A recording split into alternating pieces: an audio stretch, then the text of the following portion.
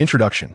In the year 1334, William Stark, endowed with the complete memory of the Lord of Mysteries, awakens in Pittsburgh, clutching the source material Iron Throne and its unique foundation, keystone of the Iron Throne. He conceals the steel authority of the Fate Forge Master and the cost of Fate Rust, spending 15 years in seclusion to become the mechanical genius of Backlund, merely wishing to evade the calamities of the original narrative and live as a stable survivor. Klein regards him as a reliable peripheral collaborator, unaware that this Mr. Stark, who consistently sidesteps crises, harbors a secret in his left hand that could unsettle the world. The purification of the smog, dialogues within the Tarot Society, and the tacit understandings beneath the shadows of the Rosicrucians. When the steel fingertips first encounter the warmth of emotion, and the truth of the Iron Throne is reluctantly unveiled, he realizes some destinies are inescapable, and some individuals cannot be forsaken. The tendrils of outer gods pierce through reality, while the shadows of your cast a pall over the horizon. As silver veins on his left arm suddenly illuminate, and the grayish corrosion creeps up his neck, a thunderous roar of countless interlocking gears reverberates from behind, obscuring the sky with a deluge of iron. One transforms into an army. When the authority of the Iron Throne fully awakens, raising a hand within the crevice between the spiritual and the corporeal, endless gears swirl like a galaxy, instantly constructing a mechanical divine realm that spans both realms. The rusted fragment of a gear continues to turn, but this time, whose fate will it rewrite? Chapter 1. The Mechanical Apprentice. A throbbing headache. It felt as if countless heated steel needles were stirring in his temples, accompanied by a grinding sensation reminiscent of stuck gears. William Stark abruptly opened his eyes, but instead of the familiar ceiling adorned with mechanical schematics, he beheld charred wooden beams and iron chains hanging overhead, sullied with grease. The air was saturated with an overwhelmingly nauseating scent. The acrid odor of oil, the viscous tang of machine grease, the metallic stench of rust, and a faint whiff of something akin to decaying vegetables permeated the atmosphere. Where am I?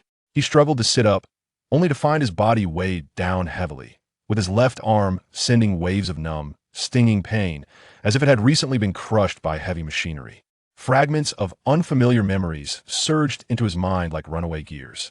Pittsburgh, one of the most chaotic slums in the eastern district of Backlund. A mechanical apprentice, orphaned, inheriting a nearly defunct workshop left by his uncle. His name is also William Stark. William Stark. He softly repeated the name, his lips curling into a bitter self-mockery against his will. As a modern worker well-versed in online novels and various fantasy works, he was all too familiar with the surname Stark. One was the billionaire Tony Stark, clad in a tin can, who saved the world only to turn to dust with a snap of his fingers. The other, Bran Stark, who confined to a wheelchair, witnessed the vicissitudes of life, ultimately transforming into a humanoid surveillance system. Now, it seems I've become a Victorian-era William Stark, devoid of Tony's financial prowess and technological acumen, nor Bran's prophetic green abilities, starting off with a dilapidated workshop and a mountain of debt. Is this cursed fate treating me as the Stark family's customer service? William attempted to move his fingers, only to discover a hole at the fingertip of his left glove, revealing skin that appeared an abnormal grayish hue, adorned with intricate silver patterns resembling a spider's web. This was not the original owner's injury. He vividly recalled that in the final moment before his transmigration, he was in a laboratory calibrating a high-precision gear transmission device. Due to prolonged overtime, his mind had blurred, and his fingers were caught in the high-speed rotating gears. The agony of crushed bones and mangled flesh still lingered at the nerve endings. So I have transmigrated? This absurd yet singularly reasonable conclusion made William's heart constrict violently. He surveyed his surroundings. This was a quintessential Victorian-style mechanical workshop, albeit more dilapidated and chaotic. Shelves against the walls were cluttered with gears, bearings, and unknown metal components, most of which were rusted and exuded a decayed smell. In the center, an old lathe stood on the workbench, its wooden handle glistening from sweat, surrounded by several worn wrenches and screwdrivers. Most striking was a black metal cube nestled in the corner of the workbench. Roughly the size of a brick, its surface was as smooth as a mirror, yet it bore no resemblance to any known metal, inscribed with dense, labyrinthine patterns that seemed to pulse with a faint light from within. What is this? William's gaze was drawn to the cube, an inexplicable sense of familiarity and excitement surging from deep within, as if it were intrinsically connected to him.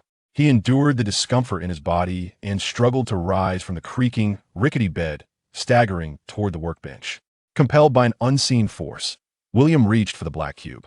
Upon contact, the cube exuded an essence of pure order, starkly contrasting with the surrounding chaos.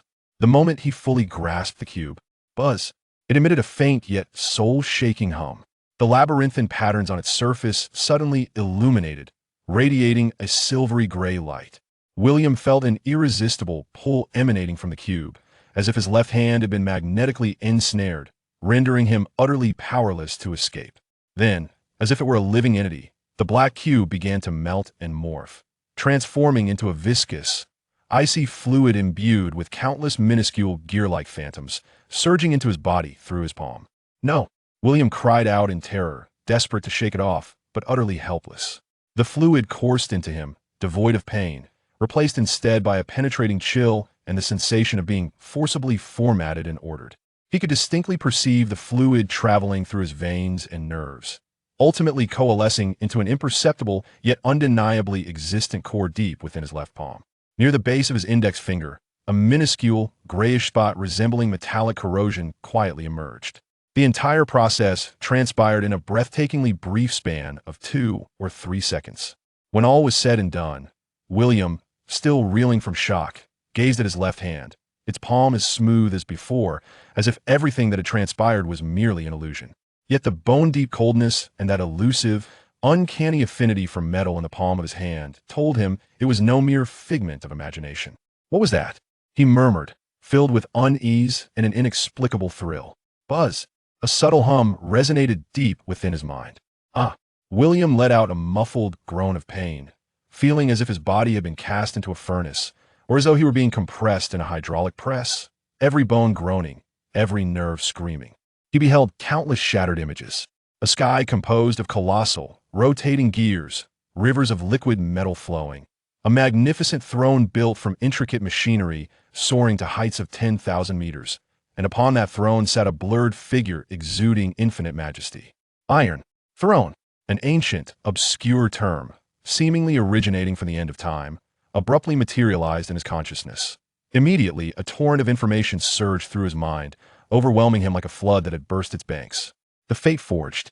Sequence 9, Machinist Apprentice. Abilities, fundamental mechanical proficiency, basic artifact repair. Source quality. Iron Throne. Wheel of Destiny. The boundary between order and chaos. Fate Corrosion. Cost. Mechanization. Emotional detachment. Chaotic fragments of information swirled and collided in his mind like jumbled code, ultimately coalescing into several distinct concepts. William Stark sat slumped on the cold ground, gasping for breath, his forehead slick with cold sweat. He finally grasped what had transpired. This black cube represented the singularity of the source quality known as the Iron Throne. The cornerstone of the Iron Throne. He had not only traversed realms, but had arrived in a world brimming with extraordinary power, seemingly forging a connection with the source quality called the Iron Throne and acquiring an extraordinary pathway known as the Fate Forged. And the cost associated with that sequence, fate corrosion, had already begun to manifest within him. He lifted his left hand. The ashen skin and silver patterns were the preliminary signs of mechanization. Damn it! William clenched his fist tightly, his nails digging deep into his palm, yet he felt no pain. As a seasoned reader of Lord of the Mysteries, he was no stranger to terms like source quality, extraordinary sequence, and cost. This implied that he had likely entered a world that resembled, or perhaps was identical to, that of the novel. A perilous realm teeming with madness, enigma, and unspeakable entities. Tony Stark had JRVS and the Avengers. Bran Stark had the Direwolf and the Three-Eyed Raven, along with a cadre of capable siblings. And what did he, William Stark, possess? Only a dilapidated workshop, a seemingly formidable but presently incomprehensible singularity of the Iron Throne, an extraordinary sequence that exacted a harrowing price, and a mountain of debt. The memories of the original owner revealed that the workshop had been in arrears for 3 months on rent, owed to the notorious gang of the East District, the Black Serpent Gang, reputed for their ruthless methods. Is this a hellish difficulty start? William managed a bitter smile, struggling to rise from the ground. Regardless, surviving was the foremost priority. The projection of the black cube materialized in his palm, the patterns on its surface appearing more defined, and he could faintly discern that these patterns bore a striking resemblance to the core structure of the gear transmission device he had been calibrating before his traversal. Iron Throne, Prophet, Fate Forge Pathway. William murmured softly, a flicker of confusion in his eyes, mingling with a barely perceptible determination. No matter what you are, no matter what this world is like, since I have inherited this name, this body, and possibly a damned fate, then I shall not await my demise like a lifeless fish. He then began to sift through the original owner's memories, striving to unearth more information about this world and discover a means to survive. Outside, the sky of Backlund was as dreary as a water-soaked gray cloth. A light drizzle began to fall, tapping against the dilapidated glass window, producing a monotonous sound. In the distance, the factory whistle could be faintly heard, along with the characteristic drunken curses and disputes of women from the East District. A strange yet perilous world slowly began to unfold before William Stark. Unbeknownst to him, when his fingertips first brushed against that black cube, deep within the distant astral realm, a magnificent throne composed of countless celestial gears quivered gently. The wheels of fate, from that moment on, began to turn in an unpredictable manner, accompanied by the initial sound of rust, heralding an unknown path foretold by intertwined surnames. Chapter 2. Debt and Gears. In the year 1334, deep autumn, East District of Backlund, Pittsburgh, the remnants of a headache reverberated within his skull, akin to a rusted bearing rotating dryly. William Stark sat upon a creaking, rickety bed, cold sweat soaking through his thin linen shirt, clinging uncomfortably to his skin. Outside, the characteristic air of Backlund, a melange of coal smoke, fog, and the odor of inferior kerosene, stubbornly seeped through the gaps in the wooden window. This scent was indeed classic. William internally scoffed, far more unpleasant than the ozone smell from his previous laboratory, yet served as sensory confirmation that he was ensconced in this world interwoven with steam and mystery. He lowered his gaze, scrutinizing his left hand once more. Beneath the punctured fingertips, the ashen skin and web-like silver patterns stood out conspicuously in the dim light. The numb, tingling sensation had not fully dissipated, akin to tiny icy needles traversing through his flesh. Fate Corrosion. This name emerged from the information flow of the Iron Throne cornerstone, a blend of power and curse. The singularity of the fate-forged pathway of the Iron Throne. He moved his fingers. The joints felt stiff, and the sensation was dulled as though he wore an invisible metallic glove.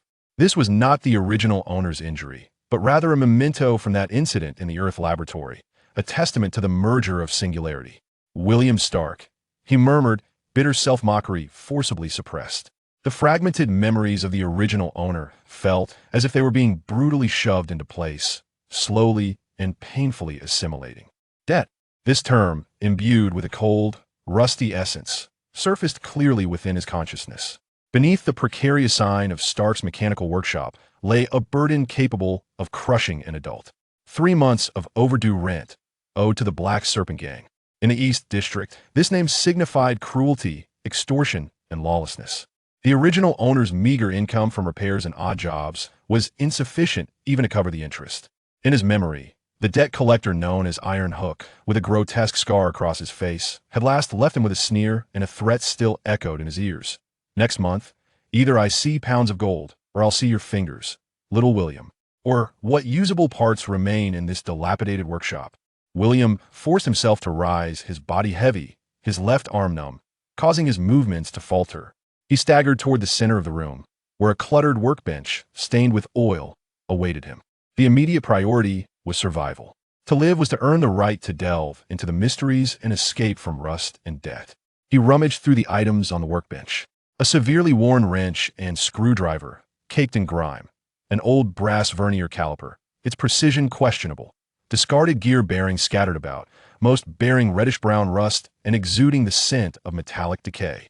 In the corner, a few pieces of rye bread were as hard as stone, carrying the faint taste of mold, the original owner's last rations. His gaze swept over the lathe's handle, glistening with sweat, and William furrowed his brow tighter. The equipment was too antiquated, its precision and efficiency far below the basic machine tools of his former life. Relying on this to create precision machinery for good prices? It seemed nearly impossible. He pulled open the sole intact drawer beneath the workbench. Inside lay blueprints, ledgers, and letters. The blueprints consisted mostly of rudimentary sketches of mechanical structures, improvements for sewing machine needles, crude steam valve designs, the strokes amateurish, the designs conservative, reflecting the original owner's limited mechanical knowledge and imagination. William quickly flipped through them, the mechanical engineering knowledge he had brought from Earth allowing him to instantly assess inefficient, redundant structures, lacking innovation, making them utterly uncompetitive in the Backlund mechanical market. Is this it? Any vocational student from Earth would surpass this, he muttered to himself, feeling a mix of disdain and helplessness. The ledger chronicled the workshop's dire straits. The income section contained only a scant few entries, primarily meager repair fees of several sols or a handful of pennies. The expenditures were alarming. Subpar kerosene, the cheapest components, and usurious interest from the Black Serpent gang.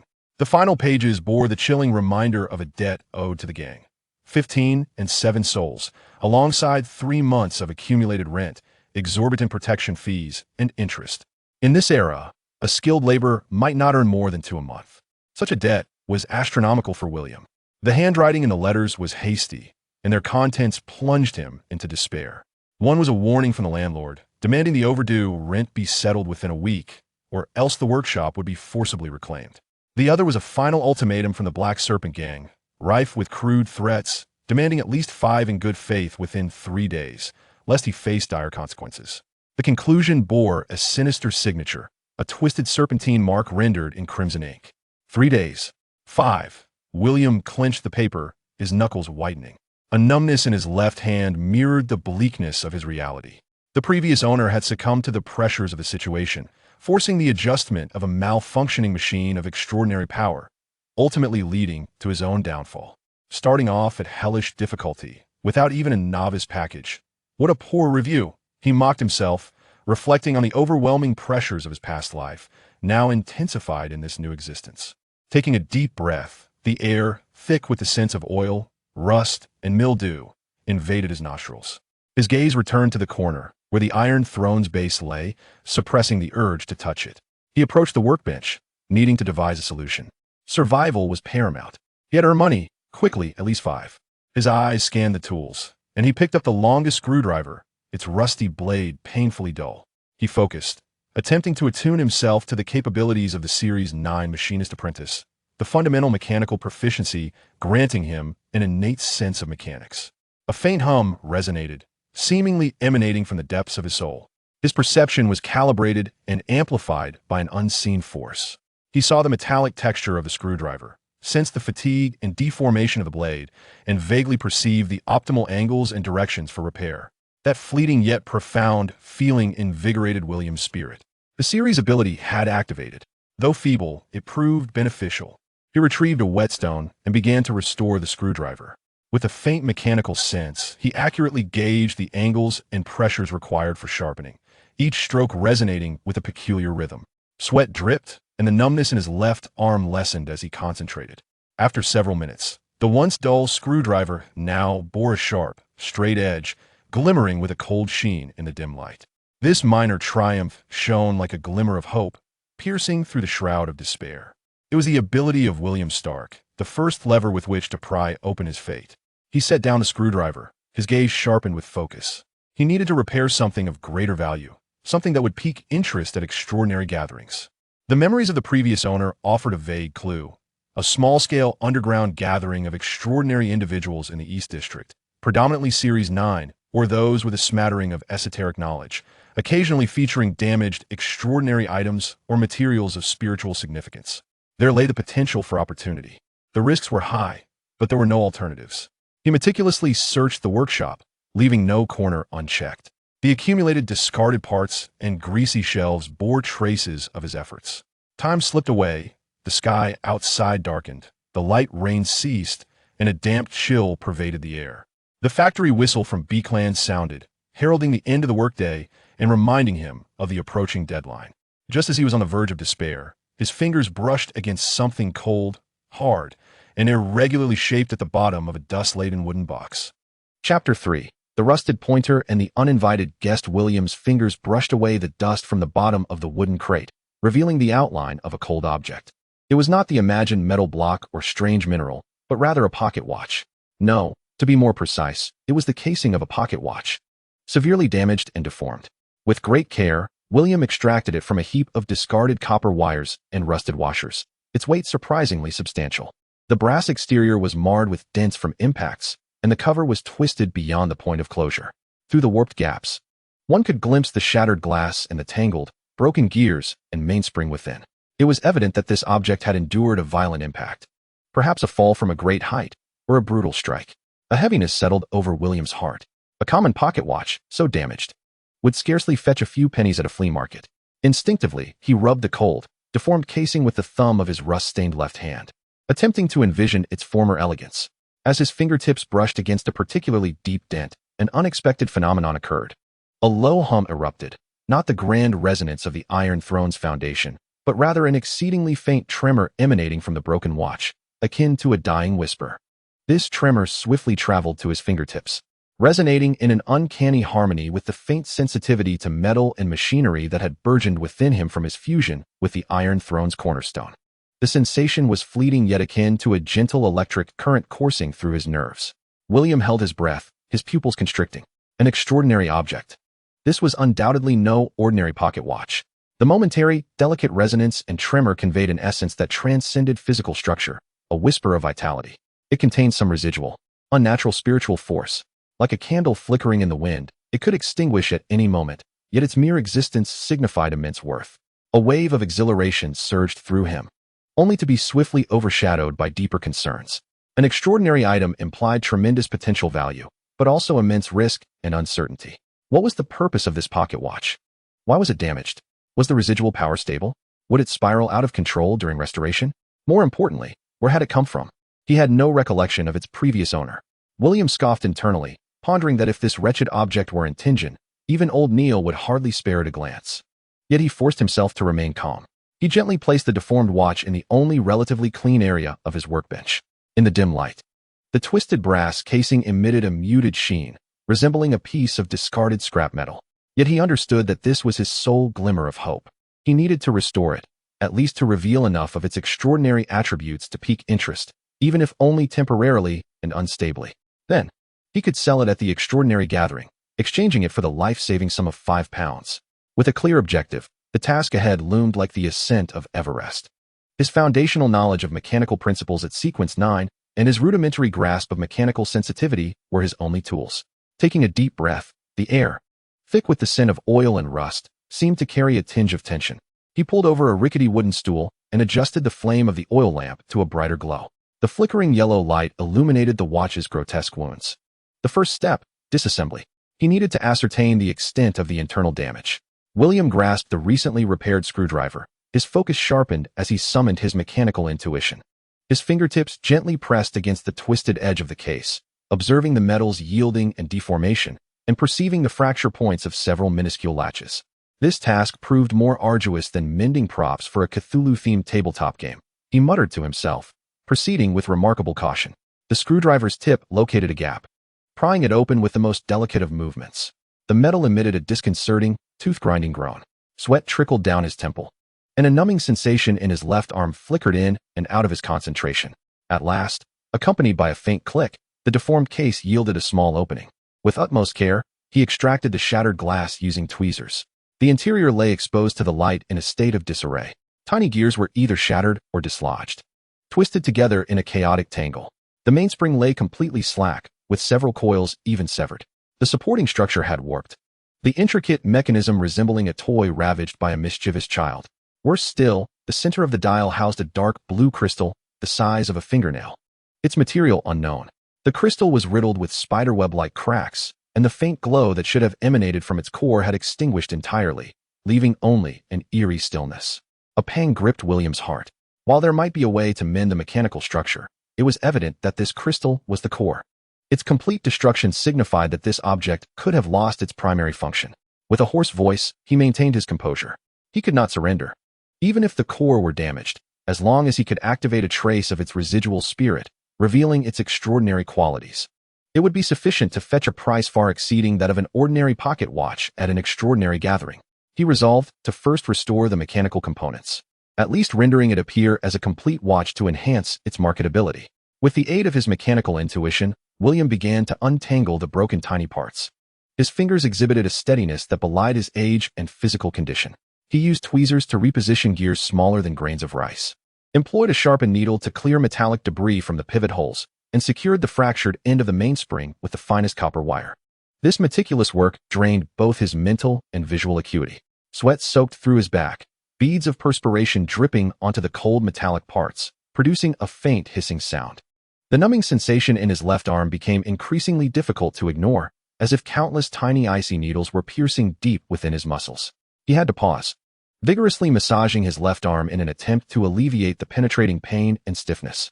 With each rub, he felt the strange, inhuman coldness and resilience of the muscle and skin beneath his fingers. This rust of fate was more tormenting than a pale hand. William muttered curses under his breath, and after a moment's respite, he plunged back into his work. Time seemed to lose its significance. The clamor outside gradually subsided, replaced only by the distant, indistinct rumble of factories. When William finally completed the preliminary repositioning of the mechanical components, those fragile parts, though only temporarily secured, no longer resembled a mere heap of sand. He cautiously manipulated the primary mainspring wheel with tweezers. A faint clicking sound, frail yet marked by noticeable stuttering and distortion, emanated from within the pocket watch. The second hand struggled to move, then abruptly halted. William's heart skipped a beat. It could move, though barely. It confirmed that the mechanical structure had regained the minimum operational capacity. Now, the focus shifted to the shattered dark blue crystal. He gazed intently at the crystal, and a faint, chilling vitality, akin to the flickering flame of a dying candle, lingered within. Yet, this vitality was exceedingly weak, on the verge of vanishing entirely. How could it be activated? How might the residual spirit be manifested? His gaze instinctively drifted to his left hand. A bold, even reckless thought emerged. Could the power of the cornerstone be harnessed to forcibly stimulate or guide the lingering spirit of the crystal, just as the cornerstone had passively enhanced his own senses before? This notion felt tainted, and he was grateful for the lack of direct contact. Otherwise, he feared he would erupt in a catastrophic explosion on the spot. He murmured to himself, fully aware of the enormous risks involved. The power of the source material was no trifling matter. A moment's carelessness could shatter the crystal, or even trigger unforeseen consequences, such as losing control and attracting the attention of certain entities. However, if he did not attempt it, the iron hooks of the Black Snake Gang would come knocking in 3 days. To try might offer a glimmer of hope. William's breath came in heavy gasps, his eyes flickering between desperation and resolve. The thick fog outside deepened, enveloping the workshop in a stifling silence. Ultimately, the instinct for survival overwhelmed his fear. He extended his rust-marked left hand, gently placing it above the dark blue crystal. Simultaneously, he concentrated all his mental faculties, no longer passively sensing, but rather attempting to summon the power within him that was connected to the cornerstone, guiding it toward his fingertips, toward the frigid crystal. This endeavor proved exceedingly arduous. The power of the Iron Throne as cornerstone was vast and frigid, akin to a slumbering behemoth. He felt like an ant trying to shift a mountain. His mind was intensely focused, as if it were on the verge of combustion. The numbness and pain in his left arm intensified abruptly, and beneath his ashen skin, the silver filigree patterns appeared to burn with heat. A faint resonance echoed once more from his fingertips. This time, it seemed not entirely derived from the pocket watch. William sensed a barely perceptible, cold, flowing essence, imbued with a sense of order, being painstakingly drawn from within himself, or through his connection to the cornerstone, slowly infusing the crystal through his fingertips. Within the crystal's core, the dormant heart abruptly ignited with a faint, unstable ice-blue glow. It was akin to a dying heart being forcibly jolted back to life. In that instant, as the light flared, the scene before William transformed dramatically. No longer was he in the dilapidated workshop with its dim oil lamp. He beheld a swirling, distorted haze of gray, within which vague outlines of buildings floated, disorienting his sense of direction entirely. A cold, emotionless thought, seemingly birthed from countless minuscule gears grinding together, detonated in his mind. Direction incorrect, chaotic order, anchor point. The thought shattered, suffused with anguish and disorientation. Then, the ice-blue light flickered violently, as if in its death throes, before suddenly dimming and extinguishing completely. In that instant of darkness, William felt as though he heard a soundless sigh, laden with a sense of release. With a sudden gasp, he expelled a small mouthful of blood, his body swaying violently, and his vision darkening. The intense backlash of his spirit and the searing pain in his left arm, as if seared by a branding iron, overwhelmed him entirely. He felt as though his soul was being forcefully torn apart, swept away by a torrent of frigid metal. Slumped on the wooden bench, he gasped for breath, a searing pain radiating from his chest. Had he failed? With great effort, he lifted his gaze to the pocket watch. The crystal was still marred with cracks, cold and lifeless. Yet, just before the crystal extinguished completely, a fleeting glimmer of light and the transmission of thought compelled him to endure the dual agony and once more attune his senses to the pocket watch. This time, he distinctly perceived a difference. Within the watch, the previously faint and nearly vanished cold vitality had dissipated. In its place emerged an exceedingly subtle yet remarkably clear sense of direction, a feeling as though drawn by an invisible magnetic force. It no longer possessed the ability to indicate direction. Instead, it had transformed into an object pointing towards a specific anchor point. William was uncertain of what this anchor might be, perhaps a person, a place, or a particular entity imbued with order. The sensation was exceedingly vague, yet undeniably present. Furthermore, as he wound the mechanism again, although the second hand still hesitated, it began to move with a slow yet resolute rhythm, indicating a fixed direction towards the southwest. It no longer displayed a true direction, but had become a compass pointing towards an unknown order's anchor point. Southwest? Could it be the stronghold of a clandestine organization? Or perhaps the anchor of some powerful figure? Surely it would not be the fool of the future. That would certainly be intriguing. William gazed at the dilapidated, twisted pocket watch, its hand stubbornly pointing southwest, his emotions a tumultuous blend. He had failed to restore its original function and may have irrevocably altered its essence. Yet, without a doubt, it had transformed into a more conspicuous and useful extraordinary item. A pointer to an unknown order's anchor point. This sounded mysterious enough to fetch a high price in the lower echelons of the extraordinary gatherings. He exhaled a breath laced with the metallic taste of blood, fatigue, and the relief of survival intertwining. Although he had paid a price, spiritual backlash and exacerbated rust, hope had at least emerged. Just then, bang, bang, bang. The violent pounding on the door reverberated like thunder in the silent workshop. The force was so great that the already dilapidated wooden door trembled violently, as if it would shatter at any moment. William Stark. Open the door. Iron Hook sent me to collect the sincerity fee. Don't play dead. I know you're inside. A coarse, brash voice pierced through the door, thick with an East District accent and unmasked menace. Speak of the devil, and he shall appear. This efficiency surpassed even that of the night watch capturing the extraordinary. William's heart sank, the icy chill instantly dispelling the faint warmth of his recent success. Trouble had arrived. Chapter 4, Bloodstained Wrench. Bang, bang, bang. The brutal pounding echoed like the drums of death, each strike causing the old wooden door to tremble violently, dust cascading down. Outside, the coarse roar carried a nauseating, phlegmy quality. William Stark. Open the damn door. Do you hear me? You dare delay Iron Hook's money? You're courting death. His heart raced wildly within his chest. William felt his throat tighten, the air thick with the metallic tang of blood seeming to congeal. He abruptly thrust the worn pocket watch, stubbornly pointing southwest, deep into his trouser pocket, the cold metal pressing against his thigh. Fear entwined him like icy tendrils, yet the primal instinct for survival overshadowed it. He could not open the door. At least two individuals lingered outside, their footsteps and boisterous demeanor betraying their malevolence. To open the door would be akin to laying oneself bare upon the butcher's block.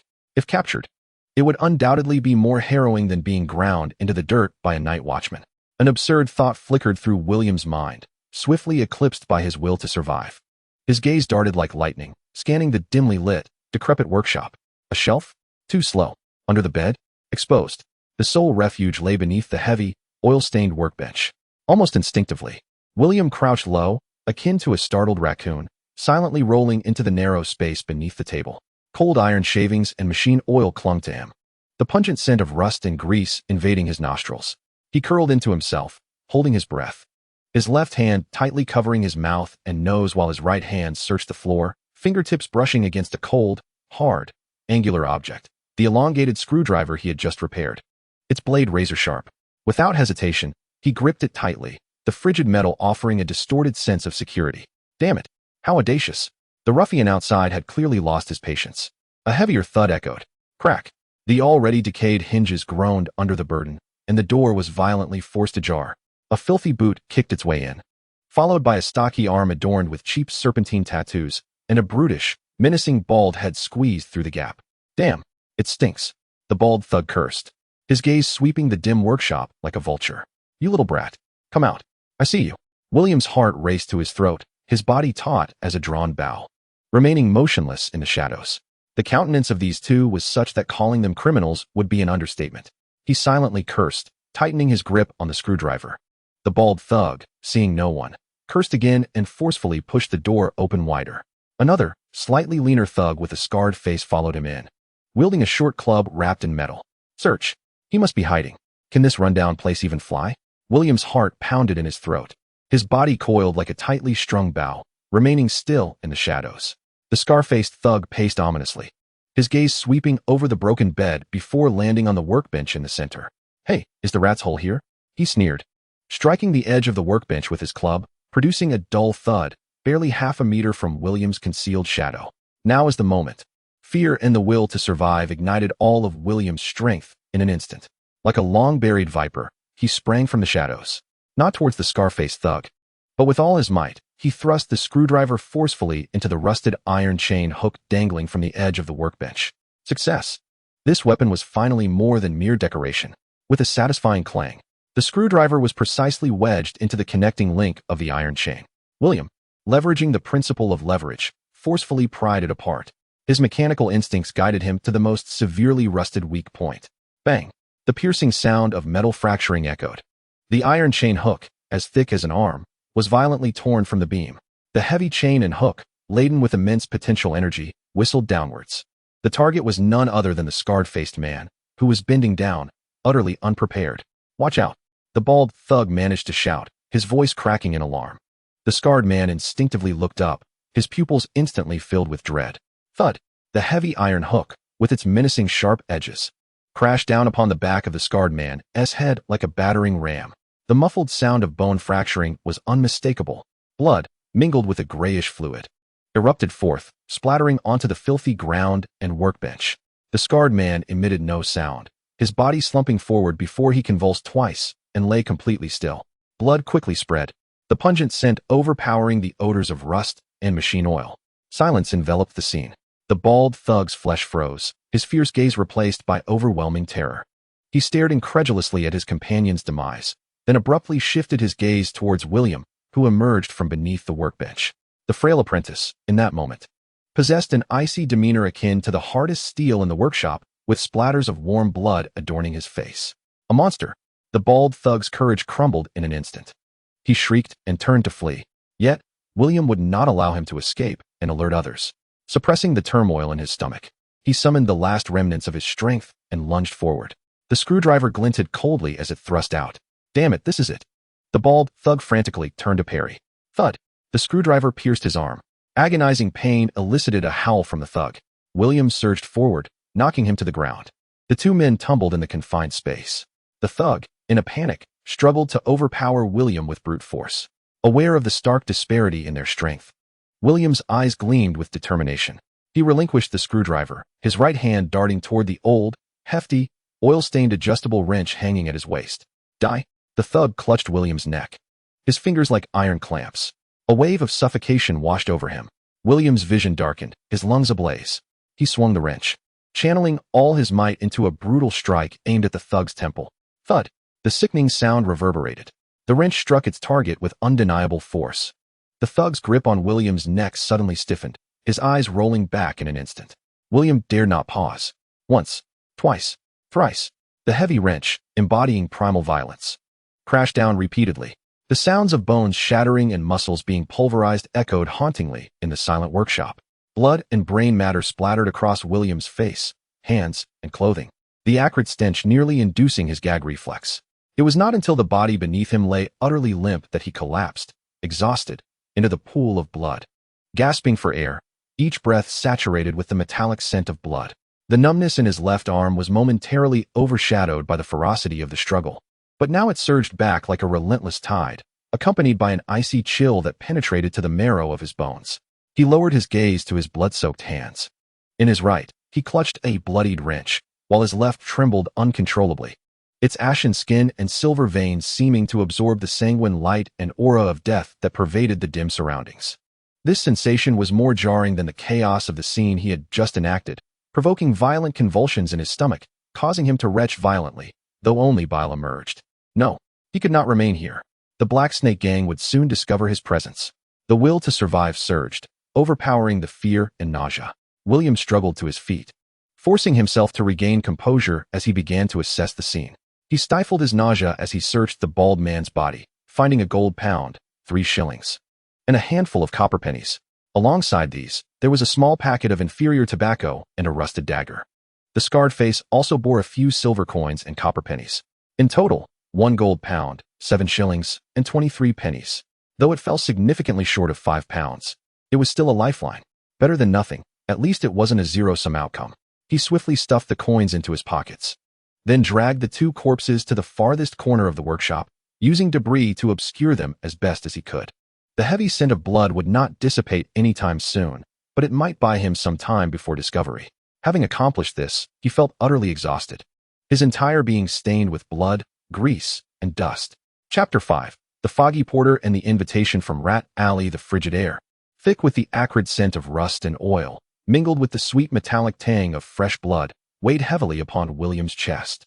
He slumped onto the floor, where blood and grease intertwined, his breaths coming in rapid gasps like a dilapidated bellows, each inhalation laden with the stench of death. Chaotic thoughts churned in his mind. The intense aroma of blood served as an invisible alarm, potentially attracting keen-nosed wild dogs, or, worse yet, the cohorts of the Black Snake Gang. The instinct to survive crashed over him like a bucket of ice water, momentarily eclipsing his physical exhaustion and mental shock. He fought to stand, his legs still trembling slightly. He glanced at his bloodied and greasy hands, particularly his left, where the pale skin and silver veins appeared especially striking in the dim light, as if the blood was being slowly absorbed by the cold metal, leaving behind a deeper darkness. Was this uniqueness also endowed with a self-cleaning function? Though, the effect was rather macabre. He suppressed his discomfort. Now, he had to address the calamity before him. Time was of the essence. He surveyed his surroundings until his gaze fell upon a large, filthy canvas in the corner. It was a dust cover for large components.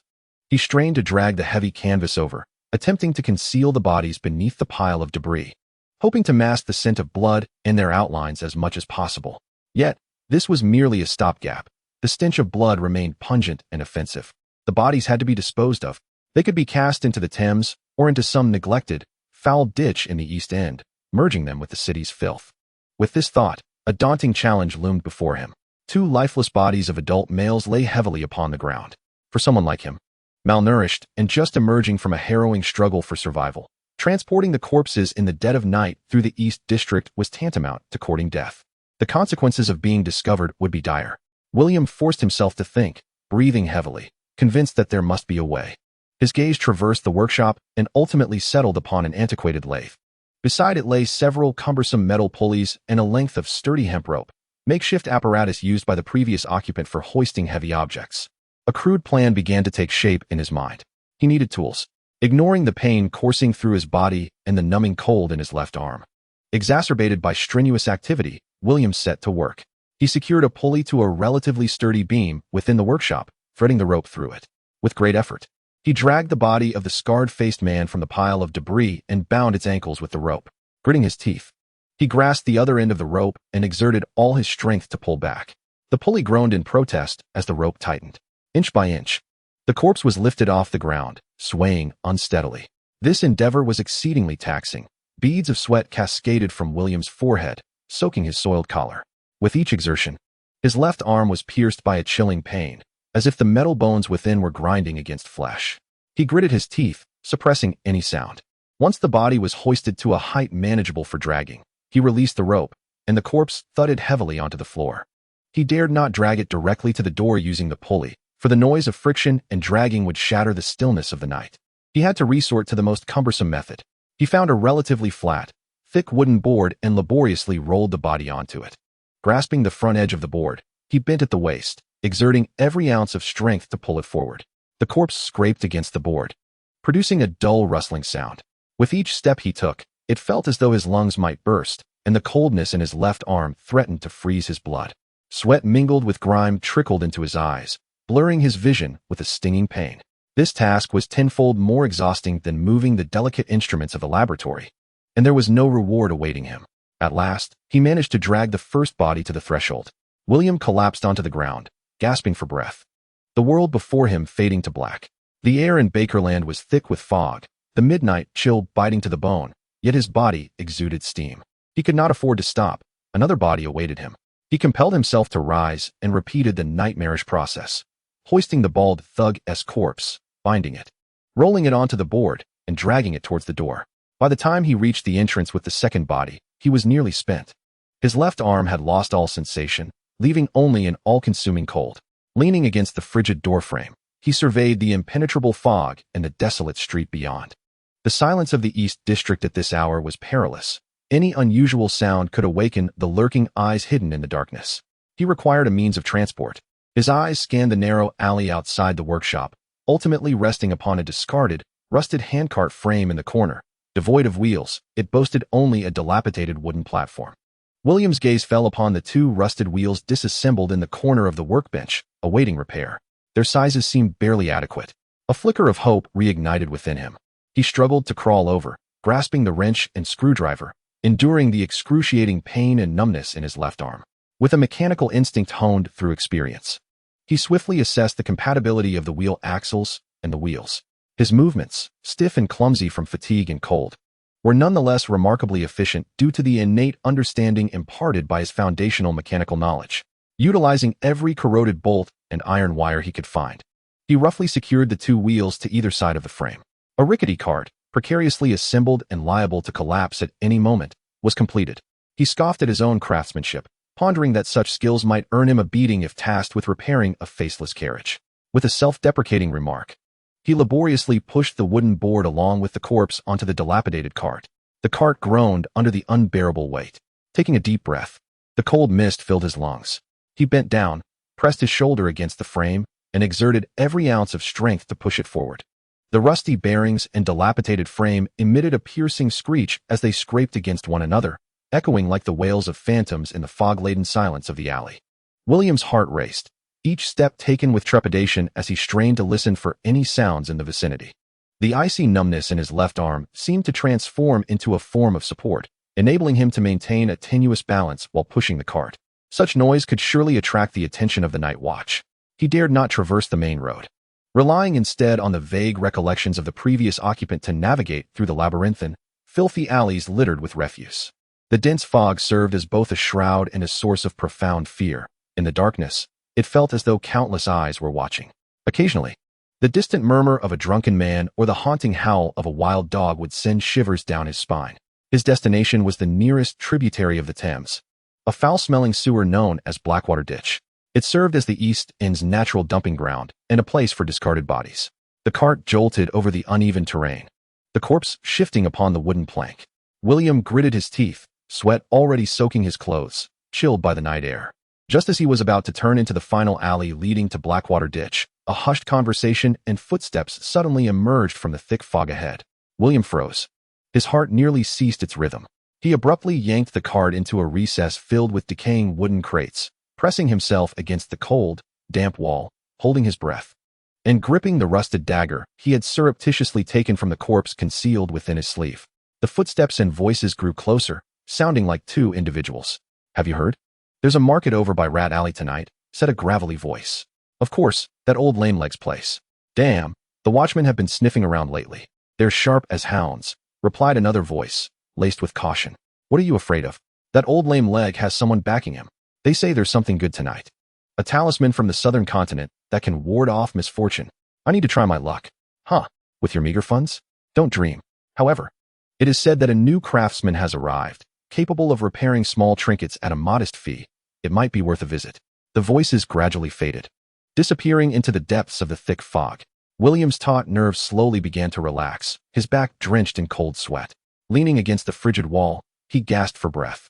The new craftsman at the Rat Alley market could mend trivial items for a nominal charge. A name and crucial information flashed through his mind like a bolt of lightning. Rat Alley, a chaotic and clandestine gathering place for the extraordinary, nestled at the edge of the East District's sewer network, as recalled from fragments of the original owner's memories.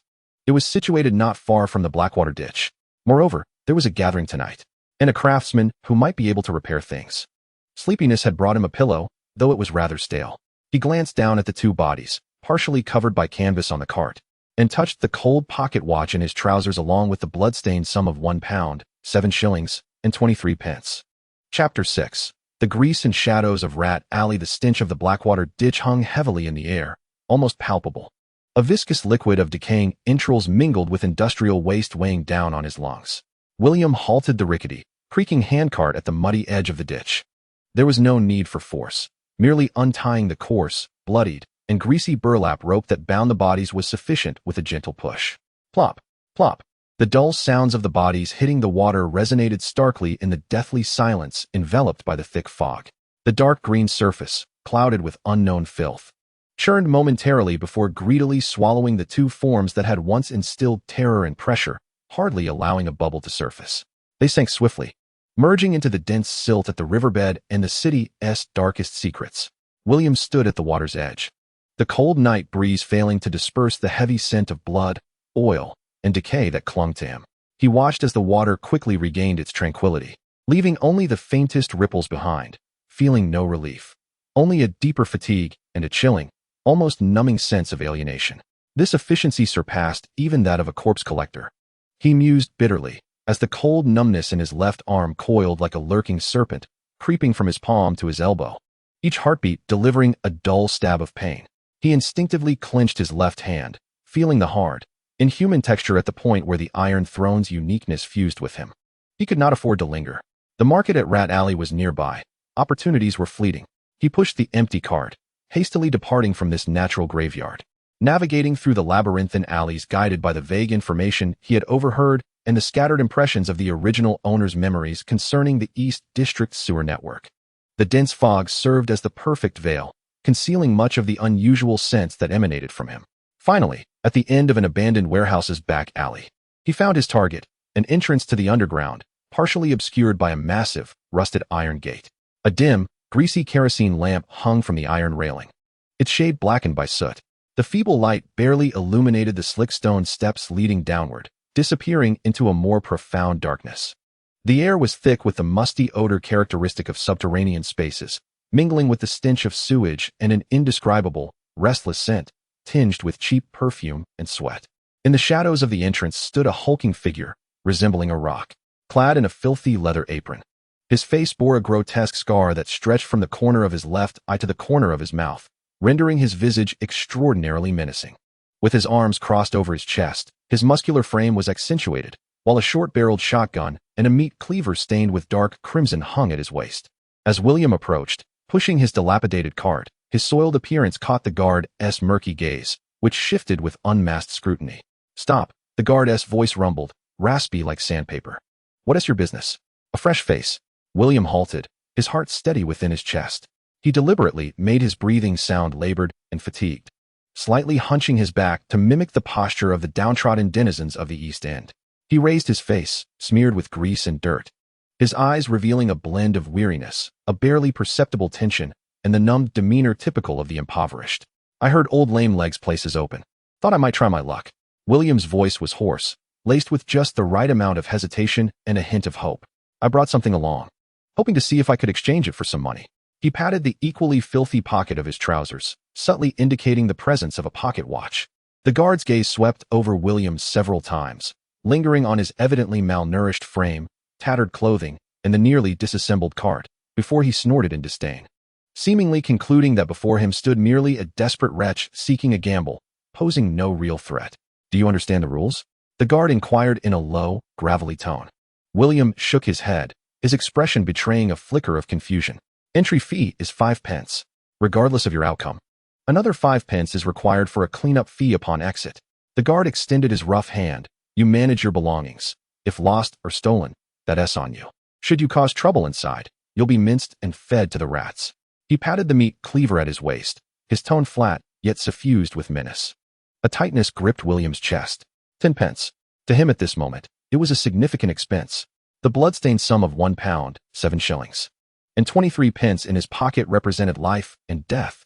Yet he hesitated not, trembling, partly feigned, partly from exhaustion, as he carefully retrieved a bundle of coins wrapped in tattered cloth from the depths of his pocket, meticulously counting out 10 worn copper pennies and handing them over. "This place is darker than the Bravery Tavern. Entry comes at a cost." The guard snatched the coins without a glance, shoving them into his greasy apron pocket before shifting his massive form to clear the passage. "Down you go. Stay sharp, lad." William cautiously stepped onto the slick stone stairs, pushing his empty cart ahead. The stone steps were steep and elongated, descending for approximately several meters. The further one ventured downward, the more the air became tainted, a noxious blend of mildew, sewage, inferior tobacco, sweat, and a faint, almost imperceptible, enigmatic essence of extraordinary materials grew increasingly potent. The dim, flickering light emanated from sparse oil lamps affixed to the walls, barely illuminating the damp stone pathway beneath. Upon reaching the bottom, one was greeted by an expansive yet oppressively stifling space, a vast area repurposed from ancient sewer main lines. The arched stone ceiling was encrusted with clammy moss and water stains, with cold droplets incessantly trickling from above. The space was partitioned by crude wooden planks, tarpaulins, and rusted metal sheets, delineating a multitude of stalls of varying sizes. The ground was awash with filthy water, and the people moved about in tattered, grimy clothing, most obscuring their faces with hoods or scarves, gliding through the gloom like phantoms engaged in hushed conversations. The air was thick with a low hum of whispers, the clamor of haggling, and the indistinct, almost indescribable sounds of faint buzzing or hissing emanating from certain stalls. This locale required no set design for a mysterious documentary. William, his heart sinking, pushed his battered cart, embodying the guise of a true, luck-seeking artisan of the lower class, navigating the narrow passageways with a deliberate slowness. His gaze swiftly scanned the stalls on either side. The offerings were a motley assortment: rusted daggers inscribed with indecipherable runes, viscous, oddly colored liquids contained within filthy glass vials, desiccated herbs or animal organs exuding a faint, unpleasant odor, gears or bearings seemingly salvaged from defunct machinery, pulsating with a faint trace of sentience, and even a few poorly maintained revolvers and antiquated flintlock pistols carelessly displayed on tarpaulin. Both buyers and sellers were exceedingly wary, their transactions brief and clandestine, departing swiftly once the exchange of goods and currency was complete. William felt a weight in his heart. The items here were of a rather low caliber, with most scarcely qualifying as true extraordinary artifacts, resembling merely remnants with a faint spiritual residue. His anomalous pocket watch would likely stand out as an enticing prize here. And what he needed least at this moment was attention. He had to locate that newly arrived craftsman. That was his sole glimmer of hope. He pushed his cart through the throngs of filthy, congested humanity, intently listening to the murmurs around him, striving to capture any information regarding the craftsman. Simultaneously, he discreetly observed the stall owners, searching for a target that matched the description, a person capable of mending small curiosities. Suddenly, he halted in his tracks.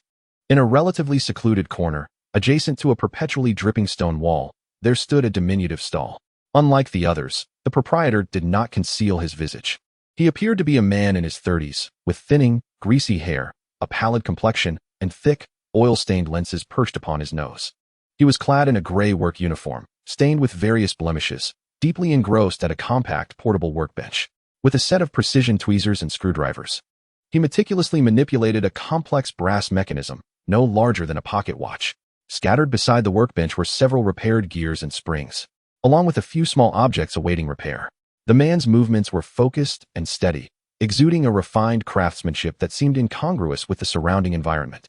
William's gaze was instantly captivated by the brass device he was repairing. The intricate linkage and the precision of the miniature gears surpassed the ordinary mechanical standards of this era, even emanating a faint, well-contained spiritual resonance. It was him, the new craftsman. William's heart raced. He took a deep breath, suppressing his excitement, and pushed the dilapidated cart closer, feigning nonchalance. As he approached the stall, the craftsman had just completed his task, handing the repaired brass device to a cloaked customer with a chilling presence.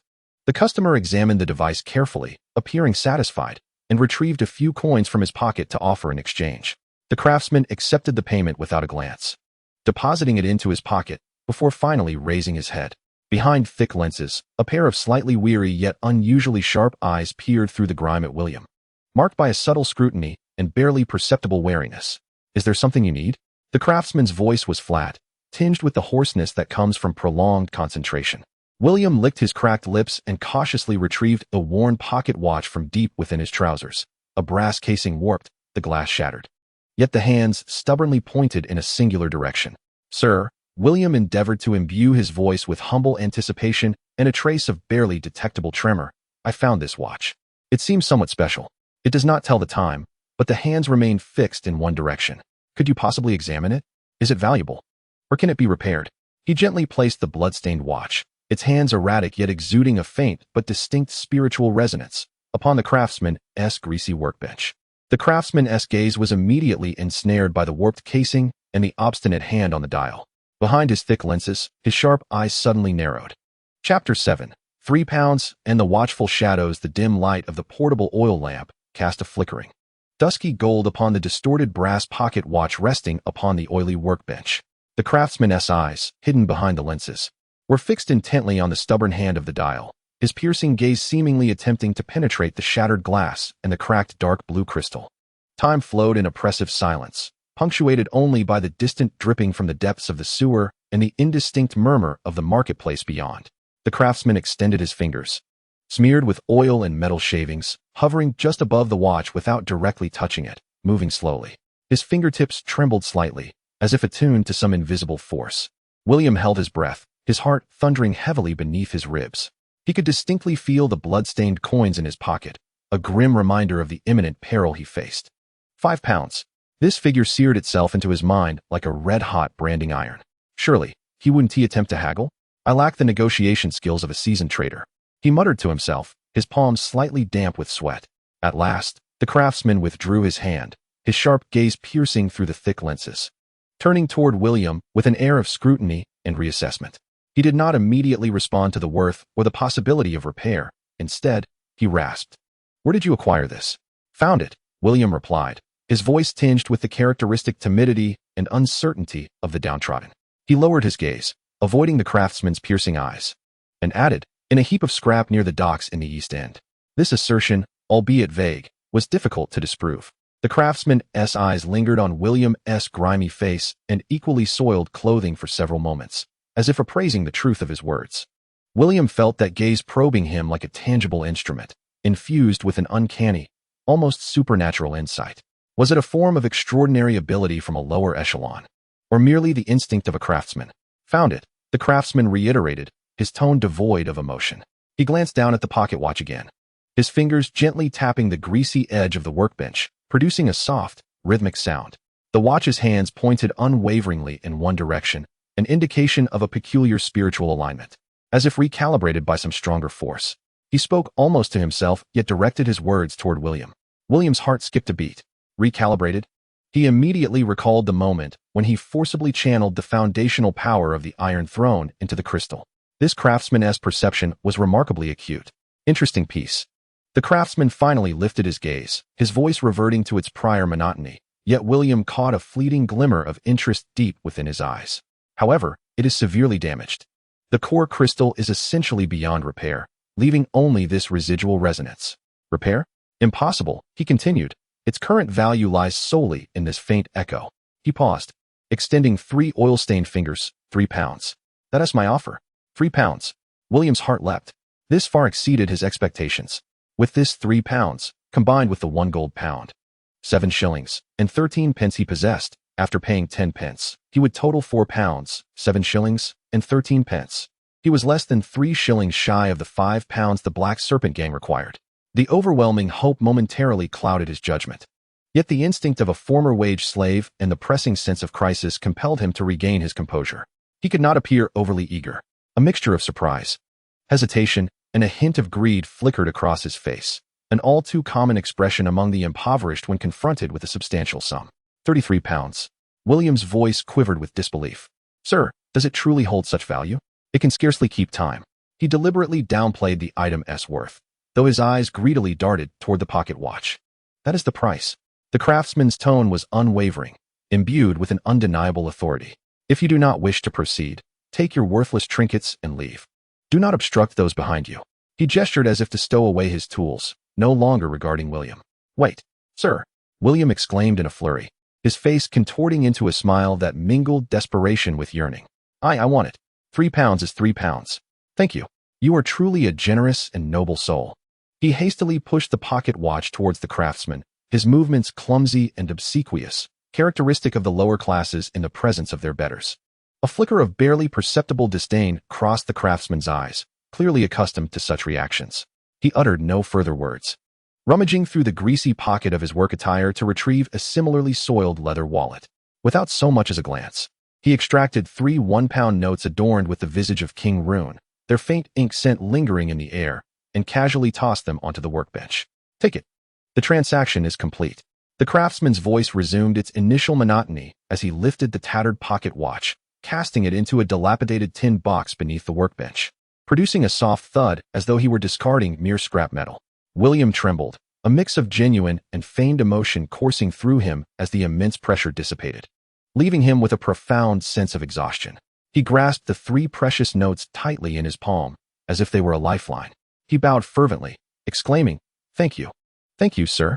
Then, as if fearing a change of heart from the craftsman, he hastily pushed his rickety cart and turned to meld into the murky throng behind him, swiftly vanishing into the dim light and heavy shadows. The craftsman watched the direction in which William had disappeared, his sharp gaze momentarily flickering behind thick lenses. He lowered his head, reopening the tarnished tin box to retrieve the pocket watch, running his fingers over the cold, warped casing. Feeling the faint yet stubborn essence of its directional spirit, a flicker of doubt and deeper curiosity emerged in his eyes. The calibrated echoes pointed toward an unknown anchor of order, a scrap collector, perhaps? Interesting, he murmured softly to himself, then shook his head, casting the watch back into the box, refocusing on another item awaiting repair on the workbench. A lower-class pauper was not worthy of his further investment of energy. He was far more concerned with how to utilize this peculiar essence of directionality to enhance a small contraption he was conceiving. William pushed his empty cart through the crowded, foul-smelling alleyways with haste. He did not immediately depart. Instead, he stifled his overwhelming joy and excitement, striving to maintain the facade of a bewildered beggar still in search of opportunity. He needed to observe, to ascertain whether anyone had taken an interest in him. The pocket watch had sold for £3. If this news were to leak in the chaotic depths of the marketplace, it could very well lead to him becoming the next corpse submerged in the mire. He discreetly scanned his surroundings with the corner of his eye.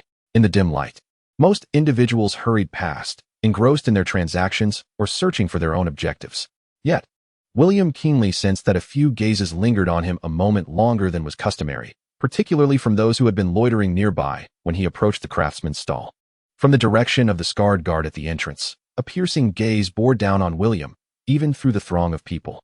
He felt that cold scrutiny linger briefly on the hand that clutched the crumpled banknotes. He had been marked. A wave of dread washed over him. In a lawless place such as this, the allure of money was potent. £3 could compel many to take reckless risks. He dared not linger any longer. Pushing his rickety cart, he quickened his pace towards the stone steps at the entrance. Just as he had evaded one trouble, he found himself ensnared in an even more perilous vortex. Suppressing the tumult within, he lowered his head, propelled the cart forward, and hurried up the steps, seeking refuge from the cold, damp night fog that enveloped the ground. He had to escape this cursed place at once. Assemble the remaining funds to deal with the Black Snake gang. Survival could be addressed later. William's figure vanished at the top of the ascending steps. In the dim light of the market, the scarred guard withdrew his gaze and nodded slightly into the shadows. 2 figures clad in filthy leather jackets, their eyes filled with malice, slinked forward, merging seamlessly with the darkness like hyenas. Chapter 8. The heartbeat beneath the sewage pipe. The frigid night fog clung to William's slender frame like a shroud drenched in icy water. He pushed the decrepit cart, bursting forth from the entrance of Rat Alley, his heart pounding in his chest like a drum. The chilling sensation seared through his left palm, and a clear instinct directed him deeper into the market, the direction of the sewage. It gnawed at him like a relentless parasite, but in this moment, the instinct for survival overshadowed all else. A pursuer was on his tail. He dared not glance back. Instead, he poured all his strength into his hands, propelling the empty cart through the slick, refuse-laden alley. The sound of his footsteps echoed sharply in the stillness of the night, accompanied by more than just his own.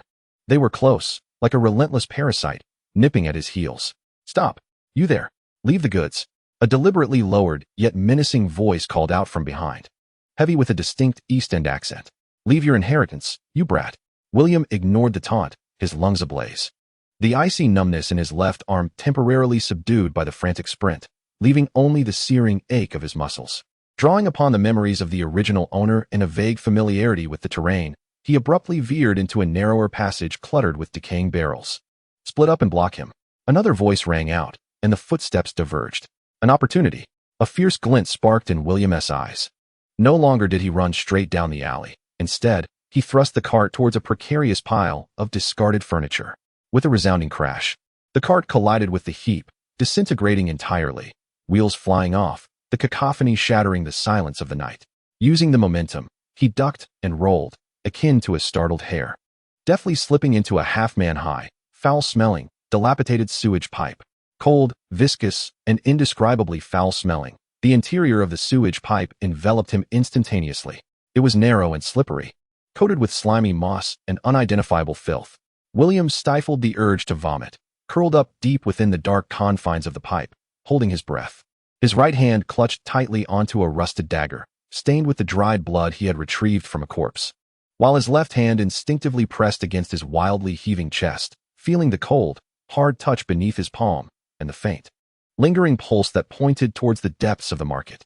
This place was far more unsettling than the Cthulhu temple in their role-playing game, he mused internally, his nostrils assaulted by an indescribable stench. Footsteps approached rapidly. Damn it, the car has been abandoned. The people are gone. They must be nearby. Search.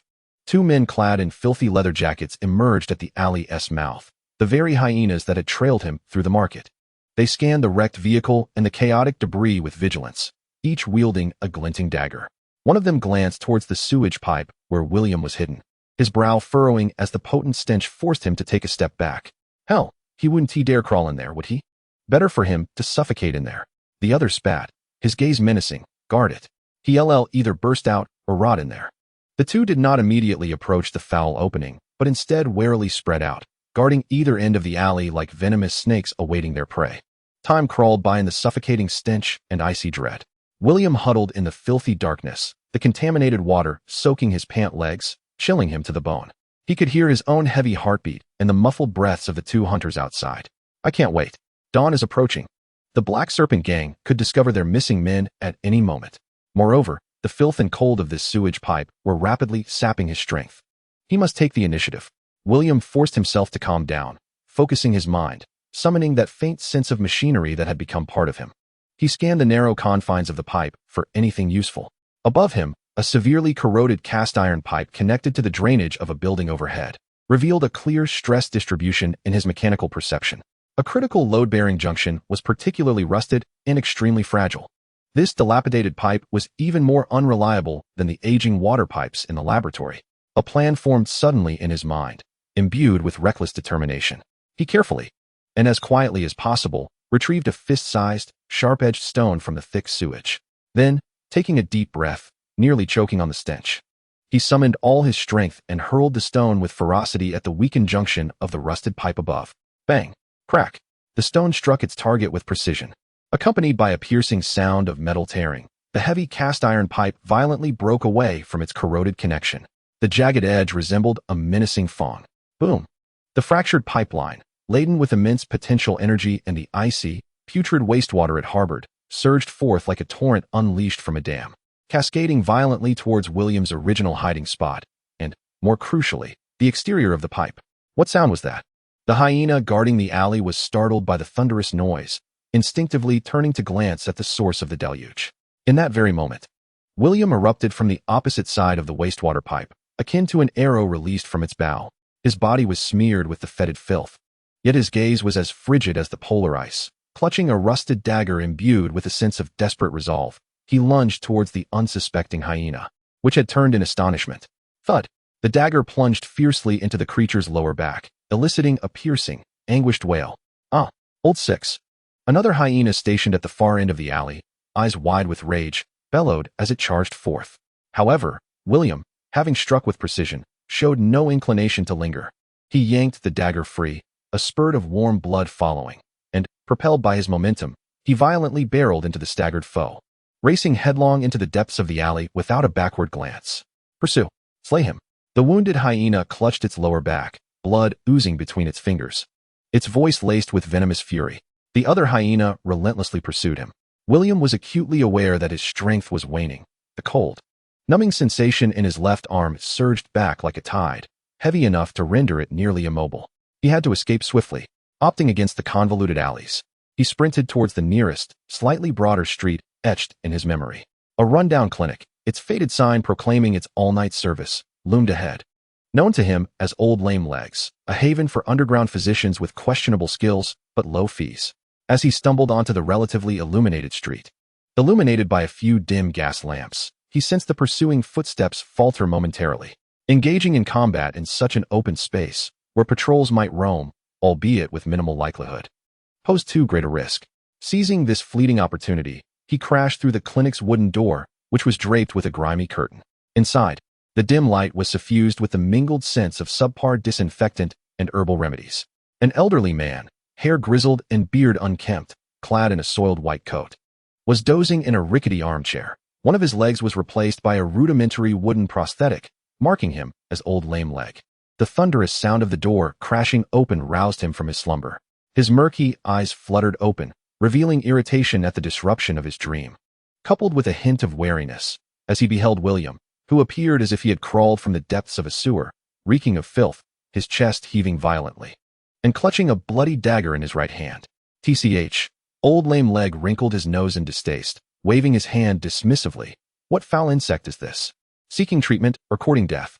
Gasping for breath, William swiftly concealed the dagger at his lower back, summoning his last vestiges of strength to plunge his hand into his trouser pocket, retrieving the blood-stained roll of precious coins.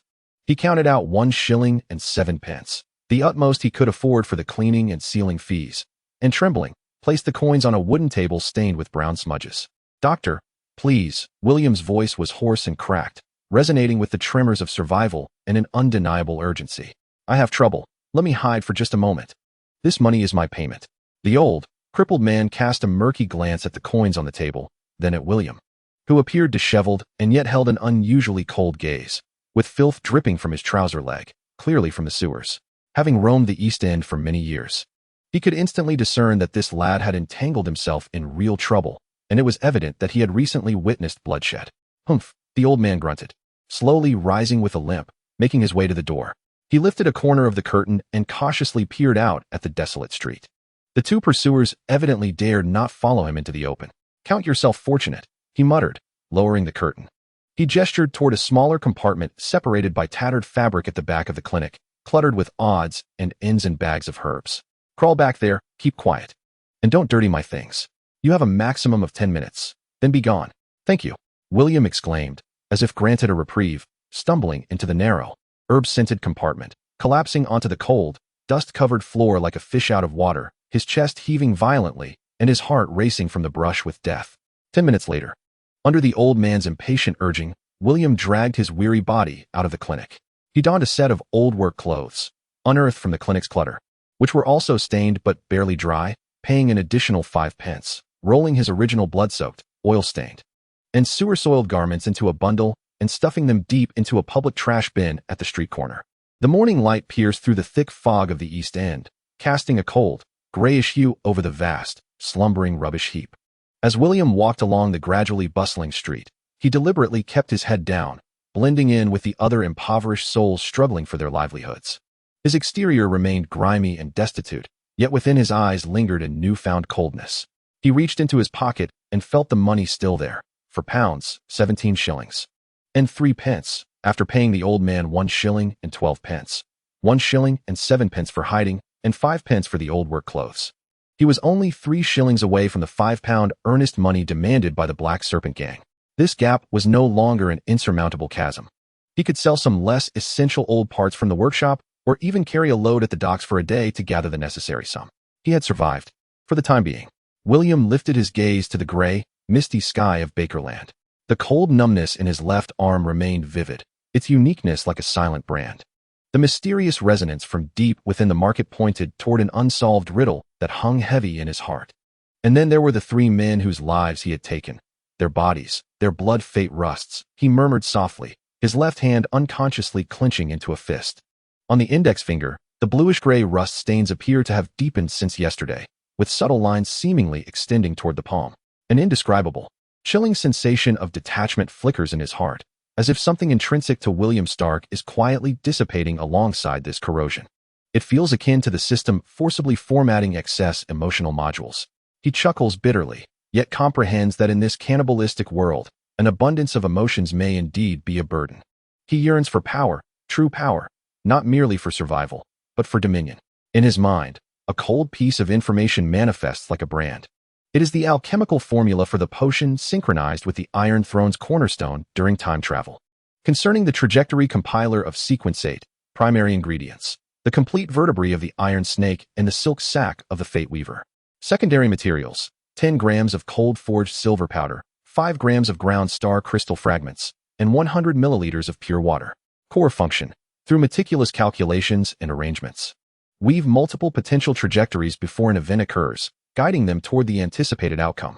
Each successful compilation is a digestion of the potion's power. This information is inscribed in his soul, exceedingly clear. The names: the vertebrae of the iron snake, the silk sac of the fate weaver, the cold forged silver powder, the star crystal fragments, emanate an extraordinary aura of peril. The iron snake suggests a creature of exceptional resilience, while the fate weaver's name hints at connections to the realm of destiny.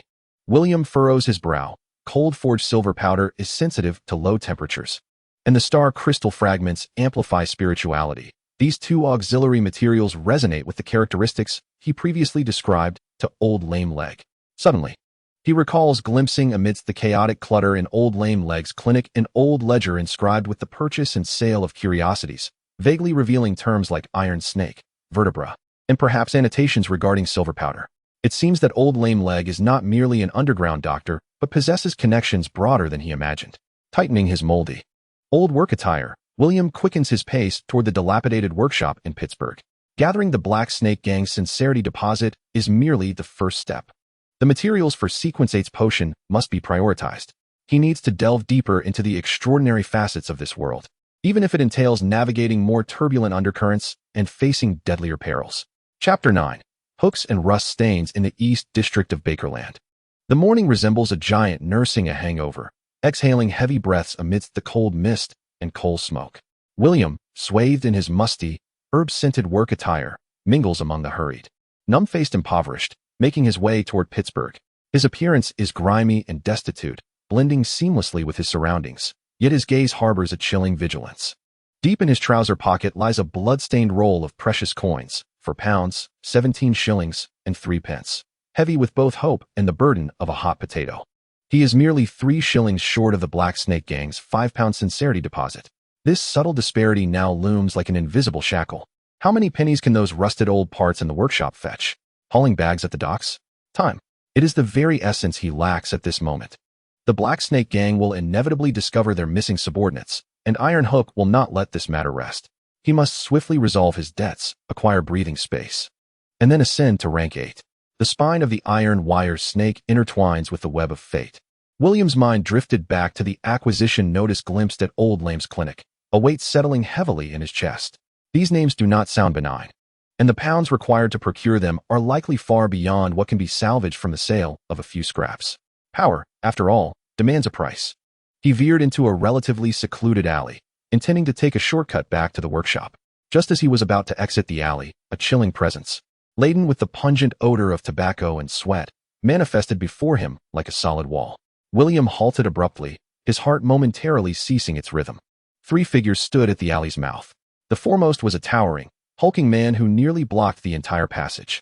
He donned a snug black leather vest, his bare arms bulging with sinewy muscles, marred by a tapestry of ancient scars. Most striking was the vicious scar that slashed from his right temple to his left jaw, resembling a twisted centipede, rendering his already fearsome visage even more terrifying. A hefty, low-quality cigar hung from his lips, its crimson ember flickering amidst the haze. His murky eyes narrowed like a viper fixated on its prey, coldly locking onto William. Iron Hook, the chieftain of the Black Snake Gang in the Pittsburgh area. 2 henchmen trailed behind him, recognized from the previous night at the entrance of Rat Alley, the scar-faced guard and another stout figure with a sinister glare. The scar-faced guard regarded William with a cruel mockery. Well, if it isn't our little William. Iron Hook's voice rasped, gritty as sandpaper against rust, imbued with a nauseating heaviness. He leisurely exhaled smoke rings, the mist swirling around his fearsome countenance. What hole did you crawl out of this early? That stench on you is more pungent than a cesspool. William felt a cold sweat instantly saturate his back. The numbing chill in his left arm intensified, as if the metallic skeleton within was issuing a silent alarm. He forced himself to suppress the churning fear and nausea, mustering a stiff smile that betrayed the unique blend of trepidation and obsequiousness characteristic of the impoverished when confronted by a gang leader. Iron Hook, William's voice trembled just enough. Slightly hunching his shoulders, I was just on my way to gather some money to bring to you. As he spoke, he fumbled awkwardly in his pockets, partly feigning nonchalance, partly driven by anxiety. Iron Hook remained motionless, his serpent-like gaze fixed intently on William, as though attempting to peer into his very soul. The two thugs behind him stood like sentinels, their faces openly displaying malice. Is this spectacle meant to send me off? William silently lamented as his fingers finally brushed against the roll of coins. With utmost care, he counted out 5 pristine 1-pound notes, an unexpected fortune acquired from the craftsman the previous night, followed by 17 shillings and 3 pennies. Cradling them in his hands, as if presenting a tribute to Iron Hook. Brother Iron Hook, this is the earnest payment for this month. Along with a bit of the interest owed, William's voice trembled, nearly sinking into the dust. 5 pounds. A full 5 pounds in crisp banknotes. A flicker of barely perceptible astonishment crossed Iron Hook's murky eyes. The scar-faced guard and the stocky thug behind him also appeared momentarily taken aback. How could a destitute lad, unable to afford rent and surviving by scavenging scraps and mending bits of metal, suddenly produce 5 pounds in cash? It was utterly extraordinary. Iron Hook did not immediately accept the money. He advanced a step closer, the oppressive aroma of tobacco, sweat, and blood enveloping William and nearly choking him. He scrutinized William's filthy face, tattered work clothes, and the trembling hands that held the money. Where did the money come from? Iron Hook's voice was low, yet chillingly cold, laced with suspicion. Did you steal it? Rob it? Or perhaps sell something you ought not to have? His gaze bore into William, as if seeking to unveil every unnatural mark upon his being. William's heart raced, nearly leaping from his throat. He knew that the critical moment had arrived. Any hint of a flaw could lead to his utter destruction. It's luck, Brother Iron Hook. William suddenly raised his head, his face alight with a fervor of survival and incredulous joy, mingled with the innate greed of the downtrodden. Last night, I found a broken pocket watch in the scrap heap by the docks. It looked quite old, so I thought I'd try my luck at Rat Alley. And to my surprise, someone actually wanted it. They gave me 3 pounds. He emphasized the discovery and the broken watch, deliberately mentioning Rat Alley, blending truth and fiction to weave a narrative of a fortunate, impoverished soul. 3 pounds. Iron Hook's brows knitted together, his scar twisting into a more grotesque grimace. What broken watch could possibly be worth 3 pounds? Who did you sell it to? A craftsman with thick glasses, William hastily described. He was set up near the sewer in Rat Alley. He didn't repair watches, but he said that one had a rather peculiar sound. He just took it. He spoke vaguely, aligning his words with the understanding of an unrefined commoner. Iron Hook remained silent, his gaze slicing through William's face like a cold blade. The tension in the air thickened to a palpable substance. William felt his back completely soaked, a chilling sensation in his left arm that seemed to freeze the very blood within him. He could distinctly see Iron Hook's fingers, as strong as steel, slowly clenching, the knuckles cracking softly. The scar-faced guard and the stocky thug revealed cruel smiles, gradually drawing gleaming daggers from their waists. This was it. They meant to kill him to silence him.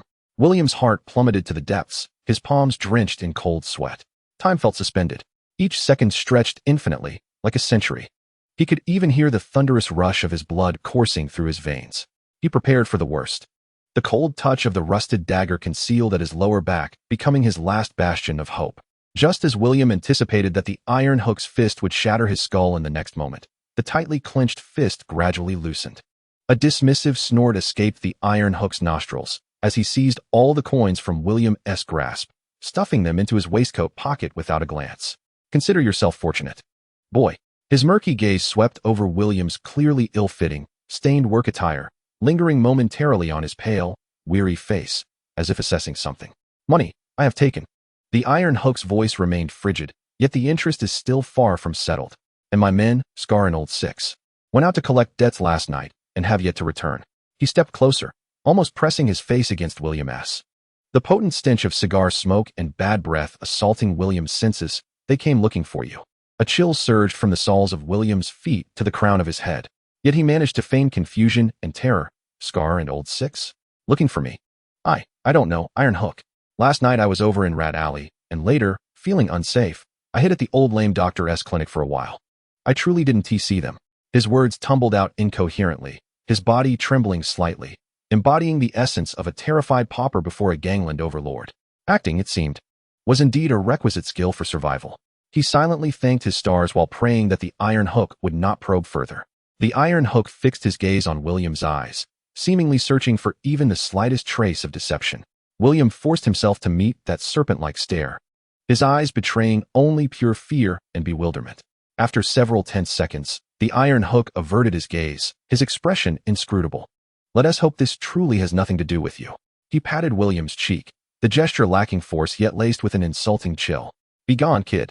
Have next month's earnest money ready in advance. Don't make me come looking for you in person. He left the sentence unfinished, merely flashing a grin that revealed his tobacco-stained yellow teeth, a smile more sinister than Scar's. William felt as if he had been granted a reprieve, nodding fervently. Yes. Yes. Thank you, Iron Hook. Thank you, Iron Hook. He dared not linger, practically scrambling through the gap beside the Iron Hook, fleeing towards the workshop without a backward glance, as if pursued by demons.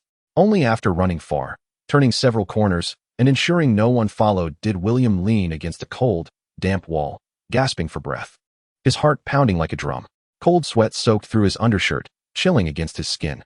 Safe for the moment, the debt crisis temporarily averted. Yet the Iron Hook's suspicions loomed like the sword of Damocles overhead. The bodies of Scar and Old Six lay submerged in the black sewer, a constant and immense peril. He raised his slightly trembling left hand. In the early morning light, the bluish-gray rust patches on his index finger bore delicate, circuit-like silver lines, silently and inexorably creeping toward his palm. A profound sensation, akin to a frigid foreign object forcibly embedded within flesh, accompanied by a slight sting, distinctly transmitted to the nerve endings. Destiny, corroded, William gazed at the spreading silver filaments, whispering softly, "This is the price." Each struggle for survival, every encounter with the enigmatic, accelerates the transformation of this body towards order and steel. He required strength, urgently. The materials for the potion of the Sequence 8 Pathweaver must be procured without delay. William inhaled deeply, suppressing the tremors in his heart and the sting in his left hand. Straightening his back, despite still donning tattered work attire, as he made his way to the dilapidated mechanical workshop, his sole sanctuary. The sunlight struggled to penetrate the dense fog of Backlund, casting a long shadow marred by rust behind him. Chapter 10. The Ledger of the Lame and the Threads of the Weaver. William dragged his weary body back to the crumbling mechanical workshop in Pittsburgh. Securing the door latch behind him, he leaned against the cold, rough wooden door, sliding to the ground, gasping for breath. The exhaustion of surviving the ordeal engulfed him like a tide, each breath saturated with the metallic tang of rust and blood, a physiological response to heightened tension. The sting in his left arm was vivid and persistent, as if tiny gears were forcibly meshing within. He raised his left hand, exposing it to the dim light filtering through the shattered window. Upon his index finger, a patch of bluish-gray rust bore clear edges, revealing delicate silver lines reminiscent of intricately etched circuits, silently spreading towards his palm. The sensitivity at his fingertips seemed to dull further, as a chilling, inhuman sensation burgeoned from deep within his flesh. Destiny, corroded, William murmured the cold phrase, his fingertip caressing the spreading silver lines, feeling the subtle texture beneath. Each crisis, every brush with the mysterious, hastened this body's metamorphosis towards order and steel. The cornerstone of the Iron Throne, this unique essence merging with his left hand, was slowly yet resolutely reshaping him within the crucible of his own flesh and blood. At this rate, his left hand might become a mechanical prosthetic, one that carried the effects of rust. He thought wryly, yet his gaze grew more resolute. Power. He needed greater strength. This was the sole path to extricate himself from the mire before him and to truly establish a foothold in this perilous world. The terms Iron Serpent's spine and threads of the Weaver of Fate echoed repeatedly in his mind.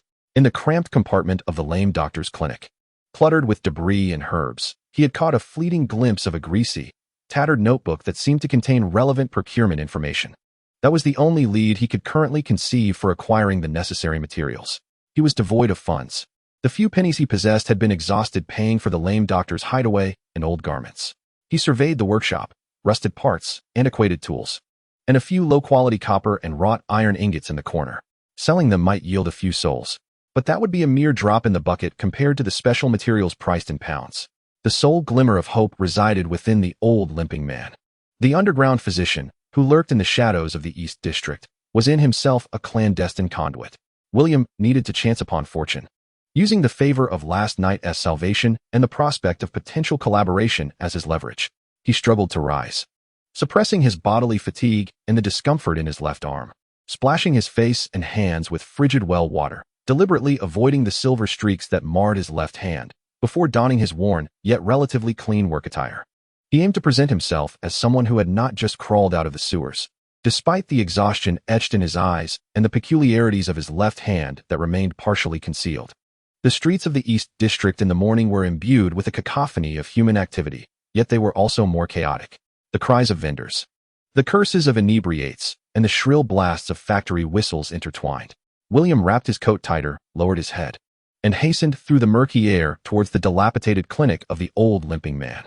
Upon pushing open the wooden door draped with a grimy cloth, he was met with the pungent aroma of cheap disinfectant mingled with herbs.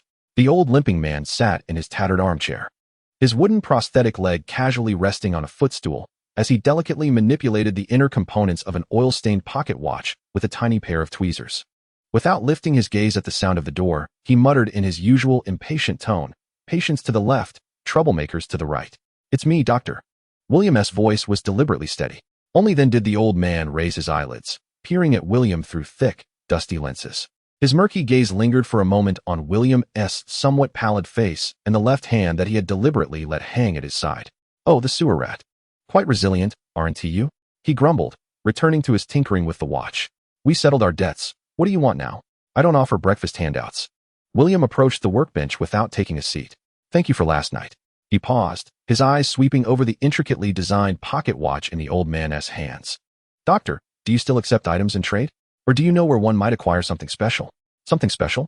The old man's hands stilled, and he raised his head, scrutinizing William with a sharp gaze that pierced through the lenses. "Such as?" William took a deep breath, lowering his voice, alluding to the physical characteristics of what he sought. For instance, a metallic biological tissue exhibiting remarkable resilience and capable of conducting faint energy, along with a bag-like crystalline formation imbued with special threads. He intentionally refrained from making any direct references to the extraordinary sequences, focusing solely on the inherent qualities of the materials. The air in the clinic momentarily stilled. The old man's clouded eyes narrowed slightly, a flicker of discernible intrigue passing through them. It was evident he understood William's insinuation. He set down the pocket watch and tweezers, leaning forward slightly. A waft of the aura belonging to an East District old fox, mingled with herbs and danger, enveloping the space. "You're referring to the first type." The old limping man began slowly, his voice hoarse, reminiscent of the spine of an iron snake. "In the depths of the Backlund sewer, one might occasionally encounter that dreadful creature, venomous and swift as a specter. Pristine specimens fetch no less than 10 pounds on the black market. I receive them from time to time, albeit at a steep price." 10 pounds. A wave of despair washed over William. This was nearly an astronomical sum, far beyond his current means. "As for the sack-like crystalline threads you mentioned," the old limping man's tone grew serious, tinted with a barely perceptible trepidation. "That substance is even more sinister. It does not grow on living beings, but rather resembles some form of energy residue solidified into a tangible entity. It is rumored to be linked to obscure power systems. Regarding its source in Backlund, I am only aware of one tale." He paused, seemingly weighing his words. "Where?" William pressed, his heart racing involuntarily. "At the edge of the East District, the Moretti textile factory," the old man revealed. That factory had been abandoned for nearly 2 years, shrouded in enigma. In recent months, there had been frequent disappearances of homeless individuals and streetwalkers in the vicinity. Whispers spoke of enormous, iridescent spiderwebs within, while others claimed to have heard the haunting melodies of women singing. Few who entered ever returned. He regarded William with significant intensity, saying that the crystalline substance you seek is rumored to lie deep within that factory. Yet now, it resembles more a den of lunatics from the Rose Society or the cult of spirit, engaged in sacrificial rites. Abandoned textile factory, missing persons, iridescent spider webs. The songs of women, the Rose Society, or the cult of spirit. Each term reeked of ominous portent. A chill crept up William's spine. This was 100 times more perilous than facing the iron hook. These were true extraordinary cultists who would not hesitate to offer living sacrifices. "What? Are you afraid?" The old limping man caught the fleeting gravity in William's eyes and let out a derisive snort. "Fear is warranted. If you seek such things, you must be prepared to risk your very life. I do not possess that crystalline substance, nor do I have any means to acquire it. If you desire it, you must venture to Moretti and test your fortune there. But heed this warning.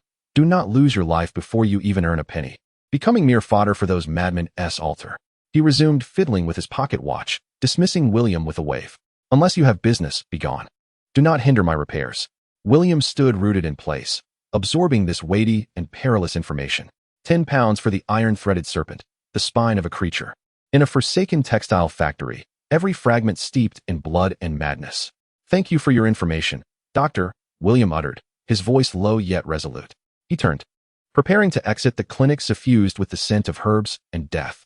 Just then, the curtain of the door was abruptly flung aside. 3 enforcers clad in the black leather insignia of the Serpent Gang entered, their gazes fierce. The foremost among them was the stocky, sinister henchman who stood beside the iron hook, his eyes scanning the clinic before locking onto William like a venomous snake. "Old limping man, business seems to be thriving?" The stocky thug sneered, his smile devoid of warmth, his gaze still fixed on William. "This brat is indeed here. The iron hook requests your presence. He has a few more inquiries for you." He deliberately emphasized the word please, his hand already resting on the hilt of the dagger at his waist. The old, limping man did not even lift his eyelids, as if he had not heard a thing. William's heart plummeted to the depths of despair. The iron hook had indeed not relinquished its suspicion. They had come knocking so swiftly. The clinic was cramped, with no avenue for escape. And he was confronted by 3 prepared gangsters. What now? Deaf. The stout thug, seeing Williams in action, stepped forward with a menacing grin, while the other 2 henchmen formed a fan shape around him, blocking any potential retreat.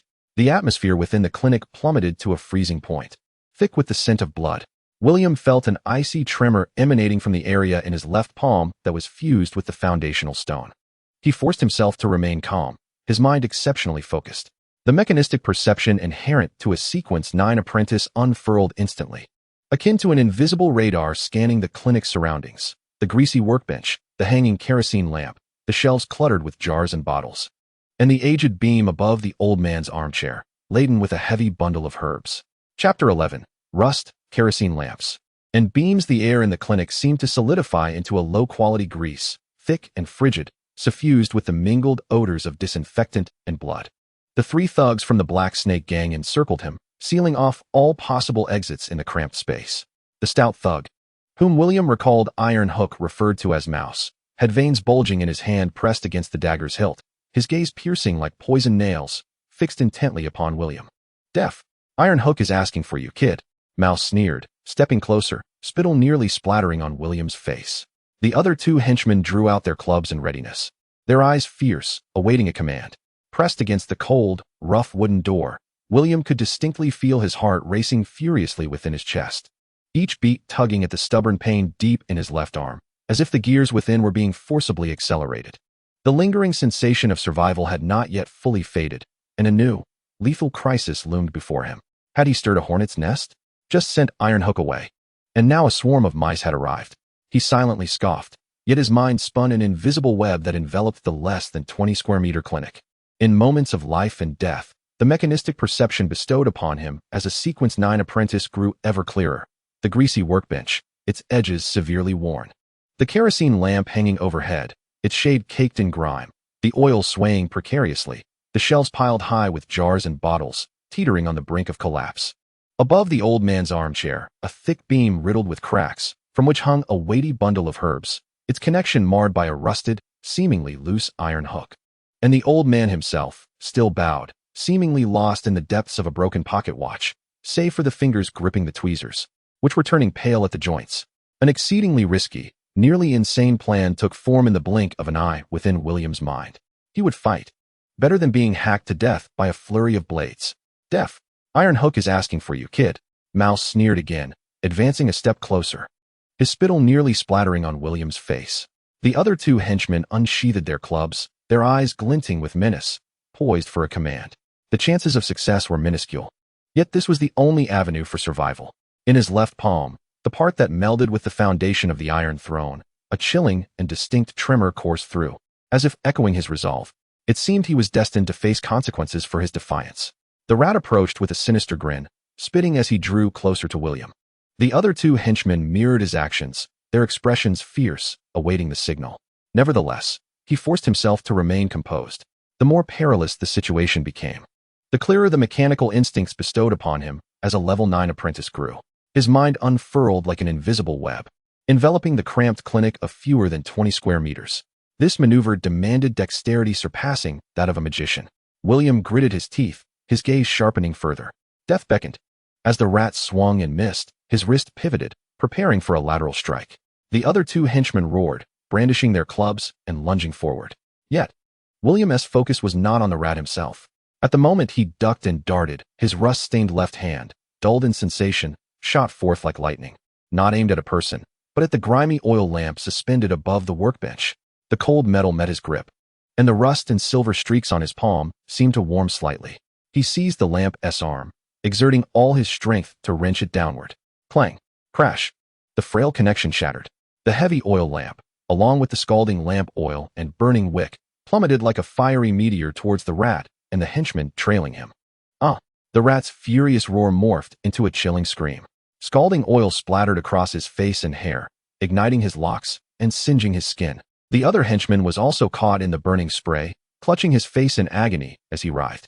The clinic was instantly engulfed in the acrid stench of charred flesh and pungent kerosene. Flames erupted, illuminating the chaotic and terrified faces. This fiery assault proved remarkably effective. A fleeting thought crossed William's mind, yet his movements remained relentless. But this was merely the first step. Propelled by momentum, William charged into the shelf laden with jars and bottles. He deliberately avoided the section containing hazardous substances, targeting the shelf's weak support instead. Boom! The already precarious shelf buckled under his force, collapsing like a row of toppled dominoes, accompanied by the cacophony of shattering glass and the cloud of herbal dust. The shattered glass, splattered liquids, and swirling powder formed a chaotic barrier, temporarily obstructing the last henchman attempting to circumvent the flames, also obscuring his vision. Chaos, screams, flames, thick smoke. This was the moment of confusion and concealment William sought. He did not glance back at the hellish scene behind him, nor did he rush toward the door, which would draw too much attention. Though the rat bore burns, a cornered animal was far more dangerous. His objective was strikingly clear: the beam above the old, crippled armchair. Time seemed to stretch indefinitely. In William's eyes, only the rusted iron hook, bearing the weight of a heavy bundle of herbs, remained. His senses whirred with frenetic energy, calculating the angle, force, the degree of rust on the hook, and the weight of the herb bundle. Now was the moment. In the instant when the shelves collapsed with a thunderous crash, sending a cloud of dust that obscured his vision, William seized a heavy copper-handled hammer from the workbench. Designed for metalwork. Without a hint of hesitation, his body tensed like a drawn bowstring, channeling all his strength and the inhuman coldness buried deep within his left arm into this singular throw. The hammer carved a brief yet lethal arc through the air, accompanied by a piercing whoosh, striking the iron hook with deadly precision. Clang! The sharp sound of metal clashing. The heavily corroded base of the hook shattered under the immense impact. The bundle of herbs, towering half a man's height and filled with unknown desiccated plants, lost its sole support, plummeting like a boulder severed from its tether, hurtling downward with a muffled roar towards the last henchman, who was momentarily stunned by the collapsed shelf and was trying to navigate around the debris. Bam! A sickening thud echoed. The henchman barely had time to emit a short cry before the weighty herb bundle struck him squarely on the head and shoulder, rendering him as limp as if his bones had been extracted, collapsing to the ground in an instant, silent. Blood mingled with shattered leaves and dust, slowly seeping beneath him. The clinic descended into an eerie silence. Only the pained groans and writhings of the rat and another henchman, along with the crackling of burning kerosene, broke the stillness. The acrid stench of blood, charred flesh, herbs, and kerosene intermingled, inducing nausea. William gasped violently, his back against the cold wall as he slid to the ground. His shirt soaked with cold sweat, his heart racing as though it might burst from his chest. The sharp pain in his left arm felt like a multitude of steel needles stabbing into him, and the bluish rust spots on his palm seemed to have widened slightly, shimmering with a cold sheen under the dim light, while the numbness in his fingertips intensified. The explosive moment had nearly drained all his physical and mental energy, costing him the acceleration of his rusty fate. His vitality was nearly depleted. He panted heavily, his vision somewhat blurred. He lifted his gaze to the old cripple. At some point, the old man had set down his pocket watch and tweezers, his murky eyes peering through thick reading glasses, fixated on him with an inscrutable expression. His face, lined with wrinkles, betrayed little emotion, save for the tightly pressed lips that hinted at his inner turmoil. He glanced around the clinic, taking in the grim scene, the burning rat, the writhing henchman, the unfortunate soul struck by the herb bundle, and the chaotic floor, before his gaze settled once more on William's trembling left hand, marred by spreading rust. The old cripple emitted a low, ambiguous chuckle from his throat, reminiscent of mockery, yet also bearing the weight of confirmation. His strikes were dark and precise, indicating that his slaying of the worthless thugs last night was not merely a stroke of luck. William remained silent, panting, his gaze warily fixed upon him, uncertain of the old fox's next move. The old cripple slowly rose to his feet, the wooden prosthetic leg thumping rhythmically against the floor. He approached the thug who had been felled by the herbal bundle, extending his bony fingers to probe for breath, then checking the carotid artery. TSK, the neck is broken. There's no saving him.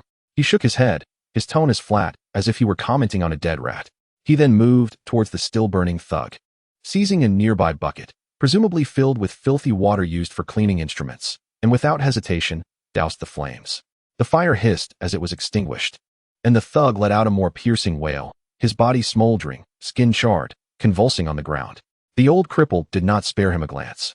Instead, walking to the workbench to retrieve his slender tweezers, used for repairing pocket watches, and approached another thug, burnt and groaning in agony on the floor. The thug, terrified, desperately attempted to retreat. The old cripple's murky eyes revealed no sympathy, only a cold indifference toward dealing with a nuisance. He crouched down, and with lightning speed, the tweezers pierced forth. The thug's groan abruptly ceased as the tweezers precisely entered through his ear, delving into the cranial cavity, leaving behind a barely discernible puncture. The thug's body convulsed violently twice before falling completely still. Clean, swift, lethal. William's pupils constricted. This old man was evidently more than just an underground doctor. Perhaps he had once worked as a gravedigger? The old cripple withdrew the tweezers, casually wiping the blood onto the deceased's clothing, then turned his attention to the still-twitching thug. Please, don't kill me. I will tell you everything. The thug pleaded, his face charred and bloodied, eyes filled with the terror of death. The old cripple grinned, revealing a few yellowed teeth, his expression particularly sinister. It's too late, kid. You should have considered the consequences when you barged in. He raised the bloodied tweezers once more. Wait. William struggled to his feet, his voice hoarse. Spare him. He might be useful. He needed to ascertain how much the iron hook knew and what actions might follow. The old cripple hesitated, casting a sidelong glance at William, his cloudy eyes seeming to deliberate. After several seconds, he huffed and lowered the tweezers. Fine, I'll consider it a personal favor owed to me. However, the costs of dealing with these trash and repairing my clinic will be calculated separately. He approached the thug, and before the latter could plead for mercy, he stomped down hard on the burned arm. The thug emitted a scream reminiscent of a slaughtered pig. Shut your mouth. If you scream again, I will send you on your way. The old cripple's voice was chillingly icy. The thug immediately bit down on his lip, trembling uncontrollably, tears and blood mingling on his face. The old cripple retrieved some filthy rags and inferior hemp rope from beneath the workbench, skillfully binding the rat into a parcel, then stuffing a cloth into its mouth, casually kicking it into the corner like refuse. Having completed this task, he brushed the dust from his hands as if he had merely disposed of a few ordinary scraps. He returned to his armchair, picking up the pocket watch and tweezers once more, yet his gaze shifted back to William, particularly to his unnaturally drooping, slightly trembling left arm. Kid. The old cripple's voice regained its raspy quality but carried an inexplicable undertone. That cursed place, Moretti's textile factory, is a death trap now. In your current state, even the lowly scum of the Black Serpent gang nearly took your life, let alone those lunatics. He paused, his murky eyes peering through the lenses as if examining a peculiar object. 10 pounds for the spine of an iron snake, not a penny less. Or, he elongated his tone, you could offer something truly exceptional in exchange, a skill that would make this old fool deem it worth 10 pounds. His gaze pointedly swept over William's unusual left hand. Leaning against the wall, William felt the intensifying, gear-like agony deep within his left arm, along with the chilling, stubborn spread of rust upon his palm. Power. The strength of the Sequence 8 Pathweaver was tantalizingly within reach, yet obstructed by the heavy burdens of reality and the exorbitant cost. 10 pounds for a perilous venture into the forsaken textile factory. He gazed down at his left hand, slowly corroded by fate, the bluish-gray splotches appearing as if marked by some living entity in the dim light. Exhaustion crashed upon his nerves like cold, relentless waves. Yet deep within, the spirit from another realm and the chilling will born of the Iron Throne's foundation burned with greater intensity. Skill. William lifted his head to meet the old cripple's scrutinizing gaze, his voice low and weary yet imbued with undeniable resolve. I will show you. Before that, however, he required money, information, and most importantly, time for his body to recover from the strain and corrosion it had endured. Beneath the shadow of the East District of Backlund, the gears of survival never ceased their relentless turn, merely growing colder and more cruel. The clinic was thick with the stench of blood, charred remnants, and herbal powder, coalescing into a nauseating aroma that belonged to the underworld of the East District. In the corner, the rat, bound and gagged, writhed like a worm, emitting muffled whimpers, its charred face reflecting sheer terror of death. The cold bodies of two enforcers lay lifeless on the ground, silently narrating the brutal laws of this place. William leaned against the cold wall, sliding down to the ground, gasping for breath. Each inhalation tugged at the deep, agonizing pain in his left arm, akin to gears forcibly meshing together. Sweat soaked through his tattered work attire, clinging to his skin and bringing waves of chill. The brief, yet bloody counterattack had nearly drained him of his last vestiges of strength and spirit. The mental sting from the overuse of Sequence 9's mechanosensitivity, compounded by the corrosion of his left arm's fate, caused darkness to flicker before his eyes. The old, limping man's murky gaze, magnified by thick glasses, resembled two rusted files. Scraping over William, particularly on his slightly trembling left arm, where faint grayish-blue rust spots were visible beneath the cuff. That gaze was a mixture of scrutiny, assessment, and a barely perceptible wariness and greed for the unknown. The raspy voice of the old craftsman shattered the silence. He slowly rose from his armchair, his wooden prosthetic leg thudding heavily against the floor as he approached William, looking down upon him. "A craftsmanship that makes me feel it's worth 10 pounds, he repeated, his murky eyes shifting to the oil-stained pocket watch he had just been tinkering with on his workbench. It was an antique pocket watch with a brass casing, its cover somewhat dented and the glass face marred with scratches. The old man picked it up, his rough fingers caressing the case. "My old companion of 30 years has been running erratically these past couple of days, speeding up and slowing down." He paused, tapping the case with his fingertip, opening it to reveal significant wear on the escapement and issues with the meshing of several gears.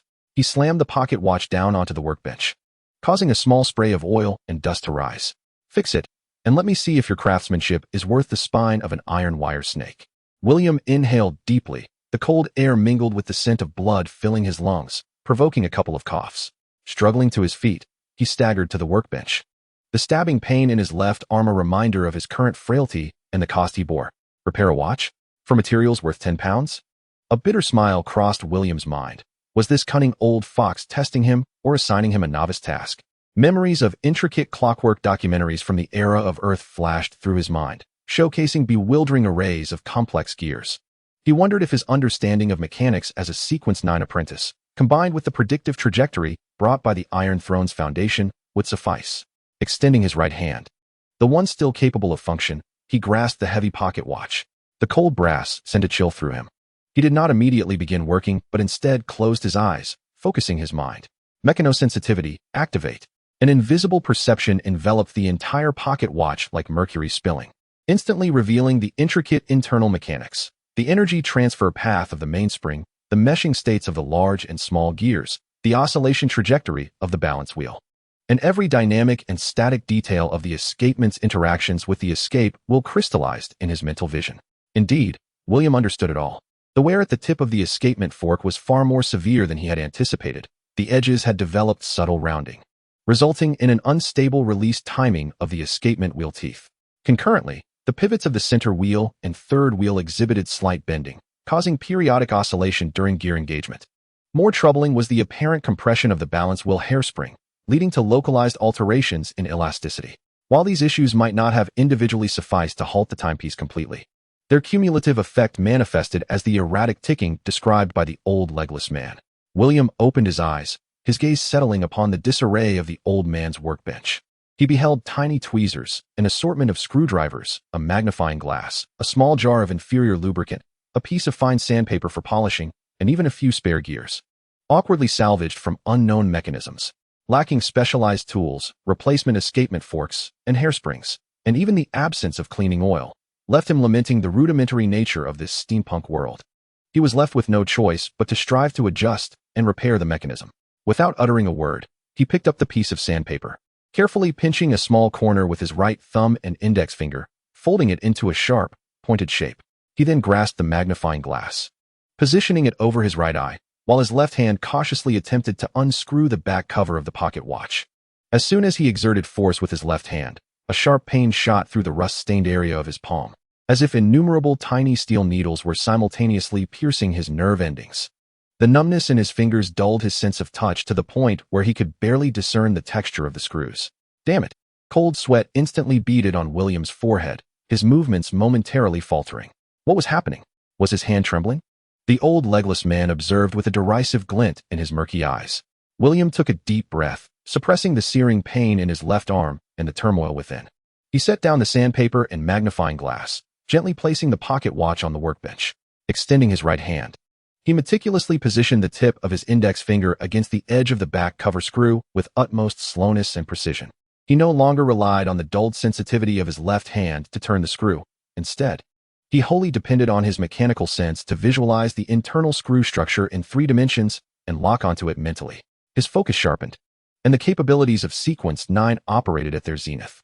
Guided by his mechanical sense, his right index finger moved with the finesse of the most intricate robotic arm, applying pressure at an imperceptible angle and force, executing an almost imperceptible rotational motion that was both deliberate and imbued with an ineffable precision.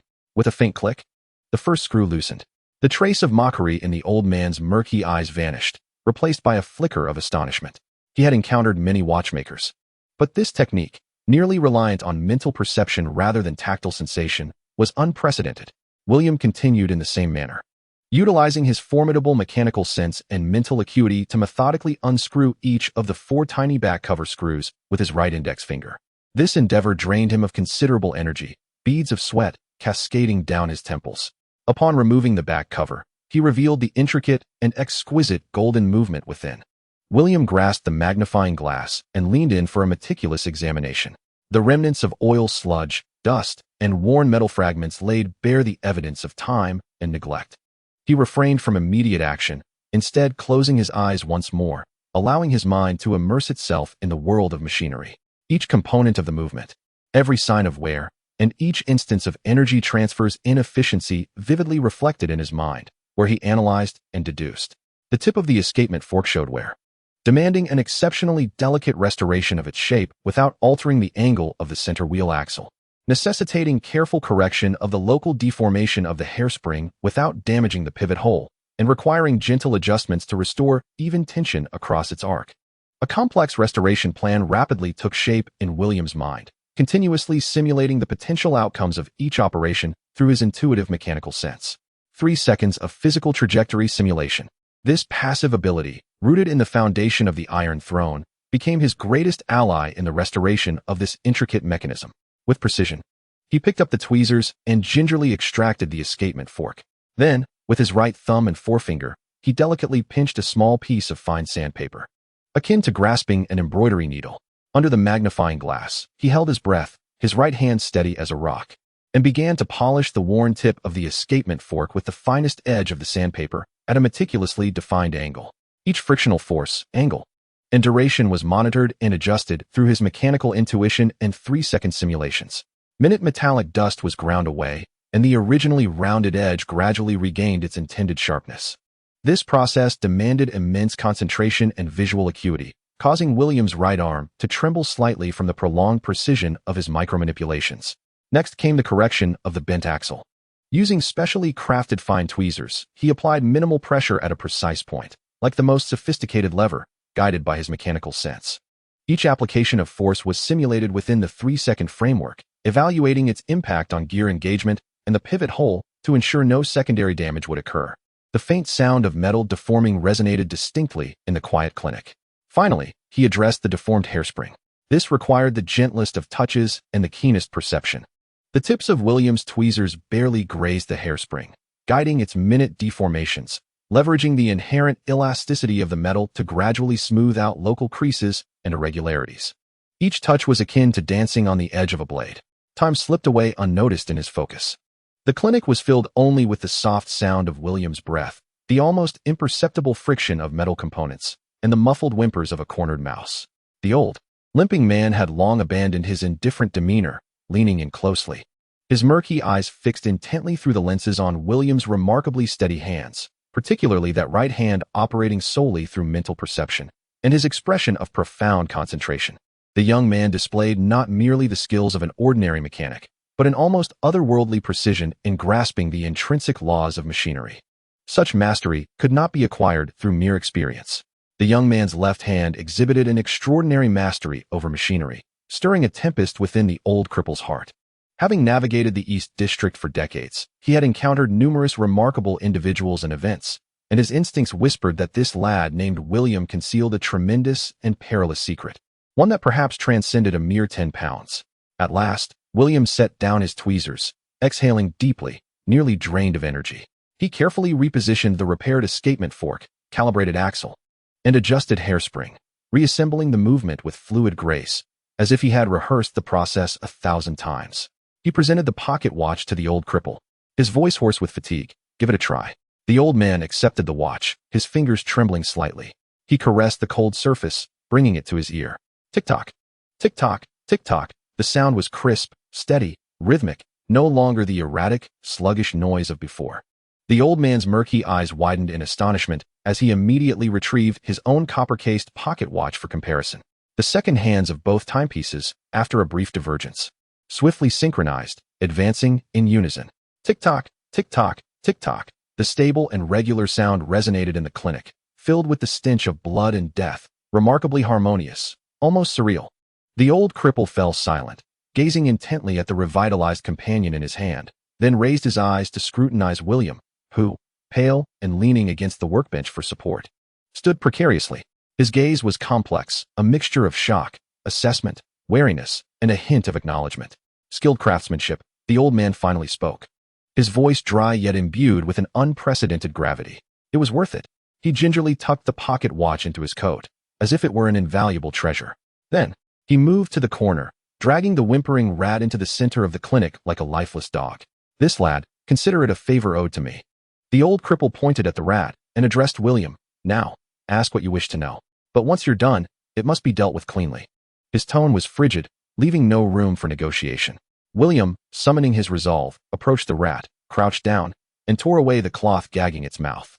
The rat immediately wailed as if grasping at a lifeline. "Spare me. Please, spare me. I will tell you everything. It's Iron Hook. He doesn't believe what happened in the sewer last night. He said you must be up to something.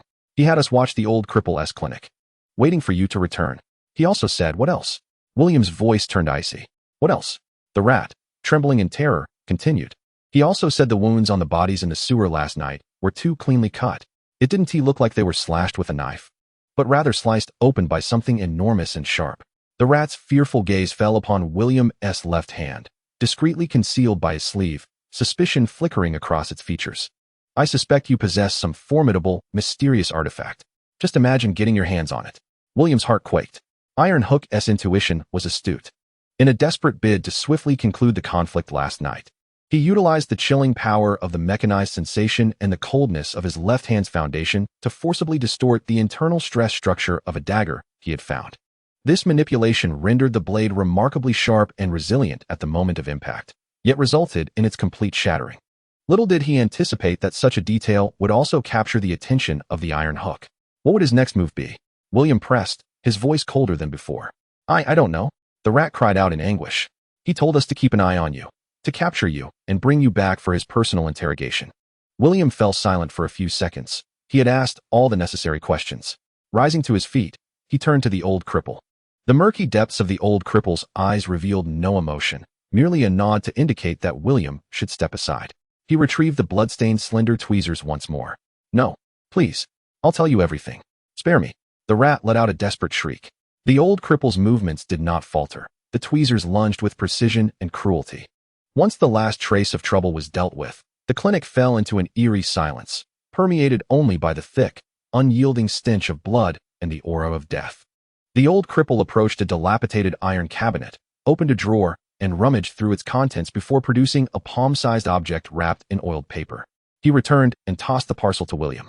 "This is yours," he rasped, the spine of a steel snake, fresh and intact, just collected from the unfortunate soul in the sewer not long ago. Consider yourself fortunate." William instinctively caught the oiled parcel. It felt cold, hard, and possessed a slick texture. Even through the wrapping, he could sense the faint, chilling aura emanating from within. 10 pounds. One of the primary ingredients for the Sequence 8 potion. Is it truly this easy to acquire? Regarding the thread pouch from the Weaver of Fate, the old cripple gazed at William, his murky eyes holding a warning. "The Moretti textile factory is not a place for you at this moment. Heed my advice. Digest the remains of this serpent before pursuing anything else. Without your life, all is rendered meaningless." After a pause, he added, "The Black Snake Gang has lost 3 of its most capable subordinates, all within this clinic. He will undoubtedly go mad. The East District will not be peaceful in the coming days.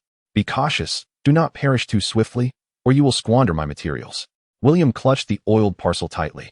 The chilling sensation imparting a semblance of strength, slightly alleviating his fatigue and the pain in his left arm. He solemnly nodded to the old cripple. Thank you, doctor. I shall remember this kindness. The old cripple waved him off, returning to his tattered armchair, picking up his tools as if nothing had transpired. Be gone, and do not linger here. Remember to close the door. William carefully concealed the oiled parcel in the innermost pocket of his clothing, feeling its heavy chill. He cast one last glance at the clinic's disarray and the 3 silent corpses, said nothing further, turned, lifted the filthy curtain, and stepped into the dim afternoon light of the East District. The frigid air, mingling with the sense of coal smoke and sewage, brought him a sense of clarity, akin to a survivor emerging from a calamity. The hard object in his embrace served as a reminder that he was one step closer to his objective. Yet the warnings of the old cripple and the threats from the Black Snake gang loomed over him like a shadow, haunting his thoughts. William, the Sequence 8 trajectory compiler, glanced down at his left hand, concealed by his sleeve. The bluish-gray rust seemed to stubbornly spread outward, and the numbness in his fingertips had become more pronounced. Only by acquiring strength could one survive in this wretched world, and perhaps even discover the way back home. A fleeting sense of confusion and homesickness, belonging to the soul of Earth, brushed against his heart, but was quickly suppressed by the pressing urgency of survival before him. He tightened his tattered work attire, lowered his head, and hastened to merge into the throng of weary, numb souls scurrying about the streets of the Eastern District in search of sustenance. The sharp pain in his left arm and the weighty hope nestled within him served as constant reminders that the path to power was fraught with thorns and pools of blood. Meanwhile, the vast and intricate gears of the fate of Backlund seemed to emit faint and unpredictable sounds of deviation, stirred by his anomaly. Chapter 13. Respite and observation. In the afternoon of Backlund's Eastern District, the sky hung perpetually leaden, with coal smoke draping like a filthy veil. William tightened his worn work attire, clutching the iron wire serpent vertebra wrapped in oil paper, worth 10 pounds, as he swiftly navigated the narrow, damp alleys reeking of poor-quality coal smoke and sewage. The lingering scent of blood from the old cripple's clinic seemed to cling to his nostrils, while the searing pain deep in his left arm, akin to gears grinding forcefully against one another, and the cold, foreign sensation of rust spreading across his palm constantly reminded him of the peril and cost he had just endured. The thought of being the Sequence 8 trajectory compiler flickered like a faint flame, swaying in the chilling winds of exhaustion and pain, yet it stubbornly refused to extinguish. He deliberately circled around, cautiously observing behind him to ensure there were no tails from the Black Snake gang, before quietly returning to his dilapidated mechanical workshop in the Pittsburgh district. With a swift motion, he secured the heavy door bolt, leaning against the cold, rough wood, and finally allowed himself to relax, sliding down the door to sit on the floor, gasping for breath. The overwhelming sensation of having survived a catastrophe washed over him like a tide, as the heightened tension of his mind and the overuse of his mechanical arm still inflicted sharp pangs of pain. Each breath felt like a subtle ache in his lungs. The old cripple was right. Going to the Moretti textile factory now would be tantamount to courting death. The iron hook had claimed the lives of 3 of his subordinates, and the Black Snake gang was undoubtedly furious. Weary, William pondered as he retrieved the oil paper package from his pocket, carefully unwrapping it. A chill, slick aroma, tinged with a faint metallic scent, wafted forth. Inside lay a segment of spine, approximately half a foot long, exhibiting an eerie dark silver hue. The bone was slender yet exceptionally hard, its surface adorned with spiral-like natural patterns, icy to the touch, as if grasping a piece of cold iron from the abyss. It curved slightly, resembling a venomous serpent frozen in an instant, still emanating a disquieting aura of danger even after severance from its body. This object was indeed bizarre in its form, more evocative than props from a horror film. William silently scoffed, yet his gaze sharpened as he secured one of the primary components for the Series 8 potion of the Iron Serpent's spine. He carefully repackaged it and concealed it within the recesses of a discarded metal toolbox tucked away in a corner of the workshop. Though its aura was faint, it could still attract those sensitive to the ethereal. His stomach audibly protested at the most inopportune moment. It was only then that William realized he had not eaten a morsel since his escape through the sewers the previous night. The overwhelming sensation of hunger swiftly eclipsed his fatigue. He scoured the workshop and found, in a dust-laden cabinet, half a piece of bread as hard as stone and a smidgen of moldy cheese. William nonchalantly tore at the cold, unyielding bread with his teeth, washing it down with the rust-tinged, cool water drawn from the backyard well, swallowing with great difficulty. With something in his stomach, the chill and weakness that had enveloped him began to dissipate somewhat. Next, he needed to recuperate. Time was essential for him to regain his strength, digest the alchemical apprentice's potion, and seek the auxiliary materials necessary for ascending to Series 8. Old Lame Leg had only provided information on the primary ingredients. The auxiliary materials he would need to procure on his own. More importantly, he required funds. The purchase of auxiliary materials, daily expenses, and even potential escape costs all demanded gold pounds. William's gaze swept across the workshop. In one corner lay a few low-quality copper ingots and wrought iron bars, some outdated gears and bearings, and a few barely usable tools. These were his only rapidly liquid assets. Selling them should yield a few sullers, enough to sustain him for a while. However, relying solely on this to amass the funds for auxiliary materials was but a drop in the ocean, he mused.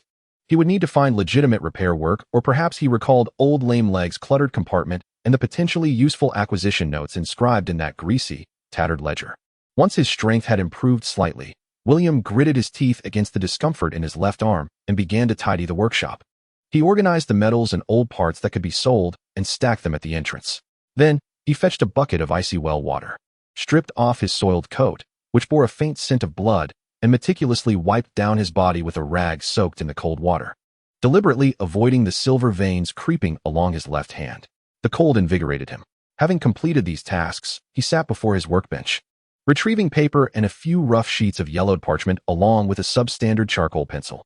He needed to clarify his thoughts and plan his next steps. 1. Recuperation and digestion. The foremost task is to restore his physical condition and thoroughly digest the alchemical apprentice's potion.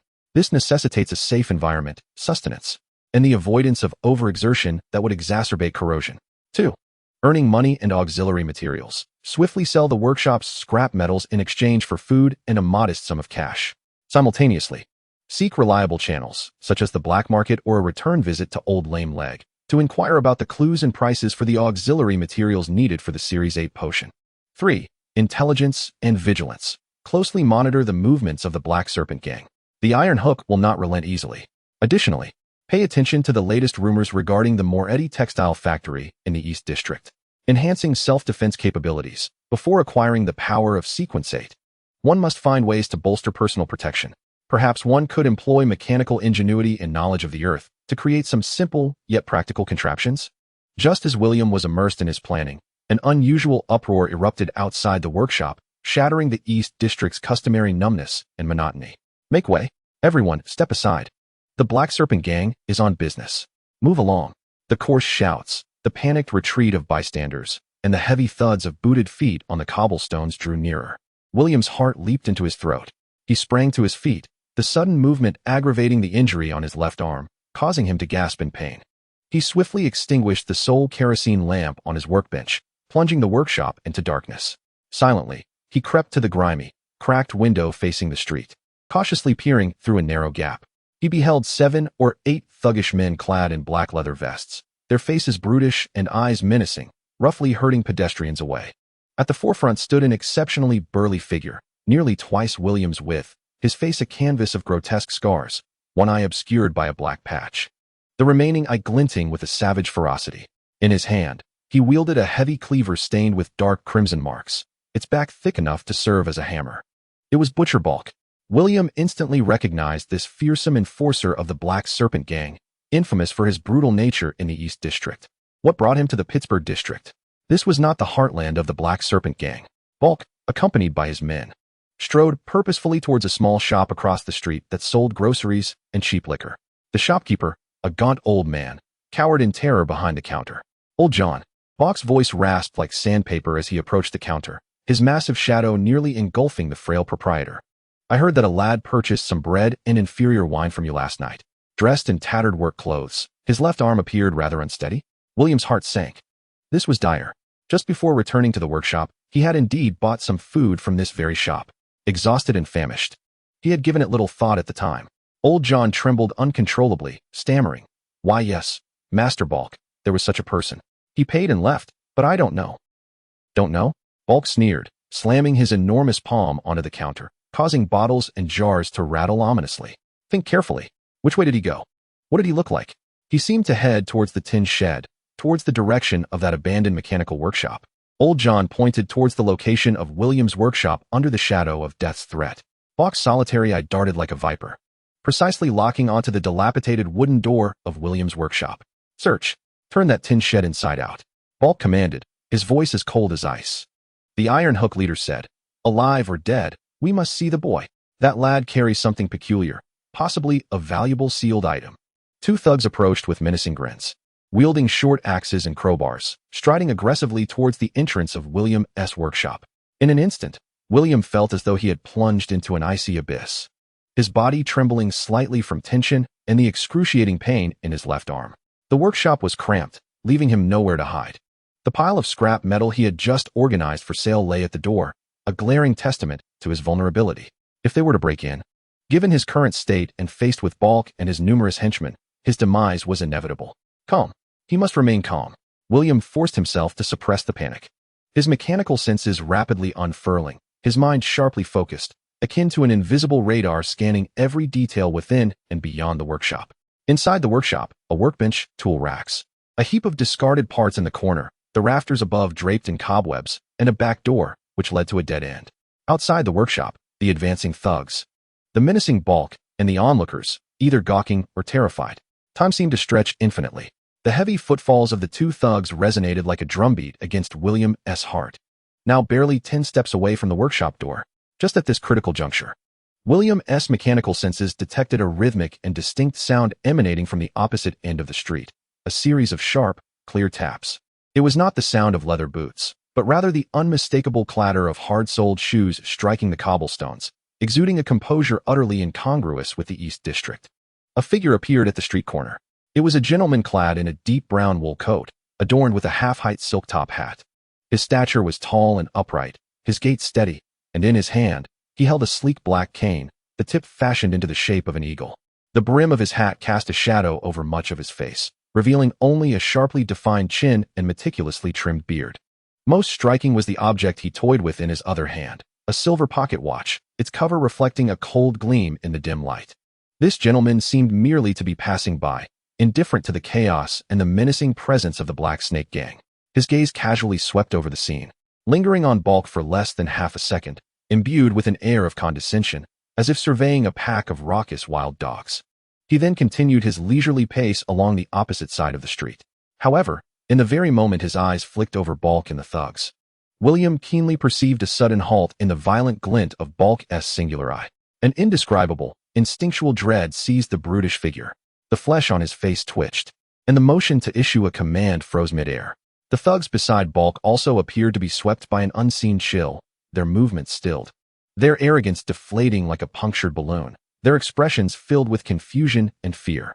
It seemed they recognized something, or rather, sensed an aura they knew they could not provoke. Was that presence not that of an extraordinary official, a mechanized heart, or perhaps a night watchman? A flicker of thought crossed William's mind. Could that pocket watch be a sealed artifact? The gentleman, still toying with the watch, did not falter in his stride, as though he had merely undertaken a trivial errand. His figure swiftly vanished into the labyrinthine alleys of the Eastern District, leaving the streets enveloped in an eerie silence. Balk's expression shifted erratically, his single eye fixed intently on the direction in which the gentleman had disappeared, only to cast a wary glance at the firmly shut doors of the William workshop before finally spitting out a curse. Damn it, he muttered under his breath, a mix of reluctant frustration and palpable trepidation coursing through him. Withdraw. That brat was fortunate today. Inform the others to keep a close watch on this area. I refuse to believe he won't show his face. Balk retreated with his men like a receding tide, leaving behind a throng of bewildered passers-by and shopkeepers. Inside the workshop, William leaned against the wall, gasping for breath, cold sweat saturating the back of his shirt. The life-threatening moment he had just experienced left him nearly breathless. Was that formidable figure merely passing through, or had he come with intent? A tumult of emotions surged within William. With just a glance, the ruthless Balk had retreated as if confronted by a serpent. The silver pocket watch he had clutched was etched vividly in his memory. Its chilling precision and the gentleman's composed demeanor suggested an undeniable mastery over all. The Steam Society, the Mechanical Heart Squad, a name suddenly surged into William's consciousness. Only those extraordinary individuals wielding the might of steam and machinery could possess such formidable presence, capable of utilizing such intricate and seemingly extraordinary objects like that pocket watch. What was the mechanical heart doing in the Eastern District? Was it mere coincidence? Or had the incident at the old crippled clinic drawn their attention? Perhaps they had been monitoring the extraordinary activities within the Eastern District all along? A shiver ran down William's spine.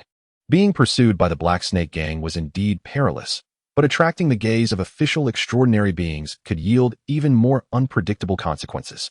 He realized that the waters of Backlund were far deeper and murkier than he had anticipated. This unexpected butterfly, which had inadvertently flitted into the fray, seemed to have begun flapping its wings, stirring the already turbulent currents of fate. The immediate crisis may have passed, yet the shadow remained. William understood that the Black Snake Gang would never relent, and the emergence of the Steam Society represented a significant variable. He must recover swiftly and gain strength with urgency. Approaching the workbench, he reignited the kerosene lamp. Under the dim, yellow light, he opened his left hand. The bluish-gray rust stains on his palm appeared to extend imperceptibly. Under the glow, while silver patterns flickered as if alive, the numbness at his fingertips became increasingly pronounced. The cost of power, the faint hope of survival and returning home. All these thoughts collided and intertwined in his mind. He picked up a charcoal pencil and forcefully inscribed several words onto yellowed paper. Rest, digest, earn, materials, vigilance. The scrawl bore a certain urgency, exuding an unmistakable resolve. Outside, the dreary sky of Backlund began to shed cold, coal-scented raindrops. The rain pattered against the rusted iron roof of the workshop, producing a monotonous, continuous sound, reminiscent of the prelude to the turning gears of fate. Chapter 14. The Secret Order. The cold rain pattered against the tin roof, producing a dull and persistent sound akin to the tireless heartbeat of Backlund. Within the workshop, the dim glow of the kerosene lamp elongated William's shadow, casting it in a distorted manner upon the walls cluttered with metallic debris. He spread his left hand, the ashen rust spots on his palm glaring under the flickering light, as silver veins shimmered like living entities, while the numbness in his fingertips felt like a persistent affliction.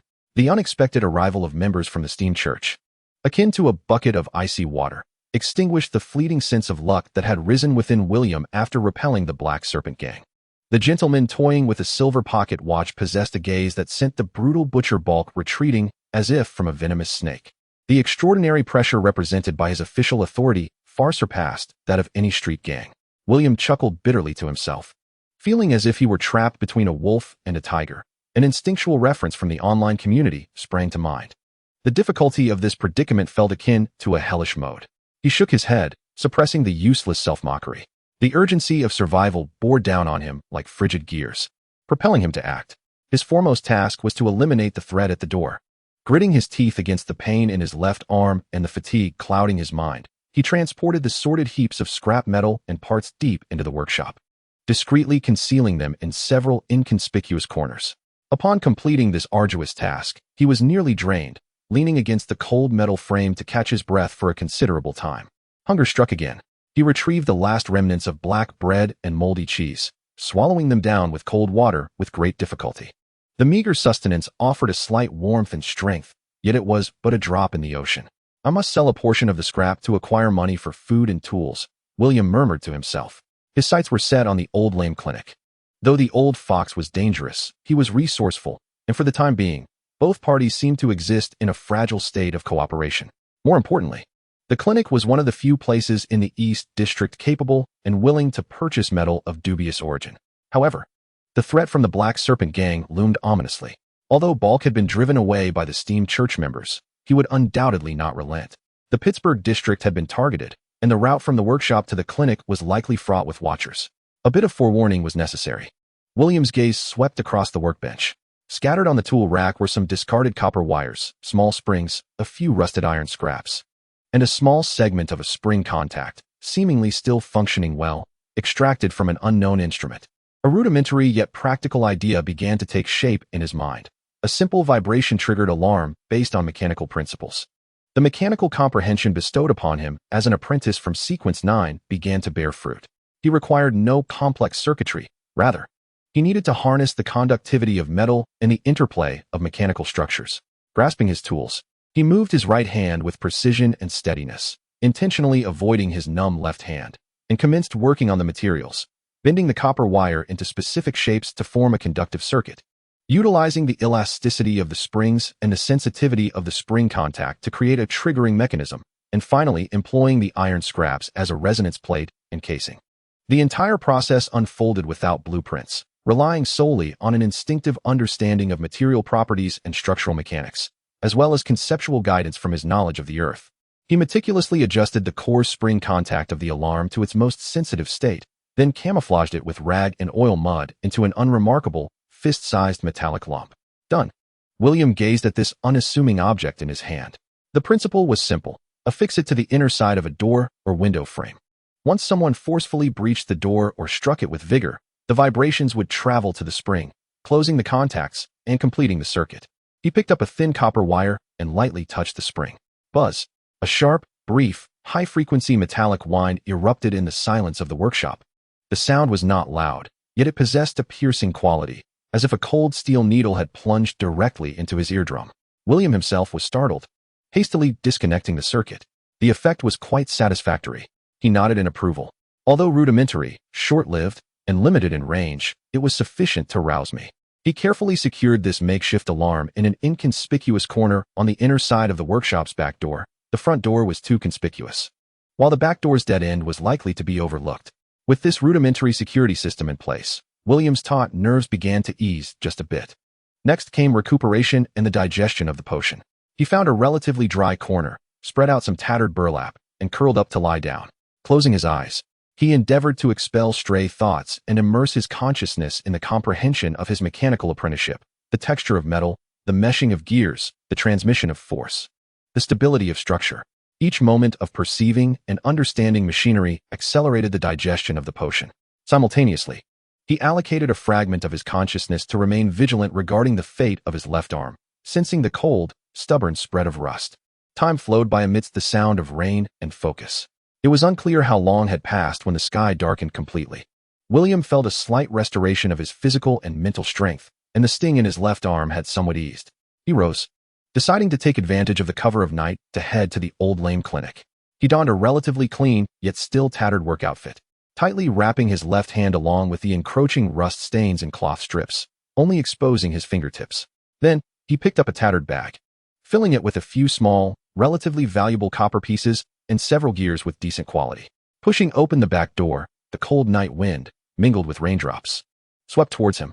William cautiously scanned the dead end of the alley and the low rooftops on either side, ensuring there were no anomalies before silently merging into the deeper darkness and clamor of the Eastern District night like a specter. He chose the most secluded, dirtiest alley to traverse, utilizing his mechanical senses to constantly perceive the movements around him, particularly the metallic items, such as knives and firearms. The cover of the rainy night and the complex terrain of the Eastern District formed his best disguise. Along the way, he evaded several patrols of the suspected Black Snake Gang and circumvented some illicit transactions occurring in the shadows, exuding an air of danger. At last, the familiar, grimy curtain came into view. The clinic was illuminated by a dim, yellow light, and the mingling scents of inferior disinfectant and herbal remedies wafted through the dampness of the rainy night. William pushed aside the curtain and stepped inside. The old, hobbled man still occupied his tattered armchair, but this time he was not fiddling with his pocket watch. Instead, he was perusing a greasy ledger under the glow of the lamp. Upon hearing the door creak, he lifted his murky gaze and, upon recognizing William, let out a disdainful grunt. It seems the fellow is still alive, and hasn't he been fed to the dogs by the Black Snake Gang? The old man's voice dripped with its usual acerbity, though his gaze lingered momentarily on William's tightly wrapped left hand. Thanks to your kindness, William replied calmly, placing the tattered cloth bag on the greasy workbench, producing a dull metallic clink. Just dealing with some scrap, trading it for a bit of sustenance. The old man set down the ledger, rose at a leisurely pace, and approached with the sound of his wooden leg thumping against the floor. He unfastened the bag, his rough fingers sifting through the copper blocks and bearings, assessing their weight and quality. The copper was of inferior grade, rife with impurities. The bearings were heavily worn, worth little more than the raw material. He quoted a price, £1 and 7 sulas. This price fell far below market value, bordering on extortion. Yet, William did not haggle. He understood the unspoken rules of the underground world in the East End. The old man bore the risk of disposing of stolen goods and was entitled to a substantial cut. In dire need of cash, William lacked both the time and resources to seek a more equitable buyer. Deal, William stated succinctly. The old man looked at him with surprise, evidently not expecting such promptness from the lad. He retrieved a few greasy banknotes and coins from his pocket, counting out 1 pound and 7 sulas before slapping it onto the workbench.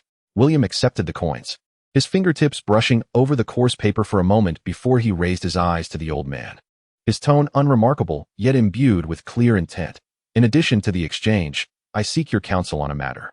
The old man returned to his armchair without a word.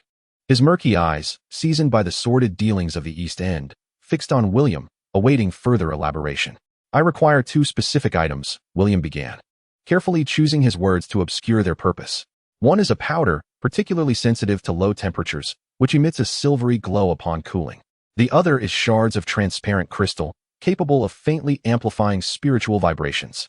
He refrained from mentioning any terms related to the extraordinary, opting instead for the most straightforward physical characteristics, the safest way to inquire without revealing his own affiliations, while still allowing the old man, a figure well-versed in such circles, to grasp the essential information. The old man's eyelid twitched imperceptibly, his fingers tapping lightly on the edge of the ledger, producing a sound reminiscent of his wooden leg striking the ground. What do you intend to do with these items? He inquired, his voice deepening with scrutiny. To calibrate some delicate sensing components, William replied without a hint of hesitation. Common materials lack sufficient sensitivity. I require something particularly attuned to environmental fluctuations. The old man fell silent for a few seconds, seemingly weighing the veracity of William's words and pondering whether it was worth divulging any information. Ultimately, he tore a small piece of blank paper from the back of the ledger and swiftly inscribed a few words with the tip of a charcoal pencil. Handing it to William. Take it. Consider yourself fortunate. This comes with a message. William received the note, which bore an uneven scrawl. Gray Mouse Alley, Lame-Legged Tom. Old Book Stall. Rusty Iron. The 2 types of powders you mentioned. The old cripple licked his parched lips. His tone remained flat, yet hinted at a wealth of information. Were not of the mundane variety. The kind sensitive to low temperatures is often associated with the frozen plains of the north or the cold veins beneath the earth, occasionally smuggled in by traders. The transparent crystal fragments are even more troublesome, generally linked to ancient relics or specific minerals, with a very limited circulation. He paused before adding, Lame-Legged Tom is an information dealer. His connections are eclectic. His old book stall is merely a facade. Addressing me as Rusty Iron, he will point you in the right direction.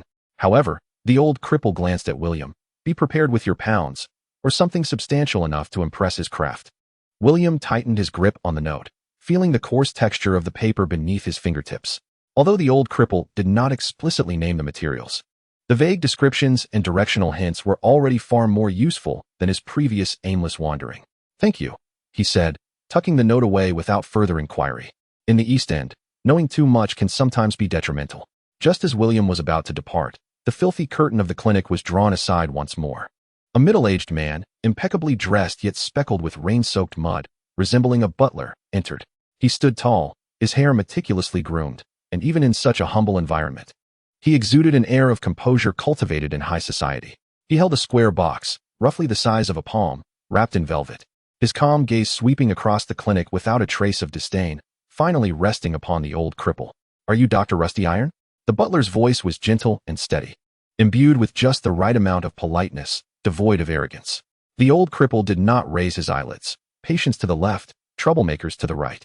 The butler appeared unfazed by this brusque response, his expression remaining serene. I am neither here to seek treatment nor to cause trouble. He stepped forward and carefully placed the velvet box upon the workbench, opening it. Inside was a mechanical bird, not a preserved specimen of a living bird, but a purely exquisite mechanical creation. Its body was crafted from brass and mithril, the feather patterns strikingly lifelike, with tiny gem bearings embedded in its joints, glimmering faintly under the dim light. Though it stood still at that moment, the complexity and precision of its craftsmanship invoked in William, who possessed an affinity for mechanics, an immediate appreciation for the extraordinary beauty within. This is my mistress's cherished mechanical doll, said to be a masterpiece from artisans across the sea from Intis. The butler's voice carried a hint of barely perceptible sorrow. It was accidentally dropped yesterday, and the linkage in the wings seems to be jammed. The clockwork refuses to move. The young lady is quite displeased. He paused, maintaining his calm demeanor. I have heard that you are skilled in handling peculiar objects. Repair it. Remuneration is not an issue. William's gaze was firmly captivated by the mechanical bird, not solely due to its exquisite craftsmanship, but but also because he sensed an unusual spiritual resonance emanating from its internal structure. This faint energy flickered like dormant embers, undeniably present, yet exceedingly subtle. Such a creation could never be the handiwork of an ordinary craftsman. What stirred him further was the notion that this ethereal vibration was intertwined with a delicate, warm essence, forming a remarkable contrast to the cold, rusty sensation in his left arm, reminiscent of the warmth of humanity. The old, limping man cast a fleeting glance at the mechanical bird nestled within the box, then turned his gaze toward William, a knowing smile curling at the corners of his mouth, tinged with a hint of amusement. Such intricate craftsmanship is beyond my clumsy hands, he remarked slowly, gesturing with his chin towards William. This young man possesses commendable skills. He has just restored my old pocket watch to its former glory. Why not let him have a look? The butler's attention shifted to William, assessing the youth's countenance and worn work attire. His gaze bore no trace of skepticism or disdain, merely an objective evaluation, as if appraising the utility of a tool. William remained undeterred by the scrutiny, his mind largely absorbed in the mechanical analysis of the bird. The primary spring was functioning properly. The main gear assembly meshed flawlessly. The issue lay in a micron-level deformation of the third linkage in the right wing, which had caused an energy transmission blockage. Lifting his gaze to meet the butler's eyes, he spoke calmly, "I can repair it. Provide me with tools and a bit of time." His confidence and composure, stemming from his apprenticeship in mechanics, elicited a slight nod from the butler. The butler did not respond immediately. Instead, he turned to the old man, inquiring, "What do you propose as the cost of repairs?" The old man promptly stated, "To fix it, £10. The cost of materials will be additional, and I require a £5 deposit up front." This price was exorbitant, nearly extortionate. The butler's expression remained inscrutable as he calmly articulated, £10 exceeds the typical range for repairs. However, considering the item's uniqueness, I am willing to accept it. He counted out 5 £1 notes from his wallet and placed them neatly on the workbench, without the slightest display of force. "This is the deposit. Should you succeed in the repairs, the remaining £5 will be provided." His tone was neither subservient nor arrogant. He simply expressed a humble request for caution. As this was an item of great value to the young lady, William did not pay heed to the £5 notes. His attention was entirely absorbed by the intricate mechanical bird. This was not merely a lucrative task, but a chance to validate his own capabilities. Moreover, he had an inkling that the original owner of this bird, the young lady, must possess an extraordinary status. In Bakerland, only a select few noble young women at the pinnacle of society could afford such mechanical wonders and be referred to as Miss. He carefully cradled the box, making his way to the workspace illuminated by the best light. The old cripple, unbeknownst to anyone, unearthed a relatively exquisite set of tools, presenting to him tweezers, a small screwdriver, a magnifying glass, and even a small vial of high-grade watch lubricant. William inhaled deeply, casting aside distractions as he engaged the full force of Sequence 9's mechanical sense, his mind akin to the most precise probe, delving into the intricate internal world of the mechanical bird. His right hand remained as steady as a robotic limb, commencing the disassembly of the casing in search of the minuscule, deformed axle. Within the clinic, only the subtle sounds of tools making contact with metal and the gentle patter of rain outside could be heard. The old cripple leaned back in his recliner, half closing his eyes, his murky gaze flitting between the focused William and the valuable mechanical bird, lost in thought. Chapter 15. Resonance inside the clinic. The mingled sense of inferior disinfectant, herbs, and metal lubricant pervaded the air. Bathed in the dim light of a kerosene lamp, William held his breath, his right hand steady as the most sophisticated machine arm. The mechanical apprentice's sense, akin to an invisible probe, penetrated the complex inner workings of the mechanical bird. Under the magnifying glass, the array of miniature gears crafted from brass and mithril revealed themselves in meticulous detail. William's perception honed in on the crux of the issue, a nearly imperceptible bend in the third linkage axle of the right wing, which had obstructed the energy transfer from the main spring to the wing joint. Grasping the specially designed tweezers, with tips as delicate as the finest lever, he guided with precision, employing a 3-second deduction to assist him, applying a micro-level force and angle to gently pry and rectify the deformed linkage axle. The metal emitted an almost inaudible sound of deformation. Subsequently, he employed a fine brush dipped in high-grade lubricant to sweep away the sludge and minute dust from the obstruction. Finally, he retrieved a copper wire thinner than a strand of hair, wrapping it around the connection between the linkage axle and the joint to form a rudimentary stress distribution structure, a common technique in precision mechanics on Earth, yet remarkably avant-garde in the steampunk realm. The entire process flowed seamlessly, avoiding unnecessary disassembly and preserving the mechanical bird's integrity to the utmost. Once the final adjustment was complete, William gently nudged the coarse spring with the tweezers. A soft click buzzed as the minute sounds of mechanical operation began to arise. The previously stagnant spring gradually released its energy, the gear assembly re-engaged, and energy flowed smoothly through the system. The brass and mithril bird's right wing joint emitted a soft sound, the once stiff wings elegantly lifting at a slight angle before slowly descending. Though merely a subtle motion, it was akin to awakening a slumbering sprite, infusing the creation with a vitality that was ineffably profound. It was done. William set down his tools, exhaling softly. The fatigue from intense concentration washed over him, and the pain in his left arm became more pronounced. The old cripple, who had seemingly dozed off, opened his murky eyes at some point. He scanned the reanimated mechanical bird, then shifted his gaze to William's tightly wrapped, now slightly trembling left hand. A flicker of an inscrutable emotion crossing his eyes. The butler had remained by the side, refraining from rushing forward, until he heard the faint sounds of the machinery at work, at which point he approached the workbench with measured steps. As he leaned over, his back remained straight, his gaze settling on the gently quivering wings of the mechanical bird, a hint of relief gradually spreading across the tranquility of his eyes. Indeed, it had been repaired. His tone remained composed as he extended his finger to gently touch the bird's tail, restoring even the previously entangled feathers. He turned to William, his gaze no longer one of initial scrutiny, but rather imbued with genuine acknowledgement. Your craftsmanship transcends that of an ordinary artisan. Quite impressive indeed. The old limping man interjected with a dose of cold realism, announcing a price that felt akin to robbery. 10, plus the previously paid 5 deposit, totaling 15. Or perhaps, would you consider leaving the bird as collateral? The latter half of his statement was directed at the steward, laced with a hint of mockery. The steward's expression remained unperturbed, neither refuting nor displaying anger, but rather responding with measured calm. While 15 exceeds the norm, it is nonetheless justified by the value of the work. He counted out 10 notes with meticulous care, neatly stacking them before placing them gently on the workbench beside the previous deposit. This represents the remainder of your payment. His movements were unhurried, yet he had a request to make of the gentleman. I must ask that you keep this matter confidential. This bird holds a special significance for our young lady, and I would prefer that its restoration remains unknown to outsiders. There was no threat in his tone, merely a respectful entreaty, yet it carried an undeniable firmness that brooked no refusal. It was clear that he no longer regarded William as a mere apprentice. William remained silent, quietly accepting the 15. The weight of the notes provided an unprecedented sense of security. This sum would sustain him for quite some time, even allowing for the purchase of supplementary materials. The transaction had gone more smoothly than anticipated, and the steward's composure surpassed that of some nobles portrayed in literature. A flicker of emotion crossed William's mind, yet his exterior remained serene. The steward carefully cradled the box containing the mechanical bird, sealing it with the velvet cover, and nodded slightly to the old limping man and William. I apologize for the disturbance. Without further ado, he turned and departed with measured steps, his gait steady, as if he had merely completed a routine task. The clinic was left with only the crackling of the oil lamp. The old limping man leisurely counted the money. Glancing at William, young man, your skills are indeed remarkable. However, he gestured towards William's tightly wrapped left hand, indicating that such a thing could not be concealed. The more intricate the work, the more apparent the hindrance. You trembled during that last maneuver, did you not?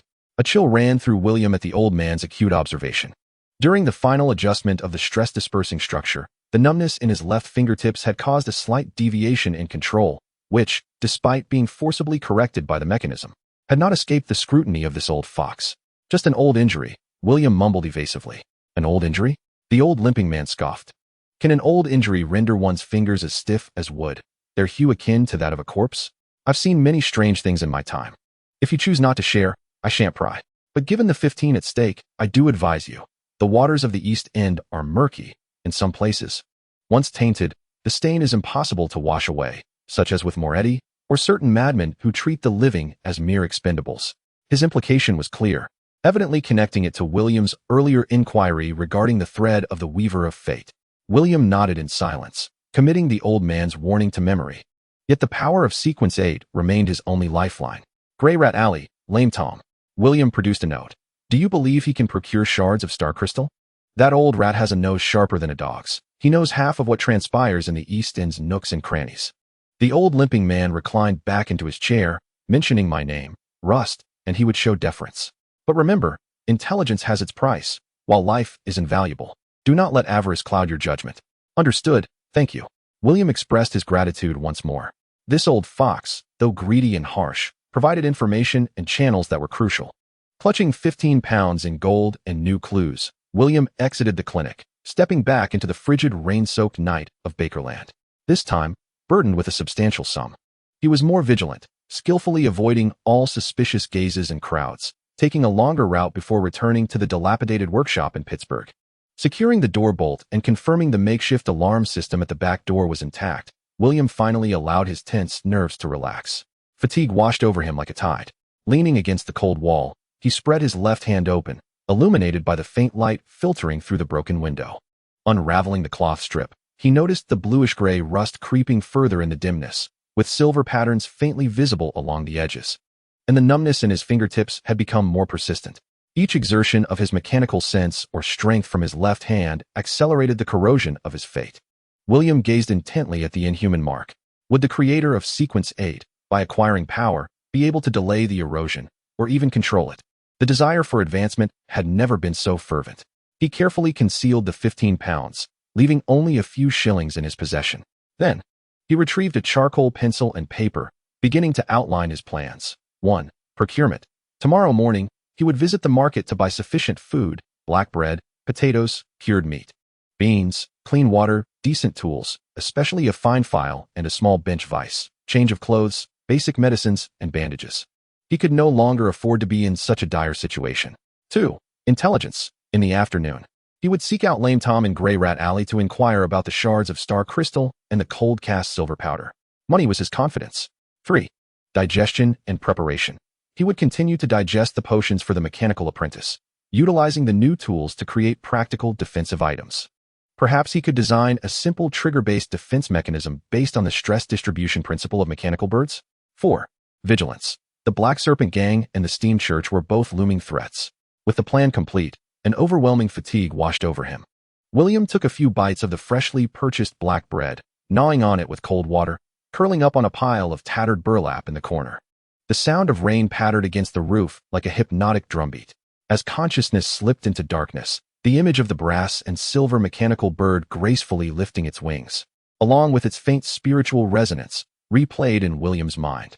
That essence of refinement and mystery, which belonged neither to the impoverished and filthy East End, stirred a ripple within his foreign soul. What might the lady, who possessed such a creation and whom he had never met, be like? A fleeting thought crossed his mind. Was she akin to Audrey from the original tale, like the sun illuminating Bakerland? He recalled the portrayal of the Lady of Justice in The Master of the Arcane, golden-haired, blue-eyed, kind, and wise. Alas, here I am, merely a rat struggling in the gutters of the East End. A wisp of self-deprecation from his earthly soul, mingled with a faint longing for home dulled by the pressures of survival, quickly succumbed to a deeper exhaustion. He tightened his thin clothing, surrendering to slumber amidst the chill of the rainy night and the stubborn pain in his left arm. In the workshop, only the makeshift alarm system remained silently vigilant in the darkness, guarding the precious moment of tranquility that belonged to its master. Chapter 16. The Lame Man of Grey Mouse Alley and the glimmer of star crystals. The morning chill of Backlund, infused with the distinct particulate essence of coal smoke, permeated through the dilapidated windows of the workshop. William awoke, the sharp pain in his left arm serving as a punctual alarm, rousing him even before the dawn's light seeped in. He unfurled his left hand, scrutinizing it in the faint light. The palm, mottled with bluish-gray rust stains, bore delicate silver lines that seemed to stretch outward imperceptibly, while a numbing sensation at his fingertips felt akin to a fragile layer of ice. With each slumber and every breath, the rust of fate, rooted in the foundation of the Iron Throne, silently gnawed away at him. As he assumed the role of an alchemist, William silently recited the core knowledge regarding the sequential pathways acquired from the Foundation. As a Sequence 9 mechanical apprentice, the essence lay in comprehending and mastering machinery, becoming a disciple of mechanics and the fundamental laws governing them. I require more practice, a deeper understanding. This need transcends mere acquisition of power. It is a pathway to stave off rust and preserve my humanity. Bearing the weighty confidence bestowed by his 15 pounds, William embarked upon a new day of performance and survival planning. His first destination was the relatively bustling morning market in the Pittsburgh district. The air was a melange of the burnt aroma of cheap bread, the fishy scent of the sea, and the musk of human sweat. No longer was William the impoverished boy who could only afford the most inferior black bread. He was frugal, yet no longer stingy. His total expenditure amounted to £1, 18 shillings and 8 pence. The £15 he had on him dwindled to just over 13.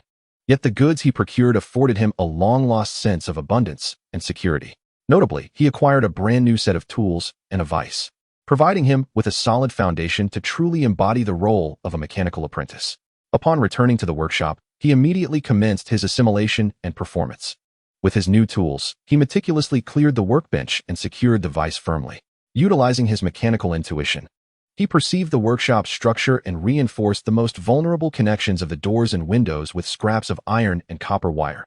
Not extraordinary, merely a physical fortification. He improved the rudimentary vibration alarm on the back door using new tools and materials, augmenting the resonance chamber to produce a sharper, more enduring sound.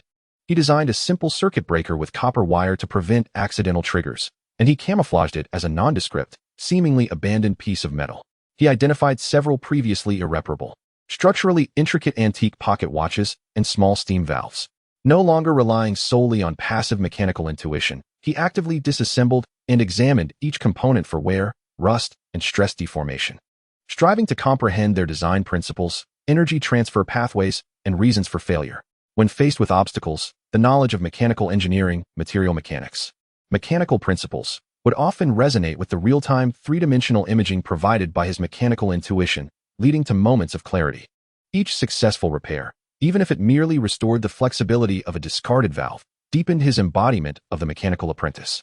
And the pain in his left arm seemed to ease slightly, an indication that the alchemical potion was being digested.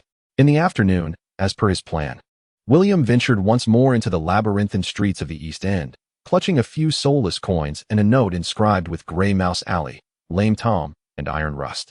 True to its name, Grey Mouse Alley was narrow, dim, and damp, flanked by dilapidated brick and timber houses, their walls plastered with layers of faded posters and grime. The air was thick with a noxious blend of cheap alcohol, decaying refuse, and the pungent odor of some animal den. Several disheveled vagrants, wrapped in tattered blankets, huddled in the corners, paying no heed to William's presence. Deep within the alley, beneath a makeshift shelter crudely assembled from rotting wooden planks and tarpaulin, stood a rickety old bookstall. The books were mostly in a state of disrepair, their covers worn and the contents varied. Expired editions of the Backlund Herald, inexpensive novels, tattered dictionaries, and even a few pages that appeared to belong to tomes on the arcane. Behind the stall, a gaunt old man curled up in a creaking wicker chair, one of his legs missing below the knee, the pant leg tied off. His face was etched with deep wrinkles, reminiscent of cuts from a knife. Yet his eyes were strikingly sharp, like a rat in the night, scrutinizing every passerby. This was Lame Tom. William approached the stall but did not immediately peruse the musty volumes. Instead, he lowered his voice. "Mr. Tom? The Iron Rust doctor sent me." Lame Tom's murky gaze instantly focused on William's face, his keen eyes scanning the young man's features and the carefully wrapped left hand, assessing and evaluating. After a few moments, he rasped, his voice like sandpaper. "That old fool Rust hasn't poisoned himself with his herbs yet? Speak, lad, what news do you seek?" "Rust's reputation is worth a few soulless coins, but information has its own price. I require intelligence regarding shards of star crystal, as well as a reliable source for cold-cast silver powder," William stated forthrightly, gently placing a half-pound gold coin, 10 soulless, upon the cover of a weathered tome of rune folk legends. The coin shimmered enticingly in the dim light. Lame Tom's gaze was immediately drawn to the coin, a low murmur escaping his throat. He swiftly scanned the surroundings, ensuring no one was watching, and his withered fingers, akin to an eagle's talons, deftly pocketed the coin. "Shards of star crystal," Tom's voice dropped further, laced with a barely perceptible gravity, "are not easily obtained. They are neither from living beings nor mined from the earth. It is said that they condense near ancient relics or remnants of particular rituals imbued with astral power, under specific celestial alignments." A shiver ran through William. This aligned with the old man's assertions. Within the Backlund region, there had recently been rumors of locations where such items had surfaced. Tom's cloudy eyes darted thoughtfully. He paused before continuing. "It's the Moretti textile factory." Moretti again. William's heart involuntarily tightened. That cursed place had become exceedingly sinister since its abandonment. Tom's voice carried a hint of trepidation. There were whispers of a shimmering stone within, located near those colossal, iridescent spider webs. Yet of those who ventured inside, 9 out of 10 never returned. The solitary survivor had succumbed to madness, endlessly muttering about stars, singing, and spiders. He cast a meaningful glance at William. Russ should have informed you of whose territory it is now, right? The Rose Society and the Cult of Spirits are not inclined to reason with you. As for cold-cast silver powder, Tom's tone lightened somewhat. This was comparatively common. Many low-tier rituals and potions required it to stabilize spirituality and channel specific energies. In the basement of the East District's Black Scorpion Bar, a small gathering of extraordinary individuals convened every Wednesday night. As long as one possessed wealth or items of interest to them, entry was typically attainable. However, the crowd was a mixed bag, rife with spies, so exercise caution. The Moretti Textile Factory, the Black Scorpion Bar, 3 leads, each pointing to different levels of peril. William pondered for a moment. Is a permit required for the gathering at the Black Scorpion Bar? Tom grinned, revealing several yellowed, blackened teeth. Mention my name, Lame Tom, and offer the one-eyed bouncer, Bari, a fee of 5 sulers. He'll grant you access. Remember to keep your eyes and mouth in check. Avoid trouble and flaunting wealth. Thank you. William nodded, placing an additional 5 suler coin as a token of gratitude, recognizing the worth of the information far exceeded his expenditure. Just as William prepared to depart, a raucous commotion erupted at the entrance of Grey Rat Alley, accompanied by brutal shouts. Get lost. The Black Snake Gang is on duty. Did you see a kid in dark work attire with a shaky left hand? William's heart sank instantly. It was one of Bach's men. They had tracked him down here. How swiftly they had turned the entire East District upside down. A sense of dread enveloped him. Lame Tom's murky eyes narrowed, resembling a startled mouse. As he hurriedly stuffed several dubious tomes of mysticism into a frayed burlap sack tucked away in a corner, he urgently hissed at William. Go around back. Quickly. Navigate through that garbage-strewn dead end. Climb over the low wall into the muck district. Don't look back. Without a moment's hesitation, William activated his sense, its Tier 9 capabilities unfurling to lock onto the dark corner piled high with decaying refuse and broken planks. He crouched low, akin to a nimble raccoon, swiftly darting into the foul shadows under Tom's cover. He could hear the harsh inquiries of Bach's men behind him, coupled with Tom's feigned ignorance. Upon scaling the mildew-scented low wall, he found himself in a mire-ridden area where sewage flowed freely. William dared not linger. Employing the complex terrain and his sense to detect metallic objects, potential weapons his pursuers might bear, swiftly weaving through until he had successfully eluded any possible tracking. He then made a wide detour, returning to the relatively safe confines of Pittsburgh District. Upon reaching his workshop, he secured the door, leaning against the cold wooden barrier. Breathing heavily, the tension and recent exertions had intensified the pain in his left arm, and the silver patterns on his palm seemed to sharpen in clarity once more. The relentless pursuit by the Black Snake Gang weighed heavily on William, instilling within him an immense sense of pressure. The gathering at the Black Scorpion Tavern was set for the day after tomorrow, on Wednesday, and attendance was imperative. Cold-cast silver powder was a relatively accessible auxiliary material. Yet it was likely that Bach's men would also be monitoring those clandestine meeting spots. He approached his workbench, where a newly acquired kerosene lamp radiated a steady, bright light. The vise was securely fastened, and he gazed at his hands, stained from toil and tension, yet remarkably steady, his right hand. A thought crystallized in his mind. Relying solely on mechanical intuition and earthly knowledge would prove inadequate. In the shadowy jungles of Backlund, he required a more direct and effective means of self-defense. His gaze fell upon the newly purchased tools and materials, particularly the copper wire, iron sheets, and small springs. Perhaps he could endeavor to create a truly lethal weapon? William's mind raced, intertwining his mechanical intuition with concepts of earthly weaponry. There was no need for complex firearms. Perhaps a powerful mechanical crossbow would suffice? Utilizing springs for energy storage and copper wire for stringing, he grasped a thick copper wire and a small, strong spring. With the aid of his mechanical intuition, he began to bend, connect, and design a force-transmitting structure. Each attempt, each adjustment following a failure, deepened his role as a machinist apprentice and expanded the boundaries of his own strength. Chapter 17. The night at the Black Scorpion Tavern time slipped away quietly amidst his focused endeavors and the persistent ache in his left arm. 2 days later, the night of Wednesday descended upon Backlund as anticipated, with heavy coal smoke and fog mingling to further obscure the already dim glow of the gas lamps in the East District. Within the dilapidated workshop of the Pittsburgh District, the new kerosene lamp cast a steady, bright light. William set down his tools and exhaled deeply. On the workbench, a new creation gleamed with the cold, hard luster of metal under the lamp's glow. It was a relatively simple yet ingeniously designed one-handed crossbow. The body was constructed from hardwood and reinforced iron plates, with the core comprising two thin steel strips, repeatedly tempered for exceptional elasticity, serving as the bow arms. A complex system of levers and pulleys, repurposed from the gears of a discarded pocket watch, facilitated the drawing of the string. Its most distinctive feature was the sliding mechanism of the quiver, capable of holding 5 short steel bolts, which employed a rudimentary ratchet system for semi-automatic reloading. The lines of the crossbow were fluid, exuding a rugged and utilitarian aesthetic of violent beauty. A simplified version of the earthly compound bow, enhanced by his mechanical intuition, should prove sufficient.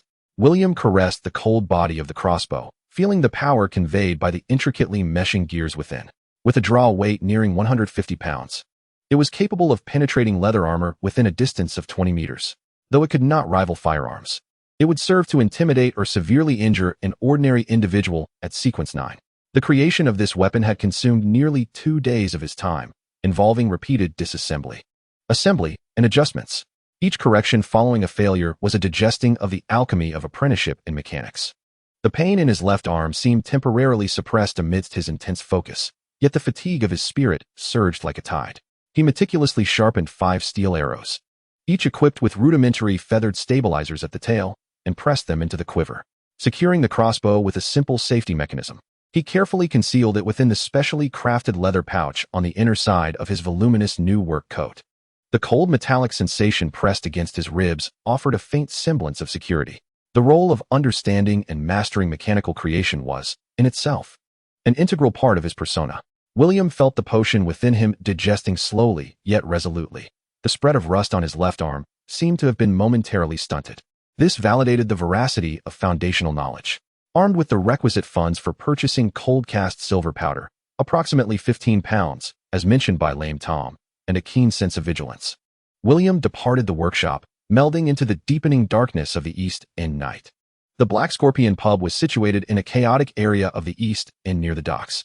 Its sign, a crooked piece of weathered wood emblazoned with the image of a menacing black scorpion, creaked ominously in the night breeze. 2 burly, menacing bouncers stood at the entrance. One, with a black eye patch covering his right eye, was the very one-eyed Barry mentioned by Lame Tom. William tightened his coat, deliberately stiffening his left arm, and approached with his head bowed. The entrance fee was 1 so. Barry, in a gruff voice, extended his hand, his murky single eye scrutinizing William with a mix of appraisal and disdain. Without uttering a word, William produced a single so silver coin and handed it over, lowering his voice as he said, "Lame Tom sent me." Upon hearing Tom's name, the ferocity in Barry's eye softened slightly, and he grunted, "Go on in.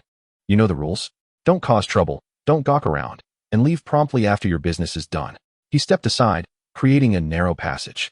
William nodded and pushed open the heavy, greasy door, which exuded the foul odors of inferior beer and sweat, stepping inside. The interior of the pub was even more raucous and filthy than the exterior. The murky air was saturated with the mingling scents of cheap ale, tobacco, sweat, and vomit. Beneath the dim glow of gas lamps, a diverse crowd filled the space. Dockworkers, drunken sailors, shifty-eyed pickpockets, and boisterously shouting harlots. The cacophony of laughter, shouting, and off-key singing coalesced into a dizzying ocean of noise. William's instinct for combat silently unfurled, instantly filtering out most of the irrelevant clamor and odors. Focusing intently on the location and movement trajectories of metallic objects, weapons, as well as the few figures near an inconspicuous small door deep within the pub, emanating a relatively subdued presence with faint spiritual vibrations. That was likely the entrance to the underground gathering. Keeping his head down, he skillfully navigated around the drunken patrons and rowdy crowd, akin to a nimble fish, swiftly making his way through the chaotic hall to the small door. 2 sharp-eyed, robust men guarded the entrance, their bodies faintly tinged with the scent of blood. After once again mentioning Lame Tom's name and paying the 1 so entrance fee, he was finally permitted to enter. Descending the narrow, steep, mold-scented stone steps, the din of noise was significantly muffled. The basement was modest in size, merely over 20 square meters, its walls composed of rough-hewn stone, illuminated only by a few dim kerosene lamps. The air was heavy and stale, infused with dust, herbs, and an indescribable chill. 7 or 8 individuals were scattered about, either standing or seated, maintaining a palpable sense of vigilance and distance from one another. The arrival of William garnered a fleeting moment of attention, with a few scrutinizing, indifferent, or even malicious glances cast upon his youthful visage and conspicuously unnatural left arm. He positioned himself in a shadowy corner near the entrance, leaning against the wall, his head bowed, obscuring much of his face within the shadow of his hood. His right hand rested seemingly casually upon the quiver at his waist, yet it was poised to draw a weapon at any moment. The senses of Sequence 9 were in full operation, akin to an invisible radar scanning the entirety of the basement, assessing the general outlines of each individual and the metallic items they bore, be it weapons or potentially extraordinary artifacts. This atmosphere was far more exhilarating than that of a bustling marketplace, albeit with a somewhat intoxicating undertone, William mused internally. Though he dared not let his guard down in the slightest. The gathering appeared to be just commencing. A host, clad in a tattered black robe and possessing a voice as raspy as a broken bell, stood at the center, succinctly announcing the rules: voluntary transactions, cash for goods, and strictly no fighting. Thus, the trading began. Participants took turns stepping into the dim light at the center, softly announcing their desired items or those they wished to sell. 50 milliliters of fresh ghost shark blood in exchange for information regarding the wind sycophants, or an equivalent in pounds. 3 black-edged sunflowers of superior quality for 10 sol each. Seeking news regarding the main ingredient for barbarian potions, the solid horn crystal from earth rhinos, with compensation to be negotiated. Offering a talisman with slight sleep-inducing effects, lasting a week, for 5 pounds. The items for trade largely revolved around low-sequence potion materials, minor charms or protective amulets, and bits of information. The atmosphere was oppressive and cautious, with each transaction accompanied by silent probing and vigilant scrutiny. William awaited patiently. At last, a burly man clad in a greasy leather apron, sporting a scarred face resembling that of a butcher or blacksmith, approached the center and boomed. Cold cast silver powder, standard quantity, 2 portions. 15 pounds each. Cash only. William's spirits lifted. The target had emerged. The price aligned with that of Lame Tom's estimation. He refrained from advancing immediately, instead keenly assessing the imposing figure. The man exuded a strong scent of metal and sulfur, his muscles taut, and his waist bulging, clearly equipped with weaponry. His spiritual aura was not particularly strong, presumably around Sequence 9 as well. Just as William prepared to step forward to transact, another figure from a distant corner, a young man dressed elegantly, yet marred by mud, pale of complexion, and with shifty eyes, interjected with urgency. "I'll take one." The scarred man cast a glance at him, then retrieved 2 small packages wrapped in oiled paper from his bosom, weighing them in his hand before extending one. 15 pounds.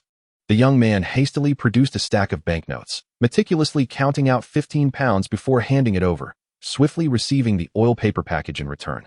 Without a glance, he tucked it into his coat and retreated into the shadows of the corner, akin to a startled rabbit, his entire demeanor betraying an air of guilt and tension. William furrowed his brow, but chose to remain silent. He stepped forward, deliberately lowering his voice to a steady and somber tone. "I shall take another." The scarred brute accepted the payment, his fingers slick with saliva as they quickly verified the sum. Once satisfied, he tossed another oil paper package to William. The weight felt slightly heavy, accompanied by a cool, slippery texture. Even through the oil paper, he could sense the powdered contents within. It was indeed genuine. A transaction devoid of deceit. The burly man flashed a grin, revealing teeth stained yellow by tobacco, before turning back to his station. With the completion of the deal, William felt a slight reassurance. One of the essential auxiliary materials was now in his possession. He did not leave immediately. Instead, he lingered, hoping to glean any information regarding the shards of star crystal. A figure clad in a hooded robe, obscuring their visage, stepped into the center, their voice rasping like sandpaper, imbued with an unsettling viscosity. "I have for sale intelligence regarding the latest layout of the Moretti textile factory, particularly the secure routes within the chromatic web area. Price, 20 pounds. Or equivalent clues regarding the Madman-esque traits. Moretti textile factory. Chromatic web." William's heart raced. This was precisely the information he sought. However, the 20-pound price tag and the figure's bizarre aura made him immediately wary. Moreover, clues regarding madman traits? This clearly pointed to extraordinary beings of the aberrant path. The individual before him was likely a member of the spirit cult or the Rose School. The so-called safe routes to such a place were, more often than not, traps. The atmosphere in the basement grew even more oppressive and tense due to this transaction's information. No one spoke. Only a few pairs of eyes flickered between the hooded figure and William. It was evident that William had revealed his wealth when purchasing the cold-forged silver powder, and he had now become a target. William forcibly suppressed the fluttering in his chest, lowering his head without any sign of acknowledgement. The hooded figure waited a moment, letting out an ambiguous chuckle before retreating back into the shadows. As the gathering drew to a close, William decided against lingering any longer and prepared to depart. Just as he turned toward the exit staircase, the same young man who had hastily procured the cold-forged silver powder silently followed him like a shadow, his eyes gleaming with greed and an unsettling excitement. William's instincts keenly detected the other's movements. He continued walking, but his right hand had discreetly grasped the grip of the crossbow hidden within his coat, the cold metal sending a chill through him. Indeed, the adage "do not flaunt your wealth" held true in every circumstance. A cold smile crept across William's mind, as the sting in his left arm seemed to remind him the nights in Backlund had never been safe. He ascended the narrow staircase, the footsteps shadowing him like a serpent's hiss, audibly clear in the silent stairwell. The cacophony of the bar above filtered down like a murky veil. Chapter 18. Rust. Years and unexpected allies. The narrow, steep stone steps were permeated with an indelible mustiness, resembling a throat leading into the abyss. Behind William, the footsteps shadowing him were amplified in the silence, each step striking against taut nerves. The cacophony from the bar's hall seeped through the heavy wooden door, dull and distant, only serving to accentuate the oppressive stillness of the stairwell. William refrained from glancing back. The mechanical aura of Sequence 9 unfurled behind him like an invisible spider's web, revealing the silhouette of a young man, his steps unsteady, breath rapid, and his eyes swirling with a morbid excitement. His hand was inching toward his waist, where a cold metallic shape, the outline of a dagger, lay concealed. Was he truly so desperate for a mere handful of silver dust, a ravenous wolf mistaking himself for a god of poverty? A fleeting image of the young man's anxious demeanor while purchasing items at the Black Scorpion bar crossed William's mind, yet there was no time for further contemplation. His right hand stealthily slipped into the inner pocket of his coat, the cold, hard grip of the crossbow's handle instantly filling his palm, offering a faint sense of security. Deep within his left arm, a sharp pain akin to gears grinding was temporarily suppressed amid the heightened tension. Yet the chill emanating from the rusted spot on his palm grew increasingly vivid. 1 step, 2 steps. Only 3 steps remained until he reached the heavy wooden door leading to the bustling hall above. Suddenly, the footsteps behind him quickened, infused with a desperate ferocity. Now was the moment. William abruptly pivoted, crouched low, twisting his waist. The movement was executed fluidly, like a finely tuned machine rehearsed 1,000 times. In the split second of his body's rotation, his right hand swiftly drew forth the concealed mechanical crossbow. The cold metal limbs of the weapon glimmered ominously in the dim light. Click! The sharp sound of the safety being disengaged echoed painfully in the confined space.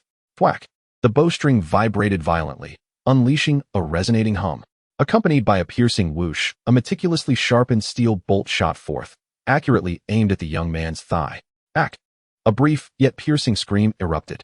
The young man, in mid-charge, froze, his body swaying as if struck by a heavy hammer. In disbelief, he glanced down, witnessing the steel bolt embedded deep in the exterior of his thigh, a bloodied feathered fletching quivering in the aftermath. Agonizing pain and sheer terror shattered the greed in his eyes, and he clutched his wound, tumbling down the stairs, crashing against the wall with a dull thud. William did not linger to observe the outcome. He understood that the crossbow's power was insufficient to deliver a fatal blow, yet it was adequate to incapacitate his adversary. Without a moment's hesitation, he forcefully swung open the heavy wooden door leading into the bar's hall. The murky air, pungent odors, and deafening clamor instantly engulfed him. The writhing crowd on the dance floor, the boisterous patrons at the bar, and the entangled couples in the corners merged into the perfect cover.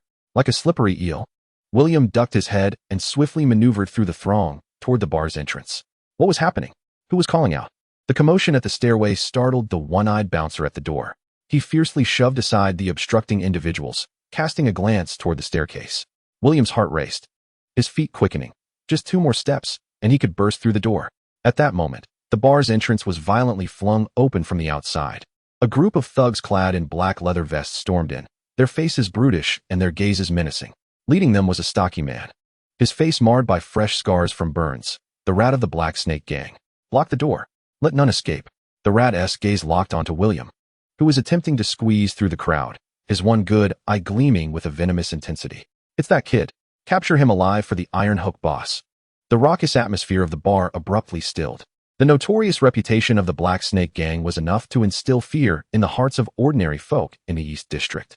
The crowd instinctively parted, exposing William as he tried to blend in. With foes ahead and pursuers behind, Barry was pushing his way through. The limited space of the bar offered no escape. Was this a coordinated ambush, surrounding him from all sides? William's pupils dilated, a chilling tremor emanating from the integrated core within his left palm, as if urging him to make a choice. His right hand gripped the crossbow tightly, while his left hand instinctively reached for the tool bag at his waist, where a newly acquired heavy wrench lay.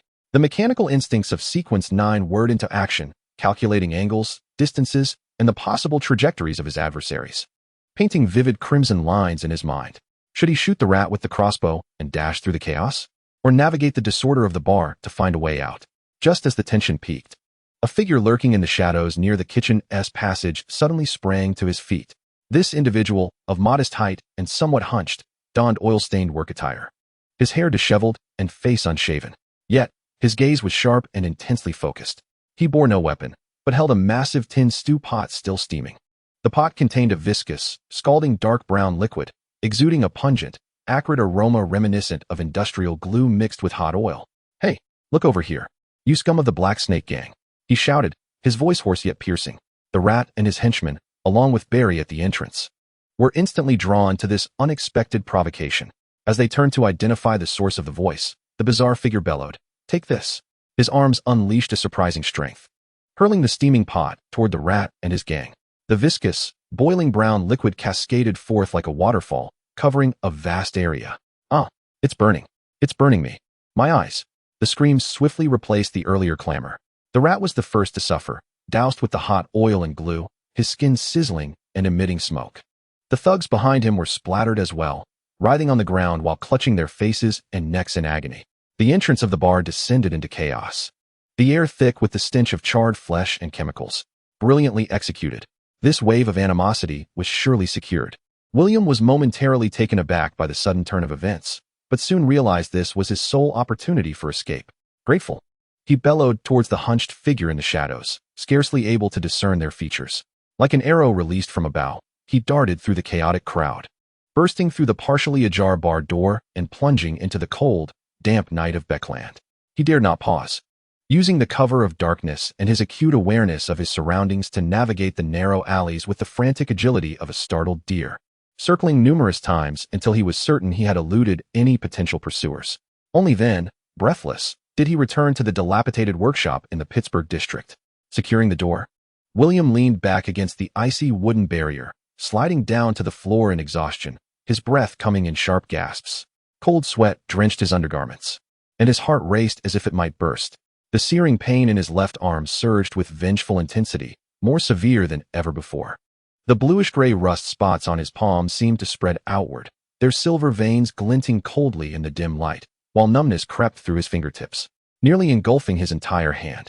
Trembling, he extracted the oiled paper bundle from his pocket, the cold, slick silver powder slipping through his fingers.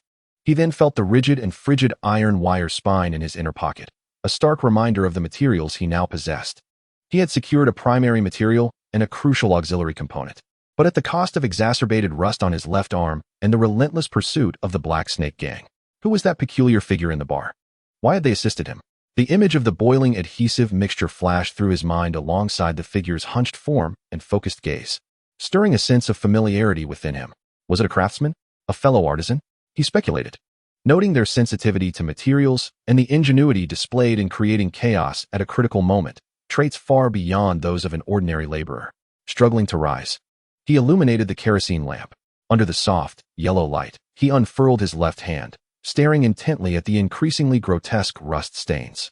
The chilling sensation of foreign metal seeped from deep within his flesh, a constant reminder of the inhuman corrosion he faced. The desire and resolve ignited in the eyes of Sequence 8's trajectory weaver. He must ascend swiftly. Only greater strength could combat the rust, withstand the Black Snake Gang, and survive in this wretched place. Approaching the workbench, he noted the sturdy shadow cast by the vise under the lamp's glow. He retrieved his tools and examined the life-saving mechanical crossbow, its strings somewhat slack and several gears showing slight wear from the earlier tumult. Whispering the tenets of an engineering apprentice, he took up his tools, his movements steady and precise as he began to disassemble, inspect, polish, lubricate, and calibrate. Each step demanded his full attention, immersing his mind in the intricate world of machinery. With every adjustment, as the crossbow returned to its optimal state, his understanding of engineering deepened, and the tumultuous pain in his left arm seemed to ease slightly with this focused endeavor. Once the crossbow was restored, he carefully set it aside. His gaze fell upon the iron box in the corner concealing the iron wire spine, then on the cold-cast silver powder on the table. He still required the final two primary materials, the Fateweaver's silk pouch and the auxiliary component, the stardust crystal fragments. Additionally, he needed a safe place to concoct and consume the magical elixirs. The relentless pursuit of the Black Snake Gang grows ever tighter, rendering this workshop no longer a sanctuary. The colossal gears of Backlund's fate continue to turn through the rain-soaked night. William Stark, a foreigner whose left hand is corroded by destiny, struggles precariously along the thin line between survival and power, desperately seeking his next refuge. In the shadows of the bar, a hunched figure spills hot resin, a riddle momentarily suspended in this perilous night. Unbeknownst to William, this individual is the destitute craftsman, Sharif, who will one day have his telegraph invention usurped by him, thereby capturing the attention of the steam church. The threads of fate are quietly weaving the next encounter amidst the mists of Backlund. Chapter 19. Embers and star maps. The cold wooden door pressed against his back, each heartbeat tugging at the agonizing gears deep within his left arm. William sat slumped on the frigid floor of the workshop, his sweat-soaked undershirt clinging to his skin, clammy and cold. He gasped for breath, the murky air still redolent of machine oil and rust, yet at this moment, it offered more solace than any corner of Backlund. I survived, he murmured to himself, his voice hoarse and dry, trembling with the aftershocks of his narrow escape. The acrid scent of the hot resin that had splattered in the Black Scorpion bar, the spine-chilling screams of a rat scalded, the jostling of the chaotic crowd, and the chilling caress of the night wind against his cheeks swirled as fragmented images in his mind, ultimately crystallizing upon the face of a stubbled man with an unusually focused and sharp gaze. Sharif, William whispered the name. The very craftsman whose telegraph invention he would one day seize. Their destinies first intertwined when this man saved his life. The mastery with which he had grasped and utilized the properties of that searing resin was beyond the capabilities of ordinary folk. Companion? He shook his head, momentarily suppressing his confusion. Now was not the time for such reflections. The agonizing throb in his left arm struck like a coiled serpent, surging forth with ferocity after a brief numbness. He tremulously raised his left hand, peering through the narrow beam of light filtering through the door. The grayish-blue rust patch on his palm seemed to pulsate like a living thing, encroaching outward in a small circle, its irregular serrated edges starkly visible. The once faint silver filaments now glimmered ominously in the dim light, casting a chilling, foreboding sheen. Worse still, a numbing sensation enveloped his fingertips, leaving only a faint awareness, as if they were encased in thick leather. With each heartbeat, it felt as if the cold, foreign object, the iron throne of his torment, was throbbing deep within his palm. A constant reminder of the inhuman corrosion he endured. The price was steep. Struggling to rise, he meticulously secured every bolt on the door and then laboriously pushed a heavy, grease-stained workbench against it. Once this was accomplished, he felt utterly drained, sliding down against the workbench to the floor, gasping for breath once more. After a moment, he summoned his strength to light the old kerosene lamp atop the workbench. The flickering, warm glow dispelled the shadows in the corners, illuminating the pallor of his face and the fatigue that lingered beneath his eyes. He cautiously retrieved the oiled paper package from within his coat. The paper package felt cool and slick to the touch. As he untied the string, it revealed a shimmering silver powder, glistening with minute star-like specks, cold-cast silver. He then reached into the inner pocket, and through the coarse linen fabric, he could distinctly feel the rigid, icy outline of the iron wire resembling a serpent's spine.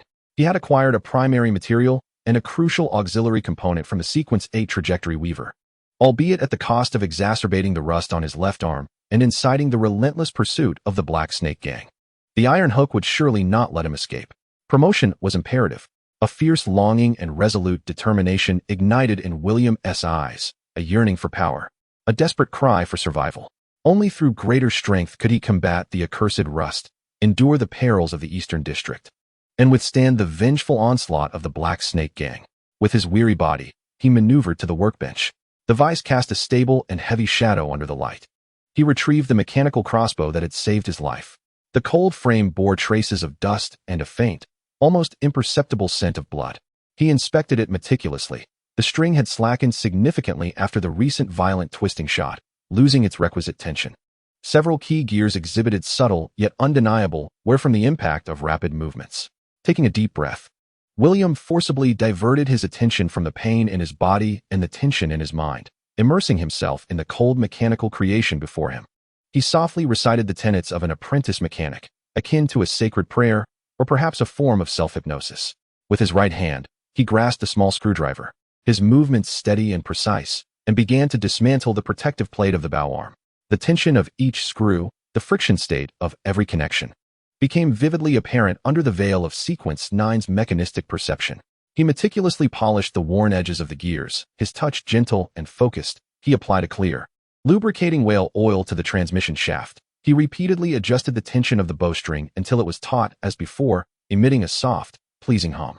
With each contact of the tools, each restoration of the damaged components, and each return of the mechanical structure of the crossbow to perfect harmony, his comprehension of the concept of mechanics deepened. It was not merely the repair of a weapon. It felt like the restoration of an inner order. The surging pain deep within his left arm seemed to subside slightly with this intense focus, akin to a once rampant beast being soothed. Upon completing the repairs, he carefully set the crossbow in a corner of the workbench, the cold metal emanating a faint glow under the light. His gaze then fell upon a nondescript iron box in the corner of the workbench. Inside lay quietly one of the keys to Sequence 8, the iron wire resembling a serpent's spine. He glanced again at the spread of cold cast silver powder on the table. He still needed the final 2 fragments of star crystal and the silk pouch of the Fate Weaver. Moreover, a safe place to concoct and consume the potion was essential. The hunt by the Black Snake gang would only tighten like a noose, growing ever more constrictive. This dilapidated workshop in the Pittsburgh district, with its broken windows and ancient locks, had long ceased to be a sanctuary. The colossal gears of Backlund turn indifferently in the heavy night outside, accompanied by the distant, faint cries of steam locomotives and the sound of their whistles. Rain, unbeknownst to him, begins to fall in a gentle patter, striking the iron roof and producing a monotonous, chilling sound. William Stark, this foreigner whose left hand has been corroded by fate, struggles to find his next foothold on the tightrope of survival and strength. Exhausted, he sinks into an old, creaking chair, retrieving a half piece of hard, cold black bread from a dark compartment beneath the workbench, mechanically gnawing on it with cold water. The rough bread scrapes his throat, while the icy water sends a shudder through his stomach. Outside the window lies the boundless, coal-smoke-tainted darkness and dampness of Backlund's eastern district. A sense of loneliness rises silently like a cold tide, enveloping him. He yearns for the bright lights of earth, reminiscing about the old lathe at home that purrs with a deep, soothing hum, and even misses the tedious, monotonous daily grind of business meetings at the company, which now seem like an unreachable warmth. He cannot return. He swallows the last bite of coarse bread, along with the bitter chill of despair. Here, he has only himself, this rusted arm, and the strength he must grasp. The flickering light of the oil lamp dances across his weary face as he spreads out an exceedingly rudimentary map of Backlund's eastern district, purchased from Lame Tom. His gaze falls upon the heavily circled Moretti textile factory, a den of madmen from the Rosicrucian school and the spirit cult, the very source of the Spider-S silk of fate, and a place mentioned in intelligence reports as potentially yielding fragments of star crystal, described by Lame Tom as a webbed area shimmering with eerie, iridescent light. The spider's silk and star crystal fragments. William's fingers unconsciously tap against the table, producing a light, rhythmic sound. Astonishingly, both of these coveted materials reside within the same hellish lair, indicating that to ascend to Sequence 8, he must brave a perilous venture. The risks multiply exponentially. Truly, it is a buy one get one free scenario. A sardonic smirk tugs at the corners of his mouth, devoid of mirth. It feels akin to a game where, upon emerging from the novice village, the quest guide directs him straight to the core area teeming with elite monsters and outrageous difficulty. He imagines he can hear the malicious clattering of the gears of fate as they turn. Outside the workshop, the sound of rain seems to intensify. In the darkness, it feels as though countless eyes are peering into this dimly lit little house. The following dawn, a grayish light struggles to penetrate Backlund's thick coal smoke and fog, sparingly casting its glow upon the damp cobblestone streets. The air is cold and humid, a pungent mix of poor coal smoke, decaying refuse, and low-quality alcohol. The night's rain has left murky puddles on the uneven road, reflecting the leaden sky and the dilapidated brick buildings flanking either side. William wrapped himself tightly in his faded, patched-over work jacket, pulling a similarly tattered cap low over his brow, the brim casting a shadow that obscured much of his face, revealing only his taut jawline. He blended into the murky flow of weary souls hustling for survival in the early morning of the Pittsburgh district, silent as a droplet merging with polluted waters. His destination, Rat Alley. This narrow, filthy passage served as one of the intelligence hubs in the east end of Beckerland, teeming with pickpockets, fence dealers, and informants like Lame Tom, who scraped by in the gray underbelly of society. The air was thick with the stench of inferior tobacco, expired food, and a certain indescribable decay. William found Tom in a corner cluttered with discarded barrels and tattered burlap sacks. The wiry man remained wrapped in his greasy, heavy coat. Leaning against the cold wall, one leg curled unnaturally. His murky eyes darted warily beneath the cap's brim, resembling a rat scavenging through refuse. "Tom," William approached, his voice low and tinged with the chill of dawn. Tom lifted his head, a flicker of barely perceptible surprise crossing his features before being replaced by his usual shrewdness. "Ah, it's you, kid. You've got a strong constitution. Heard it was quite noisy over at Black Scorpion last night." He clicked his tongue, revealing tobacco-stained teeth. "Word has it that the Black Snake Gang's rat nearly got boiled. A few unfortunate souls shot in the leg. Quite brutal." William remained silent, merely retrieving several warm copper pennies from his pocket and pressing them into Tom's hand. "I need the latest on the Moretti textile factory, particularly regarding the chromatic web area." He paused, adding, "And is there any more affordable source for star crystal shards? Or at least clearer intelligence?" He deliberately emphasized the word affordable. Tom weighed the coins in his hand, quickly stashing them in an inner pocket, then rubbed his reddened, frost-bitten fingers together. "The factory? That cursed place is now a hornet's nest. Those lunatics from the Rose Society have been unusually active, as if searching for something. The lingering specters of the cult of the Veil are also mixed up in it." He lowered his voice, a hint of palpable fear creeping in. "The chromatic web area? It's even more sinister. Hardly anyone who ventured near it in recent months has emerged unscathed, and those who did are raving mad, mumbling about stars and such. As for star crystal shards," he shook his head, "those snooty gentlemen at the Astronomical Society won't entertain you unless you can meet their exorbitant prices. Occasionally, something trickles out on the black market, but the costs are astronomical and authenticity is dubious. To acquire them, you either gamble your luck in the West End," or he gestured towards the Moretti textile factory. "You'll have to try your fortune there." He regarded William, his tone unexpectedly sincere. "But listen, kid, heed my advice. Entering that place now is tantamount to courting death. The rat business isn't over. The Black Snake Gang is hunting you like rabid dogs, and the Steam Church-esque gray-gloved ones have been keeping a close watch on the East End. What you should do now is find a rat hole to burrow into and lay low for a few months." William remained silent, his gaze sharp as an eagle's, capturing every nuance in Tom's words. "The Rose Society is searching for something? The cult of the Veil is involved as well? Those who venture near the chromatic web district may go mad?" This seemed to resonate with what he had previously heard from Old Lame Leg about the characteristics of the Fate Weaver. It was said to weave and influence the trajectories of living beings' destinies. The mentally fragile would likely find their minds shattered by the invisible threads of fate. As for the shards of star crystal, indeed, apart from that cursed place and the stargazing society, there appeared to be no other route.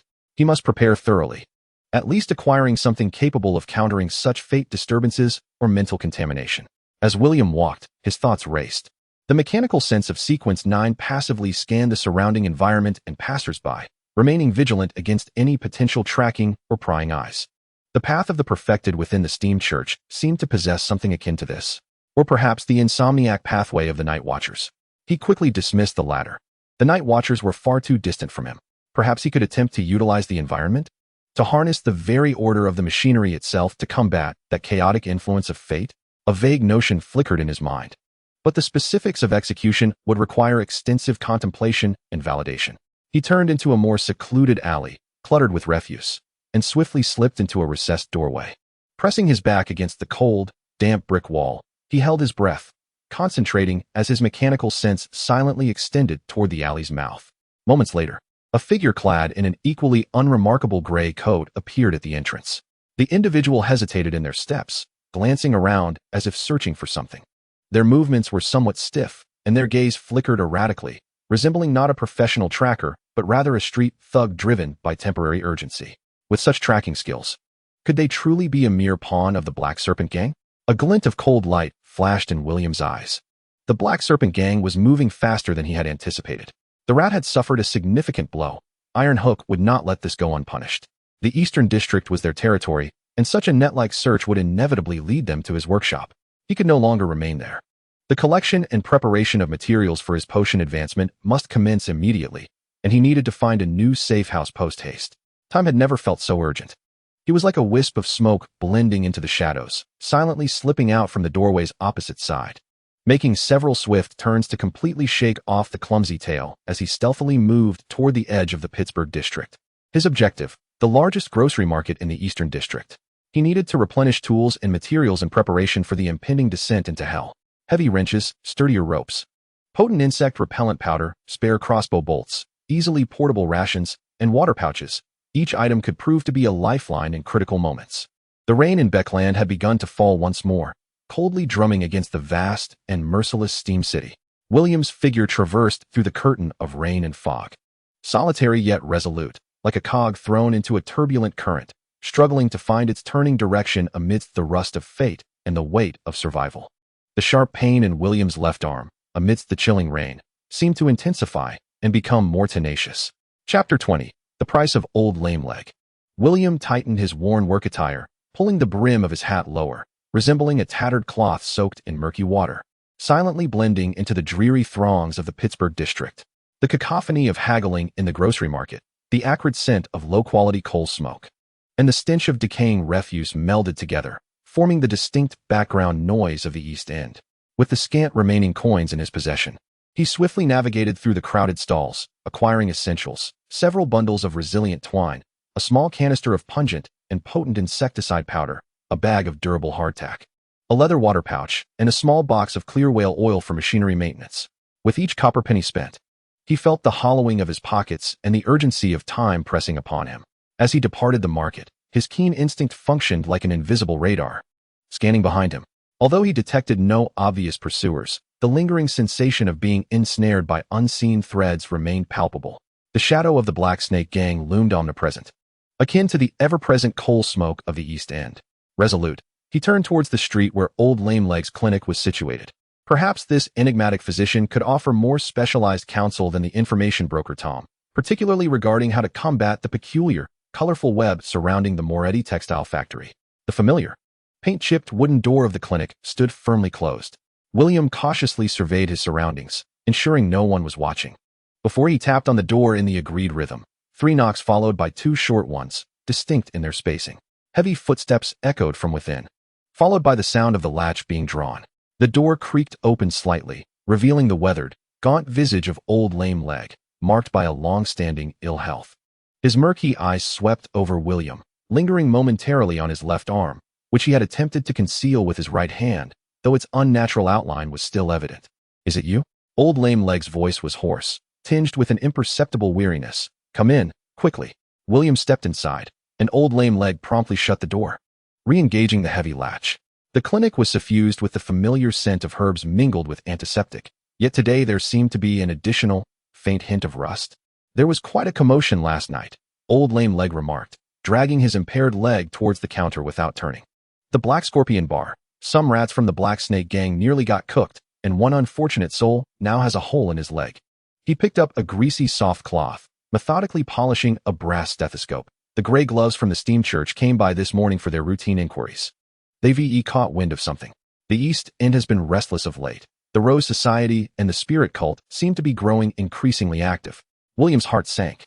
The steam church had taken notice? This was worse than he had anticipated. He approached the counter, placing the coarse cloth bag containing his recent acquisitions at his feet, refraining from taking a seat. "I need to gain access to the Moretti textile factory, to that area with the colorful webs." Old Lame Leg's motion of cleaning the stethoscope halted abruptly. He slowly lifted his head, his murky eyes fixed on William, devoid of surprise. Only a weighty silence that bordered on death. "Seeking death?" he uttered, his voice as dry as sandpaper scraping against wood. "I am aware of what lies there," William replied calmly, the threads of fate spun by the weaver, and possibly fragments of the star crystal. "I need them." He refrained from concealing crucial information. In the presence of the seasoned old rogue, revealing part of his purpose could foster trust. "The weaver of fate," the old rogue repeated the phrase, a sardonic curve forming at the corner of his mouth. "Young man, do you comprehend what that entails?" He emphasized his words, living beings that draw near it. Those whose minds are not resilient enough, will have their spirits ensnared and unraveled by those invisible threads, transforming into mere fools who babble about stars and eyes. That radiant light? It is a distorted projection of chaotic fate in the realm of reality. Gaze upon it for too long, and your eyes, your mind, will be ruined. William listened in silence, feeling a chilling tremor emanate from the Iron Throne's foundation deep within his left arm. As if echoing the horror described by the old rogue, he opened his left hand, revealing a conspicuously enlarged bluish-gray rust patch and shimmering silver veins illuminated by the dim glow of the kerosene lamp. I have no choice. His voice carried an undeniable finality. The old rogue's gaze fell upon William's left hand, his murky pupils dilating suddenly. He paused for several seconds, seemingly weighing something, before finally setting down his stethoscope and releasing a prolonged, phlegmy sigh. Within the ranks of the steam church, a particular item is utilized for dealing with the complex challenges posed by fate and spiritual contamination. William's spirit lifted. What is it? The mind barrier amulet and tranquility dust. The old rogue spoke deliberately, each word laden with significance, capable of forcibly soothing spiritual unrest within a certain radius, dispelling low-grade mental pollution. He hesitated, for counteracting the effects emanating from the weaver of fate, a brief exposure to tranquility dust might suffice. Hope flickered, only to be dashed by the old rogue's subsequent words. However, such items are strictly regulated. Only elite teams within the church or specific collaborators can apply for allocation. Occasionally, you might find counterfeit mind barriers on the black market, but their efficacy is vastly inferior and their price. He extended 3 bony fingers, shaking them lightly. At least 30 pounds. As for the genuine article, priceless. 30 pounds. William's heart plummeted. This was nearly double his entire fortune. He had earned 15 pounds from repairing the mechanical bird, yet his expenses on materials and food had significantly depleted that sum. Coupled with the 15 pounds spent at the Black Scorpion Tavern on cold forged silver dust, which had nearly emptied his pockets, he now had less than 5 pounds and a few scattered copper pennies remaining. Is there no other way? William's voice was dry, perhaps by exploiting the environment, or by employing a specific mechanical structure, using order itself to combat chaos? The vague notion that had surfaced in his mind reemerged. The old rogue squinted, seemingly scrutinizing William with newfound intensity. The notion of utilizing order to combat chaos is indeed intriguing. Theoretically, the power of order can indeed counteract the chaotic disturbances of fate. However, my young friend, you are merely at sequence 9. He shook his head, his tone laced with a hint of harsh reality. Your meager power can barely stabilize a complex mechanism, and yet you aspire to wield the forces of order on a fundamental level? He gestured towards William's empty pockets. Unless you can procure a relic inherently imbued with formidable order, or construct an exceedingly intricate mechanical array infused with specific order runes as a core barrier, the former is equally elusive, while the latter necessitates the expertise of a master runesmith and costly spiritual materials. The price would not be less than purchasing a protective talisman. Reality struck William like a bucket of ice water, extinguishing the flicker of hope he had just ignited. A skilled artisan cannot craft without resources, without sufficient funds and materials. Even the finest ideas remain mere castles in the air. The old cripple shrugged indifferently, resuming his task of polishing a glass vial with an oilcloth. However, if you insist on venturing to that wretched textile factory and fail to secure a mental barrier, I could offer you something else to slightly enhance your odds of emerging alive. William regarded him with curiosity. What is it? A potent neurostimulant. The old man retrieved a small glass vial, corked and filled with a viscous liquid that emitted an ominous blue-green glow. Nightingale's tears. It can heighten your mental focus, accelerate your reaction time, and significantly diminish your perception of pain and fatigue for a brief period. He shook the vial, cautioning that the side effects include extreme exhaustion and mental disorientation post-effect, with prolonged use potentially resulting in severe nerve damage or even madness. It could save your life in a critical moment, yet it may also hasten your demise. 1 vial, 15 pounds. Given our long-standing association, I shall offer you a friendly price. 15 pounds. William gazed at the vial flickering with an eerie luminescence, feeling the meager notes and coins in his pocket. This was nearly his last possession. Purchasing it would mean entirely relinquishing the possibility of acquiring a replica talisman or any other means of retreat, leaving him with no choice but to boldly confront the textile factory.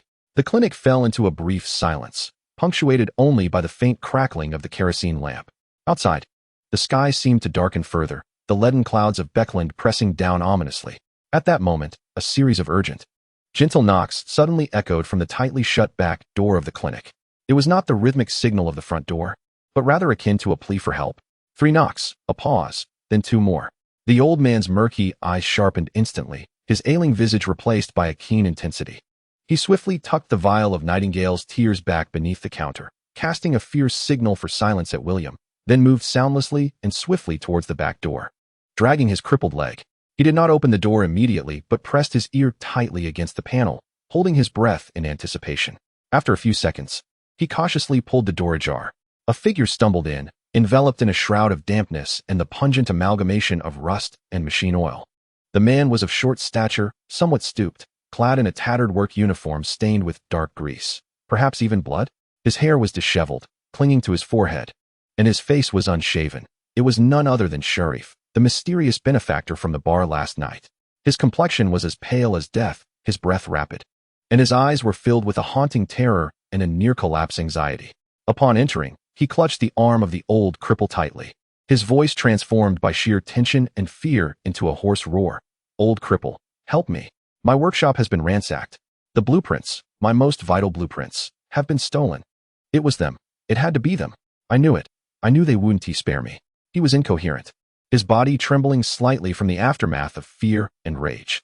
Sharif's arrival, along with his explosive news, shattered the oppressive stillness in the clinic like a stone thrown into stagnant water. William's gaze sharpened as he regarded this enigmatic figure from the previous night. Blueprints? Stolen? Who was behind this? The Black Serpent Gang? Or some other faction? It seemed that this downcast artisan concealed far more troubles and opportunities than he had initially imagined. The old cripple attempted to calm the agitated Sharif while casting a sidelong glance at William, his expression inscrutable, as if to say, "Look, trouble always comes in droves." The gears of Backlund's fate creaked ominously in the damp air, as if struggling to turn. William's hand instinctively rested on the heavy wrench at his waist, the cold sensation seeping through the fabric. Chapter 21, Blueprints, Talismans. And the invitation from the Count's manor Sharif burst through the back door of the clinic like a cornered beast. He was drenched, his work uniform soaked with a mixture of oil, rainwater, and sweat, his complexion as pale as that of a corpse, save for the fiery panic and rage burning in his bloodshot eyes. He clung desperately to the old cripple's arm, his knuckles turning white from the pressure, his voice a hoarse roar nearly spitting in the old man's face. "Old cripple, help me. My workshop has been turned upside down. The blueprints, my most crucial blueprints, have been taken. It was them. It had to be them. I knew it. I knew they wouldn't spare me." The air seemed to solidify. Amidst the mingled scents of herbs and antiseptics, the sharp stench of machine oil, rust, and the acrid perfume of Sharif's panic permeated the atmosphere. The old cripple's murky eyes were as sharp as a hawk's. He attempted to pry Sharif's grip loose while growling, "Calm down. Sharif, who did this? Clarify. Who else could it be?" Sharif's voice suddenly rose, laced with a desperate, almost tearful pitch. "The Steam Syndicate, those hyenas in tattered cloaks. Or perhaps the Black Serpent Gang, those scavengers drawn by the scent of blood. They have had their eyes on my automatic messaging encoder for quite some time." His gaze darted around the clinic, and when it fell upon William standing by the counter, his bloodshot eyes widened in horror, as if confronted by a formidable foe. "It's you." Sharif abruptly released the old cripple and stumbled toward William, his fingers nearly poking William's nose. His voice warped with intense rage and suspicion. "Last night at the bar. You were there. Was it you? Did you conspire with them? You know the location of my studio. You saw my blueprints." William's heart sank like a stone. Sharif's accusations pierced him like a cold dagger at his throat. He had indeed been at the bar last night, and had witnessed Sharif come to the aid of another, even speculating about the other's artisan identity. But the notion of stealing blueprints? That was a completely unfounded calamity. The blame was cast upon him more abruptly than Klein's divinations. Just as he was about to defend himself, the old cripple stepped forward, cleverly positioning his relatively intact leg between the two, his thin but surprisingly strong hand pressing down on Sharif's shoulder. "Enough, Sharif." The old cripple's voice, though not loud, emanated an undeniable authority that instantly quelled Sharif's hysteria. "Use that oil-slick brain of yours. He was just chased by the Black Snake Gang and some unknown assailants last night, barely escaping with his life at the Black Scorpion Bar. He is one of my regular clients. What ability does he possess? What time does he have to raid your den of iniquity?" Sharif was momentarily subdued by the old cripple's imposing presence, his body frozen in place, his chest heaving violently, his gaze wrestling between madness and a flicker of rationality. He stared intently at William, as if seeking traces of deceit on the young man's face. William inhaled deeply, suppressing the unjust anger and the intensified pain in his left arm brought on by tension. He met Sharif's gaze, deliberately maintaining a calm demeanor tinged with a hint of icy self-mockery. "Mr. Sharif, I appreciate your assistance at the bar last night. However, stealing blueprints? I do not even know where your studio is located. The troubles I currently face are sufficient to occupy my every thought." He raised his left hand, revealing the grotesque, expanding rust stains and shimmering silver patterns, clearly visible under the dim light. "The corrosion is spreading, the Black Snake Gang is hunting me, and I can hardly gather enough money to buy a life-saving potion. What reason would I have to provoke an extraordinary individual capable of pouring such a viscous substance?" Sharif's gaze fell upon William's left hand, the eerie traces of corrosion slightly diminishing the fire of his anger and suspicion, replaced by a flicker of incredulity. He recognized the same youthful, tense visage from that night in the bar corner. A man struggling for survival, with evident signs of extraordinary corrosion on his left hand. Indeed, seemed an unlikely candidate to orchestrate an attack on his studio. Moreover, he had always trusted the judgment of this old fox. "Is it truly not you?" Sharif's voice softened, laden with exhaustion and a hint of barely perceptible bewilderment. "It is not me," William replied firmly. A brief silence enveloped the clinic, broken only by Sharif's heavy breathing. The old cripple released his grip on Sharif's shoulder, limping back behind the counter, where he picked up a glass vial containing a turquoise luminescent liquid and slammed it onto the counter. £15 for the Nightingale's tears. Pay up if you want it. If not, get out and go mad." The tone of the old cripple returned to its previous indifference, as if the earlier confrontation had never occurred. Sharif gazed at the bottle, emitting an ominous glow, and then glanced at his empty pockets, a grimace of despair crossing his face. "Money? My savings have all vanished. Swept away by that rabble." William's heart sank in tandem. £15. This was all he had left, intended for the purchase of essential provisions and perhaps the rent for a new safe haven. Acquiring that bottle of potent stimulant would irrevocably sever his remaining options, leaving him with only this crossbow, this wrench, and this vial of concoction to boldly confront the hellish domain of the Moretti textile factory. The risks were colossal, and the likelihood of success was dim. As he wrestled with his inner turmoil, his fingers unconsciously brushed against the thin banknotes in his pocket. The old cripple's murky gaze flitted between him and Sharif, as if arriving at some resolution. With an impatient click of his tongue, he turned and rummaged through a dusty drawer beneath the counter. After a clattering sound, he retrieved an object and casually tossed it onto the counter. Beside the bottle of Nightingale's tears, it was a small pouch crafted from inferior leather, its edges frayed and tied with a coarse hemp string. The pouch itself bore no extraordinary allure, appearing rather unremarkable. "This is my last reserve," the old cripple remarked, his voice tinged with a hint of regret. "It contains some tranquilizer powder mixed with a bit of worthless stardust, along with scraps collected from the church's dealings with low-tier sealed artifacts." He elucidated. "Its effects are not comparable to a genuine mental barrier. At most, it may dull the noise in your head when you approach that wretched spider's web, and your vision may not be as easily dazzled. The duration depends on luck. It could last 10 minutes or merely 5 before it fails. As for side effects, well, there may be some dizziness or a few nights of nightmares." He extended 2 bony fingers. £2. "Do you wish to buy it?" William's gaze was instantly captivated by the inconspicuous leather pouch. £2. This was nearly the limit of what he could afford. Yet compared to the exorbitant £15 and the terrifying side effects of that potion, this felt like a lifeline. Discounted effects? Side effects? In the face of survival, these concerns were negligible. This was practically a promotional lifesaver. A surge of joy coursed through William. Without a moment's hesitation, he swiftly retrieved his last 2 one-pound notes and some loose silver shillings and copper pennies, quickly counting out the £2 and pushing it toward the old cripple. His movements rapid lest the other change his mind. The old cripple didn't even lift his eyelids, sweeping the money into the drawer and casually pushing the inferior pouch toward William. It felt slightly heavy in his hand, the texture powdery. Sharif observed William's actions, then glanced at the pouch, his expression complex, ultimately dissolving into a long, despairing sigh. It was as if all his strength had been drained. He leaned weakly against a nearby shelf, murmuring, "It's over, all over, my hard work, my future." He buried his hands in his tousled hair, tugging at it in anguish.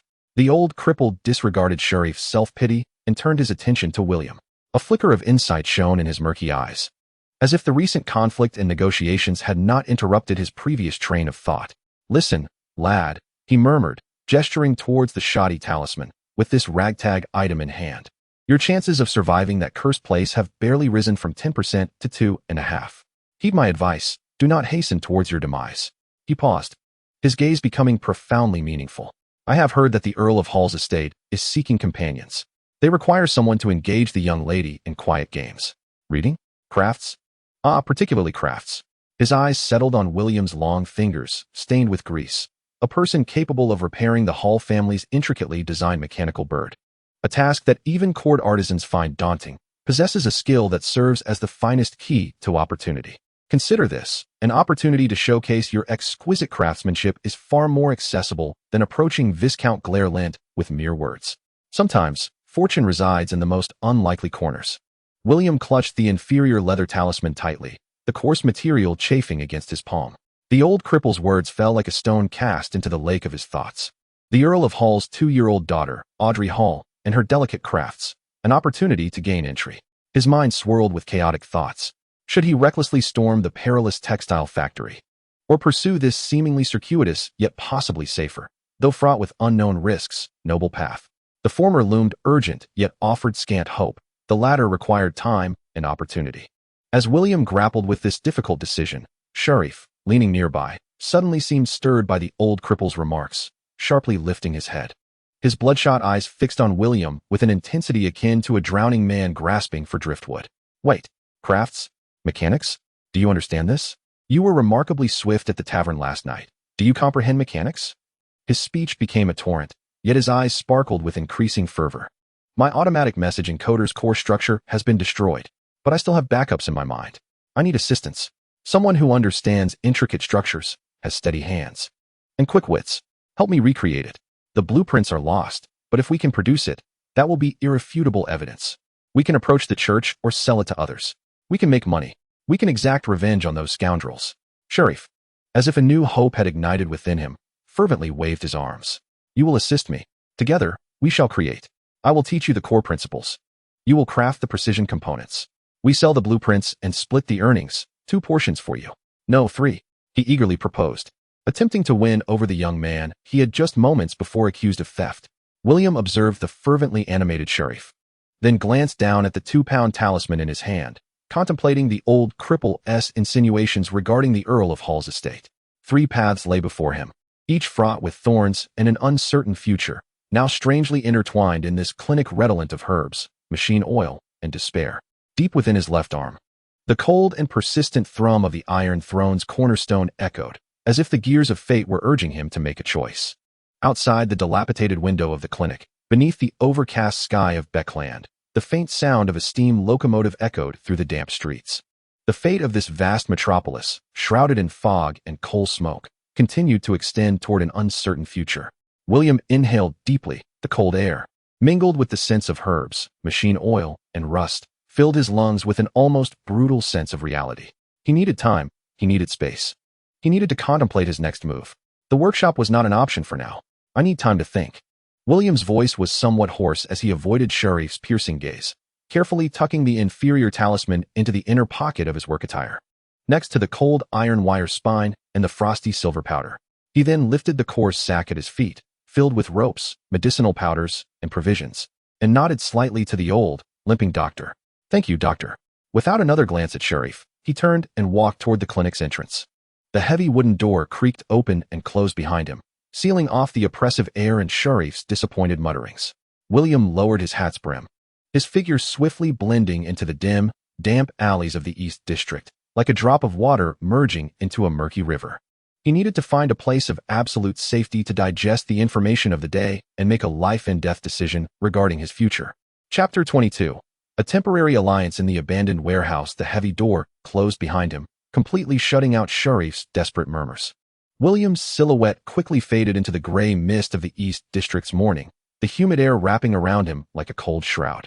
Deep within his left arm, the pulse of the Iron Throne's cornerstone had never ceased, akin to a chilling gear grinding against his nerves, each rotation accompanied by the metallic scent of rust, urging him to make a choice. 3 paths lay before him, each fraught with peril. He lowered his hat's brim, his shoes crunching over the slippery cobblestone, splashing tiny droplets of water. His mind raced, weighing the pros and cons of each route. Should he force his way into the Moretti textile factory? The target was the silk cocoon of Fate's Weaver and the colorful web district that might harbor fragments of star crystal. The risk? A near-certain death. The old doctor had mentioned that with the inferior talisman, the success rate could rise from 10% to 25%. That probability was akin to gambling with a coin toss. William scoffed internally, his feet never faltering. The price could be death on the spot or being picked apart by the Black Snake Gang's wolves after sustaining grave injuries. The reward, however, was the primary material for the Sequence 8 potion. The second path involved approaching the Earl of Hall. The aim was to get closer to Audrey Hall and then leverage her connections within the Astral Observation Society. The risks were unknown, but the threshold of the aristocratic circle was higher than the iron gates of the factory. If he approached recklessly, he might be treated as an assassin before even laying eyes on her, potentially attracting the attention of the steam church. The probability of success? Too low to calculate. The reward was long-term, possibly acquiring fragments of star crystal while also gaining a facade of upper-class status as cover. But distant waters would not quench immediate thirst. The third option was to collaborate with Sharif to recreate the blueprints. The goal was to acquire money swiftly. The risks are equally significant. The blueprints themselves are akin to a searing iron, drawing the attention of both the Steam Society and the Black Snake Gang. Sharif's mental state is precarious, leaving the possibility of failure ever present. However, the likelihood of success remains comparatively higher. The reward is monetary. With wealth, one can procure equipment and medicine, thus possessing the capital to pursue other ventures. This dilemma embodies the classic choice of to die alongside friends or to perish in poverty. William gritted his teeth, resolving to survive today before contemplating anything further. He altered his course, delving deeper into the Eastern District, navigating toward the more chaotic remnants of the abandoned industrial zone. There, expansive factories and warehouses had long since crumbled into ruins, serving as ideal hiding spots. The rust on his left arm felt increasingly burdensome with each hurried step, and his palm nearly lost all sensation. Instinctively, he tightened his grip on the inferior talisman within his work attire, the coarse leather pouch brushing against his palm, offering a modicum of solace. After nearly an hour of traversing, he evaded 3 patrols evidently composed of gang members and finally paused near a sewage drain. This site had once housed a small mechanical parts factory, now reduced to crumbling walls. The air was thick with the stench of rust, mildew, and the distinct foulness of sewage. William selected a partially collapsed warehouse, its back resting against the remains of a tall chimney, with a single relatively intact entrance that afforded a broad view. He meticulously surveyed the surroundings, ensuring he was not being followed before swiftly slipping inside. The warehouse was dimly lit, cluttered with corroded machine parts, twisted iron frames, and a thick layer of dust. The acrid smell of machine oil and rust tightened his throat.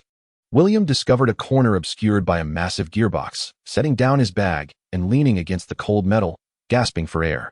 For the moment, he was safe. He scanned his surroundings, contemplating the necessity of food and drink, as well as repair tools for Sharif. He retrieved the subpar hemostatic powder given to him by the old cripple, applying it to the abrasions sustained during the scuffle in the bar stairwell. The sting caused him to shudder, but it sharpened his mind. He needed to contact Sharif urgently. The blueprints were his only lifeline, and he was more desperate than I. But how to find him? The clinic was too conspicuous, and his former workshop was undoubtedly under close watch. At that moment, a faint sound of footsteps echoed from the warehouse entrance, the individual clearly intent on slowing their pace.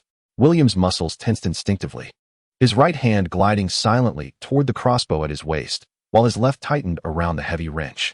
He positioned himself like a gecko against the shadow of the gearbox, honing his senses to detect the slightest vibrations transmitted through the metal. The footsteps halted momentarily at the entrance, seemingly hesitating. Then, a subdued voice, tinged with anxiety and trepidation, called out, "Hello, is anyone in there, William?" "It's me, Sharif." William's taut nerves relaxed slightly, yet his vigilance remained intact. He cautiously emerged from the shadows, the crossbow still aimed at the indistinct figure by the door.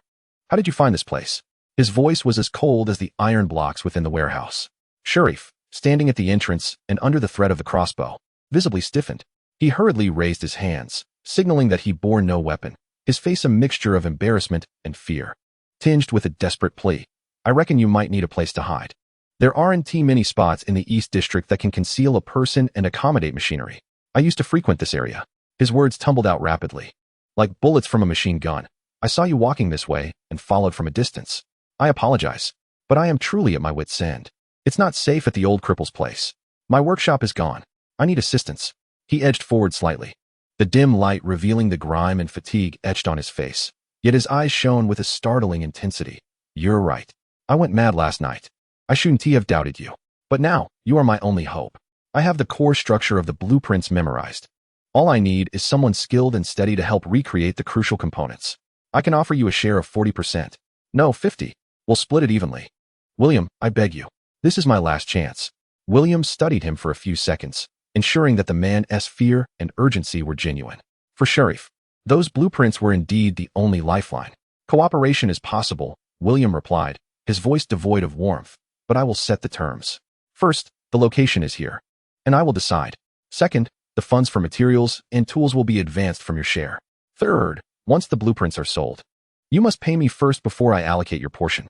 Fourth, if I sense any danger or if you attempt any deceit, our collaboration will cease immediately." He paused for a moment before adding, "And tell me, who do you think stole the blueprints? The Steam Church or the Black Snake Gang?" Upon hearing this, Sheriff's face erupted with unrestrained joy, and he nodded vigorously. "All right, I'll follow your lead. Whatever you say goes." However, when the subject of money arose, his expression fell. "But I don't have a single penny on me. Could you possibly advance a little?" As for the theft, his demeanor twisted into one of hatred. His eyes ablaze. It was those gray-skinned dogs from the Steam Church. It had to be them. Their methods were too professional. The locks were intact, the traps were disarmed, and they only took the blueprints and my savings. The Black Snake Gang is too brutish. They only smash doors and pry open locks. Besides, they had hinted before about wanting to acquire my designs. William felt a weight in his heart. Being targeted by the Steam Church was far more troublesome than being pursued by the Black Snake Gang. Yet, he concealed his feelings. Understood. I'll find a way to procure the necessary tools and basic materials. Compile a detailed list of the key materials you require. The more comprehensive, the better. Remember, we are in this together now. You should pray the church hasn't set its sights on you. Understood. Understood. Sheriff responded eagerly, as though grasping a lifeline, and eagerly crouched down, picking up a piece of discarded metal. He fished out a half-used piece of chalk from his pocket and began to sketch and jot down notes, muttering to himself. Only then did William lower his crossbow, though his hand remained near his weapon. He leaned back against the gearbox, observing Sheriff's intense focus, and glanced down at his nearly numb left hand. The rust stains on his palm seemed to have spread slightly. "The gears have begun to turn," he murmured softly, uncertain whether this would lead to destruction or forge a path to salvation. First, he must complete this singular transaction. He hoped that Sheriff's craftsmanship would prove worthy of the investment. Outside the warehouse, the dense fog of Backlund had yet to dissipate, enveloping the entire eastern district in a shroud of ashen gray. Little did anyone know, in this forsaken corner, two desperate souls had just forged a fragile alliance. The loom of fate had entangled yet another thread. Chapter 23. Parts list. The air within the abandoned warehouse was thick with the mingled scents of machine oil, rust, and dust, as slivers of light streamed through the broken high windows, casting dusky shafts upon the floor. Sheriff crouched in a corner, utilizing the scarce illumination to scribble and sketch upon a sheet of metal, the sound of chalk scraping against the surface piercingly jarring. His focus was so intense it bordered on obsession, as though the world around him had ceased to exist. William leaned against the cold gearbox, his index finger unconsciously tracing the trigger guard of the crossbow. His gaze swept over the warehouse entrance and the lurking shadows that might conceal threats, never daring to relax for a moment. Deep within his left arm, the pulse of the Iron Throne's foundation intertwined with the sensation of rust upon his palm, as if countless tiny gears were turning, gnawing at his composure. His senses were heightened to an extreme, rendering him acutely aware of every sound within the warehouse. Sheriff's rapid breathing, the rhythm of chalk against metal, and the distant murmur of water flowing through the sewage channel, all remained unremarkable for the time being. At last, "It is finished." Sheriff suddenly looked up, his face flushed with an almost euphoric excitement. He pushed the sheet of metal, filled with scrawled notes and sketches, toward William, presenting the materials list and rudimentary diagrams for the core components. "I have simplified it as much as possible. It can be constructed with the most basic materials. I will devise a solution for the most precision-dependent aspects." William did not immediately examine the list, but instead locked eyes with Sheriff. "What exactly is this? An automatic message encoder? What is its worth? Why is the Steam Church interested in it?" He needed to ascertain the ratio of risk to reward. Otherwise, this transaction could not proceed. Sheriff licked his cracked lips, a glimmer of fervor in his eyes. "It can convert specific mechanical signals into simple coded information over a certain distance. For instance, using steam whistles of different frequencies to represent various commands or numbers. No need for complex telegraph lines, just a transmitter and a receiver. Although the range is limited and the signals are simple, this is a groundbreaking concept. The more he spoke, the more animated he became. It could facilitate internal factory dispatching, short-range vessel communication, or even the transmission of coded messages between gangs. Faster than semaphore, more reliable than carrier pigeons. However, when the topic of the theft arose, his expression fell, and his voice brimmed with sorrow. I intended to refine it, apply for a patent, or sell it to a major corporation. It could easily be worth hundreds of pounds. Those wretched gray-skinned hyenas surely sought to seize the fruits of my labor directly. Hundreds of pounds. William felt a jolt in his chest. This far exceeded his expectations. If I can successfully replicate and sell even half of it, it would suffice to alleviate most of my immediate troubles, purchasing tranquil dust, renting a secure abode, arming myself, and perhaps even acquiring some attire for my contact with the Count's estate. The risks are substantial, yet the potential rewards are equally enticing. William's gaze finally settled upon the sheet of metal. Though the handwriting on the list was somewhat hasty, it remained relatively legible. The blueprint depicted a simplified cross-section of the core drive and vibration mechanism, annotated with dimensions and compatibility relationships. While rudimentary, William could glean its principles through his knowledge as a mechanical apprentice and his innate mechanical intuition. It involved a spring-driven assembly of precision gears, activating a shaft with specific cams to strike piano wires of varying tension, thereby producing vibrations of designated frequencies, which were amplified and transmitted through a resonance chamber. The receiving end, comprising a vibrating membrane and frequency recognition mechanism, was to be handled by Sharif. The principle appeared straightforward, yet it demanded exceptional precision and material toughness for the core components, particularly the bearings and gears. Sharif's substitution of ruby bearings with glass beads clearly reflected considerations of cost and accessibility, though it would undoubtedly compromise performance. I will devise a way to procure the tools and materials, William assured, tucking the list away. There may be alternatives for the glass beads and resonance chamber materials here, but the precision gears, spring box, piano wires, mica sheets, and tools must be purchased. This necessitates funds. He rummaged through his pocket, discovering merely around 3 pounds, a meager sum indeed. Sharif's expression fell, the flicker of hope in his eyes extinguished. What shall we do then? William's gaze swept across the warehouse, cluttered with heaps of discarded metal, obsolete machine parts, drive shafts, and even some rusted clockwork mechanisms. Repurposing waste. There may be items here from which we can salvage useful components. He turned to Sharif. Do you possess anything of value, however small? Sharif frantically searched his pockets, ultimately producing a severely worn old pocket watch that had long ceased to function, a rudimentary brass caliper, and a few filthy copper pennies. His face was one of despair. This is all I have. The watch was a keepsake from my father. It has been broken for ages. William picked up the old watch. It felt surprisingly weighty in his hand. The case was silver-plated brass, heavily worn, yet the movement appeared relatively intact, albeit encrusted with dust and seemingly having a broken mainspring. Skillfully, he pried open the back cover with a small wrench, releasing a whiff of stale oil. The movement's framework was brass, and several small gears were of fair quality. The escapement fork remained undamaged, as William's fingers brushed over the cold components. His mechanical sense allowed him to discern their condition clearly. The mainspring was broken, yet it could serve as a substitute for other springs. The hairspring seemed intact, while the balance wheel's pivot was slightly worn. Overall, the restoration value was minimal, but the disassembled parts might prove useful or could be sold for some cash. He made a swift decision. I will take the watch. I shall dismantle it, retaining the useful parts, while the case and remnants might fetch something as scrap copper. Your caliper may lack precision, but it is better than nothing. Keep the copper pennies for yourself. He tucked the pocket watch into his pocket and then took out the last of his money, 2 one-pound notes, along with some silver souks and copper pennies. After carefully counting, he produced 1 pound and 10 souks. This sum, coupled with the potential proceeds from the sale of the pocket watch, should suffice to acquire the most basic tools, piano wire, mica sheets, and a small wind-up box. He planned to buy the cheapest precision gear first, while the remaining parts could be salvaged and repurposed from those dismantled. I will look for bearing glass beads. Sharif observed William methodically allocating their meager resources and funds, his expression a mixture of intrigue and admiration. He anticipated that this seemingly younger individual would remain so composed and resourceful in such dire circumstances. All right, I will follow your lead. Sharif nodded vigorously. What should I do now? Clear out a space to work, William instructed. gesturing towards a relatively flat area in the corner of the warehouse. Move those scraps aside and find a larger iron sheet to serve as our workbench. His gaze sharpened.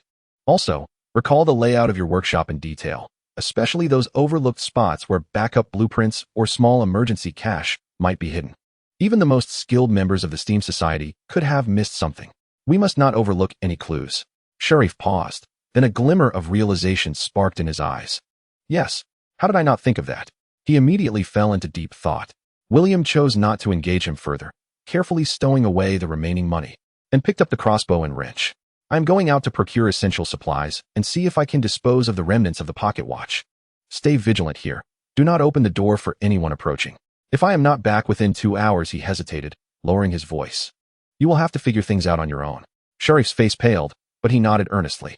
William lowered his hat's brim, blending into the shadows like a stealthy leopard, and silently slipped out of the warehouse, quickly vanishing into the labyrinthine alleys and thick fog of the East District. Inside the warehouse, only the sound of Sharif moving things remained. He gazed in the direction William had vanished, then looked down at his grease-stained hands, murmuring to himself. Can trust between gears truly shift fate? As William traversed the fog-laden alleyways, he understood all too well that this so-called trust was merely a temporary compromise based on mutual interests. Any unforeseen event could shatter it at any moment. Let us hope this venture does not fail, he silently recited, quickening his pace. The fog of the East District was no benign presence. Who knew what lurked within its depths? Chapter 24. Procurement and pursuit. The streets of the East District lay shrouded in a gray, misty haze, the damp, cold air clinging to the skin like jagged ice. William pulled his hat lower, much of his face obscured by shadow, moving at a measured pace through the narrow, cluttered alleys. He resembled a vigilant fish, attuned to every subtle shift in his surroundings. The numbness in his left arm intensified, as if countless tiny ice needles were piercing through. He knew that time was running short, yet at present, it is imperative to resolve the immediate matters at hand in order to gather the necessary funds and materials for that audacious collaborative venture. He first ventured to the flea market on the outskirts of the East District. This place was a veritable paradise for stolen goods, scrap, and cheap trinkets. With the air thick with the noxious blend of inferior tobacco, rotting food, and inexpensive perfume, shouts, squabbles, and the wails of children rose and fell like a boiling pot of porridge. William's gaze swiftly swept over the various stalls before finally resting before a vendor dealing in scrap metal. He produced the remnants of a tarnished old pocket watch belonging to Sharif, the worn outer casing, a broken mainspring, several dismantled small gears, and assorted fragments. How much can you offer for these? William deliberately lowered his voice to a rough timbre characteristic of the East District. The vendor, a burly man with a face full of flesh and a missing front tooth, spoke with a lisp. He carelessly rummaged through the components William had laid out, weighing the casing in his hand. The silver plating is all worn off. For this bit of copper, at most 5 pence. William did not show anger, but instead picked up the relatively intact escapement and hairspring. What about this? It can be used for repairing an old mantel clock. The vendor cast a fleeting glance, a glimmer of interest flashing in his eyes before he quickly masked it. Ragged junk, 10 pence, take it all. 15 pence. William replied with a calm demeanor, yet his insistence was unmistakable. If not, I shall seek another buyer. The vendor, sucking his teeth in annoyance, waved his hand dismissively. Fine. Fine, take it. Consider me unlucky. He counted out 15 filthy copper pennies and tossed them before William. William pocketed the coins and turned to leave. This sum was but a drop in the bucket, yet it was better than nothing. The real expenses lay ahead in the forthcoming purchases. He needed to visit some relatively reputable hardware stores and supply shops, where the selection was ample, though the risk of scrutiny was greater. He chose a street at the junction of the East District and the New District, where the crowd was diverse yet comparatively orderly. Entering a modestly sized hardware store with tools neatly arranged, he approached the proprietor, an elderly man with thick glasses, who was focused on sharpening a small file. Sir, I require a small bench vise, the cheapest available, a precision file of better quality, and do you have a caliper with an accuracy of 0.0001 inches? William stated his needs directly, attempting to sound like a knowledgeable apprentice. The old man adjusted his glasses, appraising him without further inquiry. We have cast iron vices for 1 shilling and 8 pence. The precision file is costly, at 5 shillings. I do not have a 0.0001 caliper, but I do have a 0.0002 for 8 shillings. William's heart sank. The cost of these 3 items alone would amount to nearly 15 shillings, almost £0.75. With only the 15 pence from selling the pocket watch and an additional £1 and 10 shillings remaining, he possessed a mere £1 and 6 shillings. This paltry sum would scarcely suffice for other materials. Do you have a cheaper file? The precision need not be as stringent. William hesitated to speak, feeling as though his heart were bleeding. The old man sighed and retrieved an old yet well-maintained file from beneath the counter. This is a reputable brand, reasonably precise. Priced at 2 shillings and 6 pence. All right, I'll take it, he replied, adding a vice and calipers to his purchase. Gritting his teeth, William paid the sum, 1 shilling and 8 pence for the vice, 2 shillings and 6 pence for the file, and 8 shillings for the calipers, totaling 12 shillings and 4 pence, nearly zero. 62 gone. Next, he ventured to the materials shop. Piano wire, mica sheets, and a small spring mechanism were on his list. The high-quality piano wire, with a diameter of 0.005 inches, cost 1 shilling per foot. Reluctantly, he purchased 3 feet for 3 shillings. The mica sheets were priced at 6 pence for the smallest piece. The spring mechanism was even pricier. The owner quoted 4 shillings for a standard medium-sized ratchet. After much negotiation, William managed to buy it for 3 shillings and 6 pence. Thus, he spent another 3 shillings and 6 pence, totaling approximately 0.35. Upon exiting the materials shop, William found only 0.5925 remaining in his pocket, roughly 11 shillings and 9 pence. He had yet to acquire the crucial precision gears and glass beads to serve as replacement bearings. Pretending to browse in a grocery store window, he cautiously scanned the street with his peripheral vision. At that moment, he caught a glimpse of a figure out of the corner of his eye. Across the street, a man in gray work attire and a flat cap leaned against a rusted steam pipe, smoking. The man's gaze subtly swept over William after he left the materials shop, lingering for a few seconds before shifting away. Was he from the steam church's periphery or a spy from the Black Serpent gang? A sudden weight settled in William's heart. He had been too careless. The combination of items he had purchased was too conspicuous. Anyone with a discerning eye would recognize his intent to engage in precision work. It was no surprise that a poor lad from the East End would attract attention while acquiring such items. He forced himself to remain calm, feigning ignorance, and turned into a narrower alleyway. His pace remained steady, yet his mind was on high alert, senses heightened to the utmost, acutely aware of any movement behind him. No footsteps followed. However, that gaze felt like a curse, seemingly piercing through the fog and clinging to his back. Damn it! William cursed silently, quickening his pace as he navigated the twists and turns of the alley. He dared not return directly to the warehouse, fearing he might lead a potential tale there. He needed to shake off this possible pursuer while simultaneously securing the remaining items. After a full 20 minutes of winding through the streets, he confirmed that the gaze had vanished before halting in front of a chaotic stall selling glassware and inexpensive jewelry. Good sir, do you have particularly round and hard glass beads? The smaller, the better, suitable for bearings, he inquired. The vendor, a thin middle-aged man with a pipe clenched between his teeth, chuckled. Indeed, these are quite round and hard, previously used for music boxes. 1 bead is priced at 1 shilling. William picked up a bead, examining it against the light. It was indeed smoother and rounder than the others. I'll take 2 for 1 shilling and 6 pence, he concluded, and the deal was struck. At last, there lay the precision gears. He traversed the nearby stalls and parts shops, only to find either nothing or exorbitant prices. Just as despair began to envelop him, he spotted a quaint little shop specializing in the repair of clocks and sewing machines, where the proprietor was sifting through discarded old clock mechanisms. William's eyes lit up as he approached and inquired, "Sir, may I purchase some of the gears from these scrap mechanisms? I need a few small ones with better precision." The shopkeeper, a silver-haired old craftsman, scrutinized William's youthful yet oil-stained visage and the tool bag he clutched, seemingly grasping his intent. "Help yourself, lad. Just be fair with what you offer. They are merely waste to be thrown away." Elated, William knelt down to rummage through the assortment. By relying on his mechanical intuition, he quickly extracted 4 small gears of suitable size, decent material, and minimal wear from a heap of rusted components. Though their precision was lacking and the tooth counts mismatched, 10 teeth and 14 teeth, with some manual adjustments, they might suffice. "Thank you, sir." William expressed his heartfelt gratitude, handing over the remaining 2 soles to the old craftsman. The old man nodded, saying little more. William carefully stowed away all his belongings: workbench, file, calipers, piano wire, mica sheets, mainspring box, 2 glass marbles, and 4 second-hand gears, into a coarse cloth bag, which he slung over his shoulder. The bag felt exceptionally heavy, pressing painfully against his shoulder. His pockets were nearly empty, yet he had finally gathered the most essential items. More importantly, He sensed that he might have drawn attention.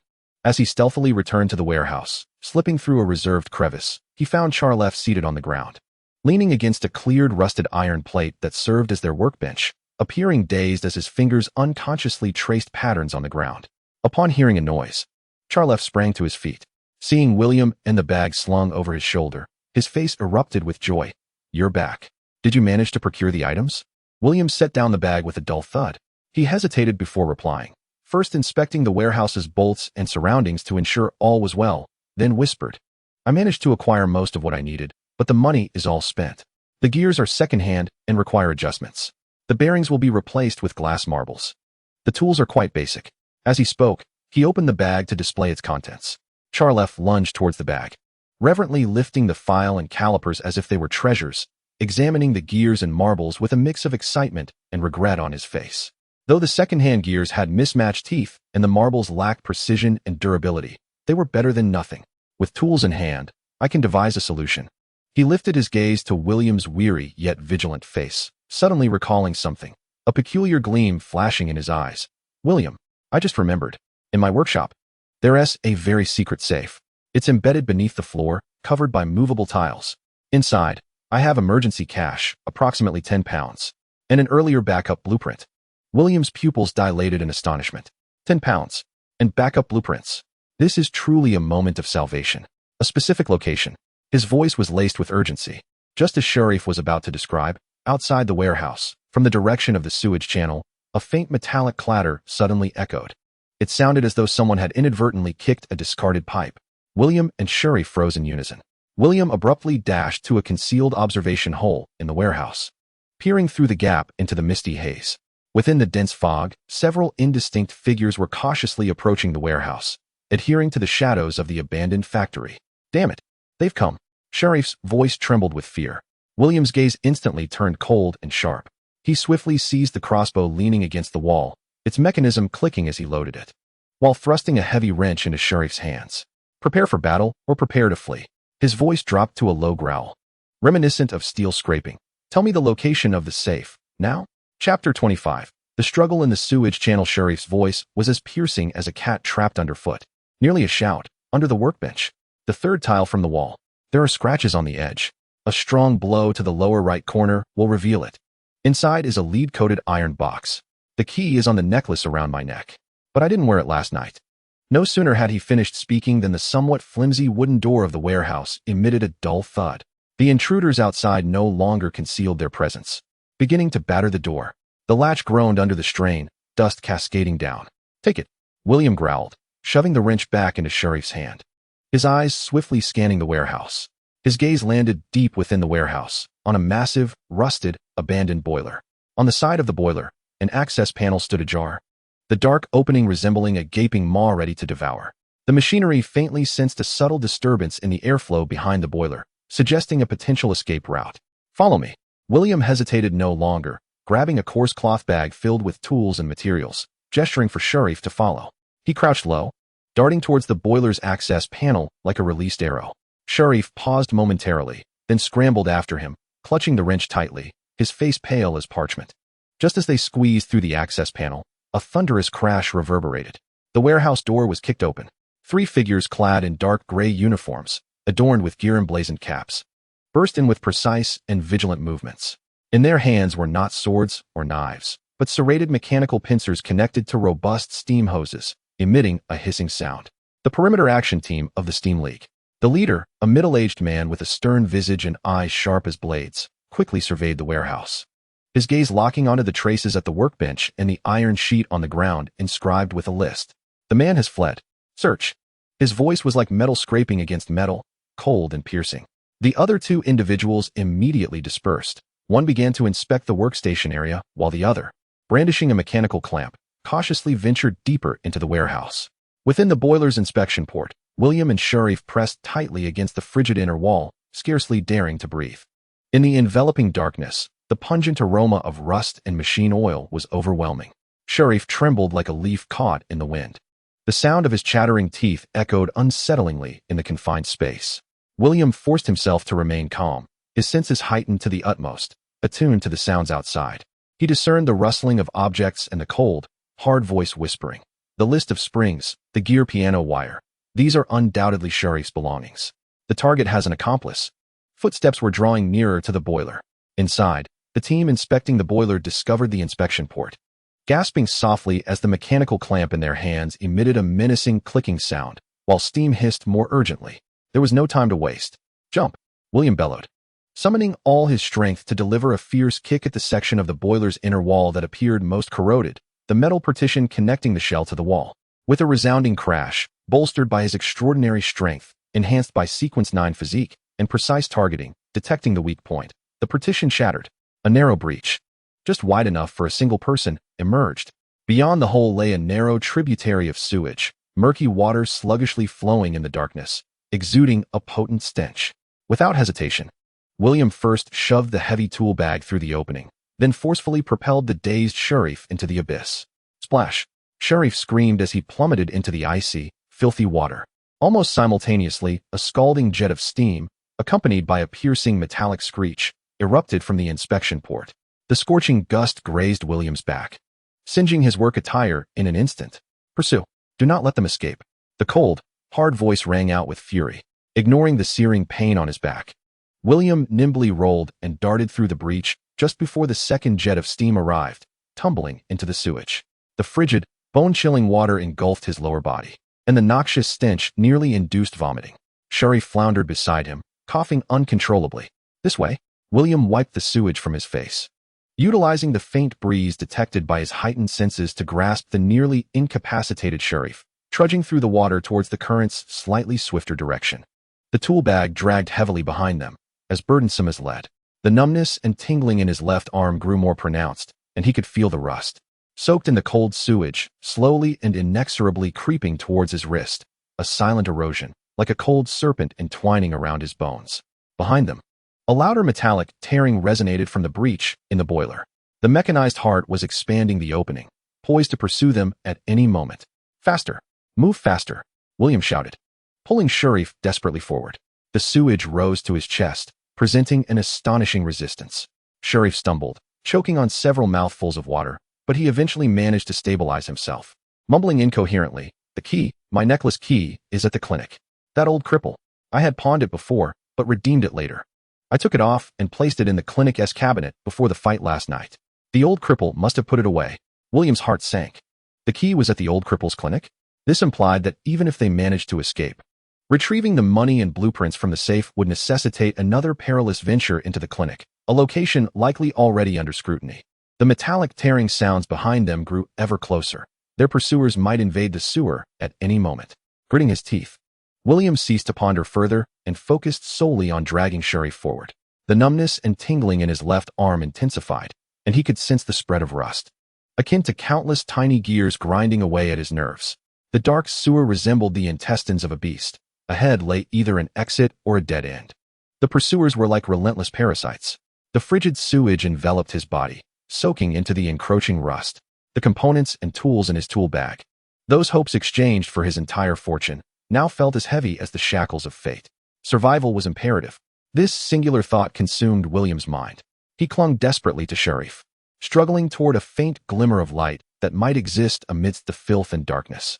With every step, the sharp pain in his left arm echoed like a warning from an iron throne, reminding him of the grave cost involved. This was akin to a hellish initiation. William mused wryly, feeling like a part tossed into a spinning washing machine, one that was rusting rapidly. Yet his footsteps showed no sign of faltering. Chapter 26. The breathing of the underground storage room. The icy sewage had risen to his chest, each breath enveloped in a heavy stench of decay that scorched his throat.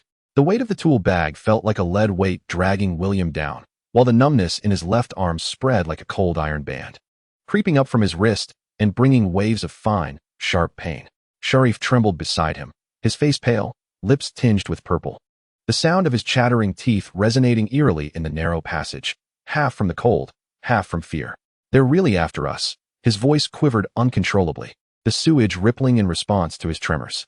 "Shut up. Conserve your energy and move forward." William growled, his voice muffled like a dull gong in the pipeline. He stifled his nausea and discomfort in his left arm, his senses heightened to their utmost. In this absolute darkness and filth, his eyes were nearly useless, and his ears buzzed with the sounds of rushing water and his own heartbeat. Only his perception of the metallic structure and changes in water flow provided any guidance. He could discern that following the current would likely lead to a larger exit or treatment basin. The walls of the sewer were predominantly rough stone, with the occasional rusted iron pipe intersecting. In the distance, the metallic sound of scraping and the heavy splashes of water signified that the pursuers had already entered the sewage channel, moving with a swiftness far exceeding their own struggles in the depths. Hurry, they are closing in. William felt a tightening in his chest, propelling him to pull Shuri forward with greater urgency. The frigid, murky water aggravated the rusted area on his left arm, the piercing sensation akin to countless icy needles stabbing into his bones. He could even sense the rusty edges inching towards his forearm beneath the skin of his wrist. I can't swim anymore, Sharif gasped, choking on water as his body began to sink. Grab the bag. William shoved the tool pouch into Sharif's arms, providing him with something to cling to for buoyancy. Taking a deep breath, he plunged into the water, using his remaining mobility in his right hand to feel along the pipe's wall while kicking desperately with his feet. The foul water smeared his face, and the noxious stench nearly caused him to faint. Just as he was about to run out of breath, his right hand suddenly encountered a vertical, neat crack in the stone wall. The fissure extended sideways, forming a square outline. An outlet? William burst forth from the water, wiping the grime from his face. Sharif, over here. There's an opening in the wall. Sharif, like a drowning man grasping a lifeline, paddled over with all his might. William, buoyed by the tool pouch, felt along the edge of the crack and discovered a metal latch. With a determined yank, an excruciatingly grating sound filled the air as he pried open a cast-iron grate, thickly coated in sludge. A rush of slightly fresher air surged through the opening, indicating a narrower channel with significantly less water. Quick, squeeze through. William first pushed the tool pouch through, then forcefully nudged Sharif onward. Taking another deep breath, he turned sideways and squeezed through. The cast-iron grate fell behind them with a clang, muffling most of the sounds of rushing water and their pursuers. This auxiliary channel was so narrow that they could only walk hunched over, the ground beneath them slick with mud and gravel, while low stone arches loomed overhead. The air remained foul, yet the oppressive weight of deep water had lifted, and the sounds of their pursuers had faded. Perhaps the grate would temporarily hinder them or force them to take a longer route. William and Sharif collapsed on the relatively drier muddy ground, gasping for breath, greedily inhaling the fresh, yet still nauseating air. The overwhelming sensation of survival and bone-chilling cold surged through them. William immediately examined his left arm, rolling up his soaked sleeve. He could discern in the dim light the grotesque rust patch encircling his palm, which had already crept past the wrist joint, advancing half an inch upward. The silver veins amidst the rust had darkened, as if soaked in the foul water. The entirety of his palm and the lower part of his forearm felt numbed, and as silence enveloped them, the stinging sensation intensified, akin to countless tiny ants gnawing at his nerves. Fate was accelerating its corrosion. William's heart sank. The icy sewage and their frantic escape had undoubtedly expedited the erosion. He needed to ascend to sequence 8 as swiftly as possible. Otherwise, his arm would surely be rendered useless, and it could very well worsen. The key rests with the old cripple. Sharif, catching his breath while on the verge of tears, said, "We must return for it. Otherwise, we cannot open the safe." William remained silent as he inspected the tool bag. The cloth bag was thoroughly soaked, and its contents were inevitably compromised. The poor-quality calming talisman's leather pouch held up well, and the powder remained dry. The oiled paper wrapping the iron wire spine and cold-cast silver powder was also intact. However, the string of the crossbow had become damp, significantly diminishing its elasticity, and the trigger and limbs were caked with mud, rendering them temporarily unusable. The tools, including clamps, files, gears, and spring boxes, were all enshrouded in muck and required thorough cleaning, especially the delicate components, lest their precision be irrevocably lost. While the losses were considerable, the essential potion ingredients and talismans remained intact, and the tools were still functional, a small mercy amidst the misfortune. Return? Now. William's voice was as cold as ice, laced with a hint of mockery. The mechanical heart has just lost track of us. Do you believe the old cripple's clinic is unguarded? Venturing there now is akin to delivering ourselves to death. Sharif, rendered speechless and pallid, managed to stammer, "Then what shall we do? Without the key, without money. We shall wait. Wait for the storm to pass." "No," William retorted firmly. "First, we find a place to hide, clean our equipment, and regain our strength. The mechanical heart cannot keep watch indefinitely. If they cannot find us, they may presume we drowned in the sewers or fled elsewhere." He paused, gesturing towards the damp tool bag. "Moreover, these items need attending to. Sheriff glanced at the muddy heap of tools and materials, then at William's arm, which appeared oddly out of place even in the shadows, and finally hung his head in resignation. I will heed your counsel. William struggled to rise, enduring the stabbing pain in his left arm and the ache throughout his body, shouldering the tool bag. Let us proceed along this side channel, seeking a more concealed location. Remember, make no noise at the slightest disturbance. The two men navigated the narrow darkness, stepping cautiously. William's mechanical sense remained vigilant. Apart from their breathing and the sound of their footsteps, only the distant drip of water and the rustling of unseen creatures broke the silence. After walking for several minutes, William suddenly halted. His mechanical sense detected an anomaly in the stone-constructed wall ahead. It was not a continuous arch, but bore traces of a metallic framework, resembling a door. He signaled Sheriff to remain silent and cautiously advanced. Indeed, at the end of the side channel stood a heavy iron door, rusted to the point of obscurity, nearly merging with the wall. In its center was a similarly corroded wheel valve. A dead end? Sheriff's voice was thick with despair. Ignoring him, William reached out to touch the cold iron door. He attempted to turn the wheel valve, but it remained immovable, severely rusted. The mechanical sense infiltrated the door's hinges and valve, both heavily corroded and firmly stuck, yet not entirely welded shut. The door's hinges seemed to retain some mobility, though obstructed by layers of oxidation and mud. He set down the tool bag, instructed Sheriff to step back, and took a deep breath, concentrating all his strength into his still-functioning right arm and legs. The physical enhancement of Sequence 9 was finally proving useful. With a low growl, he flexed his muscles and forcefully twisted the wheel. Creak, grind, clank. The sharp sound of metal grinding and fracturing resonated through the air as the wheel was forcefully turned a small fraction. The door's hinges emitted a piercing groan, and the heavy iron door was pried open just enough to create a gap. A wave of stale air, laden with dust and the scent of rust, rushed in. William, disregarding his breathlessness, peered through the opening. Inside, darkness enveloped the space, rendering visibility nearly impossible. Yet a vague sense of vastness suggested it might be an abandoned underground storage room or a small air raid shelter. Crucially, there was no sign of any living presence within. Without hesitation, William decided to enter, forcing the door gap wider just enough to slip through sideways. He first pushed the tool bag inside, followed closely by himself. Charles hurriedly followed suit. Once both were inside, William exerted all his strength to push the iron door back into place, leaving only a narrow slit for ventilation. Darkness consumed them entirely, with only a trickle of light seeping through the door's crevice, allowing them to discern that the space was indeed large and empty. The air was cold and dry, saturated with dust and the metallic tang of rust. For the moment, they were safe. William leaned against the frigid wall, sliding down to the ground, gasping for air. The sharp pain in his left arm had intensified with the recent exertion, and the numbness seemed to creep further up. He grasped the rough leather pouch of the inferior talisman in his hand, finding a modicum of comfort in its texture. In the darkness, Charles's muffled sobs echoed. William ignored him, closing his eyes to rest while mentally calculating how long this temporary refuge could last, how to sort through the tools and materials, and how to address the rust on his left arm.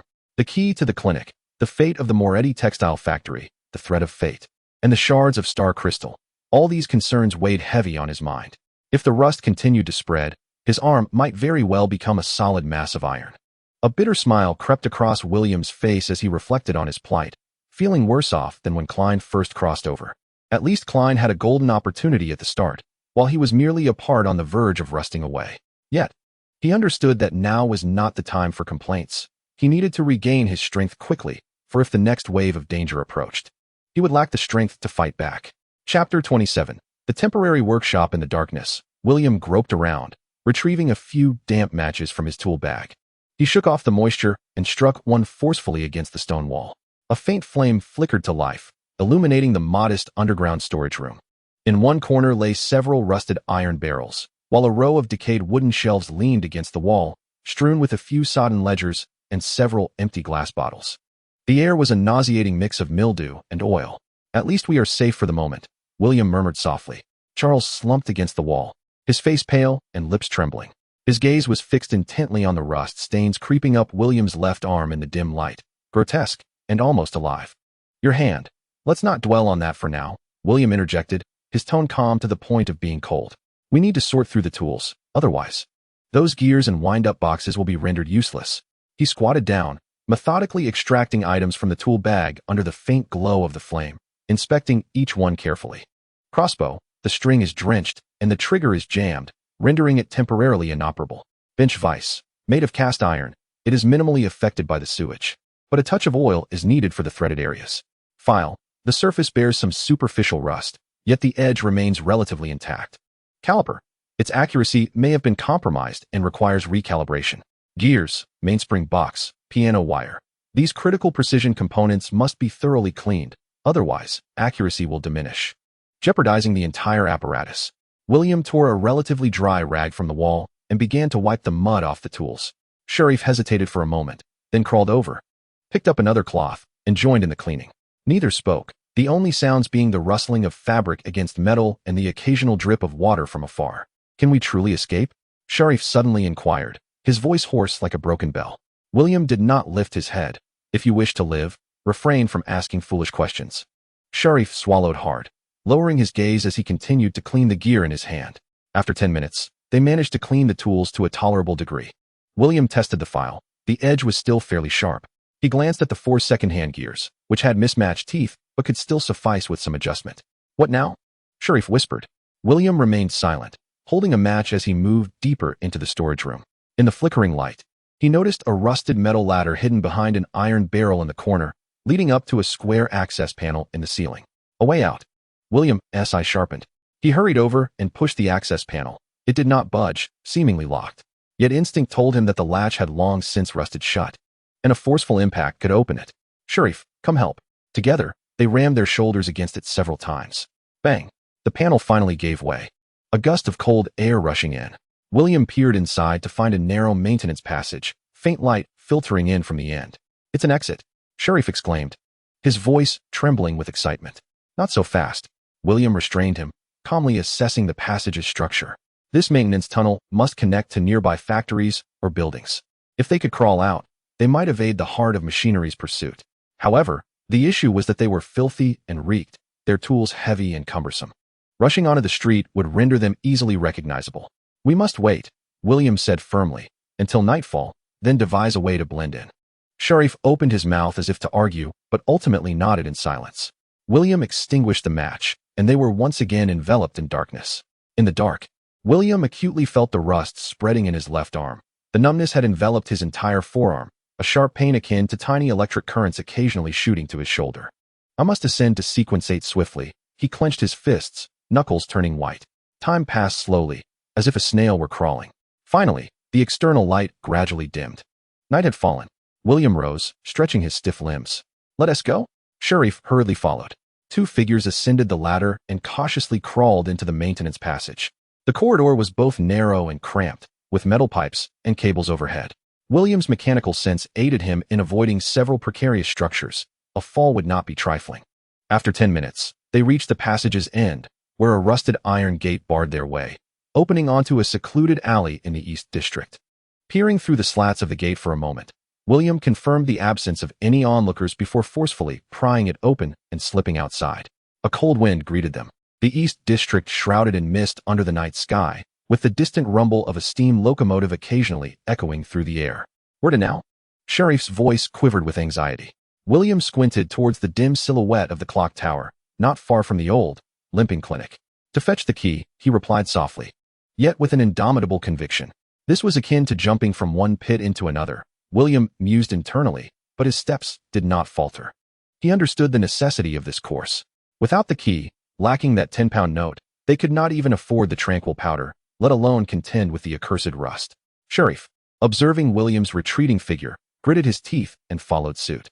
As the night deepened, the fog thickened, resembling a colossal shroud obscuring the East District's sins and struggles. Chapter 28. Shadows of the clinic. The nocturnal mist enveloped the East District's narrow alleyways like a chilling shroud.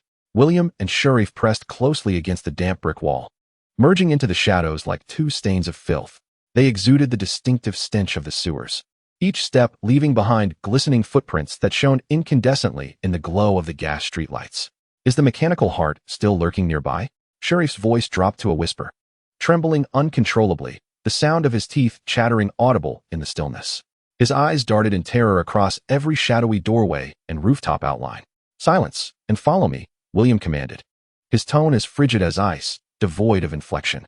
The numbness in his left arm had spread to his entire forearm, cold, stabbing pains akin to tiny icicles drilling towards his elbow. He suppressed his body's discomfort, elevating his mechanical sense to its zenith. The world around him transformed. The frigid stone walls conveyed the faint hum of distant steam pipes. The slick cobblestones beneath his feet revealed the distinct outlines of iron nails and fragments of metal. The air moved with subtle disturbances at the alley's bend. There was no one there, only the sound of wind rolling an empty iron can. The clinic lay at the alley's end, its peeling wooden door resembling a silent mouth in the darkness. There was no sign of life, yet a metallic presence lingered. William furrowed his brow. His mechanical sense penetrated the wooden door, capturing the internal state of the clinic. Counters, medicine bottles, surgical instruments, familiar metallic contours remained. However, there were additional elements, several exceedingly delicate, intricately designed metallic devices, reminiscent of spider webs, cleverly arranged behind the door, along the window ledges, and beneath the counter. A trap. It is a trigger-based alarm device commonly employed by the steam church's mechanical heart. The clinic is rigged with alarms, and William's voice is taut. They have not stationed anyone to guard it, yet they have installed this contraption. Once triggered, the nearby mechanical heart will be instantly informed. Sheriff's face drained of color. That key. William's sharp gaze swept across the clinic's exterior walls. The old, limping clinic is a two-story, time-worn brick structure, with a dilapidated wooden window on the second floor haphazardly boarded up with wooden planks. His mechanical sense extended upwards along the crevices of the brick wall. Behind the wooden boards of the second-floor window, the glass frame is severely corroded, the latch jammed, yet the structure remains fragile. William swiftly deduced, we can enter from there, avoiding the traps on the first floor. The second floor? Sharif gazed at the dark, nearly 4-meter-high window, his legs trembling. William had no time to explain. He quickly scanned the surroundings. Across the alley lay a pile of discarded wooden crates and broken cast-iron pipes. He approached, lifting a relatively straight, sufficiently long, rusted water pipe, gesturing for Sharif to assist. Together, they leaned the heavy iron pipe against the clinic's brick wall, the top just reaching beneath the second-floor window. William tested its stability. It was barely usable. You keep watch down here, he commanded, shoving the heavy tool bag into Sharif's hands. Taking a deep breath, enduring the stabbing pain and numbness in his left arm, he began to climb the slick, cold makeshift ladder. The strength and coordination bestowed by Sequence 9 were paramount at this moment. He moved with agility, like a silent gecko, quickly reaching the top, his right hand securely grasping the decaying wooden frame of the windowsill. His left arm, numb and cold, could barely offer any support, just managing to rest against the edge. Gritting his teeth, he put his full weight on his right hand, forcefully slamming his shoulder into the boarded-up window. Crack! The rotting wood splintered with a resounding snap. Fragments of wood and dust cascaded down. William paid little heed to the chaos, using his still-functioning right hand to push aside the remnants of wood and shattered glass. Tumbling into the pitch-black room on the second floor, a thick cloud of dust and the musty scent enveloped him. This space resembled a storage room, cluttered with dusty old furniture, broken medical models, and a multitude of burlap sacks, their contents obscured. Upon landing, William instantly crouched low, holding his breath. His mechanical senses heightened to their peak, keenly attuned to the sounds below. The first floor of the clinic lay in utter silence. The alarm traps had not been triggered. He had succeeded. William exhaled in relief, only to feel a sharper pain radiate from where his left arm had collided with the window frame, akin to rusted gears grinding against one another. He groped for the narrow wooden staircase leading to the first floor. The stairs, aged and dilapidated, creaked ominously underfoot with each careful step, avoiding any potentially loose sections. Finally, he descended to the first floor. Moonlight streamed through the gaps in the window, casting pallid patches of light upon the ground. The interior of the clinic remained much as it had been when he last departed, save for a chilling layer of coldness, indicating that it had been meticulously rummaged through. The drawer at the counter stood ajar, and several clear fingerprints marred the glass door of the medicine cabinet. William's keen gaze swept over the small cabinet near the counter, as indicated by Charles. The surface of the cabinet bore signs of having been rummaged through, yet it had not been forcibly opened. He approached and gently pulled open the cabinet door. Inside, he found a collection of empty medicine bottles, rolls of gauze, and a few tattered ledgers. Guided by instinct, William's fingers deftly brushed against a shallow groove at the top inside the cabinet, covered in dust. His fingertips encountered a small, cold, hard object. Carefully, he pried it out. In the moonlight, a brass key, crafted in an antiquated style, lay quietly in his dirt-streaked palm. A subtle scratch, as if made by a sharp instrument, marked the key's handle. This is it. The key to the safe. William's conviction solidified as he swiftly tucked the key into his inner pocket. Half the task was complete. He dared not linger, turning to retrace his steps back to the second floor. Just as he set foot on the first step of the staircase, clang. The dilapidated wooden door of the clinic was violently kicked open from the outside. Wood splintered everywhere. Two burly men, clad in tattered leather jackets and with brutish faces, stormed in, wielding machetes and iron rods.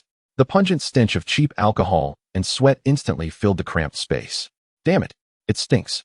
What kind of place is this? The bald leader covered his nose, cursing. The boss said that the kid might be hiding nearby, so search thoroughly. Find that William, break his legs, and bring him back. Another scar-faced thug brandished his iron rod, casting a menacing glance around the clinic's interior.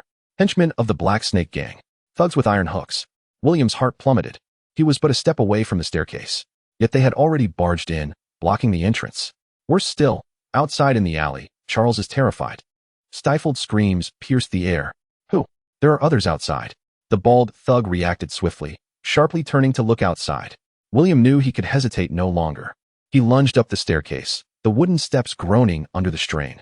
Someone was upstairs. The scar-faced man bellowed, brandishing his iron rod as he pursued. Heavy footsteps thudded on the stairs. Just as William burst into the cluttered room on the second floor, he heard a faint yet chilling click at the staircase behind him that sent shivers down his spine. Immediately afterward, a deafening alarm, sharp and shrill, erupted from the first floor of the clinic. The sound pierced through the walls, echoing wildly in the silent night sky. The scar-faced thug had stepped on the pressure-triggered alarm set at the staircase's entrance. The piercing alarm sounded like the horn of death, instantly shattering the tranquility of the night in the East District. Within the clinic, two henchmen of the Black Snake Gang were rendered utterly paralyzed by the sudden and terrifying noise. Outside, Sheriff's desperate scream abruptly ceased, replaced by a more harrowing sound of whimpering and struggle.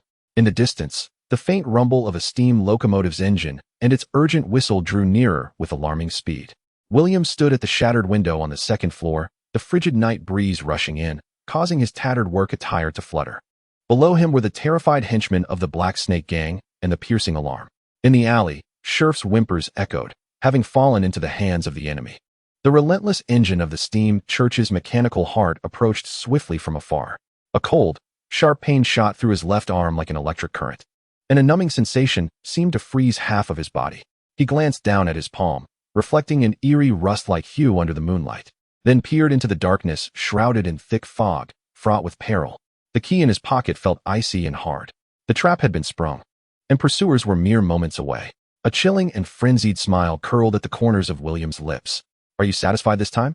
He thought, abruptly turning away from the window.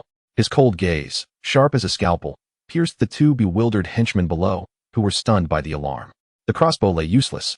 The wrench was in the tool bag downstairs, and with Sheriff captured, he had only this rusted body and the brass key, still dusted with remnants from the old, decrepit clinic, in his possession.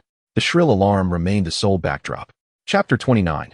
Steam and rust. The shrill alarm sounded like an invisible whip, cracking through every inch of air within the clinic.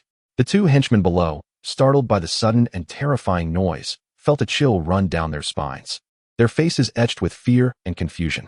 Now was the moment. William hesitated not for a second. Like a cornered beast, he unleashed an astonishing burst of speed. Instead of dashing towards the staircase, he lunged towards the corner of the storeroom, where a pile of dust-covered burlap sacks lay. The sensation of the burlap had already penetrated his grasp as he zeroed in on a heavy bag filled with hard, small particles, resembling discarded metal parts or samples of ore. With both hands clutching a corner of the sack, he summoned all his strength and, propelled by the momentum of his sprint, hurled it towards the staircase with all his might. Thud! The heavy sack, accompanied by a rushing wind, accurately struck the scar-faced henchman, who was charging up the stairs. Caught off guard, he staggered back, colliding with the bald giant behind him.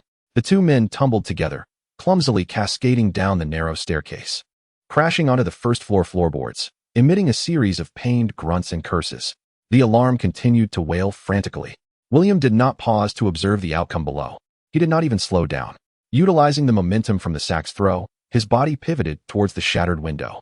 With a decisive step forward, he leapt without hesitation. The icy night air rushed into his nostrils, and the sensation of weightlessness enveloped him instantly. The mechanical heart whirred frantically as it plummeted, calculating the landing point, angle, and potential impact zones. Its target was not the unforgiving ground, but rather the stack of slightly shorter, water-resistant tarpaulin-covered wooden crates across the alley. Splash! His body crashed heavily onto the tarpaulin-covered crates. The immense force caused the crates to groan under the strain, the tarpaulin tore, and the decayed wooden slats splintered and scattered.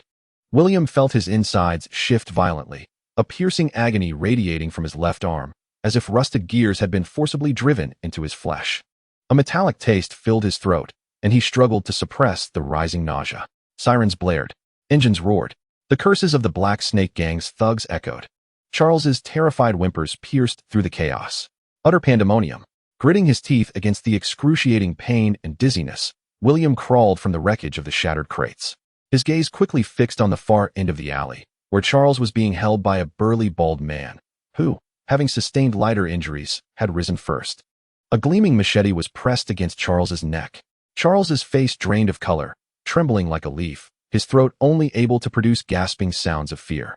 "Kid, don't move, or I'll slice him," the bald man roared at William, his eyes glinting with menace. The roar of the engine was now deafeningly close. The blinding lights of the steam locomotive cut through the thick fog at the alley's entrance. The sharp whistle sounded like a death knell. The mechanical heart had arrived. The bald man visibly sensed it too, a flicker of panic and ruthlessness crossing his face as he yanked Charles deeper into the alley. In a moment of dire urgency, William sprang into action. Instead of charging at the bald man, he abruptly turned and lunged toward a rusty fire hydrant valve mounted on the adjacent wall. Connected to a steam pipe, his right hand clamped around the cold, greasy metal wheel like a vice. "Open now," William growled, a primal roar escaping his lips. The power of Sequence 9 erupted without restraint. His muscles tensed, blood seemed to ignite within his veins. The deep, marrow-deep pain and numbness in his left arm transformed into a chilling fuel, driving him to extract the last vestiges of strength from his body. Creak! The rusted valve wheel emitted a deafening metallic wail as he forced it to turn a quarter of the way. Whoosh! A torrent of scalding, pressurized white steam erupted violently from the ruptured connection and valve, like an enraged dragon unleashed. Scorching, high pressure. It obscured his vision. The searing steam instantly filled the narrow alley. "Ah, my eyes. It's burning. It's burning me alive." The steam locomotive, which had just reached the alley's mouth, was immediately engulfed by the dense white steam. The engine emitted an eerie shriek. The members of the mechanical heart aboard were caught off guard, their eyes and skin seared by the scalding steam, unleashing blood-curdling screams. Vision completely stripped away. The bald man in the alley was the first to succumb. The scorching steam surged toward him. Instinctively, he released Charles and covered his face. Howling like a slaughtered pig, the machete clattered to the ground with a resounding clang. An opportunity. William glided through the thick, searing white steam like a specter. His cold left arm, amidst the sweltering vapor, was besieged by an eerie, suppressed sting. His target was not the bald, muscular man, but the nearly paralyzed and terror-stricken Sharif. Grasping Sharif by the back of his collar, he dragged him like a burdensome load, expending the last vestiges of his strength as he sprinted down the alley. Away from the steam and chaos. Block their path. Do not let them escape. The furious and chaotic shouts of the mechanical heart members, coupled with the sound of firearms being readied, echoed through the steam. Yet, the dense, scalding vapor and the narrow, tumultuous surroundings severely hampered their movements. The bald man writhed on the ground, clutching his face and howling in despair. Another thug, freshly emerged from the clinic with a scarred visage, stood frozen, overwhelmed by the ghostly, tumultuous scene before him, too terrified to advance. William, dragging Sharif, dashed madly through the labyrinthine alleys of the East District. Behind them were the shrill whistles, the roar of engines, the hissing steam, and the cacophony of curses. With each step, his left arm throbbed with agonizing pain, the numbness creeping upward like a chilling tide, reaching toward his elbow. He could sense the rust spots beneath his skin greedily expanding their territory. Time elapsed without his awareness, until the clamor behind them faded into oblivion, until his lungs ached as if they were bellows, and until his legs felt laden with lead. William abruptly turned into a garbage-strewn dead end, casting the nearly incapacitated Sharif into a corner and leaning against the cold, damp brick wall, sliding down to the ground. He gasped for air, each breath laced with a metallic tang. Sweat, filth, and blood mingled, trickling down his brow. The stinging in his left arm peaked after the exertion, his forearm feeling as though it were being relentlessly pierced by countless heated needles, the icy numbness now enveloping his elbow, and stubbornly extending toward his upper arm. Beneath his skin, the grotesque rust spot's edges were visibly encroaching beyond the bony protrusion of his elbow in the dim light. Sharif lay sprawled on the ground, rolling his eyes in a state of utter disarray, clearly still reeling from the profound terror. William, trembling, extended his right hand toward his close-fitting pocket, where the cold brass key still resided. He had succeeded. The key was secured, and Sharif had been rescued. But at what cost? He gazed down at his left arm, subtly trembling in the darkness, emanating an ominous aura. The intertwining sensations of numbness and excruciating pain suggested that this arm was no longer entirely his own. The rusted boundary had unmistakably crossed the elbow, resolutely advancing toward his upper arm. He could feel the flesh and bone beneath his skin being slowly and irrevocably eroded and replaced by an icy, unyielding, inhuman substance. The foundation of the Iron Throne was inscribing a deeper mark upon his very being. Outside the alley, the chaotic night in the East District continued unabated. The sound of police sirens, possibly signaling the disturbance of the precinct, mingled with the distant chugging of a steam locomotive. William leaned against the wall, closing his eyes, allowing the cold sting and creeping numbness to engulf his consciousness. He yearned for rest, even if only for a fleeting moment. This operation felt like forcing rusted parts to function. William chuckled bitterly within, yet lacked even the strength to lift the corners of his mouth. He could not afford to delay any longer in ascending to Sequence 8.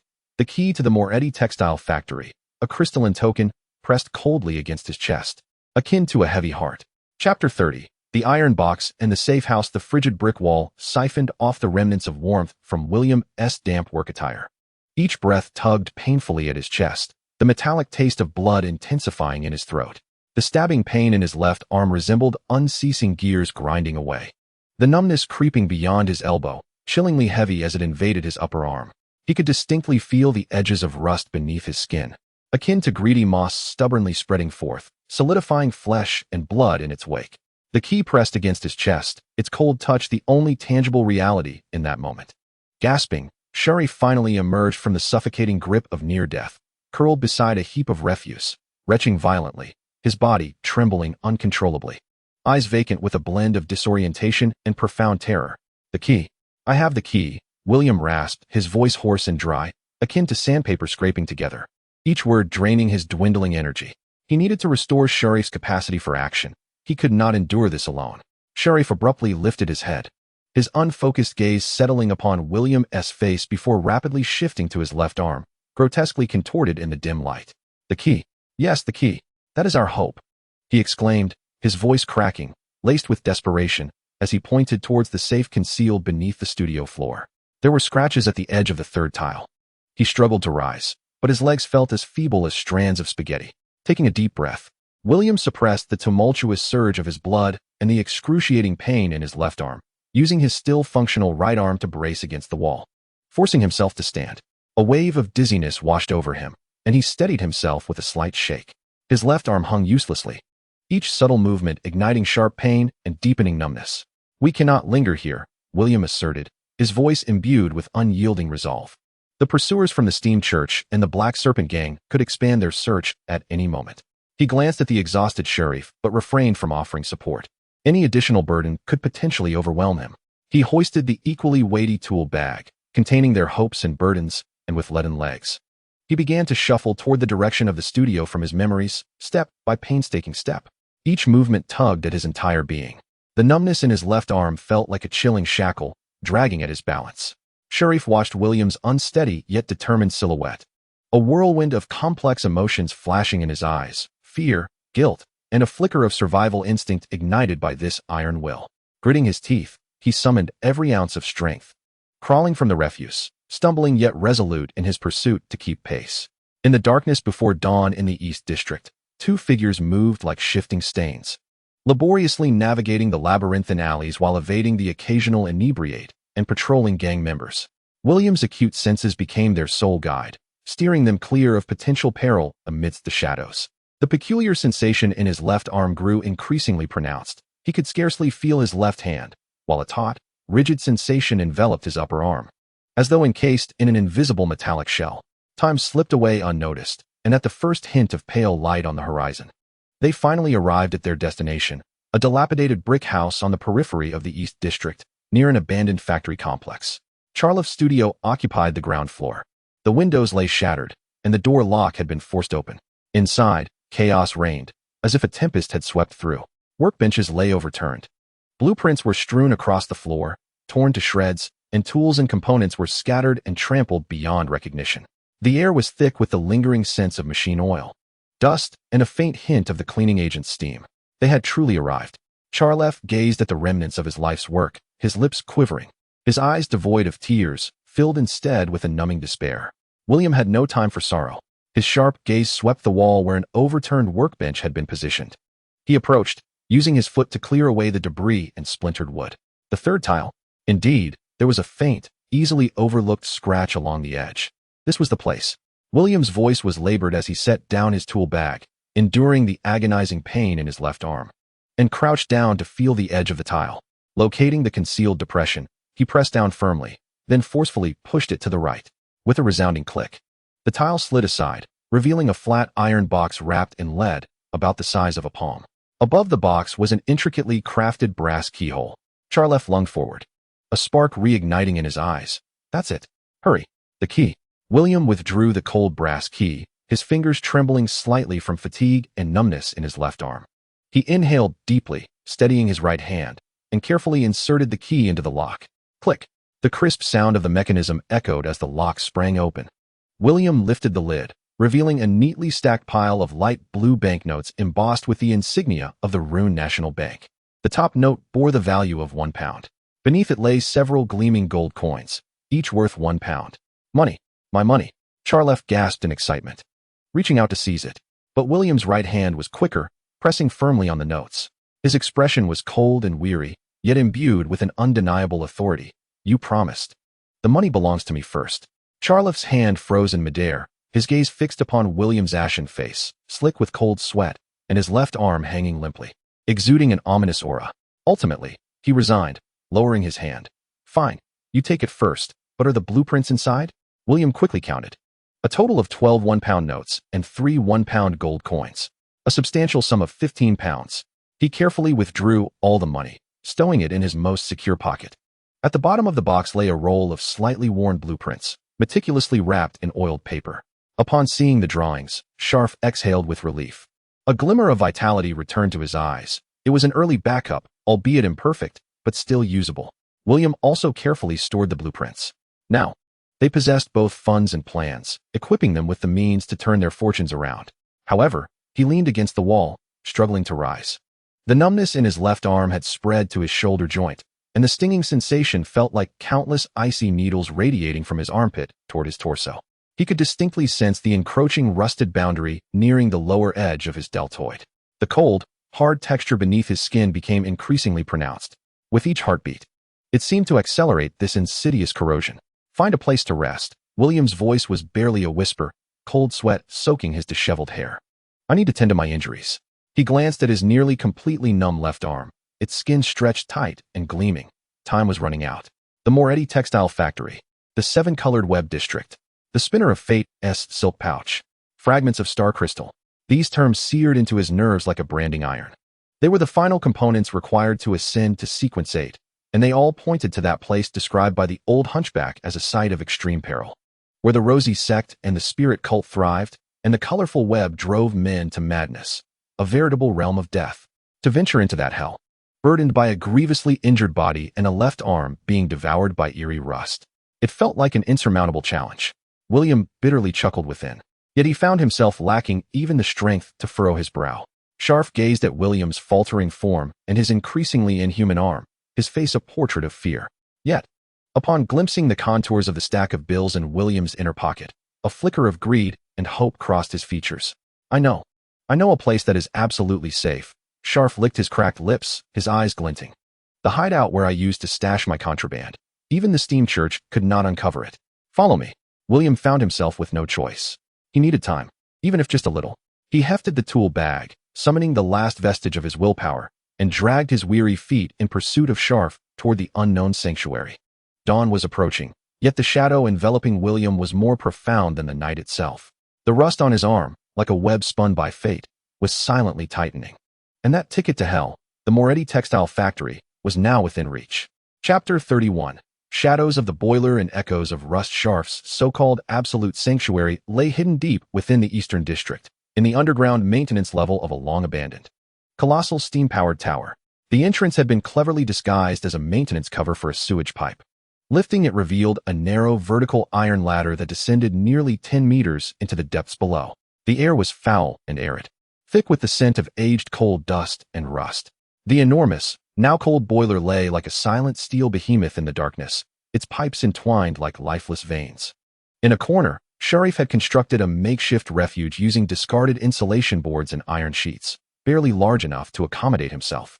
Inside lay a pile of moldy blankets, canned goods, several barrels of murky water, and even a rudimentary alcohol stove. This place had once served as a resting point for workers clearing ash from the large boiler. But since its abandonment, no one had returned. The ventilation was minimal, directly connected to the forsaken chimney, muffling both sound and scent. Sharif lit a dim oil lamp, his tone tinged with a hint of satisfaction. However, upon witnessing William's precarious state, that sense of pride swiftly evaporated. William nearly collapsed into the shelter, his tool bag hitting the ground with a dull thud.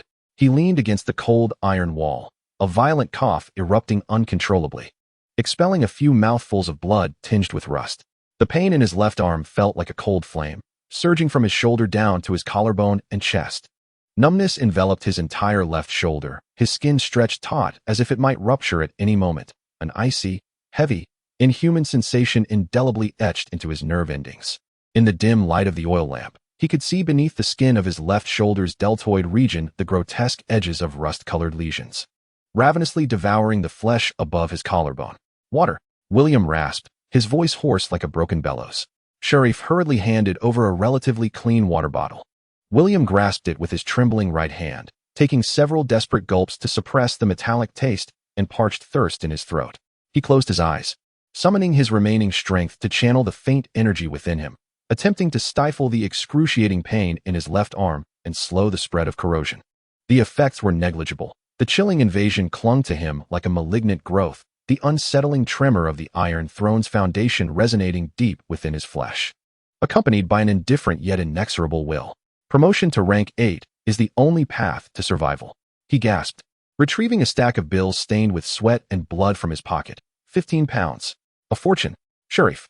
William's voice, though weak, carried an undeniable command. Listen carefully. Immediately go out and procure these items with utmost urgency. He swiftly recited his list. 1. The most effective hemostatic, analgesic, and anti-inflammatory medication, sufficient for at least a week's use. 3 pounds. 2.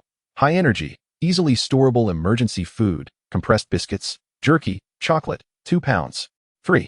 Clean drinking water, 2 large barrels. 1 pound. 4. A new crossbow string, maintenance oil, and strong adhesive to repair weapons. 1 pound. 5. The sturdiest canvas backpack with ample capacity. 1 pound. 6. Rope, rock anchors, a portable lantern, and extra fuel, essentials for exploring the textile factory. 2 pounds. 7. 2 vials of Nightingale's tears stimulant, as a last resort. 3 pounds. William gritted his teeth at the high price. He needed this to forcibly extract his body's potential in critical moments. 8. Finally, gather all recent intelligence regarding the Moretti textile factory, especially the location and dangers of the prismatic spiderweb area. 2 pounds. A total of 15 pounds. Not a penny to spare. Hurry. Remember, purchase from different stores and avoid any suspicious individuals. You must return within 2 hours. William thrust money into Sharif's hands, his gaze sharp as a blade. Should you dare to flee with this, he left the threat unspoken, merely glancing at his left arm, ominously illuminated by the flickering oil lamp, slowly succumbing to corrosion. Sharif, eyeing the thick stack of bills and then the terrifying limb of William, felt a tumultuous blend of greed and fear. Ultimately, the dread of William's inhuman resolve and the longing for future gains overshadowed his avarice. He nodded vigorously. Rest assured, I know the stakes. Wait for me. Grasping the money, he scurried up the iron ladder like a startled rabbit and vanished beyond the manhole cover. The underground space was left in solitude, with only William remaining. The flame of the oil lamp flickered faintly, casting distorted and quivering shadows upon the massive boiler and pipes, reminiscent of a lurking beast. In the profound silence, the peculiar sensations in his left arm were magnified infinitely, cold, heavy, numb, and a piercing pain that seemed to penetrate to his very marrow. Additionally, a new, subtle whisper emerged. akin to the low murmur of rusted gears reluctantly turning. William wearily closed his eyes, his consciousness delving deep into his left arm, where he encountered the icy foundation of an iron throne. Instantly, a chaotic, fragmented vision flooded his mind. Twisted, kaleidoscopic hues, viscous and oily, flowed and swirled in his sight. Nauseatingly sweet, as if seeking to infiltrate his awareness. Massive, cold, and shimmering with a metallic sheen, arachnid limbs silently traversed the dust-laden, dilapidated floor. Fragmented, inhuman murmurs mingled with agonized groans, and maniacal laughter echoed throughout the expansive workshop. In one region, the air was saturated with countless minuscule particles, akin to shards of crystal, refracting faint light and exuding a disquieting sense of tranquility. Star crystal fragments, a colossal cocoon, woven from myriad silver strands glistening with the sheen of fate, hung in the vibrant center of the swirling colors, seemingly enclosing a pulsating, organism-like core, the silk pouch of the fate weaver. The vision shattered, leaping erratically, rife with intense mental pollution. William abruptly opened his eyes, his head throbbing, the pain in his left arm intensifying sharply. Cold sweat drenched him instantly. Was the Iron Throne's foundation sensing the danger and target lurking there? Gasping for breath, he felt a lingering fear. The images had been too vivid. The taint of the prismatic glow nearly encroaching through the connection of the foundation. The shoddy calming talisman pouch pressed against his skin offered a faint, nearly imperceptible coolness. This charm, merely a placebo from the old, limping man, could scarcely withstand the true spiritual pollution of the textile factory. He doubted it would endure even 3 minutes. William grimaced inwardly, lacking even the strength to force a smile. Time trickled by, each second witnessing the slow yet relentless advance of the corrosion in his left arm. The numbness had crept to his collarbone, the metallic chill beneath his skin intensifying, and he could even sense a faint coldness beginning to emanate from his left ribcage. Just as William felt on the brink of madness from the silent erosion and excruciating pain, a commotion emanated from the manhole above. Sharif descended, breathless, his back burdened by a bulging, brand-new canvas bag, while his hands grasped 2 heavy buckets. "I've gathered everything," Sharif exclaimed, setting down his load. His face flushed from the intense run. "The medicine is the finest. Food and water have been procured. The tools are repaired. I have gathered news." He caught his breath, his expression tinged with fear. The textile factory is even more sinister. Last evening, someone witnessed an eerie green light emanating from within, and there were sounds resembling a child's cry intertwined with a woman's laughter. 2 of the nearby vagrants have gone mad. They keep muttering about a colorful web that devours people. The multicolored spiderweb zone lies deep within the main textile workshop. It used to be a storage area for high-quality dyes. Now, it is said that the entire region is enveloped by a glowing, viscous, multicolored web. Those who enter either go insane or never return. Sharif swallowed hard, gazing at William's increasingly inhuman arm, his voice trembling with dread. "William, do you truly intend to go?" William remained silent. He struggled to sit upright, using his still functional right hand to swiftly examine the items Sharif had brought back. He swallowed several potent painkillers and anti-inflammatories. Immediately, he began replacing the crossbow string and applying maintenance oil, meticulously cleaning the crossbow. The rope, lantern, and rock spikes were checked one by one. Finally, his gaze fell upon 2 bottles that glimmered with an ominous blue-green phosphorescence, labeled Nightingale's Tears. He picked up one, the cold glass pressing against his palm. The side effects were substantial, but perhaps they could bestow a fleeting, transcendent strength. For hours of rest, William's voice was low and hoarse, imbued with a sense of irrevocable determination. "Then we shall venture to the Moretti textile factory." He leaned against the frigid metal, closing his eyes, forcing himself into a shallow slumber. The painkillers began to take effect, barely suppressing the most intense agony, yet the cold, heavy sensation of erosion in his left arm and the subtle whispers of metallic friction beneath his skin remained, gnawing at him like a relentless parasite. The numbness had crept past his collarbone, silently spreading an inch down his chest. The flame of the oil lamp flickered under the massive shadow of the boiler, as if it could be consumed by darkness at any moment. Time underground seemed to freeze, with only the rust proclaiming a silent countdown. In 4 hours, the gates of hell would open for him. Chapter 32. The entrance to the web. The 4 hours of rest felt like a century amidst the rustling echoes of decay and the icy numbness in his chest. The painkillers barely subdued the sharpest pangs, but could not dispel the heavy, foreign sensation that had penetrated his very marrow. The skin over William's left chest, a 2-finger-wide area beneath the collarbone, was taut to the point of transparency, faintly reflecting a dull metallic sheen in the dim light of the oil lamp. With each breath, the subtle sound of rust scraping against living flesh could be heard. The moment had arrived. William's voice shattered the silence, akin to the scraping of rusty iron. He abruptly opened his eyes, the weariness still evident in his gaze, yet replaced by a fierce, almost burning determination. Ignoring the intense discomfort radiating from his left side, he deftly utilized his functioning right hand to swiftly stow away all his gear into a brand-new, sturdy canvas backpack.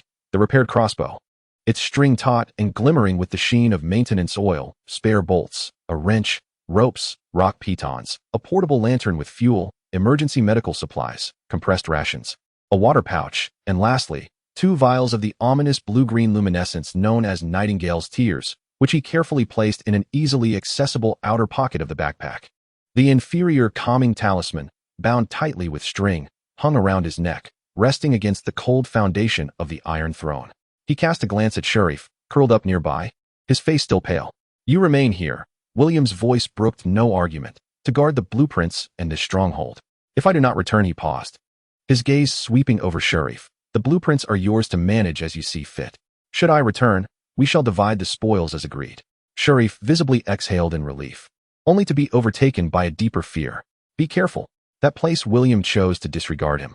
Hefting the heavy backpack onto his right shoulder, the numbness and stiffness of his left shoulder rendering him incapable of bearing any weight, and grasped the crossbow propped against the wall. The cold metallic sensation resonated through his palm, providing a familiar and reassuring sense of security. He inhaled deeply, the tainted, rust-laden air filling his lungs, as the numbness in his left chest wall seemed to creep further down. No more waiting. He ascended the frigid iron ladder and pushed open the heavy well cover. Outside, the sky was overcast, a gray mist hanging like frozen cotton, enveloping the eastern district. Though it was afternoon, the sun could not penetrate the dense gloom, casting the entire area into a stifling twilight. The Moretti textile factory loomed like a colossal, rust-ridden wound, sprawled in the depths of the abandoned industrial zone. Tall chimneys had long since collapsed, the brick walls crumbled and mottled, and shattered windows resembled hollow eye sockets. The once bustling factory gate had decayed and fallen, leaving behind a twisted steel frame akin to the shattered fangs of a monstrous beast. The air was thick with the scent of rust, the acrid stench of decaying fabric, and a faintly nauseating, cloying aroma. William lowered the brim of his hat, heightening his vigilance to its utmost. The sensation of machinery spread like an invisible radar, an eerie silence. No signs of large living creatures stirring within the factory grounds. The metallic lamentation of countless rusty spindles, gear shafts, and broken steam pipes silently narrated tales of decay. An unsettling stillness enveloped the area. Even the winds wailing through the dilapidated structures seemed absorbed by some unseen force, rendering it particularly viscous. The source of danger, from deep within the factory. A faint yet intensely disruptive wave of energy emanated, mingling the coldness of metal with that sickly sweet scent, the realm of the iridescent spiderwebs. He avoided the main entrance, slipping through a gap in a collapsed wall like a specter entering the factory's interior. The ground beneath was cloaked in a thick layer of dust and shattered debris, scattered with decaying fabrics and rusted components. The colossal factory loomed like a steel tomb, casting a heavy shadow. Following the cold, faint guidance of the sense of machinery and the cornerstone of the Iron Throne, William swiftly navigated through the labyrinthine ruins. As he drew nearer to the core area, the air became saturated with a cloying sweetness that nearly overpowered the scent of rust and decay, inducing a sense of dizziness. Concurrently, an invisible pressure began to bear down on his mind, akin to icy spider silk entwining around him, attempting to infiltrate his consciousness. The inferior talisman pouch around his neck offered a fleeting coolness, reminiscent of a flickering candle in the wind, valiantly resisting this mental encroachment. A faint, almost imperceptible sound, akin to the friction of metal, emanated from the side ahead.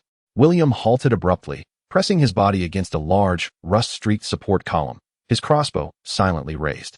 Through the gaps in the piled-up abandoned looms, he discerned the source of the noise, a few rats.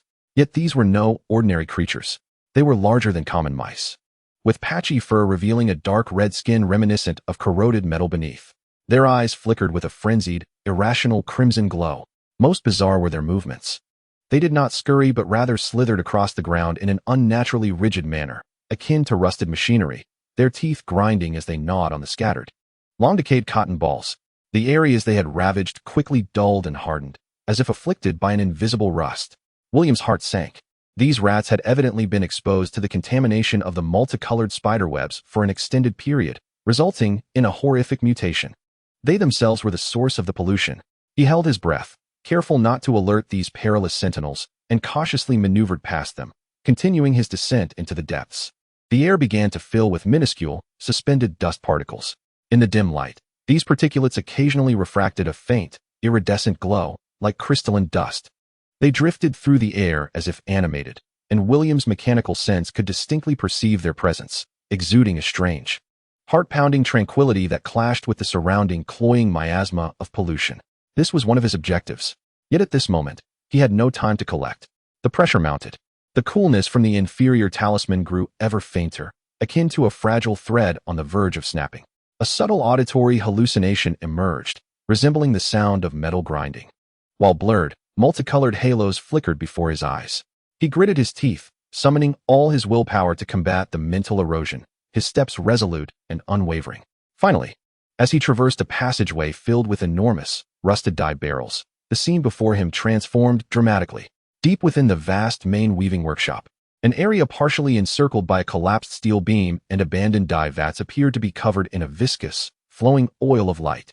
The realm of the multicolored spiderwebs. Countless shimmering strands of gossamer, radiant with ethereal hues, crisscross and layer upon one another, forming an immense and distorted three-dimensional web. They are not at rest. Rather, they undulate slowly, as if alive, exuding a rich, cloying aroma that is suffocating in its intensity. A fragrance that itself serves as the most potent of spiritual toxins. Wherever the eye wanders, dilapidated spinning wheels, fractured pipes, and even the dust upon the ground are all stained by this viscous, multicolored luminescence, presenting a bizarre and warped visage. The light in the entire area refracts and distorts under the movement of the iridescent web, creating a chaotic sense of space. At the heart of the densest part of the web, where the vibrant colors are most concentrated, a colossal cocoon, woven from countless silver strands that glimmer with the cold sheen of fate, hangs suspended in midair. The surface of the cocoon flows like quicksilver, enclosing a pulsing core that emanates a potent spiritual resonance, the destiny weaver's silk sack. William's heart raced. The target lay before him, yet danger was equally within reach. His keen instincts detected that deep within the colorful web, amidst the twisted shadows and slowly undulating bands of light, lurked more than one massive silhouette, exuding an aura of cold metal. They resembled perfect hunters, seamlessly integrated with the vibrant web, only revealing their positions through the occasional movement of their glimmering, steel-like appendages. Destiny weavers. And not just one. What sent a chill down William's spine was the sight of several incongruous items scattered atop a relatively intact platform near the edge of the colorful web. Several empty crystal vials stained with dark red remnants resembling dried blood. A few bone fragments inscribed with twisted humanoid forms and rose-like runes, and a small heap of black ashes that exuded an ominous chill. The Rose sect. They had indeed been active here. The traces were still fresh. This was akin to throwing oneself into the lair of a monster. William scoffed inwardly. Yet his grip on the crossbow tightened. He forced himself to regain composure, to recklessly charge into the colorful web, facing those terrifying weavers and the overwhelming spiritual corruption, would surely lead to certain death. He needed to leverage his surroundings. His gaze swiftly scanned the area, towering rusted support columns, an almost toppled massive dye vat, and dangling severed steel cables. He required a vantage point, a position that would allow him to evade most of the web while still being able to strike at that enormous cocoon. The numbness and prickling in his left arm surged like a chilling tide, reminding him of the urgency of time. The frigid sensation of the low-quality talisman felt like a flickering candle in the wind, poised to extinguish at any moment. He sensed that the edges of the rust stains upon his chest wall, provoked by that cloying aroma and immense spiritual pressure, were stirring restlessly, attempting to erode once more. Silently, he stepped back a few paces, his gaze locking onto a distant, slanted support column. The top of the column stood approximately 7 to 8 meters above the ground. Adjacent to the workshop's glass dome, most of which was shattered, with severed steel cables hanging nearby. From that point, perhaps a relatively secure angle for shooting could be obtained. William gripped the frigid crossbow tightly, clutching a vial of Nightingale's tears in his right palm. A bluish-green luminescence seeped through his fingers, reminiscent of a demon's eyes. The final stretch lay ahead, the most perilous of all. He had to traverse an expanse, relatively open yet shrouded by the low, abandoned looms. To reach the base of that pillar, this area, exposed to the radiant edges of the iridescent spiderweb zone, also lay vulnerable to the gaze of the lurking weaver. He inhaled deeply, suppressing all fear and bodily protests, his muscles taut like a leopard poised to pounce on its prey. Action. Chapter 33. Rusted arrows and the cocoon of descent. The cloying fragrance assaulted his senses like a tangible poison, searing his reason. The chill emanating from the inferior amulet had weakened to a flicker, akin to a candle flickering in the wind. Each breath was accompanied by auditory hallucinations reminiscent of metallic friction, while bizarre, kaleidoscopic halos danced at the periphery of his vision. The numb coldness in his left chest felt like an ice armor solidifying, steadily encroaching upon his heart. No more hesitation. William suddenly burst forth from his hiding place behind the abandoned loom, moving with the swiftness of a released arrow. He lowered his body, pushing his speed to its limits. Racing across the debris-laden expanse strewn with decaying fabrics. The weight of his heavy backpack and crossbow tugged at his balance, and the numbness in his left side rendered his movements somewhat awkward and stiff. Hiss! Almost simultaneously, a sharp, inhuman hiss resonated from the depths of the iridescent web. The sound was akin to a rusted steel saw scraping against glass, excruciatingly piercing. A colossal shadow, glinting with the cold sheen of metal, suddenly emerged from the viscous light. It was a fate weaver. Its 8 steel-like limbs moved swiftly across the web, producing a disconcerting clicking sound, while its multifaceted eyes glimmered with pure, irrational malice. Locking onto the intruder. The massive form of this weaver resembled a small steam locomotive, cloaked in a dark, rust-stained carapace, its mandibles opening and closing as viscous. Iridescent venom dripped incessantly. Damn it! Discovered. A heaviness settled in William's heart, yet he dared not halt his steps. He was still nearly 30 meters from the slanted, load-bearing pillar. Hiss, hiss, hiss. Click, click. The cacophony of more hisses and metallic scrapes intensified. 2 more gigantic weavers were startled from different directions, their menacing forms emerging from the iridescent curtain. They resembled chilling machines of slaughter, swiftly adjusting their course to encircle William with astonishing speed. The pressure of mental pollution surged exponentially, the amulet's cooling sensation nearly vanishing. William felt as though his head had been thrust into a roaring steam boiler. Countless sharp metallic sounds and twisted, colorful illusions violently assaulted his consciousness, blurring his vision into a haze. He let out a muffled groan, forcibly biting down on his tongue. The sharp pain and metallic taste of blood bringing a fleeting moment of clarity. Just 15 meters remained to the support column. The first spider was nearly upon him. Its massive, barbed metallic foreleg rose high, accompanied by a terrifying shriek that tore through the air, striking down towards William's head.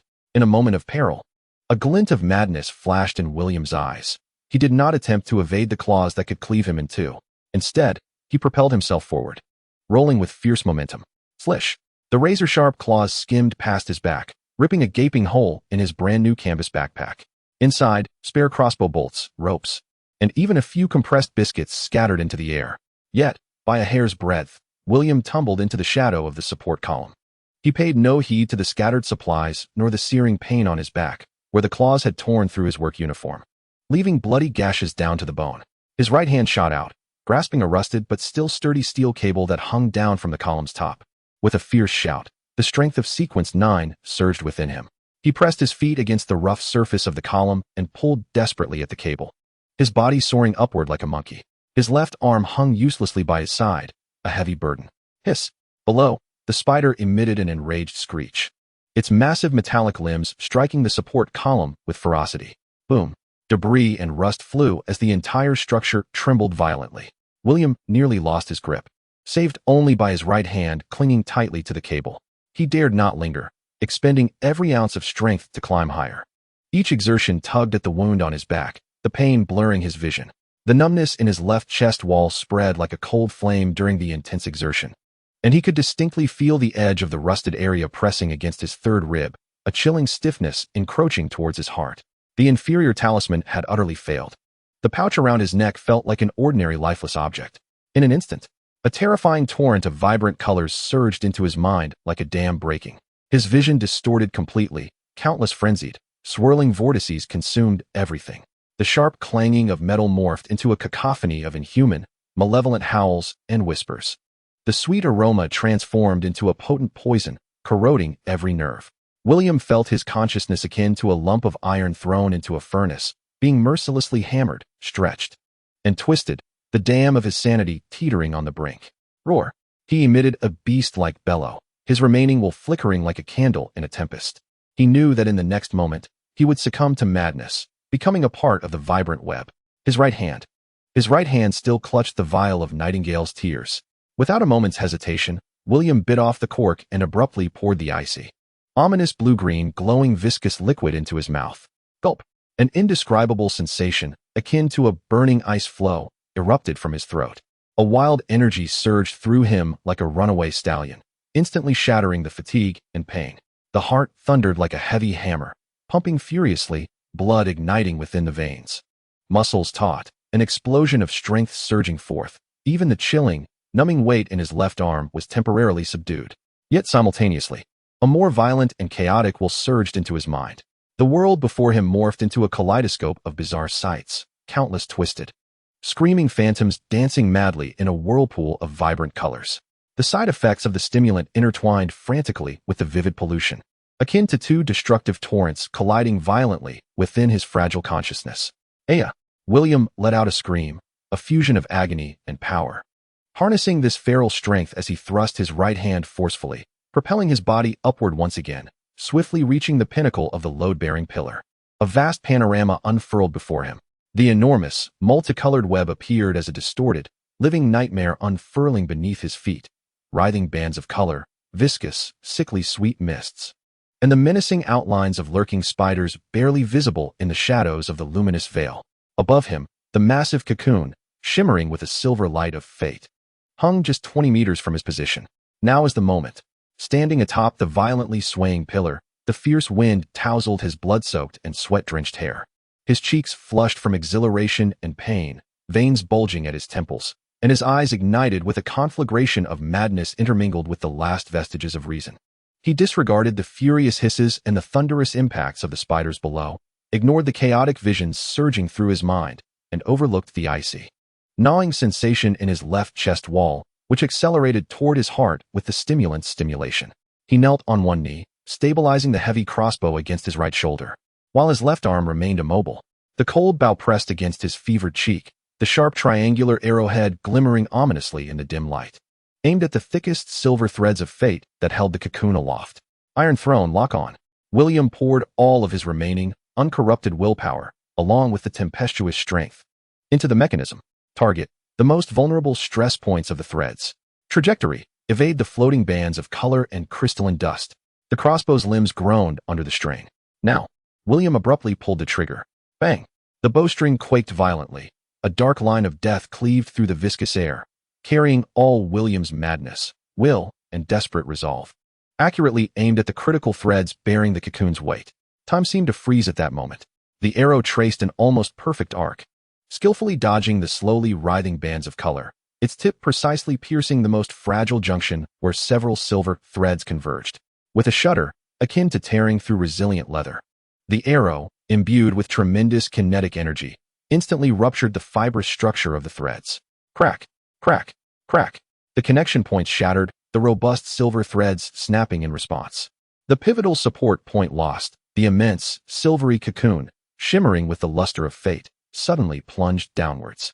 It fell like a detached weight, accompanied by a dull, piercing sound, crashing down from the vibrant center of the colorful veil into the area riddled with enormous, rusted-dyed vats and contorted pipes. A thunderous roar erupted as the cocoon struck the edge of a half-overturned colossal metal vat, producing a cacophony of tearing metal and deforming the vat severely. The cocoon itself developed several fissures, from which a viscous, glimmering liquid, resplendent in silver and iridescent hues, surged forth. An extraordinary wave of potent, ethereal energy, seemingly distilled from countless trajectories of destiny, erupted in an instant. The entire colorful web zone erupted in chaos. All the lurking spiders unleashed earth-shattering cries filled with endless fury and madness. They surged towards the site of the cocoon's descent like an enraged swarm, abandoning their previous assaults on the pillars. From atop the column, William beheld the madness below, the frenzied swarm of spiders and the fallen cocoon. In his bloodshot eyes, the last flicker of clarity flickered like a candle in the wind. The frenzied power of the stimulant began to wane. and the icy pain of mental degradation and corrosion surged like a tide, swiftly engulfing him. Darkness enveloped his vision, and his body became akin to a marionette with severed strings, plummeting directly into the chaotic, colorful abyss below. Chapter 34. The divinity and madness within the dye vat downward. The sensation of weightlessness entwined with the chill of impending death. Below lay a distorted, colorful hell, a jungle of jagged metal and rusted dye vats. William's consciousness succumbed entirely to the rampant contamination, the backlash of the stimulant, and the acute agony of corrosion. The vibrant vortex devoured the last vestiges of light. The shrill metallic wail served as the soul-tolling bell of doom. Like a piece of discarded scrap metal, he plummeted into the crucible of destiny. With a thud and a splash, his body crashed into a viscous, icy liquid. The tremendous impact was somewhat cushioned, yet it still jarred his insides, causing a coppery sweetness to surge in his throat. The frigid liquid instantly filled his nostrils and mouth, carrying a nauseatingly sweet, metallic scent, a blend of the broken, abandoned dye remnants and the viscous essence seeping from the shattered cocoon.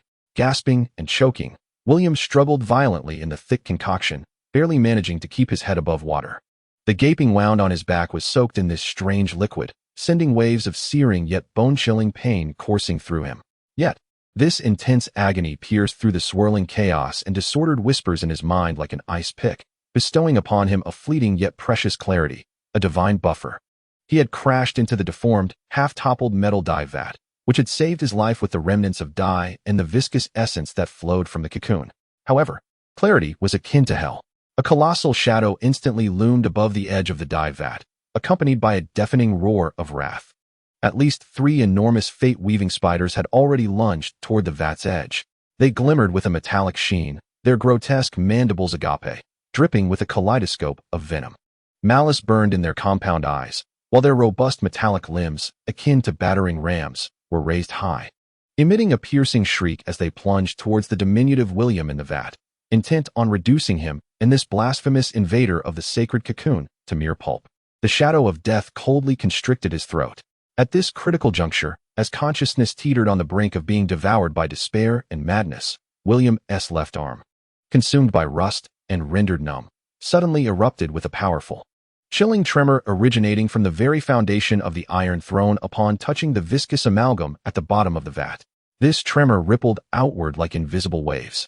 The sediment at the bottom, mingled with the slime, sent countless glimmering star crystal dust particles soaring, as if irresistibly drawn, surging towards his left arm that exuded an ominous aura of corrosion. The sound of delicate adhesion filled the air. The myriad of sparkling dust particles instantaneously merged into the rust spots of his left arm, akin to droplets merging into a parched desert. An indescribable, cold yet pure sense of tranquility erupted from his left arm, flowing upward like the serene light of a moonlit night, forcefully cleansing his mind besieged by pollution and madness. Star crystal shards. As vessels, they adhered with fervor. This sudden tranquility, born from the foundation of the Iron Throne, resembled a block of ice cast into boiling oil. Though it could not completely dispel the taint and chaos, it afforded William a fleeting half-second of absolute clarity. His gaze, sharp as a tempered blade, pierced through the jagged apertures of the vat, locking onto the damaged cocoon mere inches away. A gaping wound had torn open in the cocoon, from which viscous, shimmering liquid, radiating silvery glimmers of fate and colorful toxins, gushed forth. Deep within the wound, a pulsating core wrapped in countless fine silver threads emitted a potent aura of order and the ebb and flow of destiny, exuding a deadly allure. The silk sack of the weaver of fate. Without thought, without hesitation, in the face of imminent death, William's body surged with instinct that transcended his limits. His body, submerged in the slime, coiled abruptly. The last vestige of strength in his right leg, like a cannonball discharged, propelled him with all his might against the cold inner wall of the vat. Boom. The tremendous recoil propelled his body forward, akin to a slippery fish darting through the viscous liquid toward the gaping wound of the cocoon. Simultaneously, his left arm, now adorned with star crystal dust and momentarily enveloped in tranquility, acted with the precision of a finely tuned mechanical limb, disregarding the searing pain and numbness, as well as the lethal limbs descending from above, resolutely thrusting into the vast fissure of the cocoon. Fingers splayed wide, reaching for the pulsating silver core. With a squelch, his left arm plunged to the elbow into the viscous, icy liquid. The fingertips momentarily brushed against the pulsing, resilient, and warm core of the silk pouch. A torrent of chaotic destiny surged into his left arm through the point of contact. The foundation of the Iron Throne erupted with an unprecedented icy tremor. As if it were exulting, a piercing shriek erupted from the weaver above, a blend of unrestrained fury and a hint of dread. The lethal appendages were now less than half a meter from William's head and his left arm embedded in the cocoon. In that fleeting moment, as William's fingers were about to fully grasp the core of the silk pouch, the corroding force within him, temporarily subdued by the tranquil star crystal, yet violently impacted by the torrent of fate from the silk pouch, finally breached its critical threshold. Deep within the palm of his left hand, the radiance of the Iron Throne's foundation suddenly illuminated through his skin. The corrosion that spread to the edge of his third rib, greedily reaching towards his heart, seemed to be imbued with a life of its own. A chilling, mechanical, instinctual thought detonated in William's mind. Fate grafting. This was not a conscious manipulation, but a passive counterattack from the foundation in the face of despair. It was the embryonic form of the Sequence 7 Fate branding ability, touched by a Sequence 9 mechanic apprentice under the catalyst of the Iron Throne, born from the brink of life and death. Rough, primal, of immense cost. Buzz. William felt as though his soul was being torn asunder. The icy corruption spreading across his left chest wall instantaneously brought forth an excruciating pain, as if something was being forcibly stripped away and transferred. An invisible, rusted chain brutally grafted away the most lethal part of the corrosion that was about to invade his heart and lungs, along with a portion of the violent backlash from the core of the silk pouch that surged into his left arm. The target of this grafting was the enormous weaver, closest to him, poised to pierce his head with its appendage. Creak. The frenzied weaver abruptly stiffened. In its malicious, multifaceted eyes, an expression of incredulous terror and agony replaced its former malevolence. The tips of its steel-like forelimbs, just a few centimeters from William's head, suddenly became shrouded in a rapidly spreading, dark, and unsightly rust. The rust spread like a living entity, racing up its appendages, wherever it traveled. The once hard metallic shell emitted a nauseating groan, swiftly becoming brittle and cracking. It emitted a distorted, agonized wail, akin to the sound of metal fracturing. Its colossal form lost balance, and with the encroaching rust, it crashed heavily into another weaver nearby, like an uncontrollable battering ram. Boom. Crack. The two behemoths collided. Their metallic exoskeletons shattered, vibrant venom splattering everywhere. This momentarily obstructed the assault paths of the other weavers. Now was the time. William's right hand forcefully thrust against the viscous substance. His body propelled backward with the leverage. His left arm, embedded in the cocoon, resisted as he yanked it free, tearing through the viscous material. In his left hand, he tightly clutched a warm, resilient, silvery silk pouch that pulsed as if it were alive. Countless delicate silver threads, shimmering with the luster of fate, entwined around him, as the profound essence of order and the ethereal vibrations of destiny surged forth. The silk pouch of the weaver of fate. It was within reach. Simultaneously, more starry crystalline dust, drawn by the gravitational pull of the Iron Throne's foundation, flowed in like a river of stars, madly rushing into his left arm, which was already encrusted with dust. Hiss, hiss, hiss. The silk pouch was seized. A companion wounded. The remaining weavers plunged into a frenzy of wild desperation. Ignoring their injured comrade, they charged furiously towards William, who was submerged in the dye vat. Vibrant ribbons of color coiled down like living serpents. William, drenched in a viscous concoction, gripped the searing silk pouch tightly in his left hand while his right hand clutched a massive, deformed, rusted sheet of iron, akin to a warped shield, at the edge of the vat, and he heaved it upward with great force. Clang! The enormous iron lid, resembling a battered shield, barely covered more than half of the vat's opening. In the next instant, thud, thud, thud, sizzle. The frenzied assaults of the weavers fell like raindrops upon the iron lid. The metal was torn asunder, the cacophony of impacts deafening. The lid warped violently, and vibrant, toxic liquid splattered in through the gaps. The vat was instantly engulfed in a thick, sticky darkness. Only the silk pouch in his hand emitted a faint silver glow, accompanied by the chilling tranquility of the starry crystalline dust clinging to his arm. William, leaning against the cold, slippery wall of the vat, curled up in the fetid mixture, gasping for breath. Each inhalation carried the metallic scent of rust and the sweet, cloying odor of slime, while the wound on his back throbbed painfully, and his left arm ached with a tearing sensation from gripping the silk pouch and the dust. Most terrifying of all was the left side of his chest. Though part of the deadly, spreading rust had been forcibly excised, temporarily halting the erosion of his heart, the price was starkly evident. He lowered his gaze, and in the feeble silver light of the silk pouch, he beheld a palm-sized patch of skin above his heart, utterly devoid of color, presenting a dull, metallic gray. The skin was taut and lifeless, and at its edges, fine, dark red lines resembling circuit patterns, like grotesque scars, crept menacingly towards the surrounding healthy flesh. This was the cost of forced grafting, the mark of the Iron Throne's foundation, and the final warning before ascension. Outside the vat roared the madness of colliding metallic behemoths, while within, William, gravely wounded and on the brink of death, clutched the seed of hope and the source of poison. The silk pouch pulsed in his left hand, akin to a second heartbeat. The icy serenity of the starry crystalline dust coursed through his rusted arm. Trembling, he used his functioning right hand to rummage through his damaged backpack, retrieving the cold iron wire spine and the cold-cast silver powder.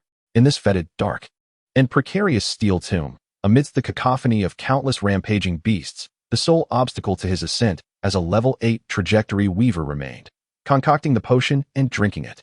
Chapter 35. The trajectory weaver within the dye vat. The fetid, viscous darkness clung to the air like solidified tar. Above, the metal lid was battered by a cacophony of frantic blows, echoing the relentless thrum of hell itself, each jolt sending tremors through the walls of the vat, splattering viscous fluids in every direction.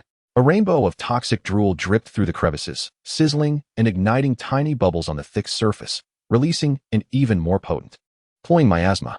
Time slipped away at an alarming rate, measured by the frantic percussion of arachnid limbs. William leaned against the cold, slick wall of the vat, illuminated by the faint silver glow emanating from the silk sack, resembling a drowning man clutching desperately at the last piece of driftwood. He disregarded the searing pain from the contaminated wound on his back, the looming threat of collapse above him, and the frigid, lifeless sensation emanating from the palm-sized, metallic gray area on his left chest. All his mental faculties and willpower coalesced within his trembling hands. In his right hand, he gripped the cold, resilient spine of the iron snake, imbued with a serpentine chill. In his left, he clutched the warm, pulsing silk sack, alive with the glimmer of fate. He bit down on the cork of a small vial containing cold-cast silver powder, shattering the seal. Ascend. Only through ascension could he carve a sliver of hope from this abyss. There was no crucible, no ritual, no sanctuary, only the fetid dye vat, the violent impacts, and the lethal miasma. A wild glint of madness and calm determination burned in William's eyes. He plunged the spine of the iron snake with ferocity into the core of the silk sack he held tightly in his left hand. With a pop, the resilient sack was pierced. A thick, scalding, silver-white liquid, brimming with chaotic destiny, surged forth, mingling with the spine's cold essence. In a flash, William poured the entirety of the cold-cast silver powder onto his wound. As the silver liquid met the frigid powder, a reaction erupted akin to red-hot iron plunged into ice water. A blinding silver radiance fused with icy blue mist exploded, engulfing the interior of the dye vat in a stark, ghostly light. A powerful, chaotic, and frigid yet oddly ordered wave of spiritual energy surged forth, like a lit powder keg, violently colliding within the confined space. The potion, in the face of despair, it fused in the most brutal and primal manner. Without hesitation, William, like a parched traveler yearning for rain, lowered his head, opened his mouth, and fervently drank from the ruptured silk sack, now pierced and bubbling with silver powder. Gulp, gulp. The thick, scalding, and bone-chilling mixture surged down his throat like a blend of molten metal and icy shards, searing and freezing his esophagus in its wake. An unimaginable chaos of spiritual energy, intertwined with the chilling trajectory of the iron snake, the weaving power of the fateful spider, and the steadfast metallic order of cold-cast silver dust, surged forth like a flood breaching its dam, instantly obliterating his frail physical defenses and violently crashing into his ethereal being. Ugh! William's body arched violently, as if struck by an invisible hammer. His muscles and bones groaned under the unbearable burden, his eyes reddening with blood vessels nearly bulging from their sockets. Beneath his skin, veins writhed like worms, engorged with the tumult of energy. The metallic gray area on his left chest glowed a dark crimson, akin to a searing iron, under the onslaught of this frenzied spirit. The rusted patterns at its edges twisted in a frenzied dance, as if fiercely battling the invading potency of the potion. Even more terrifying was the mental onslaught. The chaotic currents of destiny contained within the silk sack core, the dense spiritual pollution of the iridescent spider web, and the residual tumult of the nightingale's tears converged under the potion's catalyst, finding a collective outlet, morphing into a cacophony of twisted illusions and piercing shrieks that relentlessly assailed his consciousness. He felt as though he were plunging into a kaleidoscopic abyss. With countless shattered destinies entwining his soul like frigid chains, the metallic scrape being the sole background sound. Clinging to the trajectory of weaving fate, a cold, mechanical thought, born of the cornerstone of the Iron Throne and the instinct of the potion, resonated at the precipice of his soul's disintegration, akin to the calming needle of the sea. This was the essence of a Sequence 8 trajectory weaver, seeking order amid chaos. Within the disordered fragments of fate, he endeavored to forge his own path. William's consciousness, shattered by the violent spirit and pollution, resembled a small boat amidst a tempest, desperately grasping this final mast. He forcibly embraced all pain, all chaos, and all external disturbances, the impacts above, the dripping venom, into his perception. Like a precise instrument amidst a storm, he ignored his own damage, obsessively calculating, deducing, and weaving. The fragments of fate, pollution, fluctuating waves, weaving spider attack frequencies, the structural weaknesses of the cylinder walls, the left arm's star crystal adhesion points, and the potion fusion nodes. Countless chaotic fragments of information were forcibly assimilated into a temporary, crude trajectory model under the strain of his transcendent will and the cold calculations of the Iron Throne's cornerstone. Multidimensional interference, elementary. Engage, though merely a nascent form, lasting only a few fleeting seconds, and invoking parallel segments that were blurred and rife with interference, primarily various shredded and tainted failed outcomes. It was sufficient. 5 extremely brief, fragmented action sequences surged into the tempestuous sea of William's consciousness. 1. Forcibly prying open the lid, only to be torn apart by limbs. 2. Curling in place, buried under the collapsed cylinder. 3. Detonating residual stimulants, leading to bodily collapse. 4. Attempting to utilize the left arm's star crystal, only to suffer backlash from contamination. 5. Seizing the moment between spider attacks, utilizing the tilt of the dye vat to slip out through a bottom fissure. The 5th fragment, a fleeting glimpse. The scene was shrouded in a haze, teeming with viscous slime and rusted pipes. Yet, it stood as the sole path imbued with a faint glimmer of life. This was it. William's consciousness, on the brink of collapse, erupted in a final roar. In reality, it seemed as though but a fleeting moment had passed. The iron lid above resonated with a deafening metallic screech as it was savagely struck by a monstrous arachnid, creating a significant dent that nearly breached its surface. In the very moment this indentation formed, in the mere fraction of a second before the next blow descended, William sprang into action, not upwards, but downwards. Like a slippery eel, propelled by the transient surge of strength bestowed by the potion and guided by the trajectory. He curled his body and slid toward an inconspicuous crack near the bottom of the dye vat, formed by previous impacts and rust. Simultaneously, his left arm, swollen and agonizing from the accumulation of stardust, was forcefully pressed against the cold, rough rusted iron at the edge of the fissure. Open for me. The power of Sequence 9 erupted beyond measure under the potion's influence. The already fragile rusted sheet of metal was forcibly torn apart, akin to decayed leather, by the immense force of William's left arm, the stardust absorption points providing strange stability and power transmission, and his precise exertion. With a resounding crash, William's body, enshrouded in foul slime, burst forth from the narrow crevice, plunging into the intricate, chilling, and murky space beneath the dye vat, filled with stagnant water and rusted pipes. Almost simultaneously with his emergence, a thunderous roar reverberated from above. The powerful metallic limb had finally pierced through the iron lid, shattering the entire top of the dye vat into ruin. Viscous liquid and shattered cocoon remnants cascaded down like a waterfall. The enraged arachnid's screeches echoed through the heavens. William curled up within the cold, filthy crevice of the pipe, his body smeared with the noxious slime and rust, gasping for breath. Each inhalation laced with searing pain and the metallic tang of rust. The potion's ferocious fusion of power continued to rage within him, reshaping his body and spirit, bringing forth excruciating agony. The metallic area on his left chest, the size of a palm, glowed a dark crimson, rapidly fading. His stiff, pallid skin seemed to be caressed by invisible hands, swiftly regaining color and elasticity, while the numbness and rust-like patterns receded like a tide. Ultimately, all mutations and their costs were firmly locked and solidified within his left hand. From his fingertips to his wrist, His entire left hand transformed into a cold, black iron hue, adorned with subtle metallic textures and peculiar starlit speckles. When the joints of his fingers moved, they emitted an almost imperceptible, yet distinctly audible metallic friction sound. It had lost the warmth of flesh, leaving only the cold hardness and an unparalleled perception of metal. This was the manifestation of the cornerstone of the Iron Throne, the final cost anchor of rusting fate, and one of the sources of the trajectory weaver's power. Simultaneously, a brand new, cold and precise perception spread out from him like mercury, radiating outward. Sequence 8, Trajectory Weaver.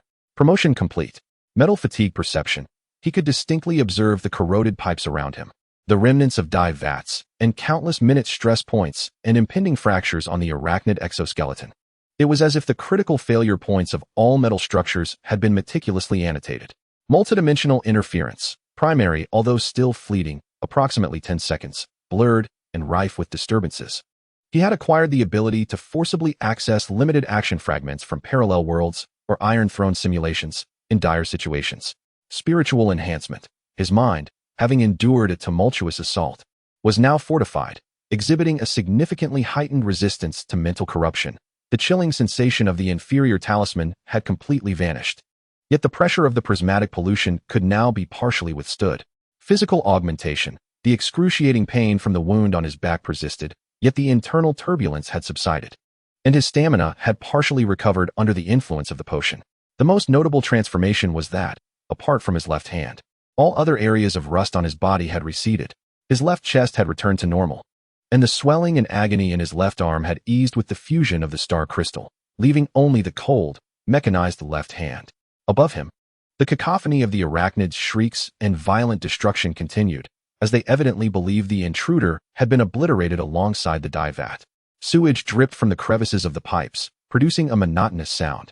William raised his cold, black iron left hand, which shimmered with subtle starlight, and slowly clenched his fingers into a fist. The metallic joints emitted a crisp click.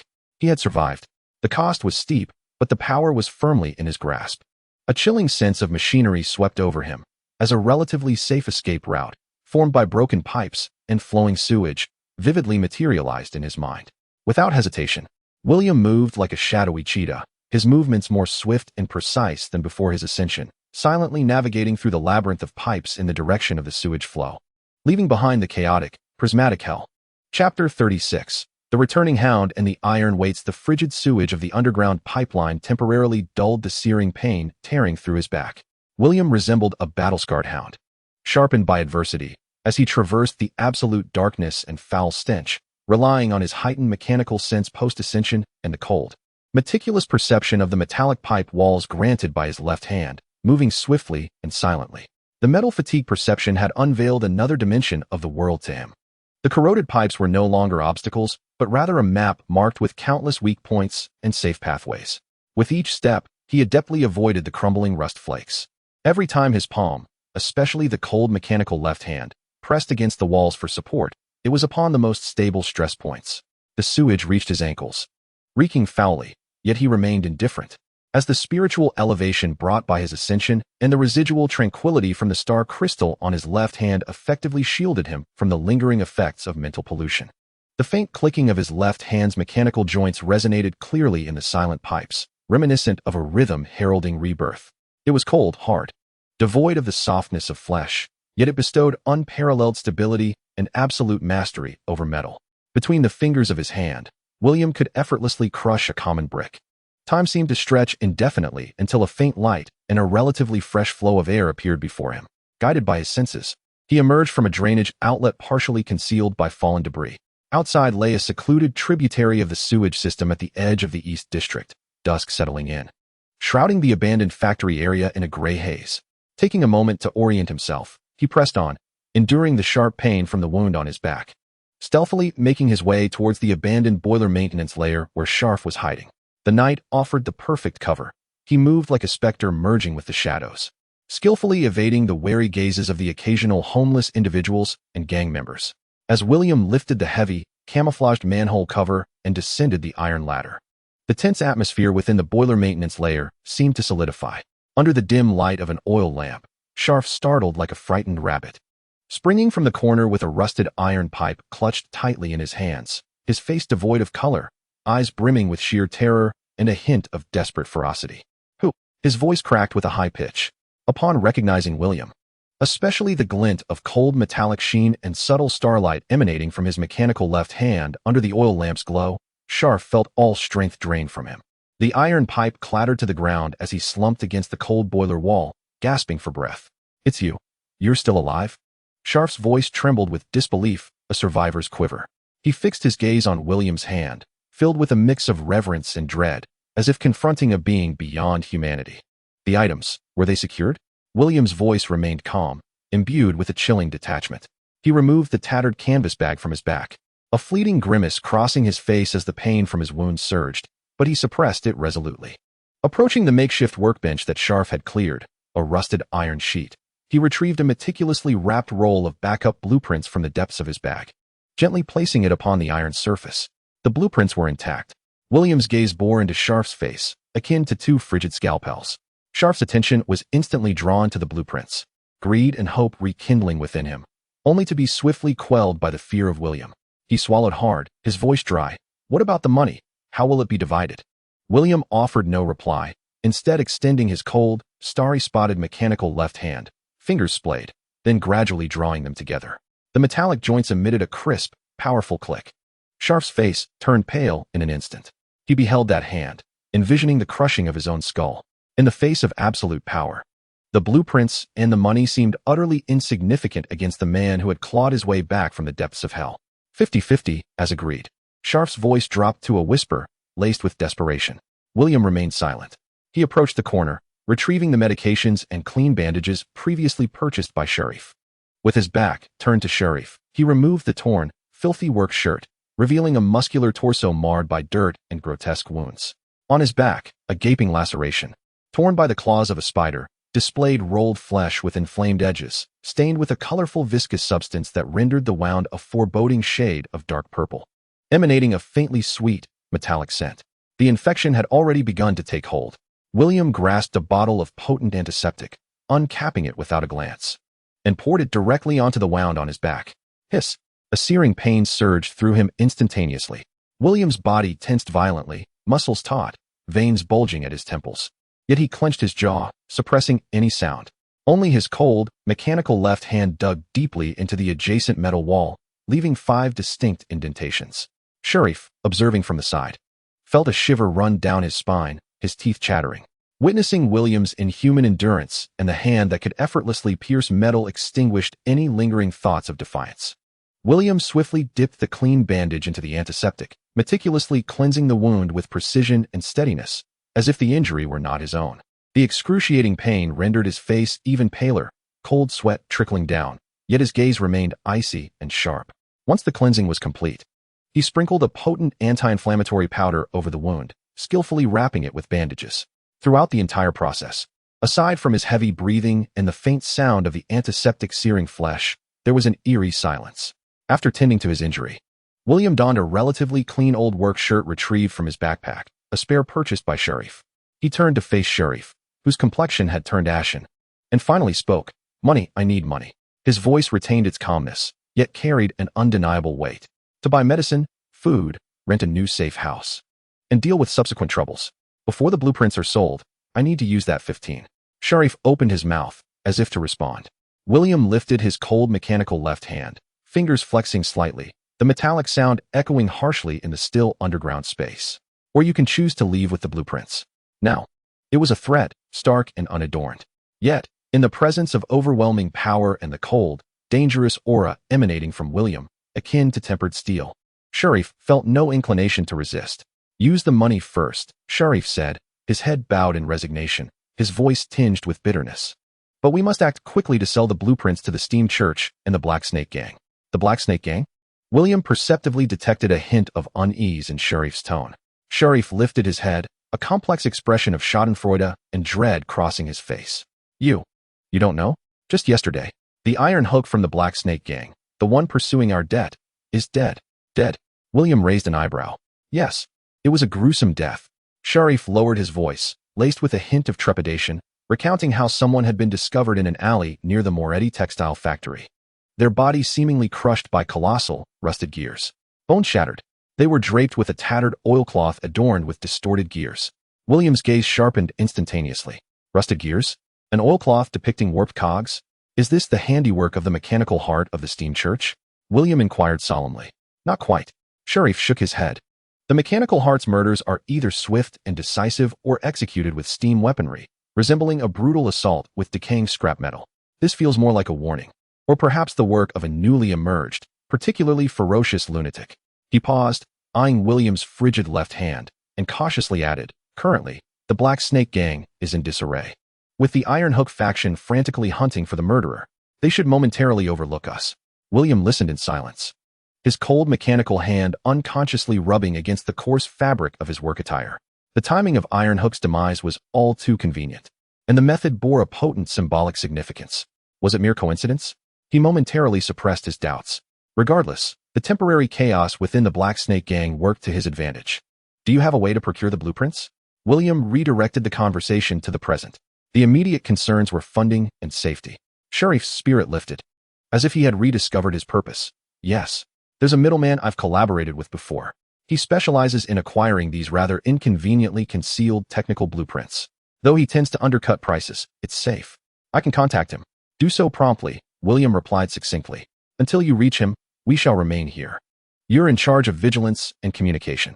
He disregarded Sharif further and settled onto the tattered blanket in the corner, leaning against the cold boiler wall, gradually closing his eyes. The fatigue from his recent promotion, the agonizing pain from his wounds, and the heightened tension of his spirit surged over him like a tidal wave. He required rest, and more critically, the time to assimilate the newfound power he had just acquired. His cold mechanical left hand rested upon his knee, the faint glimmer of starlight flickering under the dim illumination. The sensation of metallic fatigue silently scanned the entirety of the subterranean space's structure, with every rust spot and stress fracture rendered vividly clear. The path of the Sequence 8 trajectory compiler had only just begun. Meanwhile, the chessboard of the Eastern District seemed to grow ever more enigmatic, shrouded in the iron rust-laden aura of Iron Hook's demise. Chapter 37. The Hidden Edge of the Iron Hand and the Contract with the Black Market Beneath the Abandoned Boiler. The passage of time blurred in the dim glow of the oil lamp and the chill of the boiler's surface. William leaned against the frigid metal, his eyes tightly shut, breathing long and steadily, as if in slumber. Yet, the mechanical left hand resting on his knee, encased in a brand-new black leather glove, unconsciously flexed its fingers slightly. The subtle sound of metal joints brushing together perfectly concealed by the glove and the ambient noise. The gloves were procured by Sharif after traversing several second-hand clothing stores. They are robust, durable, and envelop the entire back of the hand and wrist. Reinforced leather stitching at the joints gives them the appearance of protective gloves commonly used by artisans. Within the gloves, William has filled them with remnants of bandages and a bit of soft cloth, perfectly concealing the sharp edges of the metallic fingers, rendering the left hand merely a tad stout and clumsy. The spiritual enhancement brought upon by the promotion to Sequence 8 nourishes his weary body and spirit like a clear spring. The excruciating pain from the wound on his back has subsided to a persistent, yet bearable dull ache, aided by potent medicinal powders and his own regenerative abilities. The swelling has receded, and the risk of infection has been significantly diminished. Most crucially, the tumultuous power of the potion within him is gradually being tamed by his will and the foundational strength of the Iron Throne. His perception of metal fatigue operates instinctively. Without the need for deliberate concentration, the stress states of the surrounding boilers, pipes, and even a few copper pennies in Sharif's pocket are vividly reflected in his mind. However, the nascent form of multidimensional interference necessitates a more focused intent to touch the cold, cacophonous sea of possibilities. Each attempt is accompanied by a severe drain on his mental energy and the jarring impact of fragmented chaos in his mind. Akin to forcibly calibrating a compass amidst tumultuous waves, Sharif huddles in another corner, the backup blueprint laid out before him, a half-burnt charcoal pencil in hand. Yet he hesitates to make a mark. His gaze frequently drifts to William's gloved left hand, filled with a complex amalgam of emotions, reverence, fear, greed, and a hint of suppressed resentment. The frigid, steadfast aura emanating from William during his slumber, or perhaps meditation, resembles the precision and tranquility of a finely crafted machine, causing Sharif to unconsciously soften his breath. The connection has been established. Unable to contain himself any longer, Sharif lowers his voice to shatter the silence. Tinged with an urgency for recognition, the intermediary, the mole, has agreed to meet. Tonight, at the usual place, The alley behind the Rusty Gears Tavern. William slowly opens his eyes. His black pupils gleam like two cold stars in the dimness, instantly locking onto Sheriff. His gaze is calm and unwavering, yet it imposes an intangible pressure upon Sheriff, akin to a chilling wrench pressed against his throat. The mole? Is he trustworthy? William's voice is deep, devoid of discernible emotion. Absolutely reliable, Sheriff hastily assures him, beads of sweat forming at his temples. He only recognizes money and goods, asks no questions about origins, and never betrays his clients. That's the code of the trade. Moreover, he only takes a 30% commission. The prospect of a 30% cut makes Sheriff's heart bleed. This means that once the blueprint is sold and William claims the lion's share, his own share will drastically diminish. Yet, he dares not conceal a single detail. William's gaze lingers on Sheriff's face for several seconds, as though assessing the veracity of his words, or perhaps merely reading the subtle quivers of his facial muscles. That icy scrutiny leaves Sheriff feeling as though he is perched upon a bed of needles. The blueprint. Give it to me. William extends his hand, the left hand clad in a black leather glove. Sheriff hesitated for a moment, ultimately rolling up the blueprint with care and presenting it cautiously. William accepted the parchment without unrolling it, merely running his gloved fingers slowly over the oiled paper surface, absorbing the texture and the contours of the drawing beneath. The metallic tips of his fingers adjusted their pressure ever so slightly against the leather, ensuring no unusual indentations or damage would be left in their wake. "You will accompany me," William stated with an unwavering tone as he stored the blueprint away. "Now rest. We will act tonight." He closed his eyes once more, lapsing into silence. Sheriff opened his mouth to speak, but ultimately sank down in defeat, embracing his knees while fixating on the flickering flame of the oil lamp. His thoughts entangled like a mass of tangled threads. In the dead of night, at the edge of the East District, the alley behind the Rusty Gear Tavern lay shrouded in obscurity, far removed from the clamor of the main road. The air was thick with the stench of piled garbage and peeling plaster. The yellow glow of the street lamp barely pierced the dense fog, casting distorted shadows. William and Sheriff melded into the darkness like phantoms, awaiting their encounter. William had donned an oversized, worn work jacket, its collar turned up high, obscuring much of his face. The brim of his hat pulled low. His left hand, clad in a black leather glove, languidly rested in the pocket of his coat. In contrast, Sheriff appeared exceedingly anxious, constantly glancing around, his hands nervously rubbing against his trousers. Footsteps echoed from the depths of the alley, unhurriedly approaching. A stout figure swathed in a greasy, oversized coat emerged at the edge of the light. He wore a tattered newsboy cap, pulled low, a soiled cloth obscuring his face, revealing only a pair of murky yet astutely observant eyes. "Sent by Limping Tom?" The newcomer's voice was gravelly, thick with nasal intonations. As his gaze swept over William and Sheriff, lingering momentarily on William's gloved left hand and his serene demeanor. "Indeed, Mr. Mole." Sheriff stepped forward eagerly, his tone a blend of obsequiousness and tension. "The blueprint has arrived." The intermediary known as Mole disregarded Sheriff, his murky eyes fixated on William. "The goods." William withdrew his left hand from his pocket, the gloved hand securely holding the rolled oil paper, which he extended forth. His movements were fluid and unremarkable, devoid of any hint of apprehension. Mole accepted the blueprint without immediate inspection, instead carefully tracing his fingers over the seal of the oiled paper and the tightness of the roll, a flicker of keen insight momentarily igniting within his dull gaze. Only then did he leisurely untie the string, cautiously unfurling a corner of the blueprint under the dim light. His eyes, previously dull, sharpened like a hawk's as they scanned the intricate mechanical structures and annotations, his fingers swiftly gliding over the lines as if validating something. After a moment, Mole emitted a non-committal click of his tongue, re-rolling the blueprint with practiced efficiency. "The item is satisfactory. The concept is intriguing, though the structure is somewhat lackluster." He raised his head and gazed at William. "Name your price, lad. Remember, this item is hot. The Steam Academy's grayskin dogs are quite astute." £300. William's voice emerged calm and unruffled from beneath his black gloves. The man beside him, Sheriff, nearly gasped. £300. That's outright robbery. My own estimation barely exceeded 100.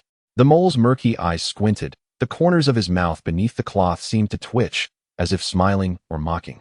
£300? Do you think this is a blueprint for a differential machine?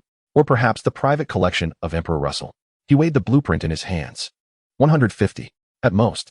This trinket is worth no more, and it comes with risks. William remained silent, merely observing the mole. The alley fell into a heavy silence. interrupted only by the distant ruckus from a nearby pub and the rustling of rats among the refuse.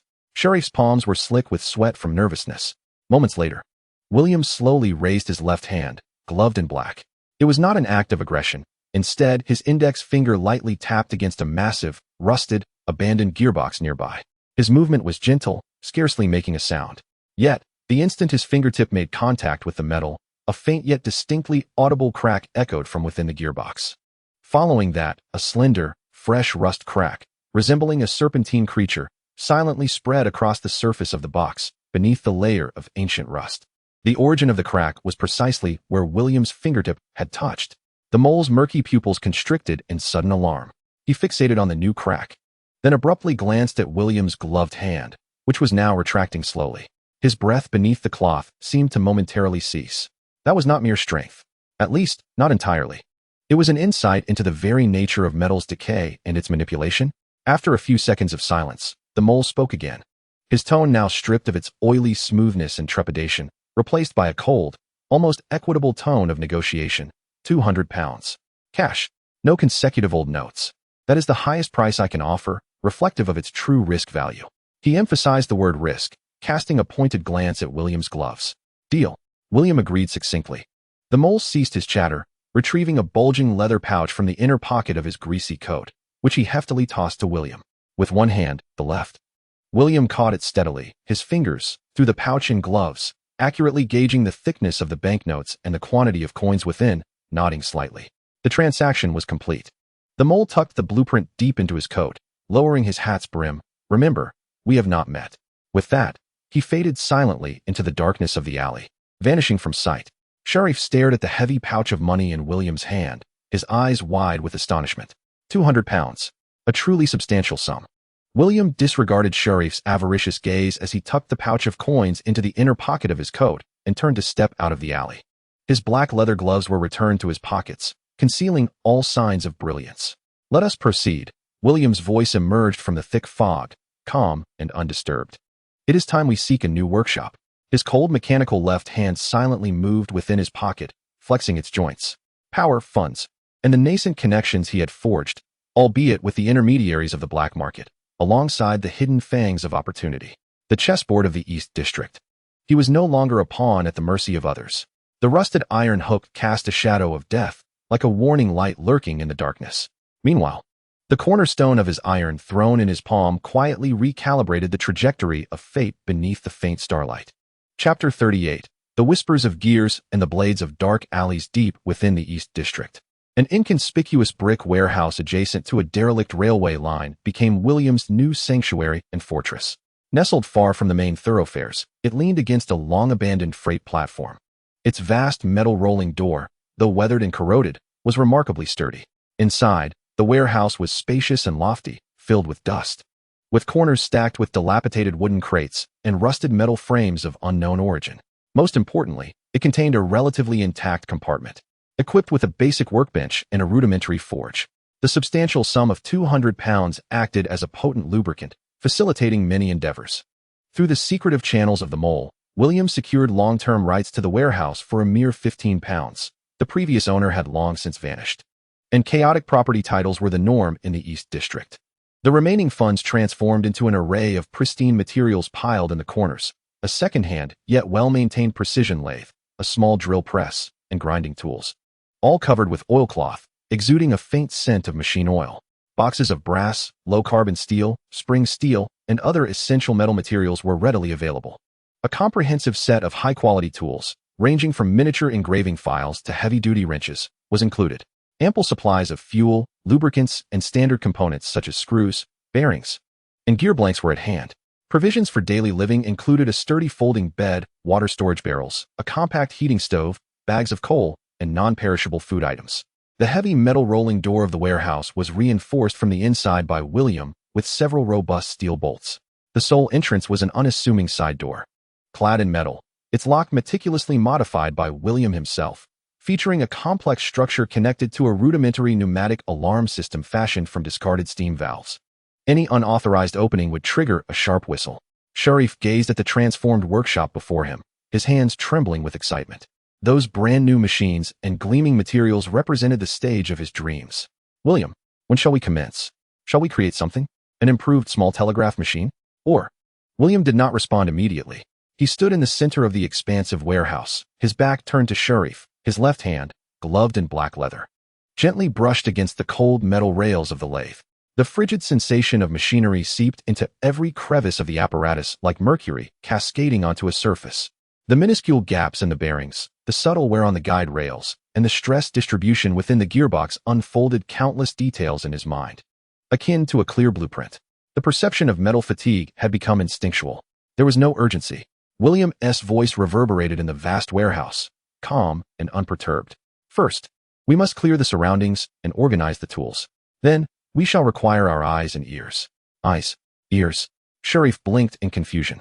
William turned and approached a collection of purchased components, selecting several standard-sized brass gears, a few lengths of piano wire, several miniature spring boxes, and some thin copper sheets.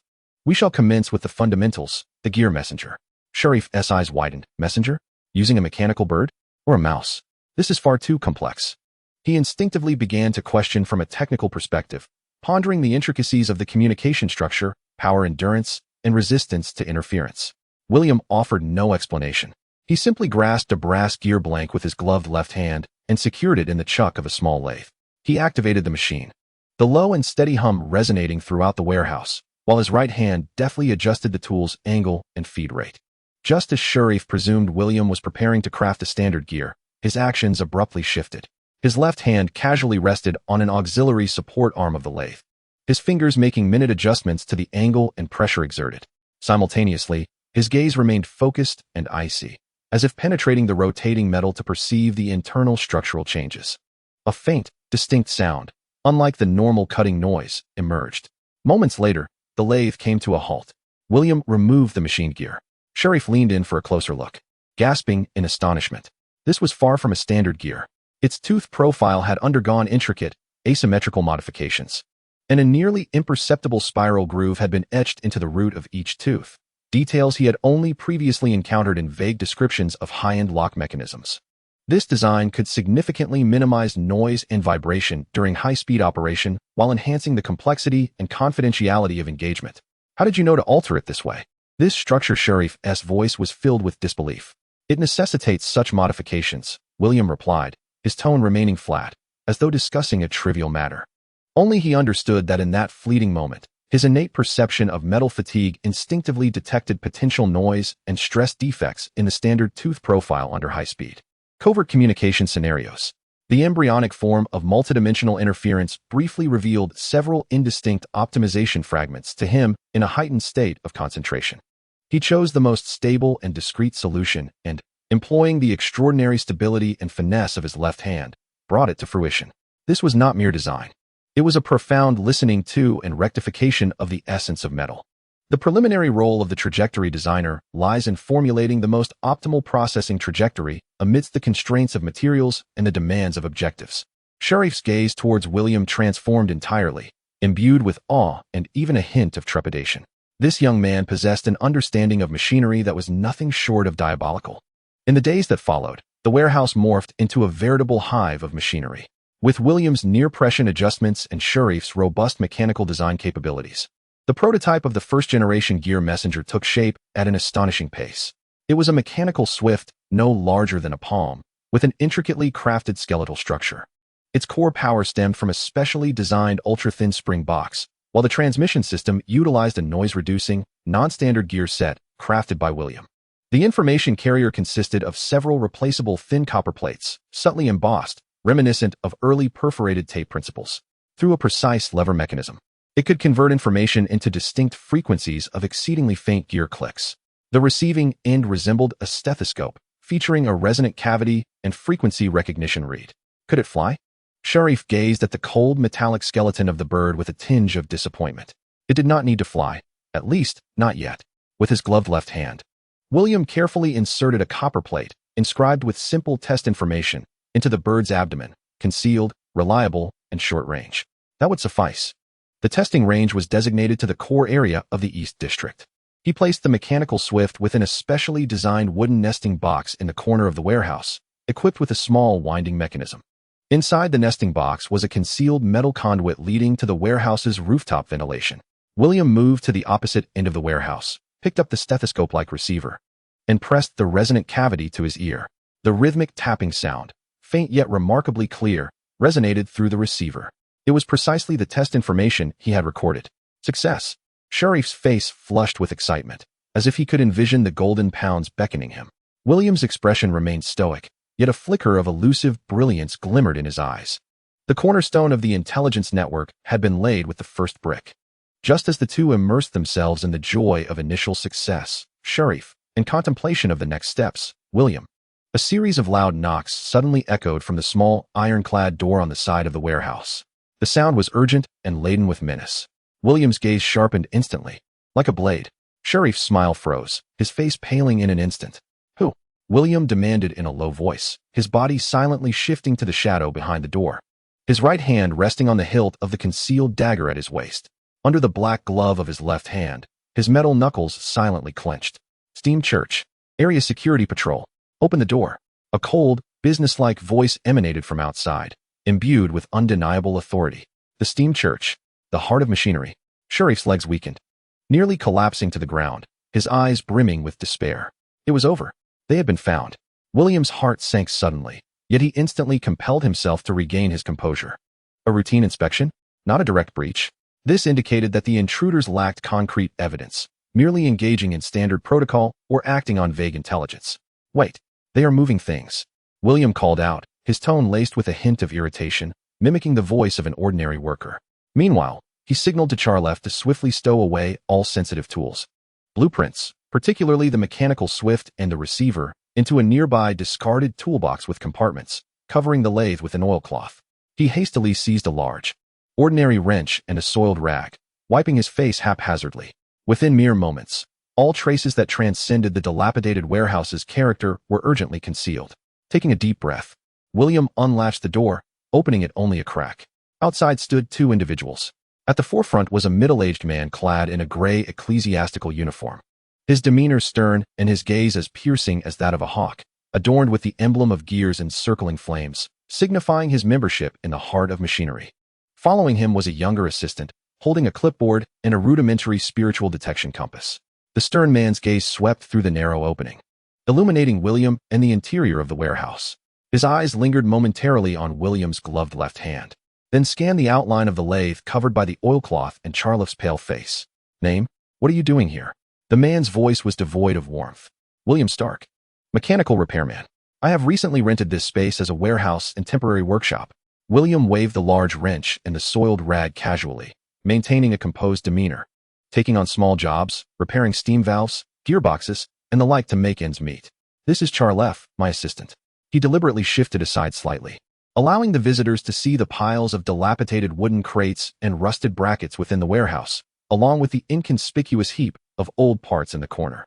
The pointer of the assistant's spiritual compass trembled slightly, albeit not significantly, indicating the faint remnants of machine oil and metal scents within the warehouse, failing to detect any strong, anomalous extraordinary fluctuations. William's spiritual elevation had enabled him to partially conceal his sensitivity, thus hiding the sensitive items. The stern man, Deacon Horn, continued to gaze intently at William. "The East District has been troubled lately. The Steam Church has received reports of unregistered extraordinary mechanical activities, potentially involving hazardous materials. Have you discovered anything unusual here?" His gaze swept again over William's gloves and the lathe in the corner, probing for any irregularities. "Irregularities?" William furrowed his brow, feigning confusion and helplessness. "Sir, do you see anything unusual here? Aside from mice and dust, all that remains are these scraps of metal. A few days ago, I did assist a dock worker in repairing an old steam valve. He nearly got rusted inside it, which was quite a struggle." He complained casually, maintaining an air of nonchalance. The Deacon Horn silently fixed his gaze upon William for several moments, as if attempting to penetrate his very flesh. William met his stare with calmness, his eyes reflecting the weariness of a lowly craftsman and a hint of unease under scrutiny. Sharif, head bowed and body trembling slightly, managed to maintain composure under William's steady aura. "Remember," Horn finally spoke again, his voice icy. "Any activities involving the extraordinary or anomalous machinery must be reported to the Steam Church.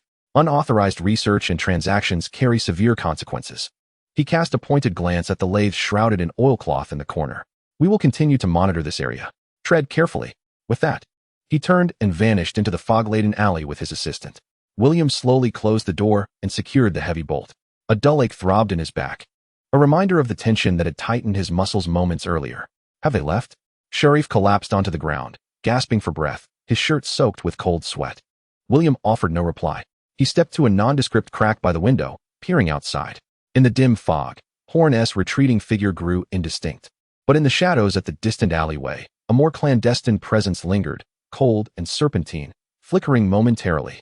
Not a member of the steam church. William's pupils constricted slightly. The left hand, clad in a black leather glove, unconsciously caressed the frigid window frame. The metallic chill seeped through the leather, carrying an unspoken warning. The shadow of the steam church had yet to dissipate, and a new serpent seemed to lie in wait, sensing blood.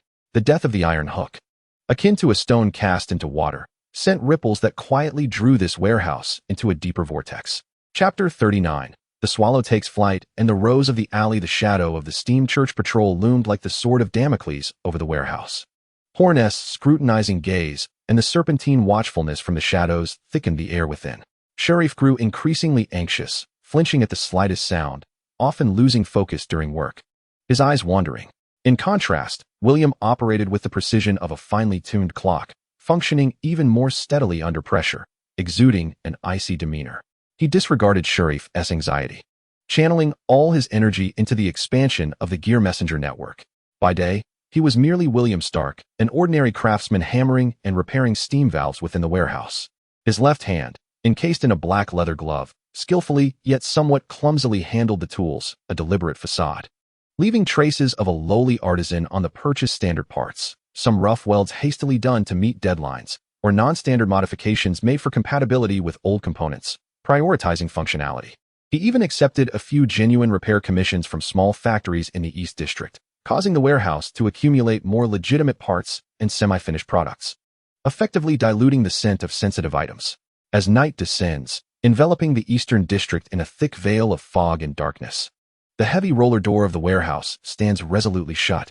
Within, a solitary lantern, obscured by a heavy lampshade, flickers to life, marking the commencement of the true artisans of trajectory weaving.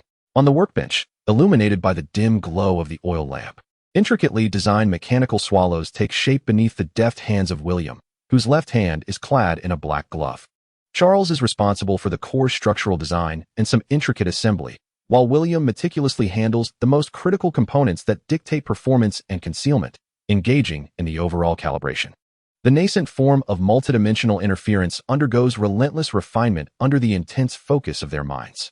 With each activation, William's mind remains flooded with fragmented images and jarring noises.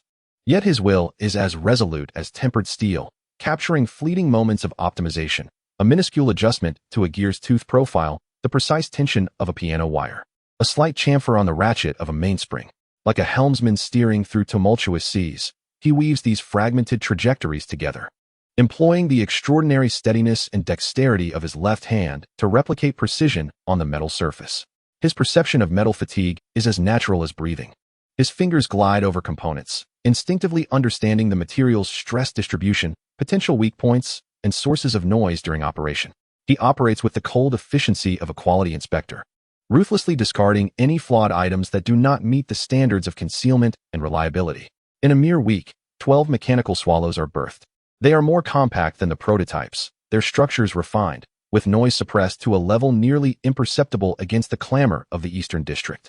The information carriers are crafted from durable hardened steel sheets, and the data matrix is replaced by a simple code designed by Charles, comprehensible only to the two of them. The deployment begins, akin to scattering silent seeds. Utilizing the channels of the mole, William discreetly places disguised reception nests, resembling bird nests or weathered iron boxes, in several strategically significant yet relatively stable areas of the Eastern District, near the dilapidated dwelling of Lame Tom, behind the Black Scorpion bar in an abandoned mailbox, in a crack of the old Lame Clinic's rear wall, and at the ventilation openings of several large warehouses in the dock area. Each nest is connected to concealed pipes or crevices, housing specially designed, spring-driven mechanisms set to operate automatically for a few minutes in the stillness of the night. The 12 mechanical swallows, like loyal phantoms, glides silently from the warehouse's rooftop ventilation openings, merging into the steel jungle of the Eastern District under the cloak of darkness. They navigate along trajectories preordained by William, evading major steam pipes and potential spiritual detection points, soaring silently at low altitudes. Relying on faint inertial navigation and gusts formed by towering edifices, accurately reaching their designated nesting boxes. William and Charles stand guard in the warehouse, poised before a reception terminal reminiscent of a telegraph machine, comprised of a resonance chamber, frequency recognition reads, and a simple dot matrix printing mechanism. The receiving terminal is connected to a concealed nesting box within the warehouse. Time drips away, marked only by the subtle hum of the internal mechanisms. Sheriff fidgets restlessly, beads of sweat forming on his brow. Suddenly, a series of clear, rhythmic knocks emanates from the terminal's resonant chamber. Simultaneously, the print mechanism's needle begins to puncture the coated paper tape with rapid precision. Sheriff gasps, holding his breath. William swiftly grabs the tape, aligning it with the cipher Sheriff has crafted, his fingers gliding over the matrix with haste. A new shipment of Southern Spirits has arrived at Dock Area 3. Delivered under the cover of darkness by the Black Snake Gang, handled by the Gray Rats, William murmurs, reciting the decrypted message in a voice devoid of emotion. The first piece of intelligence. It comes from the Swallows deployed in the dock area. They have successfully recorded the clandestine conversations of several gang members near the warehouse. Success. Sheriff is nearly propelled from his seat, his face alight with ecstasy, as if he were witnessing a cascade of golden pounds raining down. The earlier dread is momentarily swept away by the immense promise of profit. William's expression remains stoic, yet a fleeting glimmer of sharpness flickers in his eyes. The machinery of the intelligence network begins to whirl into action. In the following days, fragments of information flow like a gentle stream, converging at the warehouse under the cover of night. The Old Lame Leg Clinic has recently treated unidentified severe injuries, suspected gunshot wounds, with lavish expenditures. At the Black Scorpion Bar's Wednesday gathering, there are high-priced requests for tranquil dust, suspected to be from extraordinary individuals. Lame Tom has been in frequent contact with the dock union's minor leaders, seemingly probing for a batch of lost mechanical parts. Valuable information mingles with a plethora of trivial chatter. William, like a calm sieve, swiftly filters, analyzes, and categorizes the data. The intricate web of the underground world in the East District is becoming increasingly clear at an unprecedented pace. Meanwhile, Sheriff diligently records and organizes the information, brimming with enthusiasm. However, beneath the tranquil surface, dark currents continue to churn. One night, a swallow that should have returned to the nesting box in the Old Lame Leg Clinic area is delayed. A sense of discord stirs within William's mechanical instincts. He promptly retrieves fragmented information transmitted by swallows in other regions, correlating it with vague reports from Lame Tom. Quickly pinpointing an anomaly, a dead-end alley near the ruins of the Moretti textile factory, where recent nights have been marked by unusual metallic friction sounds and brief energy fluctuations. As noted by passing vagrants, William resolves to investigate personally. He dons a dark, inconspicuous work outfit, pulls up his hood, and slips his gloved mechanical left hand into his pocket. Sheriff wishes to accompany him, but is halted by William's icy gaze. Deep within the dead-end alley, the ground is littered with construction debris and discarded mechanical remnants. The air is thick with the scent of rust and a faint, unsettling sweetness reminiscent of residual contamination from the textile factory. William's perception of metal fatigue was akin to invisible tendrils sweeping across, instantly pinpointing the source of the anomaly, a pile of deliberately concealed, rusted and twisted pipes, beneath which lay fresh metallic fracture marks and a faint but chilling residue of essence. He cautiously cleared away the debris. Beneath the pipes lay the missing mechanical swallow, its metallic frame utterly distorted, crushed by some immense, inhuman force. The core spring box lay shattered, and the steel plates inscribing information had vanished. What caused William's pupils to constrict further was the sight beside the contorted metal remains. On the cold, damp ground, someone had inscribed an eerie symbol, approximately the size of a palm, using a dark red, viscous liquid, suspected to be a mixture of blood and paint, depicting a black rose entwined with twisted thorns. Its heart embedded with a rusty gear. The rosy sect. William's heart lurched. He had encountered this symbol in the forbidden texts he had perused prior to his promotion, replete with blasphemy, anguish, and the grotesque beauty of corroded metal, emblematic of that frenzied organization that worshipped the primal moon and conducted taboo, flesh experiments. They not only operated near the textile factory, but had also discovered the swallow, issuing a warning and provocation in this manner. At that moment, William's mechanical sense detected an exceedingly faint sound of footsteps approaching the alley's entrance. More than one person. The footsteps were deliberately muted, bearing the rhythm and cold intent of trained assassins. It was not the steam church. The church members would not be so stealthy. Were the followers of the Rosie sect returning? Or the Black Snake gang? Without a moment's hesitation, William's body melded into the shadows like a gecko, pressing himself against the cold, recessed brick wall, holding his breath. His left hand, clad in a black leather glove, silently withdrew from his pocket, fingers splayed, gently pressing against a hefty, rust-covered abandoned steam valve beside him.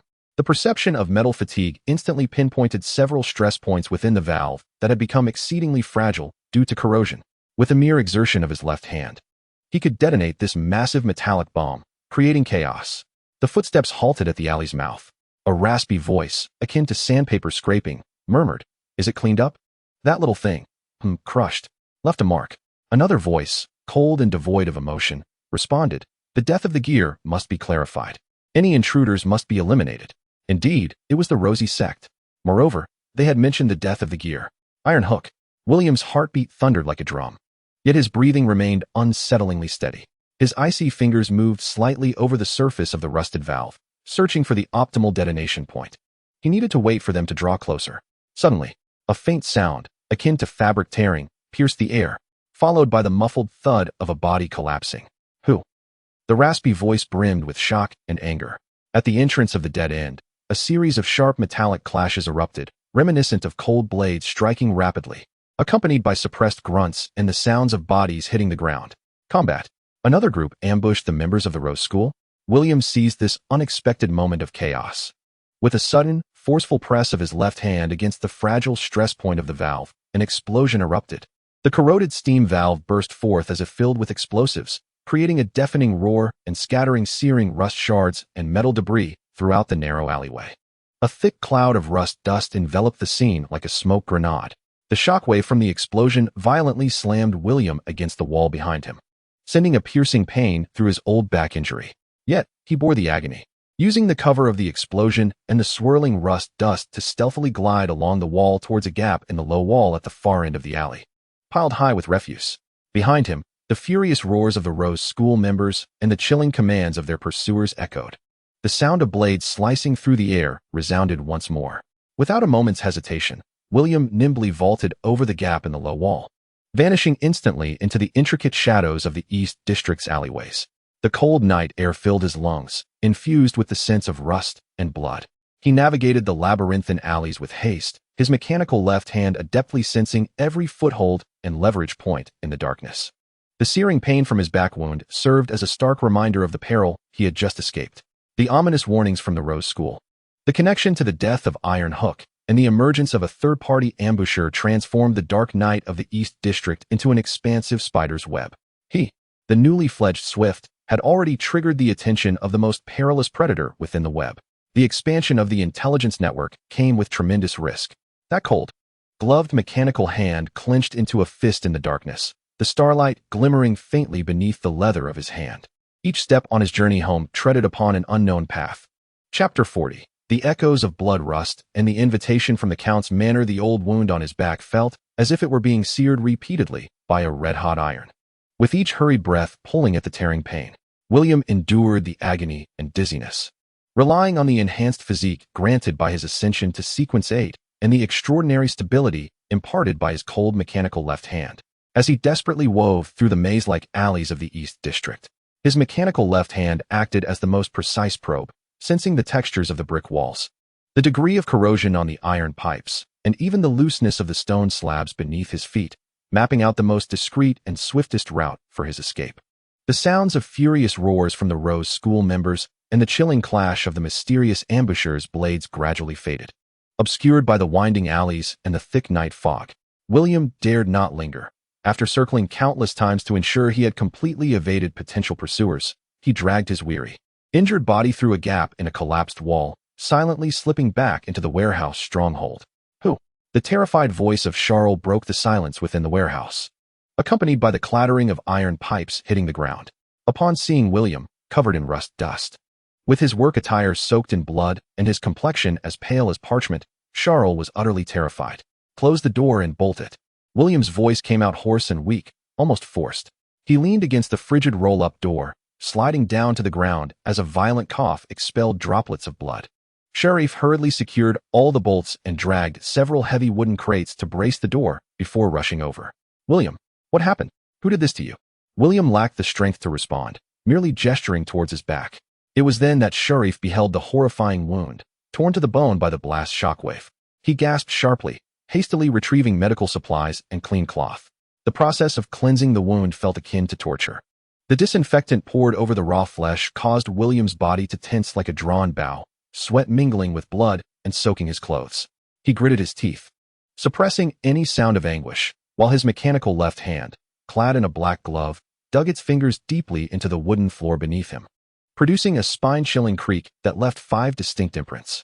Sharif felt a shiver run down his spine, his movements becoming increasingly cautious. Once the bandaging was complete, William swallowed a few potent painkillers, leaning against the cold boiler wall to catch his breath. His complexion remained grim, yet the sharpness in his gaze had rekindled. He briefly relayed the dire events in the dead-end alley to Sharif, emphasizing the destroyed Swifts and the grotesque rose gear symbol. "The Rose Society. Have they turned their sights on us?" Sharif's voice trembled, the hope that had recently blossomed from the successful operation of their intelligence network being swiftly crushed by fear. "And who were those ambushers? The steam church's hidden operatives?" "Unlikely," William replied, his voice low and hoarse, laced with contemplation. "The church's style is more direct. The ambushers were colder, more efficient."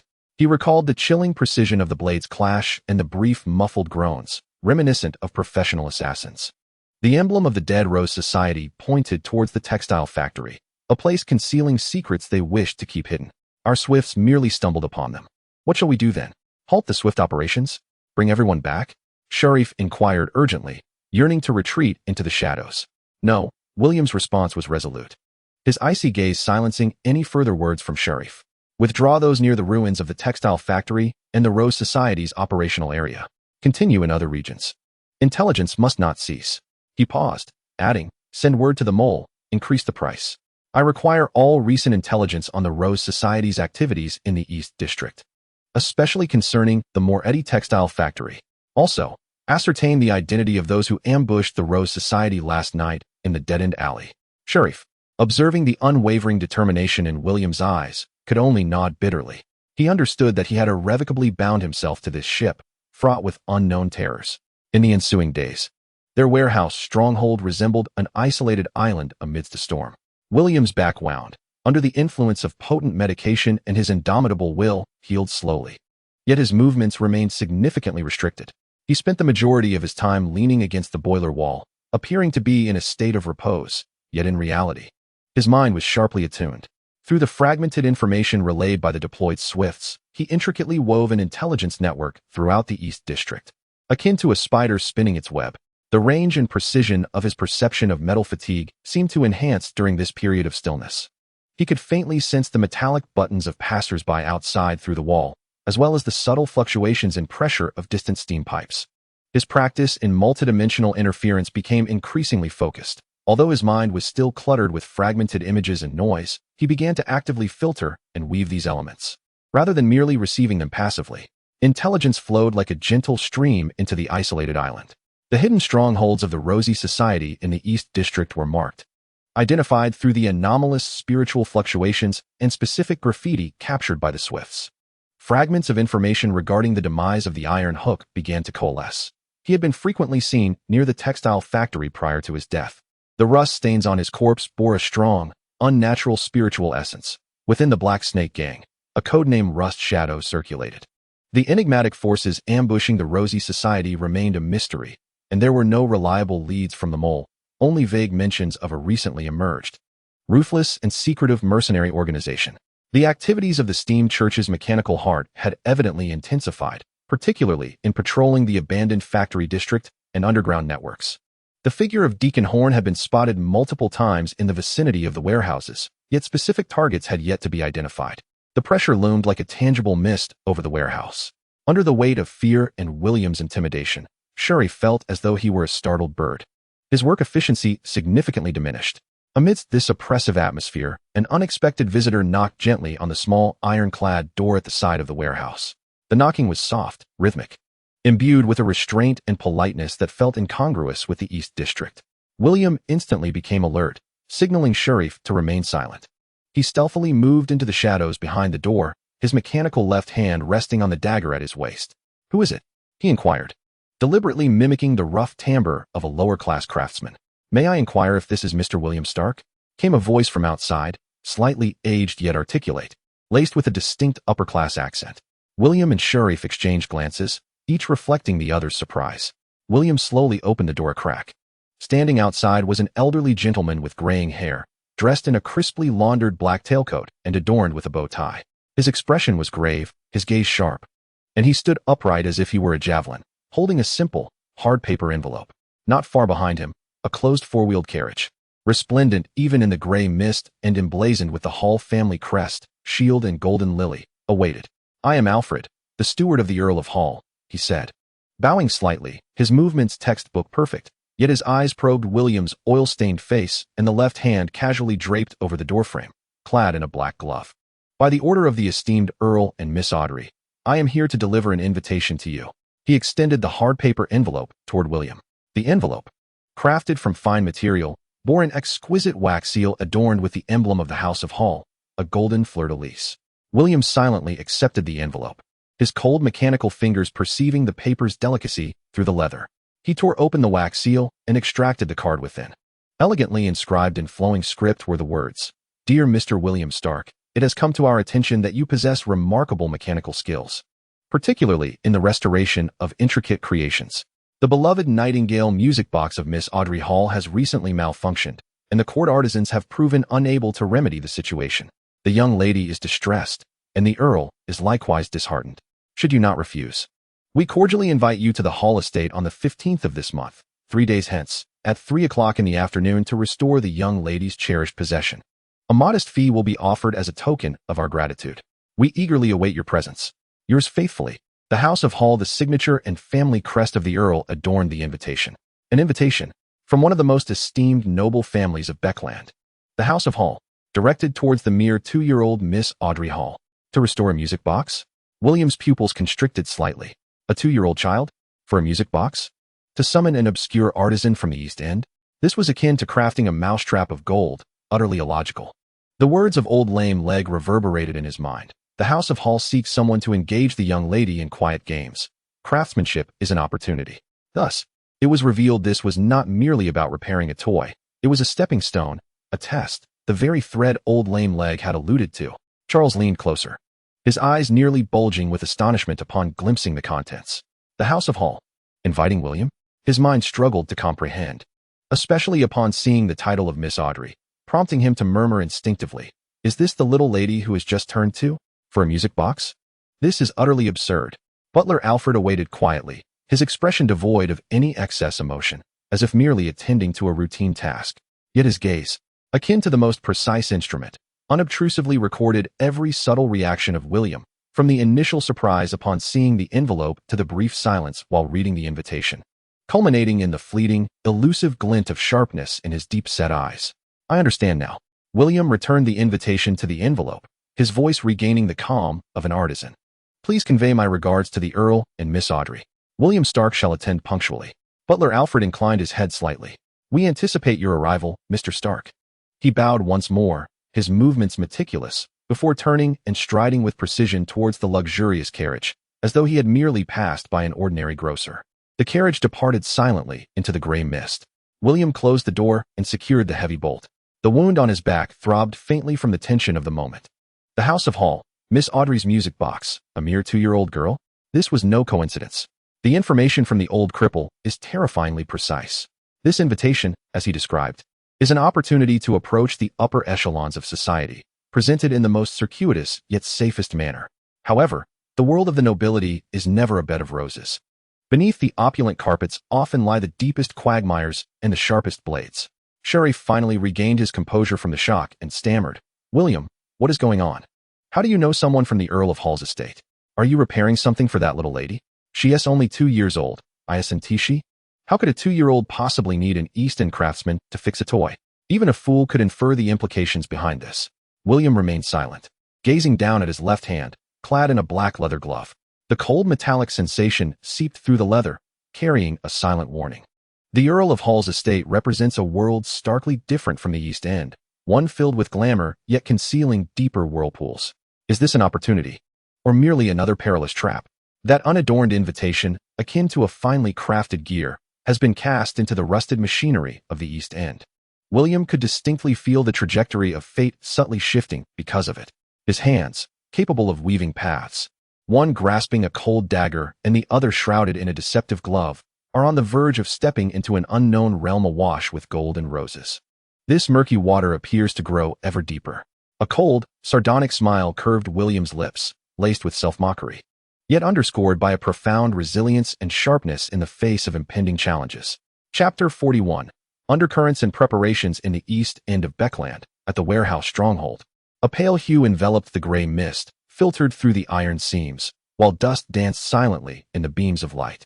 William leaned against the cold boiler wall. The wound on his back had scabbed over thanks to a potent ointment and his enhanced physique, yet each deep breath still brought a dull ache. He wore the inconspicuous black leather glove on his left hand, his fingertips unconsciously tapping against his knee, producing a faint, rhythmic metallic clatter.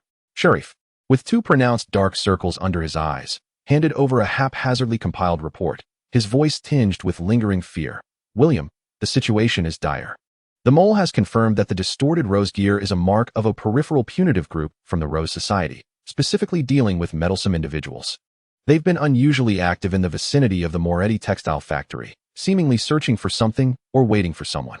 He swallowed hard, lowering his voice further. Moreover, the Mechanical Heart Squad of the Steam Church, personally led by Steward Horn yesterday afternoon, turned the old dog scrapyard 3 blocks away upside down and apprehended 2 individuals. The reason cited was illegal possession of prohibited mechanical blueprints. William took the note, his eyes swiftly scanning the contents. The threat from the Rose Society was anticipated, while the secrets of the textile factory acted like a magnet, attracting danger while repelling prying eyes. The actions of Deacon Horn warrant a heightened vigilance. They are not merely routine inspections, but resemble a targeted sweep. He recalled Sharif's ransacked studio and the troublesome blueprints of the automated message encoder. The church has always possessed an acute sensitivity towards unregistered mechanical knowledge, particularly when it pertains to the extraordinary domains. How many of our Swifts have returned? William's voice was calm, devoid of emotion. As you mentioned, the 3 near the textile factory and the known Rose Society hideouts have been withdrawn. The others are still operational. Temporarily safe, Sharif replied, then urgently inquired, William, are you truly going to the Earl of Hall's estate? At a time like this, I can't help but feel that place is more perilous than the sewers. William did not respond immediately. He raised his left hand, clad in a black glove, slowly opening it before clenching it tightly. The frigid, inhuman sensation pierced through the leather. This was no longer flesh and blood, but a symbol of the cost of the Sequence 8 trajectory compiler, an extension of power. The metal fatigue perception gained from his promotion seemed to sharpen during this moment of stillness. At that instant, he could even faintly hear the subtle pulsations of pressure within the distant steam pipes outside the warehouse, as well as the gentle tremors of passing pedestrians' buttons. The invitation from the Earl of Hall was the fulfillment of the old cripple's intricate handmade knocker, a pivotal moment in which the trajectory of fate was finally pried open after years of dormancy. To restore a music box for a 2-year-old noble girl? In a district rife with hunger, gangs, and extraordinary threats, this reasoning seemed as absurd as a fairy tale. Yet, William understood that behind this fairy tale lay a nuanced probe or demand from the Earl or his representative.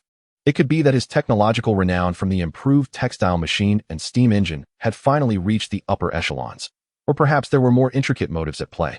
In the world of nobility, each step could lead to an abyss. It must be done, William finally spoke, his tone imbued with an undeniable hardness. This was presently the only feasible avenue to engage with the upper circles, to procure information and shelter. Hiding here, the Rose Society and the heart of mechanism would eventually come knocking. He rose, his movements slightly hindered by a back injury, yet his gaze remained sharp. Prepare. We need disguises and a gift. A gift? Sharif inquired, bewildered. A meeting gift for Miss Audrey Hall. William approached the workbench, his eyes scanning the scattered components and semi-finished products, searching for something intricate, safe, and captivating enough to seize the attention of a 2-year-old child. There could be no traces of the extraordinary. Over the next 2 days, the warehouse stronghold transformed into a tense yet efficient temporary workshop. William was responsible for the core design and the fabrication of key components. His mechanical left hand exhibited astonishing stability and precision, flawlessly managing the minutest gear meshing and spring calibration. Sharif assisted, handling the relatively clumsy tasks while anxiously keeping an ear to the outside winds. The gift William chose was an exquisitely crafted mechanical songbird, based on earthly memories and enhanced for perfection.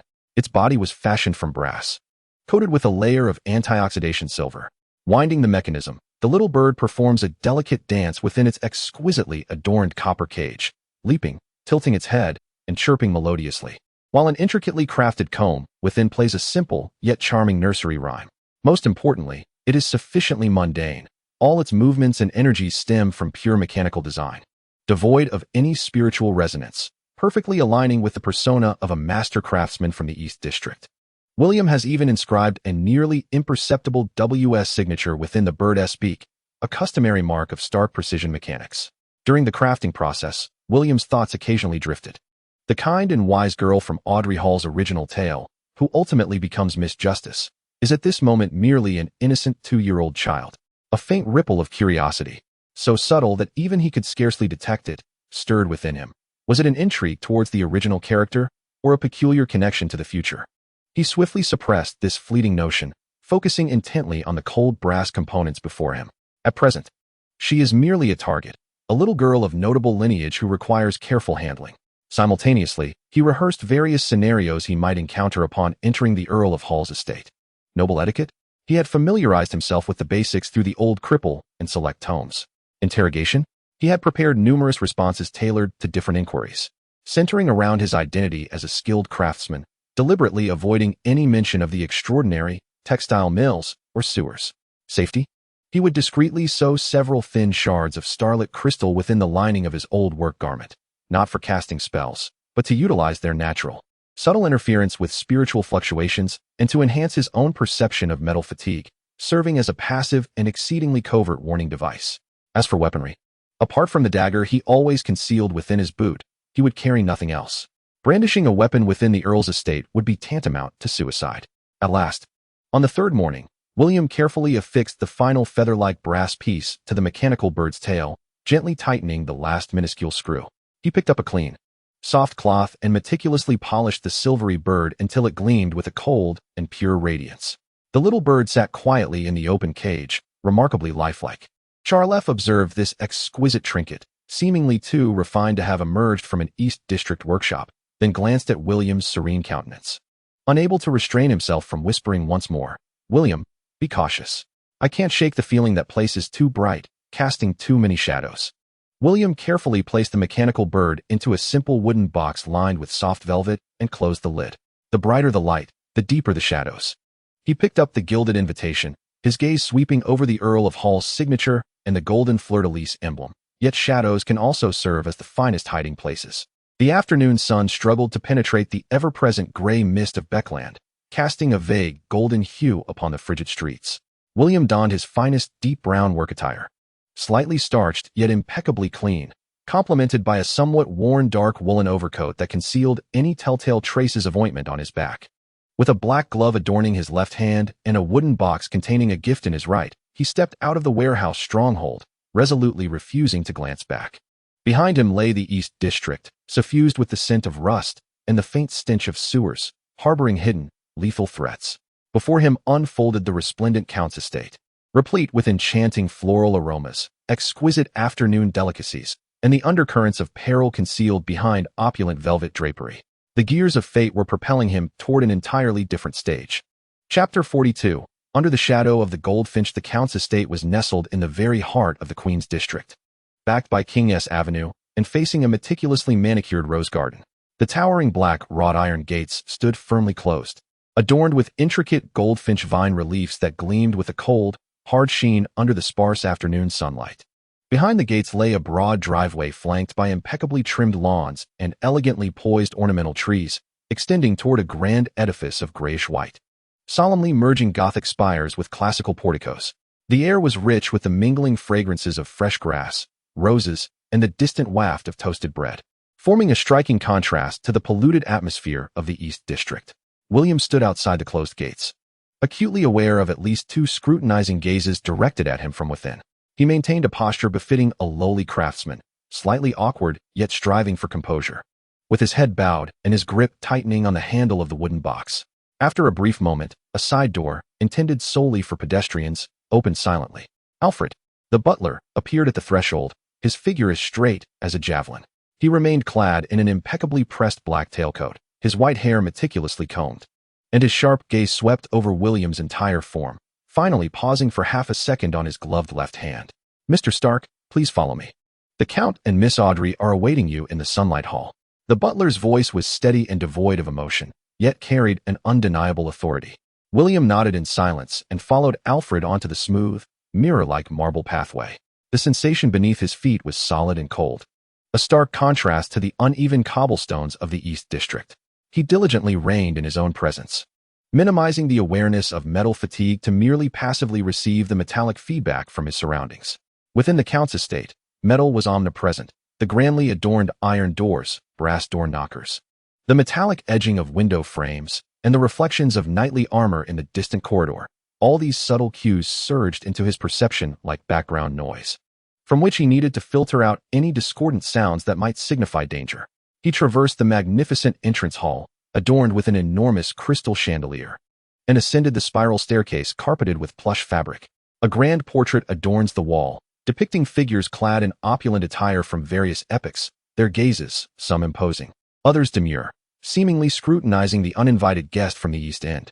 The air is suffused with a luxurious blend of wood wax, antique furnishings, and fresh flowers, creating an atmosphere that is both serene and substantial.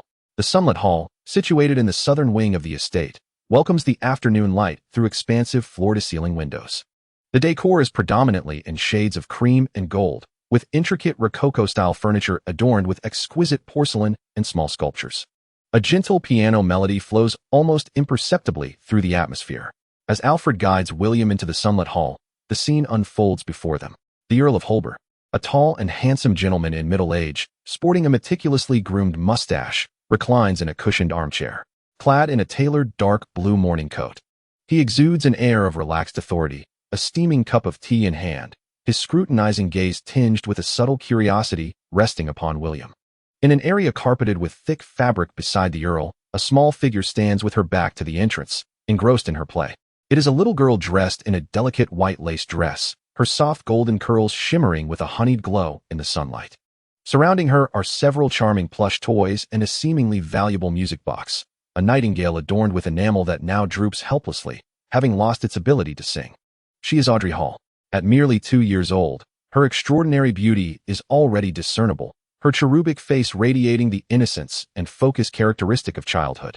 "Father." The nightingale still refuses to sing. The little girl turns, her voice sweet and clear, her emerald green eyes brimming with evident disappointment and pleading.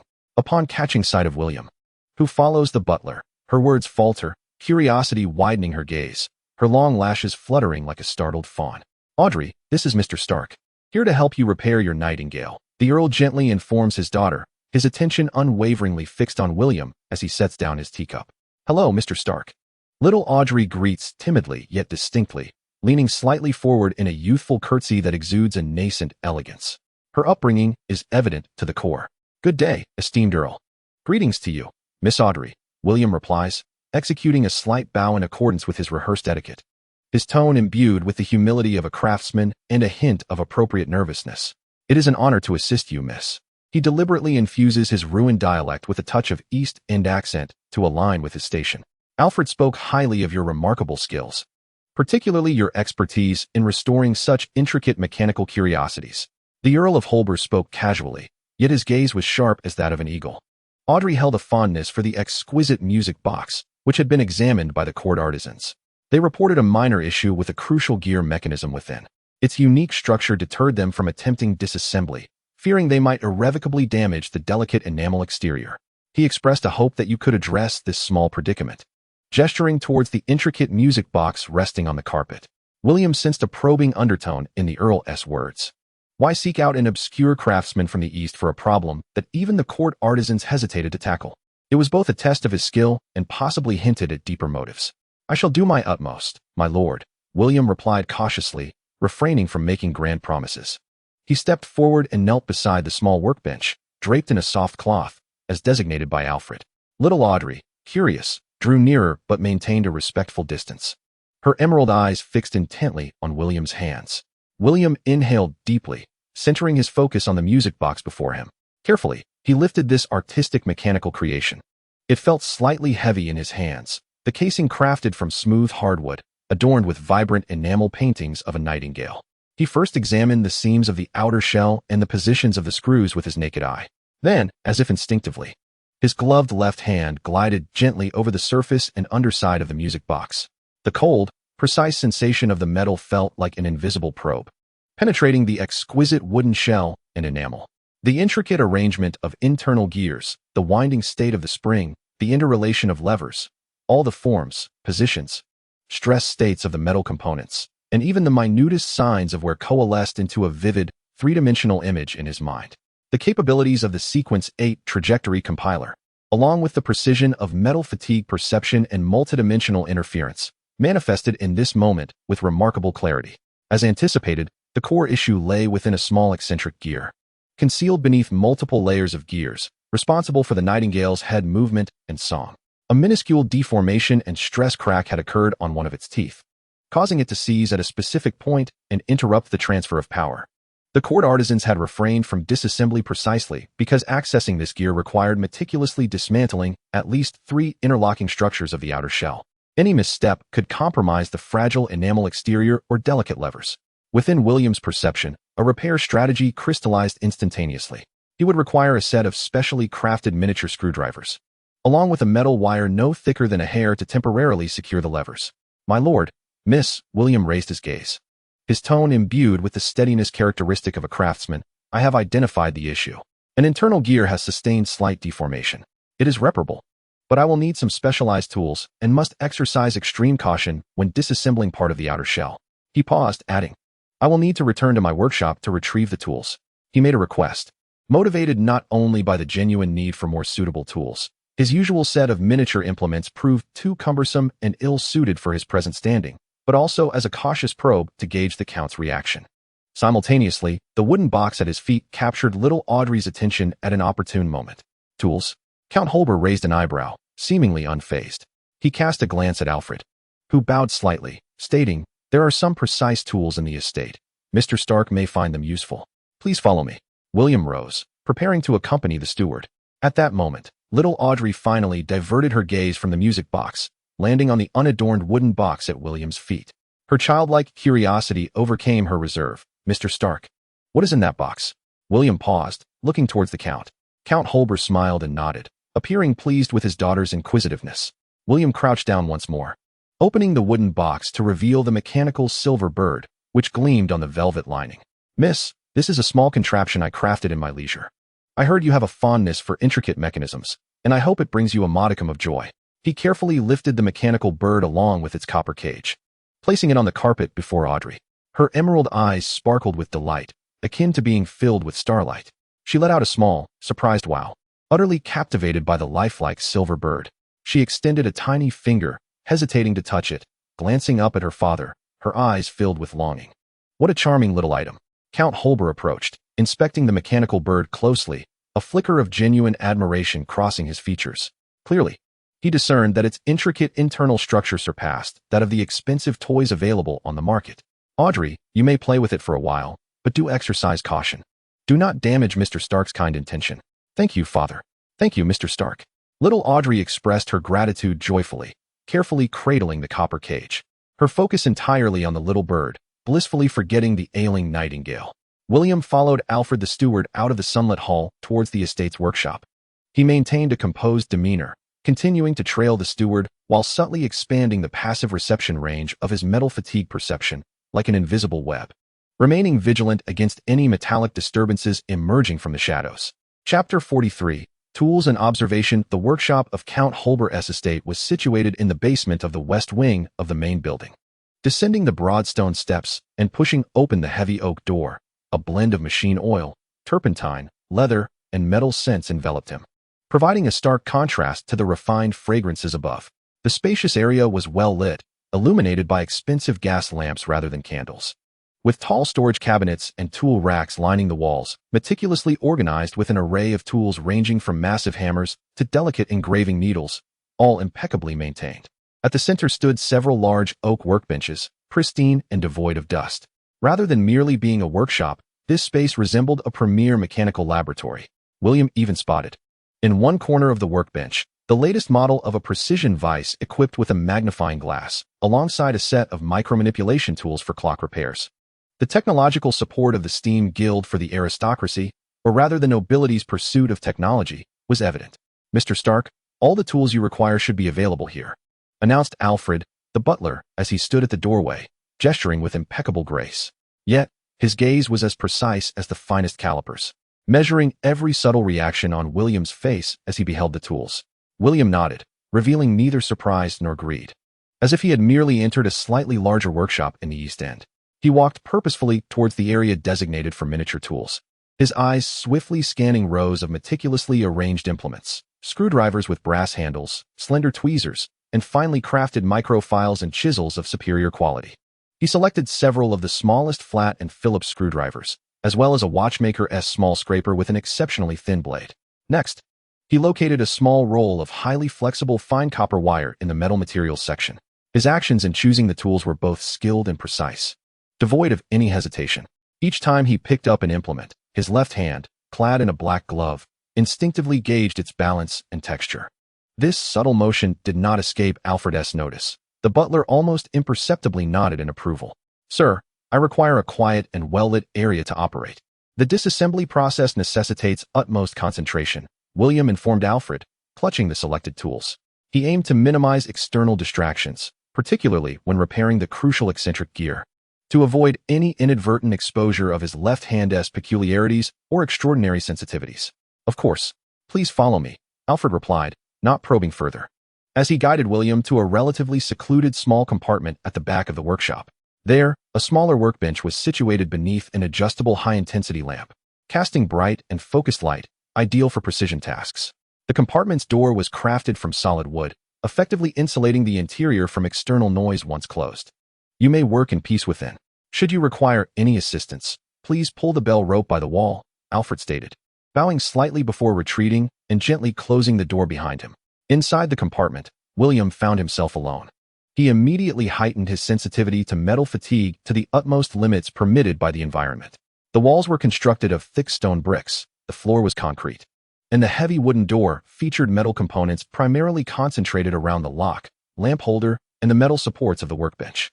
He meticulously scanned these metals, ensuring there were no hidden, potentially surveillant extraordinary items or intricate mechanisms. Simultaneously, he remained alert to the sound of Alfred's footsteps, steadily receding outside, seemingly returning to his post near the workshop entrance. Safe, at least temporarily safe. William gently placed the music box in the center of the workbench, opening it under the bright light. Taking a deep breath, he removed the black leather glove from his left hand. The cold, dark iron-hued mechanical hand, adorned with minute star-like specks, lay exposed to the air. The metallic joints glimmered with a hard, unyielding sheen under the light. Without hesitation, he grasped the smallest screwdriver. Under the precise perception of the trajectory compiler and the extraordinary stability of his mechanical left hand, the repair work transformed into a form of art. His movements appeared unhurried, even somewhat cautious, yet each step was executed with micron-level precision. The angle and force of the screw's rotation, the exact point and pressure applied when prying open the enamel shell's clasp, the method of temporarily securing the linkage lever with fine copper wire, all operations flowed like water, imbued with a cold, inhuman beauty of precision. That mechanical left hand remained as steady as the most sophisticated machine tool, without a trace of tremor. He carefully avoided areas that could damage the painted enamel, disassembling layer by layer until the core transmission structure was finally revealed. The pivotal eccentric gear lay silently, with minute deformations and stress cracks on its teeth appearing as luminous beacons in William's perception amidst the darkness. With utmost care, he used a miniature scraper to refine the deformed edges of the gear teeth, alleviating the points of stress. His touch is gentle, as if he were restoring a fragile treasure. At the moment he was wholly absorbed in the gear's repair, an exceedingly faint, cold and slippery aura of spiritual perception, akin to a serpent's flicking tongue, stealthily penetrated the stone walls and wooden door of the chamber, attempting to entwine around his working form. The Rose School, A sudden weight sank in William's heart. How audacious of them to extend their tendrils into the Count's estate in Queens. Or was the estate itself compromised? He forcibly suppressed the tumult within, his movements showing no sign of interruption, as if he were entirely unaware. Yet, the metallic fatigue perception integrated into him surged to its zenith, akin to an invisible radar, firmly locking onto the source of that spiritual sensation, which did not emanate from within the workshop, but rather from above, seemingly penetrating layers of floors and walls, directing towards a specific location within the main building of the estate. Simultaneously, the fingertips of his mechanical left hand subtly brushed against the smooth metallic edge of the workbench. An exceedingly faint order fluctuation, tinged with rust, originating from the primordial essence of the Iron Throne, spread outwards like a small stone cast into a still lake, emanating from him and instantaneously expanding, though its range was limited to the confines of the chamber. This fluctuation was not an attack, but rather a form of contamination and interference. It precisely disrupted the chilling spiritual trajectories characteristic of the Rose School, as though an invisible layer of rust had been smeared across their intricate probing waves. Outside the chamber, at the entrance of the workshop, Alfred the butler stood like a statue, eyes closed in meditation. Just as that cold spiritual essence penetrated the workshop, and William emitted the rust wave, his sharp eyes suddenly snapped open. A glimmer of brilliance flashed through them, akin to a slumbering beast awakened from its slumber. He slightly tilted his head, his ear twitching imperceptibly as his gaze shot like lightning towards the ceiling of the workshop, the very direction from which William sensed the spiritual emanation. Within the partition, that icy, slippery spiritual perception recoiled as if seared by a branding iron, vanishing in an instant, accompanied by a fleeting sense of uncertainty. The partition returned to tranquility, with only the faint sounds of the tools in William's hands breaking the silence. He exhaled a deep breath, the wound on his back throbbing faintly from the earlier tension. Swiftly, he completed the final adjustments to the gears, meticulously applying a special rust-preventive lubricant before beginning the reverse assembly of the music box, layer by layer. Each movement remained steady and precise, as if the earlier heart-stopping moment had never occurred. He donned gloves, concealing his inhuman left hand, and gently wound the repaired music box. The clear, melodious notes flowed forth, as the drooping enamel nightingale seemed to come to life, gracefully lifting its head and swaying gently to the music, producing a sweet, trilling song. The music box was restored to its original glory. William picked up the music box along with the empty wooden box that had housed the little silver bird. The gift had already been presented, and opened the partition door. Alfred, the butler, stood outside, his expression having returned to its usual calm demeanor, as if the earlier vigilance had never existed. "Mr. Stark, have you completed it?" The butler inquired, his gaze landing on the music box in William's hand, the nightingale's song clearly audible. "Indeed, Mr. Butler, I have fulfilled my duty," William replied, handing over the music box. Alfred accepted it, inspecting its exterior closely, listening to the flowing music and observing the nightingale's movements, a faint, almost imperceptible look of satisfaction gracing his serious face. "Exquisite craftsmanship, Mr. Stark. The Count and the young lady will be most pleased."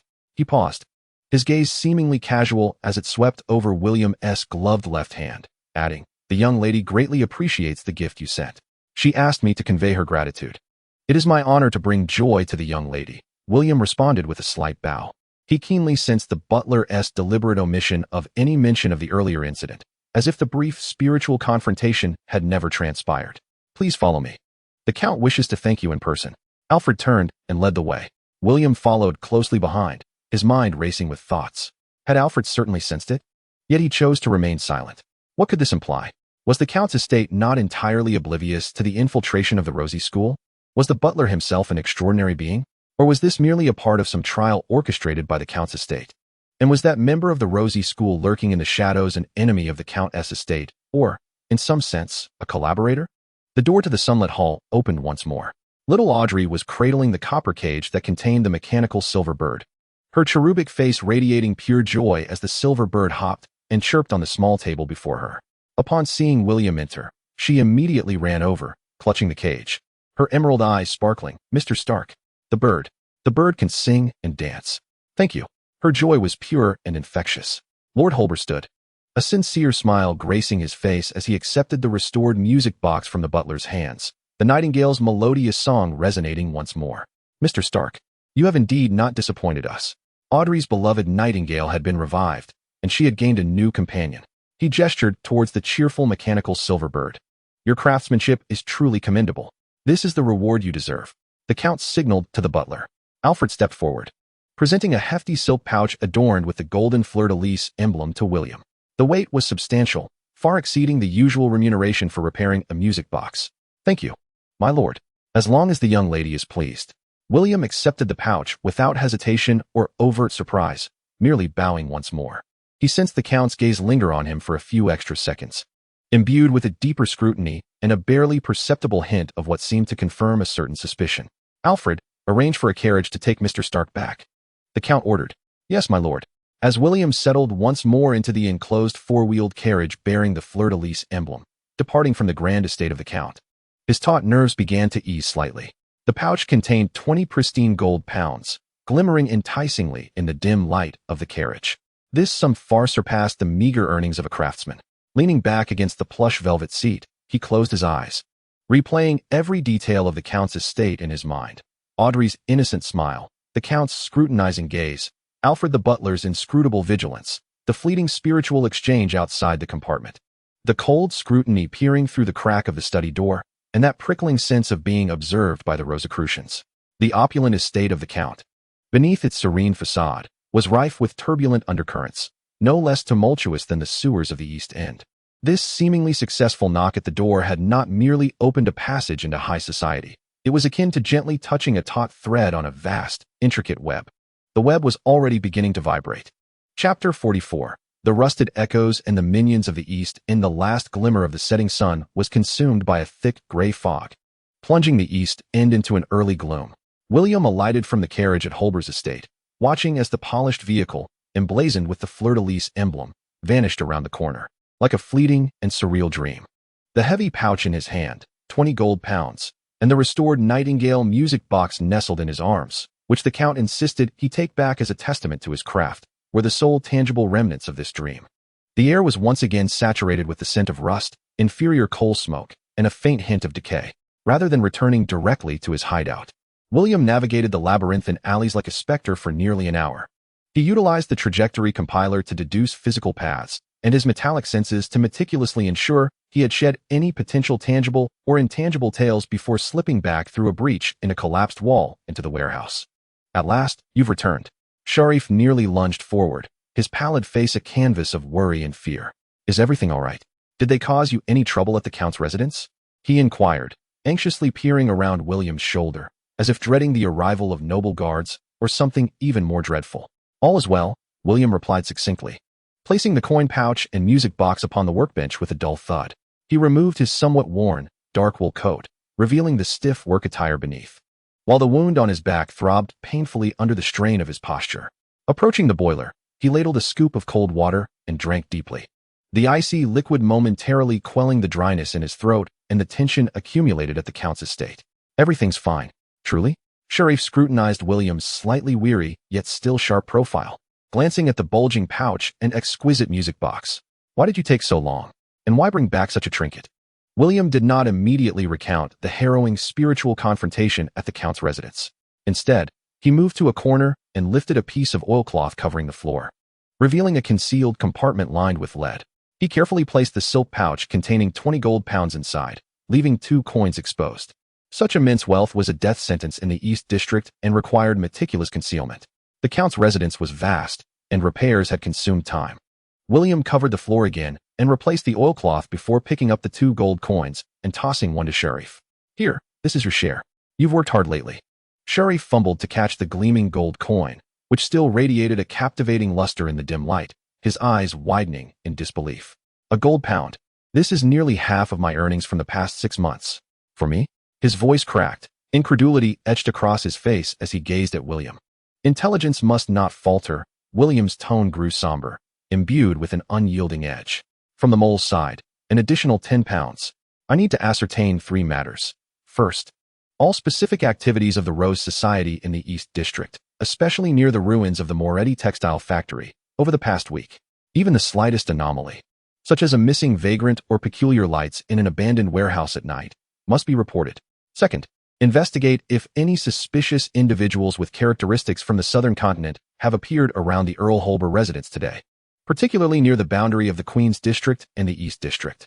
Third, he paused, his gaze sharp as a blade. Find out who is currently in charge of the Black Snake Gang, especially after Iron Hook's demise, who has taken over his operations. Sharif clutched the searing gold coin. Absorbing William's chilling words, the fleeting euphoria he had just experienced extinguished, replaced by a deeper sense of dread. The Rose Society, the Count's residence, and the remnants of the Black Snake Gang. William's visit to the Count's estate had not only failed to bring safety, but had instead stirred a larger hornet's nest. William, are you saying the Rose Society's members followed you to the Count's residence? Sharif's voice trembled with fear. They are exceedingly bold, William replied. William did not deny it. His gaze was frigid, and the Count's mansion was not an impenetrable fortress. Someone was watching from the shadows. He recalled the icy stare that had pierced through the crack of the study door. Do as I say, Sharif. The money does not come without a price. Sharif, regarding the unwavering resolve in William's eyes, glanced at the heavy gold pounds in his hand and gritted his teeth. All right, I shall seek the mole at once. He clutched the gold tightly, as if it were a talisman or a hot potato, hastily donning a tattered coat and slipping out through the side door. Only William remained in the warehouse. The dim gaslight emitted a faint crackle, elongating his shadow and casting it upon the oil-stained wall, twisting and swaying. William closed his eyes. The scenes from the Count's mansion replaying vividly in his mind. Little Audrey's pure, joyous smile as she cradled the mechanical silver bird. The seemingly gentle yet profoundly inscrutable gaze of Count Hall. The butler Alfred, standing as rigid as a javelin and as alert as a falcon. And most crucially, the cold, slithering sensation in the workshop's partition, an ethereal perception that attempted to ensnare him like a venomous serpent. That was undoubtedly the ability of the prisoner path of the Rose School. The chilling, distorted spiritual wave, infused with primal desires and a metallic scent of blood, resonated with the awareness he had felt when confronted by the Iron Hook in the sewers, as well as the aura emanating from the Rose School members in the dead-end alley, yet it was far more concealed and potent. William had no doubt that his adversary was at least of Sequence 7 werewolf, or even Sequence 6 living corpse caliber. Such extraordinary beings possessed not only keen perception but often exhibited a strong corrosive and cursed characteristic. The faint rusted wave emanating from his own primal instinct, derived from the Iron Throne, could only momentarily deter his opponent, akin to striking a venomous snake in the underbrush with a stone. The creature was disturbed, momentarily retreating, but it had not departed. Rather, it would become even more vigilant and dangerous. His opponent would undoubtedly remember that unique disturbance, tinged with the essence of orderly corrosion. William mulled over the names of the prisoner path and the Rose School. In the original text, the extraordinary beings of this path were renowned for their cruelty, indulgence in desires, especially carnal ones, and mastery of curses, manipulating living corpses and commanding vengeful spirits. They were entrenched in the southern continent, devotees of the bound god. But in the northern continent of Rune, particularly in the metropolitan expanse of Backlund, their influence was relatively weak, and their actions more clandestine. A Sequence 6, or even higher extraordinary being of the prisoner path wielded a keen perception often coupled with strong corrosive and cursed traits. Suddenly, William's eyes flew open as the nightingale's song ceased abruptly. The warehouse fell into a profound silence. A chilling thought surged through his spine like an electric current. The object sought by the Rose School was likely connected to the fate-weaving spider silk he had seized in the textile factory's vibrant web zone. That item was not merely the principal ingredient for Sequence 8 potions. It could also pertain to deeper secrets, perhaps even a significant scheme of the Rose School in Backlund. The demise of Iron Hook may not solely be attributed to debt collection. It is perhaps more likely that his entanglement with the textile factory, or his association with the periphery of the Rose Society, played a significant role. As for me, having inadvertently intruded and subsequently eliminated Iron Hook, I have also forcefully seized the artisans of the Eastern District, transforming in the eyes of the Rose Society from an inconsequential ant into a peril that must be eradicated, someone who has come to know secrets that ought to remain undisclosed. The surveillance from the Count's estate serves as ample evidence of this. It is quite possible that they have already linked me to the rumors surrounding the Rusted Shadow. A sense of crisis swept over William like a chilling tide, drowning him in trepidation. The Rose Society operates in a manner distinct from the Black Snake Gang. Their methods are more insidious, their tactics more ruthless, and their vengeance more covert and enduring. To be targeted by such an organization is akin to being ensnared by an invisible viper poised to strike at one's throat. He approached the wall and retrieved an old leather glove that hung from a nail, donning it over his cold mechanical left hand. The frigid metallic sensation seeped through the leather, imparting a silent warning and a sense of strength. He could not afford to remain passive. He required intelligence, he needed power, and he must take the initiative to sever the venomous fangs reaching towards the eastern district.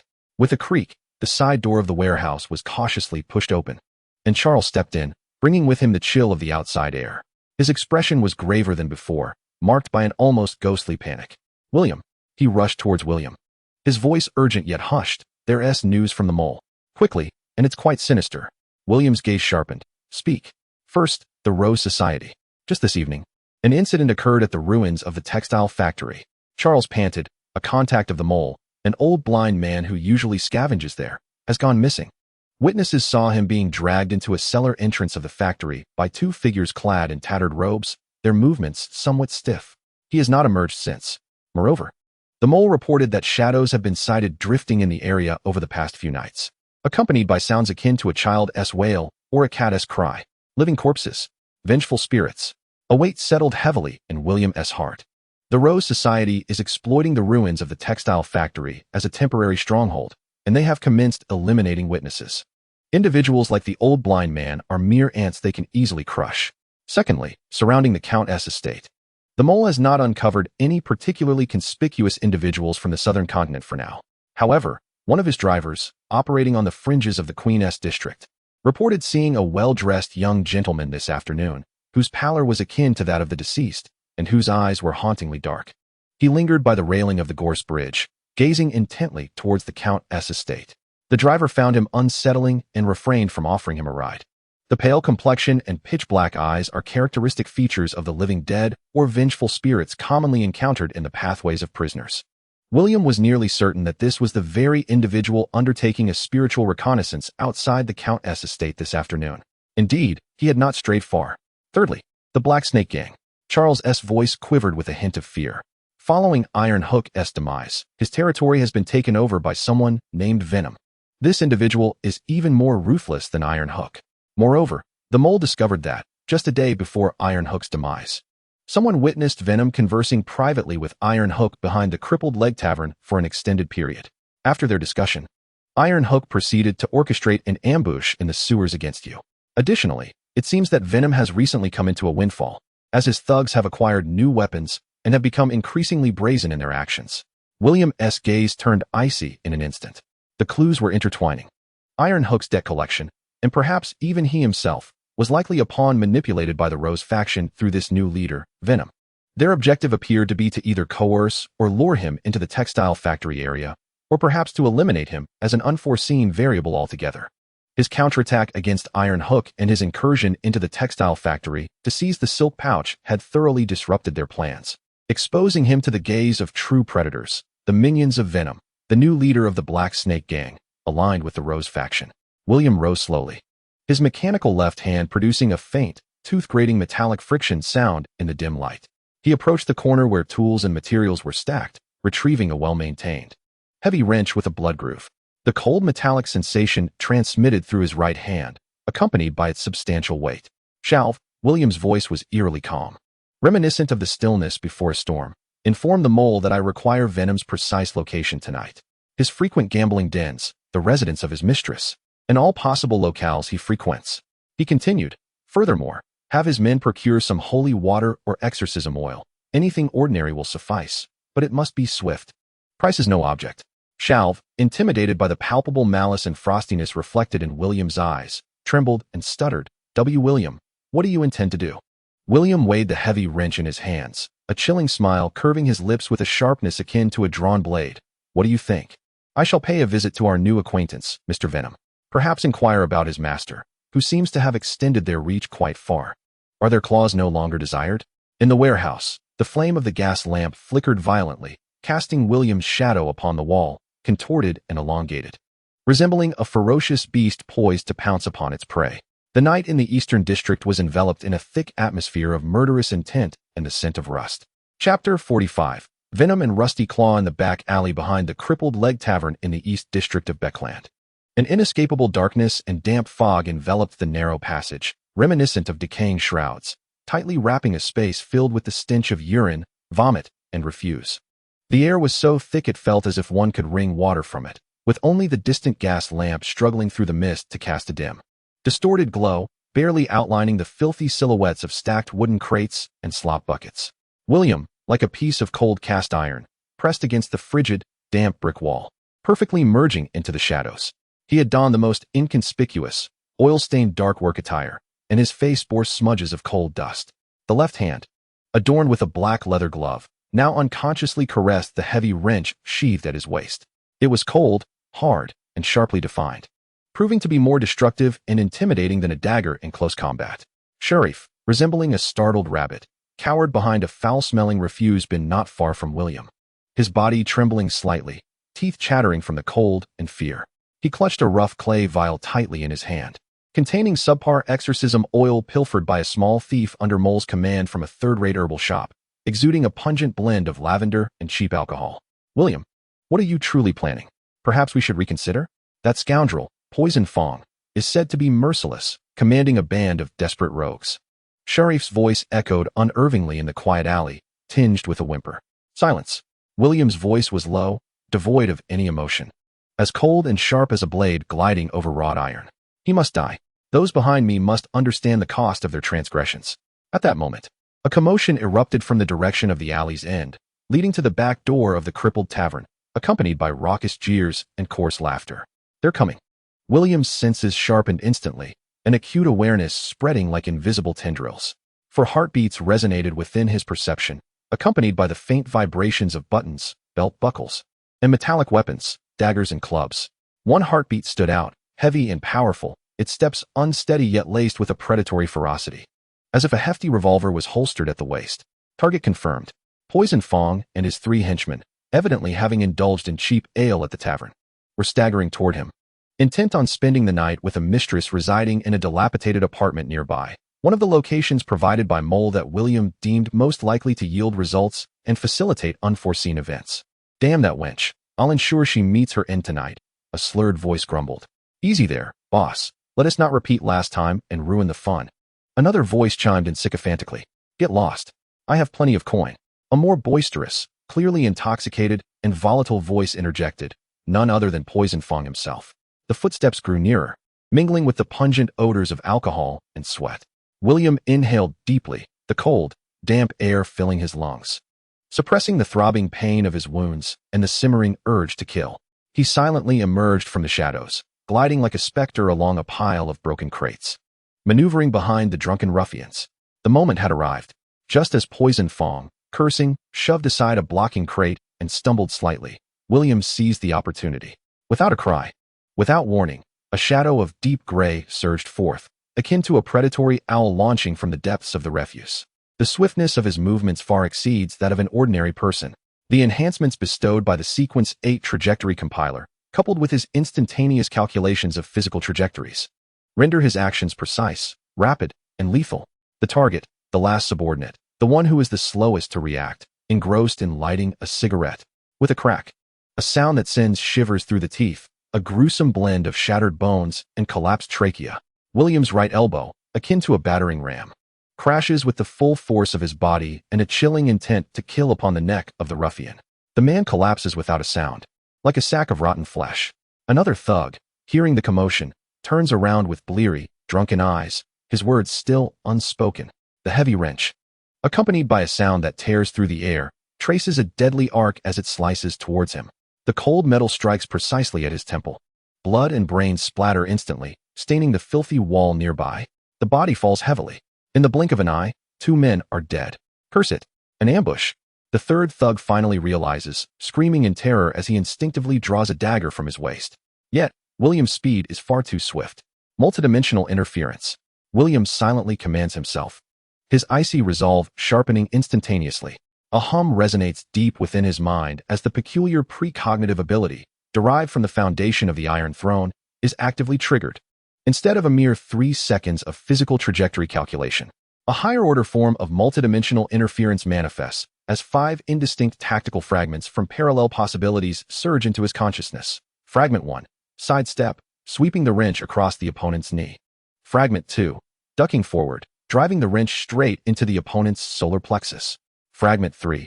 A feigned attack, blocking the dagger with his left hand, wrench smashing the wrist. Fragment 4. Retreating to evade, searching for an opportunity. Fragment 5. Enduring the dagger's thrust, exchanging injury for a kill, wrench crashing down upon the head. In an instant, William selects the most direct, brutal, and intimidating option. Fragment 5. With a thrust, the sharp dagger pierces effortlessly into the outer side of William's left shoulder. Agonizing pain surges. Yet his body merely sways slightly, his gloved left hand clamping down like a vice upon the wrist of the thug wielding the dagger. The cold, inhuman strength makes the thug feel as if his bones are being crushed. He stares in terror, his eyes wide, into William's gaze, which glimmers like cold stars in the darkness, and at the heavy wrench raised high, dripping with the brains and blood of his fallen comrade. No. The desperate scream abruptly ceases. The wrench, imbued with immense force, crashes down. The sound of shattering skulls is unmistakable. From William's sudden assault to the instantaneous demise of the three subordinates, the entire process spans no more than 3 seconds. Clean, swift, ruthless, like a cold machine executing a purging protocol with utmost efficiency. The metallic scent of blood and the stench of brains swiftly permeate the air, mingling with the odor of alcohol and refuse, inducing nausea. The intoxication of the venomous fangs abruptly startled the majority awake. The color drained from his corpulent face, leaving behind a ghastly pallor of terror. He beheld it, that figure, akin to a demon from the depths of hell, with its emotionless, frigid gaze.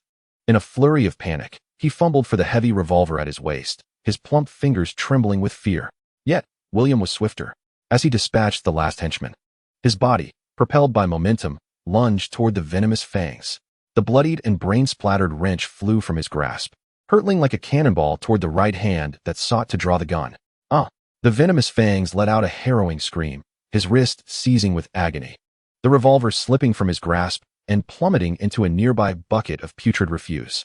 William's form, like a malignant shadow, surged forward. His gloved left hand shot out like a viper, striking with lightning precision, clamping down on the robust throat of the venomous fangs. Gurgling sounds erupted as he was choked. His eyes bulging, tongue lolling, his corpulent body thrashing in vain, unable to budge William's icy, steady arm, forged of unyielding steel. He felt as though a steamroller had crushed his neck.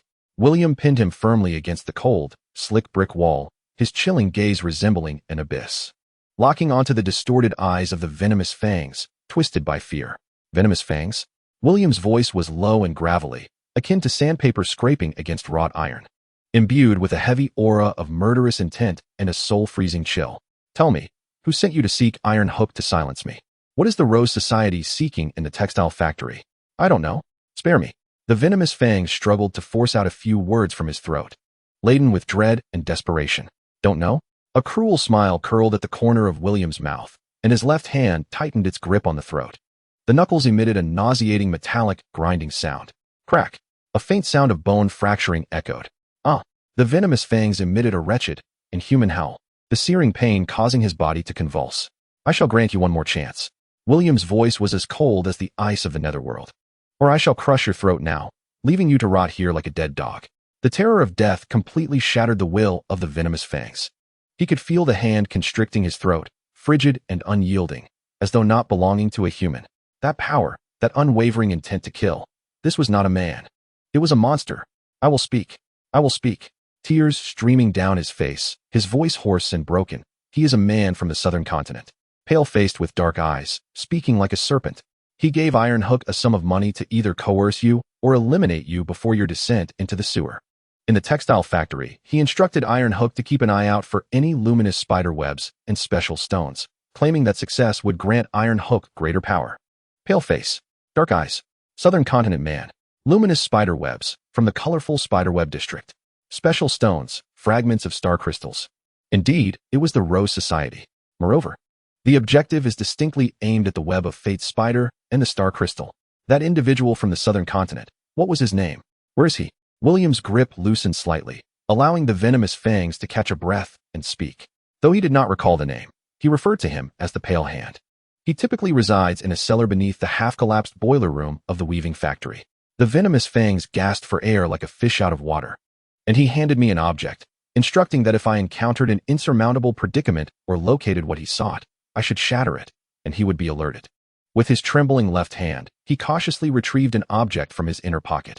It was a small, pallid whistle, seemingly fashioned from human finger bones. The surface of the bone whistle bore twisted, eerie runes, resembling thorns entwined around a rose, emanating a faint, yet chilling spiritual resonance.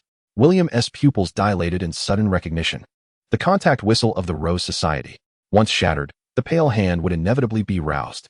At that moment, William, beware from behind, Sheriff, crouched behind a bucket of refuse, suddenly emitted a high-pitched scream laced with terror. Simultaneously, William's metal fatigue perception issued a sharp warning. A wave of cold, saturated with an overwhelming stench of blood and decay, surged forth from the alleyway's entrance like a tidal wave. It approached with alarming speed. Had the Rose Society been stirred? Or had the pale hand been lurking nearby all along? Alarm bells rang in William's mind. Without time for contemplation, he tightened his grip around the throat of the venomous fangs and exerted force. Crack! The crisp sound of a cervical vertebra snapping pierced the silence of the alley. The corpulent body of the venomous fangs convulsed violently, the light in his eyes dimming swiftly as he emitted a gasping sound, succumbing entirely. William discarded the lifeless body as one would refuse, and in a swift motion, leapt forward like a cheetah. Whoosh! A viscous, sickly green liquid, reeking of decay and corrosive fumes, shot forth like a poisoned arrow released from a powerful crossbow, narrowly missing the spot where William had just stood, and striking the brick wall behind him with force. Hiss, hiss, hiss. The sturdy bricks sizzled as if doused in potent acid, rapidly dissolving to reveal a deep pit. Venom. William rolled to the ground, crouching low, his icy gaze fixated on the alley's entrance. Beneath the dim, distorted glow of the street lamp, a figure emerged slowly from the thick fog. Clad in a tattered gray robe stained with unknown substances, a hood obscured most of his face, revealing only a skeletal, pallid chin. His gait was rigid and peculiar, as if his joints were rusted. Most unsettling was the hand that protruded from the robe, withered and pale, tightly enveloping the bones beneath, its long, dark nails resembling those of a beast. At that moment, wisps of sickly green poison swirled around that claw. A living corpse. The term flashed in William's mind. The Rose School's Sequence 7 birthed a creature of the night, a monstrous being caught between life and death, under the dominion of a werewolf. The venom it unleashed moments ago was but one of its formidable offensive methods. The revenant emitted a series of unintelligible, wheezing sounds reminiscent of a broken bellows. Its eyes, veiled in the shadows of its hood, glimmered with a lifeless, crimson light, fixating intently on William. An icy, malevolent pressure, steeped in a thirst for blood, bore down upon him like palpable force. Charles, the essential oil. Throw it. William commanded with a fierce urgency. His body taut as he summoned the frantic energy of Sequence 8.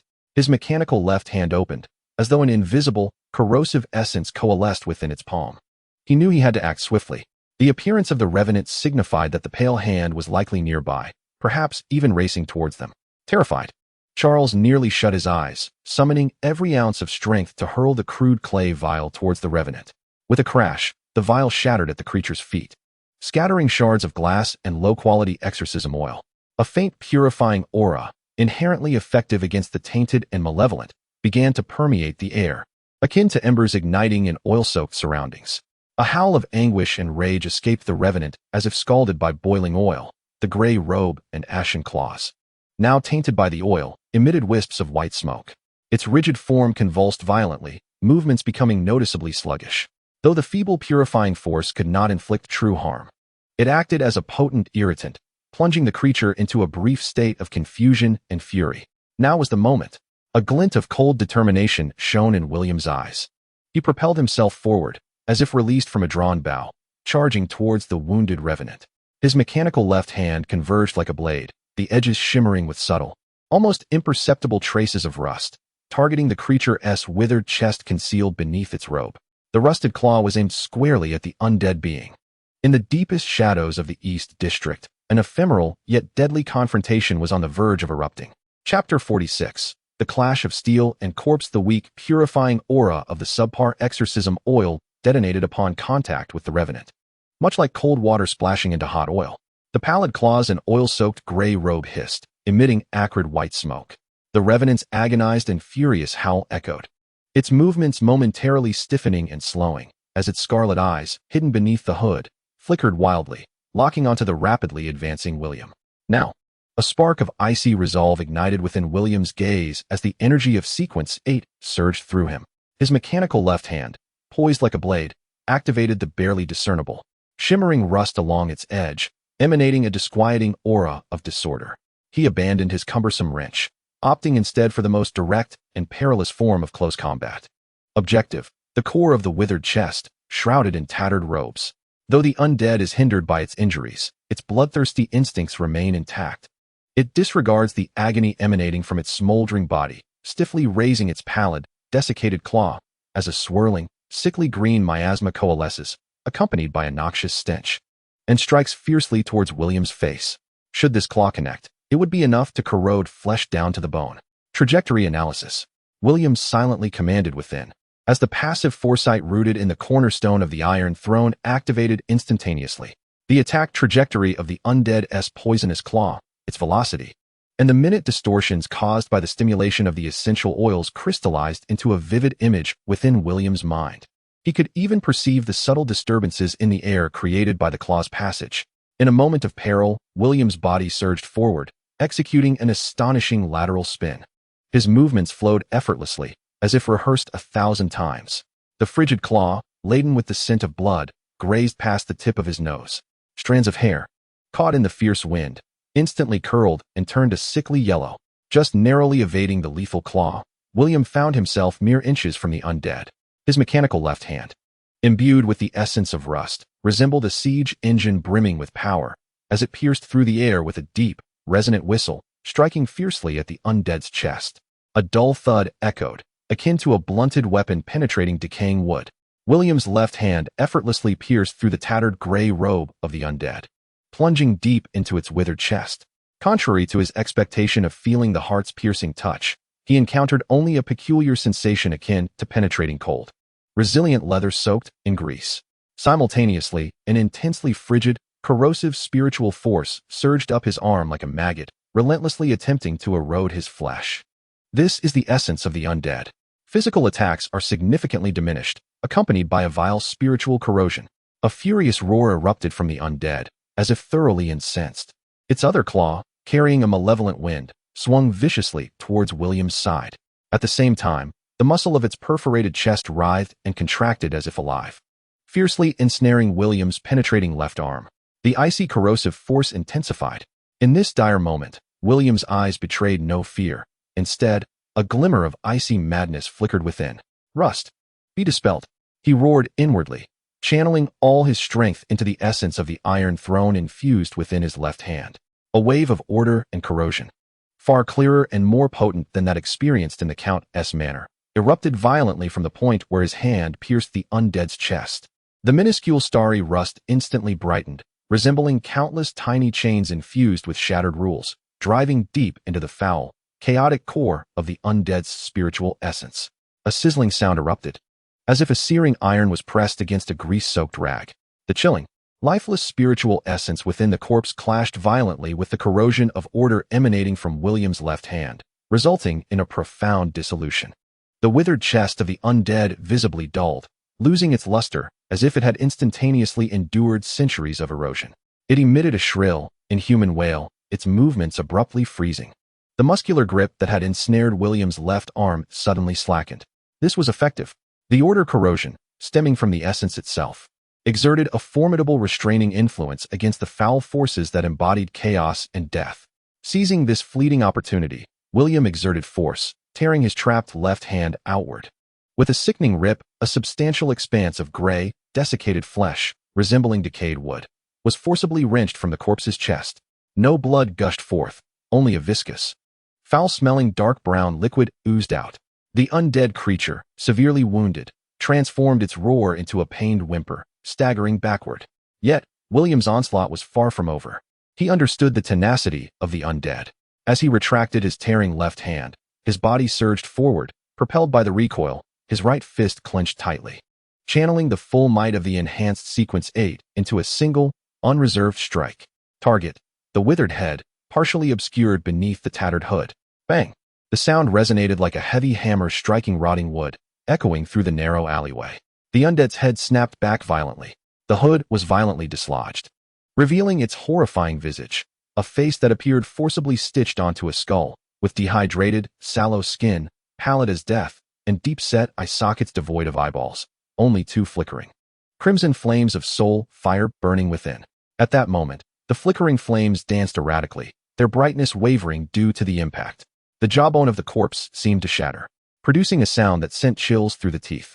It completely lost its balance, collapsing backward like a marionette with severed strings, crashing heavily onto the filthy ground. Splattering a putrid black liquid, William gasped for breath, the stab wound in his left shoulder and the piercing chill of his right arm, corrupted by the undead's essence, sent waves of numbing pain through him, while old injuries in his back throbbed painfully. He dared not relent for an instant, his icy gaze fixed intently on the twitching corpse below. He knew that unless the core, typically the head or a special object housing the soul fire, was utterly destroyed, truly killing such a monster was nearly impossible. Gritting his teeth against the numbness in his right arm and the pain in his left shoulder, he bent down to retrieve the heavy wrench, smeared with congealed blood and brain matter, and took deliberate steps toward the fallen undead, preparing to deliver the final blow and shatter that grotesque head completely. At that moment, a hum resonated, a force far more potent than the previous undead, icy 100-fold, filled with twisted desires and bloody curses, swept through the alley like an invisible tsunami, overwhelming everything in its path. A palpable pressure, laden with unmistakable fury and a sense of predation, emanated from the direction of the Moretti textile factory. That pale hand, he sensed it. It was not the bone whistle, but rather the devastating plight of the undead he commanded, which shook him to his very core.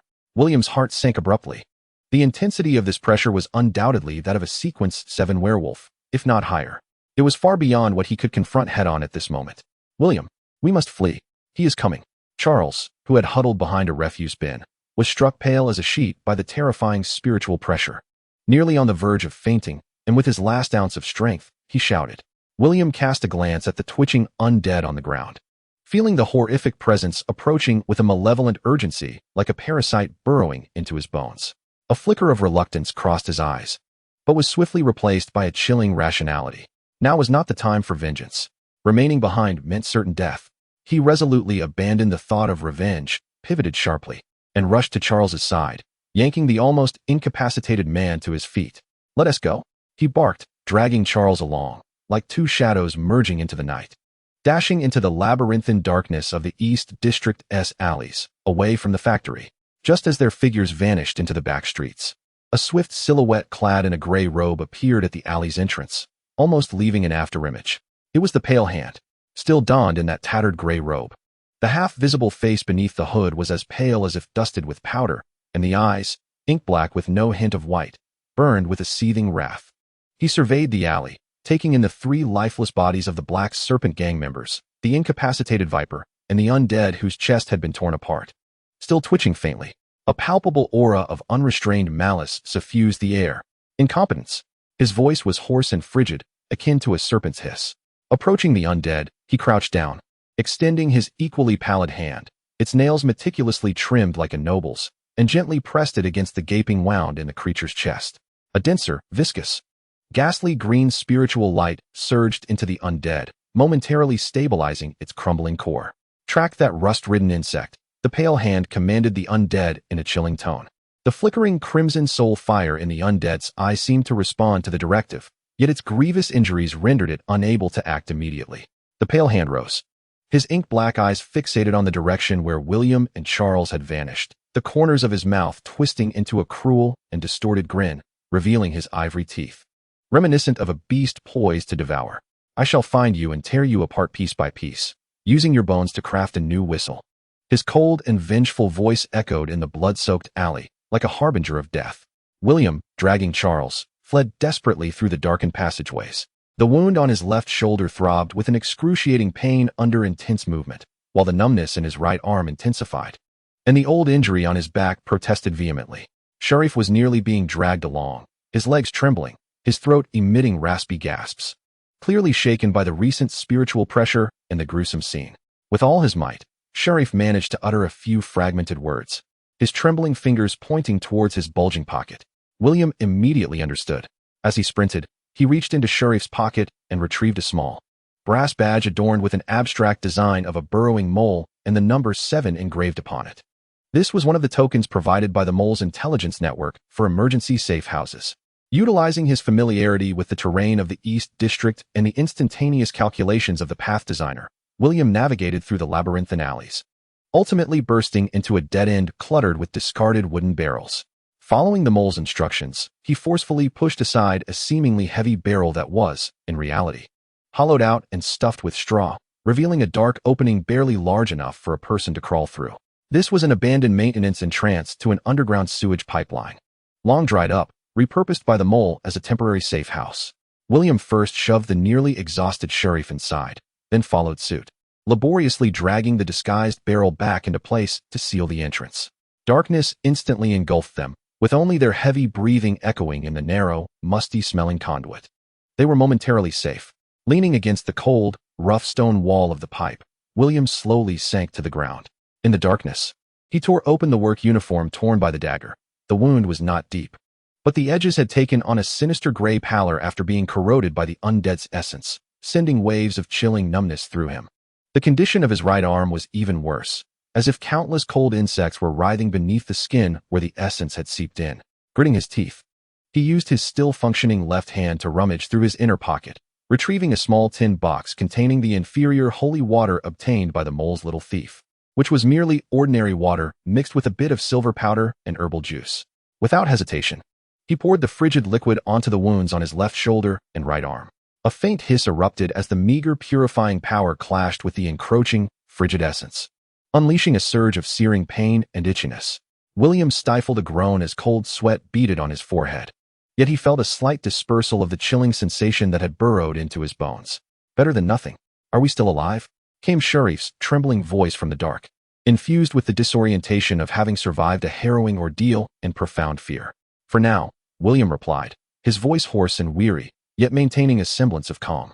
He leaned against the wall, closed his eyes, and attentively listened to the sounds outside. The terrifying spiritual pressure, akin to a tsunami, has dissipated. However, a chilling and slippery sensation of being watched, reminiscent of a venomous serpent's gaze, still looms over the heart like ominous clouds. The pale hand and the grievously injured living corpse shall not relent. William fumbled in his pocket, retrieving the ghastly bone whistle fashioned from human phalanges, unearthed from the fangs of a serpent. In the absolute darkness, the distorted thorned rose runes on the whistle emanated an exceedingly faint, ghostly green phosphorescence, akin to phosphor flames, as its frigid touch pierced through the soul, reminiscent of clutching a block of ice. To contact the Rose School's pale hand from the cellar of the weaving factory, William's cold, mechanical left hand instinctively caressed the eerie runes on the whistle's surface, while the starlit rust at his fingertips flickered faintly in the gloom. Passive hiding would only lead to being ensnared like a turtle in a jar. To survive, one must actively overturn that decaying altar. In the darkness, William's gaze, akin to two eternal cold stars, slowly ignited with a resolute and frigid flame. Chapter 47. The bet before the decayed altar within the narrow confines of the safe house's passage, the musty scent mingled with the blood, sweat, and the stench of inferior holy water clinging to the two individuals, forming a suffocating miasma. Sharif curled up in the corner, his body uncontrollably trembling, each labored breath carrying the weight of post-traumatic dread. The darkness consumed all colors, leaving only an absolute silence and taut nerves. Leaning against the cold, rough brick wall, William felt a slight alleviation of his numb right arm under the weak purification of the inferior holy water. Yet the frigid sensation of decay gnawed at him like a maggot, still entrenched deep within his flesh. Each attempt to clench his fingers brought forth a dull sting and frigid rigidity. The knife wound on his left shoulder throbbed with pain, and the old injury on his back protested persistently. With his eyes closed, he was not resting, but rather elevating his perception of metallic fatigue to its zenith, akin to an invisible radar penetrating the heavy bricks and earth, capturing every subtle metallic vibration of weary footsteps above, the pulsation of distant steam pipes, the rustling of rats gnawing at refuse, and most disquietingly, the faint, chilling sensation of being watched. The pale hand and the grievously injured living corpse circled like vultures above putrid flesh, patient and deadly. The safe house was merely a temporary refuge, not a long-term solution. The adversary possessed the ability to trace the spiritual fluctuations of the bone whistle, making it only a matter of time before they discovered this place. Passively awaiting death was not his style. In the darkness, William slowly unfurled his palm, the ghastly bone whistle lying quietly within. The surface of the whistle, adorned with thorned rose runes, continued to emit an exceedingly faint, ghostly green phosphorescence in the profound darkness, its frigid touch piercing the flesh. While the tendrils of chilling spiritual energy, akin to a serpent's flickering tongue, incessantly expanded outward. This was a deadly beacon. Carrying it, no matter where one might hide, would be like a lighthouse in the night, guiding the pursuers. Yet perhaps it could also serve as a deadly lure. A bold, nearly mad scheme swiftly took shape in William's cold and rapidly processing mind, akin to the precise gears of a machine beginning to mesh. Does the mole have a map? William's voice pierced the darkness, hoarse yet composed, shattering the profound silence. Sharif shuddered in fear, taking a moment to respond, his voice trembling. A map? Yes. There should be a rough sketch of the East District in the emergency kit provided by the mole.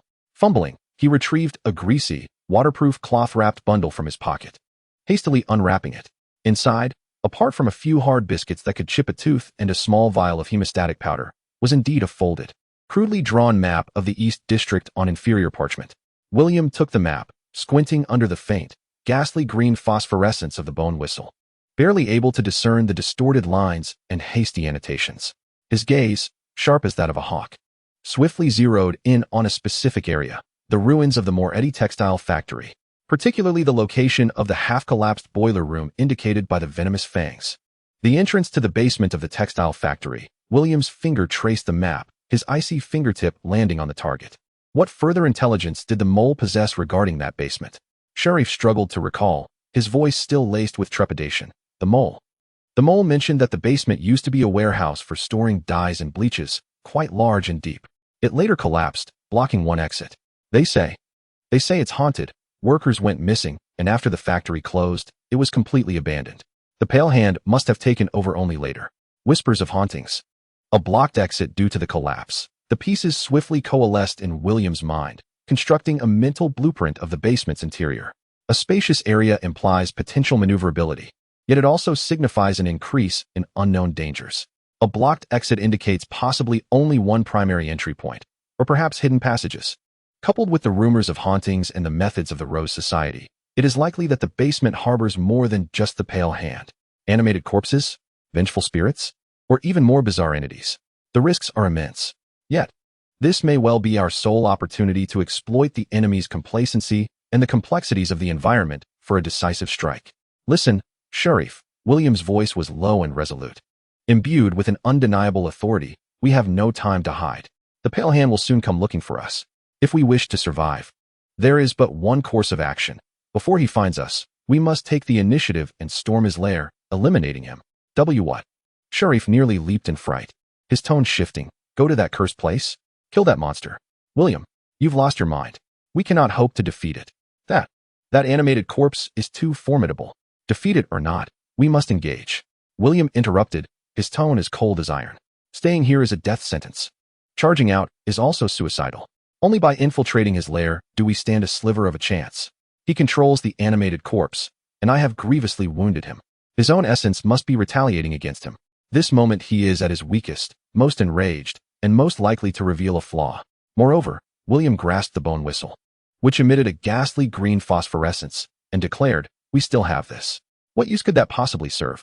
Sharif gazed at the eerie, ghostly whistle, feeling a chill envelop him. It is a beacon. William's eyes glimmered with a cold, sharp light. The Rose School possesses a unique method of tracking it. I need you to take it and leave this place at once, heading towards the Lame Leg Tavern. Discard it into the largest cesspool at the back entrance, which connects to the main sewage channel. Then, run without looking back. Flee as far as you can. Under no circumstances should you return to the warehouse stronghold before dawn. Sharif was taken aback. Toss it into the cesspool. That wretched place? The notion of such filth, rife with chaos, made him recoil. The fluctuations of the whistle itself will be severely disrupted and obscured. William quickly elucidated. The Pale Hand tracks the holder through the spiritual vibrations of the whistle itself. Once it enters that extreme state of filth, its signal will become exceedingly weak and chaotic, leading the Pale Hand to believe we are attempting to escape or hide amidst the disorder. This will buy us at least half an hour, perhaps even longer. Sufficient time for me to infiltrate the textile factory's cellar. And what about you? Where do I go after I throw it away? Sharif's voice trembled. After you discard it, immediately seek out the mole. Inform him that I require all the holy water and exorcism oils he possesses, regardless of purity. The more, the better. Then, have him find the tallest, most strategically located abandoned building at least 200 meters from the boiler room, and take cover. Should he observe any unusual light or significant commotion from the boiler room, especially if he sees a figure in a gray robe escaping, he must use this to create the loudest possible noise, attracting the attention of everyone nearby. William produced an inconspicuous, fist-sized metal cylinder from his pocket. It was a rudimentary smoke signal he had crafted earlier. Its effect might be minimal, but the noise it generated would carry far in the silence of the Eastern District night. This is far too perilous. The mole, Sheriff, began to protest. There is no time for bargaining. William snapped, forcefully thrusting the bone whistle into Sheriff's cold, trembling hand, the ghastly green glow illuminating Sheriff's terrified visage. If you wish to survive, do as I say. Remember, after discarding the whistle, run immediately. Do not look back. Seek the mole. If I do not return by dawn, William paused, his voice still icy, yet tinged with an almost imperceptible fragility. You shall take the money the mole provides and leave Backlund forever, never to return. Sheriff clutched the bone whistle, feeling its faint spiritual vibrations as though it were a red-hot branding iron. He looked into the darkness, meeting William's cold, resolute gaze, where immense fear intertwined with a hint of desperate madness. Gritting his teeth, he clenched the ghostly whistle tightly in his palm, as if summoning every ounce of strength within him. All right, I will go. William ceased his idle chatter, attuning himself to the external environment and confirming the absence of any unusual sounds. He forcefully pushed aside the disguised wooden barrel obstructing the entrance, and a waft of relatively fresh air, mingled with the stench of refuse, surged into the passageway. Go, quickly. Charlef, resembling a startled rabbit, tumbled out in a frantic dash, his figure swiftly vanishing into the darkness of the alley, racing desperately towards the Lame Leg Tavern. The bone whistle he clutched in his hand glimmered like a miniature lighthouse, emitting an ominous, sickly green phosphorescence that attracted lethal hunters. William did not exit immediately. He leaned against the opening, once again closing his eyes, channeling all his energy to perceive the metal fatigue. He needed to ascertain two crucial points. First, had Charlef successfully diverted the attention of the Pale Hand? Second, what was the current spiritual state of the textile factory's cellar? Seconds ticked away, each one an agonizing eternity. The numbness in his right arm and the pain in his left shoulder incessantly reminded him of his dire condition. Suddenly, buzz, a wave of frigid spiritual energy, far more violent and furious than before, erupted from the direction of the Lame Leg Tavern, akin to an enraged swarm of wasps. This wave bore a clear intent to track, locking onto Charlef's escape route. Immediately following, a formidable spiritual pressure, belonging to the Pale Hand, surged forth like an arrow released from a bow, propelled by an overwhelming fury towards the Lame Leg Tavern. It was a success. The Pale Hand had been misled by the signal from the bone whistle. The target was now fixated on the filthy, chaotic area of the cesspool. William's eyes flew open, a glint of determination igniting within. Now was the moment. He no longer hesitated, springing forth like a nimble cheetah from the safe house's entrance, eschewing the convoluted alleyways in favor of a relatively concealed yet shortest path along the abandoned railway bed, sprinting at full speed towards the ruins of the Moretti textile factory. The cold night breeze brushed against his cheeks, carrying the sense of rust and cold dust. The wounds on his back, the sharp pain in his left shoulder, and the numbness in his right arm protested vehemently under the strain of vigorous movement. Yet, William's speed showed no sign of abating. His enhanced physical capabilities, honed to the limits of Sequence 8, unleashed powerful bursts of strength with every push against the ground. Amidst the dim night and swirling gray mist, his figure darted like a gray lightning bolt, charging towards the decaying lair of the Pale Hand, the textile factory's cellar, which had consumed Old Blind Eye. He understood that this was a gamble, betting on Charlef's ability to mislead the Pale Hand for a sufficient duration. A wager on the Pale Hand's current weakened state due to the grievous injuries inflicted by the living corpses. A gamble on his own rusted claw, capable of carving a path to survival upon the decaying altar of the enemy. The stakes were nothing less than life itself. As the silhouette of the Moretti textile factory, resembling a colossal steel grave, materialized through the dense fog, William's speed surged once more. He circumvented the main entrance, gliding like a specter through the collapsed walls and overgrown weeds, purposefully advancing toward the half-collapsed boiler room that resembled the gaping maw of a monstrous creature. Within the darkness, the interior of the boiler room lay in disarray, with colossal, abandoned boilers encrusted in rust and twisted pipes resembling the intestines of some great beast, hanging limply. William's senses, sharpened by metallic fatigue, swept through the space like invisible probes. No signs of life. His gaze quickly settled on the deepest recesses of the boiler room, where beneath a wall marred by cracks and thickly coated in coal dust, lay a massive cast iron cover, severely corroded, its edges seemingly disturbed recently. The entrance to the cellar. Without a moment's hesitation, William rushed to the cover. His cold mechanical left hand unfurled, grasping the heavy iron ring at the edge of the cover like a claw. The power of Sequence 8 surged forth. With a creak, the jarring sound of metal grinding against metal echoed as the heavy cast iron cover was forcefully lifted, revealing a dark opening below that exuded a potent mustiness and an indescribably sickly sweet stench of decay. A rusted iron ladder extended downward, vanishing into the unfathomable darkness. The cloying odor of rot sent a shiver through William. It was the scent of numerous corpses in decay, intermingled with the acrid smell of old dyes and bleach. He did not descend immediately. Instead, he retrieved the last remnants of inferior holy water from his pocket, pouring it onto the most corroded area of his right arm. The cold, burning sensation surged anew, the numbness seeming to wane slightly. He tore off a relatively clean strip of cloth, tightly wrapping it around the wound on his left shoulder to stem the bleeding, albeit temporarily. Having completed these tasks, he inhaled deeply, the air, mingled with death and decay, filling his lungs and sharpening his focus. He checked the dagger at his waist and the spare tools hidden within his boot. Then, he tightened his grip on the cold, blackened metallic sheen of his left hand, feeling as though faint traces of starlight like rust were silently swirling in his palm. With a leap, he plunged into the dark abyss leading to the rotting altar. The iron ladder felt icy and slick beneath his feet, his boots producing a muted echo that resonated unnaturally in the stillness of the cellar entrance. As he descended, the sweet, rancid odor and the stinging chemical scent intensified, almost inducing nausea. The air grew thick and frigid, as if infused with the stagnant breath of centuries past. Below lay an endless darkness and the unknown specter of death.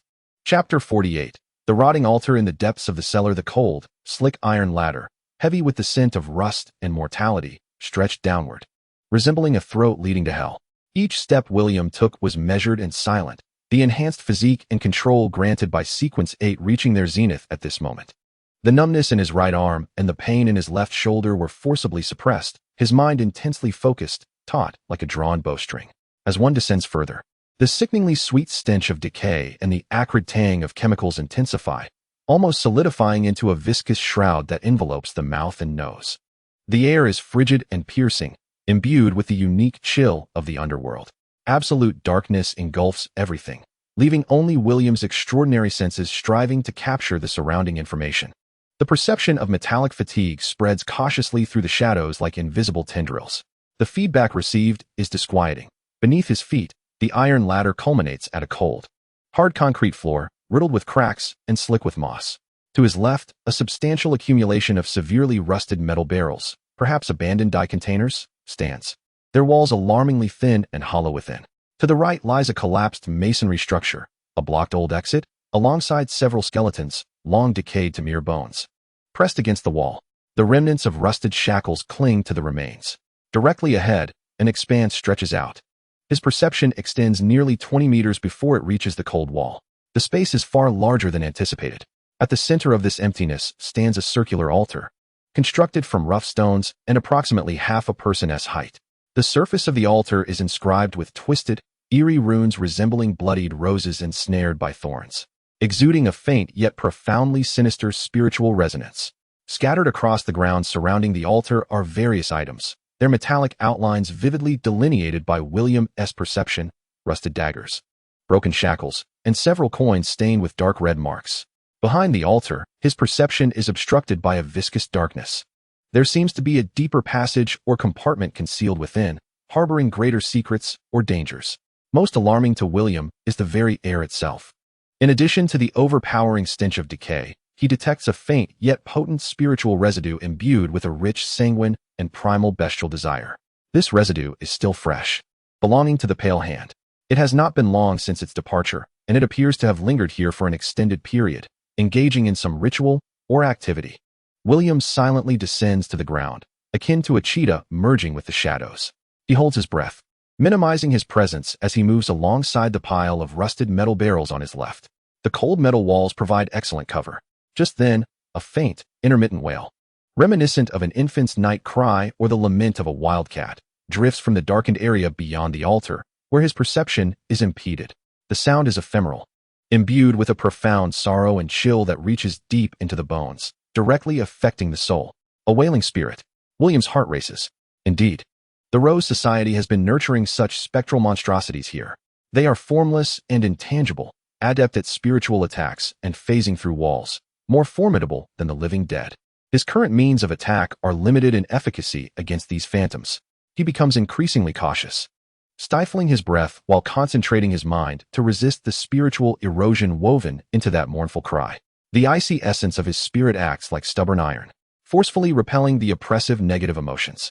He circled the altar, his gaze warily scanning the blood-stained coins strewn across the ground and the eerie runes etched upon the altar. At its center, remnants of a dark crimson, viscous liquid lingered, yet to fully dry, emanating a potent scent of blood. Nearby, several pale, fractured phalanges, seemingly belonging to various creatures, lay scattered. One particular bone, in shape and size, made William's pupils constrict, bearing an uncanny resemblance to the connecting bone whistle he had relinquished to the pale hand. This place was not merely a stronghold, it was a sacrificial altar, a site of gruesome rituals. The missing individuals, such as Old Blind Eye, had likely become offerings. The wailing of vengeful spirits persisted, ebbing and flowing like a festering wound. William understood that he could wait no longer. The pale hand could return at any moment. He must vanquish this wraith, or, at the very least, discover a means to access the area beyond the altar before the return of his foe. Taking a deep breath, the frigid air mingled with the scent of death surged into his lungs. He withdrew a specially crafted dagger, its blade honed to a fine edge with shards of star crystal, capable of inflicting minimal harm upon ethereal entities.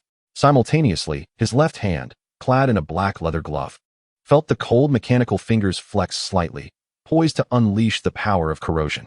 Though its efficacy against pure spirits remained uncertain, it was his only conceivable means of confronting a being of higher order. Just as William prepared to forcefully advance towards the shrouded region engulfed in darkness, a low hum erupted. A tempestuous, chilling spiritual pressure, furious to the extreme, surged forth from the direction of the cellar entrance like an enraged storm, instantly filling the vast underground chamber. The intensity of the pressure surpassed what he had previously sensed in the alley. The runes upon the altar flickered to life, glowing with a faint, sickly green luminescence, as if stimulated. The wailing of the wraith abruptly ceased, replaced by a sharp shriek laced with both terror and exhilaration. The pale hand, it had returned, and in a state of unbridled fury. William's heart plummeted. The foe's return was far swifter than he had anticipated. Had they swiftly seen through Sharif's successful misdirection? Or had the tainted environment interfered with the bone whistle's effectiveness for a shorter duration than he had estimated? There was no time for contemplation. That horrifying pressure had already locked onto his position, like an invisible giant hand tightening around his throat.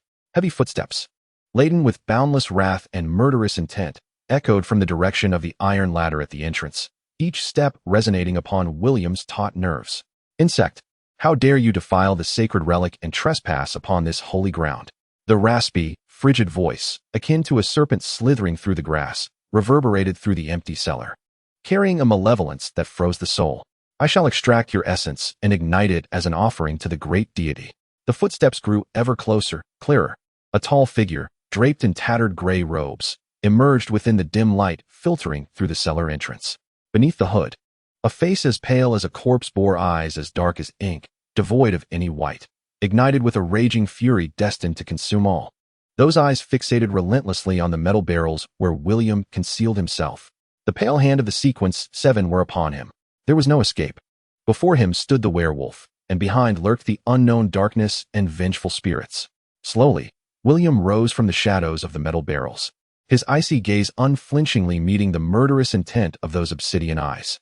His right hand gripped the star crystal dagger tightly, while his left hung by his side, the metallic knuckles beneath the black gloves emitting a faint, teeth-grinding friction. Sanctuary. William's voice emerged, hoarse and frigid, resonating through the eerie silence of the cellar with unabashed mockery.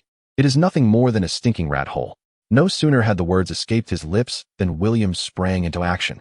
He did not charge towards the terrifying werewolf, nor did he retreat into the unknown darkness. Instead, he hurled the star crystal dagger with all his might towards the obscured area behind the altar.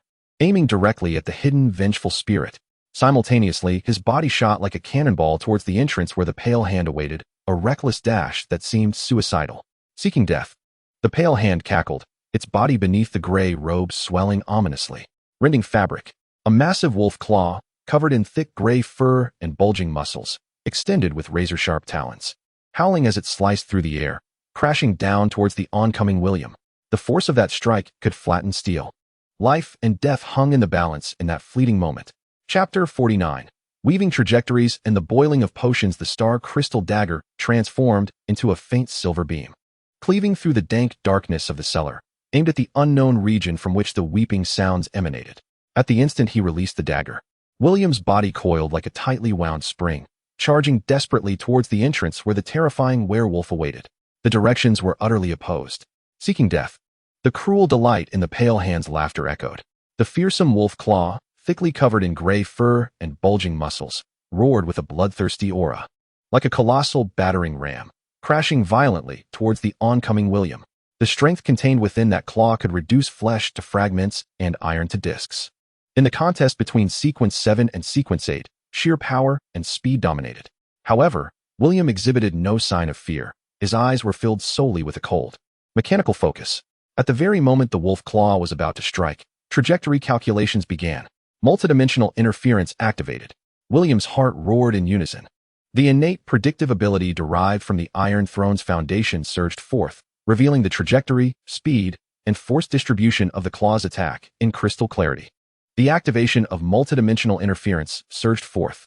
5 indistinct tactical fragments surged into William's mind in an instant. Fragment 1, a daring sidestep. Bracing his left shoulder against the aftermath of the claw's wind, seizing the opportunity to close the distance. Fragment 2, a low lunge forward. Slipping into the werewolf's vulnerable lower angle, targeting the abdomen. Fragment 3, a forceful twist, blocking with his right arm, certain to shatter, allowing his left fist to strike the werewolf's throat. Fragment 4, a backward leap, using metal barrels as a shield, momentarily evading the onslaught. Fragment 5, an exceedingly vague and costly fragment, bracing his chest against the wolf's claw, allowing his mechanical left hand to plunge into the werewolf's heart. The choice was made.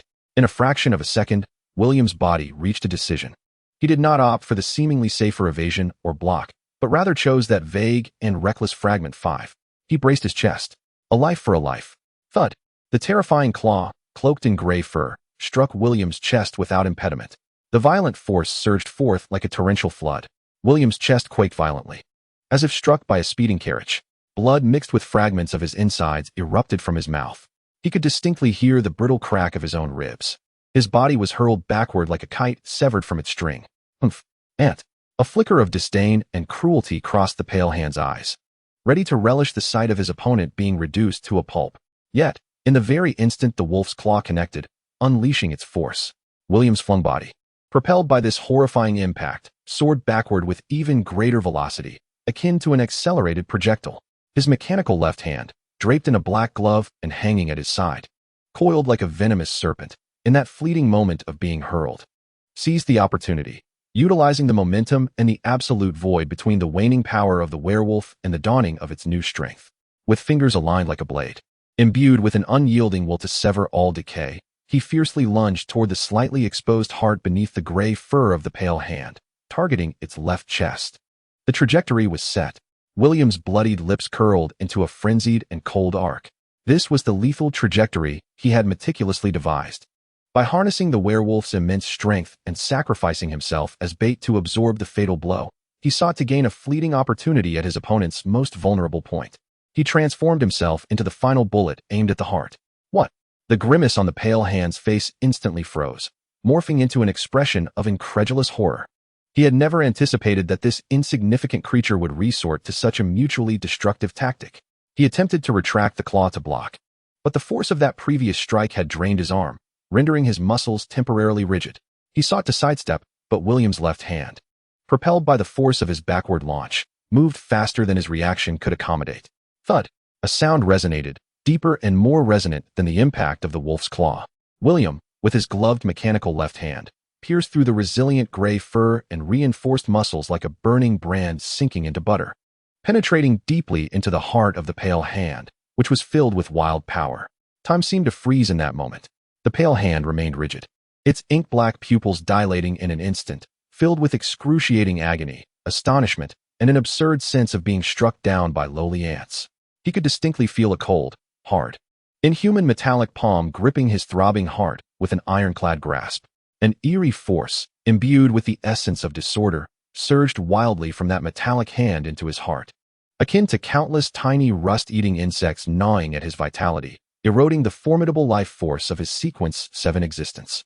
A chilling, inhuman howl, mingled with pain and fury, escaped from the pale hand.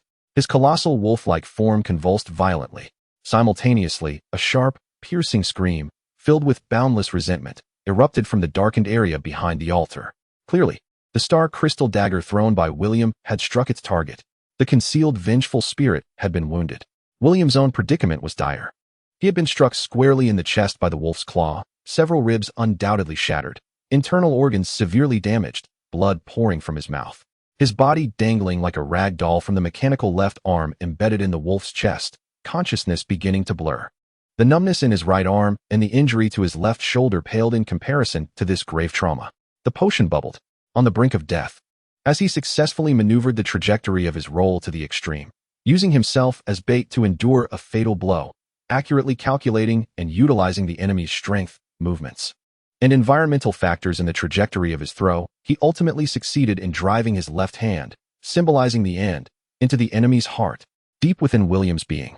The potion's power belonging to the Sequence 8 trajectory weaver surged like metal plunged into a roaring furnace, boiling and merging at an unprecedented speed. A strange sense of harmony arose. He envisioned countless invisible threads of fate intertwining and colliding in chaos. His previous desperate counterattack, akin to a cold and precise hand, forcefully tugged at the most crucial threads among the myriad chaotic trajectories, weaving an almost impossible path towards conclusion.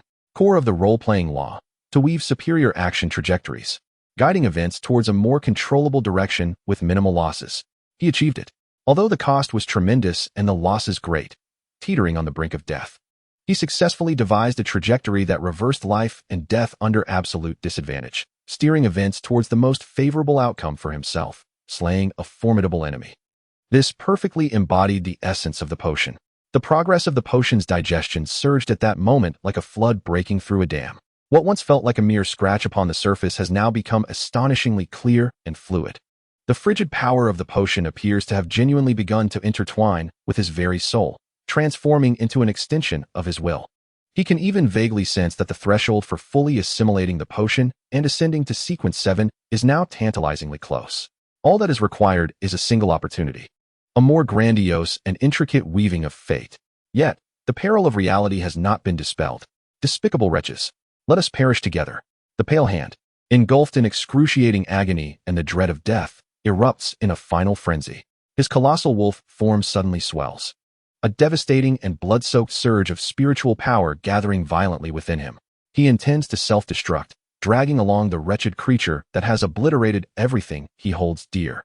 Simultaneously, from behind the altar, the vengeful soul, wounded by the star crystal dagger, emits an even more venomous shriek, entwining a frigid, bone-chilling mental storm that crashes toward William like an invisible tide. It seeks to utterly rend the soul of this living being. With the wolf preparing for self-detonation and the vengeful spirit seeking retribution, it is a true deadlock. William's consciousness struggles amidst the excruciating pain and the bizarre sensations of the boiling potion. He gazes upon the impending explosion of destructive energy within the pale hand, feeling the rapidly approaching vengeful spiritual storm behind him, his near-death body barely capable of any effective response. Is the trajectory that gambles everything destined for annihilation? No. Just at this critical juncture, boom, a deep, thunderous explosion reverberates as if erupting from the very ground above. The entire cellar quakes violently. Debris and dust rain down. Then, wail, a piercing, shrill noise, akin to the alarm of an overpressurized steam boiler, penetrates the thick layers of earth, striking the cellar like an invisible hammer. The source of the sound emanates from the elevated position near the ruins of the textile factory. It is a signal flare. It is Charles and the mole. They have executed a tremendous noise disturbance at a pivotal moment according to plan. This sudden, external cacophony shatters the imminent explosive equilibrium within the cellar, akin to a droplet of water splashing into boiling oil. The self-destructing energy wildly gathering within the pale hand is abruptly stalled by this intense external interference and its own impending demise. The violent spiritual torrent loses its precise guidance, thrashing chaotically within him. Splurt. He violently spews forth a mouthful of foul blood mixed with viscera, the self-detonation process forcibly interrupted and rebounding upon him. Meanwhile, the vengeful spirit lunging toward William is also jolted by the shockwave of this immense noise, which equally disrupts spiritual entities, causing its form to quiver violently. Its shriek-altering pitch and the gathering of the mental storm instantaneously dissipates. This fleeting disruption grants William his sole opportunity. Shatter for me, William. Summoning the last vestiges of his strength and will, let out a hoarse roar. His mechanical left hand, piercing the heart of the werewolf, radiated an unprecedented brilliance from the minute starlit rust within its palm. A force of corrosion, far more concentrated and domineering than before, surged forth like a flood breaking through a dam, violently infiltrating the heart of the pale hand. A chilling sound, reminiscent of countless rusted insects voraciously gnawing, emanated from within the pale hand's body. The formidable heart of the Sequence 7 werewolf, endowed with the power of the Iron Throne's essence, visibly decayed, becoming gray and cracked at an alarming rate. It was as if it had endured the ravages of a millennium in an instant. Impossible. The last flicker of brilliance in the pale hand's dark eyes was extinguished, replaced by an endless pallor and decay. His massive wolfen form crumbled as if all its bones had been extracted, crashing heavily to the ground, raising a cloud of dust. The Sequence 7 werewolf, the pale hand, had fallen. William's body collapsed alongside the werewolf, stirring up a cloud of dirt. He lay on the cold ground, his chest heaving violently, each breath laced with blood and excruciating agony. The peculiar sensation of the bubbling potion still reverberated deep within his essence, intertwining with the torment of impending death. The vengeful spirit seemed momentarily stunned by its master's abrupt demise, emitting a terrified shriek as it circled above the altar, hesitating to approach. Yet the crisis was not entirely averted. A tremor and faint calls echoed from above, as if the mechanical heart squad, attracted by the cacophony of the signal flares, was rapidly closing in. William struggled, using his barely functional left hand to search the corpse of the pale hand for any items that might exist. He needed spoils. But more importantly, he needed to escape. The potion boiled within him, where lay the path to survival. This blood-stained trajectory he had forged, did it lead to life, or merely to a fleeting respite?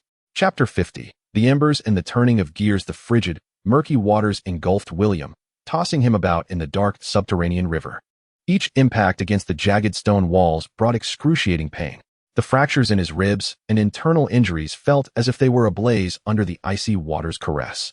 His consciousness began to sink amidst the agony and the suffocating cold, but he clung desperately to a fierce will to survive, holding his last breath while his mechanical left hand instinctively grasped a protruding rock on the riverbed, slowing his descent into the abyss.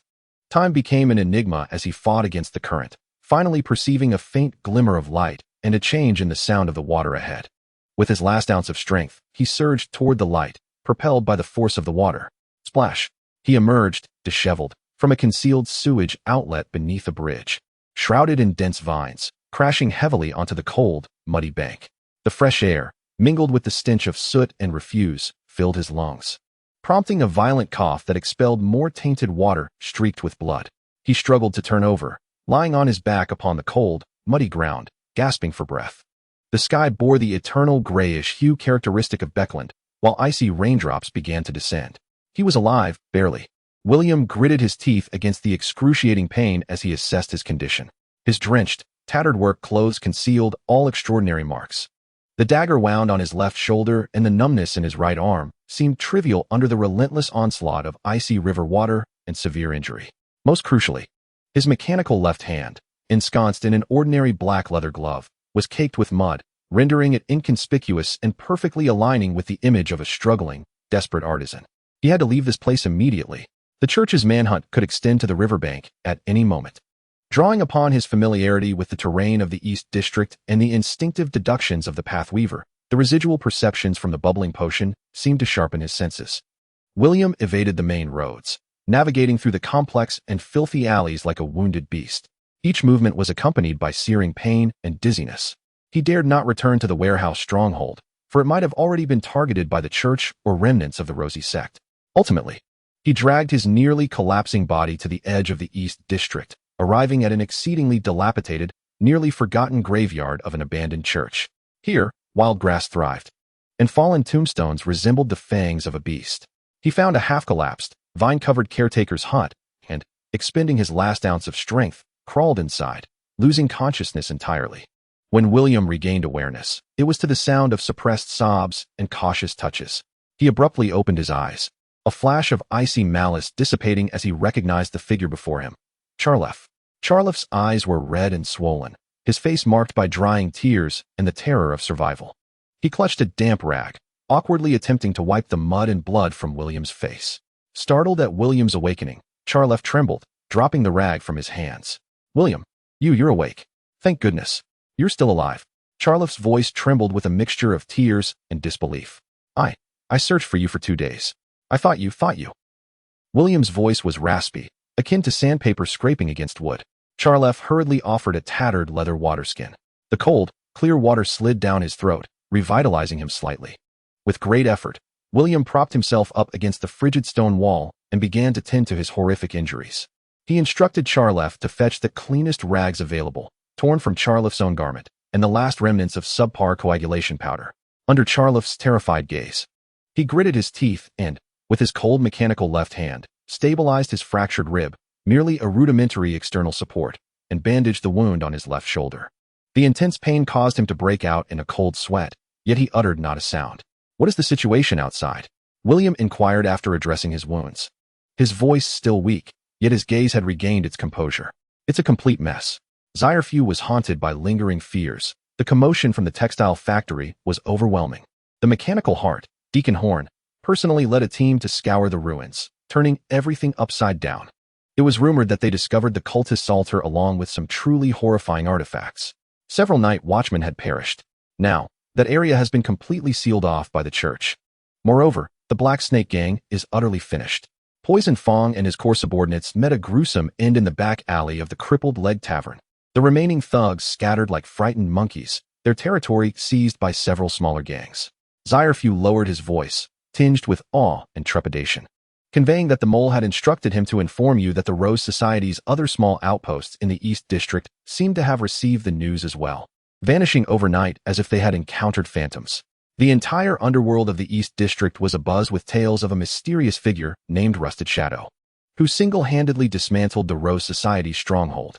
Zyrfew glanced at William, whose face was as pale as parchment yet remained tranquil.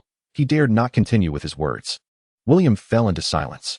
Rusted Shadow, a code circulated within the Black Snake Gang and marked by the Rose Society, had now transformed into a legend of the East District's underworld. This shrouded identity, paradoxically, served as his finest camouflage, perfectly concealing the true William Stark beneath the guise of an artisan in the East District. "What about Old Cripple?" William suddenly inquired. "He is fine," Zyrfew hastily replied. "On the night the signal flare went off, he went into hiding. Just yesterday, he discreetly sent me a message." Zyrfew hesitated momentarily before continuing. He mentioned that the Earl's residence seems to be paying attention to the disturbances in the Queen's District that night, but Steward Alfred appears to have suppressed the matter, not probing further. "The reward sent from the Earl's residence is still being kept by him for us." William nodded. This was within his expectations. Steward Alfred evidently knew something. Yet he chose silence and observation, which was advantageous for William. In the days that followed, William lay low like a wounded beast in hibernation, recuperating in the small room of the abandoned church. Zyrfew became his sole contact, responsible for relaying messages, acquiring food and medicine with utmost caution. The substantial sum paid to the mole, 20 gold pounds from the Earl's residence, proved effective, securing a relatively safe environment for concealment and necessary medical supplies. The process of recuperation was long and agonizing. The fractured ribs and internal injuries required time to heal. Most of William's time was spent in a semi-conscious state or in deep meditation. In his mind, every detail of the life and death struggle with the pale hand replayed incessantly, particularly the moment of crafting a lethal trajectory from the brink of death.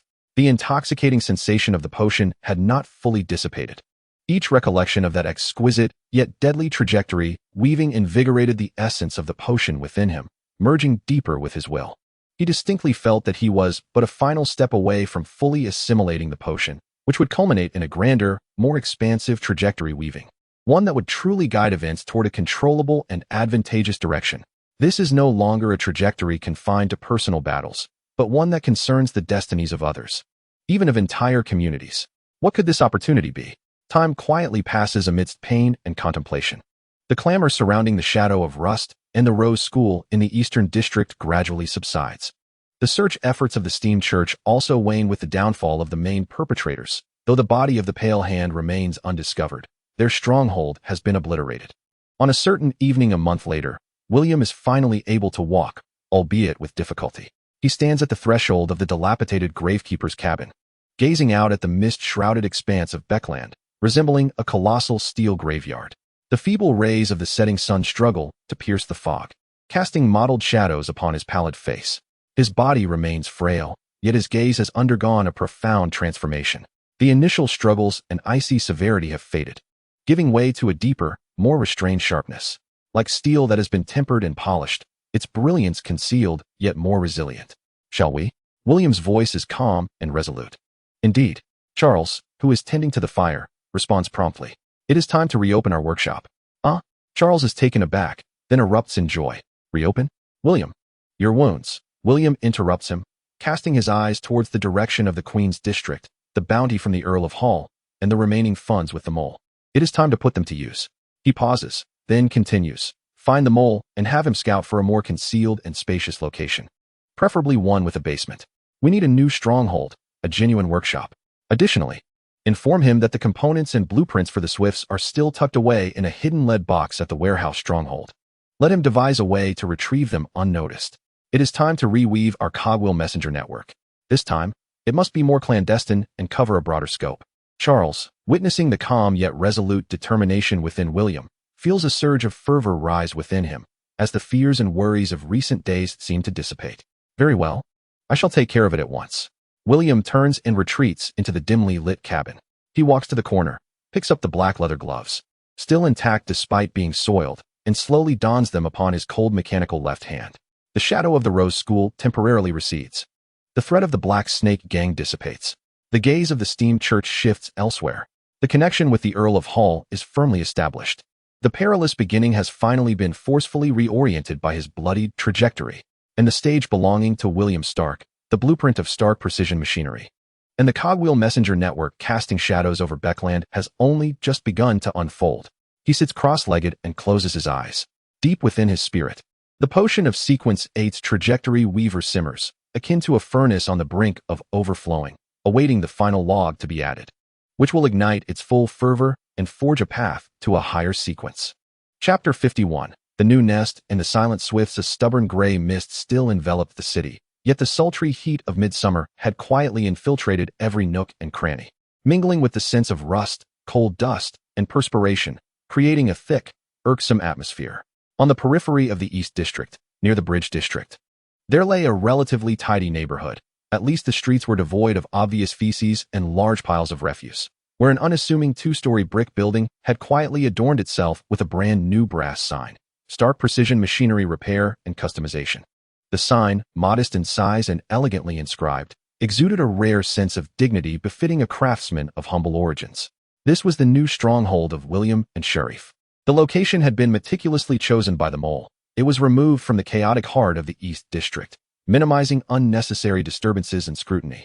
While still maintaining affordable rent and convenient transport, proximity to the Bridge District allowed easier access to respectable yet budget-conscious clients. Most crucially, it came with a dry, spacious basement fortified with a sturdy iron door, destined to become the new heart of the Gear Messenger Network and William's clandestine workshop. The ground floor was arranged as a simple storefront and repair area, featuring several robust oak workbenches, walls adorned with commonly used tools, wrenches, pliers, files, etc., and glass cabinets displaying the intricate miniature machines crafted by William, such as an improved windproof kerosene lamp wick and a more efficient simple pulley system. Everything exuded a sense of cleanliness and professionalism, embodying the image of a skilled artisan striving for ascendance. Sheriff, clad in a faded yet tidy work uniform, clumsily but earnestly wiped down the counter, his face bearing an unprecedented expression of mingled hope and anxiety. No longer would he need to scurry like a rat through sewers or abandoned warehouses. Though still apprehensive, he finally possessed a legitimate livelihood and a place to call home. William, on the other hand, spent most of his time in the basement. His injuries had yet to heal, his complexion remained pale, and his movements were marked by evident stiffness and caution, particularly around his chest.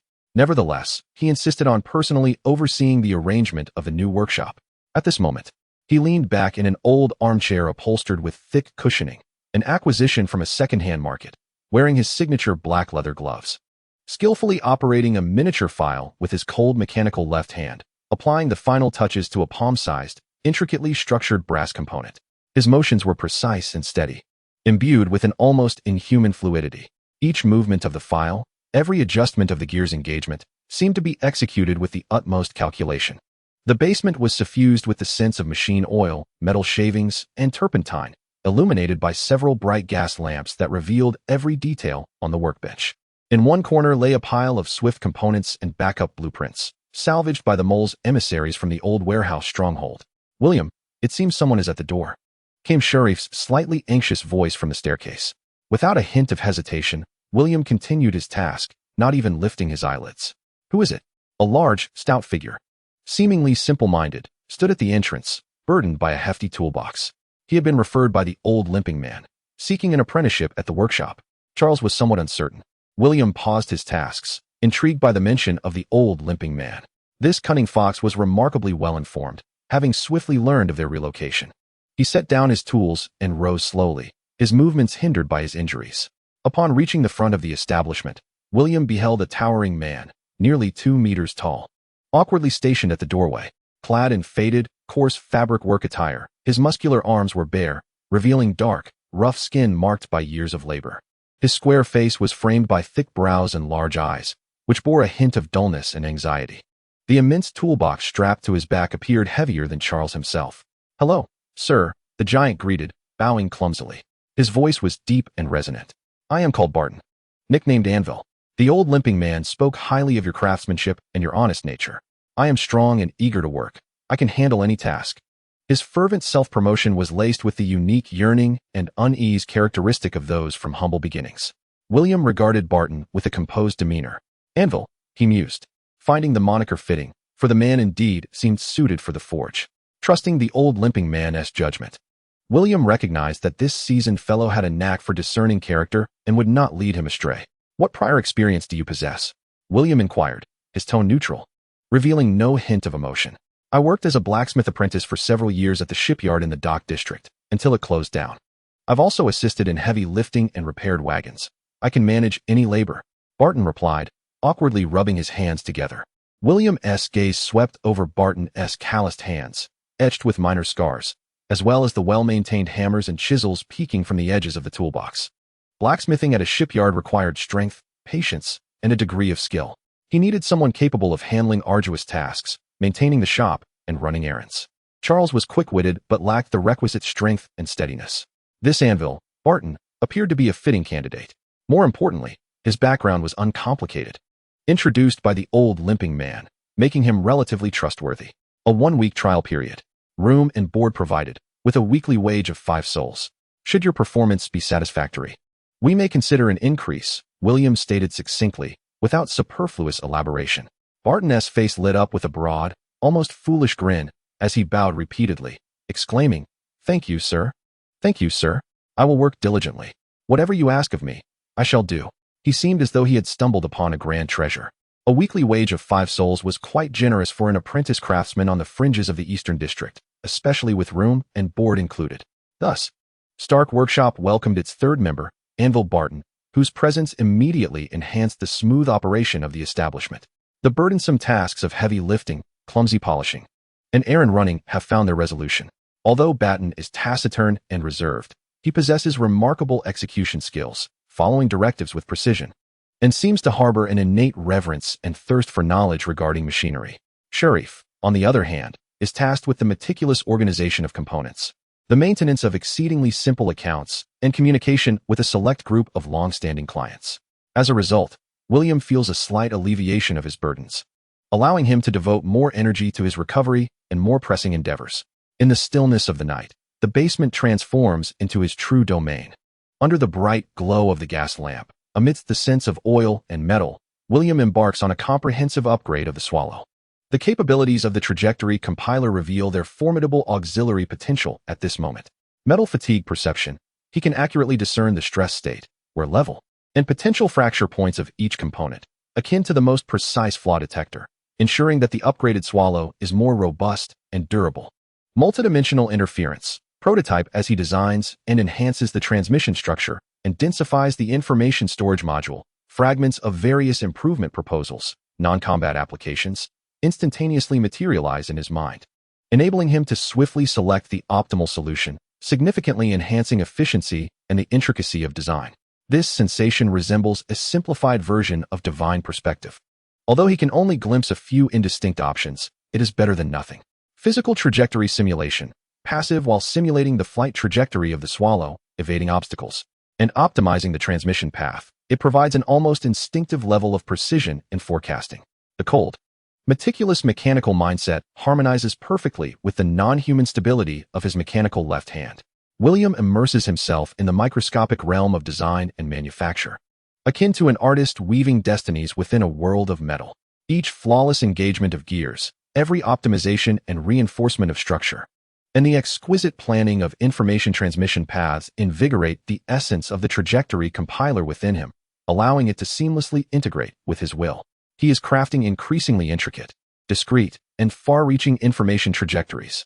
This, in itself, represents a deeper level of role-playing. The digestion of the potion progresses steadily amidst the silent operation of machinery. The upgraded Swallow, now more compact, is adorned with an unassuming matte dark gray coat, producing less noise during flight, with slightly enhanced endurance and load capacity. Most critically, the upgrade of the information storage and encryption core features a simple lock structure based on mechanical gear combinations, designed by William with knowledge gleaned from Earth. Without the corresponding key, a specific gear sequence, the core information remains inaccessible, greatly enhancing security. The first batch of 10 upgraded Swallows has quietly reached completion.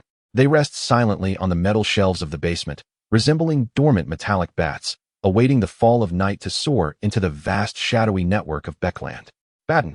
One evening, William handed a folded note and an inconspicuous little iron box marked with numbers to a burly man, drenched in sweat from transporting a batch of copper ingots. "Boss, your command." Burton immediately stood upright, resembling a steadfast iron tower. "Deliver this box to the Oak Barrel Tavern in Bridge District, and hand it over to the stout proprietor with a missing piece from his left ear. Just say it's a sample of parts from an old friend with a limp." William's voice remained calm. "Remember, place the item down and depart without lingering or asking questions. On your return, take a detour around the edge of Queen S Park, observing if any peculiar individuals or events catch your eye among the flower vendors at the park entrance." "Understood, boss," Burton replied, devoid of any doubt, accepting the iron box and note, his deep voice resonating as he turned to leave. His robust figure and unassuming nature served as the perfect cover. No one would associate this simple blacksmith with the clandestine transmission of intelligence. The note contained instructions pinned in a cipher intelligible only to moles, alongside the coordinates for the initial deployment of the Swifts. Within the iron box lay the encrypted key gear sequence to activate the Swifts, utilizing Burton, an ostensibly unrelated messenger. For this critical information transfer was a masterstroke, artfully circumventing all potential surveillance. William approached the window, watching as Burton's tall silhouette vanished into the deepening twilight at the street corner. Sharif was clumsily locking the workshop door. In the distance, the colossal outline of Backlund emerged, partially obscured by the gray mist, with countless lights flickering to life like stars. He raised his mechanical left hand, gloved in black, gently pressing it against the cold window pane. The sensation of metal fatigue rippled through him like invisible waves. He could detect the faint stress changes from the metal bolt sliding into the lock as Sharif secured the door below. The subtle sounds of the still warm iron ingots in the adjacent blacksmith shop slowly contracting, and even the distant rhythmic pulsations of the axle bearings on the lavish carriages in Queen's District. The vast city's steel veins unfolded before him with unprecedented clarity. The new gears had begun to turn. The silent Swifts were poised to take flight in the dark of night, while the gates of Sequence 7 slowly opened in response to the call of a grander trajectory. Chapter 52. The whisper of gears and the Count's clock. The gray mist lingered. Yet the furnace's glow and the sound of metal striking metal in Stark's workshop infused an unusual vibrancy into the streets at the edge of the East District. The brass of the sign glimmered faintly in the rare sunlight piercing the fog. Burton's presence was like a solid cornerstone, this silent blacksmith. With his remarkable strength and tireless diligence, rapidly became an indispensable part of the workshop. Heavy copper ingots and blocks of cast iron felt weightless in his hands. Rough billets requiring forceful hammering swiftly became refined under his forge.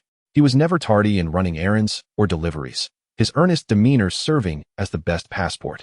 Sharif was liberated from the burdensome toil of manual labor, allowing him to focus on organizing components, meticulously recording simple accounts, and learning to communicate with those discerning yet somewhat generous clients, such as the foreman from nearby small factories, who praised William's ingenious improvements on the labor-saving pulley system and the more durable transmission gears. William's injuries were gradually and steadily recovering. The pain in his chest had significantly diminished, and his movements had become markedly smoother, though he was still unable to engage in excessively strenuous activities. He devoted most of his energy to the basement, where the upgraded Swift darted silently like a ghost through the intricate rooftops, chimneys, and narrow alleys of Backlund under the cover of night. The perception of metal fatigue enveloped the workshop like an invisible net. He could distinctly hear the faint stress changes within the metallic lattice of the hammerhead as Barton swung his hammer outside, alerting him just in time to replace the old hammerhead that was on the verge of developing fatigue cracks. He could hear the subtle sound of a bubble hidden within a substandard brass bearing, teetering on the brink of rupture under pressure as Sharif organized the shelves, thus averting a potential accident with the client. In the stillness of the night, he could even faintly hear an aristocratic carriage from the direction of Queens, producing a discordant frictional noise as its axle bearings traversed a bumpy road, providing him with inspiration for enhancing his own bearing designs. Each precise diagnosis and preventive measure, every optimization based on perception, invigorated the alchemical concoction of the trajectory weaver deep within his spirit. It was as though he had become both a physician and architect of the metallic realm, ensuring the smoothness and stability of countless subtle trajectories, stress transmission, mechanical operation, through perception and intervention. The progress of the alchemical digestion steadily advanced amidst the daily micro-level trajectory weaving. However, William was acutely aware that he was still far from complete digestion and from reaching the threshold of ascending to sequence 7, requiring a more impactful trajectory weaving that delved deeper and had a broader scope. That opportunity had yet to arrive. On that afternoon, the workshop was suffused with the scents of turpentine and fresh brass. William stood at the workbench in the basement, meticulously assembling an exceptionally intricate micro-differential gear set with his remarkably steady mechanical left hand. This was a bespoke repair for an enthusiastically mechanical watchmaker in the Bridge District, offering substantial remuneration. William, Sharif's voice, tinged with nervous excitement, resonated from the staircase, deliberately lowered. There's a guest. A carriage. With a crest. William's hands did not falter. He precisely fitted the final ball bearing, smaller than a grain of rice, into its slot. Bring them in, he replied, his voice calm and unruffled. Moments later, Sharif led someone into the basement. The newcomer was clad in a crisply laundered black tailcoat, with impeccably groomed white hair. Standing with the poise of a javelin, none other than Alfred, the steward of the Earl of Holber. Alfred's keen gaze swept across the entire basement like a probing instrument. A bright and tidy environment, orderly tool racks, precision components, and semi-finished products laid out upon the workbench. And the young artisan seated at the table, donned in dark overalls slightly stained with oil, yet still immaculate, clad in black gloves, immersed in the meticulous assembly of intricate parts. William's face retained the pallor of his recent injuries, yet his eyes exuded a focused calm, and his movements were astonishingly steady. "Welcome, Alfred," he said, placing down the miniature gear assembly and rising, offering a slight nod with impeccable courtesy, embodying the humility of a craftsman towards nobility. Neither subservient nor arrogant. "Mr. Stark," Alfred inclined his head slightly, his movements as precise as ever. "It seems your endeavors are flourishing. This place surpasses my expectations." His gaze lingered momentarily on William's somewhat pale visage. "How is your health?" "Thank you for your concern. I am quite well now," William replied succinctly, refraining from elaboration. "That is reassuring," Alfred acknowledged, not probing further.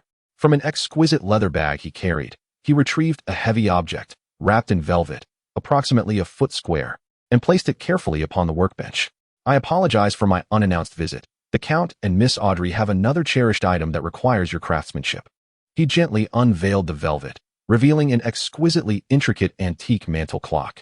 The body, crafted from dark walnut, was adorned with brass and ivory embellishments. The clock face, a delicate enamel work, depicted a harmonious interplay of stars and moon. Through the glass on the back of the clock, one could glimpse the extraordinarily complex and precise arrangement of gears and glimmering jewel bearings. However, at that moment, the pendulum lay still, and the hands were frozen at an awkward position, exuding an air of somber silence. This is a rather aged astronomical clock from the Count's study. Alfred's voice carried a hint of barely perceptible regret. Not only does it tell time, but it also displays the phases of the moon in a simple celestial chart. It suddenly ceased functioning last week.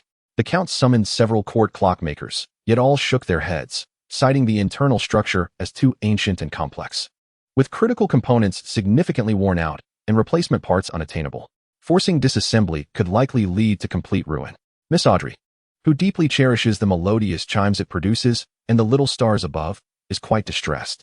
The Count recalled your exquisite skill in restoring the nightingale, and thus, I was asked to bring it to you and see if there remains a glimmer of hope. William's gaze fell upon the antique clock, even from a distance. His formidable perception of metal fatigue enveloped the internal structure of the clock like an invisible scanner. Buzz. The intricate gear, transmission structure, lever interconnections, countless pressure points of the jewel bearings, the forms of numerous metal components, stress states, and where patterns surged into his mind as if rendered in 3 dimensions. He immediately discerned multiple issues. The core concern resided within the worm gear assembly that drives the celestial chart's operation. A critical helical tooth on the worm gear has developed severe metal fatigue cracks, nearly leading to a fracture, which has resulted in a complete halt of power transmission. Simultaneously, a miniature jewel bearing at the end of the camshaft responsible for the moon phase display has shattered and is now missing. The concerns of the court clockmaker were indeed valid. Forcibly dismantling the heavily worn ancient components could easily cause further damage, particularly to the worm gear, which is situated in a tricky position and subjected to complex forces. The structure is intricate and of considerable age, with multiple areas of wear internally. William spoke, his voice steady, as his fingers gently glided over the walnut casing of the clock, as if savoring its history. The core issue lies within the worm gear that drives the astral chart. A helical tooth on the verge of fracture has immobilized the mechanism. Furthermore, there is a missing jewel bearing at the end of the moon phase camshaft. For the first time, a clear expression of surprise crossed the otherwise impassive face of Alfred, the butler. William did not even open the clock case, merely observing through the wood. He accurately identified the core fault that even the court clockmaker would have needed to disassemble the clock to ascertain. This was no longer mere craftsmanship. It bordered on the miraculous. Are you certain? Alfred's voice carried a hint of disbelief. The sound of the metal will reveal the truth to me, William replied calmly, providing a craftsmanlike, albeit ambiguous, rationale that nonetheless seemed plausible. The repair is fraught with difficulty. The worm gear must be custom-made, and the material must be a high-strength bronze alloy, requiring exceptionally meticulous forging and heat treatment processes. The missing jewel bearing must be replaced by a natural ruby or a synthetic alternative of the same size and hardness. Moreover, the disassembly process must be executed with the utmost caution to avoid stress damage to other aging components. He paused, meeting Alfred's sharp gaze with his own. This will require time, as well as some special materials and tools. The costs will not be insignificant. The surprise in Alfred's eyes quickly faded, returning to his shrewd assessment. William's precise judgment and candid acknowledgement of the challenges only served to enhance his credibility. A braggart pales in comparison to one who can clearly identify the problem and propose a viable solution. Cost is not an issue, Mr. Stark, Alfred replied, regaining his composed tone. The Earl simply wishes to see his beloved timepiece restored to functionality, so that Miss Audrey may once again hear its melodious chime. What materials and tools do you require? Please provide a list, and I shall arrange for them to be delivered. As long as it is not excessively prolonged, the Earl can wait. 2 months, William stated, offering a cautious yet sufficiently generous time frame. I will do my utmost. Very well, Alfred nodded slightly. Then I entrust this starlight wanderer to your care. He uttered the name of the antique clock. After seeing off Alfred, Sharif gazed at the exquisite, yet seemingly perilous antique clock on the workbench, unable to suppress a gasp. William, this piece looks incredibly valuable. Can we truly repair it? In the event of a mishap, William remained silent, returning to his workstation, his gaze deeply fixed upon the starry stroller. The act of restoring it transcended mere monetary reward. It symbolized the Earl of Holber's further acknowledgement of his craftsmanship, deepening the connections that served as his stepping stone into influential circles. Should he succeed, his reputation as a reliable artisan within the upper echelons of society would be firmly established. More significantly, This endeavor might represent the final spark to reignite a dormant fate. Restoring such an intricately structured piece, steeped in history and emotion, reflecting the Earl's affection and Audrey's aspirations, was essentially a reweaving of a disrupted trajectory of destiny. To redirect an object on the brink of silence and oblivion back towards a path of function and existence was akin to perfecting the very essence of his craft, guiding things towards a more controllable and enduring state.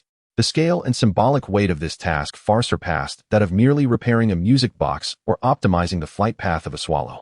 Deep within his spirit, the alchemical brew, akin to a molten furnace, seemed to pulsate with a silent, fervent hum as William gazed upon the antique clock, as if infused with a final catalyst. The opportunity lay before him. William slowly raised his gloved mechanical left hand, gently placing his palm against the cold walnut exterior of the starry stroller. The chill of the metal resonated through the leather, creating a peculiar harmony with the myriad of silent gears within the clock. The sensation of metal fatigue surged through him. Every tooth mark of the gears, every strain of the axles, and every minute detail of wear imprinted in his mind like the clearest blueprint.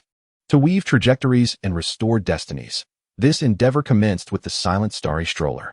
In the basement, only the cold reflections of the gears and William's steadfastly focused silhouette remained. A new challenge, a pathway to a higher echelon, was already unfolding. Chapter 53. The reignition of the starry stroller and the brand of destiny. The starry stroller stood quietly upon the specially crafted workbench, surrounded by precision tools, magnifying glasses, and several bright gas lamps, resembling a slumbering monarch undergoing the most delicate of surgeries. The air was thick with the mingled scents of turpentine, high-grade clock oil, and an ancient wood wax. William's condition had shifted dramatically from a month prior. The subtle ache within his chest had nearly vanished. His movements regained their former precision and stability, though his complexion still bore a hint of the pallor of recent recovery. His entire focus was immersed in this exquisite piece of artistry. The restoration had entered its most critical phase, involving the replacement of the nearly fractured drive star chart worm gear and the missing ruby bearings. The materials sent by Alfred, the butler, were nothing short of exceptional. A uniform block of high-strength tin bronze, radiating a beautiful golden red hue, and a small box of precisely cut natural ruby bearings, perfectly sized and matched in hardness, evidence that the Earl's resources exceeded William's wildest imagination. The remainder of the endeavor now rested solely in William's skilled hands. The frigid mechanical left hand, at this moment, exhibited unparalleled prowess. William adorned his hand with a gossamer thin, specially crafted cotton glove to prevent the metal from leaving marks on the antique components. Yet, the extraordinary stability and micron-level dexterity offered by that left hand enabled him to execute the most astonishing operations. In the forging of the worm gear, he declined Barton's offer for assistance in the hammering process. This task demanded utmost precision in temperature control and striking force. William personally operated the compact coke furnace and the precision hammer. His perception of metal fatigue was akin to the sharpest thermometer and stress gauge, meticulously monitoring the uniform heating of the bronze ingot within the furnace. During the forging, with each strike of the hammer, his left hand could sense, through the subtle vibrations transmitted via the hammer's handle, the internal lattice changes and the direction of stress within the metal. He adjusted the angle and force in real time, ensuring that the forged worm gear blank exhibited minimal internal stress and a densely uniform structure. The final worm gear blank emerged with smooth lines, radiating a warm metallic luster, perfectly aligned with the characteristics described in his mind, relayed from the Iron Throne: high strength, low stress, and excellent wear resistance. In the subsequent processes of precision machining, turning, milling, grinding, and polishing, William's capabilities were pushed to their zenith. Under magnification, he manipulated the microlathe and the chisels, his cold mechanical left hand steady as a rock, devoid of even the slightest tremor. The intricately precise helical teeth of the worm gear appeared as though replicated by the most sophisticated instruments. Every tooth shape and every lead angle was flawless. The installation of the ruby bearings was akin to walking on thin ice. William, leveraging the extraordinary steadiness of his left hand, meticulously embedded the tiny gemstones into the recesses of the lunar camshafts and using a specially formulated adhesive, achieving absolute precision. The most formidable challenge lay in the delicate task of removing the damaged old worm gear and installing new components without inflicting harm on other aging parts. William's perception of metal fatigue was akin to an endoscope in surgery, allowing him to clearly identify the stress-critical points of every screw, clip, and linkage rod. Utilizing specially designed, non-metallic tools equipped with cushioning pads, he performed this intricate procedure with the gentleness and precision of a minimally invasive surgery, minimizing the stress impact on surrounding components. Barton and Scharf could only hold their breath and assist from the sidelines, passing tools, wiping sweat, and adjusting the light. They observed William in a state of near-rapt concentration, watching as his gloved left hand moved with unwavering stability amid the intricate mechanism, sensing an almost sacred craftsmanship. As the final screw was gently tightened, William slowly exhaled a long, measured breath. He retrieved a specialized high-grade watch oil and, with the finest goose quill tube, artfully injected the perfect amount of lubricant at each critical bearing and gear meshing point, akin to an artist applying the finishing touch. Taking a deep breath, he cautiously engaged the ratchet of the mainspring box with his right hand's index finger, still enveloped in the delicate glove. With a soft yet ethereal click, the mechanism of the antique clock engaged, resonating like a divine melody. Subsequently, from within the long silent clock, a delicate yet fluid rustling emerged, the harmonious symphony of countless intricate gears beginning to churn anew. William gently nudged the pendulum. The crisp, rhythmic ticking echoed in the stillness of the basement, reminiscent of a slumbering heart resuming its vital beat. On the clock face, the once stagnant hands sprang to life, commencing their slow, deliberate movement. Through the glass at the back, the smooth engagement of the worm gear mechanism that powered the celestial map could be observed, as it gracefully turned the exquisite disc depicting the stars. In the moon phase display, the cam, adorned with a new ruby bearing, precisely nudged the crescent marker along its path. The Starwalker had been reborn. It worked. It truly worked. Charles breathed a hushed exclamation of excitement, while Barton grinned silently, his eyes brimming with admiration.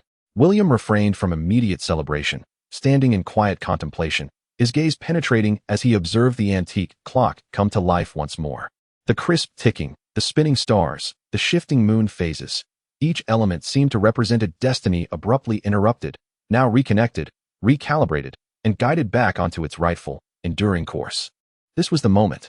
Deep within his spirit, the potion of the Sequence 8 trajectory weaver, which had long been simmering to its peak like molten lava, reached its zenith in this triumphant instant, as the intense intent to weave grand trajectories and mend fates culminated in an explosive realization.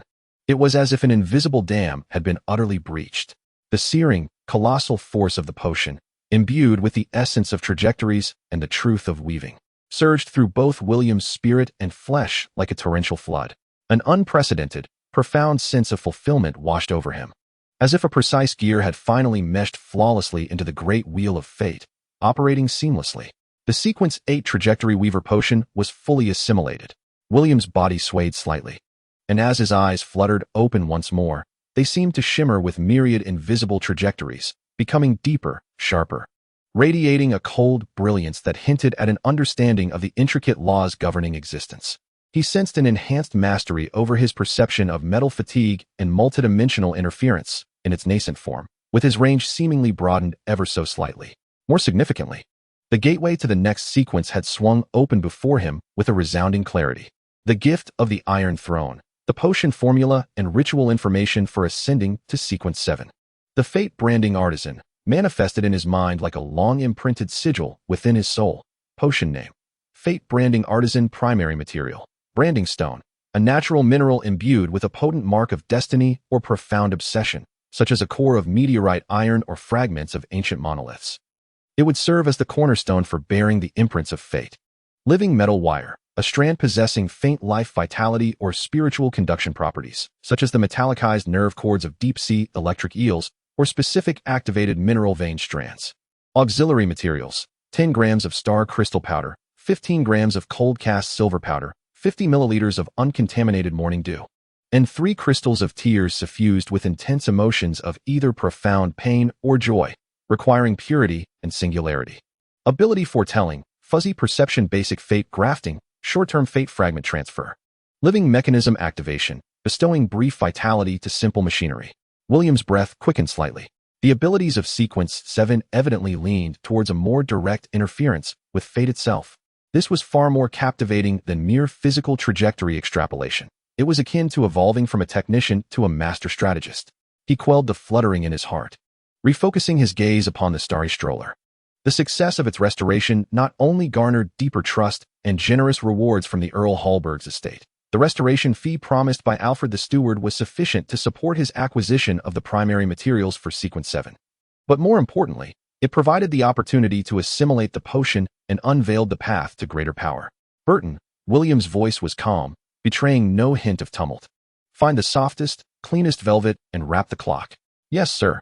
The two responded promptly, filled with the excitement and reverence of completing a great work before parting ways. William cast one last glance at the antique clock, once again strolling amidst the starlight. The crisp ticking echoed in the basement, as if the gears of fate were whispering softly.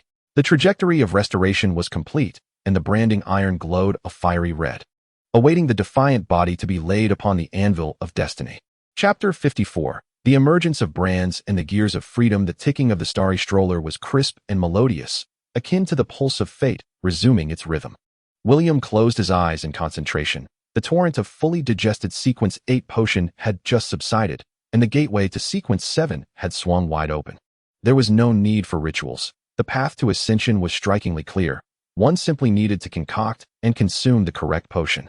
The formula for the branding potion of Sequence 7, transmitted from the Iron Throne, was clearly branded in his mind. Main material, branding stone, a piece of natural or imbued with strong fate marks or deep obsessions, such as iron meteorite cores or fragments of ancient steels. Living metal wire, a strand possessing faint life vitality or spiritual conduction properties, such as the metallicized nerve cords of deep-sea electric eels or specific activated mineral vein strands. Auxiliary materials, 10 grams of star crystal powder, 15 grams of cold cast silver powder, 50 milliliters of uncontaminated morning dew, and 3 crystals of tears suffused with intense emotions of either profound pain or joy, requiring purity and singularity. William did not hesitate for a moment. The successful restoration of the Starlight Wanderer not only presented an opportunity for the alchemical concoction, but also brought forth a generous reward of 500 gold pounds from the Earl's estate. This substantial sum was more than sufficient for him to procure the essential materials required for Sequence 7. In the ensuing days, William orchestrated a meticulous plan, instructing Sheriff to discreetly seek information regarding the branded stone and living metal threads through the Mole's intelligence network, while he systematically prepared the auxiliary materials. He already had a reserve of stardust powder and cold cast silver powder. Uncontaminated morning dew was gathered daily at dawn by Barton from a relatively pristine park on the outskirts of the Eastern District. The most challenging task was acquiring the crystallized tears. Ultimately, through the Mole, he managed to purchase 3 precious crystals, filled with pure joy, from a mother who had recently wept tears of relief over her child's recovery. The Mole's efficiency was remarkable.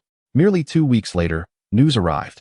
A down-and-out explorer, accustomed to life at sea, possessed a fragment of black-red meteoric iron, said to have been retrieved from an ancient ruin in West Baylong, bearing peculiar burn patterns, suspected to be the branded stone. Concurrently, an underground merchant of biological materials, active along the coastal areas, had recently obtained a well-preserved batch of gray sea electric eel specimens, whose main nerve cords exhibited unusual metallic characteristics, consistent with the description of living metal threads. Without hesitation, William expended a considerable portion of the Earl's reward through the Mole's channels and stringent anonymous transactions, with Barton frequently altering routes and disguises for cash exchanges. These 2 pivotal materials were safely delivered into William's hands. The meteoric iron fragment felt warm to the touch, yet emanated a subtle weightiness, as if it bore countless untold stories. Its surface, adorned with natural burn patterns, resembled a mysterious brand. The nerve cord of the gray sea electric eel shimmered in a cold silver-gray hue, its tendrils tingling as if faint biological currents flowed within. All was in readiness. On a tranquil, deep night, the basement had been meticulously cleaned, with doors and windows securely fastened. On the workbench, all alchemical materials were organized with precision. William donned a set of clean work attire, his demeanor calm.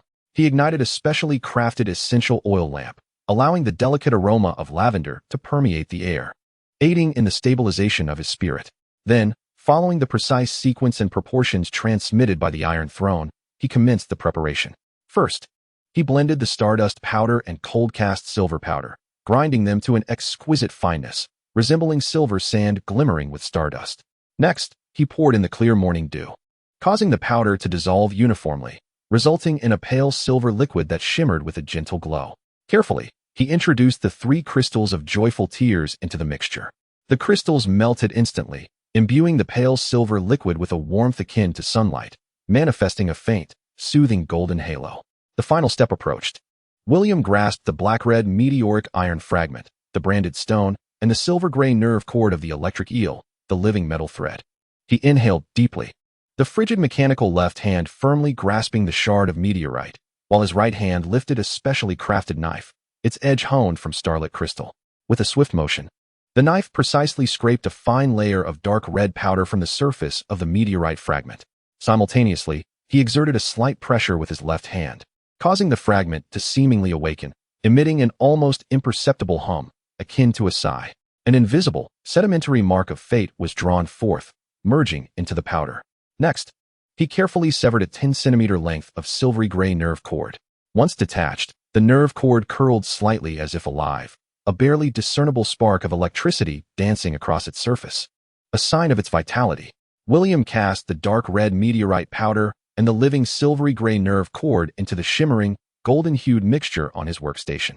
At the moment of contact, an extraordinary transformation occurred.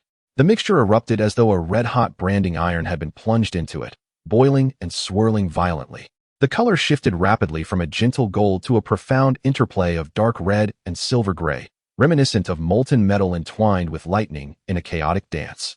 A powerful and strange wave of spiritual energy radiated outward, bearing the essence of imprinting, connection, and fleeting vitality, crashing into William's consciousness. Without hesitation, William grasped the bubbling concoction, exuding a lethal allure and danger, tilting his head back to consume it in one swift motion. Gulp! The potion coursed down his throat, akin to swallowing a mouthful of searing magma intertwined with a jolt of icy electricity.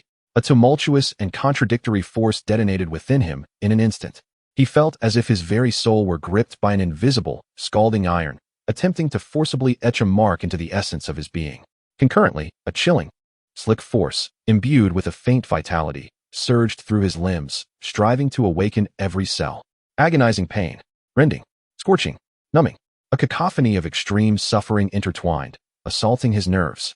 He clenched his teeth tightly, a suppressed roar escaping his throat, his body convulsing uncontrollably, cold sweat instantly saturating his work attire. He must endure. He must persist. William compelled himself to concentrate all his will, to recall, to feel, merging into the profound truth of fate's branding, leaving ephemeral imprints upon the trajectory of destiny, connecting and activating the dormant. As he repaired the Starlight Wanderer, he felt the sensation of re-establishing its disrupted operational path. When endowing the Swift with a new encryption core and a superior route, it was akin to leaving guiding marks within the torrent of information. Even when devising safer and more efficient trajectories for Barton and Sharif, each was a subtle imprint. He was not merely a passive recipient, but an active embracer of this power, perceiving himself as the iron being forged upon the anvil of fate. Simultaneously the craftsman etching the mark. With my being as the iron, I inscribed the trajectory to connect and activate. A silent scream resonated from the depths of William's soul. Boom! As if some shackle had been shattered. The tumultuous power of conflict within William, guided by his formidable will, found an outlet, merging frantically with his spirit and flesh. The searing sensation no longer represented mere agony. It imbued him with a profound sense of control, as if leaving an indelible mark upon the river of fate. The chilling currents surged through him, as if connecting him to the fabric of all existence. The excruciating pain ebbed like a receding tide, replaced by an unprecedented clarity and strength. William abruptly opened his eyes, a strange light flickering momentarily in the depths of his dark gaze, as if countless invisible threads of destiny intertwined and vanished within him. He sensed a qualitative leap in his mastery over metal fatigue perception and multidimensional interference, with an expanded range and heightened precision. More significantly, two entirely new abilities imprinted upon his spirit with instinctual clarity. Basic fate transference. This ability permits the limited transfer of short-term segments of fate, typically misfortune or minor injuries, between two targets, which must possess a strong correlation or medium, albeit at a considerable cost. Living mechanism activation.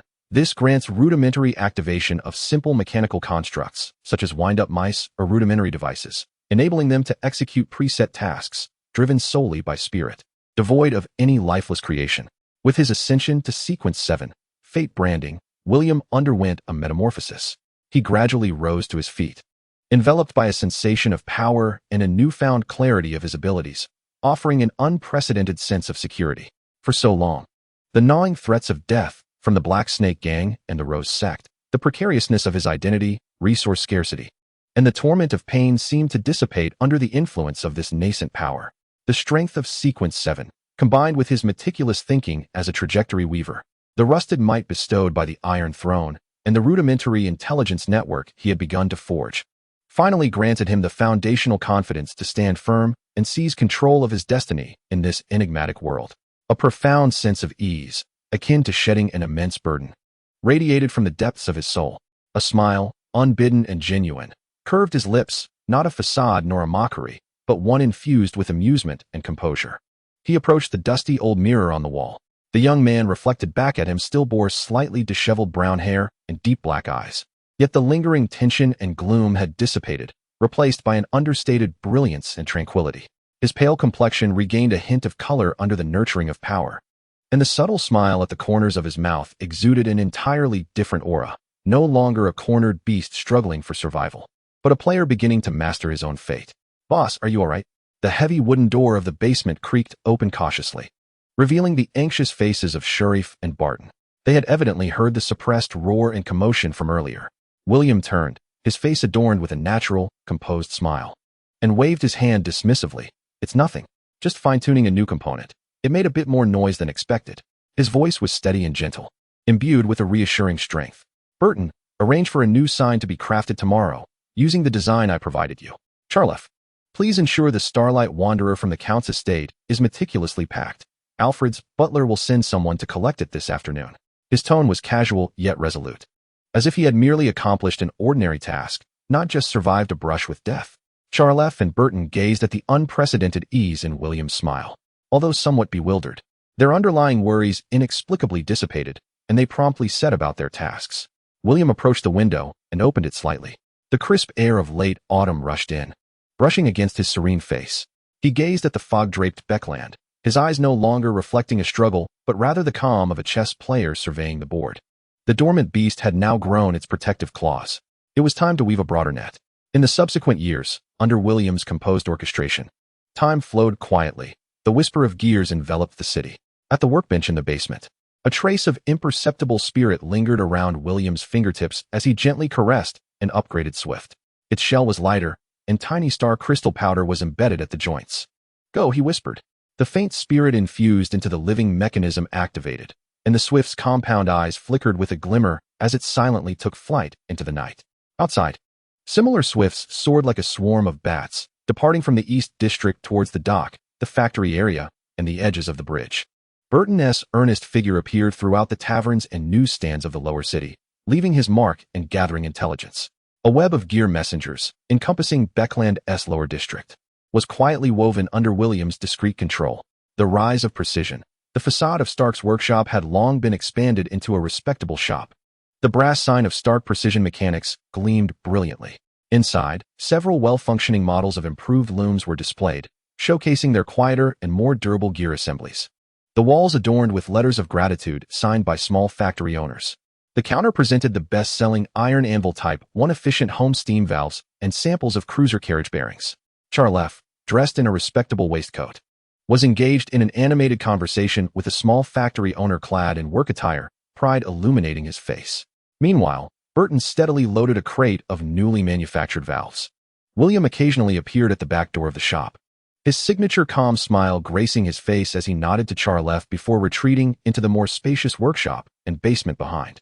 Stark's reputation for craftsmanship, fair pricing, and reliable supply firmly established its roots in the mid to low-end machinery market. The Invisible Hand in the Underflow, Autumn 1345, an anonymous report, marked by anomalous fluctuations in steam pressure, deftly landed in the file basket of a duty deacon at the mechanical heart of the steam church, delivered by a swift swallow. Meanwhile, a few modified clockwork mice, guided by the faint activation of William's remote living machinery, stealthily infiltrated the rotting floorboards of an abandoned church in the Eastern District. Within them, alchemical powder lay dormant, awaiting the caustic heat that surged unexpectedly from the depths of the church one fateful night, rife with bloody whispers and frenzied prayers. A pungent, sulphurous white smoke erupted violently, enveloping the core area. What in the world is this? Damn it! Has the ritual gone awry? The furious shouts of the Aurora Society's devotees were drowned in smoke and chaos. At that moment, the church doors were flung open with a crash. The mechanical heart squad, responding to reports of hazards in the steam pipes, armed with steam rifles and sacred insignias, stood aghast at the scene of turmoil and haze before them. Steam leak? No, it's the cultists. Engage. Deacon Horn's icy voice rang out. The cacophony of gunfire, the eruption of purifying light, and the desperate counterattacks of the cultists intertwined in a tumultuous dance. The meticulously prepared descent ritual was forcibly interrupted by the sudden intervention of the church's might. Its core elements utterly dismantled. William, shrouded in the shadows of a dilapidated water tower in the distance, observed the eruption of light and chaos through the swallow's eyes, the corners of his mouth curling into a deeper, composed smile. The countdown of the thick fog was subtly slowed by this invisible hand. Trust beneath the gorse. Interlude Holbert Manor, Sunlight Hall. Nearly 5-year-old Audrey Hall, adorned in an exquisite lace dress, her emerald eyes sparkling, gazed at butler Alfred as he returned a once again animated, dancing mechanical tin soldier to William. Mr. Stark, you are truly remarkable. The little girl's voice rang sweetly, filled with genuine admiration. She held a fondness for this gentle William, who always managed to repair her cherished toys. William slightly inclined himself, a humble smile of a craftsman gracing his features. It is my honor to bring joy to Miss Audrey. Butler Alfred stood nearby, watching as William meticulously stowed his tools into an elegant leather case, his once scrutinizing gaze now replaced by profound trust. This Mr. Stark had become an indispensable mechanical consultant to the Earl's household. Embers and rebirth. End of 1348. The old, limping man sat contentedly on the sunniest bench beside the Stark Company facade, squinting his eyes as he savored the fine pipe tobacco gifted by William. Sheriff, impeccably attired in a suit, confidently negotiated a new order with a significant client. Barton stood like a stalwart iron tower, guarding the entrance to the workshop. The legend of the Shadow of Rust has long faded into the murky whispers of the underground world of the East District, with no one aware of its connection to the composed and successful Stark, the proprietor before them. All past threats, akin to extinguished embers, have been thoroughly buried by the passage of time and the emergence of new forces. At the end of 1348, at the Tingen train station, a chilling wind swept across the platform, stirring a few withered leaves. William Stark, clad in a tailored deep gray overcoat, stood tall and straight like a pine, in stark contrast to the hurried travelers around him, bundled tightly in their coats. In his hand, he carried an exquisite black leather suitcase embossed with the emblem of Stark Precision Mechanics, featuring gears and radiant stars. Within the case lay a sample of the latest portable typewriter Model 2, one of the stepping stones for his business expansion and his application for the position of technical consultant at the Blackthorn Security Company. In the span of 14 years, he had transformed from a struggling creature fighting for survival by the sewers of the East District to a strategic player in the shadows of the lower city of Backlund. Publicly recognized as a successful craftsman, the power of Sequence 7, the brand of fate, coursed steadily through him, bestowing a profound sense of security and a calm mastery over his destiny. The gentle yet resolute smile gracing his lips was the most natural expression he wore at that moment. He lifted his gaze to the leaden sky of Tingen, his eyes seemingly piercing through time and space, glimpsing a soul poised to awaken from slumber. Tingen, William whispered softly, his voice clear and steady against the cold wind, laced with a hint of playful anticipation. The gears of fate were set to turn to the next notch. His composed steps carried him onto the platform, his figure melding into the throng of Tingen's winter populace. The time of dormancy was over. The prophet had officially entered the stage. Chapter 55. Side Story. The gears of the Sunlit Hall and the Maiden's Question in early 1348, at the Earl of Hall's residence in Backlund, Queen's District. The Sunlit Hall continued to bask in the warm afternoon sunlight, the air imbued with the delicate fragrance of fine black tea and freshly arranged flowers. 16-year-old Audrey Hall sat in a velvet armchair near the floor-to-ceiling window, sunlight casting a soft glow upon her radiant golden hair. Her fair and delicate face was adorned with emerald green eyes, reminiscent of the purest emerald, clear and astute. She wore a well-tailored, goose-yellow spring outfit, the skirt elegantly cascading down, as she held a beautifully bound poetry collection, though her gaze was thoughtfully fixed on a few playful larks frolicking in the garden outside. A faint sound of footsteps announced the arrival of Alfred, the butler, whose upright figure appeared at the door, slightly bowing. Mr. Stark has arrived." Audrey instantly lifted her head, a bright and sincere smile illuminating her face, tinged with youthful excitement. Please, do invite him in, Alfred. William Stark's silhouette appeared at the entrance of the sunlit hall. He was clad in a well-fitted, deep blue fine wool three-piece suit, impeccably tailored, accentuating his already imposing stature.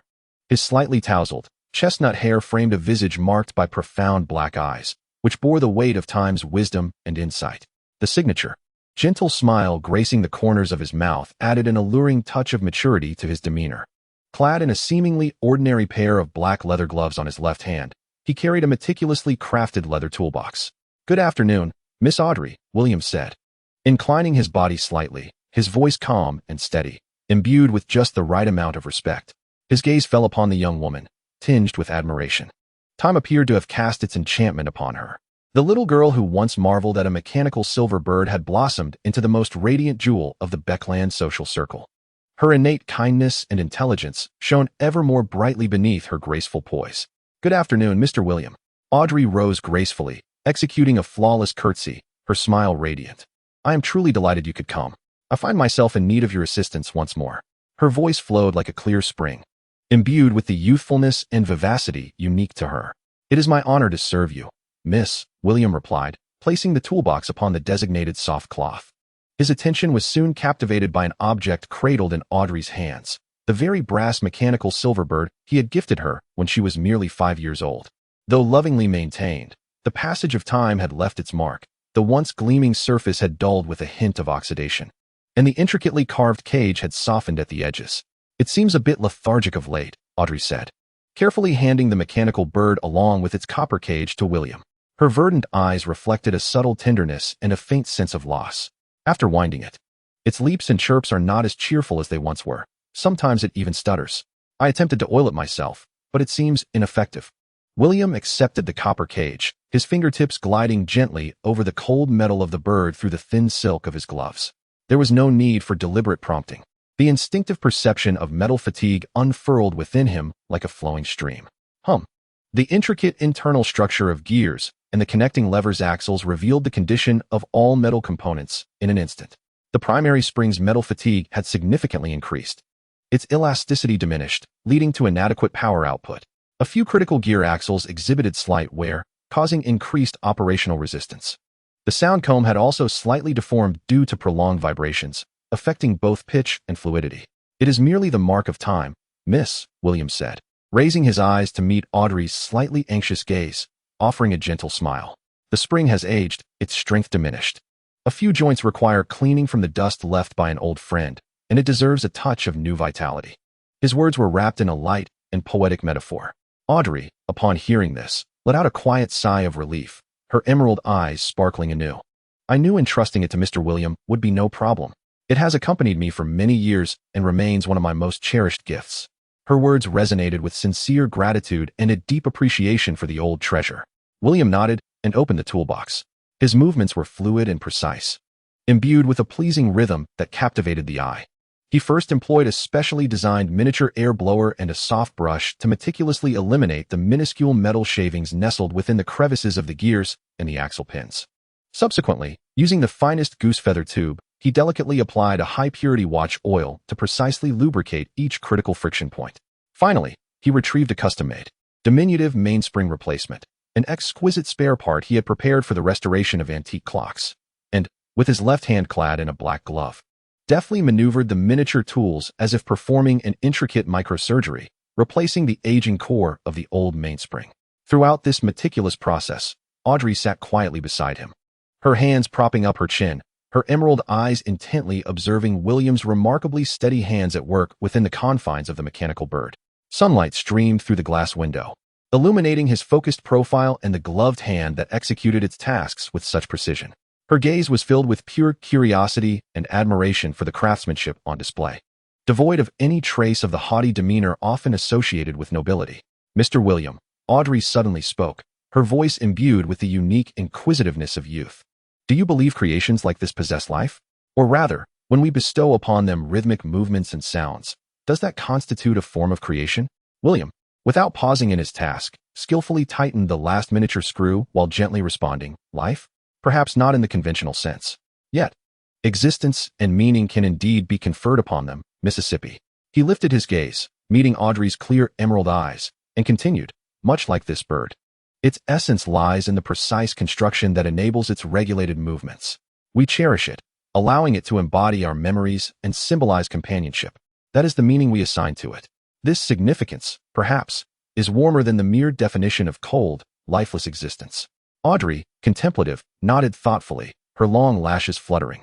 As William's words seemed to resonate with a corner of her mind grappling with concepts of existence and value. You are right, Mr. William. Meaning transcends form. At that moment, William completed the final step.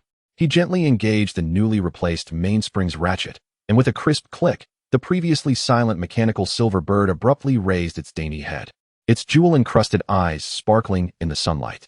It gracefully began to leap within the copper cage, its movements now even more agile and fluid. Simultaneously, the intricately crafted comb inside was set in motion, producing a series of bright, melodious chirps, no longer a simple nursery rhyme, but rather a complex, lilting melody reminiscent of the sweet songs of spring birds. "Ah!" Audrey exclaimed in delightful surprise, her emerald eyes instantly alight, as if filled with starlight. Like a little girl, she joyfully extended her finger to gently touch the leaping bird through the copper bars. "It has come to life, and it sings even better. Mr. William, you are truly remarkable." Observing the pure, radiant joy reflected on the girl's face, a serene smile deepened at the corners of William's lips, infused with a sense of satisfaction. That smile brings a sense of fulfillment surpassing any reward. It is the lady's cherished regard that imbues it with newfound vitality. William gently placed the restored mechanical bird, as good as new, along with its copper cage, on the tea table before Audrey, whose melodious song would accompany her for a longer time. Audrey carefully cradled the copper cage, unable to part with it. She gazed at William and sincerely expressed, "Thank you, Mr. William, not only for this, but also for your earlier words. I shall remember your thoughts on significance." At that moment, Alfred, the butler, silently appeared, holding a delicate silver tray upon which rested a bulging silk pouch. "Mr. Stark, this is the reward as instructed by the Earl." William did not decline. Instead, he graciously accepted the pouch, feeling its weight far exceed the value of merely restoring an old toy. He understood that this was not just a reward, but an acknowledgement from the Earl's estate of his skills and character. "Please convey my thanks to the Earl." William nodded slightly, and then turned to Audrey. "So, Miss Audrey, if there are no further instructions, I shall take my leave." "Very well, Mr. William. Thank you once again." Audrey beamed, cradling the revitalized silver bird. William picked up his toolbox and, accompanied by Alfred, departed from the Sunlight Hall. As he reached the door, he paused momentarily, glancing back inadvertently. The young lady leaned against the window, sunlight cascading upon her radiant golden hair and delicate profile. She gazed down at the joyful silver bird singing within the copper cage, her emerald eyes brimming with gentle mirth, the corners of her mouth slightly uplifted as she hummed a tune in harmony with the bird's song. That pure, untainted joy, unmarred by the extraordinary world, resembled a precious painting. William averted his gaze, maintaining his composed smile, though a fleeting complexity brushed across his eyes. He turned and walked away with steady steps.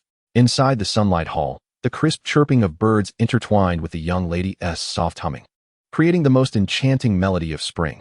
Outside, the craftsman, shrouded in secrets, had quietly merged into the afternoon light and shadows of Backlund, continuing to safeguard the order beneath the turning gears in this fragile, serene beauty. Chapter 55. The Reign of Tingen and New Faces at the end of 1348. Tingen appeared as if a creator had carelessly splashed a basin of cold water mixed with coal ash. Leaden clouds hung heavily overhead, while fine, cold rain fell at an angle, staining the streets, rooftops, and the cobblestones of the square in varying shades of wet black. The air was thick with humidity, the scent of poor coal smoke, and the faint odor of the river, wrapping around the biting chill that crept into the collars of passers-by, forcing them to instinctively huddle deeper into their coats. As William Stark exited the train station, a carriage rolled through a puddle, splattering mud that almost soiled his deep gray wool coat. He sidestepped deftly, his suitcase held steady, its surface emblazoned with the emblem of Stark Precision Mechanics, still clear beneath the dim daylight. The coat, impeccably tailored, accentuated his straightened shoulders, presenting a demeanor that stood out amidst the hurried travelers, the shouting vendors, and the hunched coachman around him. His calmness was striking, as if he were the sole object untouched by the dreary rain. He disregarded the coachman who inquired about his destination, his gaze sweeping serenely across the square. The ancient brick buildings, the polished edges of the cobblestones, the intermittent puffs of white steam escaping from the exhaust of a steam carriage. and the distant silhouette of the church spire peeking through the clouds. All of these elements depicted Tingen, an ordinary town on the brink of being drawn into an extraordinary vortex. More flavorful than I imagined, William murmured to himself, a gentle smile gracing his lips, as he turned towards a nearby establishment adorned with an oak and gear sign. He did not rush to the Blackthorn Security Company, first seeking a decent place to settle, particularly one equipped with a workspace for his tools. Over half an hour later, William appeared at the entrance of the Blackthorn Security Company, clad in a dark work jacket. The fabric remained of high quality. The cuffs crisply pressed, yet it lacked the coat's elegance, offering instead a touch of professionalism. He carried a slightly smaller leather case, within which resided a sample of the stenographer 2, a key to unlocking the doors of the special department.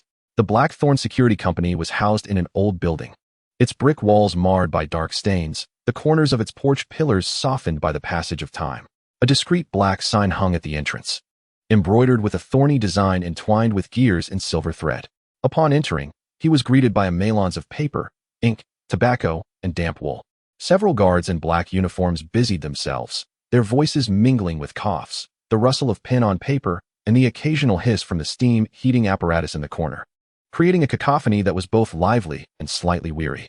William's entrance was akin to a drop of clear water into an inkwell. His composure was striking. Even in work attire, his upright posture and tranquil demeanor contrasted sharply with the surrounding tension and ruggedness, immediately drawing several curious glances. "Sir, may I assist you?" A young man, appearing to be in his 20s and clad in a clerk's uniform, approached briskly, his tone marked by an air of formal caution. William inclined his head slightly, his smile perfectly measured. "Good day, I am William Stark, here by appointment to meet Captain Dunn Smith regarding the technical consultant position." "Mr. Stark?" The young clerk's eyes brightened, his demeanor shifting to one of respect. "Captain Dunn has been expecting you. Please, follow me." As he followed the clerk through the office area, William's senses expanded with quiet acuity.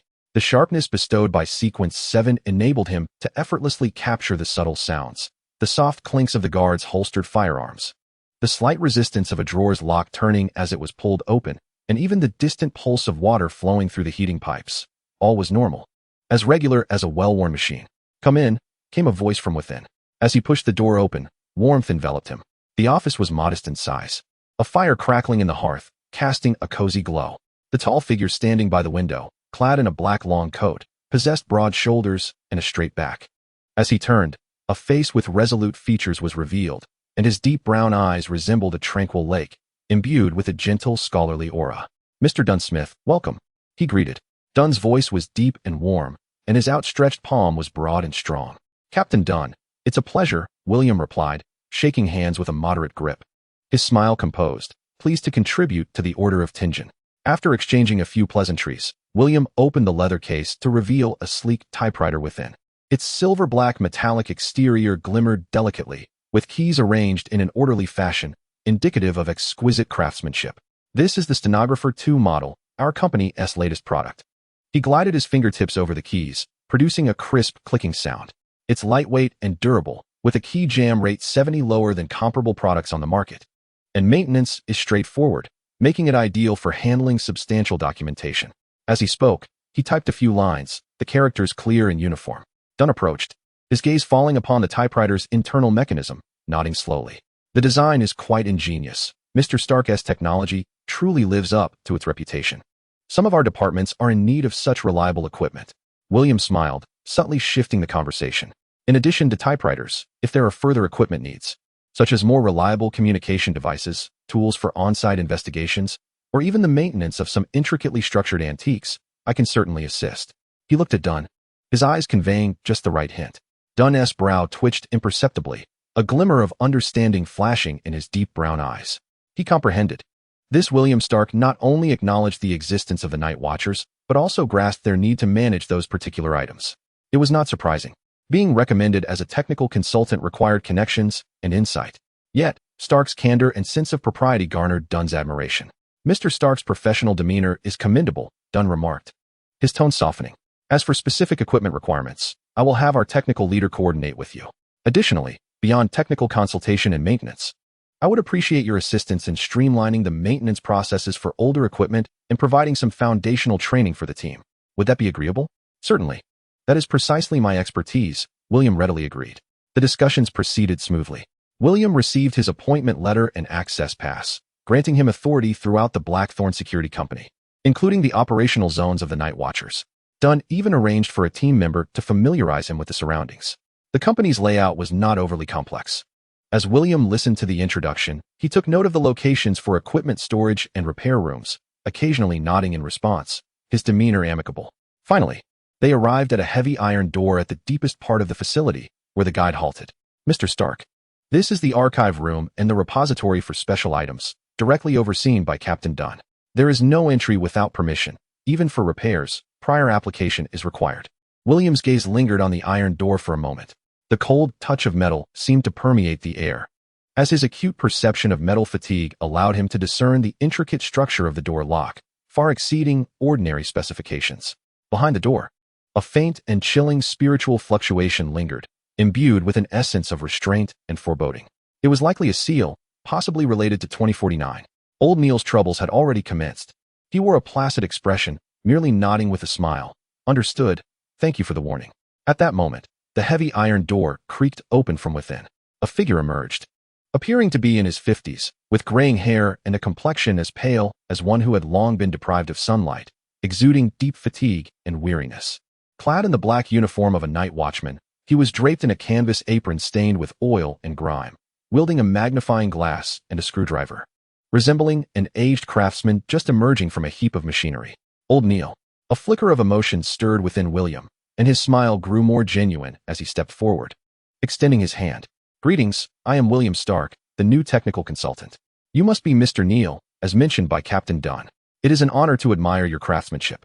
Old Neil seemed momentarily taken aback, gazing at the outstretched hand, then at William's gentle smile. With some awkwardness, he wiped his hands on his apron before giving a soft handshake. His hand was icy and trembled slightly. "Hello, Mr. Stark. You may call me Old Neil." His voice was hoarse, tinged with profound fatigue. "Craftsmanship is hardly the term. I merely scrape by. You are far too modest, Mr. Neil." William's hand was warm and firm, his smile as rare as sunlight in winter. "I have just arrived in Tingen, and I hope to seek your guidance on equipment maintenance in the future." A flicker of light seemed to momentarily glimmer in Old Neil's murky eyes, as if stirred by an instinctive curiosity for machinery. Yet it was swiftly submerged beneath deeper fatigue and concern.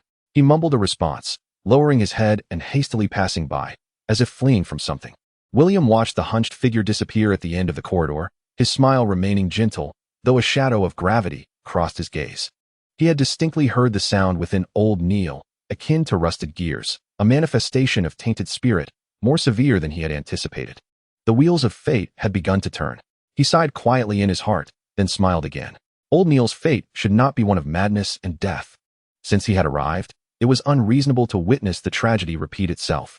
"Let us continue." William turned, offering a smile to the guiding team member, as if he had merely exchanged pleasantries with an ordinary elder. The rain continued to fall. The tale of Tingen was just beginning.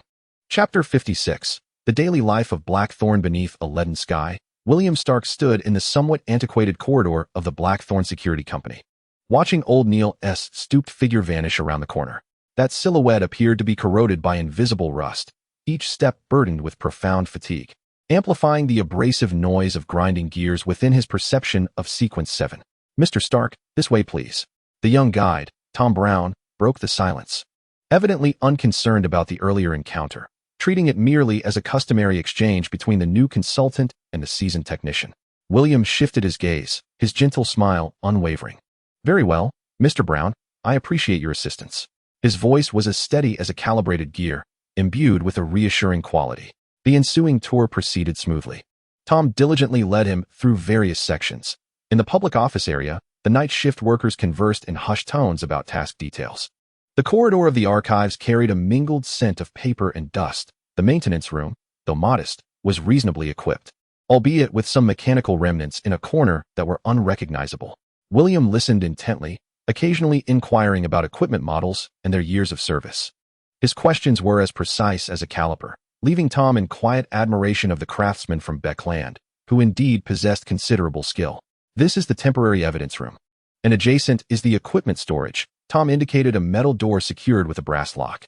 "Captain Dunn specifically instructed that if you wish to inspect the special gear inside, you must inform him in advance." William's gaze swept over the iron door, His perception of metal fatigue allowed him to glimpse the intricate lock mechanism behind it. And deeper still, he sensed a cold, binding spiritual resonance, subtly echoing the rust upon Old Neil. That was 2049. The contamination was more pressing than anticipated. He needed to act swiftly. Rest assured, I am well aware of the protocols, William replied with a smile, concealing any hint of inquiry. Now was not the opportune moment. After the tour, Tom escorted him back to Captain Dunn's office. Dunn was seated behind his desk, reviewing documents, when his deep brown eyes lifted. They held a warmth laced with scrutiny. Mr. Stark, are you settling in well? Dunn set down his pen, lightly tapping his fingertips on the desk surface. Quite well. More orderly than I had imagined. William approached the desk, speaking naturally. The equipment is indeed somewhat aged. I have compiled a maintenance plan. Shall we commence tomorrow? A flicker of approval passed through Dunn's eyes. Certainly. Your office is at the end of the corridor, next to the maintenance room for convenience. Tom will provide you with the key. For today, familiarize yourself with your colleagues. We can discuss specific tasks tomorrow. Understood, Captain. William's office was modest yet tidy, featuring an oak desk and a high-back chair, with a view of the company's backyard where a few leafless trees huddled in the rain. He set down his toolbox and, having arranged his desk, a knock at the door interrupted him. Come in. The door swung open, revealing a young man clad in a black uniform, with dark green hair and striking features tinged with a hint of softness. His crescent-shaped green eyes sparkled as he smiled. Just right, Leonard Mitchell. Good afternoon, Mr. Stark. I'm Leonard Mitchell. Captain Dunn sent me to deliver some documents.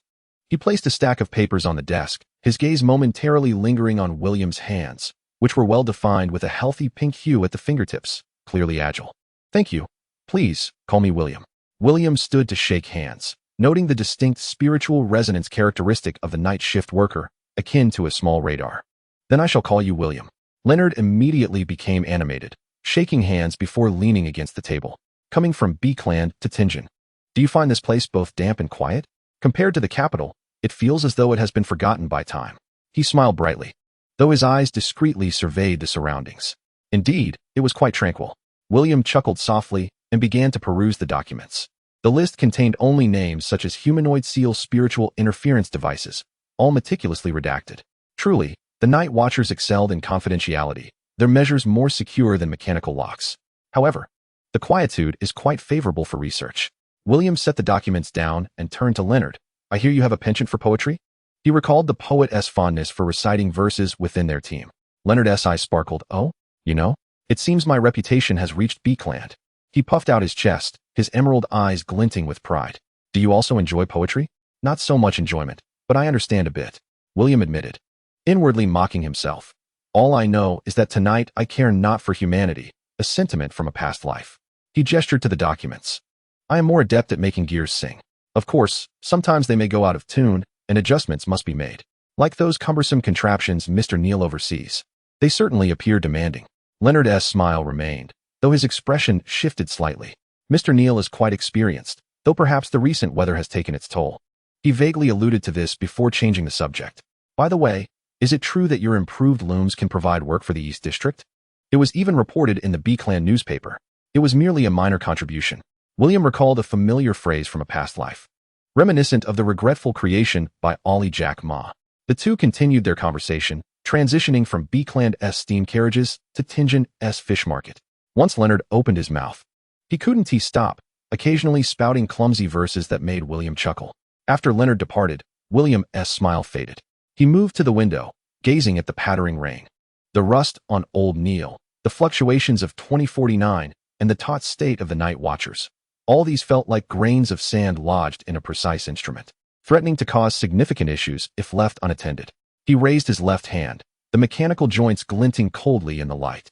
This hand had stabilized entirely, no longer painful, instead becoming an acute tool for sensing abnormalities. I need to find an opportunity to engage with 2049, William murmured to himself, a glimmer of determination flashing in his eyes. Approaching directly would be unwise. I must assume the role of a technical consultant, perhaps feigning a malfunction in the equipment. While contemplating this, footsteps echoed in the corridor. William turned to see Old Neil trudging by with a toolbox, moving slowly. The elderly man's hands trembled severely, the toolbox clattering against the wall with a loud thud. William felt a stir of concern and quickly stepped outside. Mr. Neil, do you need assistance? Old Neil looked up, a flicker of confusion in his murky eyes. Taking some time to recognize him, Mr. Stark? No need, I can manage, he replied, yet failed to steady the toolbox, causing a screwdriver to roll out. William bent down to retrieve the screwdriver and, as he handed it over, deliberately brushed his fingertips against old Neil's hand. In that moment, he distinctly heard the faint sound of gears grinding within the elderly man, intertwined with a chilling frequency from 2049. The pollution had already begun to spread. If you are weary, you may take a rest, William's voice softened. If anything needs repair, I am at your service. Old Neil paused. His lips moved slightly, and ultimately, he uttered a simple thank you before stooping away. William watched his retreating figure, clenching his mechanical left hand. Rest assured, I shall not allow you to become mere fragments of gears, he murmured softly, turning back to the office. Outside, the rain continued to fall.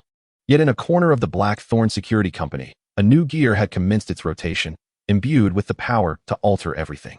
Chapter 57. Sounds of the workshop. The sky over Tingjin remained shrouded by leaden gray clouds, and the incessant cold rain finally took a pause, leaving behind a slick surface and a chill that seeped into one's bones. In the corridors of the Blackthorn Security Company, early risers stomped their feet to keep warm, the sound of boots scraping against the stone floor echoing in succession. William Stark arrived half an hour earlier than mandated. Dressed in a dark work jacket, impeccably pressed without a wrinkle, he carried a hefty toolbox, striding steadily through the corridor. The air was thick with the scents of coal smoke, damp wool, and a hint of tobacco, while an old steam heating device in the corner wheezed intermittently. Inserting the key into the lock, he turned it, producing a crisp click. He pushed open the door to his office, placing the toolbox on the wooden shelf against the wall, which emitted a dull, yet reassuring thud. The modest space was not large, but sufficiently accommodating. William surveyed his surroundings. The areas delineated yesterday were clearly defined. A desk by the window, suitable for sketching and note-taking. A filing cabinet nestled in the corner for technical documents. And the empty space at the back, perfect for setting up a workbench. He hung up his coat and rolled up his shirt sleeves.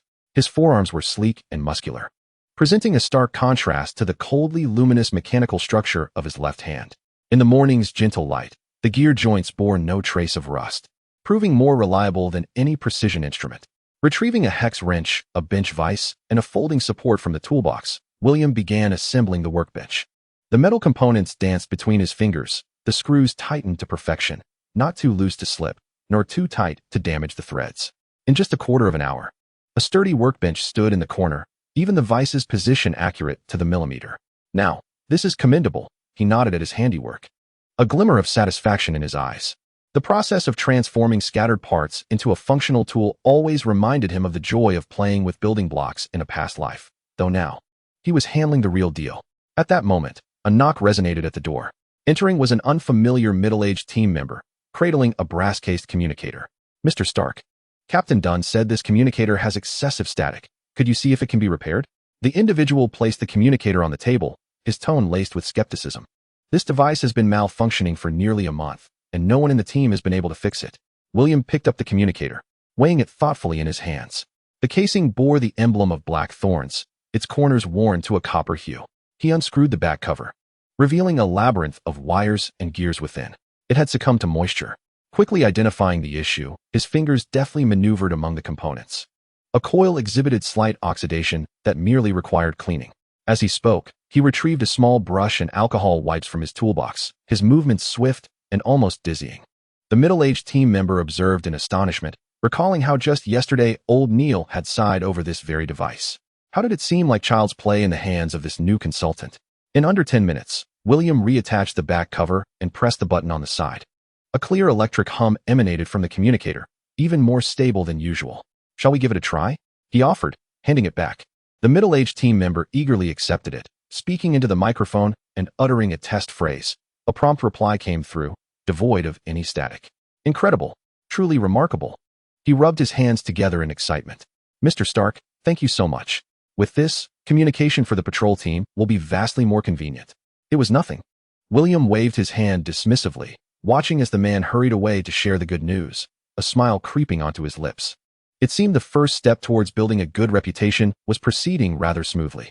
When he went out for fish and chips with Leonard at noon, the entire Blackthorn Security Company was abuzz with the news that the new technical consultant was a master of his craft.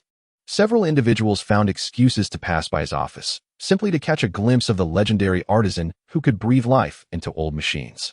Upon returning to his office in the afternoon, William was startled by a loud clatter from the adjacent repair room. Frowning, he rose to investigate. Old Neil was crouched on the floor, gathering scattered parts, tools strewn about him.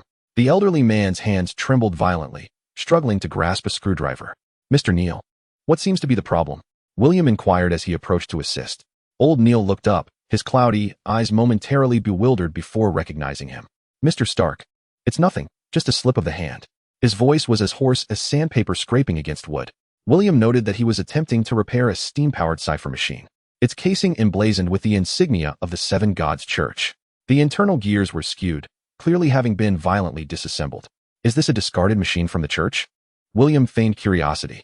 Old Neil nodded, letting out a sigh. Captain Dunn suggested seeing if it could be converted for regular use, but unfortunately, the gears are too intricate. Several were damaged during disassembly. William's gaze fell upon the deformed gears, and an idea for restoration sprang to mind. He pointed to one of the broken teeth on a gear, saying, "This can be repaired with silver solder. We can then refine its shape with a fine file, restoring about 80% of its precision." A flicker of surprise crossed Old Neil's cloudy eyes. "Silver solder? That material is too brittle. I've tried it before with no success. Borax must be used as a flux, and the temperature needs to be maintained around 800 degrees. William crouched down, gesturing with the broken gear in hand. "If we solder it, and then quench it in ice water, the hardness will improve." These were techniques he had learned in a previous life while working with metal, and he never anticipated they would prove useful in this alternate world. Old Neil stared at him, speechless for a moment. After a considerable pause, he murmured, "Can borax and ice water be manipulated in such a manner? If you trust me, shall I give it a try?" William extended a timely olive branch. Old Neil glanced at him, then at the pile of parts, and eventually nodded, "Very well." William immediately set to work. He retrieved a compact welding torch and borax powder from his toolbox, deftly adjusting the temperature and loading the materials. The blue flame danced at his fingertips, precisely landing on the fractured teeth. Old Neil watched in silence, hardly daring to breathe. As a spark of light ignited in his murky eyes, this technique surpassed that of the court artisans he had witnessed in his youth. In less than half an hour, the broken gear was restored.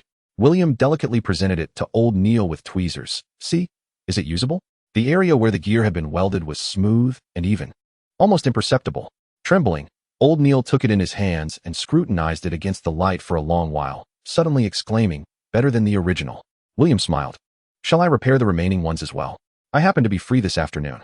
Old Neil opened his mouth to decline, but gazing at the parts that had plagued him for the past month, he ultimately nodded. He pulled up a stool.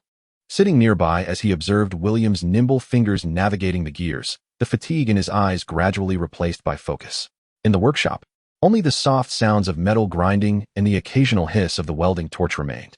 Outside, the clouds were still heavy, yet within this small repair room, a remarkable tranquility flowed. As William worked, he intermittently engaged Old Neil in discussions about technical matters, from calculations of steam pressure to the selection of gear modulus. Old Neil's words became more frequent, his hoarse voice infused with newfound vitality. When the last gear was in place, William turned the handle of the cipher machine, which emitted a smooth clicking sound, and the numbers on the dial began to dance rhythmically. "Success!" Old Neil could not help but exclaim, his murky eyes sparkling with a long-lost brilliance. William wiped his hands and internally acknowledged his accomplishment, successfully enhancing his rapport. He glanced at the wall clock, realizing with surprise that it was nearly time to leave. "I hadn't anticipated it being so late," he remarked while gathering his tools. "Mr. Neil, shall we finish the remaining assembly tomorrow?" Old Neil snapped back to reality and quickly nodded. "Yes, yes, yes. I cannot thank you enough today, Mr. Stark. Just call me William." As he exited the workshop, William heard the sound of gears turning behind him. He turned to see Old Neil seated there, intently examining the repaired cipher machine, his stooped back appearing somewhat straighter. It seemed that this old fellow's gears had not completely rusted away. He whispered to himself, a smile gracing his lips. In the corridor, Dunn Smith approached, his deep brown eyes pausing momentarily on William before shifting toward the repair room, ultimately softening into a gentle smile. "Thank you for your hard work, Mr. Stark." "Of course, Captain." As they brushed past each other, William distinctly heard Dunn exhale softly, indicating that this captain had been concerned about Old Neil's condition for quite some time. Returning to the office, William gazed out at the dimming sky, stretching his limbs. Today, he had repaired the typewriter, fixed the communicator, and assisted Old Neil in resolving a significant dilemma, yielding fruitful results. Tomorrow, he ought to inspect that perpetually malfunctioning heating apparatus. He smiled at the wrench in his toolbox, taking it step by step. He could always make this place a tad more efficient. The faint sound of gears turning echoed in the maintenance room, rhythmic and steady, as if responding to his thoughts. Chapter 58. Preparations under the sun. The sky over Tingen finally showed some change. The leaden clouds parted to reveal a glimpse of pale sunlight, lazily spilling down to reluctantly dispel some of the damp chill, although the wind still carried a biting coldness. This glimmer of light was sufficient to uplift one's spirits considerably. William Stark sat in the office of Blackthorn Security, lost in contemplation as he faced a small patch of sunlight on the windowsill. Scattered across the desk was a draft of the Blackthorn Security Equipment Maintenance Regulations. The handwriting so neat it appeared printed, detailing everything from the routine upkeep of the communicator to the inspection cycles for the steam heater, clearly articulated. He raised his coffee cup to his lips, savoring the rich aroma that blossomed on his tongue. The coffee beans had been sourced from Backlund, far superior to the brew found in the company's break room, which tasted akin to charred dregs. After all, even a craftsman's life deserves a touch of refinement. Even in this small town. There came a knock at the door. "Come in," he called. Leonard Mitchell entered, his dark green hair tousled by the wind. Yet his bright green eyes sparkled with anticipation. "William, my typewriter is fixed." William gestured toward the corner of the desk. The Black Forest typewriter gleamed, its keys spotless and pristine, appearing as good as new. Leonard's eyes lit up as he rushed over to embrace the typewriter. Praise the goddess. I was ready to toss this old thing to the fish. He attempted a few keystrokes, the crisp click of the keys producing clear letters on the test paper. Goodness, it's even smoother than when it was first delivered, Leonard exclaimed, turning to William with admiration in his gaze. With your skills? Not becoming a royal craftsman seems a tremendous waste. Are all Backlund artisans this remarkable? Practice makes perfect, William replied with a smile.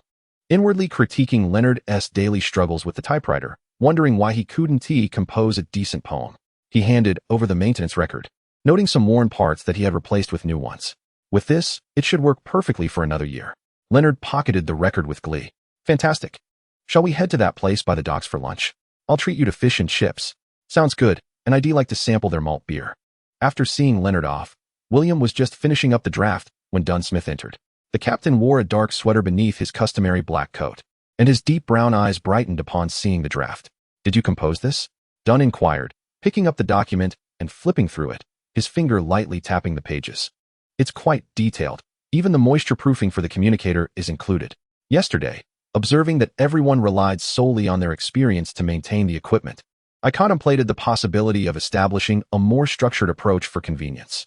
William explained that if it seemed inappropriate, he would amend it. Dunn shook his head, a rare smile gracing his lips. No need for changes, it's quite good. Old Neil is aging and cannot oversee everything. Having this standard will provide everyone with a guideline for their tasks. He paused before adding, I shall instruct Leonard to make a few copies and distribute them. Henceforth, equipment maintenance will adhere to this. It is reassuring to be of assistance. Dunn inquired further about the tools in the maintenance room before departing with the draft. The office fell silent once more, and William moved to the window, observing the pedestrians outside hurrying along with their heads tucked in against the cold. Suddenly, he raised his left hand. The metallic palm glimmered with a cold light under the sun, and as he flexed his knuckles, a subtle rustling sound, audible only to him, resonated like finely tuned clockwork. This hand had achieved complete stability. It was no longer painful, but rather had become his most reliable tool. A thought crossed his mind, and the promotion information regarding the Sequence 6 rule rivets emerged.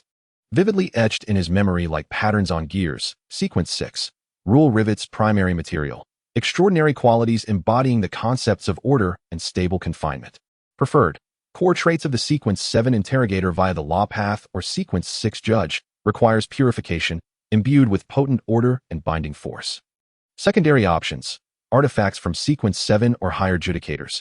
Ancient rivets from shipwrecks over a century old, must have withstood immense pressure, possessing stable spirituality. Cores from extraordinary beings capable of weaving binding force fields. Auxiliary materials, 5 grams of refined order gold, 1 sprig of everlasting mistletoe. Core role, to anchor order amidst chaos. Establish temporary domains of order through actions or creations, exerting influence on the level of reality's rules, such as systems and processes, rendering everything more orderly. Ability preview, emergence of the steel domain, materialization of causal bindings. Digestive key, naturally integrated into the everyday. Each instance of anchoring chaos accelerates digestion. This information had been imprinted in his mind when he was promoted to Sequence 7. For months, he had gathered the auxiliary materials. The order gold was procured through a friend from the steam church, while the mistletoe was acquired from an elderly lady who collected antiques, claiming it was a relic from the Roselle period. Now, he only lacked the primary material. The judge's traits were appealing, but the risks were excessively high. William gently tapped his fingertips on the windowsill. Official extraordinary beings were formidable, and there was no need to invite trouble upon himself. He had no desire to be pursued by church representatives, just as he was beginning to establish his presence in Tingen. The deep-sea rivets were indeed a promising option. He recalled the intelligence dispatched by the gear messenger regarding the Iron Curtain, a troop transport vessel that had sunk a century and a half ago in the turbulent depths of the ocean, whose keel was forged from special rivets, undoubtedly meeting the requirements for stable pressure bearing. Furthermore, the Roselle-era exploration ship lying in the Suignat Trench was also worthy of consideration. As for the role he would play, William smiled, his gaze sweeping across the maintenance guidelines on the desk. Here in Tingen, was there any doubt that chaos would not offer him ample opportunities to anchor? The night watchman engages daily with extraordinary events. Those uncontrollable individuals endowed with remarkable abilities and the restless artifacts serve as readily available sources of chaos. His role as a technical consultant allows him to subtly embed order within the turmoil under the guise of repairing equipment and establishing regulations. Even the matter concerning Old Neil necessitates a certain degree of anchored chaos, does it not? Assisting the elder in resolving his obsessions through safer means is certainly preferable to witnessing his corruption. He stretched languidly, the sunlight warming his mechanical skin on his left hand. Everything was proceeding according to plan. There was no need for haste. Much like assembling a precise instrument, with all the components at hand, one could take their time to piece it together. At that moment, the office door swung open once more, and Old Neil poked his head in. A gear clutched in his hand. "William, can this be repaired?" The elder's hand still trembled, yet his eyes sparkled with a hint of expectation. William took the gear. One of its teeth was broken, but the fracture was quite neat. A trivial matter. He retrieved a silver soldering rod from his toolbox, made the necessary repairs, and filed it down, stronger than before. Old Neil's eyes lit up. "Really? I've been pondering over it for several days. Just do as you see fit." William picked up the soldering iron, the blue flame obediently dancing in his hand, precisely targeting the broken tooth. Old Neil watched intently, the murkiness in his eyes gradually brightening, and even his trembling hand steadied a bit. Soon, the restored gear was presented to the elder. The break was smooth and seamless, almost imperceptible. "It's done." Old Neil couldn't help but exclaim, his voice tinged with excitement. William wiped his hands, inwardly amused. It seemed the task of earning goodwill was progressing smoothly.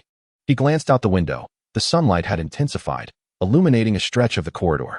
"Mr. Neil," he suddenly spoke. "Would you like to inspect the heating machine together this afternoon? I noticed some areas in the maintenance protocol that could be optimized." Old Neil paused for a moment, then nodded vigorously. "Yes, absolutely."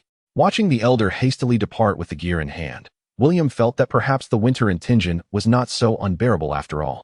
The soft rustle of his pen gliding across the paper, the occasional clatter of a cart outside, and the distant chimes of a church bell intertwined, creating a gentle melody. Beneath this symphony, new gears were quietly turning, preparing to confront the impending storm. After all, a true craftsman always inspects every rivet before the tempest arrives. Chapter 59. The imprint of the repair room. A fine icy rain pattered against the glass windows of the Blackthorn Security Company, producing a sound reminiscent of numerous tiny insects crawling outside. The wind, laden with chill, seeped through the door cracks, compelling the steam heating machine in the corridor to labor harder, emitting a continuous hissing sound. However, within William Stark's office and repair room, there thrived a distinct atmosphere of bustling activity. The desk was cluttered with various items awaiting repair. Cohen Lee's perpetually jammed revolver, several communication devices that fluctuated in reliability, and even an old wrench used by Neil for over a decade, allegedly warped slightly by extraordinary forces. Most striking was the steam-powered gauntlet in the corner, its metallic exterior marred by scratches from a previous pursuit of an extraordinary individual gone awry. "Mr. Stark, can this gauntlet be repaired?" inquired a team member with a scruffy beard, leaning in. It was its owner, Cohen Lee. A hint of sorrow graced his features, for this was the backup equipment he had saved up for 3 months to acquire. William, engaged in replacing coils in the communicator, glanced up with a smile. "A minor issue. The pressure tube inside is cracked. Just replace it with a new one." He gestured towards the joint of the gauntlet, adding, "I'll also take care of the transmission gears for smoother operation in the future." Cohen Lee's eyes brightened. "Really? Thank you so much, Mr. Neil said it needed to be sent back for repairs. Just a simple task, William replied. After sending Cohen Lee on his way, he set aside the communicator and turned his attention to the gauntlet. His fingers, long and strong, with clearly defined joints and calloused tips from years of handling tools, deftly disassembled the heavy metal casing with precise movements akin to a masterclass in craftsmanship. Without employing any extraordinary abilities, he relied solely on his solid skills as a craftsman.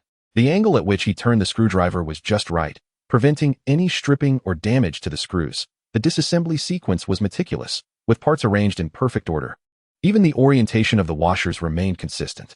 Sunlight streamed through the gaps in the icy rain, illuminating his focused profile, his prominent nose, tightly pressed lips, and those dark eyes reflecting a metallic sheen, radiating a serene concentration. I found it, he murmured to himself, extracting a broken copper tube from within the gauntlet. A minuscule crack adorned the tube, nearly imperceptible unless scrutinized closely. Nearby, a set of gears bore dark red stains resembling dried blood. William frowned and retrieved a specialized cleaning solution, meticulously wiping the area. He had no desire to invite trouble while repairing equipment. Once cleaned, he took out a new copper tube, measuring its length before gently filing the connection end. At that moment, the door to the workshop creaked open.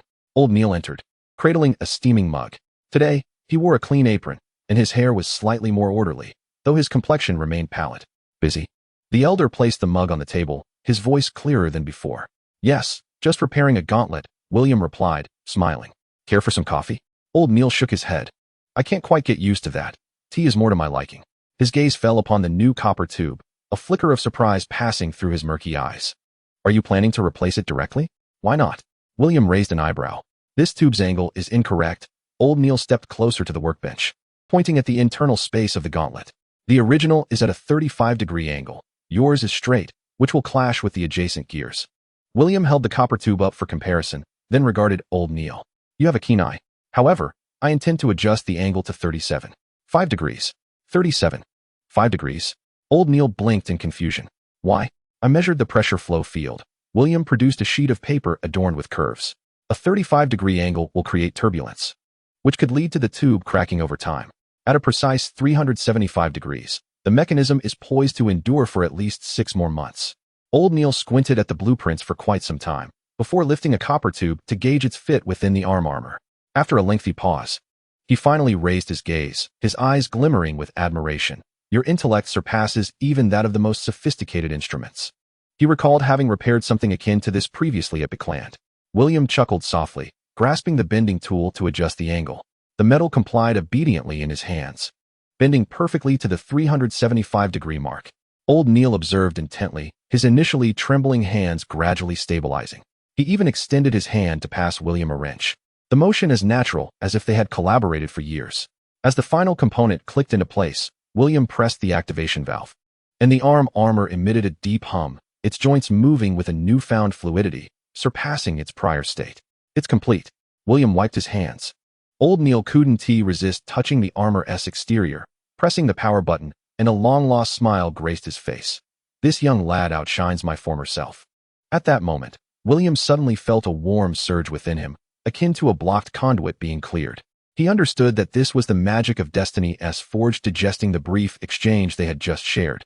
That minor adjustment not only repaired the armor, but also etched a mark in Old Neil's heart, an impression that could be corrected. Mr. Neil, William ventured. Regarding the cipher machine you mentioned last time, is there anything still awry? Old Neil paused, momentarily taken aback, then shook his head. No, it's quite satisfactory. Yet the spark in his eyes had undoubtedly dimmed. William discerned the underlying truth and refrained from pressing further. Progress must be savored bite by bite, and impressions must be imprinted gradually. At that juncture, Leonard Mitchell sauntered in, humming a tune, raindrops still clinging to his dark green hair. William, Captain Dunn is calling for you. Is the armor completed? He leaned in for a closer look, declaring it even cooler than new. Just finished, William replied, handing the armor to Leonard. Could you kindly pass it to Cohen? Absolutely. Leonard hoisted the armor, then lowered his voice conspiratorially. By the way, we're on night duty tonight. Care to join? Old Neil mentioned he'd teach us to dismantle the steam core. I suspect he wishes to showcase his skills. But you've stolen his thunder. William smiled in acquiescence. Sounds good. After Leonard departed, Old Neil began tidying the tools, suddenly remarking, I'm making beef stew with potatoes tonight, if you don't mind. That would be splendid. William's eyes lit up. I was just lamenting my lack of dining options. Old Neil's lips curled slightly, as if in amusement. Then do come early. As William observed the elderly man's slightly straighter posture, he lifted the warm tea from the table and took a sip. The tea, brewed by old Neil, bore a hint of bitterness yet was undeniably comforting. Outside, the freezing rain continued to fall, yet within the repair shop, it seemed as though something was quietly melting away. He picked up Cohen's revolver, commencing its disassembly. The rifling within the barrel showed some wear, presenting an opportunity for correction. A minor adjustment, he murmured to himself. A smile gracing his lips. The gears of Blackthorn security were gradually finding their rightful path under his skilled hands. And those invisible rusts were finally poised to be cleared away. At this moment, a knock echoed through the office door as Dunsmith entered, his deep brown eyes sparkling with approval. William, the team members have all remarked on the exceptional functionality of your repairs. For next month's budget meeting, are you prepared to present the equipment upgrade plan? Certainly, Captain, William replied, nodding in affirmation. Dunn's gaze swept across the workbench before settling on William's mechanical left hand. Is your hand functioning well? It has been perfectly fine for quite some time. Thank you for your concern. William flexed his fingers, the metallic joints emitting a faint sound. Dunn refrained from further inquiries and turned to leave. As William observed the captain's retreating figure, he understood that his position within the Blackthorn was now firmly established. He lowered his head, returning to the task of repairing a pistol, as sunlight streamed through the gaps in the clouds, illuminating the barrel and casting a brilliant gleam. Perhaps tonight's night shift would hold some intrigue, he mused, hastening his movements. Chapter 60. The pocket watch and gears in the corridors of the Blackthorn Security Company. Team members hurried past, tightly wrapped in their coats, the sound of their boots striking the stone floor resonating sharply. In stark contrast, William's workshop exuded warmth, filled with the mingling scents of machine oil and coffee. Suddenly, the door to the workshop was flung open with a bang, a gust of cold air sweeping in. Cohen's robust figure squeezed through the doorway, cradling a brass pocket watch in his large hand, its casing dented and the crystal cracked. The usually jovial giant now wore an expression of distress, reminiscent of a lost child. William, please save it. Cohen rushed to the workbench, carefully placing the pocket watch on a soft cloth. It's been passed down from my grandfather. I accidentally collided with a wall while chasing that pickpocket this morning. William, who had been adjusting a communicator, looked up with a smile. No need to panic. Let me take a look. He set down his tools and picked up a magnifying glass to examine the watch. The Roman numerals on the dial gleamed, yet the hands were stuck at 10 past 10, while a bit of wall dust clung to the dented casing. Just a minor issue, William declared, taking up a small screwdriver. It merely suffered from a jolt. The internal components may have shifted. Cohen rubbed his hands together nervously. Can it truly be fixed? Old Neil said it would be difficult last time he examined it. Rest assured, William replied, beginning to disassemble the watch's casing with deft movements that belied the nature of the metal. I repaired a nautical clock 10 times older than this one at Backlund. This old fellow is quite sturdy. Cohen breathed a sigh of relief and leaned in curiously. William, where did you learn such skills?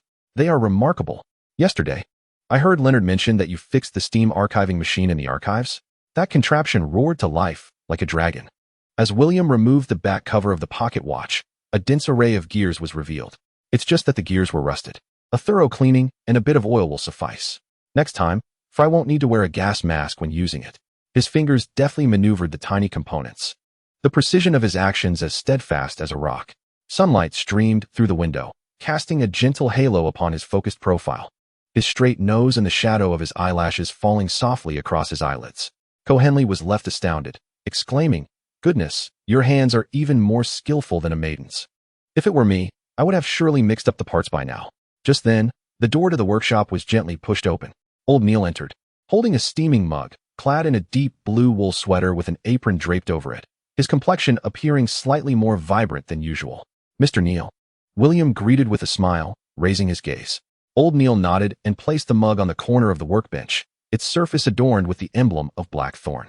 "Your coffee," he said, his voice still gravelly but clearer than before. Cohenly hurriedly rose to his feet. "Good afternoon, Mr. Neil. I was just praising you to William, saying you are the technical veteran here." Old Neil glanced at him without a word, his attention shifting to the pocket watch in William's hand. William delicately picked up a bent hairspring with tweezers and remarked to Cohenly, "I found it. This is what was stuck." The hairspring, as fine as a strand of hair, could easily deform with a slight jolt. Cohenly leaned in for a closer look. Although the details eluded him, He nodded in agreement. Indeed, it must be its fault. William retrieved a specialized tool and meticulously corrected the hairspring. The metal responded obediently in his hands, returning precisely to its original curvature. Old Neil stood by, his murky eyes fixed intently on the hairspring, his fingers absent-mindedly tracing the rim of the mug. All set, William announced, placing the hairspring back in position and beginning to assemble the case. The crisp, melodious sound of brass components clashing resembled the performance of a gentle tune.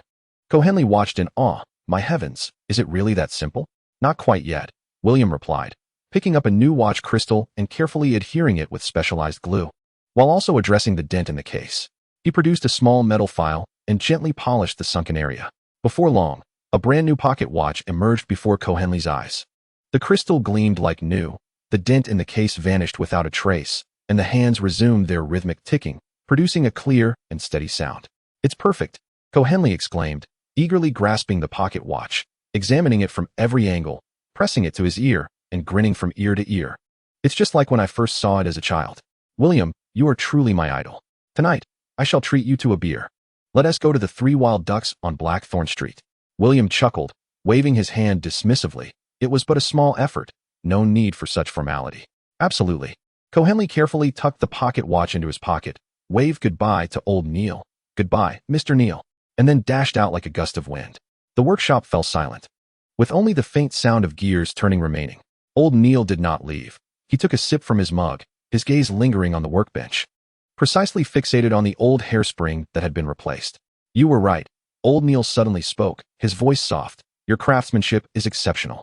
William, while tidying up his tools, looked up and smiled. Thank you, Mr. Neil. It is your wealth of experience that guides me. Your advice on the angle of the armature last time was immensely helpful. Old Neil shook his head, his gaze shifting towards the overcast sky outside. Being skilled does not imply the ability to mend everything, he remarked, pausing momentarily before turning to William, his expression laden with complexity. You mentioned that one could correct the trajectory, but what if the trajectory has become rusted? William halted his task of organizing tools. After a brief silence, he retrieved a rust-covered gear from the parts box, its teeth worn down in several places. Mr. Neil, take a look at this. He picked up some fine sandpaper, applied a bit of rust remover, and began to meticulously polish the gear. The sound of the gentle friction resonated crisply in the quiet repair shop. No matter how thick the rust may be, with patience, it can always be removed, he said, his action steady and ceremonial. If the teeth are worn down, they can be repaired. If the shaft is misaligned, it can be adjusted. As long as the core remains intact, there will always be a way to set it in motion again. As sunlight illuminated the gear, the rust gradually faded away, revealing the gleaming metal beneath. Old Neil fixed his gaze intensely upon the gear, his grip on his mug tightening, causing his knuckles to whiten. His lips moved as if to utter something, yet only a rasping sound escaped his throat.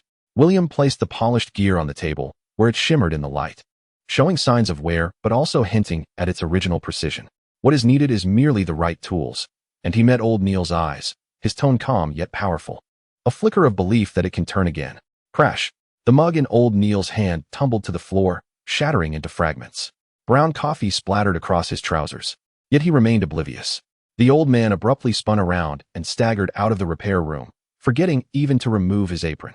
William observed his retreating figure, then glanced down at the shards on the ground, offering a resigned smile. As he bent to gather the glass pieces, a warm sensation coursed through him, akin to a once-blocked pipe now flowing freely. It seemed that the rust on this gear had loosened a bit. William murmured to himself, a smile creeping onto his lips. Outside, the cold wind swept in, carrying the scent of icy rain. Yet within the repair room, the polished gear lay quietly on the table, as if awaiting the day it would be reinserted into the machine. The sound of Leonard humming a tuneless poem echoed down the corridor, growing ever nearer. William stood, dusted off his hands, and prepared to greet the next patient. Chapter 61. Changes by the hearth. The New Year chimes of 1349 rang feebly through the cold rain of Thuringia. The January breeze sliced through the air like a knife, stinging the face. In the corridors of the Blackthorn Security Company, the team's breath crystallized into small ice particles. Only in William's repair room, warm and inviting, had he not only restored the company's heating core, but also added a compact, efficient heater that now hummed softly, radiating warmth. William, my savior. The door was abruptly flung open, and Leonard Mitchell burst in, enveloped in a chill, droplets of rain clinging to his emerald green hair. He dashed straight to the warmth of the stove, dramatically rubbing his hands together, exclaiming that it felt like a paradise compared to the freezing outside. William was bent over his workbench, deftly maneuvering a minuscule gear with tweezers. Before him lay a brass music box, an antique brought by Captain Dunn, who claimed its winding mechanism had been broken for decades, yet he could not bear to part with it. "Help yourself to some coffee," William said without lifting his gaze. His voice laced with humor, indicating a pot of steaming brew on the table. "Splendid." Leonard took the liberty of pouring himself a cup, and upon taking a sip, his eyes widened in delight. "Good heavens! This coffee packs a punch far superior to the malt liquor of 3 Wild Ducks. Is it Backlund's brew?" "Indeed. It's from the southern continent," William replied, carefully embedding the gear into the music box, his movements as precise as a sacred ritual. His long fingers glided over the brass surface, leaving a faint warmth in their wake. Leonard leaned in, intrigued. "You can fix this?" Old Neil mentioned it was a museum-level dilemma. "It's merely a worn gear," William explained, retrieving a special lubricant and applying a tiny amount to the gear with the tip of a needle. "Just need to find a few compatible replacements." "Compatible?" Leonard looked bewildered. The contraption resembled a labyrinth. "Practice makes perfect," William chuckled, suddenly recalling something. "By the way, how's the maintenance protocol we drafted last time? Is it working well?" "More than well," Leonard exclaimed, slapping his thigh. "Captain Dunn said the equipment failure rate has dropped by more than half this winter. Fry hasn't lost a signal during patrols. And last time we caught that smuggler, our communications were spot on. Cohen said his armoring, after your repairs, is even more manageable than new." Just as William was about to respond, there came a gentle knock on the maintenance room door. Old Neil stood at the threshold, cradling a paper-wrapped parcel in his hands. Dressed in a thick cotton coat, his complexion still pale, but his eyes shone brighter than before, free from the usual haze. "Mr. Neil, come in." William quickly rose to his feet. Neil nodded and stepped inside, placing the heavy parcel on the table. It was small but weighed down with significance. As William unwrapped it, he found himself taken aback. Inside were several chunks of deep brown paste, exuding a fragrance of resin and metal. "Is this hemlock oil paste?" he asked, gazing at Neil with astonishment. He had only encountered such a substance in the ancient texts of the steam church. It was a blend of hemlock resin and refined metallic powder, capable of preventing gears from rusting for decades.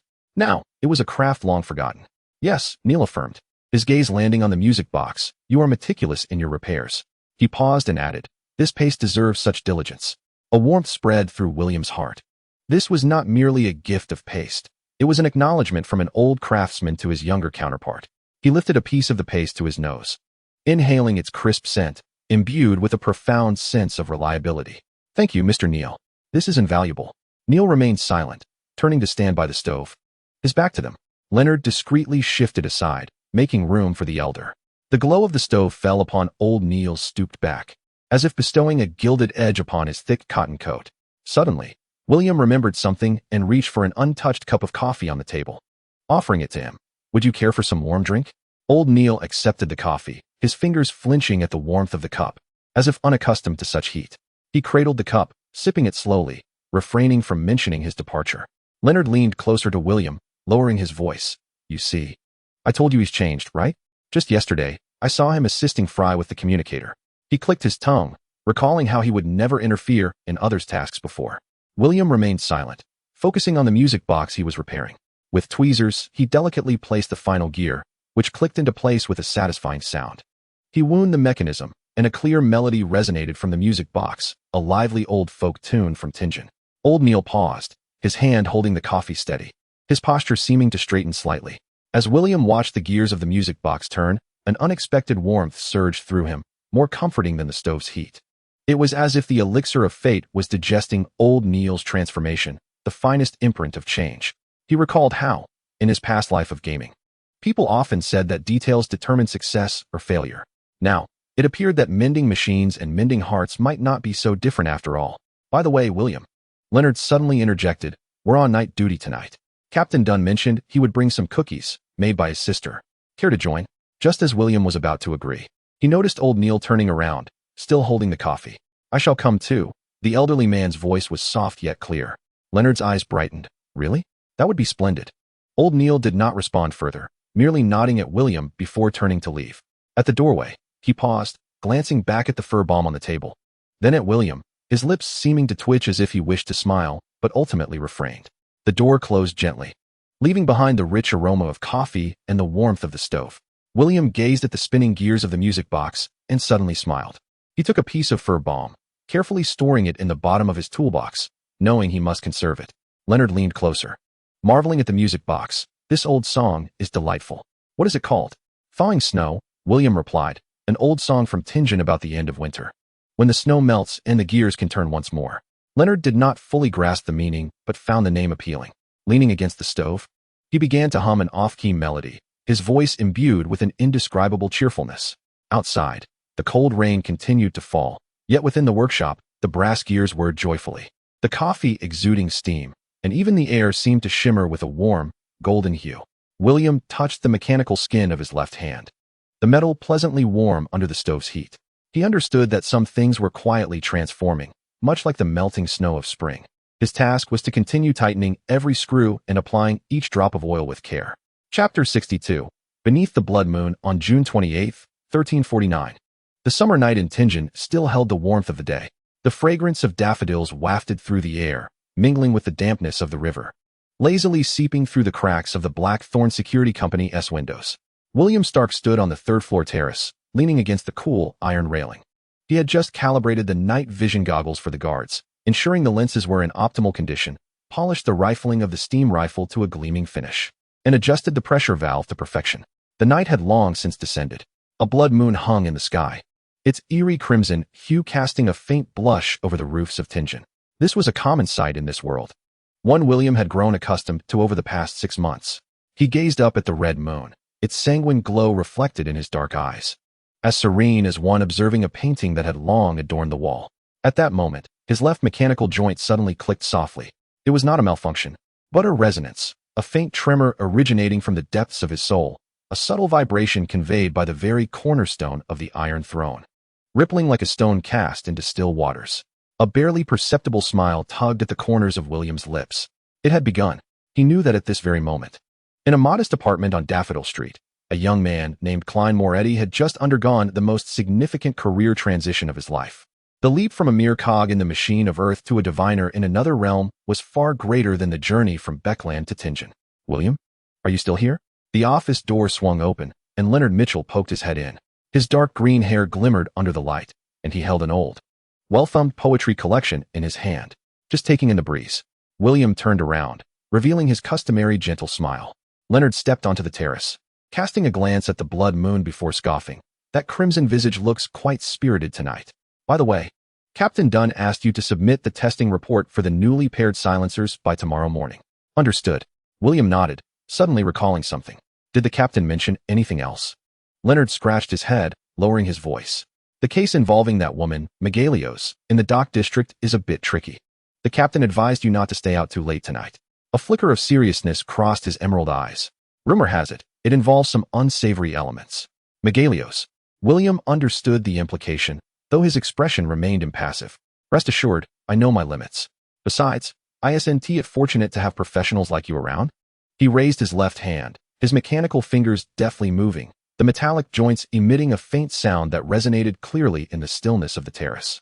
Leonard looked at the mechanical hand and suddenly chuckled. Indeed, that hand of yours is far more reliable than my revolver. I'll head to my shift now. You should return early as well. Be careful on your way. As he watched Leonard's figure disappear at the end of the corridor, the terrace returned to its tranquil state. William turned his gaze back to the blood moon, its crimson light casting half his face in brightness and the other half in shadow, resembling a meticulously crafted copperplate engraving. It had been 6 months.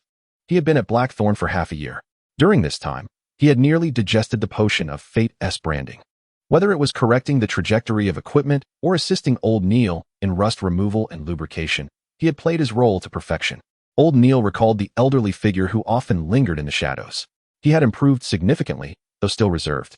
He would occasionally venture into the maintenance room and even offer a few technical insights. During the last repair of Dunn's music box, the old man had stood by, observing the entire process, and before departing, he murmured that the craftsmanship was commendable, a notable progress indeed. At least, for the time being. It would not collapse with a click as it did in the original tale. A faint sound of footsteps approached from behind. William turned to see Old Neil standing at the terrace door. He held nothing in his hands, simply standing there quietly, his complexion pale as parchment beneath the blood moon. Yet his eyes glimmered with a hint of brightness, no longer shrouded in the usual haze. Mr. Neil? Old Neil remained silent, gazing at the blood moon. After a considerable pause, he spoke, his voice raspy like sandpaper against wood. Isn't tonight, moon a bit too red? William moved closer to him, following his gaze. Perhaps it is due to the mist. He paused, his tone gentle. It's getting late. You should rest. Machines require maintenance, and so do people. Old Neil abruptly turned to him, surprise flickering in his murky eyes, which quickly dimmed again. He opened his mouth as if to speak, but ultimately only nodded before slowly walking away. His stooped figure, elongated by the corridor's light, appeared somewhat straighter than usual. As William watched the old man's silhouette vanish around the corner, he returned his gaze to the blood moon. Its crimson hue remained constant, unchanging throughout the ages. Yet, certain things had shifted. The shadows of Mei Gao's encroachment loomed closer. Klein's script had just turned its first page, and the storm of the night watch was brewing. Meanwhile, he was nearing the completion of the potion for Sequence 7, with the materials for Sequence 6 rule rivets nearly assembled, awaiting the opportune moment. Leaning against the railing, he felt the cool evening breeze caress his cheek, carrying the river's dampness and the distant aroma of freshly baked bread from the bakery. The wind has picked up, he murmured, his voice dissipated by the breeze on the terrace. Turning to enter the office, he closed the terrace door, shutting out that eerie crimson glow. Inside, the tools and parts on the workbench glimmered with a cold sheen under the gaslight, arranged as neatly as soldiers standing at attention. A storm was indeed approaching. Yet here, only the steady, low hum of gears awaited their moment to surge forth. Chapter 63, New Colleagues and Old Artifacts, July 2nd, 1349, Wednesday. The summer sunlight in Tianjin was imbued with a languid warmth, filtering through the stained glass windows of the Blackthorn Security Company, casting a mosaic of shadows upon the polished wooden floor.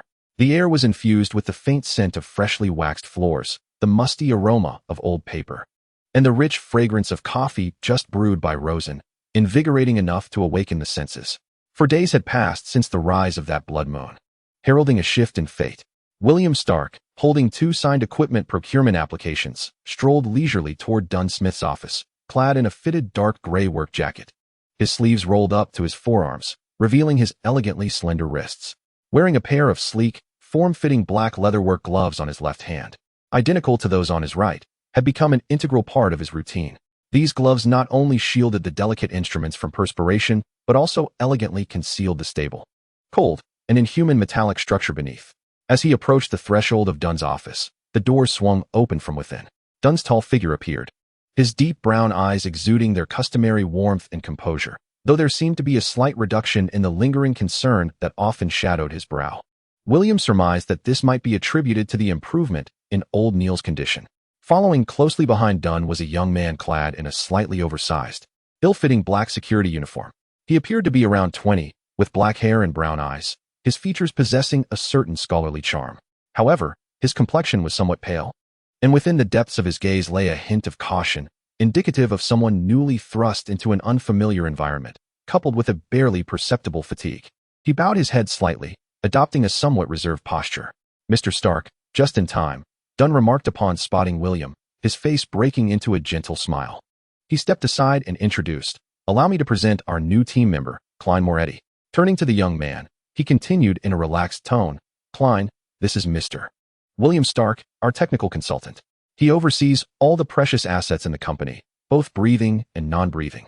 "Good day, Mr. Stark." Klein promptly raised his head, a respectful smile gracing his features, tinged with the naivety of a newcomer. He extended his hand, saying, "I am Klein Moretti, newly joined, primarily responsible for documentation and client file organization. I look forward to your guidance." His voice was gentle, characterized by the crisp enunciation of someone who had recently departed the halls of academia. William's gaze settled calmly upon Klein, akin to the most precise probe sweeping across the surface of a new component. He discerned the nascent stability of a Sequence 9 spiritual fluctuation inherent to the diviner's path within the young man. This fluctuation resembled a delicate yet resilient thread of new life. Deep within that thread, however, lay entwined a faint essence, resonating with the eerie disturbances from another realm experienced beneath the blood moon. Everything aligned perfectly with the script. "Welcome aboard, Mr. Moretti," William said, his face blossoming with a gentle and sincere smile as he extended his right hand, offering a firm yet measured handshake with Klein. His movements were fluid and natural, devoid of any hesitation. He lightened the atmosphere with a playful jest. "Just call me William. Leonard must have already mentioned me to you." I hope he didn't describe me as a mechanical monster with 3 heads and 6 arms. This remark successfully dispelled the initial awkwardness of their encounter. Klein's smile became more genuine. Mr. Leonard speaks highly of your craftsmanship, claiming you are a magician capable of making old safes sing. He offered a well-timed compliment, his gaze lingering on William's face for a moment, infused with the pure curiosity of a newcomer. That fellow is far too extravagant, William chuckled, shaking his head as he handed the procurement request in his possession to Dunn. Mr. Dunn, here is the purchase application you requested. The manager has already approved it. He explained that a batch of new Silent Guardian Type 3 safe core lock components had arrived, along with the specialized lubricant required for the workshop. Dunn glanced over the receipts swiftly, nodding in satisfaction. Efficient work, William. With you here, I no longer need to worry about these troublesome equipment issues. He turned to Klein and continued, Klein, you will be responsible for client file archiving and contract organization, as well as the usage and basic maintenance of many devices. William is an expert. Feel free to consult him whenever you have questions. Dunn added, half jokingly, he certainly knows far more than we do. Who can only rely on brute force to unlock things, at least in theory. Yes, Mr. Dunn. I will seek Mr. Stark Williams' guidance frequently. Klein responded immediately, his demeanor humble. You are always welcome. William nodded at Klein, then turned to Dunn. Mr. Dunn, if there is nothing else, I will return to the workshop. The mainboard of that old alarm system is somewhat deteriorated and will require some time to address. Go ahead. Take your time, Dunn replied, nodding. William smiled at Klein once more before turning away, walking steadily toward the technical workshop at the end of the corridor. His silhouette was upright and composed, showing no particular attention to the newcomer, as if Klein were merely an ordinary new colleague. It was not until William's figure vanished behind the door marked with a sign that read Technical Restricted Area, which William himself had inscribed, that Dunn patted Klein on the shoulder and led him toward the public office area. In a hushed tone, Dunn introduced the other team members. Over there is Cohen Lee, quite strong, primarily responsible for escorting valuable items. Fry is over in the archives. He manages the files and has a rather introverted personality. You've met old Neil, our senior technician with a wealth of experience. Though he has not been in the best of health lately, since William's arrival, he has taken on a lot of Neil's burden. Oh, and that is Roshan, our receptionist and administrative assistant. Well-informed, though sometimes a bit overly enthusiastic. Inside the technical workshop, William closed the door and leaned against the cold metal panel, the warm smile on his face instantly transforming into a tranquil calm. He removed his gloves, revealing a stable, precise, and matte-finished mechanical left hand. The cold metallic knuckles glimmered with a cool sheen in the light streaming through the high windows. Approaching the expansive workbench, he found an array of disassembled locks, alarm components, and precision tools. He casually picked up a fine screwdriver and began to disassemble the so-called deteriorated mainboard of the old alarm system. His movements remained steady and precise, akin to a watchmaker meticulously working on the most intricate mechanism. Yet only he knew that at this moment, the potion of Sequence 7 Fate engraver coursed through him, stirring up unprecedented, silent waves like a stone cast into a lake. A vast and pure flow of information surged forth, not from the foundation of the Iron Throne, but resonating from within himself, an echo of his own potion and the world stirred by the essence of the Source Fortress. This torrent of information crashed into his consciousness. Sequence 7 Fate engraver potion fully digested. A vast spiritual force gently, yet resolutely washed over his body and spirit, as if an invisible chisel were etching the complete authority of Sequence 7 deep within his soul. His perception of the intertwining of fate grew ever clearer, and his control over the activation of living machinery became increasingly refined. More importantly, the instinct to discern the trajectory of fate and seek out pivotal nodes for intervention had thoroughly permeated his very marrow, becoming as natural an extension of him as his own breath. For over half a year, every minor adjustment made in the experimental grounds of the Blackthorn Security Company, from optimizing equipment maintenance processes to mending old Neil's crumbling mental state, culminated in today's initial calibration encounter with the Child of Fate, Klein. These efforts transformed into the most perfect sustenance, propelling the arrival of this completeness. There were no earth-shattering phenomena, only the disassembled circuit board of the alarm system on the workbench, where several oxidized solder points, previously failing to connect, quietly regained their optimal conductivity under the subtle influence of the metallic affinity bestowed by the perfected potion that William unconsciously emitted. The oxidization silently peeled away, revealing a gleaming surface of pristine metal. William exhaled slowly, feeling the spiritual energy surging within him gradually settle into profound tranquility. An unprecedented sense of control welled up within him. He had indeed arrived at the pinnacle of Sequence 7. The blueprint for the riveted rules of Sequence 6 was already vividly clear within the cornerstone of the Iron Throne. The ancient rivets, imbued with order and stability, had their coordinates firmly grasped through the intelligence network of the gearwheel messenger. Advancement was merely a matter of time, awaiting the most opportune moment. He donned his gloves once more, concealing the mechanical hand that symbolized cost and power. His gaze turned toward the closed door of the workspace, as if he could penetrate the barrier to glimpse the dark-haired youth in the communal office area, striving to adapt to his new surroundings. Klein Moretti, William murmured the name. A faint smile curving his lips, a subtle expression comprehensible only to himself. Was this the impoverished deity who needed to save money? He picked up his tools and resumed his meticulous focus on the alarm system's circuit board. His movements remained steady and precise, akin to the most intricate of instruments. Yet beneath this veneer of daily tranquility, the perfected William Stark of Sequence 7 lay coiled like a taut bow or an engine warmed to optimal performance, silently awaiting. The daily operations of the Blackthorn Security Company continued unabated, with new gears having already been integrated. Meanwhile, the script of fate was methodically turning the page toward the next chapter, filled with challenges, yet destined to be intervened. Chapter 64. Files. In the basement, the morning at Blackthorn Security Company commenced with Rosicrucians' bright good morning and the hum of the coffee machine. Sunlight streamed through the stained glass windows, casting a warm hue upon the aged furniture. The air was infused with the aroma of coffee, the scent of old paper, and the delicate fragrance of daffodils in the front desk vase. William Stark arrived slightly earlier than usual. Clad in a dark gray work jacket and carrying a small leather case, he responded to Rosicrucians' greeting with a smile as he traversed the communal workspace. He made his way directly to the technical workshop. As William passed by the archives, he caught a glimpse of Fry awkwardly maneuvering a hefty stack of files toward the public workspace, as if he intended to either organize or dispose of them. William's gaze lingered on him for merely half a second before naturally shifting away. In the workshop, William removed his coat and hung it neatly, donned his gloves, and commenced tidying up the workbench. Today, he was to attend to the lubrication of gears and the calibration of springs in several antiquated mechanical safes.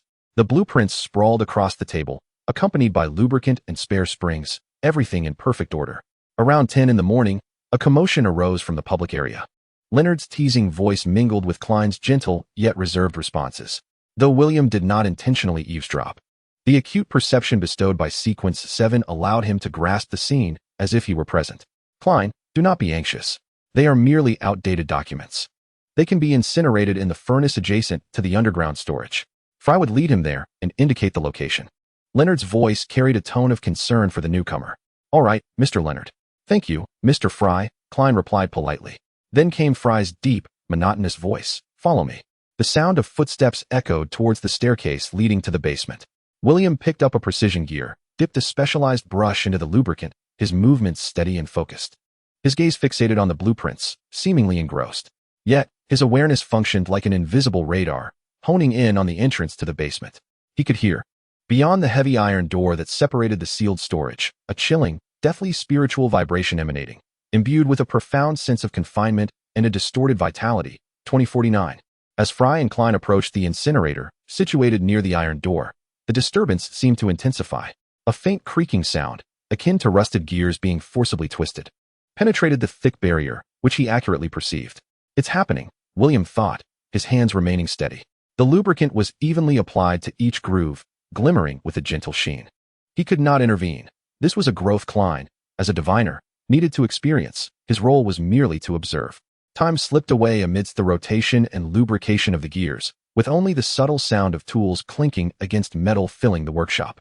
20 minutes later, hurried, unsteady footsteps echoed from the staircase. William looked up just in time to see Klein returning to the public workspace, his complexion pale and his steps shaky. Beads of cold sweat gathered at his brow, and his gaze seemed unfocused, as though he had just emerged from an ice cellar or had endured a nightmarish ordeal. He grasped the edge of the desk, breathing heavily. Hey, Klein, are you all right? Leonard immediately set aside his newspaper, which bore an advertisement for the Backlund Theater Company, and hurried over to support him. What's with that ashen face? Is it too stuffy down there? And no, it's nothing, Mr. Leonard. Klein struggled to smile, his voice dry. I might just be a bit hypoglycemic. The air down there isn't very circulating. He instinctively averted Leonard's gaze. Hypoglycemic? Roshan, quickly, get our new colleague a cup of hot sweet tea. Add plenty of sugar. Leonard called out to the front desk. Coming right up. Roshan promptly replied, moving swiftly to prepare. William set down the well-lubricated gear, wiped his hands with a soft cloth, and pushed open the door to the workshop as he stepped outside. A moderate concern graced his features as he made his way to the communal office area. Mr. Moretti, you appear to be unwell. William's voice was gentle, imbued with the practicality of a technician. Do you require assistance? I have some invigorating smelling salts. Or perhaps you might consider resting in the lounge for a while. Klein, upon noticing William, briefly flickered his gaze before shaking his head. Thank you, Mr. William.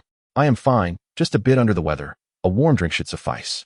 He accepted the hot, sweet tea handed to him by Roshan, sipping it slowly as color gradually returned to his cheeks. William nodded, refraining from further inquiries, though his gaze seemingly unconsciously swept over Klein's fingers, which were white-knuckled from gripping the table, their tips displaying a subtle stiffness reminiscent of having been submerged in icy water. This corroborated his perception. Klein had recently endured a close encounter and spiritual confrontation with 2049. Glad to hear that, William remarked casually. Do let me know if discomfort arises. Health is paramount.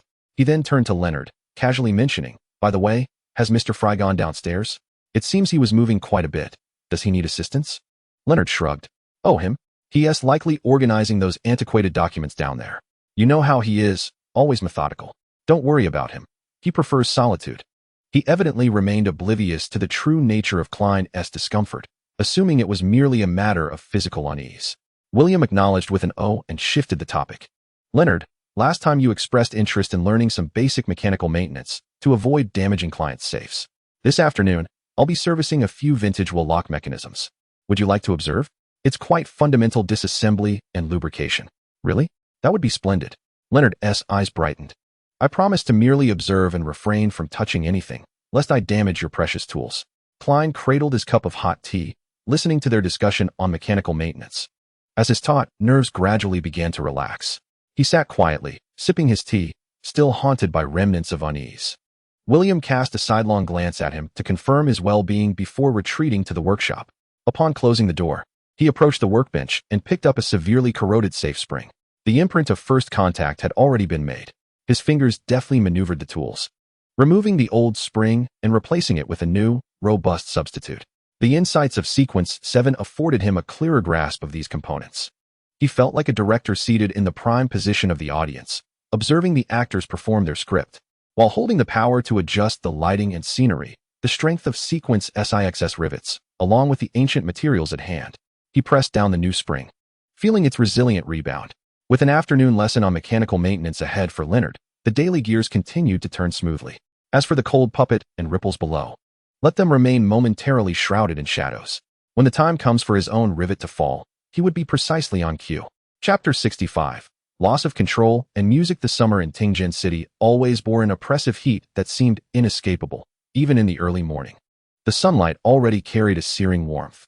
In the office of the Blackthorn Security Company, the air seemed to have solidified, with only the shafts of light filtering through the stained glass windows, gradually shifting over time and casting flickering hues upon the floor. The rhythmic clattering of a typewriter punctuated the stillness, serving as a somber accompaniment to the atmosphere. Occasionally, the rustling of gossip magazines interrupted the monotony, along with Roshan's somewhat formulaic responses when she answered the phone. Together, these sounds constituted the unremarkable beginning of yet another workday at Blackthorn Security. William sat in the technical workshop, deftly manipulating a small gear with his fingertips. Before him lay a complex antique clock, its brass frame gleaming with a warm luster in the light. This was an item commissioned for restoration by a client. Its internal gears were nearly rusted shut, and several components were missing, making the restoration quite a challenging endeavor. However, for William in his current state, this was hardly a formidable task. The powers bestowed by Sequence 7, the fate branding, endowed him not only with the ability to influence the trajectories of destiny, but also with an extraordinary focus and insight. He could perceive the condition of every component within the clock, and no subtle where escaped his keen gaze.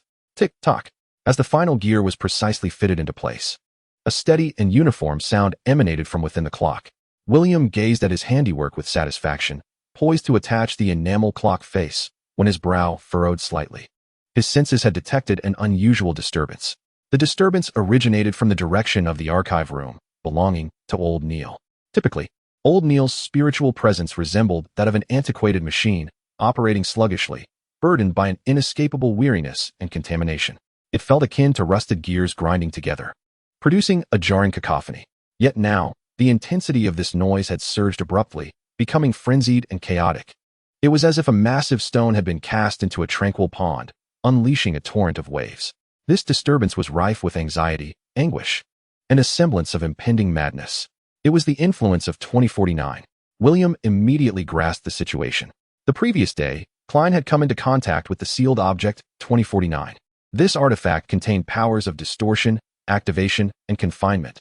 Once stirred by Klein, its dormant energies briefly surged, inevitably affecting Old Neil, who had long been its guardian. Old Neil's spirit was already corroded by contamination, rendering him exceedingly frail.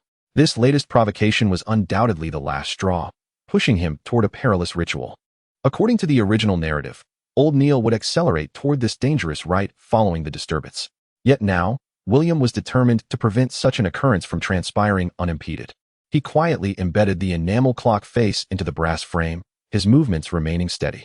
His gaze casually swept over a corner of the workbench, where an inconspicuous music box lay. This was an item he had repaired a few days prior, while its exterior bore some wear. The internal mechanism had been meticulously cleaned and freshly lubricated, allowing it to operate with remarkable smoothness. William rose from his seat, grasping the meticulously repaired antique clock, and exited the technical workshop. "Roseanne, the clock belonging to Mr. Morris is ready. Please log it and inform him to collect it," he said calmly, placing the clock on the display shelf beside the front desk. "Wow, it's stunning. William, you're amazing," Roseanne exclaimed, her attention instantly captivated by the exquisite timepiece. Her eyes sparkling with delight as she casually set aside the pamphlet in her hand. At that moment, a loud bang echoed through the office as the door to the archives was thrust open, shattering the tranquility of the workspace. Old Neil appeared at the threshold, his complexion even more pallid than the previous day, resembling a visage coated in thick white powder, devoid of any color. Beads of cold sweat dotted his forehead, cascading down his cheeks and soaking his collar. His eyes, bloodshot and wild, burned with an unsettling fervor, as if two flames were raging within. Clenching his hair tightly, his knuckles turned white with exertion, and a tremor coursed through his body, which swayed uncontrollably. From his throat emerged a stifled, beast-like rasp, echoing profound agony. "Mr. Neil?" Roseanne gasped at the sudden sight, her pen clattering to the desk and rolling to the floor. The sounds in the office fell silent in an instant.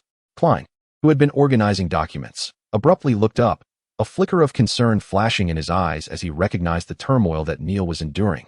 Having witnessed a similar mental upheaval the day prior, Leonard sprang from his chair, his dark green hair seemingly standing on end with tension.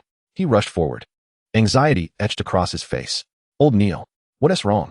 Simultaneously, the door to Dunn's office swung open. Dunn's imposing figure emerged, his deep brown eyes sharpening like a hawk's as they fixated on Neil, his expression grave enough to draw water. He strode forward, his voice low yet imbued with a calming authority. "Neil, look at me. Calm down."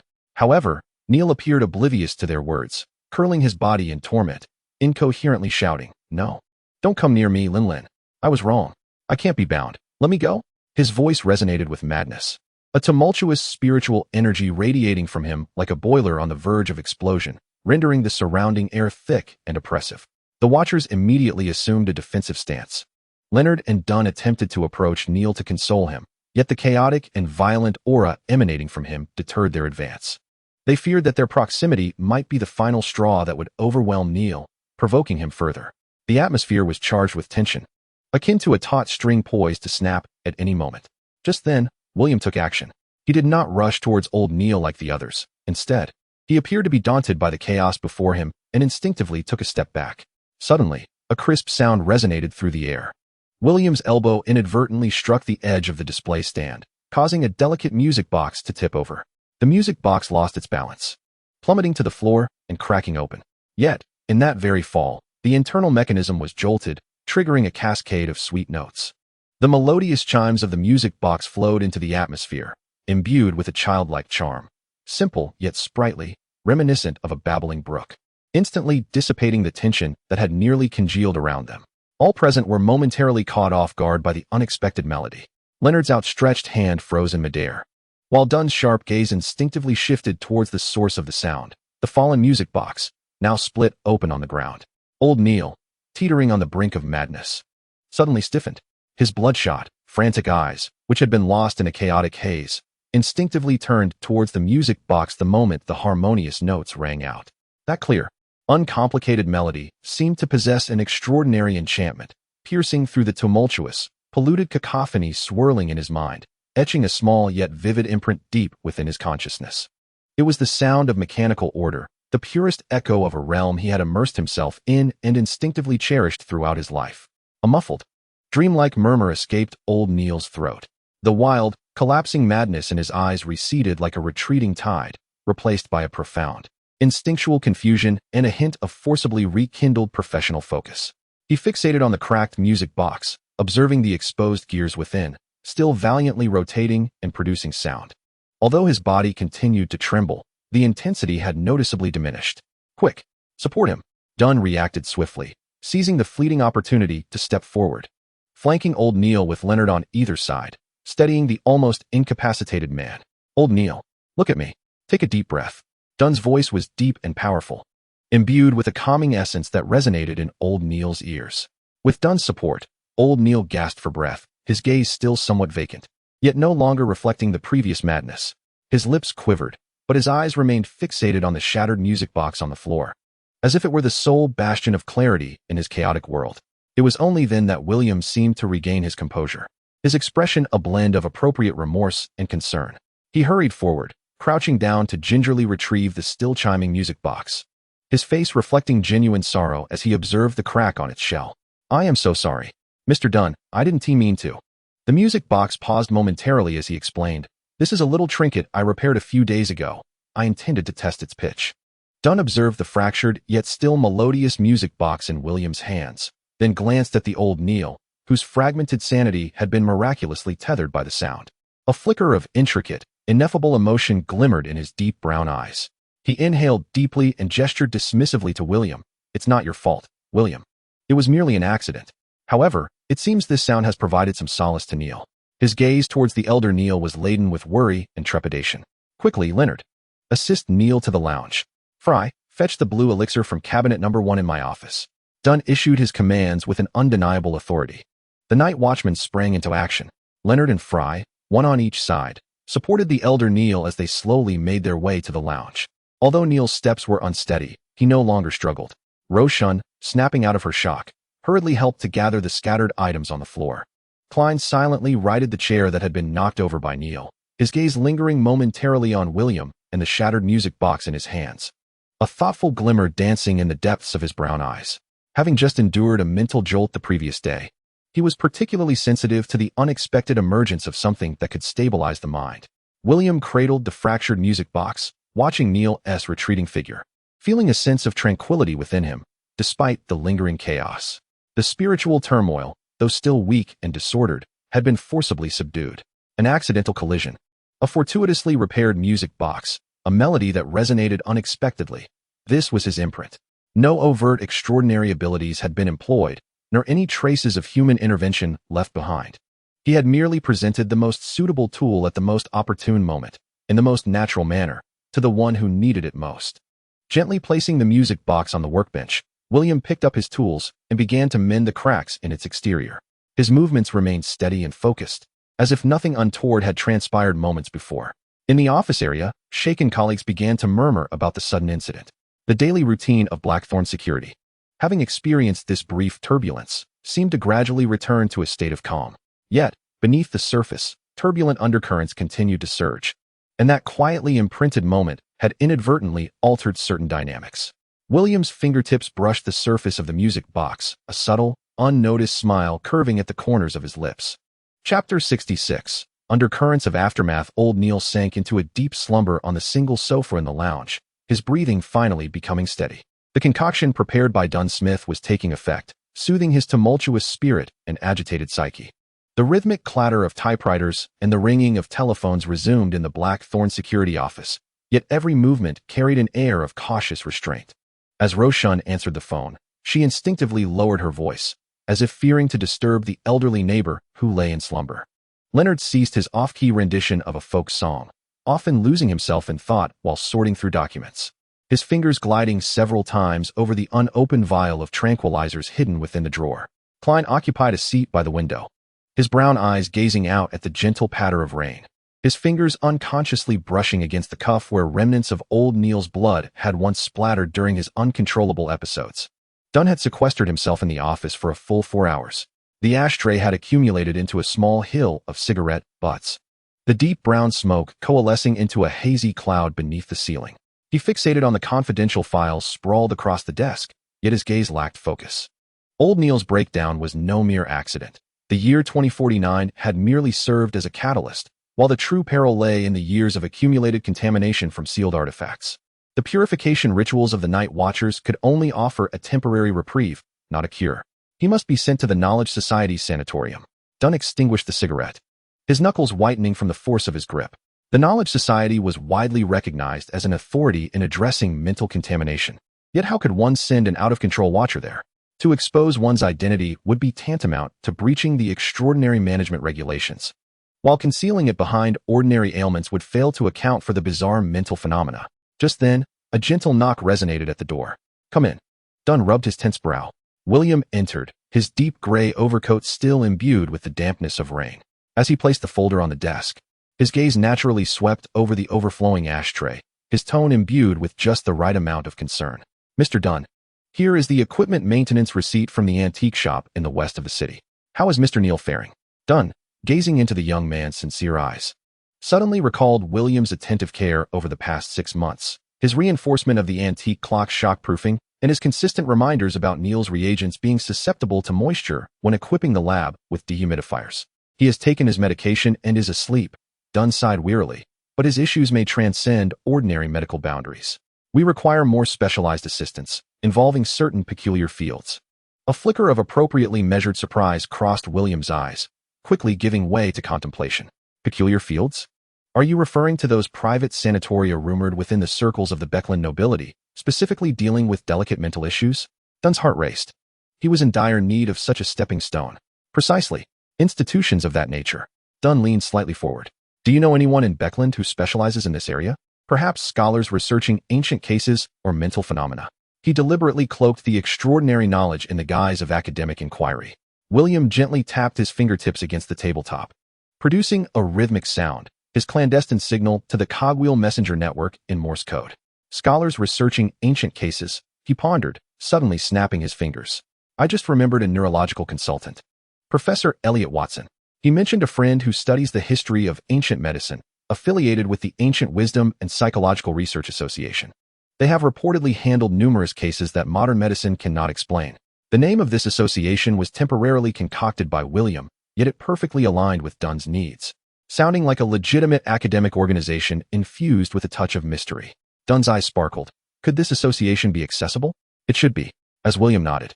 The core of the gear messenger in his palm whirred rapidly. "I shall send a telegram to Professor Watson at once. However, experts of this caliber are typically quite circumspect. It may be necessary to provide a detailed description of the symptoms."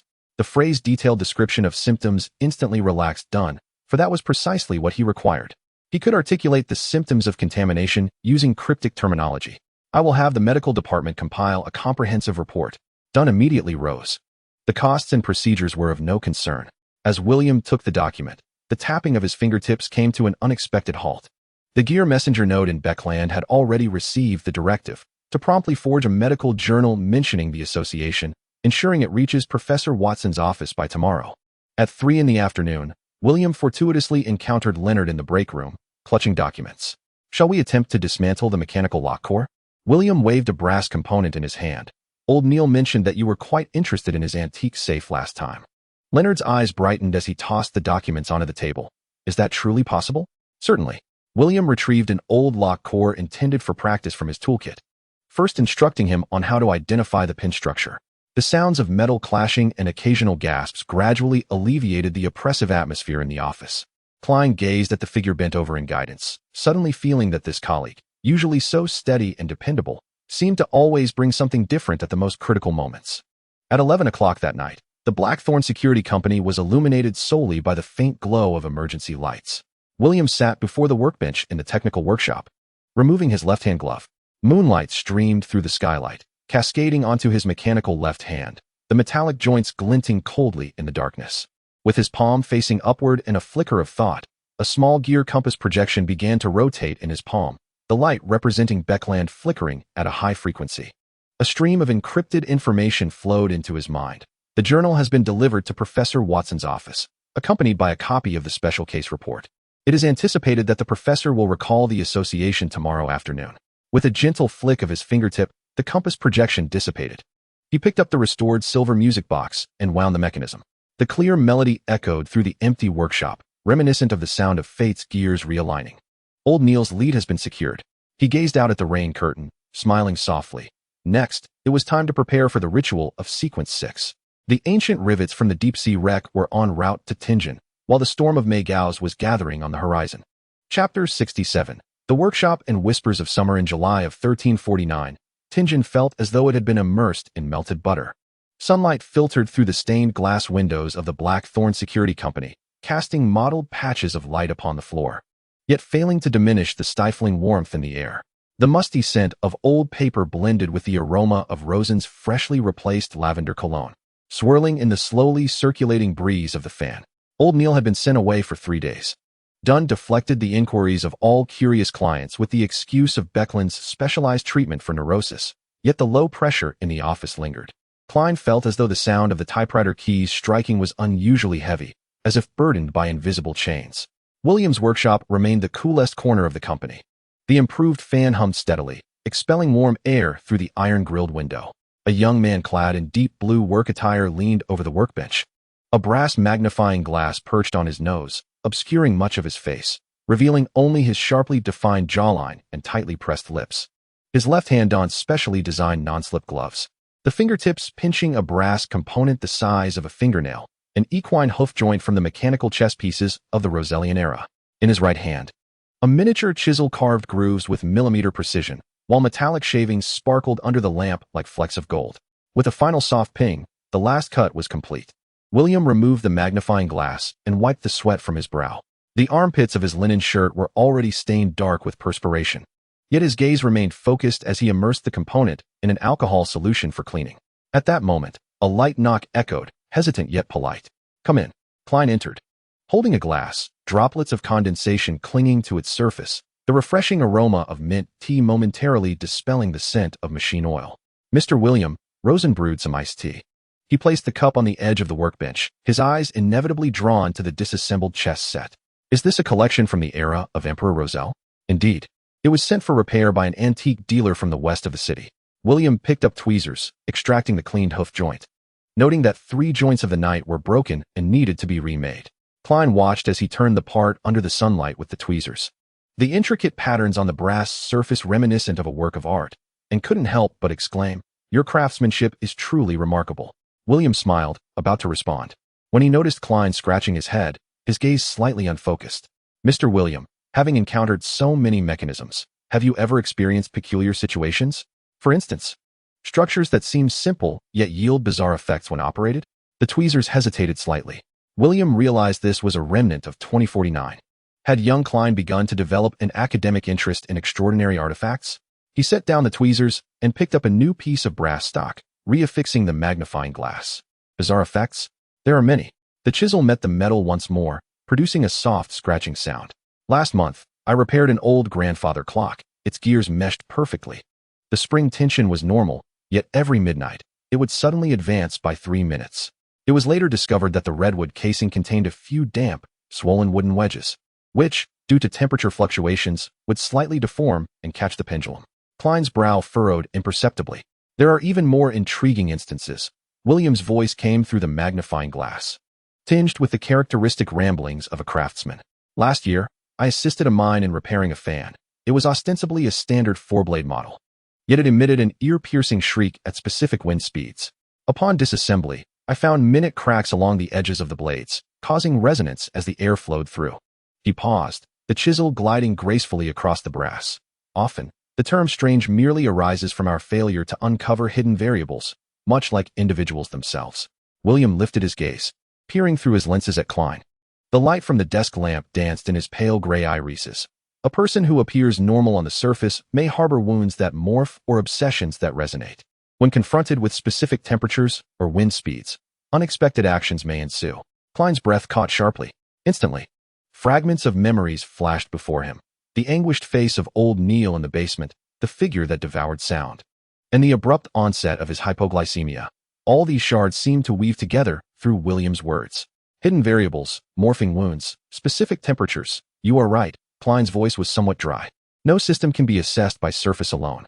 William lowered his head once more, resuming his task, his tone reverting to its usual cadence. This applies to machinery as well as to humanity. Klein chose silence, turning away to leave. As he reached the door, he cast a glance back at William, who was engrossed in his meticulous carving. The lamp's halo outlined his focused profile, his left hand steady as a precision instrument. This man seemed perpetually capable of elucidating the most peculiar phenomena with the simplest of truths. After Klein departed, William set down the chisel. He moved to the window and cracked it open. The July heat surged in, accompanied by the distant jingle of carriage bells. His fingertips tapped gently against the window frame, a rhythmic cadence concealing Morse code. 3 kilometers away, the cogwheel messenger node received instructions, confirmed the unloading progress of the Albatross cargo ship. Soon, the stream of information returned to his mind. Warehouse number 3, deep-sea rivets have been stored. Guards will change between 1900 hours and 1915. A subtle smile graced William's lips. Materials for Sequence 6 were in place. The healing pathway for old Neil had been established. And young Klein's extraordinary cognition was beginning to blossom. Everything was advancing according to plan. He returned to his workbench, picked up the repaired night piece, and gently fitted it into its base. With a click, it fit seamlessly. As he wound it up, the knight's hooves began to move in a rhythmic fashion, casting shifting shadows under the light, as if leaping upon a chessboard. Watching it, William suddenly recalled Klein's earlier expression, and he couldn't help but think, young Klein, once you encounter the writhing hunger, you will truly understand the essence of mechanical aesthetic disaster. At 7 in the evening, as Klein passed by the workshop, he noticed the lights were still aglow inside. William stood at the workbench, holding a bishop piece intricately carved from ebony. Moonlight streamed through the window, casting a long shadow across him, the metallic sheen of his left hand flickering briefly in the dimness. Still busy? Klein casually inquired. Just the final step, William replied. Raising the piece, the top of the bishop's staff was adorned with a newly crafted agate, radiating a warm glow under the light. Once completed, this chess piece would once again see the light of day. Klein gazed at the chess piece, suddenly perceiving it as a silent sentinel, much like the man before him, who was perpetually engaged in repairs. Chapter 68. Optimization of security processes. After old Neil's departure, the burden of technical responsibilities fell squarely upon the shoulders of William Stark. Dunsmith not only assigned him the task of maintaining all equipment, but also entrusted him with an additional mission, to refine the company's internal security processes and spatial arrangements. Citing the need to address increasingly complex security demands and enhance employee productivity. Upon hearing this arrangement, William nearly burst into laughter. It presented him with a splendid opportunity to play the role of a rule enforcer, akin to a rivet in Sequence 6. Why wait for a promotion to instill order amidst chaos? Now, he could seize the moment to practice under the guise of technological optimization within the confines of the company. His first step was to transform the physical environment. Mr. Dunn, please take a look at this lighting renovation proposal. William unfurled a roll of blueprints across the desk, his fingertip tracing several marked areas. The old lights in the communal workspace and the corridor leading to the archives are far too dim, and the corners suffer from inadequate illumination, which not only hampers productivity, but also conceals potential safety hazards. I intend to replace them with energy-efficient incandescent tubes. After rewiring, the lighting will be much more uniform. He flipped over a page of the blueprint. Moreover, the end of the corridor has an exaggerated echo. Last time, when Flynn went to retrieve documents, his footsteps reverberated so loudly that it startled Roshan. I have designed several acoustic panel solutions, crafted from fire-resistant composite materials, that will seamlessly blend with the decor style. Once installed, they will significantly reduce ambient noise. Dunn examined the densely packed parameters and simulated visuals on the blueprint, his deep brown brows gradually relaxing. You have considered everything meticulously. Let us proceed with this plan. Please compile a list of required materials. Budget is not an issue. 3 days later, the new light fixtures illuminated the space. A gentle white glow flooded the office area, making even the labels on the topmost files of the cabinets distinctly visible. As Roshan organized documents, she couldn't help but murmur. Now we don't have to rummage around in the dark anymore. The acoustic panels in the corridor proved even more effective. Cohen's large boots thudded softly against the floor. The sound transformed into a muted echo. "Hey, William." Leonard leaned against the doorframe, mischief glinting in his emerald eyes. Walking down the corridor now feels like entering the vault of the Bank of Backlund. The sense of security is overwhelming. William, adjusting the temperature and humidity gauge, looked up and smiled, safety first. Having resolved the hardware issues, he then turned his attention to optimizing work processes. "Everyone, please take a look at the flowchart on the wall." William stood before the whiteboard, wielding a pointer.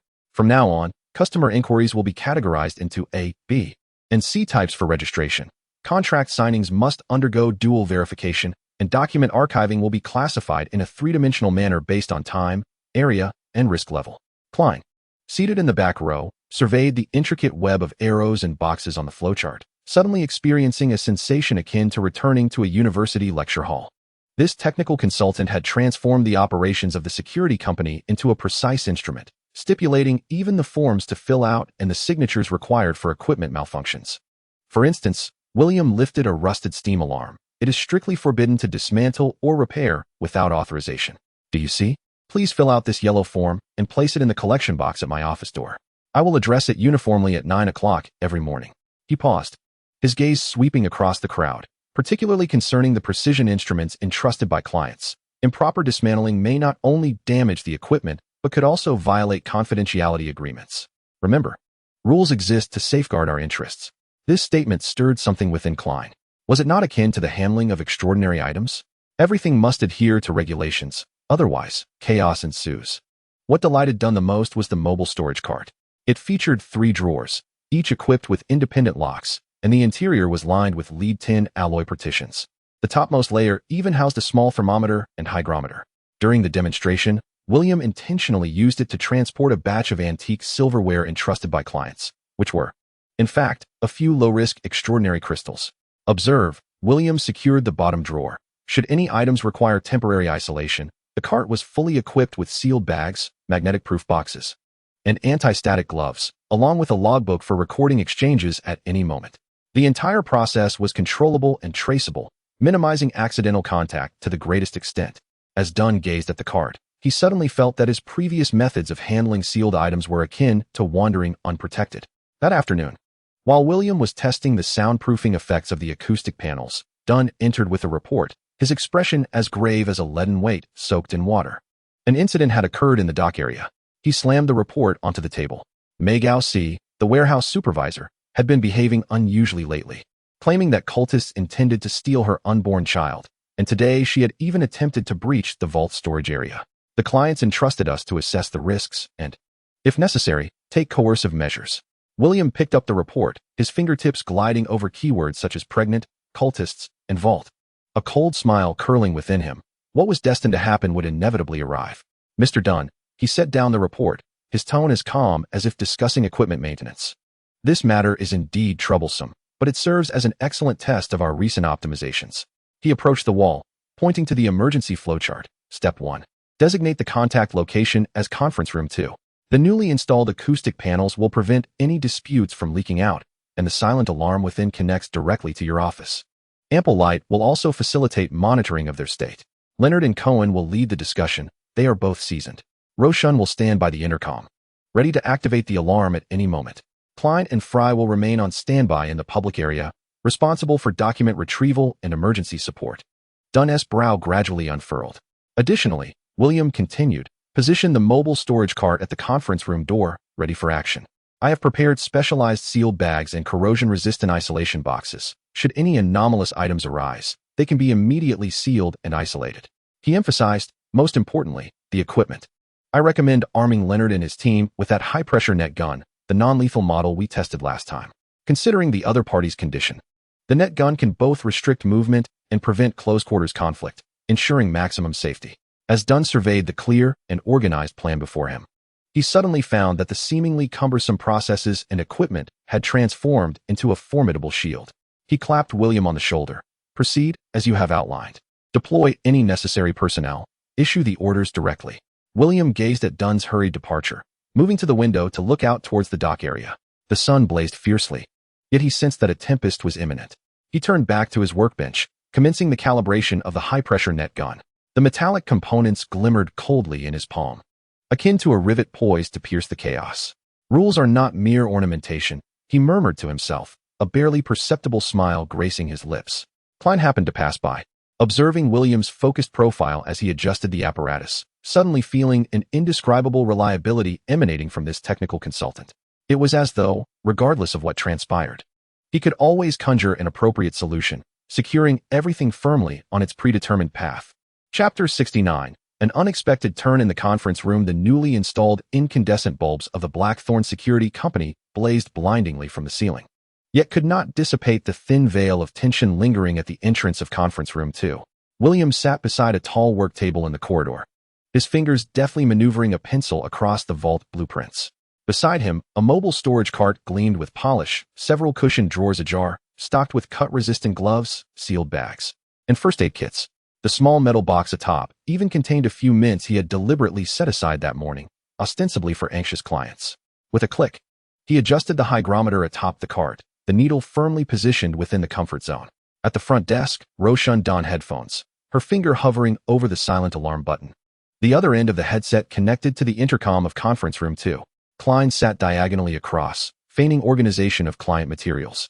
Yet his ear was nearly pressed to the table. Suddenly, William's grip on the pencil faltered slightly.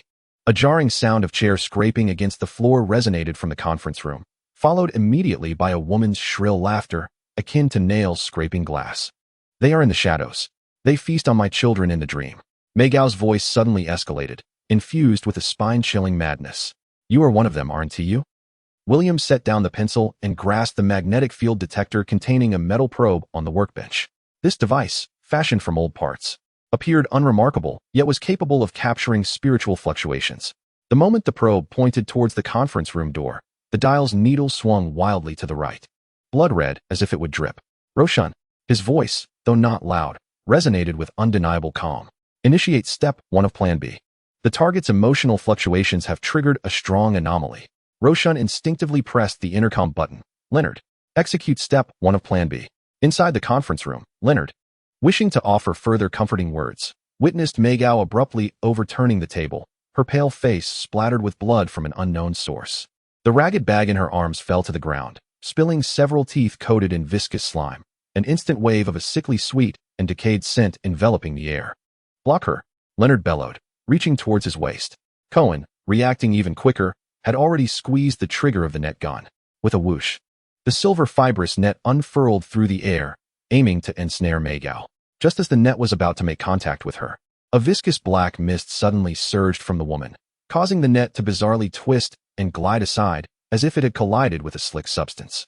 Maygao roared with an inhuman growl, her fingers transforming into sharp, obsidian points, lunging for Cohen's throat. At that critical moment, a piercing whistle erupted. Leonard. He had blown the steam whistle that William had specially reinforced, the shrill sound momentarily stalling Maygaus's movements. At that moment, the door to the negotiation room burst open. William pushed a mobile storage cart inside, the wheels leaving distinct tracks on the floor.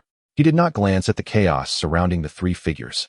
His gaze was fixed intently on the tattered bundle writhing on the ground, from which faint sounds reminiscent of countless insects gnawing could be heard. "Mr. Dunn has arrived," came Roshan's tearful cry from the entrance. Dunn's tall silhouette appeared at the threshold, his deep brown eyes shimmering with an otherworldly light. An intangible pressure surged forth like a tide, visibly slowing Maygaus's actions, as if she were ensnared in a viscous mire. Now was the moment. With lightning speed, William, wearing cut-resistant gloves, seized the specially designed lead-tin alloy-sealed bag. Originally intended for high-precision parts, it now served as an effective barrier against contamination. He swiftly enveloped the fabric bundle within, clicked the seal shut, and turned to stow it in the locked compartment at the bottom of the cart. The entire process took less than 3 seconds. As he straightened up, he caught sight of Cohen ensnaring Maygaus's legs once more with the net gun, while Leonard seized the opportunity to inject her arm with a sedative. The woman's scream abruptly ceased as she slumped weakly, yet her abdomen continued to writhe ominously, as if something were attempting to break free. William pushed the cart back to the corner, observing Dunn assess Maygaus's condition, and calmly reported, "The anomalous item has been sealed and isolation is complete." Dunn turned to glance at him, a flicker of approval passing through his deep brown eyes. This technical consultant always managed to anchor himself precisely where needed amidst chaos. Leonard approached, clutching his injured arm. upon seeing the tightly locked compartment on the cart. He couldn't help but whistle. "Buddy, your aim is sharper than my shooting." William retrieved a tin of mint candies from the upper tier of the cart. Tossing two to Leonard, "The adhesive formula of the net gun needs improvement. It fails against oily substances." Leonard popped the candy into his mouth, the refreshing sensation swiftly dispersing the metallic taste of blood. "Don't tell me you can even improve this." "You'll find out when you try," William chuckled, handing another candy to Cohen. The burly man, rarely showing gratitude, accepted the candy and began to chew vigorously. Just then, Klein entered with a basin of water and witnessed this scene. Leaning against the cart, William discussed improvements to the net gun with Leonard, the mint candies in the tin glimmering under the light, as if they had merely resolved an ordinary client conflict. He gazed at the securely locked compartment, suddenly recalling William's earlier words. Even the most precise gears can crumble when faced with hidden cracks within. Klein lowered his head to wipe the bloodstains from the ground, silently lamenting. "This is no mere crack. It is clearly a hiding place for a monster that devours heads." William seemed to sense his thoughts, glancing up with a subtle smile playing at the corners of his lips. He extracted a peppermint candy from a metal box, waving it before Klein. "Care for a piece? It works wonders for alleviating tension." As Klein gazed at the translucent green candy, he suddenly found this technical consultant to be even more inscrutable than the creatures in the negotiation room. Chapter 70. The underground cage. After being administered a sufficient dose of a potent sedative, Maigao's body finally ceased its convulsions. Dunsmith personally gripped her arm, while Cohen lifted her legs, and together they carefully transported the pregnant woman, who harbored a terrifying presence, away from the second negotiation room. Their steps were steady yet hurried as they descended the staircase leading to the depths of the Blackthorn Security Company, towards a specially reinforced temporary detention cell. This cell was situated adjacent to the perimeter of the sealed object storage area, its walls embedded with thick spirit-proof metal plates. And even the crevices of the door were filled with cloth soaked in holy water, rendering it a formidable cage for this extraordinary prisoner. On the ground, the second negotiation room remained in disarray. The remnants of sticky fiber webs clung to the furniture like tattered spider silk, while the corroded carpet revealed the dark wooden floor beneath. A faint, sweet metallic scent lingered in the air, mingling with an indescribable sense of decay. The oppressive atmosphere left by the brief yet intense conflict had not dissipated, feeling almost tangible. William Stark pushed the mobile storage cart back to his workspace at a measured pace. He first removed his cut-resistant gloves and walked to the sink to wash his hands, the skin on his fingertips turning a pale red under the flowing water. Next, he retrieved a peppermint candy from his pocket and popped it into his mouth, the refreshing breath instantly dispelling some of the unpleasant odors in the air. He then grabbed a handful of items from a glass jar on the table. Moments later, Leonard and Cohen entered, both appearing thoroughly exhausted. Leonard's hair was a disheveled mess, as if caught in a tempest, while Cohen's sleeve bore a long tear, exposing his muscular arm, which sported several faint scratches. William pushed the glass jar towards them, seeking to quell their unease. "By the way, how's the corrosive situation with that slime? I need actual data to refine the fiberweb's formula." His tone was calm, entirely focused on the technical issues, as if the previous harrowing battle had been nothing more than a routine equipment test. Leonard brusquely grabbed a handful of candy and stuffed it into his mouth, the coolness of the peppermint slightly easing his taut nerves. "Don't even mention it, William. That woman was terrifyingly strong. It was as if she were possessed by something. But your net gun was truly effective. It bought us considerable time. However, this slime," he said, shaking his hand that still throbbed with pain, "is like strong acid. Just a touch on the skin nearly burned it away." As Cohenly chewed on his candy, he pointed with his uninjured hand at the cloth bundle enveloped in special materials on the cart, inquiring vaguely, "Is the bundle significant?" "Indeed," William replied with a serious nod, as the readings on the detection device skyrocketed, far exceeding the contamination index of May Gowersi herself. This object was likely the core source of contamination or some sort of medium, necessitating strict isolation. His explanation remained anchored in scientific data, as if he had never doubted the supernatural forces behind those figures. "Well done." Leonard sincerely clapped William on the shoulder, his eyes filled with admiration. "If you hadn't reacted swiftly and sealed that wretched thing immediately, the consequences would have been unimaginable. Captain Dunn was just praising you, saying your plans and equipment played a decisive role at a critical moment." The two exchanged brief accounts of the situation in the confinement room. Although May Gowersi had succumbed to unconsciousness, her body still convulsed intermittently, as if something within her was struggling. Captain Dunn was personally overseeing the enhanced lockdown to ensure absolute safety. Fry was busily organizing the records of the incident, overwhelmed with tasks, while Klein was visibly shaken and was currently accompanied by Roshan in the lounge to recuperate. After bidding farewell to Leonard and Cohenly, William turned and locked the workshop door. He approached the window, gazing at the bustling street outside, where vehicles flowed like a river and pedestrians hurried along, their faces marked by fatigue or ease, blissfully unaware of the events that had just transpired within the Blackthorn Security Company, continuing their ordinary lives. Approximately half an hour later, a knock echoed through the room. "Come in."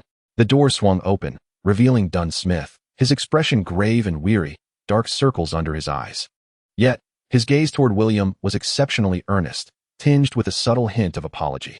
"William," Dunn's voice was low and solemn, "please sit. There is a matter of great importance that I must convey to you." William complied, his face displaying a fitting blend of curiosity and concern. "Mr. Dunn, is Ms. Molly's situation quite dire?" Dunn retrieved a cigarette from his pocket, lighting it, and taking a deep drag. Amidst the swirling smoke, his tone grew more somber. "Firstly, I must thank you once again. Had it not been for your plans, equipment, and decisive actions today, the outcome would have been catastrophic. Your professional capabilities far exceed those of an ordinary consultant." He fixed his gaze on William's eyes, articulating each word with gravity. "The Blackthorn Security Company is anything but ordinary. We deal with supernatural risks. For instance, Molly May Gower's condition is not a mental illness. It is the result of being eroded by dark, tainted supernatural forces." Shock, confusion, and understanding flickered across William's face, and after a few moments of silence, he spoke with a hint of dryness in his voice. "Supernatural? The extraordinary? Are you night watchers?" A glimmer of approval flashed in Dunn's eyes as he nodded. "You are remarkably perceptive, William. Yes, we are the night watchers of the Church of the Night, stationed in Tingen, specifically tasked with addressing these extraordinary anomalies and maintaining the clandestine order of this world." He chose to reveal his identity, both as a recognition of William's crucial contributions today, and as a necessary requirement for subsequent actions. "Molly Mayes has been tainted by a malevolent entity, with the fetus within her womb becoming a vessel for an evil deity. The current control is merely a temporary measure. At any moment, the fetus may awaken, heralding destruction. We must eradicate it completely before catastrophe strikes." Dunn's tone was grave and resolute, imbued with an unwavering determination. William's expression gradually shifted to one of solemnity, soon transforming into a technical focus. It is no wonder the detection device exhibited anomalies. "So, Mr. Dunn, how may I assist? Are my technical devices still effective against these supernatural forces?" Dunn nodded with satisfaction.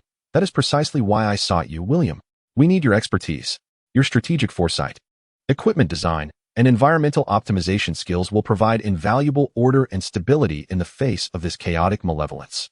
During subsequent actions, especially when it comes to the ultimate eradication of that evil deity's vessel, we require your full technical support and logistical assurance to ensure the environment remains controllable and minimize unforeseen incidents." He regarded William solemnly. "This means you will officially step into this clandestine world, confronting horrors beyond the imagination of ordinary people, and you may encounter peril. Are you willing?" Without hesitation, William rose, his gaze unwavering and steady. "Mr. Dunn, I joined Blackthorn Security to contribute my abilities, whether facing common thieves or this supernatural malevolence. The distinction is irrelevant. If my knowledge and skills can safeguard this city and protect my colleagues, Roshan, Leonard, Klein, I am duty-bound to do so." Dunn's eyes brimmed with trust and gratitude as he extended his hand. "Welcome, William Stark, to the esteemed Night Watch team as a technical support consultant. Even without extraordinary powers, your position is irreplaceable." William firmly clasped Dunn's hand, their palms meeting in a silent pact.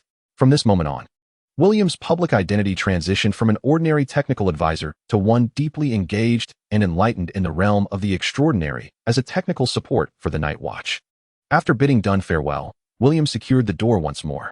He approached the mobile storage cart in the corner, preparing to handle the ominous, tainted cloth bundle. The Sequence 7 potion within him had long been depleted. While concealed in a hidden compartment of the workshop lay the materials for the Sequence 6 rule rivet potion, ancient rivets from a sunken ship, already delivered. Refined gold dust of order, shards of stardust crystal, and resilient mistletoe sap, all awaiting their moment of use. As he donned specially crafted contamination-proof gloves and opened the lower compartment of the cart, confronting the cloth bundle that exuded a potent aura of corruption, a peculiar tremor emanating from the Iron Throne's cornerstone surged through him. The clear necessity for the advancement of the Sequence 6 potion materialized vividly in his mind. Advance to Sequence 6, Rule Rivet Potion. Combine the primary material, centennial rivets from the sunken ship, imbued with the essence of order and stability, supplemented with refined gold of order dust, stardust crystal shards, and resilient mistletoe sap. Sensing the unmistakable urgency of the situation, William's gaze seemed to penetrate the thick walls, directing itself towards the makeshift detention room below. Soon, he silently reminded himself. He picked up his tools and began to meticulously unseal the fabric bundle. Each movement was steady and precise, akin to performing a delicate surgical procedure. Within the workshop, only the faint sound of tools clashing and the unsettling heartbeat like pulsing from within the bundle echoed quietly in the stillness. Chapter 71. The Rule of the Rivet after Dunn Smith's departure. The workshop was left with only the faint yet disquieting pulse emanating from the lower compartment of the cart. William Stark was in no rush to address the filthy fabric bundle. Instead, he approached a discreet corner, cleverly disguised as a tool cabinet, and fluidly entered the code to open the cabinet door. Inside, there were no wrenches or screws, but rather a few items lying quietly within a specially designed anti-psychic dispersion container, an ancient rivet, encrusted with deep-sea rust yet remarkably sturdy. A small vial of glimmering refined orders gold powder, several sharply edged shards of star crystal, and a tube filled with a viscous mistletoe sap, resembling solidified jade. Sequence 6. Rule Rivet. A faint smile graced William's lips, his eyes devoid of any tension or gravity in the face of unknown forces, instead reflecting the demeanor of an engineer gazing upon freshly assembled components. The potion of Sequence 7 within him had long since been consumed, akin to a finely polished instrument awaiting a new core to be embedded. He retrieved a prepared crucible and spiritual blending tools, his movements elegant and precise, as if he were crafting an afternoon tea rather than concocting a potentially lethal potion. He extracted an ancient rivet, thick as an adult's thumb and covered in deep green patina, its surface uneven, as if narrating tales of millennia spent in the ocean's depths under immense pressure. With a delicate star crystal file, William meticulously scraped off a thin layer of deep blue-black metallic powder from its surface.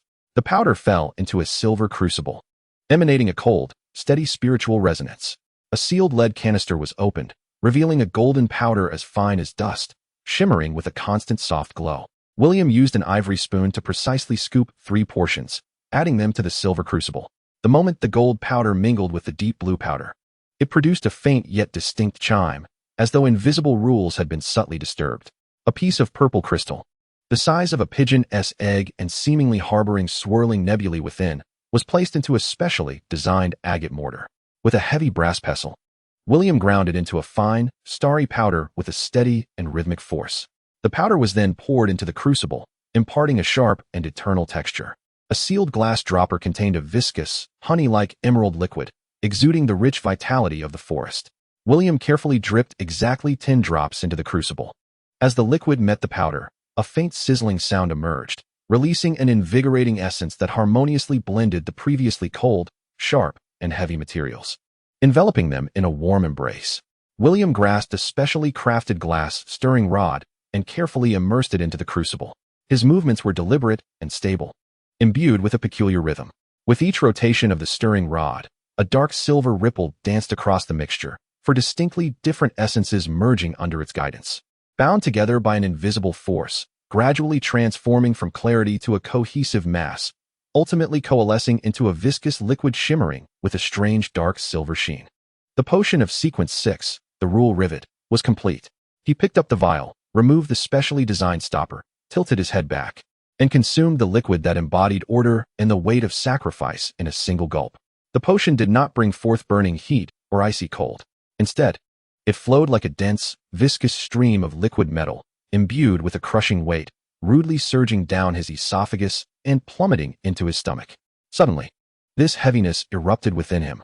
A hum reverberated through his being as William's vision was instantly obscured, his consciousness dragged into a vast mechanical realm. An illusion constructed from endless gears, levers, bearings, and cold chains, beyond the limits of imagination. A rusted yet steadfast giant anchor was deeply embedded in the depths of a tumultuous sea of chaos, unyielding against the crashing waves within the dark waters. Massive rivets on the wrecked ship's keel flickered with a resolute metallic glint, forcibly binding the fractured hull, resilient mistletoe vines entwined around the frigid star crystal pillars, creating stability through a resonance of flexibility and eternity. The powdered gold of order filled every crevice of precise operation like the sands of a life-giving star. A cold, inhuman thought, akin to the most intricate chisel, disregarded William's will and indelibly imprinted itself in the depths of his soul. Authority of Sequence 7. The branding of fate deepens. Fate grafting. Transferable misfortune damage scale expands. Target correlation requirements diminish. Brief grafting of minor lucky enhancements is possible, with significantly increased consumption. The grafting process requires more precise branding point localization. Living machinery activation. The duration of granted activity is extended, allowing for execution of more complex preset command chains. The complexity threshold of activated objects is elevated, e.g., small automata. Revelation of Sequence 6 Rule Rivet Authority. Rule penetration. Formative domain establishing a faint order domain with a radius of 10 meters, current limit. Within this domain, physical laws slightly favor metal and machinery. Friction decreased to facilitate transmission, slight increase in metal strength.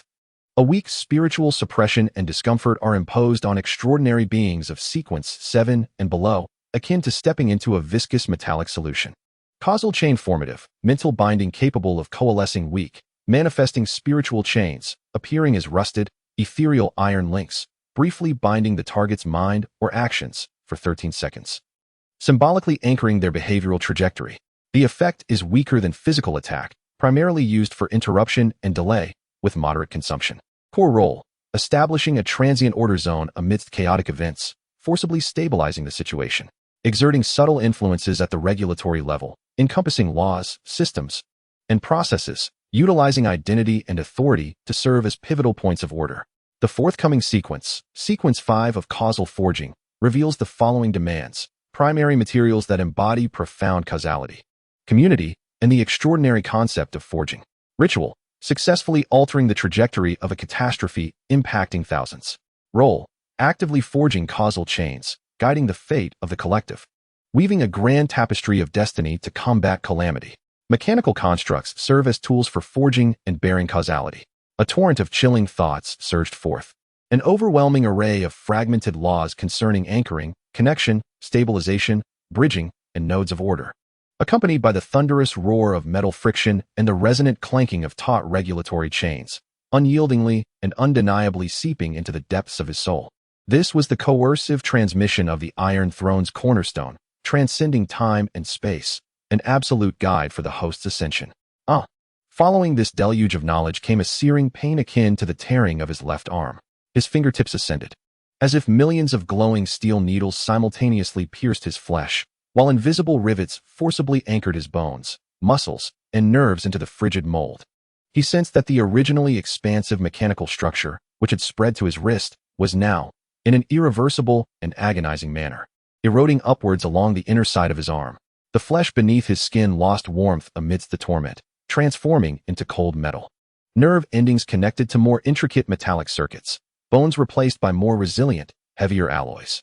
William gritted his teeth, veins bulging on his forehead, beads of cold sweat soaking his temples, yet he refrained from emitting a second cry of pain.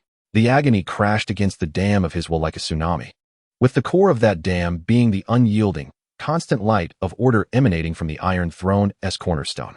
He compelled himself to observe the spread of pain, to comprehend the process of flesh transforming into machinery, immersing his consciousness into the imagined rivets of a sunken vessel, the creeping vines entwined around the star pillar, embedding themselves into the chaotic anchor at the edge of disorder, forcibly stabilizing himself.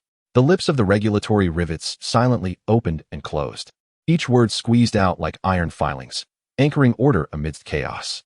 Boom. The tumultuous deluge of knowledge within his soul abruptly stilled, and then, like rivers converging into the sea, it quickly settled, solidified, and perfectly fused with his own spirit. The excruciating pain in his left arm receded like a retreating tide, leaving only a heavy, cold, and entirely controlled sensation.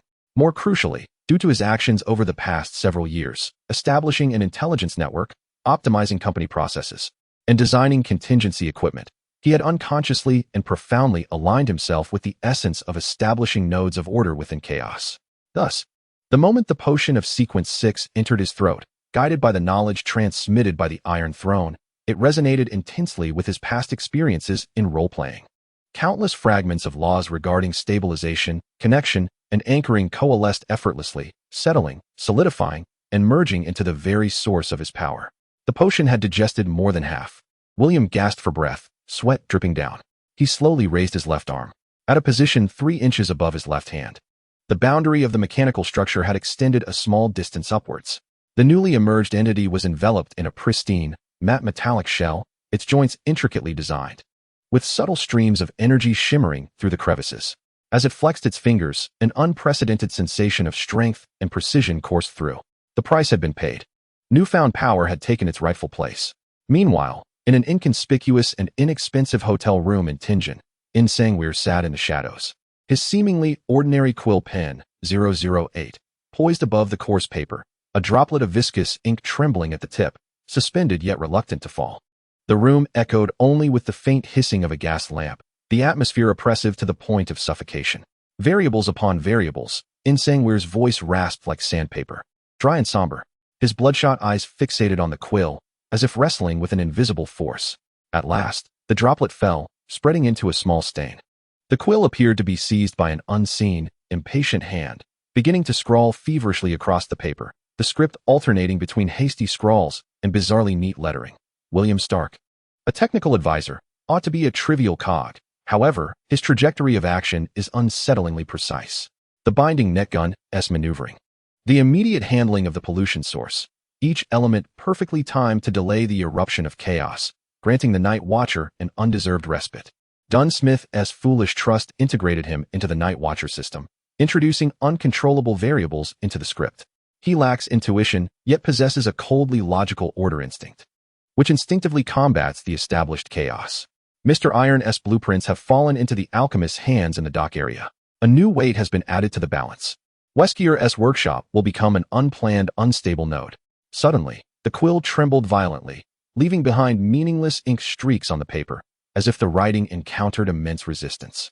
The ink thickened, and the pen emitted a faint creaking sound. Variables converged to form a corrective force field, with the objective aimed at safeguarding the core of the Night Watcher while weakening Tingen. The disturbance source is highly focused on William Stark, whose orderly nature stands in stark opposition to the impending chaos. Attempts to inscribe led to the ink bottle exploding, glass shards piercing the carotid artery, logic holds. Yet interference at the rule level thwarted the writing attempt. Attempts to inscribe his mental collapse, witnessing the truth of the pollution, drove him into madness, logic holds. Yet the resistance is stronger, interference renders the pen impotent. The quill suddenly halted, its tip plunging deep into the paper, carving a long gash. It trembled violently, ink spilling uncontrollably down the pen, staining Insangwir's emaciated fingers. An invisible, cold, and solid force seemed to envelop it, thwarting its ability to articulate a coherent narrative regarding William Stark's demise. The muscles in Insangwir's wrinkled cheeks twitched, a flicker of incredulous shock and deeper malice flashing in his eyes. He gripped the quill tightly, his knuckles whitening from the strain, as if he intended to crush this instrument capable of inscribing destinies. Interference at the rule level?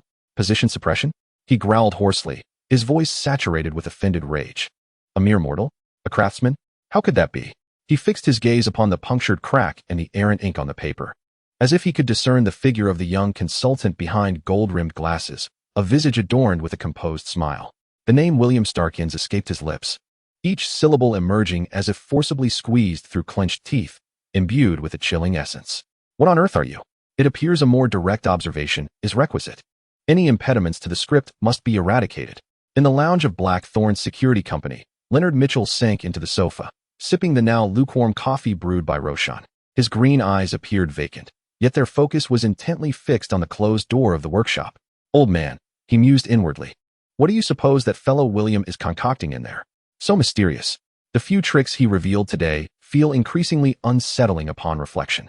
After a moment, the aged voice of pale Sorayast, laced with a hint of barely perceptible fatigue, echoed in his mind. What is he concocting? Perhaps he is formulating some new scientific concoction, or refining that damned web of his. Who knows? This mortal is indeed extraordinary. Extraordinary indeed. Leonard countered within, the manner of his reactions, that calmness. It was as if he had foreseen the events unfolding. And those devices of his, can they truly detect such levels of contamination? When Captain Dunn revealed the truth to him, He accepted it far too swiftly, without a stutter. It was as if he had been awaiting this day all along. The more he pondered, the more he felt enveloped in a mist of intrigue surrounding William. Pale's voice held a note of amusement, yet also a weighty seriousness. Your intuition isn't too shabby, lad. His emotions are too perfect, perfectly orchestrated like a meticulously designed mechanical program. More critically, the angel's voice paused, as if to carefully perceive. Just moments ago, I sensed that the threads of fate surrounding his position were forcibly anchored by an exceedingly faint, yet intrinsically cold and resilient force. It was fleeting, exceedingly subtle, akin to a heavy iron anchor suddenly cast into chaotic waters, momentarily rendering the surface unnaturally calm. This sensation bore resemblance to the authority of order, yet it was fundamentally different. Authority of order? The path of the judge? The path of the Black Emperor? Leonard's mind jolted, yet he found it utterly incomprehensible. Him? William? A soulless technical consultant? This is precisely the most perplexing aspect, Pale's voice conveyed with unprecedented gravity. There is not a trace of spiritual fluctuation within him. That is unequivocal. Yet that force undeniably exists. A contradiction. A profound contradiction. Either he possesses some secret means of evading the manifestation of spirituality that we cannot fathom, or he is host to or bound by some entity of high stature, remarkably adept at concealment. Pales emphasized, Leonard, keep a close watch on him, especially now that that old scoundrel 008 has begun to take notice of Tingen. William Stark is, in essence, a colossal variable, a potential linchpin that could rend the script asunder. His presence might usher in unforeseen twists of fate, yet it could also precipitate the most dreadful calamities. Every slight deviation in behavior warrants careful scrutiny. Leonard set down his empty coffee cup, the sharp glint in his green eyes replacing the previous weariness with a hunter's vigilance. He gazed intently at the closed door of the workspace, as if attempting to penetrate the wooden barrier to discern the enigmatic consultant within, whose gentle smile belied an aura of mystery. Understood, old man. I shall keep a vigilant watch over him. Deep underground, in a specially reinforced temporary confinement chamber, the cold metal bed bore witness to a barely audible, cat-like whimper from Magus. Beneath the blanket draped over her abdomen, the rising curvature suddenly surged violently. An invisible, malevolent chaos radiated like ripples, crashing against the embedded psychic metal plates in the walls, producing a muffled resonance. Outside the observation window, Dunsmith's body tensed abruptly, his hand, gripping the pipe, clenched tightly, knuckles paling, his bloodshot eyes fixated on the undulating blanket, his heart gripped as if by a freezing hand. She is awakening. Dun's voice rasped like gravel in friction. He sensed the fragile calm was on the verge of being utterly shattered. Time for Tingen was indeed scarce. He must swiftly obtain William's recommendations regarding the enhanced confinement chamber, no matter how scientifically implausible they may sound. Chapter 72. Agitation, Instability. The door to the workspace creaked open, and William Stark emerged. His customary serene smile adorned his face, and the gaze behind his golden-rimmed glasses remained tranquil, as though he had just consumed not a potion capable of driving an ordinary soul to madness, but merely a refreshing cup of coffee. He casually rotated his left wrist, the motion fluid and natural, devoid of any hesitation or discomfort, as the heavy black leather glove perfectly concealed the creeping chill beneath. He strode directly towards the staircase leading underground, the palpable tension in the air thickening like viscous grease, intensifying with each step downward. As the imposing door of the confinement chamber, embedded with psychic metal plates, came into view, the heart-stopping chaos and malice emanating from Magus' abdomen seemed to solidify, coldly caressing the nerves of every approaching individual. Dunsmith stood before the observation window, his back to the entrance, resembling a weary statue. The pipe he clutched had long extinguished, yet he remained oblivious. Fry stood by the communication conduit, his pallor more pronounced than usual, his gaze sharp as that of a hawk beneath the cold metal mask. Captain, Mr. Fry, William's voice shattered the suffocating silence, gentle yet clear. Dun abruptly turned, his bloodshot eyes momentarily brightening upon seeing William, as if a drowning man had grasped a piece of driftwood. William, your arrival is fortuitous. His voice was hoarse, laced with undeniable anxiety. The situation was deteriorating. He gestured towards the observation window. Magao Osi lay upon the frigid metallic bed, deeply ensnared in a stupor. Yet her abdomen writhed violently beneath the blanket, the undulations so pronounced that the contours of her flesh were starkly visible. Each convulsion was accompanied by an invisible, blasphemous shockwave radiating outward, striking against the wall's ethereal metal panel with a dull, thundering thud. The holy water vials and talismans suspended on the wall flickered with an intense luminosity, as if on the verge of extinguishing. The suppressive force of the holy water and talismans was rapidly waning. She was awakening with alarming speed. Dunn's voice was laden as if infused with lead, expressing the grave concern that our current containment measures may not endure until the sanctuary's support arrived. His eyes were bloodshot, reflecting a sense of desperate urgency. William's gaze pierced through the thick observation glass, fixating on the continuously writhing abdomen that exuded an aura of terror. His smile remained unchanged, merely nodding slightly as his eyes meticulously scanned every corner of the containment chamber. The embedded metal panels, the arrangement of talismans, the patterns of holy water application, even the flow of air and the disturbances of spirit. Indeed, it was a formidable challenge.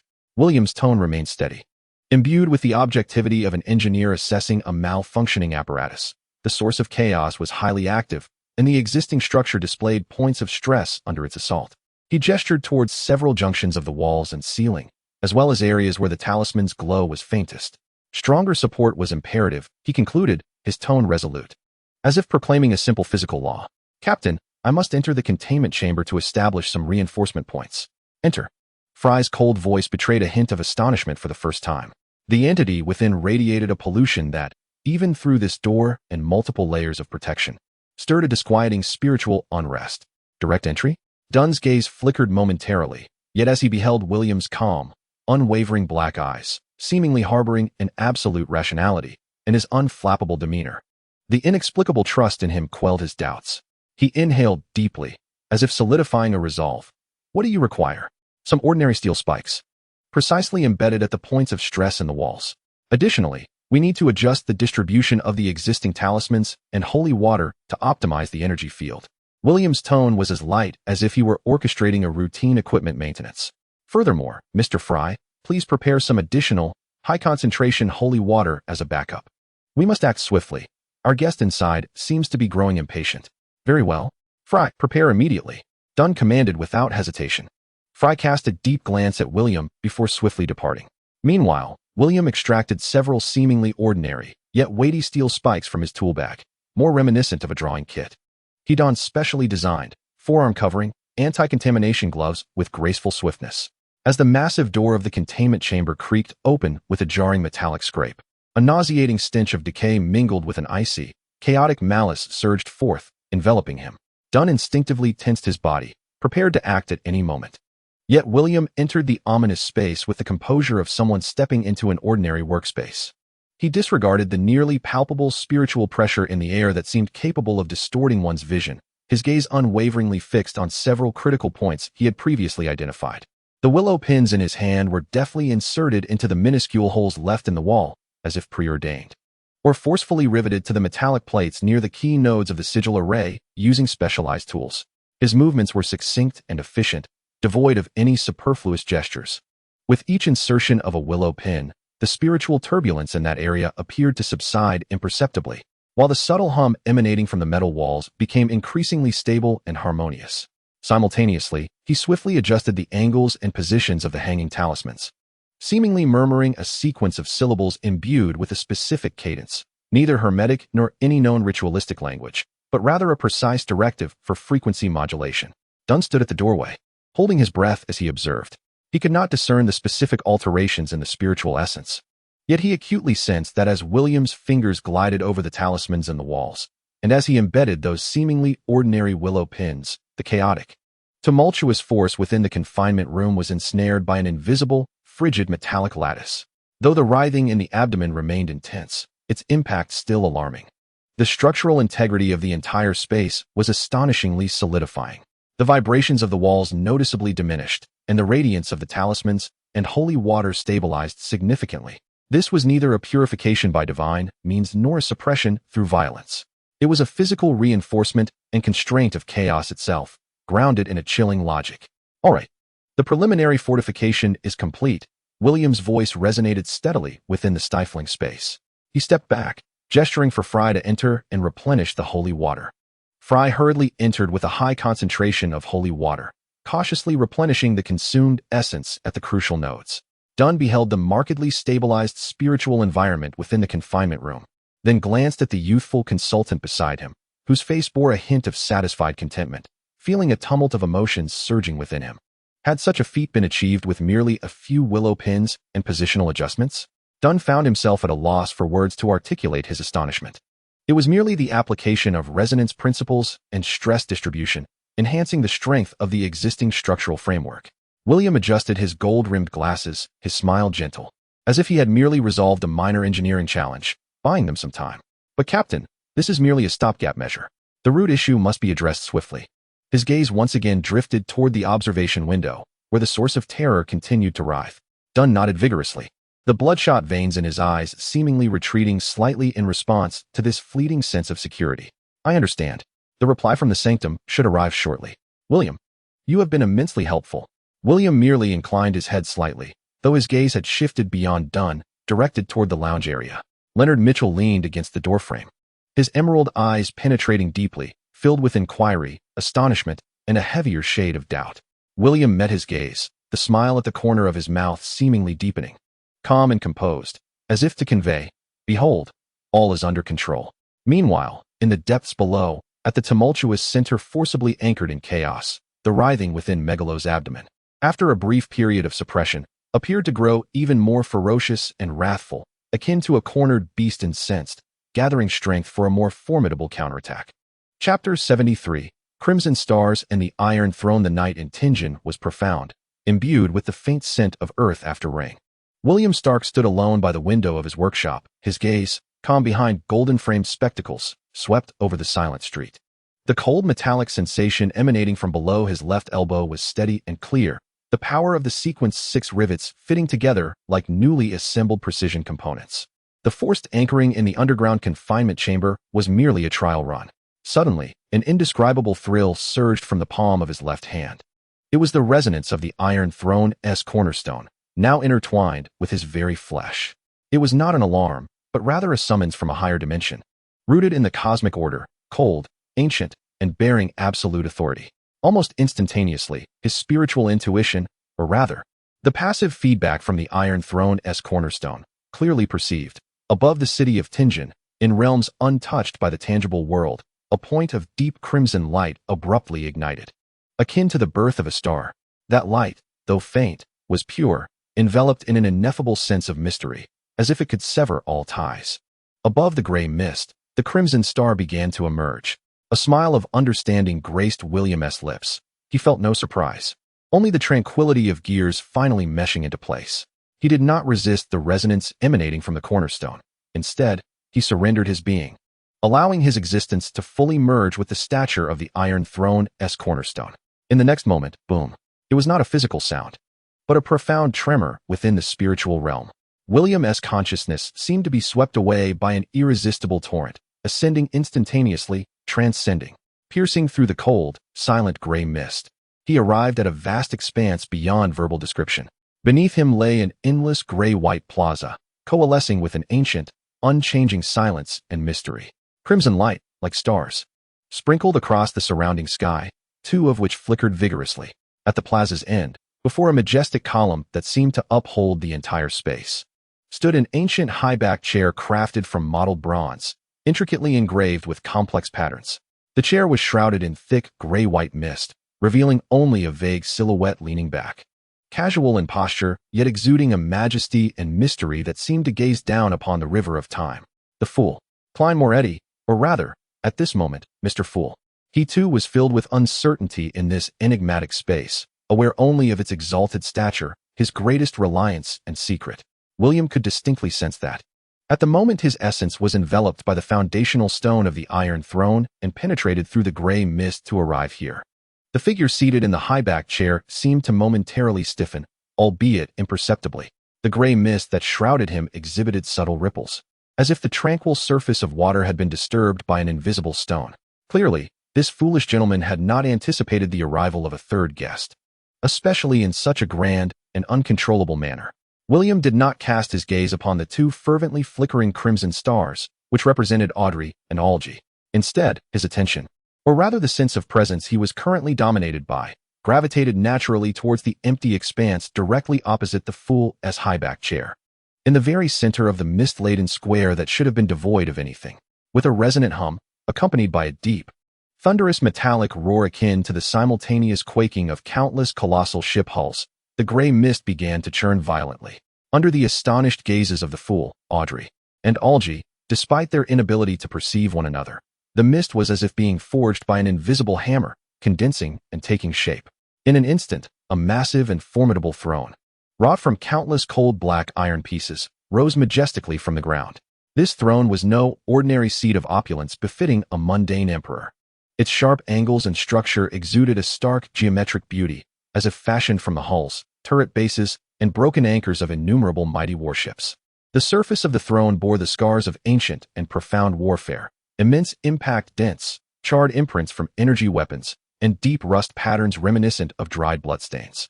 A heavy, frigid aura, capable of crushing chaos and forcibly anchoring the order of all things, emanated from the throne like a palpable force, even causing the surrounding tumultuous gray mist to slow and solidify.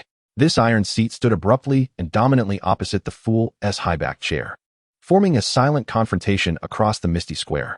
William's consciousness, or rather the core of his current existence, naturally settled upon this iron throne. The sensation of cold, hardness, and absolute stability enveloped him. He leaned back slightly, adopting a posture that bore a resemblance to that of the fool across from him.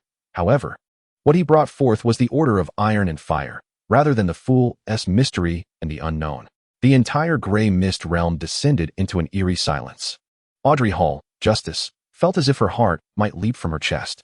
She witnessed the arrival of the colossal iron throne and felt the chilling pressure of order that made her very soul tremble.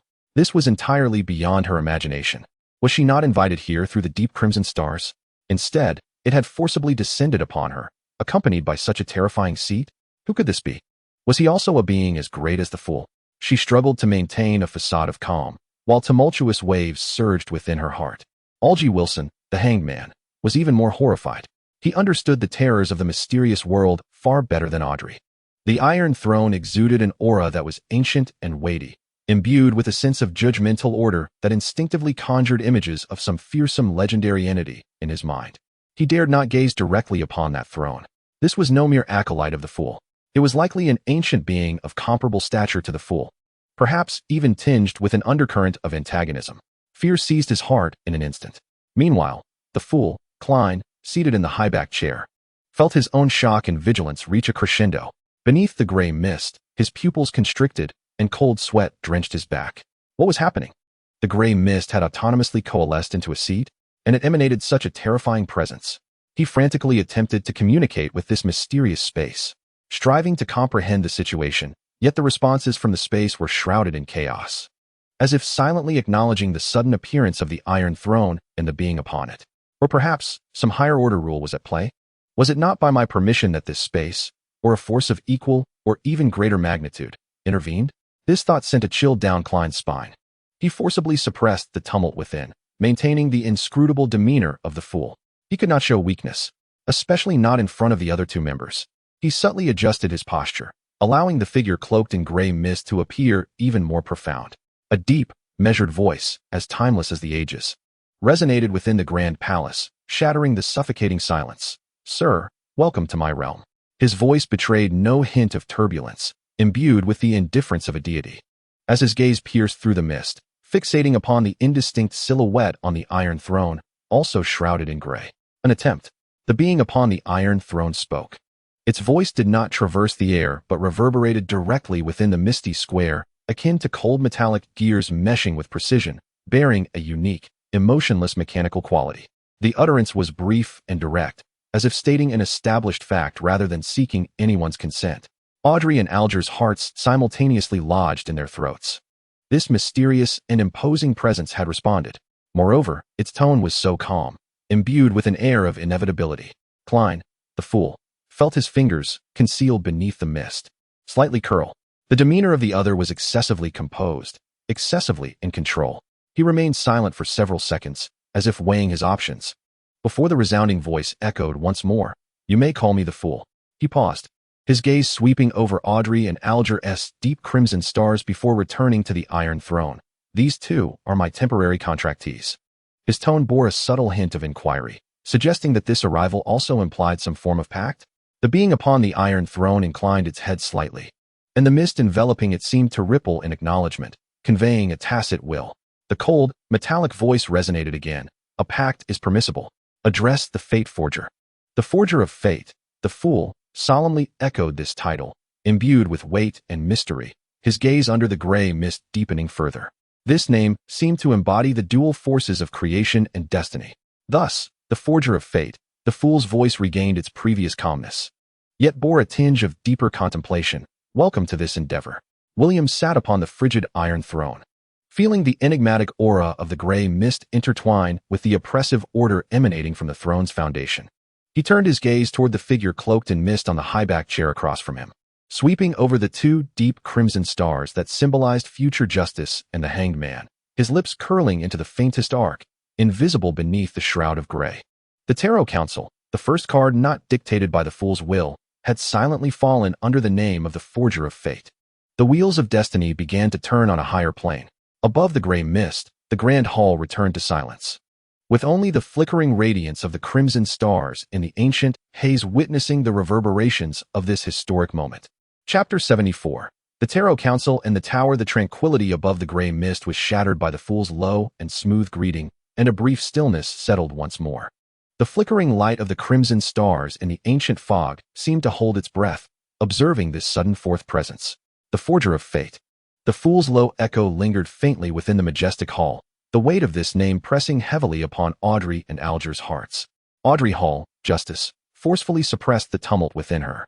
The manner in which the forger had manifested, the cold order emanating from that iron throne, and the seemingly tranquil yet probing greeting from the fool, all pointed to a terrifying reality. This newly appeared entity likely held a status comparable to the fool himself.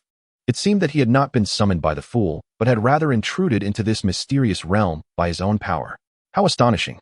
Could the fool's domain truly be breached by another presence? Moreover, did this forger represent order? That chilling sensation, as if seeking to crush all chaos. Audrey felt her thoughts darting about like a startled rabbit, striving to maintain an appearance of calm while attempting to observe from a more rational perspective. She noted that the fool had not displayed any signs of expulsion or anger towards the forger's arrival. Rather, he seemed to embrace it, or perhaps some higher rule was at play, compelling even the fool to acknowledge this presence. Alger Wilson, the hanged man, felt an even deeper sense of fear and vigilance within. He had encountered too many perils within the mysterious world, well aware that the higher the status of an entity, the more inscrutable its will and actions, bringing forth greater dangers.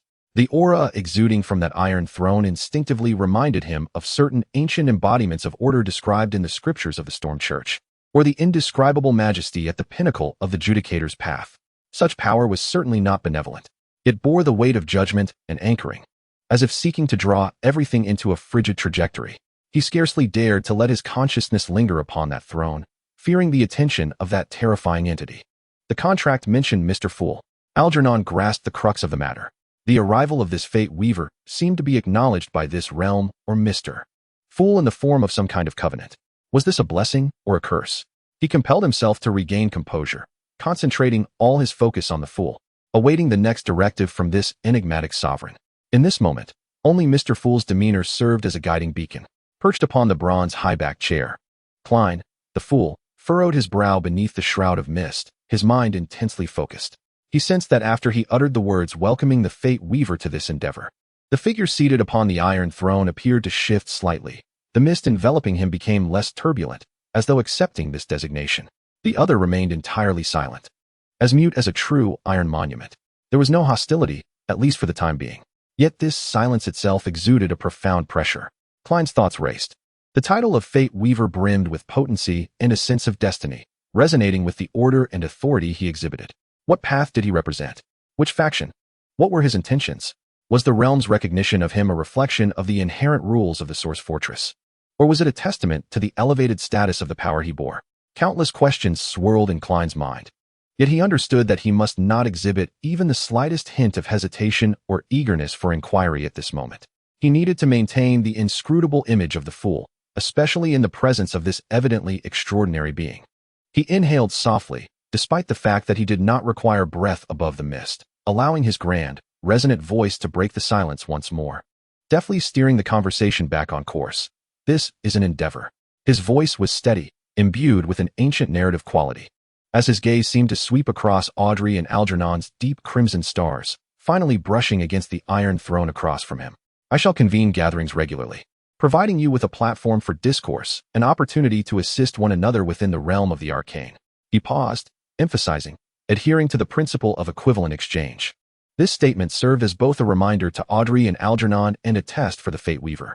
Equivalent exchange is one of the most fundamental tenets of the mysterious world and the cornerstone of the Tarot Society. He sought to gauge the Fate Weaver's response to this principle. The figure upon the Iron Throne remained silent, the contours shrouded in mist unchanged, as if a timeless iron statue. The chilling authority of order remained undisturbed, seemingly acquiescing to the principle of equivalent exchange. Or perhaps this was indeed the iron law he himself adhered to. Audrey astutely discerned the essence of Mr. Fool's words: communication, mutual assistance, and equivalent exchange. This was precisely what she needed. Suppressing her awe and curiosity regarding the Fate Weaver, she summoned her courage and allowed her voice to resonate through the deep crimson stars. Imbued with just the right amount of respect and a hint of curiosity befitting a noble lady. Esteemed Mr. Fool, I am grateful for your kindness and generosity. Adhering to the principle of equivalent exchange is only natural. She paused slightly, seemingly weighing her words, pondering how best to address these two contractors. Her inquiry cleverly sidestepped a direct question about the Fate Weaver, instead alluding to the identities of all members involved. Alger immediately grasped Audrey's intent. This was a fortuitous opportunity to confirm their identities and establish a foundation for dialogue. He too spoke, his voice traversing the deep crimson stars, tinged with the roughness and caution of a sailor. Mr. Fool, in accordance with equivalent exchange, I too wish to know how to address my companions. His consciousness instinctively veered away from the direction of the iron chair. Klein felt a sense of calm settle within. Excellent. Miss Justice's question was impeccably timed, steering the conversation back on course and providing him a seamless opportunity to advance the meeting. He leaned back slightly, adopting a more composed posture, his voice resonating within the misty hall. You may each choose a pseudonym for yourselves. As the convener of the gathering, he elevated his voice slightly, carrying an air of proclamation. In the name of the Tarot's major arcana, I shall offer you the choice of code names. As his words echoed, the vague silhouettes of the 22 major tarot cards materialized in the minds of Audrey and Alger, each emanating an ancient and enigmatic aura. Audrey hesitated not at all. Her long-held curiosity and admiration for the powers of observation drew her towards the card symbolizing insight, balance, and reason. I choose justice. Her voice carried an almost imperceptible note of exhilaration. Alger, however, contemplated more deeply. The symbolic significance of the tarot was profoundly rich. He needed to select a card that could both reflect his background within the Storm Church, as a guise, and embody themes of ascension, sacrifice, and potential transformation. I choose the Hanged Man. He arrived at his decision. Justice, the Hanged Man, Mr. Fool echoed in a low tone, devoid of any discernible emotion. As though merely affirming a fact, his gaze seemed to naturally drift towards the silent, coldly ordered Iron Throne. At that moment, the collective attention of the misty space, both visible and ethereal, converged upon the Fate Weaver. What card would he choose? Audrey held her breath, brimming with curiosity. What kind of code name would this powerful and mysterious entity select to symbolize himself? Would it be the Emperor, representing absolute authority and order? Or perhaps the Judgment? Or even the Wheel of Fortune? Alger's heart raced as well. The choice made by this being could very well reveal aspects of his essence or inclinations. On the bronze high-backed chair, Klein's gaze, shrouded in mist, remained steadfastly fixed upon the figure before him. This moment marked a pivotal window into the understanding of this unexpected visitor. Upon the Iron Throne, a silhouette ensconced in gray fog seemed to stir, not in physical motion, but in a gathering of intent. A cold, unyielding syllable, resonating with the finality of metal, echoed within the consciousness of all present. Tower. Boom. The impact of this chosen moniker was as jarring as the shockwave he had previously imposed upon his arrival. The tower, represented in tarot, symbolizes abrupt upheaval, destruction, collapse, and the coerced awakening and reconstruction amidst the ruins. It embodies the thunderous force that shatters the established order, even the facade of stability, bringing forth calamity and enforced innovation. This stood in stark contrast to the cold, steadfast, and anchoring order exuded by the Fate Weaver, even hinting at a subversive destructiveness. Audrey was momentarily taken aback, utterly unable to comprehend why this being, so imbued with order, would choose to embody the symbol of collapse. A chill coursed through Alger's being, rising from his very core. The designation of tower was ominous. It foretold turmoil and annihilation. What did this fate weaver truly represent? A bastion of stability, or a hammer to dismantle the old order in favor of the new? Was it the embodiment of order, or rather, the destroyer and reconstitutor of it? This paradox engendered an unprecedented sense of confusion and dread within him. On the bronze high-backed chair, Klein, the fool, felt his heart skip a beat. The pupils beneath the mist constricted sharply. The tower. This choice was utterly unexpected. The subversive and destructive implications it carried formed a stark, disquieting contrast to the sense of anchoring and order emanating from the Iron Throne. This was no mere happenstance. Did the fate weaver forge destiny upon the ruins of shattered paradigms? Must their order first endure the annihilation of the tower before it could be established? A terrifying hypothesis emerged in Klein's mind, causing his assessment of the fate weaver's danger to surge dramatically. The intentions of this being were likely far more complex than simply joining a gathering. The entire hall of mist fell once again into a profound silence. Only the Iron Throne beneath the fate weaver, its cold metallic sheen reflecting the deep crimson stars and ancient gray fog, seemed to flicker with a silent, chilling proclamation of the impending shift in fate. After a brief moment of silence, the voice of the fool resonated once more, still low and steady, yet imbued with an even more elusive depth. Justice, the hanged man, the tower. Thus, the gathering commenced. The fool's somber voice heralded the beginning, and the intangible pressure within the hall of mist appeared to ease. Though the reverberations of the tower's, fate weaver's, chosen codename continued to echo within Audrey and Alger's very spirits. As the gathering formally commenced, the haze enveloping the three members, the fool, Justice, and the hanged man, seemed to dissipate slightly, revealing their ethereal forms, each marked by distinct characteristics. Audrey Hall, Justice, manifested as a blurred and graceful golden silhouette. Adorned in an intricately lavish court gown, the hem appeared woven from flowing sunlight.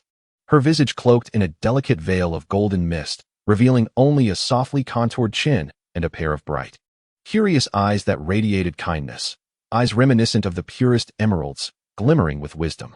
She sat elegantly upon a chair of starlight, her posture dignified and refined, epitomizing the grace of a noble lady. Alger Wilson, the hanged man, in contrast, exuded a rugged and profound essence. He resembled a tall mariner shrouded in a deep blue cloak, the edges seemingly imbued with the dampness and briny scent of the sea. The hood of his cloak was drawn low, obscuring much of his face, revealing only a hardened jaw marked by the traces of time and a pair of keen, vigilant, deep brown eyes that seemed capable of piercing through the fog. He sat with a slight stoop, arms crossed over his chest, as if perpetually poised to confront a tempest, embodying a sense of resilience forged by experience. Towering upon a magnificent iron throne was the tower, William Stark, whose spectral outline was the most unusual.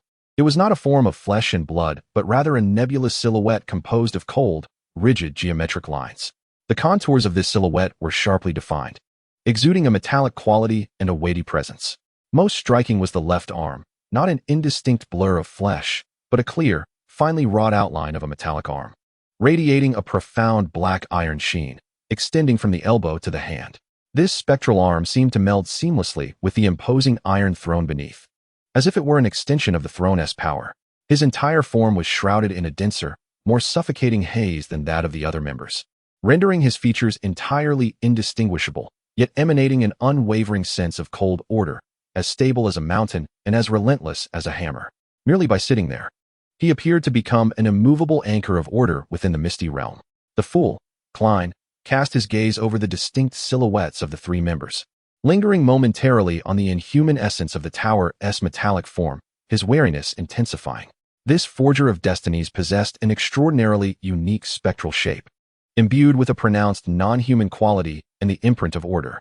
You may begin to converse. The fool's deep voice resonated, carrying a divine sense of detachment, adhering to the principle of equivalent exchange. A brief silence ensued. Audrey, Justice, and Alger, the hanged man, instinctively averted their gazes from the imposing iron throne radiating an intangible pressure, focusing instead on one another and the fool. Confronted by such an enigmatic presence, symbolized by the Tower of Collapse, they hesitated to speak freely. Ultimately, it was Audrey who summoned her courage, her bright emerald eyes gazing towards the direction of the fool's high-backed chair. Her voice rang clear, imbued with just the right amount of respect.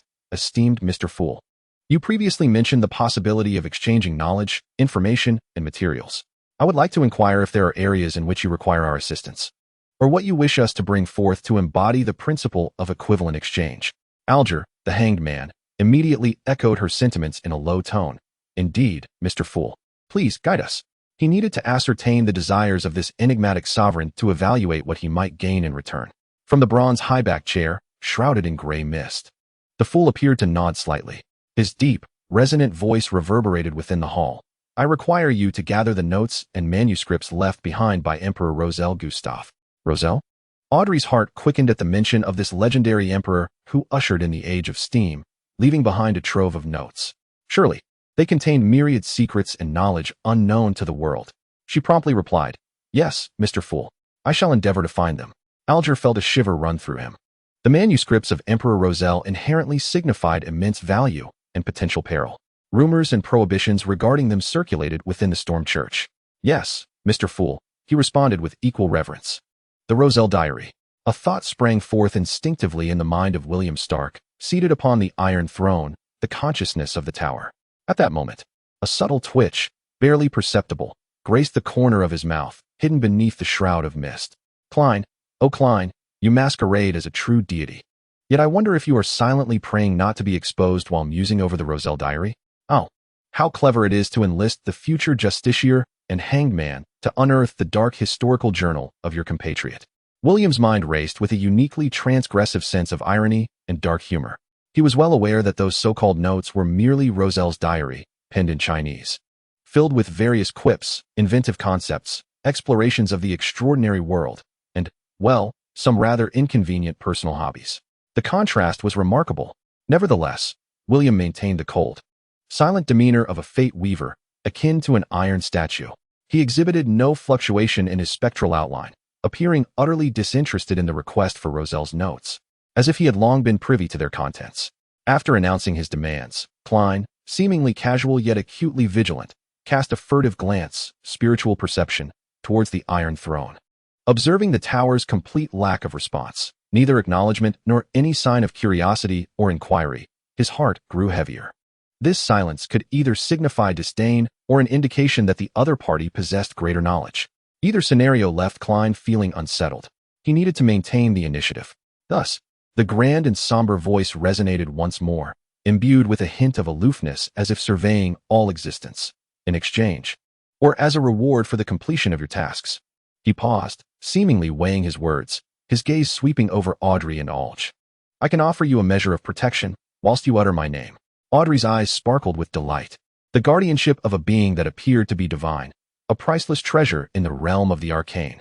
She immediately expressed her gratitude, saying, Thank you for your benevolence. Dear fool. Alge, too, felt a surge of joy, yet his heart was tempered with cautious deliberation. Protection was indeed what he most required, especially after his betrayal of the Storm Church. He solemnly replied, Thank you for your gift, dear fool. The fool's gaze flickered, almost imperceptibly, over the Iron Throne, tower. Do you require similar protection? This inquiry bore a clear undertone of testing. He sought to ascertain whether this intruding creator also desired the safeguard offered by him, the fool. This was directly linked to the balance of power and status between them. Upon the Iron Throne, the cold, rigid outline of the spirit finally exhibited a subtle movement. The dense gray mist enveloping it stirred slightly, and a tone devoid of emotional fluctuation, akin to the sound of metal scraping, reverberated through the consciousness of all present. No. The refusal was crisp and decisive, without a shred of hesitation. An even heavier pressure instantaneously permeated the air. Audrey and Alge both felt a wave of suffocation. He has rejected the fool's protection. What could this signify? Did he possess such confidence that he required none? Or did he harbor power sufficient to stand against the fool? Klein, the fool, curled his fingers slightly beneath the gray mist. This answer was both anticipated and intensified his burden. After a moment of silence, he spoke in a tone void of emotion. Then, you may articulate your request, adhering to the principle of equivalent exchange. The tower upon the Iron Throne remained silent for a moment. The cold, orderly pressure seemed to coalesce and condense. Subsequently, his uniquely metallic voice resounded once more. This time not merely a monologue of syllables, but a succinct yet potent declaration, seal of order. Stabilize the spirit, anchor the self, resist the encroachment of chaos. Cost, equivalent materials, or equivalent information. As he spoke, an exceedingly minute yet remarkably defined illusory mark, seemingly composed of countless fine, cold geometric lines, briefly flickered above the palm of his metallic left arm. The aura emanating from this mark resonated with the steadfastness of the iron throne beneath him, cold, orderly, imbued with a sense of power that forcibly suppressed chaos and maintained its own existence. Audrey and Olga's spirits quivered in unison. They distinctly sensed the essence of power encapsulated within that mark. Stabilize the spirit, anchor the self, resist the encroachment of chaos. This is precisely the ability that every extraordinary individual yearns for, particularly during the initial stages when one's spirituality is unstable and susceptible to various contaminations and whispers. The value of this seal of order is truly incalculable. The gentleman known as Mr. Tower can indeed offer such a powerful and practical item, or more accurately, a certain mark of power. Moreover, the terms of exchange he proposes, which involve equivalent materials or information, seem quite reasonable. One might even assert that for an entity capable of providing such a high-level item, these conditions appear rather accessible. The fool, Klein, gazes through the gray mist, his expression becoming gravely serious. The seal of order stabilizes one's spirituality and anchors the self. The efficacy of this ability addresses the core pain points of an extraordinary individual's cultivation. The path and status it represents are undoubtedly significant. This forger of destinies is not only formidable in his own right, but also capable of offering such strategically valuable products. His purpose in joining the Tarot Society likely extends beyond mere communication. Is he in the process of building influence? Or is he gathering something he requires? A brief silence envelopes the Hall of Mist, with only the trading information presented by the tower echoing in the minds of the attendees. Audrey's eyes brim with desire and contemplation, while Olge finds himself engulfed in deep deliberation and awe. The fool's somber voice breaks the silence, establishing the tone for this inaugural gathering. The decision to trade lies with you. This assembly concludes here. As his words resonate, the grand hall, with its deep crimson stars, immense stone columns, and two thrones, one a bronze high-back chair and the other a cold iron-cast seat, begins to dissolve into the ethereal, blurring like a faded ink-wash painting. The spiritual forms of Audrey, Justice, and Olge, the hanged man, swiftly dissipate, transforming into two wisps of light, drawn by their respective deep crimson stars, vanishing instantaneously into the gray mist. Upon the iron-cast throne, tower, William Stark casts a final, penetrating glance at the now indistinct bronze high-back chair before the gray mist envelopes everything. He keenly perceives the fool's last effort to conceal his probing gaze and seriousness before the conclusion. The mist churns, severing all existence completely. In a modest single room of a budget hotel in Tingen City, Klein abruptly opens his eyes, sitting up from the rudimentary bed, his back drenched in cold sweat. He gasps for breath, filled with a sense of dread and disbelief. The forger, Tower, forcibly intruded upon the seal of order above the gray mist. He whispers, each word weighing heavily upon his heart like a stone. Who exactly is this individual? Why was he permitted entry into the gray mist? What does he truly seek from the tower? An unprecedented sense of crisis and urgency grips his heart. Meanwhile, in his workshop, William Stark slowly opens his eyes, his gaze behind golden-rimmed glasses as tranquil as ever. He raises his left hand, his cold metallic fingers grasping at the air, as if he can still feel the coldness and solidity of the iron-cast throne above the gray mist. It appears that the fool was indeed quite frightened. A faint curve graced the corners of his lips, signaling the end of tranquility before the storm as the tarot assembly began to unfold. The game now held an intriguing allure. He turned his gaze towards the window, where the night over Tingen remained profoundly somber. Yet the trajectory of fate had been forcibly entwined with new gears in a higher dimension. The radiance of the deep crimson stars seemed to flicker momentarily in his eyes. Chapter 75. Reverberations and ripples. The night in Tingen continued to be steeped in darkness, the damp traces left by rain reflecting a subtle glimmer beneath the yellowish glow of the gas streetlights. William Stark sat before his workbench, his fingertips absent-mindedly tracing the edge of a gear schematic, his gaze behind golden-rimmed glasses calm, as if the recent interdimensional meeting had merely been a fleeting distraction. The cold, metallic sensation emanating from below his left elbow was steady and clear, reminding him of the power of the sequence 6 rivets and the presence of the Iron Throne's cornerstone deep within his palm. The fool, Justice, the hanged man. He silently recited these 3 code names, a faint, knowing smile curling at the corners of his mouth, along with the enigmatic Iron Gentleman. This initial move, though executed somewhat roughly, had firmly established itself on the chessboard. The astonishment and vigilance of Klein Moretti, the curiosity and unease of Audrey Hall, the shock and probing of Alger Wilson, all were vividly reflected in his perception. The river of fate had silently shifted its course in a higher dimension, altered by the arrival of this iron-cast seat. He picked up a drafting pencil and smoothly annotated several parameters on the blueprint.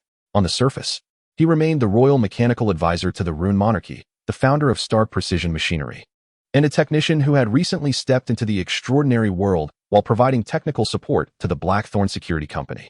This composure served as his finest disguise. In Backlund, within the opulent villa of the Earl of Hall in the Queen's District, Audrey Hall abruptly sat up from the soft velvet bed, her chest rising and falling slightly, her verdant eyes still reflecting the lingering tremors of shock and indescribable awe. Outside, the first light of dawn began to filter in. This was no dream, absolutely not a dream. She pressed her hand against her chest, feeling the authentic thrum of her heart. The grand space shrouded in gray mist, the enigmatic Mr. Fool towering above, the chilling, mysterious iron throne, and the tower upon it, all were terrifyingly real. Mr. Fool, Mr. Tower, she murmured these two code names softly, her delicate brows knitting slightly. The former was inscrutable, akin to an ancient riddle. The latter imparted a wholly different, almost tangible sense of oppression. The iron seat, marred and rusted, seemed to bear the weight of countless wars and the cold laws of order. Who was this tower?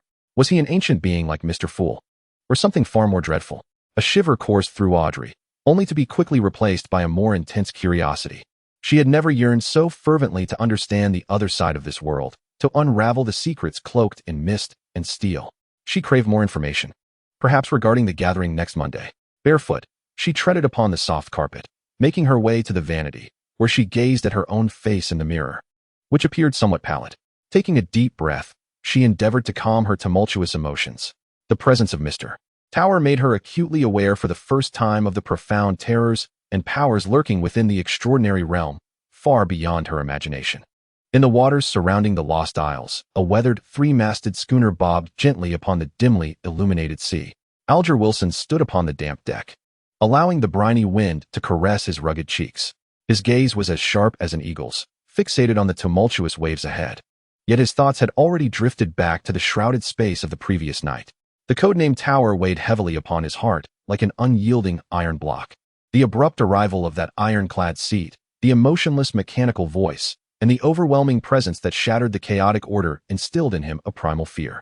This was not mere reverence for a powerful being, but rather a dread of something inhuman, something closer to the cold, unyielding laws of the cosmos itself. Mr. Fool seemed taken aback by this as well. Alger keenly perceived the subtle shift in Mr. Fool's demeanor, prompting questions to swirl in his mind. What did this signify? Was Mr. Iron not an ally of Mr. Fool? Or could Mr. Fool not entirely command that space? The thought sent a chill down his spine. He instinctively tightened his grip on the hilt of his curved dagger. Whether it was Mr. Fool or Mr. Tower, their statuses far exceeded his comprehension. To be ensnared within this web of opportunity and peril meant that a single misstep could lead to utter destruction. He needed greater strength to swiftly assimilate the enraged populace's potion and ascend to rank 7. Only by wielding more formidable power could he hope to secure his footing amidst the coming storm. He cast his gaze toward the sun, poised to rise above the horizon in the east, a glimmer of resolve flashing in his eyes. It was imperative to hasten the search for clues regarding the navigator's formula. In Tingen City, at the Blackthorn Security Company, Leonard Mitchell stifled a yawn as he entered the break room, feeling somewhat fatigued from the latter half of last night's patrol. He casually pulled out a chair and settled in, his eyes instinctively scanning the room. Captain Dunn Smith was engrossed in the latest case file, cradling a steaming cup of coffee with focused intent. Old Neil, now retired, had reportedly succumbed to mental health issues and sought refuge in a church rehabilitation center, leaving Leonard with an inexplicable sense of emptiness. Cohen Lee was organizing the filing cabinet, while Shakaton polished her sword's hilt. Then, Leonard's gaze fell upon William Stark by the window. The young consultant was intently studying a blueprint, his gold-rimmed glasses reflecting the morning light, his profile exuding both concentration and gentleness. It seemed he sensed Leonard's attention, for he lifted his head, offering an impeccable, scholarly smile, and inclined his head in a courteous greeting. Ah, Leonard mused to himself, observing the young man before him. Despite being relatively new to the extraordinary world, at least on the surface, he exuded an air of calm assurance, as if he possessed complete mastery over his circumstances. This demeanor, combined with his youthful visage, often led Leonard to perceive him as somewhat pretentious. "Good morning, Consultant Stark," he greeted lazily, infused with the characteristic irreverence of a poet. "Are you engaged in yet another endeavor to ease our burdens as night watchers?" He referred to William's previous efforts in optimizing the company environment and designing the containment cart for artifacts. William adjusted his glasses, his smile unwavering. "Good morning, Mr. Mitchell. I am merely contemplating some ideas regarding a steam pressure stabilization device, with hopes of enhancing the safety of certain small containment units." His response was meticulous, reflecting the practicality of a seasoned technician. Captain Dunn set down his coffee cup, directing his gaze toward William with a tone of approval. "The designs by Consultant Stark are invariably practical. The last mobile cart and binding net gun proposal has already been commissioned with the artisans. By the way, regarding the preliminary investigation report on Ms. Megaos," Dunn pushed a document toward William. "It appears she lacks a fixed residence in Tingen. With her recent activities primarily concentrated around the dock area and university town, mingling with a diverse array of individuals. We require more detailed foundational information from your messenger network, such as the budget accommodations she frequents and specific vendors she has interacted with. This is crucial for assessing the source of the anomalies surrounding her." "Of course, Captain." William accepted the document with ease, perusing its contents. "I will deliver the organized information by this afternoon. The information nodes in the dock area and university town are quite dense. They should yield some useful leads." His response was succinct and efficient, showcasing the qualities of an exemplary intelligence supporter. Leonard observed William's engrossed demeanor while perusing the report, and that inexplicable sense of dissonance resurfaced within him. This individual was integrating far too swiftly and adeptly. Just as he contemplated voicing his thoughts, a deep, weathered voice echoed within his mind. "Poet, take heed of that consultant." Leonard's body subtly stiffened. It was the voice of the elder, pale Sorayast. He promptly collected his thoughts, responding mentally, "Old man, what is it? Is there something amiss with Stark?" He maintained his seemingly languid facade, even idly flipping through the newspaper on the table. "Is there a problem?" Pale's voice bore an unexplainable gravity, as if sensing something both exceedingly subtle and profoundly significant. "I cannot ascertain it just yet. However, he imparts an odd sensation. It is not a threat of power. Rather, it resembles a subtle disturbance stemming from his very existence. Like a stone of entirely different shape and texture beneath a placid surface." Pales paused, seemingly discerning with care. "It is extraordinarily faint and elusive, nearly imperceptible. However, just moments ago, when he responded to Dunn, that sense of otherness seemed to crystallize ever so slightly. This thief, parasitically residing within Leonard, had for the first time encountered an ordinary young man who evoked within him an intense curiosity and a hint of trepidation that even he was reluctant to acknowledge. There was something within him, or perhaps in the things he touched, that was tainted by an essence not belonging to this era, and perhaps not even to this world. It was ancient, it was frigid. Leonard's heart sank abruptly. The old man's perceptions seldom faltered, and the fact that this eccentric individual, William Stark, could be described with such an otherworldly term was indeed perplexing. His peripheral vision darted once more to the gentle, composed figure by the window, and for the first time, he sensed that the gaze behind those golden-rimmed glasses concealed unfathomable secrets. Chapter 76. Silent probing Leonard Mitchell appeared to casually flip through the newspaper. Yet his mind was like a fragile vessel in a tempest. The old man's words about the impurity belonging to another world struck him like a cold stone, stirring ripples of anxiety within his thoughts. He fixated on the figure of William Stark by the window. The consultant was quietly discussing the details of the Megau report with Captain Dunn, his profile beneath the golden glasses serene and focused, his tone steady, embodying the image of a dedicated technician. "Old man, are you certain your perception isn't flawed?" Leonard questioned in his mind, a trace of disbelief creeping in as Stark appeared utterly normal, save for that infuriatingly composed demeanor. Pear's voice carried a subtle weight of gravity and confusion. "Poet, trust my intuition. That sense of otherness is exceedingly elusive, akin to shadows lurking beneath water, yet its existence is irrefutable. It is ancient, cold, imbued with an incomprehensible purity of impurity. Such traits are not characteristic of the ordinary extraordinary. He must harbor profound secrets or have encountered sources beyond our comprehension." A hint of trepidation crept into Pear's tone, an instinctive reaction to the presence of an unknown high existence. Leonard's heart sank further. The old man's judgments rarely faltered, especially regarding perceptions of such fundamental essence. Just as he contemplated inquiring further, his peripheral vision caught William Stark concluding his conversation with Dunn, seemingly preparing to depart the lounge. At the moment Stark stood, his gaze about to sweep across the room, Leonard distinctly felt the old man's focus tighten abruptly. Wait. Pear's voice echoed in his mind with unprecedented urgency and incredulity. He asked, looking over here. Not with his eyes. It's a gaze of a more fundamental nature. That impurity is revealing itself. Leonard instinctively tensed his body, yet outwardly feigned a nonchalant action of flipping the newspaper, even holding his breath subconsciously. He felt an indescribable pressure, not of a spiritual nature, akin to a frigid probe that fleetingly swept across his position. The core target was not himself, but rather the ancient presence residing within him. That sensation vanished almost instantaneously, so swiftly that Leonard nearly dismissed it as an illusion. Yet, the reaction of Pallas in his mind was akin to being scalded by boiling oil, a sharp gasp of mental anguish, imbued with intense reverberation and bewildering chaos. By the window, William Stark continued his actions without the slightest pause. He merely cast a casual glance around the lounge, his gaze lingering politely on Leonard for a fraction of a second, even offering the night watchman poet a gentle, inquiring smile, as if asking if something was amiss. Then, with an air of nonchalance, William redirected his attention, documents in hand, and departed the lounge with measured steps. The door closed softly behind him, leaving only the aroma of coffee and the rustle of turning pages in the air. Captain Dunn resumed perusing the files while Cohen was still arranging the documents. Leonard, however, remained frozen in his chair, his back instantly drenched in cold sweat. The edges of the newspaper were unconsciously crumpled in his grip. "Old man, how are you?" he anxiously called out in his mind. After several seconds, Pallas's voice emerged, imbued with unprecedented frailty and confusion. I do not know." The once knowledgeable angel, who had faced divine beings, now spoke with a tone laden with uncertainty. Had that feeling vanished? No, it was not gone, but rather obscured, distorted. What had transpired just moments ago? Leonard implored. He truly saw me.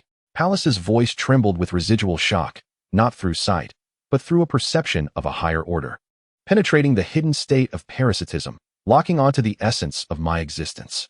This is nearly impossible, unless Pallas's voice faltered, seemingly engaged in a fierce struggle of thought and perception. Unless what? Unless he himself possesses an extraordinarily high level of qualities, or he is supported by an entity of unimaginable stature. Pallas's tone deepened, imbued with profound trepidation. Yet, curiously, in that very moment of scrutiny, a chilling, pure, and intensely otherworldly stream of information, if it could even be deemed information, forcefully infused my perception, more akin to a testament of existence itself. Pallas's tone was fraught with incomprehensible bewilderment. It did not attack, nor did it probe. It merely proclaimed. It proclaimed a heterogeneity that cannot be wholly encompassed by the current cosmic laws. This heterogeneity, akin to an overwhelmingly potent signal source, instantaneously warped and eclipsed the subtle impurity I had previously sensed. Warped? Eclipsed? Leonard was utterly confounded. What does this mean? The implication was that Pallas's voice carried an absurdity. The William Stark I now perceived, the source of that heterogeneity upon him, had been forcibly redefined. Redefined as this pure, frigid, otherworldly entity itself. It resembled an exceedingly glaring label affixed to him, completely obscuring the more subtle and core anomaly I had previously detected. Now, all I could perceive was this label. How could this be possible? Leonard was astounded. Had he voluntarily exposed himself? Was he branding you as well? No. This felt more akin to a voice from Pales, imbued with a profound sense of helplessness, as if gazing upon an incomprehensible miracle, embodying a higher form of contamination.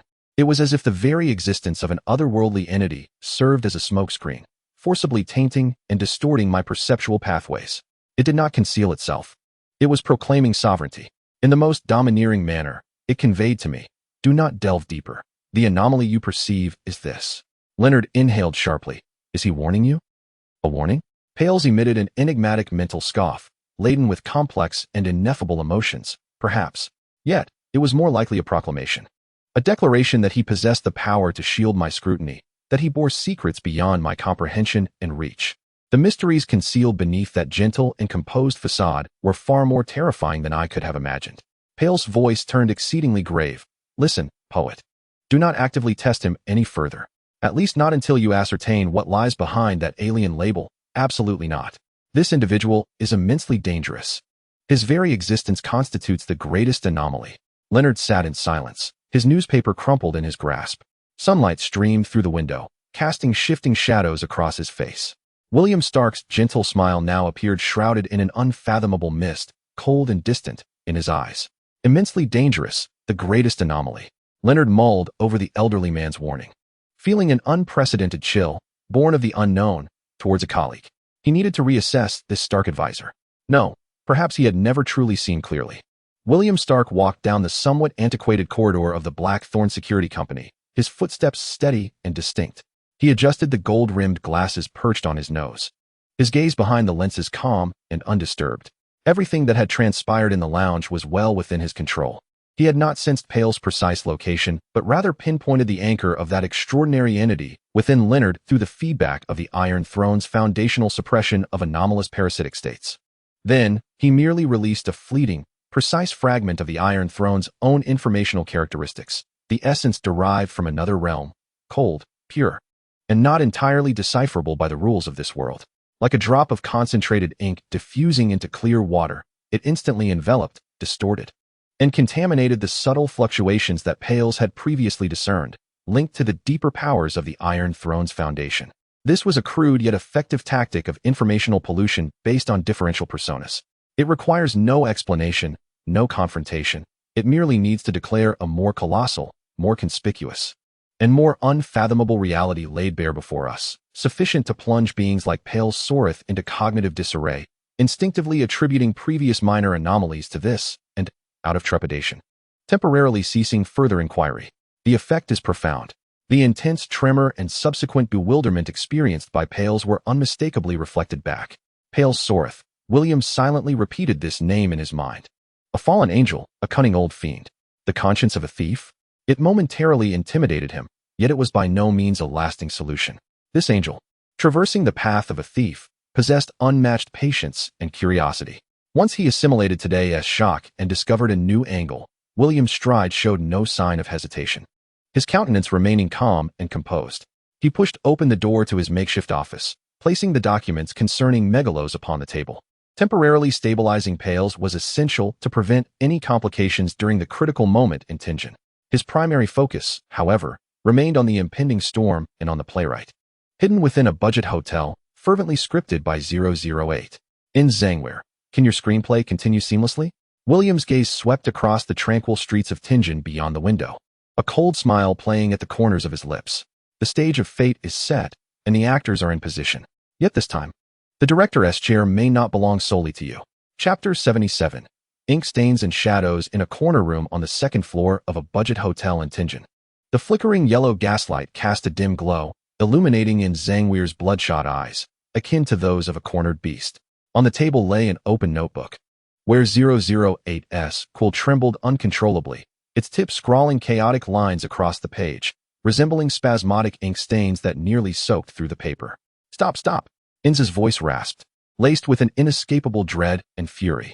He attempted to press down the uncontrollable quill with his calloused fingers, but an invisible force abruptly repelled him, sending sharp pain coursing through his fingertips.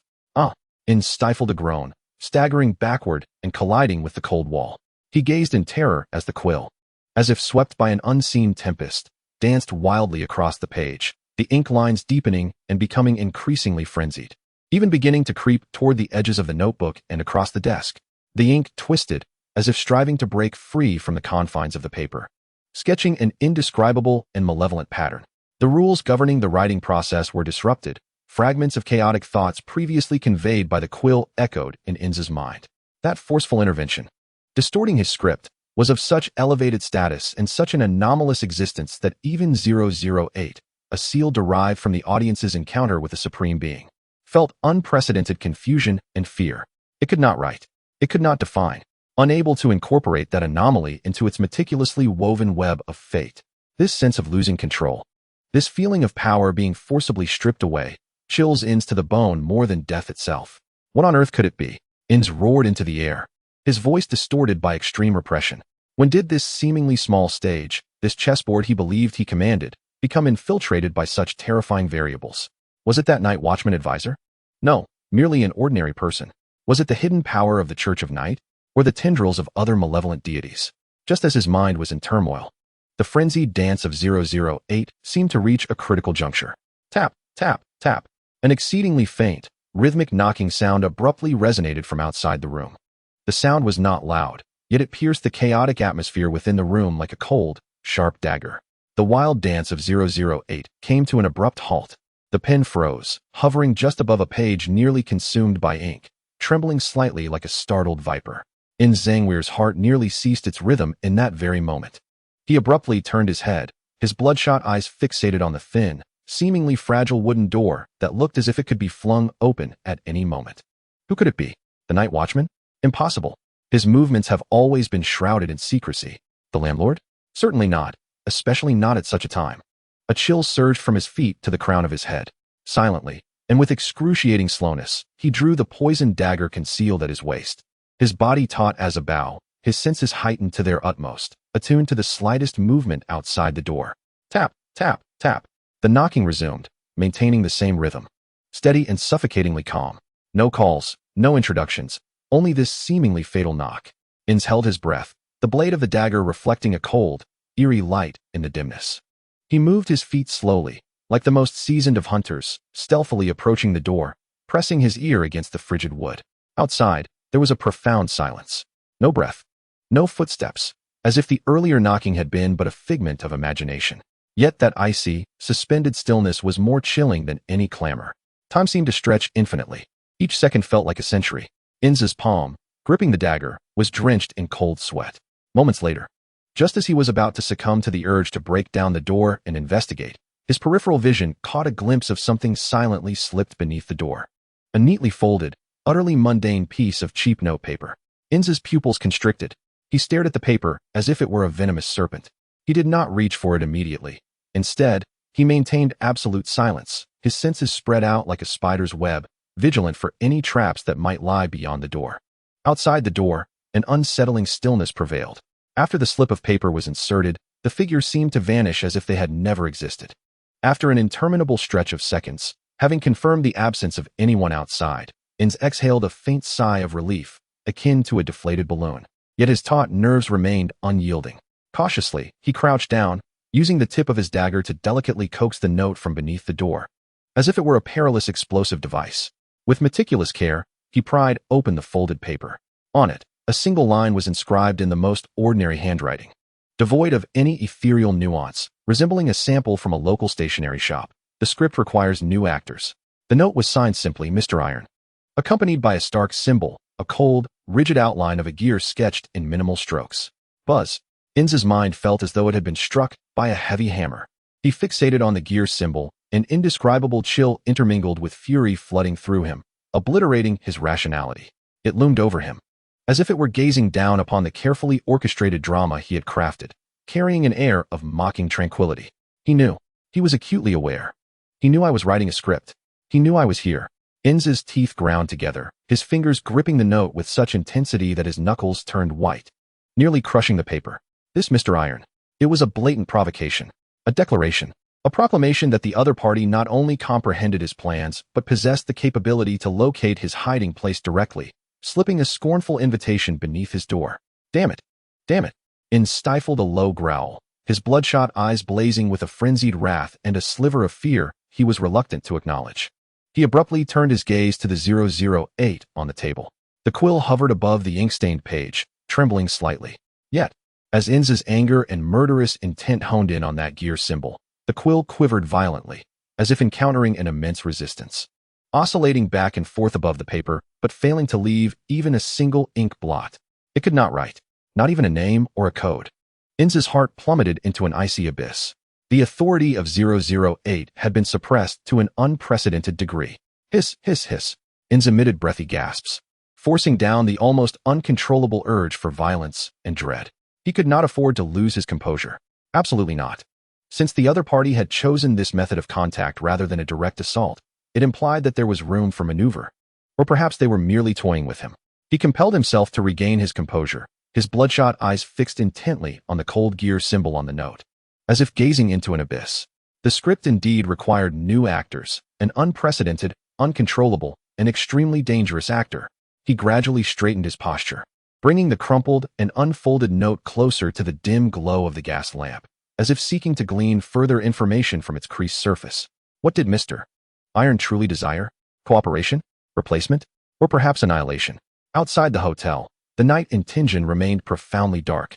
In the shadows at the street corner, the figure of William Stark had long since merged into the obscurity, as if he had never existed. He adjusted his gold-rimmed spectacles, the lenses reflecting the faint light from a distant gas street lamp, a chilling curve forming at the corner of his mouth. The bait had been cast. Now it was up to this playwright to respond.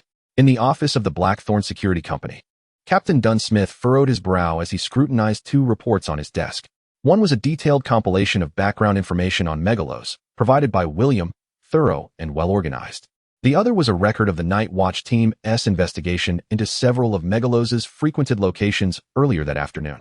Captain, the situation appears troubling. Fry's voice was grave. We focused our search on the Old Sailor S pub in the dock area and several budget hotels in the university town, based on the information provided by Consultant Stark. The information itself was accurate. We indeed located the room Megalos rented and some individuals who had interacted with her. And then? Dunn inquired, his tone somber. Then the trail went cold, Fry replied, his brow knitted in concern. Those who had encountered her all had exceedingly vague impressions, even contradictory accounts. One dock worker was adamant that he had seen her just yesterday, only to become bewildered a moment later, uncertain if it was indeed her. A hotel owner recalled her stay. Yet his descriptions of her appearance and habits were so jumbled, it was as if some force had forcibly interfered with his memory. Leonard leaned against the doorframe, his complexion pale, still seemingly recovering from the old man's warning, but perceptively aware of the oddities at hand. Indeed, Fry nodded. It is not mere forgetfulness. It resembles a manipulation of memory, rendering it chaotic and unreliable. We cannot extract any definitive leads regarding her unusual origins. He paused, his tone growing graver. Worse still, the team we dispatched to covertly monitor her last known location near the university lost her trail. The target disappeared entirely after entering an alleyway, and our personnel are certain that alley had no other exits. The atmosphere in the office grew palpably tense. The anomalies surrounding Megalos were already complex. And now the clues had been expertly severed. Even the pursuit had failed. This was no coincidence. Dunn's fingers tapped rhythmically on the desk, his gray eyes glinting with contemplative intensity. The precise interference with memory, the erasure of clues, and the capability for counter-surveillance. He slowly raised his gaze to Leonard and Fry. There is an invisible hand orchestrating this, and it is remarkably skilled, exceptionally seasoned. Leonard felt a stir within, instinctively recalling the advisor he regarded as the most peculiar, William Stark. The foundational information he provided was extraordinarily precise, yet as the Night Watcher delved deeper, they were immediately met with formidable interference. Could this be mere coincidence, or was the information itself a bait, an enticement to draw out the unseen hand behind it all? This notion sent a chill running down Leonard's spine. If this were indeed the case, the advisor's intentions were chillingly profound. Captain, what shall we do now? Fry inquired. Dunn inhaled deeply and made a decisive statement. The threat level of Megalos must be elevated. Her current state is highly unstable, compounded by the potential danger posed by an unseen manipulator. Fry, immediately notify the sanctuary and request support for sealing artifacts. We require at least one powerful item capable of stabilizing the mind or suppressing chaos. Leonard, you are tasked with meticulously sifting through all known information to uncover any overlooked details. Furthermore, alert all team members to remain vigilant and prepared for any unforeseen developments. Yes, Captain. Both Fry and Leonard responded in unison. Dunn's gaze drifted through the somber night beyond the window, his brow shadowed by an inescapable gloom. The sky over Tingen seemed to be brewing an unprecedented storm. At the heart of this tempest was the woman named Megalos, along with the invisible hand behind her, drawing them inexorably toward an unknown abyss. Chapter 78. Cage and Messenger in the subterranean confines of the Blackthorn Security Company, within the detention area behind the Charney's door. The air was cold and damp, tinged with the scent of preservatives and a faint metallic odor of blood. The sole illumination came from a few gas lamps shrouded in thick covers on the walls, casting a flickering, yellow light that distorted the shadows of the immense metallic cage. Megalos huddled in the corner of the cage on a straw mat, her body trembling slightly. The cheap dress she wore was stained and darkened with dried blood, and her hands were bound in specially crafted shackles inscribed with tranquil runes. Her disheveled brown hair obscured much of her face, and all that could be heard were suppressed, intermittent whimpers akin to a wounded cub. Occasionally, these whimpers morphed into inhuman, anguished growls, causing her body to convulse violently, as if countless tiny creatures were writhing beneath her exposed skin, causing the runes on her shackles to emit unstable glimmers of light. The air was thick with a nauseating sweetness and a hint of madness. A pollution exuded by those on the brink of losing control and the nascent offspring of a dark god. Dunn Smith stood outside the cage, his grave gray eyes fixed intently on the scene within. Fry and Cohen stood behind him, equally tense. Leonard leaned against a distant stone wall, his pallor accentuated by the dim light, his gaze wary as it swept over Megalos. Though a greater portion of his attention seemed captivated by the structure of the cage itself, which was not merely the rudimentary bars it once was, but rather reinforced and modified. Upon the sturdy black iron bars, additional cross supports have been welded, while critical junctions have been replaced with heavy riveted components that gleam with a cold metallic luster. The entire structure of the cage exudes an unusual sense of solidity, resembling a miniature fortress of steel. The source of contamination has been temporarily contained within a fabric pouch, with secondary pollution sealed away in a cart compartment. However, her condition is deteriorating. Fry's voice is low and hoarse as he gestures towards a metal box outside the cage, sealed with multiple layers of oilcloth and lead plates, inscribed with the same runes. The regular rivets play a crucial role in maintaining the stability of the cage, but cannot eradicate the transformation occurring within her. The connection between the offspring and the mother is deepening, each surge of restlessness more intense than the last. We require more effective sealing materials or a more comprehensive solution. He alludes to the worst possibilities. Dunn nods silently, his gaze shifting to the newly reinforced structures. The structural modification plan provided by the Stark consultant arrived just in time. Otherwise, during the last outbreak, this cage would likely have faltered. He refers to the violent loss of control that occurred shortly after Meigao was returned. At that time, the frenzied force nearly tore apart the old bars. It was these cold, sturdy steel components that forcibly secured the space, in conjunction with the Watcher's seal, that managed to suppress it. This bought them precious time to seek aid from the sanctuary. The sanctuary's support will not arrive in Tingen until the day after tomorrow, Cohen added, his tone heavy. Before then, we must ensure that both she and it remain under control. Any instance of uncontrolled leakage could trigger catastrophe. Surveillance must be continuous, with teams of 2, and those suffering excessive spiritual drain must be immediately rotated. Dunn issued the command. Fry, you are responsible for coordinating the sequence of sealing materials, prioritizing suppression effectiveness. Leonard, he glanced at the pale poet. I'm fine, Captain. Leonard straightened, shaking his head to dispel the warnings of fear regarding William Stark that echoed in his mind, focusing his attention on the task at hand. I will join the surveillance rotation. He needed to engage in tangible actions to shake off the feeling of being enveloped by an invisible shadow. Dunn regarded him intently, nodding. Good. Everyone, stay alert. The safety of Tingen rests upon this place. Simultaneously, in the corner room of a budget hotel in Tingen, the atmosphere is even more stifling and oppressive than the underground cage. Sangvale paces restlessly within the confined space like a wounded beast trapped in a snare. His bloodshot eyes fixate intensely on a crumpled note on the table, repeatedly kneaded and unfolded. The neat, cold handwriting and the gear symbol at the end sear into his nerves like a branding iron. A script. Does it require new actors? The 008 quill pen lies quietly beside the note, its tip stained with chaotic ink, yet it now appears unusually silent, even somewhat languid. It seems to have exhausted its strength in resisting the strange interference, temporarily succumbing to a kind of stillness. This silence only heightens Sangvale's anxiety. He knows my location. He knows 008. He was even aware that I was pinning a script. Inessa's teeth chattered ominously, heralding that the adversary not only comprehended his schemes, but also possessed the power to upend the entire game at will. The slip of paper slipped beneath the door was a silent mockery from the opponent. Mr. Iness, squeezing this codename through his clenched teeth, recognized this existence as the most significant variable in his plan, an anomaly so profound that even 008 could neither articulate nor define it. He abruptly halted, his bloodshot eyes ablaze with a frenzied light of calculation. To passively await fate was tantamount to inviting doom. The adversary's proactive engagement, whether for collaboration, amusement, or destruction, signified an opportunity. He needed to respond, to probe, to draw this perilous new actor into his narrative, or at the very least, discern their intentions. He dashed to the table, seized an ordinary pen, his hand trembling slightly with excitement. He could not rely on 008. He had to depend solely on himself. Swiftly, he inscribed a few lines on a blank sheet, his handwriting hasty and forceful. The stage is set, the role is vacant. What part do you wish to play? My lord, what is the price? There was no signature, only a distorted gear symbol at the end, not an imitation, but rather a malicious taunt and inquiry. He carefully folded the note. How to deliver it? He dared not leave this relatively safe stronghold. The night watchers might still be scouring for traces of Megao. At that moment, rhythmic, crisp tapping sounds resonated from outside the window, reminiscent of a small mechanical device at work. Inez's heart raced. He hastily parted the curtain.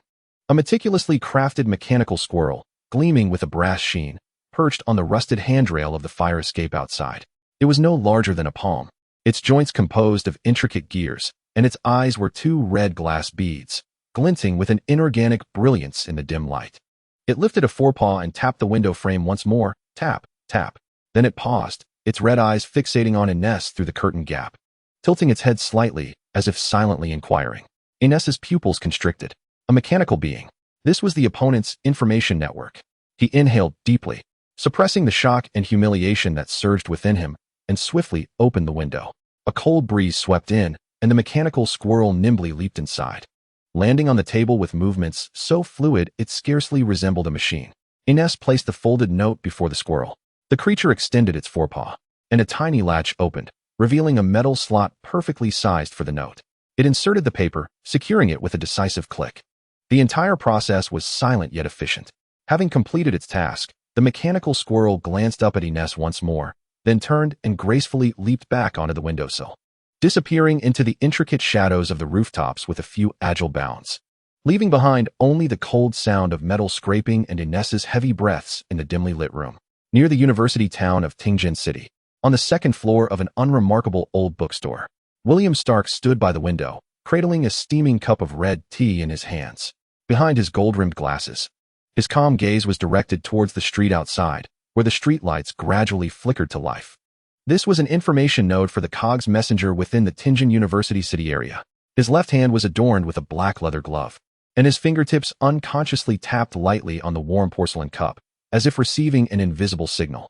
A brass mechanical squirrel silently emerged from the shadows of the eaves, deftly leaping through the half-open window and landing on the old desk beside William. With practiced ease, it opened a small metal compartment in its chest, retrieving a folded note and pushing it towards William with its forepaws. William set down his teacup and picked up the note, unfolding it. The hasty script and the distorted gear symbol caught his eye. The stage is set, the role's vacant. What part would you like to play? What is the cost? A faint, icy curve formed at the corners of William's mouth. The response had arrived, imbued with the unique madness of In's, laced with probing and concealed malice. He adjusted his gold-rimmed glasses. What part would he like to play? He had no need to be an actor in In's script. His intention was to provide a new line of dialogue, steering the playwright towards the direction he had predetermined. Approaching the desk, he drew out a plain sheet of white paper and picked up a fountain pen. The nib glided across the page, leaving behind clear, calm lettering. Almost as if printed, the audience is sufficient. Observe the playwright's deft hands. Here's a curious tidbit. In the alley behind the old Sailor's pub in the Dock District, a drunken man was heard rambling last night about the pale flame and the place of arrival. Was the speaker heedless, while the listener attentive? At the signature line, the same simple, cold gear outline accompanied the words Mr. Iron. He made no demands, merely highlighting the sensitive terms pale flame, referring to the clandestine activities of the followers of the true creator and place of arrival. Simultaneously, he cleverly repackaged previously provided real information that Melgaus had frequented the old Sailor's pub into what appeared to be an unintentional leak of trivia. This intelligence was half-truth, pointed yet ambiguous enough to tease In's taut nerves and the residual desire to write of 008, especially when it involved a potential interference from a third party, the Aurora Society. He neatly refolded the note and handed it back to the patiently waiting mechanical squirrel. The squirrel stowed it away in its chest compartment, clicking it shut, then nimbly turned and vanished back into the heavy night beyond the window. William lifted the now lukewarm tea, taking a gentle sip. The depth of his gaze behind the lenses was profound. The bait had been cast once more. This time, it was to guide Inz's attention towards the movements of the Aurora Society. Let this mad playwright, armed with his feathered quill that sought to inscribe destiny, collide prematurely with the tools he intended to manipulate, the Aurora Society. In the underground cage, Melgaus emitted another piercing wail, her body arching in anguish. The watchman immediately tensed, and the glow of the ceiling artifact flared once more. Chapter 79. Ink stains and flames in the dimly lit corner room of a budget inn in Tingjin City.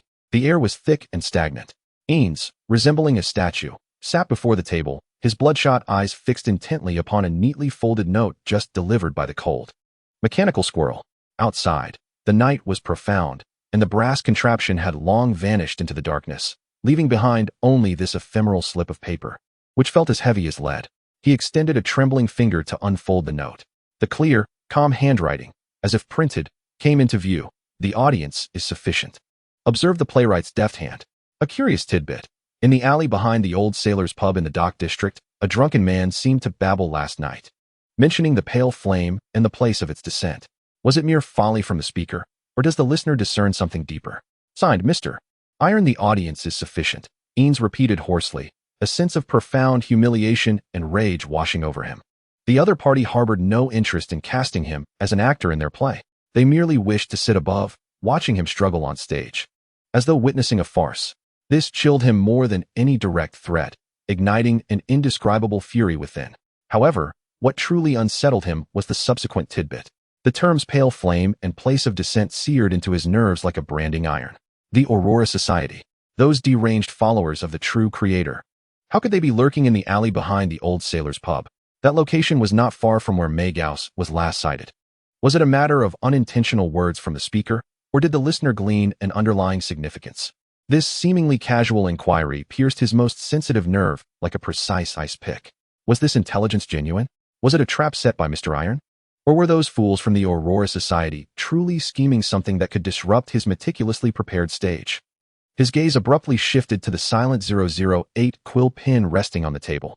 The pen tip bore remnants of the previous chaotic ink splatters, now appearing unusually listless, as if it had exhausted its strength to combat the unusual disturbances. Yet, as his intense focus honed in on the concepts of the Old Sailor's Pub alley, the Aurora Society, and the true creator's followers, that quill quivered ever so slightly, almost imperceptibly. The tip struggled, as though ensnared in a viscous mire. And on the previously stained pages, it painstakingly, albeit slowly, etched out a few crooked ink spots, ultimately managing to sketch a few fragmented words. Whispers of shadows, filthy altar. Fragments.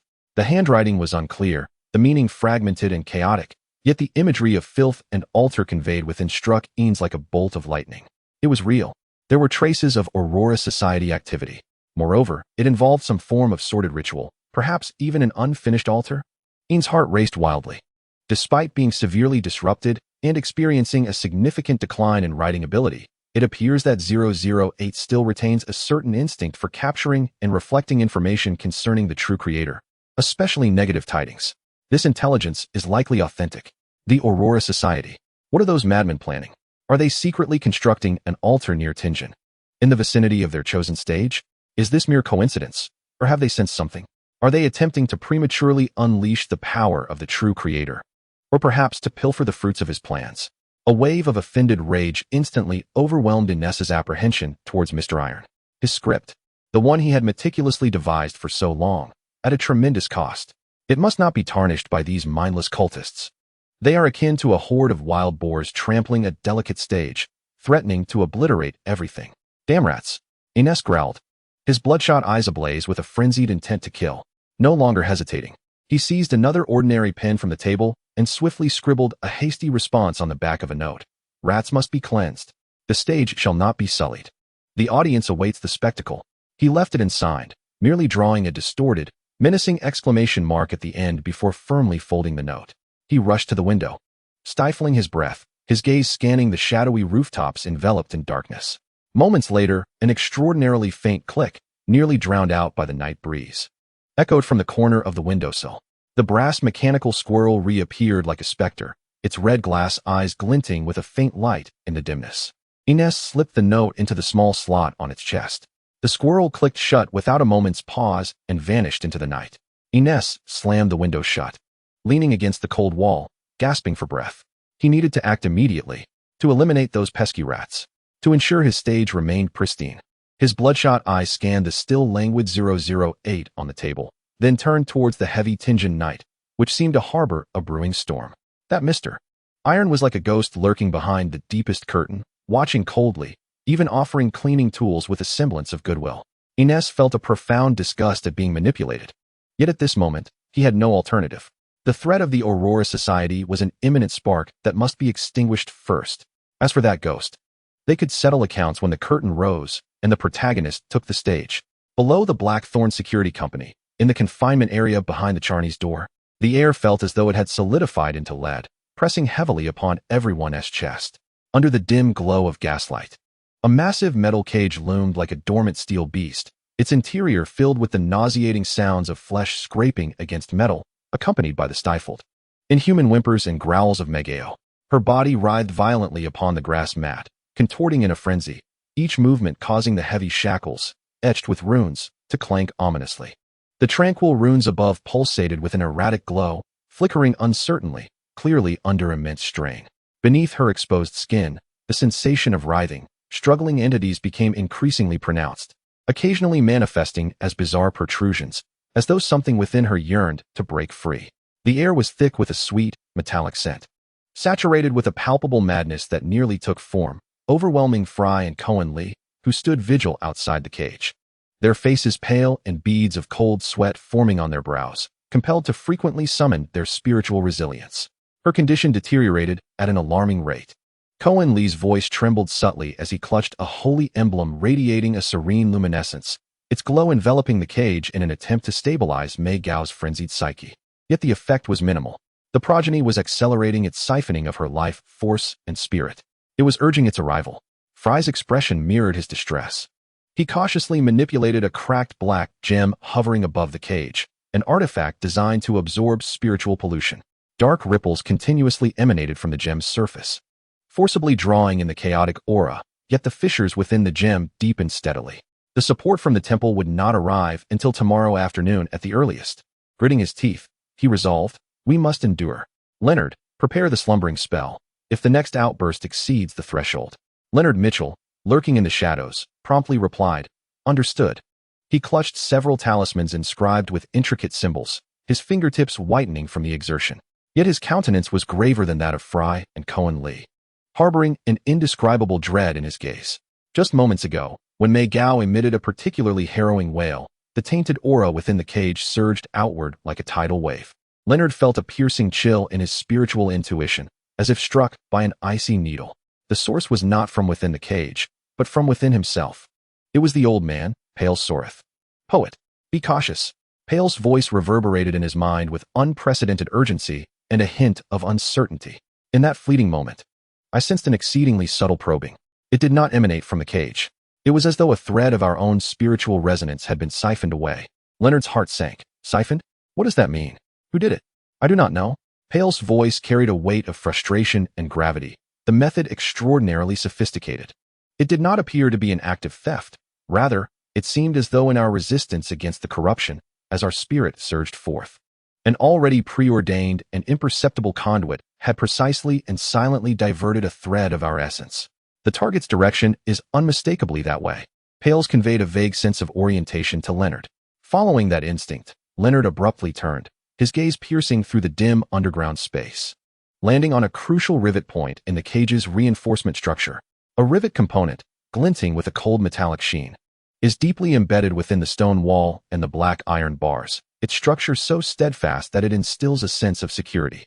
Yet at this moment, in Leonard's perception, that frigid metallic surface seemed to have fleetingly harbored an imperceptible ripple of unnatural spirituality, akin to the subtle disturbance created when an invisible stone is cast into still waters. Was this a rivet fortified by Consultant Stark? Leonard's pupils dilated in shock as a chilling thought coiled around his heart like a venomous serpent. Was it possible that this reinforced structure served a purpose beyond merely stabilizing the cage? Did it secretly siphon the spiritual fluctuations emitted by the night watchers as they subdued the pollution? What was the consultant truly after? This revelation plunged Leonard into an icy abyss, the old man's warning resonating in his mind like thunder, an immense danger, an unprecedented anomaly.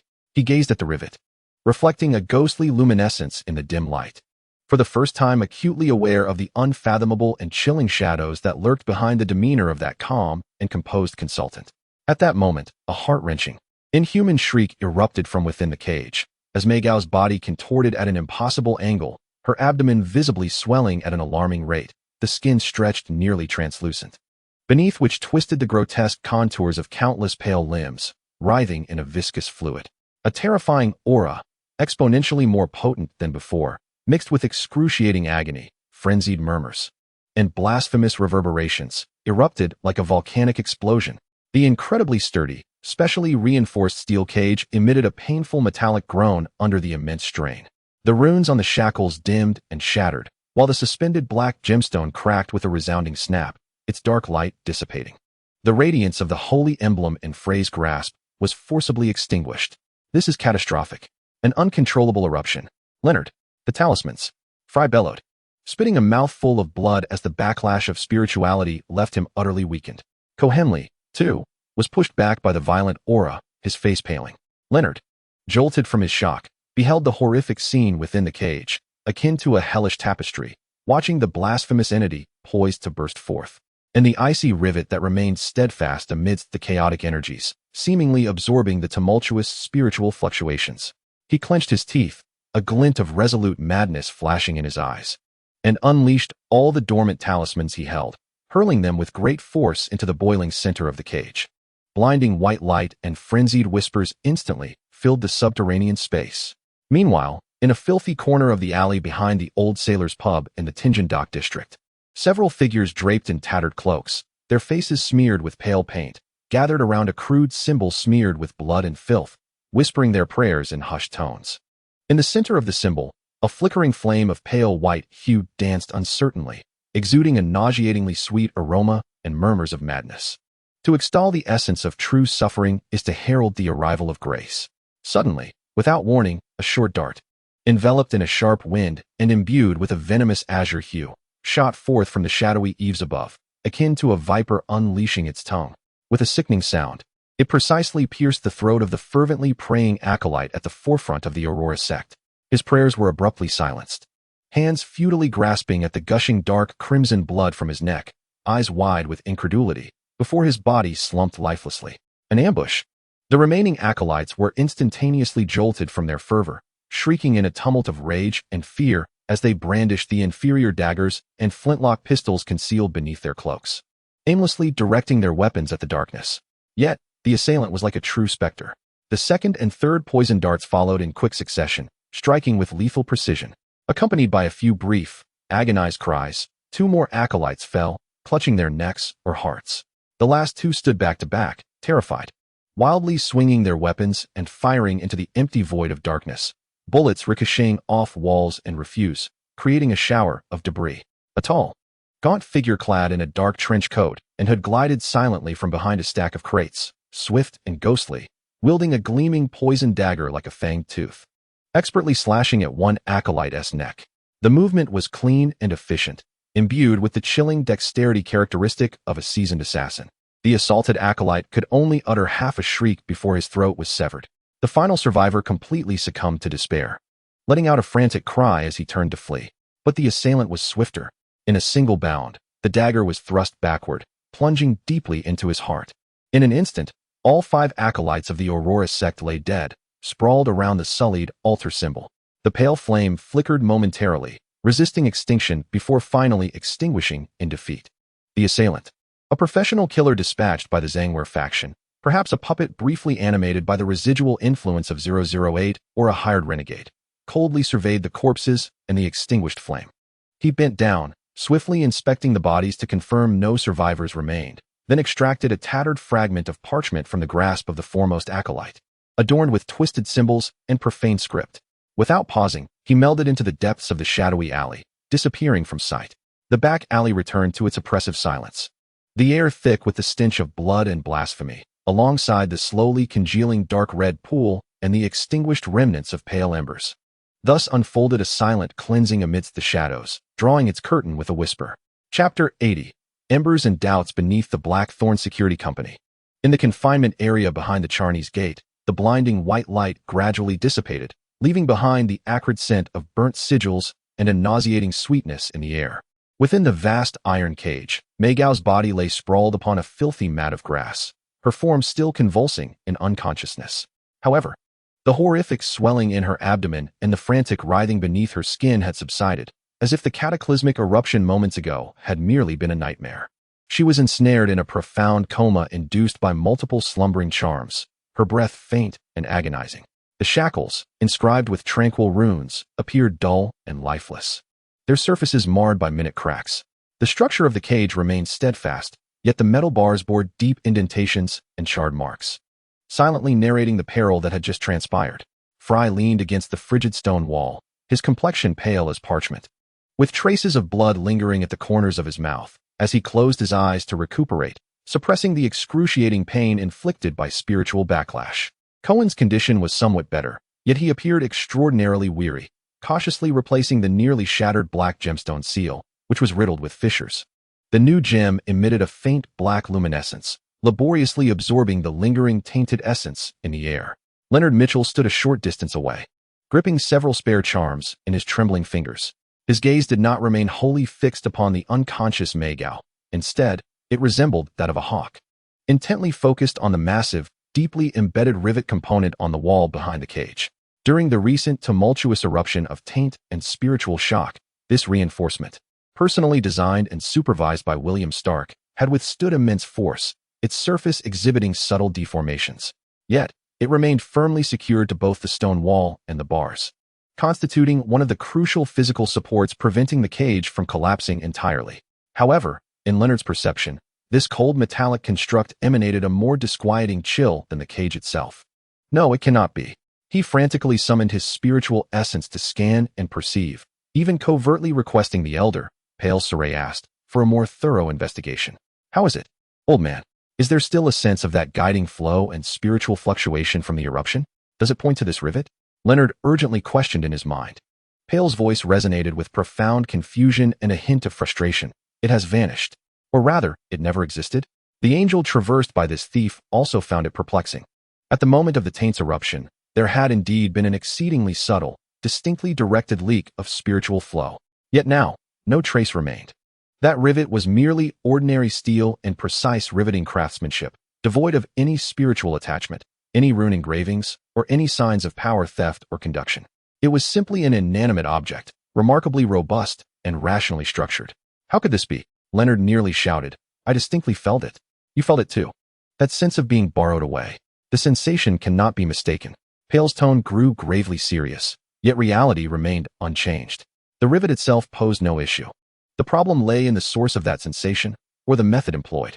He paused momentarily, as if contemplating an extraordinarily intricate enigma. Perhaps the conduits were not inherently attached to the rivets themselves, but rather operated under effects governed by higher-order principles. When certain conditions were met, such as the eruption of intense spiritual pollution colliding with suppressive forces, the effects would activate automatically, siphoning the dissipated fluctuations, while the rivet, serving as an anchor point, remained merely an innocent physical coordinate. This explanation left Leonard feeling dizzy. Effects based on rules. This utterly transcended his understanding of extraordinary powers. If even the elderly gentleman could only formulate such conjectures, what terrifying depths of knowledge must William Stark possess? He glanced once more at the cold rivet, now quietly embedded in the stone wall, reflecting a metallic glow under the dim light, ordinary yet resilient. Yet in Leonard's eyes, it resembled a frigid coordinate leading to an unknown abyss, a silent mockery of all his perceptions. What had that consultant buried within this seemingly mundane reinforcement project? Leonard? Captain Dunsmith's weary voice broke through his reverie. He had just inspected the damage to the cage, his gray eyes tinged with bloodshot fatigue as he regarded the somewhat dazed poet. How are you? Is the spiritual drain significant? Do you need a moment to rest? Leonard jolted back to reality, forcefully suppressing the tumult within, and managed to muster a somewhat strained smile. I'm fine, Captain. Just a bit drained. He hesitated, his gaze sweeping over the rivets on the cage, ultimately unable to resist probing in as natural a tone as he could muster. The reinforcements designed by Consultant Stark have been immensely helpful. Without them, I fear the cage would have collapsed just now. His understanding of mechanical structures is truly remarkable. Dunn nodded, a flicker of appreciation and relief crossing his face. Indeed, the dimensions, materials, and riveting angles of these rivets were precisely calculated to dissipate the impact force to the strongest points of the wall. Even the professional engineers sent by the church could find no fault. To achieve this level of structural integrity through pure physics is quite rare. He did not entertain thoughts of the extraordinary, merely admiring William's professional prowess. Upon hearing Dunn's assessment, Leonard's heart sank further. The endorsement of even professional engineers implied that William Stark could effortlessly mask any potentially unfathomable extraordinary methods under the guise of a genius engineer. That rivet, along with the enigma it represented, appeared impeccable on the surface. In a corner room of the Otter and Anchor, a modest and intelligent city, under the dim glow of a gas lamp, Ing Zhangwell's bloodshot eyes fixated on a tattered fragment of parchment recently conveyed back from the hands of a killer or puppet, stained with dark crimson splotches. The paper bore twisted, blasphemous symbols and incomprehensible snippets of text, emanating a faint, unsettling aura of madness, clearly remnants of an unfinished ritual. The mouse has been thoroughly eliminated. Inessa's voice was hoarse, tinged with a hint of exhaustion and a deeper sense of unease. The intelligence was indeed credible. The Aurora was indeed engaging in clandestine activities in the alley behind the Old Sailor pub, even constructing an unfinished altar. Had it not been for the warning from that Iron Man, who could tell what calamity might ensue once these lunatics completed their ritual, heaven knows whether it would provoke an untimely manifestation of the true Creator's power, utterly disrupting his carefully crafted narrative. From this perspective, it seemed that the Iron Man had rendered him assistance. Yet this very aid cast a chill deeper than failure and humiliation upon Ines. He felt like a puppet, manipulated by invisible strings. The other party sat in the audience, observing with cold detachment, even going so far as to kindly offer a fly swatter when he was harassed by the mouse. And he, a distinguished playwright, could only act passively, following the directions indicated by the other. The cost of the audience. Ines mumbled to himself, his bloodshot eyes glimmering with a mad fervor. He abruptly seized the limp 008 quill pen from the table. The ink at its tip had dried to a dark residue. Tell me, that Iron Man, what on earth does he desire? Ines bellowed at the quill, attempting to channel his intents will into the severely disrupted artifact. The tip of the 008 quill trembled slightly, as if engaged in a death struggle. It laboriously traced a few crooked, incomprehensible ink marks on a fragment of bloodstained parchment beside a note that read, "The audience is sufficient," in a painfully slow and intermittent manner. Watching trajectory disturbance, cost unknown. The scrawl was blurred and fragmented, even more chaotic than before, almost indecipherable. Trajectory? Disturbance? Unknown cost. Ines growled in frustration. This was tantamount to saying nothing. The 008 quill was utterly incapable of providing any substantive information regarding that anomaly. The nature and mode of existence of the other party seemed to inherently obstruct the writing permissions of the 008. At that moment, tap, tap, tap, the familiar, chilling sound of knocking resounded once more against the window pane. Ines's body stiffened abruptly, as if ensnared by a venomous serpent. He inhaled deeply, suppressing the roiling anger and sense of powerlessness, and approached the window, yanking it open with a sudden force. The brass mechanical squirrel perched quietly on the windowsill, its red glass eyes emotionlessly fixed upon him in the dim light. Its small trough was empty. Ines understood. The other party did not require his response. They had merely come to ascertain whether the audience remained present or to deliver new tickets to the play. The squirrel raised its forepaw, tapping against the window pane once more. Tap, tap, tap. Then it ceased, seemingly awaiting a response. Ines stared at this cold creation, a strong impulse to crush it surging within him. Yet he restrained himself. He needed information. He had to know what the other party intended to do next. Trembling, he extended his hand. The squirrel nimbly leaped back a step, evading his grasp, merely pointing with its forepaw towards a corner on the inner side of the windowsill. There, at an indeterminate time, lay a neatly folded, new, inexpensive notepaper. Ines's pupils contracted. He swiftly snatched the note, and the squirrel, at the very moment he grasped it, turned and vanished into the darkness, as if completing a chilling ritual of handover. Ines closed the window, leaning against the frigid wall, his heart pounding. He unfolded the note, which bore the same clear, calm, almost printed handwriting. The rat has been cleared. The stage reset. Yet the protagonist is restless, and the audience fears an early entrance, disturbing the climax meticulously orchestrated by the playwright. Additionally, Western Cemetery. Beside the night watchman's cabin, new soil, last night seemed to whisper, perhaps the deceased has not yet found rest. Awaiting good news. Signed, Mr. Iron. The message on the note caused Ines's breath to quicken. The first part, the protagonist is restless, clearly referred to the deteriorating state of Meigao C in the underground cage, where the offspring of the malevolent deity might descend prematurely. This aligned with his vague perceptions through 008 and the feedback from the assassin. The night watchman's activities had intensified. Was the other party warning him that time was running short? As for the latter part concerning the Western Cemetery, the new soil beside the night watchman's cabin, the deceased not resting, Ines felt a near-freezing chill in his blood. Real Biber. That poor woman, deceived by Lanuus. who became pregnant with the offspring of the malevolent deity only to be murdered and buried. Her corpse. There lay the source of the progenitor's womb, an indispensable key prop for the ritual. It was a closely guarded secret. How could this Mr. Iron know even this? Ines was struck with a profound chill. The other party not only knew his script, but also the location of every crucial prop within it. This was no longer an audience member. This was akin to a co-author of the script, or perhaps a judge holding the script in hand. The final phrase, awaiting good news, felt more like a silent urging and a cold warning. I know the location of your key prop and understand that the protagonist is on the brink of losing control. What will you, Ines Zangwier, the playwright, do next? Ines, with bloodshot eyes, stared intently at the note before abruptly shifting his gaze to the feeble 008 and the blood-stained parchment fragments on the table. He felt as though he had been stripped bare, cast into the center of the stage, scrutinized by a specter seated deep within the audience, its cold gaze examining every movement. Humiliation, anger, fear, and a hint of desperation mingled within his eyes. He seized the 008 quill, summoning all his strength, attempting to inscribe a retaliatory curse or a mad roar upon the note, but the pen tip merely skated uselessly across the paper, leaving behind a few meaningless, trembling ink lines. Ultimately, like a deflated balloon, he slumped down, his bloodshot eyes fixated on the words Western Cemetery, his fingers twitching involuntarily. He had to confirm. He must ensure the safety of Real Biber's resting place. Otherwise, all would be lost. In the depths of the alley behind the Old Sailor's Bar in the dock district of Tingjin City, the darkness before dawn is at its most profound. Fry and Leonard, accompanied by several members of the Night Watch team, stand gravely in a filthy corner.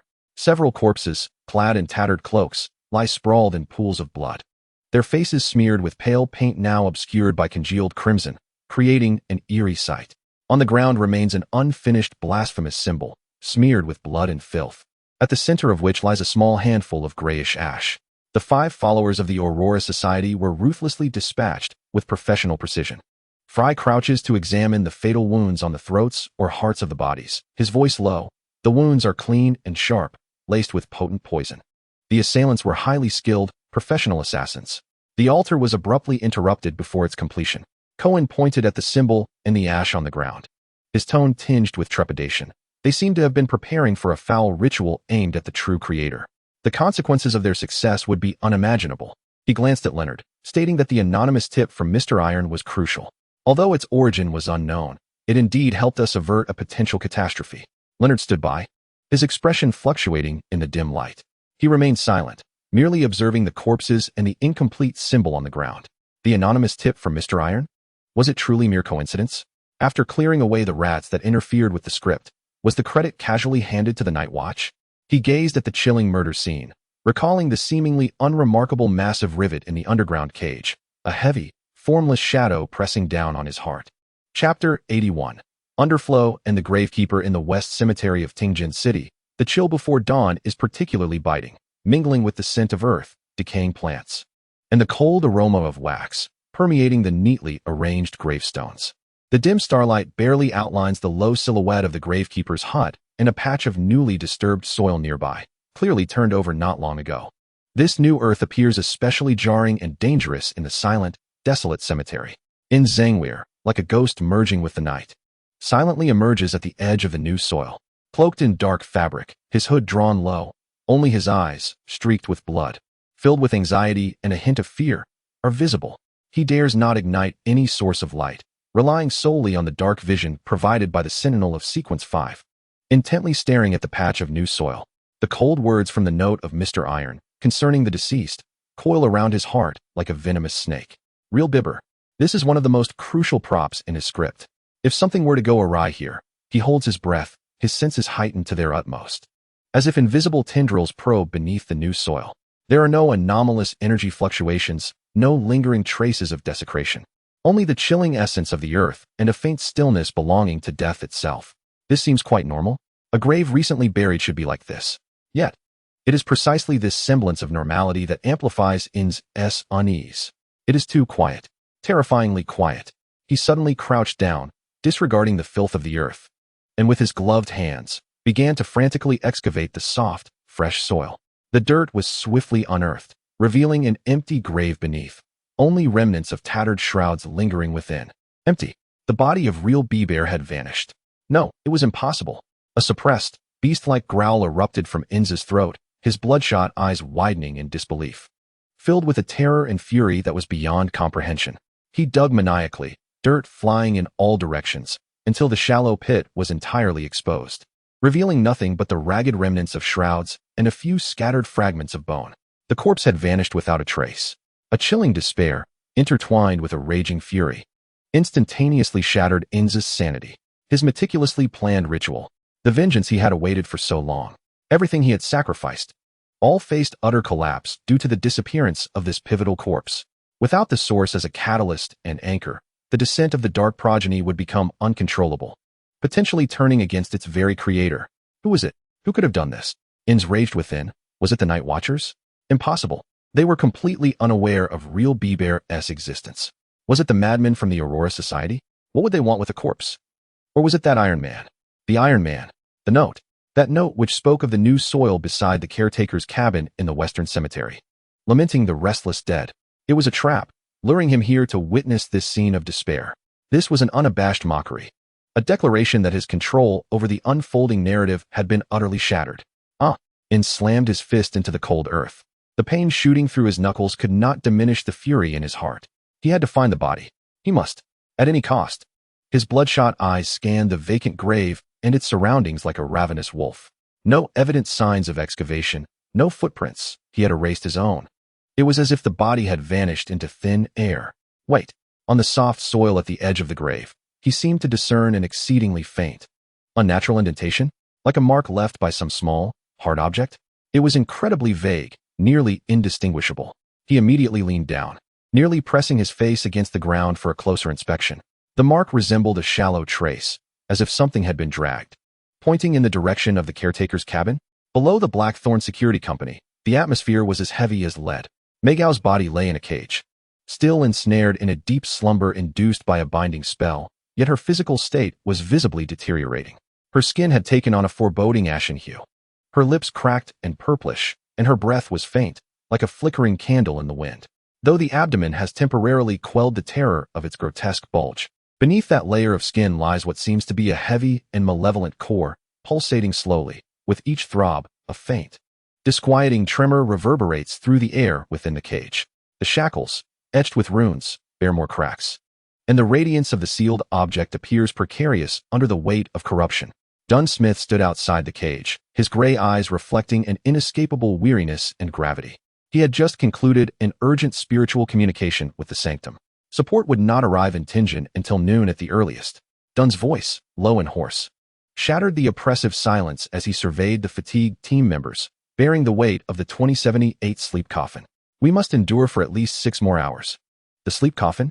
Fry's voice quivered imperceptibly, recalling the object capable of forcibly plunging its target and the surrounding space into a profound spiritual slumber.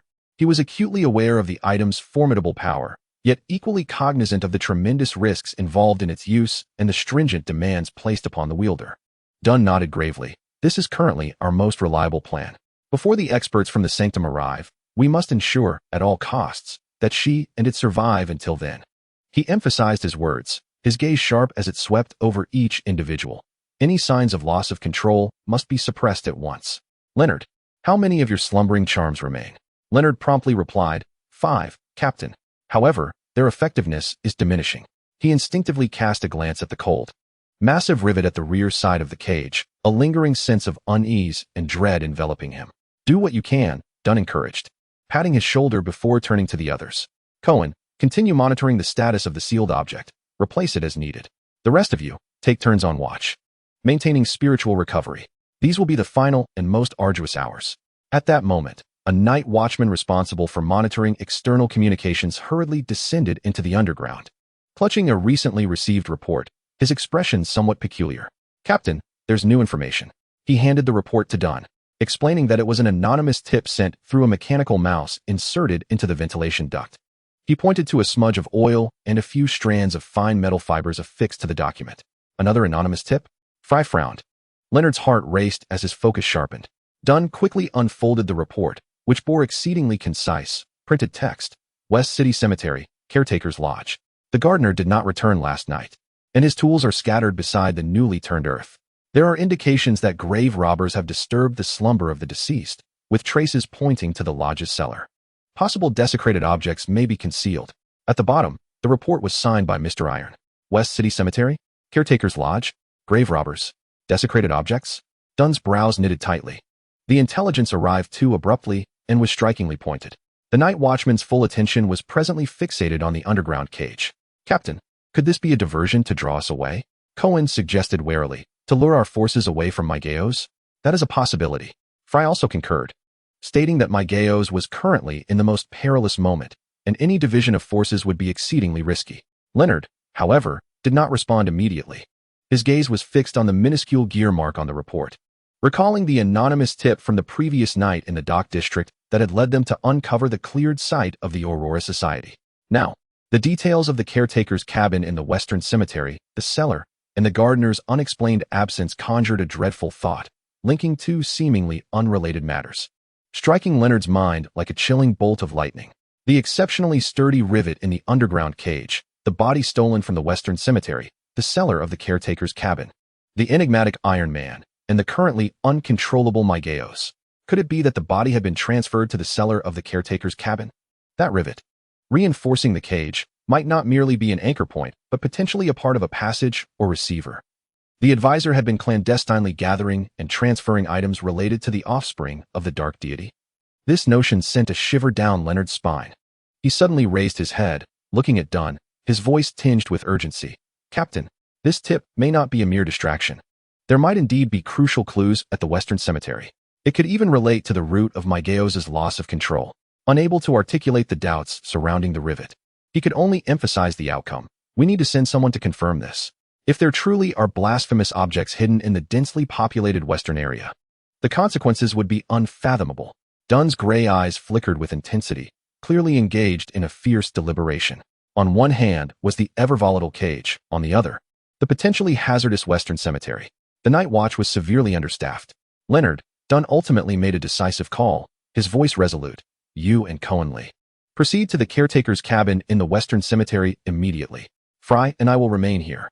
Remember, prioritize reconnaissance, confirm the situation, and do not venture too deeply.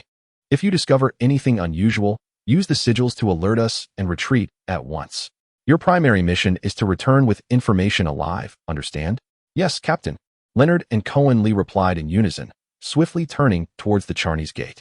Leonard's heart raced. A mix of anxiety for the unknown and an instinct that they were on the verge of uncovering a fragment of a larger mystery.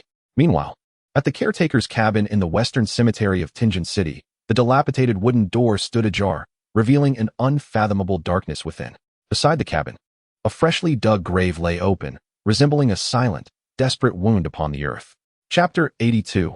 Echoes in the cellar at the Western Cemetery, the caretaker's cabin. The weathered wooden door was slightly ajar, the hinges creaking with a disquieting groan, akin to the sighs of the deceased. The deepest darkness before dawn enveloped the interior, heavy with dust, mold, and a faint, almost imperceptible chill of death emanating from the depths of the earth. Leonard Mitchell and Cohen Lee entered one after the other. Weapons firmly gripped, Leonard with his sigils and dagger, Cohen Lee with a short sword inscribed with tranquil runes, their senses heightened to the utmost, like taut bowstrings. As they cautiously stepped into the unsettling gloom, the interior of the small cabin was cramped and disordered. A dilapidated wooden table and a rickety chair occupied the space, while a corner was cluttered with rusty shovels and hoes. An empty birdcage hung from a beam, gently swaying with the breeze stirred by their footsteps. Dust particles danced in the air, illuminated by the portable lantern ignited by Cohen Lee, its light carefully filtered to prevent any leakage. Everything appeared to belong to the untidy abode of an ordinary gravekeeper. Tools lay scattered, and Cohen Lee softly repeated the words from the intelligence report, the ethereal glow of the lantern sweeping across the ground. Indeed, near the back wall, a few tools, a short-handled spade and a rake, were carelessly discarded, accompanied by a tattered glove. This was not in accordance with the habits of a gravekeeper, who would typically maintain order among their tools. Leonard's gaze sharply scanned the surroundings, ultimately fixating on a heavily worn, thick wooden board awkwardly covering a dark square hole in the corner of the back wall. The entrance to the cellar. The two exchanged a wary glance. Cohen Lee brandished his sword in front, while Leonard tightened the talisman behind him as they cautiously approached. A heavy, earthy chill seeped through the crevice of the cellar entrance. Cohen carefully pried the board open with the tip of his sword. A gust of even stronger, foul air, mingled with the scents of soil, decaying wood, and an indescribable, ancient metallic tang, rushed forth.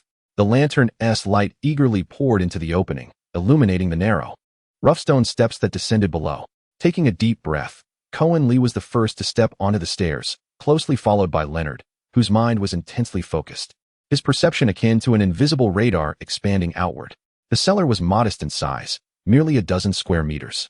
The lantern's glow swiftly illuminated most of the area. Surrounding them were compacted earthen walls, and in the corners lay dust-covered empty wooden crates and tattered burlap sacks. The air was thick and suffocating. However, the sight in the center of the cellar caused both Leonard and Cohen to momentarily catch their breath. There, a distinct area had been cleared. The ground bore unmistakable, chaotic drag marks.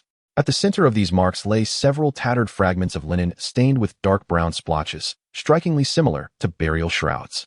And at the end of the drag marks, close to the base of the wall, the ground appeared to have been excavated, leaving behind a shallow pit, utterly empty. The body has been moved. Cohen's voice trembled with shock and cold dread.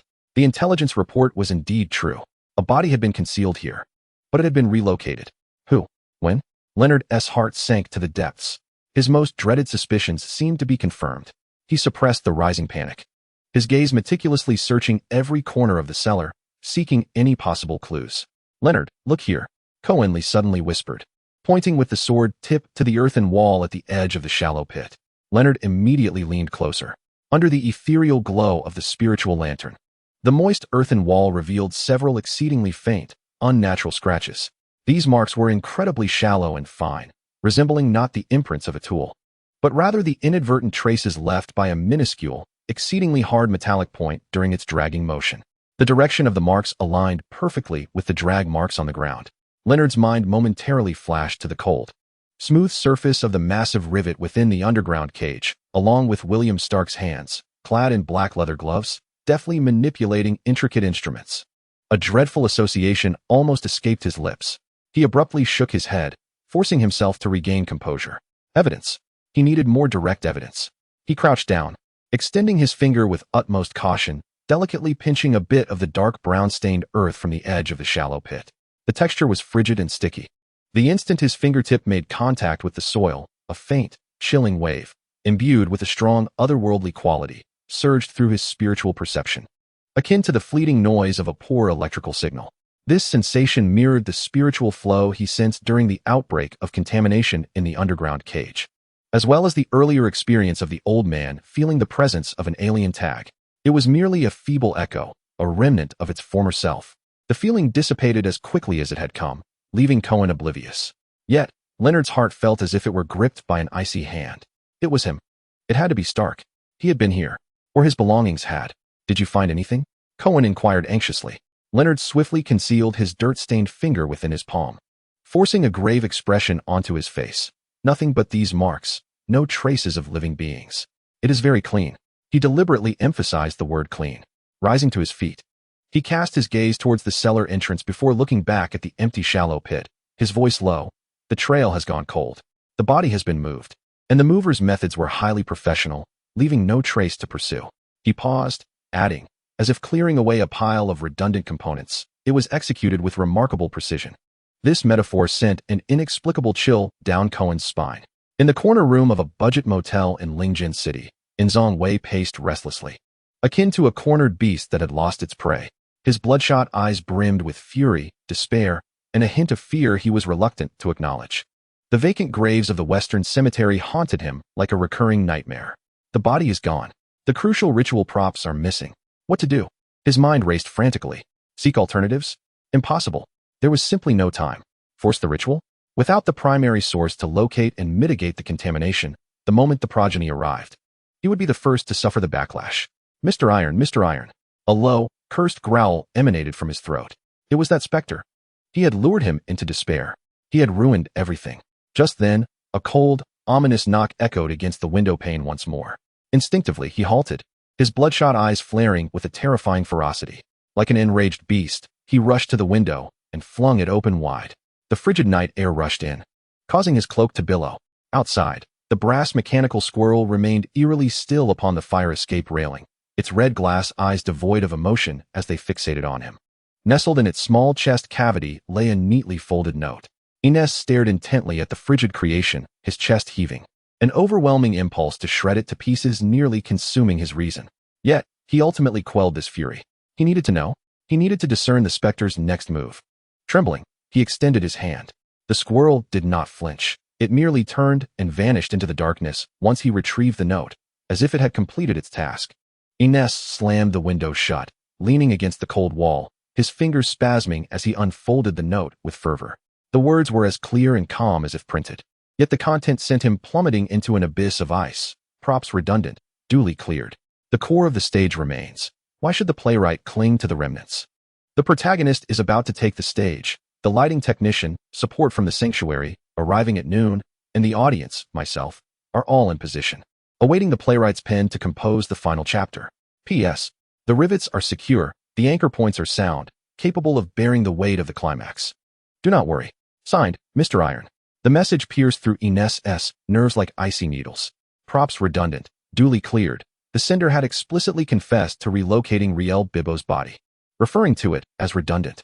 The core of the stage remains, the core being Megalos and the malevolent offspring within her. The lighting technician, support from the sanctuary, arriving at noon. The sender knew the precise time of the sanctuary's support and the sealed object, the coffin of slumber, being carried. The audience, myself, are all in position. The sender proclaimed their intent to observe the entire affair. The rivets are secure, the anchor points are sound, capable of bearing the weight of the climax. This was practically a declaration that his meticulously crafted cage was indeed robust enough to withstand the impending arrival of the offspring. Thank you for your assistance. The final remark. Do not worry, brimmed with ultimate mockery and control. Suddenly, a wave of metallic sweetness surged up his throat, and Ines could no longer contain himself, violently expelling a mouthful of blood. The crimson droplets splattered upon the note, staining the cold gear symbol.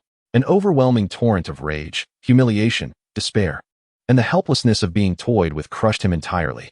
His meticulously orchestrated revenge, the script for which he had sacrificed everything, was nothing more than a puppeteer's performance in the eyes of Mr. Iron. He was unable to safeguard even the pivotal props of his own script. With the timing of his support completely under the opponent's control, the cage he had fortified was regarded by the adversary as a mere tool to exploit. Ins, slumped against the wall, sank to the ground, his bloodshot eyes fixated on the blood-stained note, emitting breaths akin to a deflating bellows. He had lost, utterly defeated by a phantom he had never even seen, crushed with an air of absolute dominance. Trembling, he grasped the feeble 008 feather quill from the table, exerting his last ounce of strength and madness in an attempt to inscribe the most malevolent curse or sacrilegious runes to summon the power of an evil deity on the back of the note. Yet the pen merely scraped futilely across the bloodied paper, leaving behind a few twisted and meaningless ink stains before finally coming to a halt. The 008, his greatest reliance, was rendered utterly mute in the face of Mr. Iron, an anomaly that could neither be written nor defined. The bloodstained note fell to the ground. Zangweir remained slumped on the cold hotel floor, the madness in his eyes gradually replaced by a hollow silence. He knew he was left with but one final path, a route preordained by that specter. Beneath the Blackthorn Security Company, less than 3 hours until noon. The air within the cage was as viscous as congealed blood.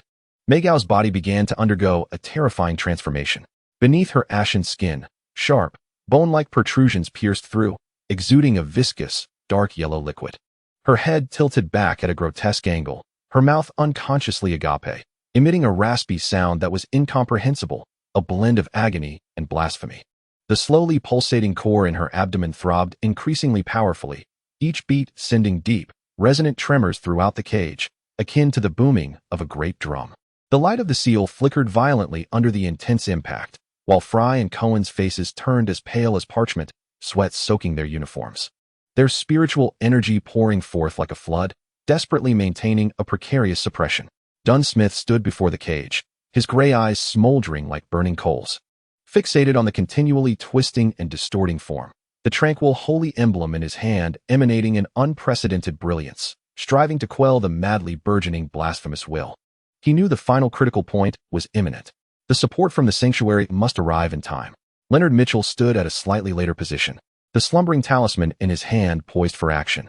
Yet his gaze involuntarily swept again and again over the enormous rivet on the wall behind the cage. a sense of indescribable dread washing over him. Chapter 83. The emergence of Mr. Iron beneath the Blackthorn Security Company. The air had ceased to be viscous. Instead, it had solidified into a heavy block of lead, each breath bringing a searing pain to the lungs. The title Meigao was no longer applicable to the entity within the cage. Her form twisted and expanded like a melting wax figure. The pallid skin peeled away in large patches, revealing beneath a grotesque proliferation of writhing, pallid, fleshy tendrils intertwined with glimmering, filthy phosphorescent bone spurs. The head, distorted by a swollen neck, was pulled into an eerie angle, the mouth gaping open to the roots of the ears, emitting not the anguished shrieks of pain, but rather a blasphemous, sanity-shattering cacophony of madness. Each utterance resonated like tangible sonic bombs, assaulting the fragile spiritual barriers of the Night Watchers. The cage itself emitted a mournful metallic wail, on the brink of disintegration. The massive rivets, meant for reinforcement, trembled violently under the impact of the chaotic energy, producing a high-pitched buzz. The light of the seal flickered like a candle in the wind, as Fry and Cohen bled from their mouths and noses, their bodies trembling like sifted chaff, their spirits nearly depleted. The holy emblem in Dunsmith's hand surged with blinding radiance, his gray eyes bloodshot, emitting a deep roar that mingled prayer with decree, desperately attempting to suppress the impending blasphemy. Cohen was the first to falter, shrieking in agony as an invisible force slammed him against the stone wall, rendering him unconscious. The black gem seal he controlled shattered with a crack, its dark light extinguished. The suppression faltered in an instant. Boom! Megalo's abdomen, swollen to its limit, erupted with a gaping wound. Thick, dark yellow amniotic fluid, shimmering with bizarre runes, mixed with shattered innards, gushed forth. A colossal bone claw, slick with mucus and covered in pallid scales, entwined with blasphemous runes, emerged with devastating pressure, tearing through the maternal form. The mere aura emitted from the claw was enough to send Fry reeling back, blood spewing forth. Dunn's holy emblem dimmed instantaneously, his body quaking violently. Leonard Mitchell's eyes widened in horror. The final moment had arrived. No longer hesitating, he summoned all his strength and spirit, hurling every slumbering charm he possessed towards the emerging bone claw. A blinding white light erupted once more. However, this time, the brilliance of the charms only caused the massive claw to hesitate momentarily. The blasphemous runes on the claw's surface ignited fiercely, their foul light swiftly eroding and negating much of the slumbering power. The claw merely paused for half a second before, filled with even greater fury. It lunged towards the violently distorting bars of the cage. It aimed to shred this final restraint. It was over. Leonard's heart sank into the abyss of despair. Even the slumbering charms had failed. Reinforcements from the sanctuary were still en route. It was too late. Just as the destructive claw was about to reach the bars, the entire underground space became frozen in a tense standoff, suffused with pure blasphemy and despair. Buzz! A radically different sound emerged, cold, heavy, and imbued with an undeniable sense of solidity. A metallic hum that erupted suddenly from the side of the cage, as if a slumbering giant beast had awakened. The source of the sound was the rivets, trembling and humming under the violent impact. Amidst the buzzing, one rivet's surface ignited with a multitude of intricate geometric patterns, seemingly composed of pure light, too fine for the naked eye to discern. The intricate patterns were not mere runes, but rather a projection of an extraordinarily precise internal structure. A visible, cold metallic ripple of pale gray radiated from the center of a rivet, expanding instantaneously like water ripples, enveloping the entire confines of the cage and extending 10 meters into the surrounding area. In that fleeting moment as the gray ripple swept through, all metallic-related laws within the subterranean space experienced a subtle yet forceful deviation. The cage contorted violently, the lamenting steel bars, with their hardness, toughness, and fatigue resistance, seemed to be instantaneously elevated to an entirely new echelon by an unseen force. The twisted sections, which were on the brink of being torn apart, emitted a piercing creak, as if forcibly being corrected through relentless forging, resisting the terrifying grip of the skeletal claw. The metallic frameworks of the scattered sealing artifacts, the metallic components of the binding net gun, and even the copper buttons on the Night Watcher's uniform, all metal items became instantly cloaked in an almost imperceptible layer of faint, cold metallic luminescence. The air appeared to grow heavy, and the movements of non-metallic substances, such as stone walls and wood shavings, seemed to be hindered by an almost imperceptible delay. Most crucially, the blasphemous runes flashing madly on that enormous skeletal claw flickered and became chaotic the moment they touched the range of the gray ripple, as if suffering from a poor signal. Although not completely suppressed, their stable output of power was undeniably disrupted. What? Leonard, done. And a barely conscious Fry simultaneously gazed in astonishment at the rivet emanating such incredible power. This was not akin to any known sealing artifact or extraordinary ability. It resembled a localized, forceful interference with the very fabric of physical laws. Just as everyone was shaken by this sudden alteration of rules, a fissure inexplicably opened in the dim space above the cage, filled with dust and frenzied whispers. There was no spiritual fluctuation, no radiant light of teleportation. It was as if the very space had been forcibly displaced by some colder, harder existence. A figure stepped forth from within, as if emerging from behind an iron curtain.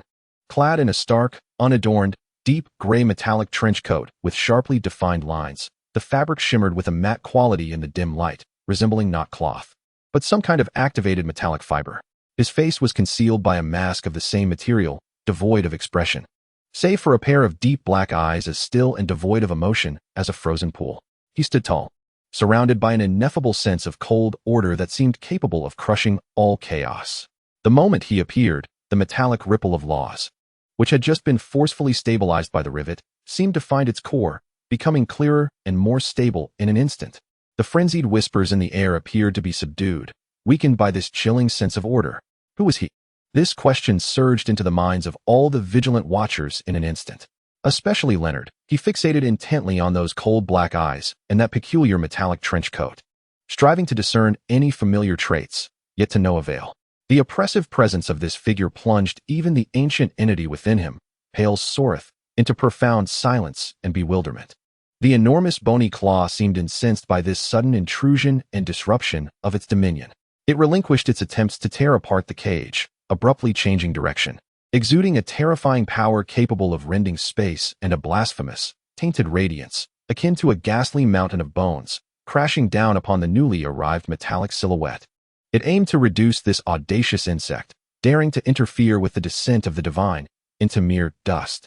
Confronted with this horrifying strike, potent enough to obliterate mid-tier extraordinary beings into mere blood and viscera, the metallic figure beneath the mask displayed no hint of trepidation. He did not even glance at the descending claw. Instead, he subtly raised his right hand, clad in gloves of the same material. As he lifted his hand, all metallic objects within the subterranean space, covered by that gray ripple and glimmering with a faint metallic sheen, sprang to life. The framework of scattered trolleys, twisted bindings of net guns, shattered shackles, and even a few rivets that had fallen from the walls. Buzz, buzz, buzz. The jarring sounds of grinding and contorting metal erupted suddenly. The trolley framework, as if manipulated by an unseen giant hand, twisted and morphed into several spiked metallic serpents, hissing through the air as they coiled around the wrist joint of the bony claw. The components of the net gun disintegrated like an explosion, transforming into hundreds of rapidly spinning, razor-sharp gears, creating a lethal metal storm that sliced towards the surface scales and runes of the claw. The fragments of shattered shackles shot forth like arrows, accurately targeting the vulnerable connections at the joints of the claw. The fallen rivets, akin to bullets, hurtled directly towards the core of the claw's palm, where the blasphemous runes shimmered most intensely. This was not a manifestation of spiritual drive. It was a pure, frigid activation and reformation of metallic matter, as if the most accomplished mechanic had instantaneously dismantled, reassembled, and commanded the discarded parts. The cacophony of deafening metal clashing, cutting, and shattering resonated like a storm in the underground space. Sparks flew. Pale bone fragments and shattered metal debris rained down like a torrential downpour. That unstoppable bony claw was unexpectedly hindered midair by this sudden, violent, and precise metallic torrent. The entwining metallic serpents firmly locked the joints, while the swirling gears relentlessly sliced through scales and runes, with fragments of shackles and rivets embedding themselves into the crevices of the joints and nodes of the runes. The blasphemous radiance flickered violently, oscillating in intensity. Although the claw was not entirely obliterated, this display was enough to shake the very souls of Dunn, Leonard, and the others. What manner of power is this? The activation of metal? Mastery over rules? Unheard of.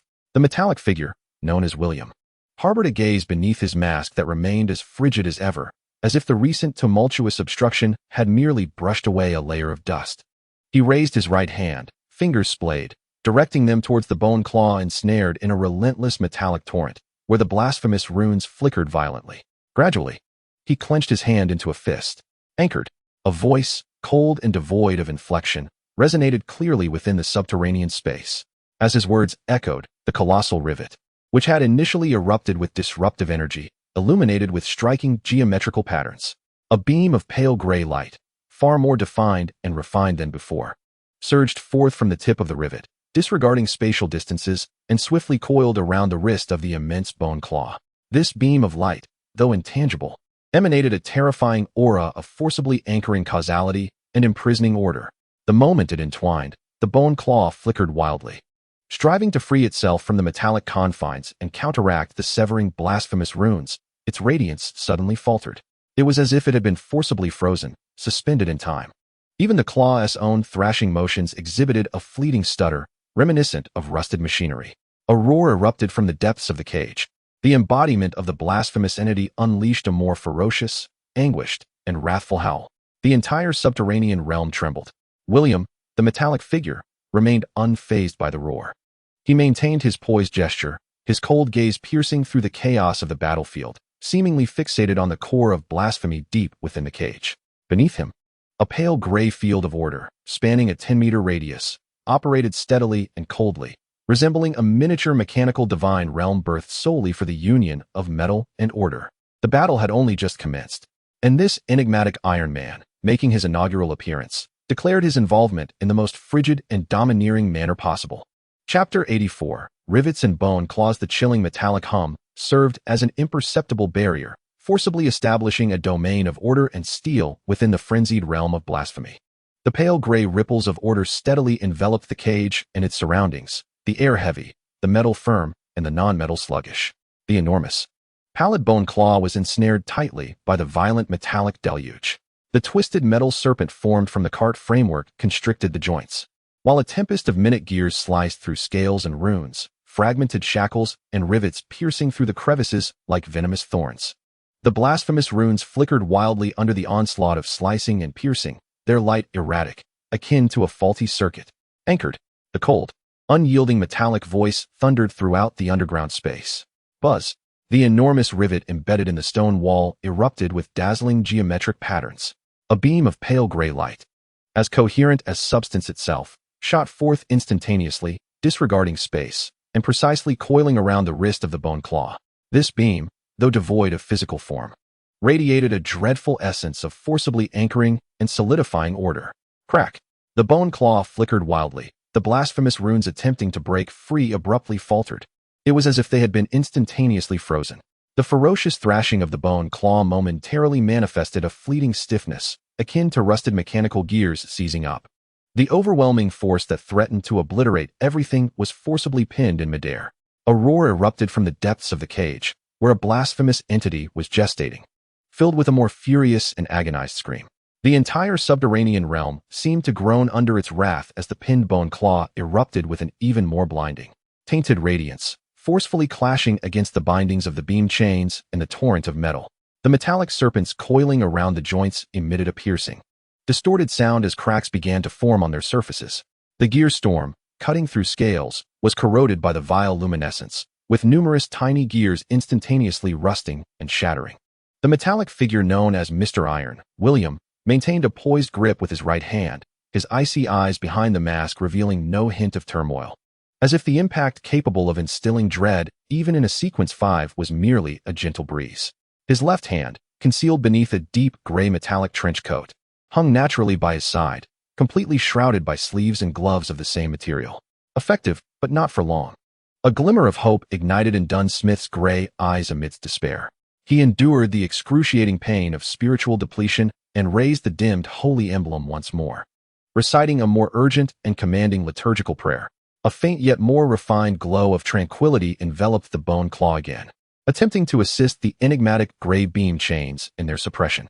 Leonard Mitchell, shaken from his profound shock, could not afford to ponder the identity and extraordinary abilities of the metallic figure. The instinct for survival and the duty of a night watchman overshadowed everything.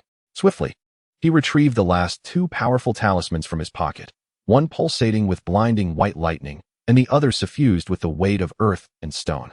"Help me," Leonard shouted to Fry, thrusting the lightning talisman into the hands of the struggling Fry. while he himself fully activated the earth and stone talisman. A heavy, earth-toned aura instantly radiated, resembling a burdensome shackle, layering over Mr. Iron's gray beam chains and Dunn's tranquil glow, collectively suppressing the violently thrashing bone claw. Fry gritted his teeth, expending his last vestiges of spiritual energy to activate the lightning talisman. The blinding electric serpent tore through the tainted air, striking fiercely at the joint of the bone claw, which was bound by the torrent of metal and beam chains. Boom, crackle, thunder erupted, earth and stone pressed down, tranquility soothed, coupled with the forceful anchoring of the cold beam. The amalgamation of these multiple forces finally induced a noticeable delay in the frenzied thrashing of the bone claw. Its surface's tainted luminescence was forcibly suppressed to a degree. An opportunity. The eyes of Mr. Iron, William, flickered beneath the mask. Maintaining his poised grip with the right hand, he finally moved his left hand, which had been hanging by his side. The left hand, adorned with deep gray metallic gloves, was raised with an air of remarkable naturalness. Fingers splayed open, aimed directly at the ruptured abdomen of the writhing, swelling, and agonizingly blasphemous core known as megalos within the confines of the prison cage. There pulsated a sinister epicenter of contamination. The atmosphere was devoid of spiritual turbulence, lacking any grandiose display. Instead, it emitted an exceedingly subtle, frigid hum, reminiscent of countless intricate gears meshing at high velocity within, emanating faintly from his elevated left arm. Yet, the beam of light, like a chain, remained tightly entwined around the bone claw. The true metamorphosis lay within the pale gray, orderly domain enveloping a 10-meter radius. Within this realm, the air seemed to grow denser, particularly amplifying the sense of oppression against non-metallic entities. All metallic objects ensconced within the domain, be it the metallic behemoth controlled by the Iron Elder, the gear storm, shackles, or the steel bars of the cage itself, even the scattered metallic fragments upon the ground, suddenly revealed a clarity and solidity to their faint metallic luster, as if infused with an invisible, chilling vitality. This vitality did not bestow life. Rather, it forcefully elevated their physical thresholds and responsiveness to commands with remarkable precision. Strangle. The cold metallic voice of Mr. Iron, William, resonated once more, issuing a singular, succinct syllable. With this command, the metallic serpents, their surfaces beginning to fracture, surged forth as if imbued with a new core of energy, their constricting power exploding exponentially.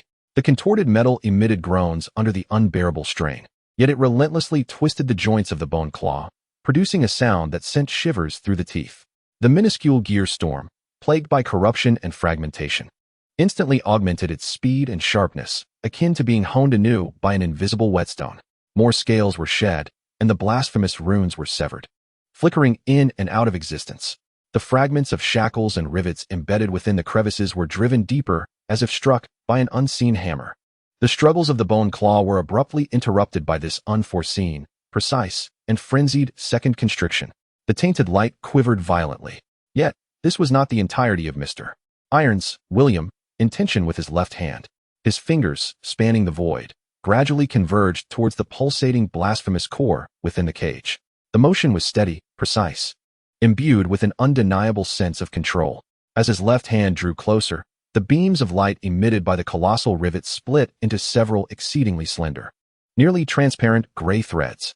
These threads disregarded the barriers of space and matter, penetrating Megalos's contorted form like the most delicate probes, evading the frenzied tendrils and bone spurs, silently and precisely connecting to the pulsating blasphemous core.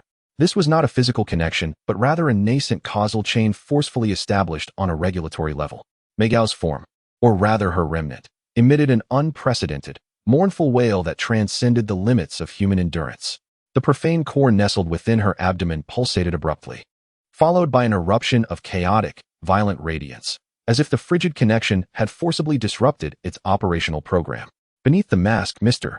Iron, William, seemed to momentarily furrow his brow, to forcibly interfere with the gestation core of the abominable offspring, even in its embryonic stage, bore terrifying repercussions. A subtle hum emanating from his left arm sharpened, escalating to a piercing crescendo. The deep, gray metallic sleeve of his coat enveloping that arm quivered imperceptibly, as if the internal metal fibers were under immense pressure, producing a dense, minute vibration. His fingers, gathered into a fist, tightened steadily, as if an invisible, icy hand sought to strangle the heartbeat of that profane heart. A roar erupted. The bone claw, feeling the agonizing pain of its essence, unleashed a final, hysterical frenzy. The tainted radiance erupted violently, shattering like a sudden flash of light. The metallic serpent entwined around it was severed in an instant. The gear storm was utterly obliterated. The beam chains trembled violently. The combined oppressive force of Dunn, Leonard, and Fry was instantly shattered. The three men were sent hurtling like severed kites, crashing heavily against the stone wall, blood gushing forth. The bindings were broken. The colossal bone claw, unshackled and fueled by an insatiable hatred and a will to annihilate all, abandoned its previous targets, resembling an uncontrollable battering ram as it tore through the air, leaving behind a trail of tainted remnants, hurtling towards the figure of Mr. Iron, William, who dared to encroach upon its essence, at a speed that surpassed all prior limits, in a frenzy of unparalleled ferocity. The target, his chest. The velocity was blinding. The proximity was perilous. The force was terrifying. The night watchers were flung aside, unable to render aid. Mr. Iron, William, maintained his stance, controlling the beam chains with his right hand, while his left hand forcefully disrupted the core, seemingly with no avenue of escape. Leonard, coughing blood, despaired as he witnessed the destructive claw traverse space in an instant, aiming for that enigmatic metallic figure. He could even discern the tainted runes flickering at the claw's tip and the ripples tearing through space. It was over. This powerful ally was also doomed. Just when the bone claw was poised to pierce Mr. Iron's, William, chest in a moment of dire consequence. Yet his left hand, with an eerie naturalness, as if rehearsed a million times over, shot upward like a bolt of lightning, not to block, nor to defend, but to counter. His fingers spread wide, palm facing forward, directly opposing the oncoming claw. Even more astonishingly, the deep, gray metallic sleeve of his coat, under the horrific wind pressure exerted by the claw, tore open a gash. Beneath the ripped fabric lay not flesh and blood, but a cold, smooth surface glimmering with a matte metallic sheen, formed of countless precisely interlocking gears and rods, manifesting as a metallic hand. The intricate spherical joint structure at the elbow is clearly visible. This breathtaking glimpse of the mechanical left arm reflects a cold and ruthless light in the dim surroundings. Simultaneously, Mr. Iron, William, with his frigid metallic voice imbued with an absolute sense of control, proclaims once more, "Rules permeate." As he speaks, the palm of his metallic gloved mechanical left hand, directed towards the bony claw, instantaneously illuminates with a highly intricate geometric pattern composed solely of pure light. Buzz, centered around the illusory rivet in his palm. A pale gray light ring, far more concentrated and substantial than before, erupts instantaneously. This light ring does not diffuse. Rather, it behaves like an invisible drill, forcefully colliding with the very heart of the bony claw. Where this halo passes, the air is no longer heavy but has become utterly solidified, as if space itself were forcibly molded into steel. The heart of the claw flickers madly, gathering the most potent forces of profane runes. Upon contact with the light ring, the radiance dims at an observable rate, akin to metal being plunged into strong acid, accompanied by a hissing sound of corrosion. Crack, crackle. The excruciating sound of bone fracturing resonates densely. The once indomitable tips of the claw begin to fissure from the heart, cracking inch by inch under the forceful infiltration of the light ring and the solidification of the rules. Pale bone fragments, like powder, cascade down. Boom. Ultimately, that claw, which had amassed terrifying power, is forcibly solidified in midair, less than a foot from Mr. Iron's, William, palm. The heart of the claw shatters completely, cracks spreading rapidly like a web across the entire claw, the tainted light extinguished entirely. The claw is shattered head-on, forcibly riveted apart from within. The price paid is that the metallic sleeve of Mr. Iron's, William, left arm is torn, revealing that breathtaking glimpse of the cold, inhuman mechanical hand. The underground space falls into an eerie silence. Only the agonizing pulsations of the profane core within the cage and the mournful cries of the remnants of Megalos echo through the void. The night watchers, including Leonard, stand in stunned silence, gazing at the cold figure that stands before the shattered claw, revealing only a portion of the mechanical left hand. Powerful, mysterious, inhuman, Mr. Iron. Chapter 85, Rivets and Core Silence. The shattered pale bone fragments drift down like gray snow. The colossal claw is utterly solidified and disintegrated in midair. Less than a foot from the metal figure, Mr. Iron, the tainted light extinguished, leaving only broken, pale bone remnants and a pervasive aura of desecration. The pale gray light ring that had forcibly shattered the claw slowly dissipates, as if it had never existed. Within the underground space, only the heavy, Drum-like pulsations of the profane core in the depths of the cage remain, along with the inconsolable wails of the remnants of megalos, their meaning lost. The intense pollution hangs in the air like a viscous liquid, pressing upon the nerves of everyone present. Dunn, Leonard, and Fry struggled to rise from the stone wall. Coughing blood, their expressions marred by disbelief as they fixated on the frigid figure standing before the shattered skeletal remains.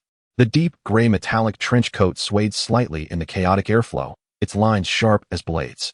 The emotionless metal mask concealed all sentiment, leaving only those profound black eyes. As still as a frozen lake, devoid of any ripple. His left hand, once raised, now descended slowly. Beneath the torn sleeve, glimpses of a cold and smooth mechanical arm, composed of intricate gears and rods, were obscured by the shadow of the lowered fabric. Powerful, mysterious, inhuman. This was the singular thought resonating in everyone's mind. The icy black gaze swept across the pulsating blasphemous core deep within the cage, as though examining a malfunctioning machine in dire need of repair. Roar! The blasphemous core seemed to sense an immense threat, its pulsations intensifying abruptly. The battered body of Megaos swelled violently, as if inflated like a balloon. More pale. Bony tendrils and fleshly tumors, coated in viscous liquid, burst forth, thrashing wildly. A far more terrifying and pure essence of destruction brewed within the cage. Akin to a volcano on the verge of eruption. The core, forcibly disrupted by Mr. Iron, William's invisible threads from his left hand, was recklessly accelerating towards its final metamorphosis. It sought to emerge prematurely. This is bad. It was about to break free. Dunn's gray eyes contracted sharply, struggling against excruciating pain. Attempting to raise the sacred emblem once more, but his spirit had long since withered. The emblems glowed dim as a firefly. Leonard and Fry were equally despondent. With their trump cards exhausted, their bodies battered, and spirits depleted, they were utterly powerless in the face of the ultimate terror poised to escape its confines. The support from the sanctuary was still en route. At this critical juncture, Mr. Iron, William, moved. Ignoring the impending terror, his gaze remained cold, fixed upon the pulsating core. His left hand, which had just lowered, revealing the mechanical structure beneath the torn sleeve, was raised again. This time, fingers spread wide, palm facing deep within the cage. Buzz.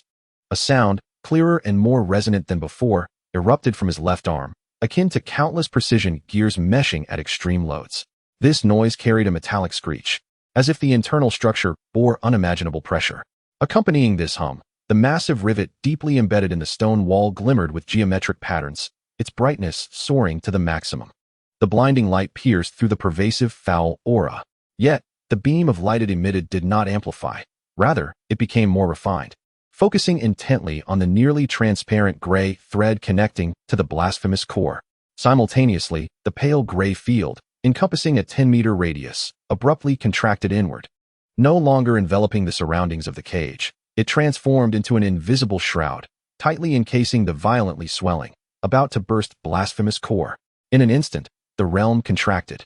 Within the confines of the cage, the frenzied proliferation of writhing tendrils and grotesque growths abruptly halted, as if ensnared by invisible shackles. The pulsation of the core seemed to be forcibly decelerated by a fraction of a beat. It was this fraction that secured the most precious time for the final suppression.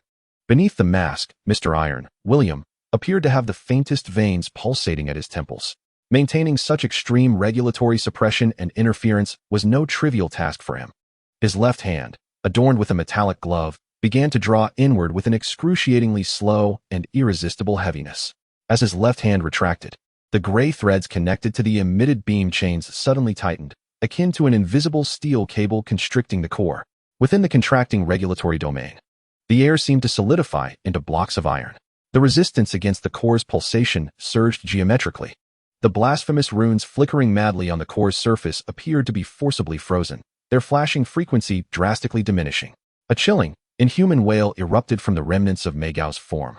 A cacophony mingled with utmost agony and madness. Her body convulsed violently within the solidified domain, yet she could not break free. The core's pulsation was forcibly slowed, each beat seemingly battling against the weight of the entire world. Mr. Iron's, William, left hand's retraction grew increasingly sluggish, as though grappling with an invisible mountain. The metallic hum emanating from his left arm became piercingly shrill. Beneath the torn sleeve, the intricate gears within whirled at a dizzying pace, even sparking tiny embers from friction. That mechanical arm was enduring an unimaginable backlash, just as his left hand was about to form a fist, seemingly intent on crushing the pulsating core. A thunderous boom erupted from the direction of the Charney's gate. The heavy door was forcefully flung open by a tremendous external force.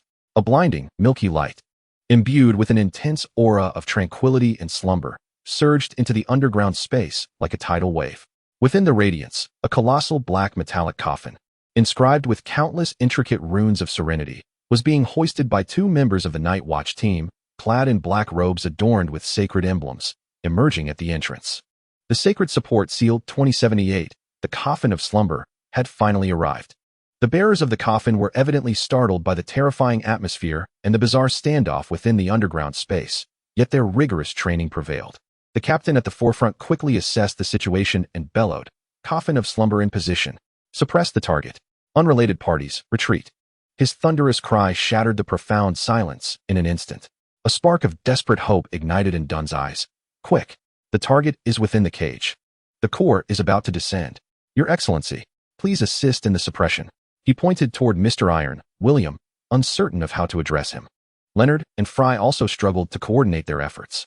Mr. Iron, also known as William, felt a subtle movement in his eyes beneath the mask, as if casting a fleeting glance at the formidable black coffin emanating an aura of profound slumber. His left hand, poised to tighten its grip, paused in a remarkably delicate manner for the briefest moment. In that very instant, the core of desecration, which had been forcibly suppressed to its limits, exploded forth like a spring compressed to its utmost, leveraging that minuscule fraction of a second to unleash a final, frantic counterattack. Boom! The core's pulsation accelerated dramatically. The frozen runes of desecration shattered their restraints in an instant. Countless pallid bone spines, mingled with a viscous, dark yellow liquid imbued with the runes of desecration, surged forth violently from the utterly collapsed form of Magao C, as if a dam had burst. They burst through the constricting realm of rules, shattering the bindings of light beams and gray threads. A claw of desecration, even larger and more grotesque, composed entirely of ghastly white-boned spines and writhing flesh, enveloped in a frenzy of flickering runes, bore down with an ultimate pressure of annihilation. It ferociously tore through the restraints of its progenitor, lunging towards its nearest target, Mr. Iron, William, the one who dared to suppress its existence, with a velocity surpassing any prior encounter. The objective, his head. The speed was overwhelming. The distance, negligible. The force, several times greater than before. The support from the sanctum had just arrived, yet the coffin of slumber had yet to activate. Dunn and the others were utterly unable to keep pace with the suppression. This time, there was no escape, no defense to be mounted. "Be careful," Leonard shouted, his eyes wide with terror. Mr. Iron, William, seemed equally unprepared for the ultimate counterstrike of the core in its moment of desperation. His left hand, which had momentarily hesitated to align with the arrival of the coffin, now lacked the time to fully block or execute the powerful rule penetration he had previously employed. In his cold, dark eyes, for the first time, the horrifying shadow of the claw, adorned with runes of desecration, loomed larger and larger. In a critical moment, his right hand instinctively shot up like lightning, shielding his body. Simultaneously, his entire form retreated with a precision and swiftness reminiscent of finely tuned machinery, defying the laws of physics. A chilling, tearing sound pierced the air. The ultimate claw of desecration, wielding catastrophic force, struck down upon Mr. Iron's, William, defending right arm. The deep, gray metallic sleeve of his coat was effortlessly shredded like paper. Yet, beneath this sleeve, revealed was the normal, flesh-toned skin of a human right arm. Only the outer forearm bore a ghastly wound, a deep gash exposing bone, with flesh twisted and rolled back in horror. Blood erupted forth in an instant. However, this block and retreat ultimately diverted the deadly strike from its intended trajectory, aimed at his head. The sharp claw tip grazed the edge of his metallic mask, leaving behind glaring, deep scratches upon the cold surface, even igniting a shower of sparks. Mr. Iron, William, was violently hurled by an immense force, akin to being struck by a battering ram, crashing heavily against the rugged stone wall. A dull, thunderous sound reverberated through the air, causing spiderweb-like cracks to mar the surface of the stone. He emitted a muffled groan, and it seemed as if blood seeped from the corners of his mouth beneath the mask. Slumping against the wall, he fell to the ground, his right arm bearing a grievous wound that exposed bone, blood gushing forth and staining the torn sleeve and the ground beneath him. The glimpse of his mechanical left arm remained concealed by the tattered fabric, undisclosed. He lifted his gaze, the deep gashes on his mask glimmering ominously in the dim light. His cold stare piercing through the swirling dust and filth, fixating intently on the blasphemous claw that had finally broken free from its restraints, hovering above the prison. Emanating an aura of ultimate destruction and the pulsating core beneath it, the Night Watch team of the sanctuary finally reacted. The coffin of slumber erupted with an unprecedented milky light, resembling a colossal magnet, instantly enveloping that ultimate blasphemous entity. The final battle, having been marked by Mr. Iron's injury, finally witnessed the intervention of the church's most potent sealing artifact. Yet, the core had entirely escaped its bindings, and the corruption had reached its zenith. The situation remained perilously dire. Chapter 86. Machinery and the divine abomination. Fragments of stone cascaded down. Mr. Iron, William, leaned against the wall, marred with spiderweb-like fissures, and slid to the ground, his right arm bearing a grievous wound that revealed bone, flesh curling away as blood swiftly soaked the tattered dark gray sleeve. Meandering across the cold floor, the edges of the deep claw marks on his mask showed metal that had been torn and twisted, reflecting a grotesque light in the dim ambience. Beneath the mask, it appeared as though blood trickled from the edge of his jaw, dripping onto the collar of his coat. Agonizing pain surged through his nerves like electric currents, yet the eyes of William, Mr. Iron, remained icy, akin to quenching cold iron. He disregarded the injury to his arm. His cold gaze fixated relentlessly on the space above the prison, where the ultimate blasphemy had descended. The remnants of Magau's form disintegrated completely, transforming into a splatter of foul flesh and blood. Suspended in midair was a grotesque entity composed of countless frenzied, twisting, pale bone spikes. A colossal bloody core pulsating with blasphemous runes, and tendrils oozing dark yellow viscous fluid, forming an indescribable horror. It bore no fixed shape, embodying pure destruction and madness. The massive bone claw that had just torn through William's arm was merely one of its most insignificant appendages. The horrific pollution surged like a tangible tsunami, instantly overwhelming the last remnants of restraint held by Dunn and the others, even causing the sanctuary's coffin bearers to feel a spiritual sting, gasping for breath. Roar! The blasphemous howl transcended mere sound, becoming a tidal wave that struck directly at the soul. Activate! Quickly, activate the coffin of slumber. The captain of the sanctuary team roared, his voice laden with unmistakable horror. Two night watchmen immediately directed the heavy black coffin towards the hovering blasphemous entity, channeling all their spiritual energy. The myriad tranquil runes etched upon the surface of the coffin suddenly ignited, erupting with an unprecedented milky radiance, akin to a colossal magnet striving to forcibly draw that terrifying entity into eternal slumber. The milky light of slumber surged like a tide toward the blasphemous core. Wherever the light traversed, the frantically writhing bone spines and tendrils exhibited a marked lethargy, and the flickering blasphemous runes became intermittent, effective, yet still insufficiently swift. The pulsating force of the core was overwhelmingly potent, as the slumbering light seemed ensnared in a viscous mire, its rate of encroachment lagging far behind the core's resistance and the spread of corruption. The space surrounding the core began to warp, revealing subtle fissures that appeared to lead into the abyss. It was attempting to rend the fabric of space, striving for a complete manifestation or escape. Suppress it. It must not break free. Dunn strained to once more raise the dim holy emblem, his gray eyes glinting crimson. Leonard and Fly struggled to assist, yet their strength, in the face of this ultimate horror, was as feeble as fireflies before the full moon. Just then, Mr. Iron, William, leaning against the stone wall, sprang into action. His left hand forcefully pressed against the ground. His movements remained swift, imbued with a precision akin to a finely tuned machine. At the moment of contact, his torn, bloodied right sleeve, along with the tattered front of his coat, revealed a multitude of intricate patterns upon the deep gray fabric, suddenly shimmering with a faint silver light. The frayed edges writhed as if alive, intertwining and mending at a visible pace. In an instant, the rips in his right sleeve and the front of his coat were restored to their original state, leaving only dark stains of blood as evidence of the wounds. Only the claw marks on his mask remained, grotesquely intact and irreparable. Yet, Mr. Iron, William, did not pause for a moment. While mending his coat, he exerted force through the fingers of his grounded left hand. With a rip, the deep gray metallic sleeve of his left arm was torn open from the elbow by an overwhelming internal force. The scene revealed beneath the shredded fabric made the eyes of all witnesses narrow in shock. It was not flesh. from the wrist to 3 inches below the clearly visible elbow joint. The entirety of his forearm was encased in a cold, smooth armor gleaming with a matte metallic sheen. No, it was not mere armor. The armor was not a single piece, but composed of countless precisely interlocking geometric metal components, with a complex spherical structure at the joints. The surface adorned with intricate energy patterns reminiscent of a circuit board. The fingertips were similarly covered with metallic sheaths of the same material, nimble at the joints and sharp at the tips. This was a mechanized left arm, exuding an aesthetic of cold industrial beauty and absolute power. The fleeting glimpse of the mechanical left arm, under the chaotic interplay of the slumber light and the blasphemous corruption, reflected a merciless brilliance. Regulation permeates. Mr. Iron, William, intoned with his frigid metallic voice, imbued with an unyielding resolve. This time, the voice seemed to bear a subtle rasp, a consequence of injury. With his low growl, the massive rivet embedded deeply into the stone wall unleashed its final surge of power. The luminous geometric patterns on its surface reached their zenith, beginning to exhibit faint cracks.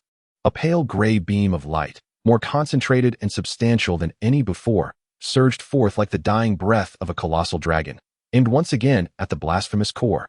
The target was the central region, where pulsations were most fervent and runes densely packed. Simultaneously, Mr. Iron, William, thrust his exposed mechanical left arm upwards with sudden force. His fingers splayed wide, palm directed towards the suspended blasphemous core. At the center of his palm, a black cube ignited. Buzz, centered around his mechanical left arm. The pale gray realm of order instantaneously contracted to its utmost limit, encompassing only himself and the emitted beam of light. Within this domain, the air transformed from heavy and solid to an imperceptible steel barrier. The power of the rules permeating this extremely compressed realm surged to unprecedented strength. Anchor. The cold command echoed like a final judgment. Boom. The condensed gray beam, empowered by the limitlessly compressed realm of order, plunged into the core's center, where the frenzied pulsations and flickering runes were most intense, like a spear of judgment engulfed in the flames of order. Hiss. Like a red-hot iron plunged into icy water, the piercing sound of corrosion resonated throughout the underground space. The core's tainted runes, struck by the beam, extinguished and disintegrated at a visibly rapid pace, as if eroded by a potent acid. The wildly writhing bone spurs and tendrils stiffened suddenly, as if struck by an invisible hammer. The rhythm of the core's pulsations was instantly disrupted. Even the minuscule cracks that were tearing through space abruptly halted. Effective. Yet the backlash was equally terrifying. Roar. The blasphemous core emitted an unprecedented roar, a cacophony of excruciating agony and fury.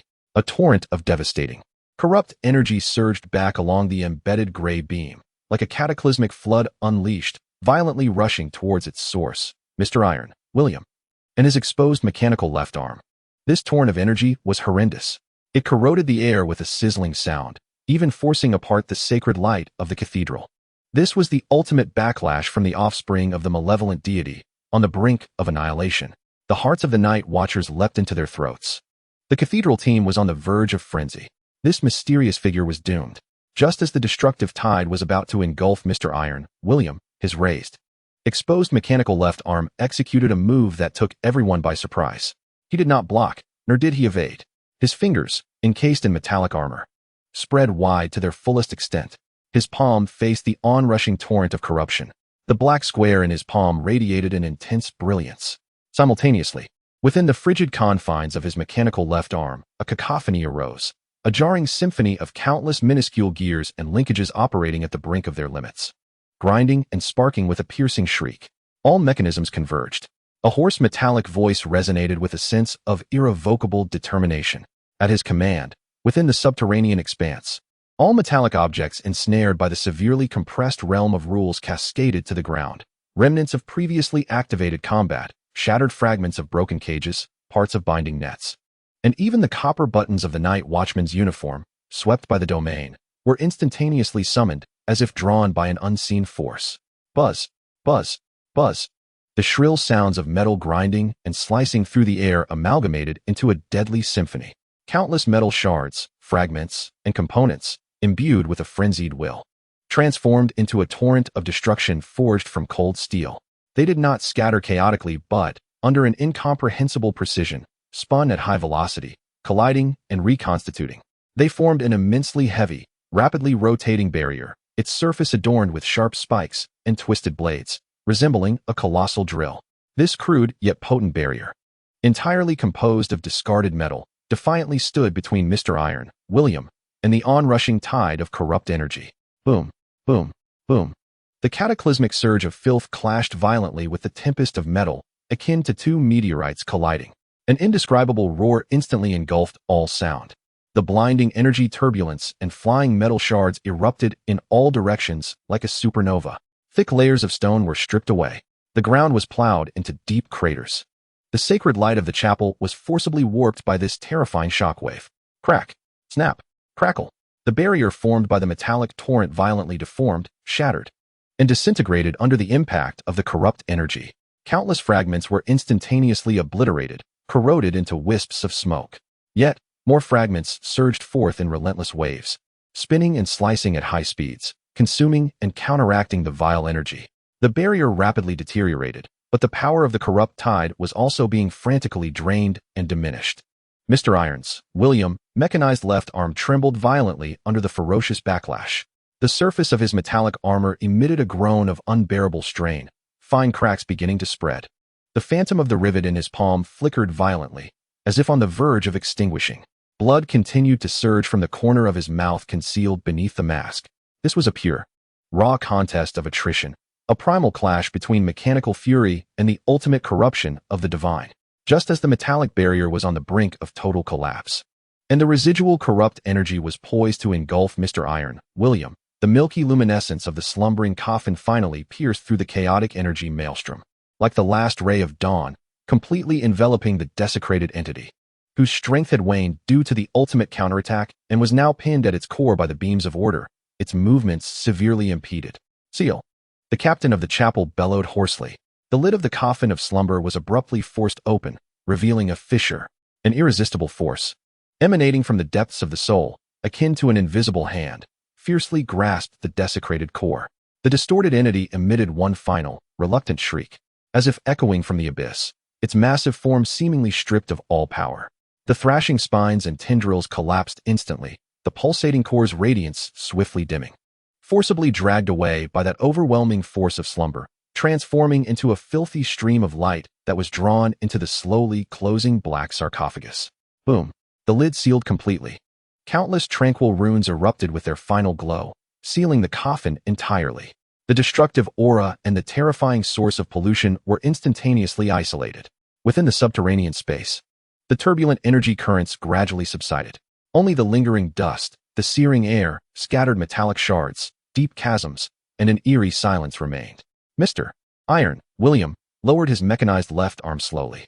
The dimly glowing phantom of rivets vanished completely. The surface of his left arm's metal armor was riddled with fine cracks and burn marks, and the shrill screams from within gradually ceased, leaving only a low hum. The members of the sanctuary team and the night watchers, including Leonard, stood as if drained of all energy, gazing in bewilderment and profound shock at the cold figure leaning against the wall, revealing a non-human mechanical left arm, a damaged mask, and a noticeably weakened breath. Who is he? Where did he come from? What does he fight for? No one knows. Only that cold mechanical arm and the broken mask narrate the harrowing, extraordinary battle that had just transpired. Chapter 87. Iron and the returnee silence enveloped the underground space behind the Charney's gate.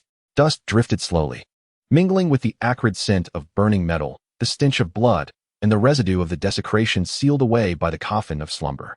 The ground lay in disarray, with twisted and shattered metallic fragments, deep energy furrows, crumbling stone debris, and large patches of dark red dried blood alongside fresh splatters, silently recounting the brutal conflict that surpassed mortal imagination.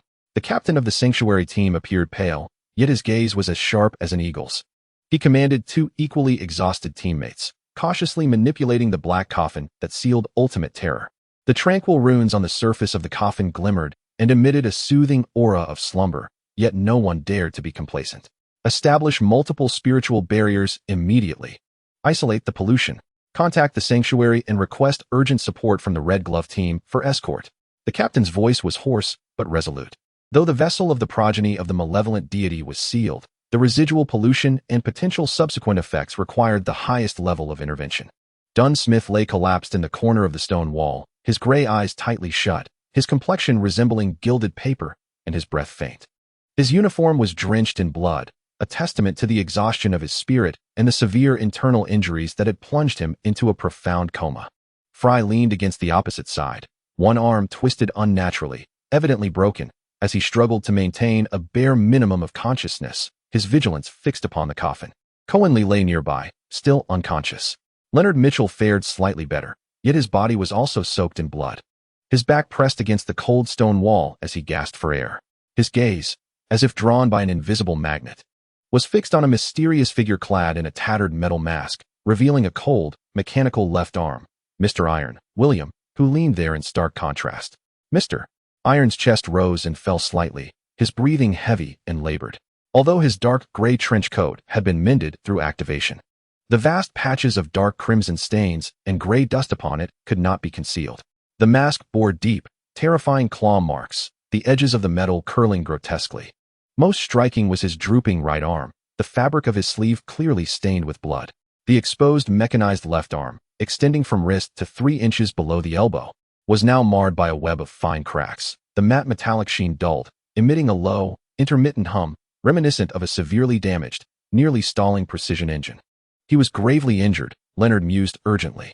The power exhibited by this enigmatic individual was unfathomable, yet it was evident that a tremendous price had been paid. Who was he? Which clandestine organization did he belong to? Why had he intervened in the Tingen incident? Countless questions swirled in Leonard's mind. Yet it was clear that now was not the time for inquiry. The vigilant glances of the Sanctum team occasionally swept over that corner, filled with caution and curiosity. At that moment, boom, a dull thud resonated from the staircase leading to the ground outside the Charney's door, followed by hurried, chaotic footsteps, laden with fear and exhaustion. Captain Fry, Leonard, where are you? A familiar young voice, hoarse and laced with tears, shattered the silence of the underground space. Klein Moretti. He stumbled down the last few steps as if emerging from the depths of hell, tumbling heavily onto the ground within the Charney's door. His cheap formal attire was mired in mud, bloodstains, both his own and that of the creature, and unknown filth, with multiple tears. His face was devoid of color, lips cracked, black-framed glasses askew on his nose, the lenses riddled with fractures. He gasped violently, his lungs wheezing like a broken bellows, his eyes appearing somewhat vacant from sheer terror, anxiety, and the exhaustion of his frantic dash. Struggling to raise his head, his vision was obscured by the swirling dust and dim light. He beheld the imposing black coffin exuding an aura of profound slumber, the unfamiliar yet vigilant faces of the Sanctum squad, the desolate battlefield strewn with chaos, the unconscious Dunn, the grievously injured Fry and Cohen, and the bloodied, gasping Leonard. A chilling despair instantaneously gripped his heart. Had he arrived too late? Captain Klein let out a soul-wrenching howl, akin to a wounded beast, as he crawled desperately towards Dunn's fallen form. Tears mingled with the grime on his face cascaded down. Trembling, he reached out to feel Dunn's breath, yet hesitated, fearing the cold truth of reality. Coughing, Fry was stirred by Klein's anguished cry, managing to expel a small amount of blood foam. His voice, though faint, carried a hint of relief from surviving the ordeal. Captain Klein was alive, albeit gravely injured and unconscious. He gestured towards the black coffin, which was sealed by the Sanctum's slumbering casket. Still alive? Klein's movements abruptly froze, his tear-blurred vision fixating on Dunn's subtly rising chest. A tremendous wave of warmth, intermingled with relief, dread, and exhaustion, surged through his taut nerves. He was not dead. The captain was alive. Everyone from the night watch was still breathing. The overwhelming emotional upheaval caused his vision to darken, nearly leading him to faint. He inhaled sharply several times, forcing himself to regain composure. Only then did he notice Leonard in the corner, his gaze fixated intently in a particular direction.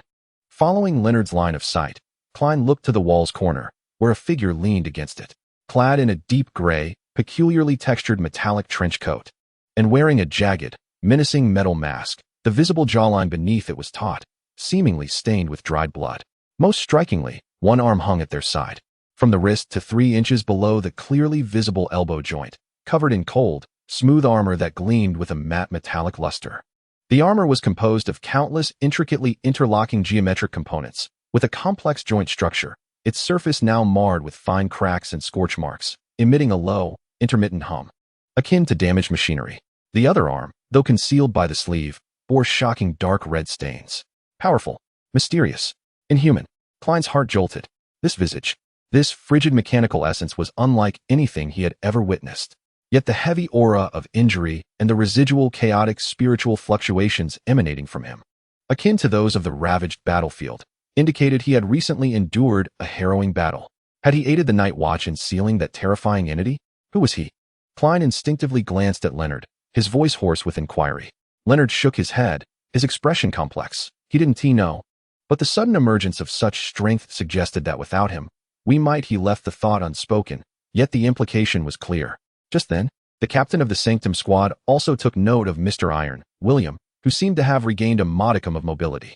He stepped forward, his voice imbued with a serious, official tone laced with a hint of barely perceptible caution.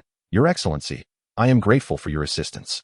However, this area has been taken over by the Church, pertaining to high-level sealed artifacts and contamination events. Please state your identity and affiliation to cooperate with the investigation. His hand rested casually upon the weapon at his waist. Mr. Iron, William, slowly lifted his head. Beneath the damaged mask, his deep, cold black eyes calmly swept over the captain of the sanctuary, the vigilant night watchman, and Klein's face, which was marked by shock and confusion. His gaze betrayed no emotional fluctuation, as if he were observing trivial objects. He did not respond to the captain's inquiry.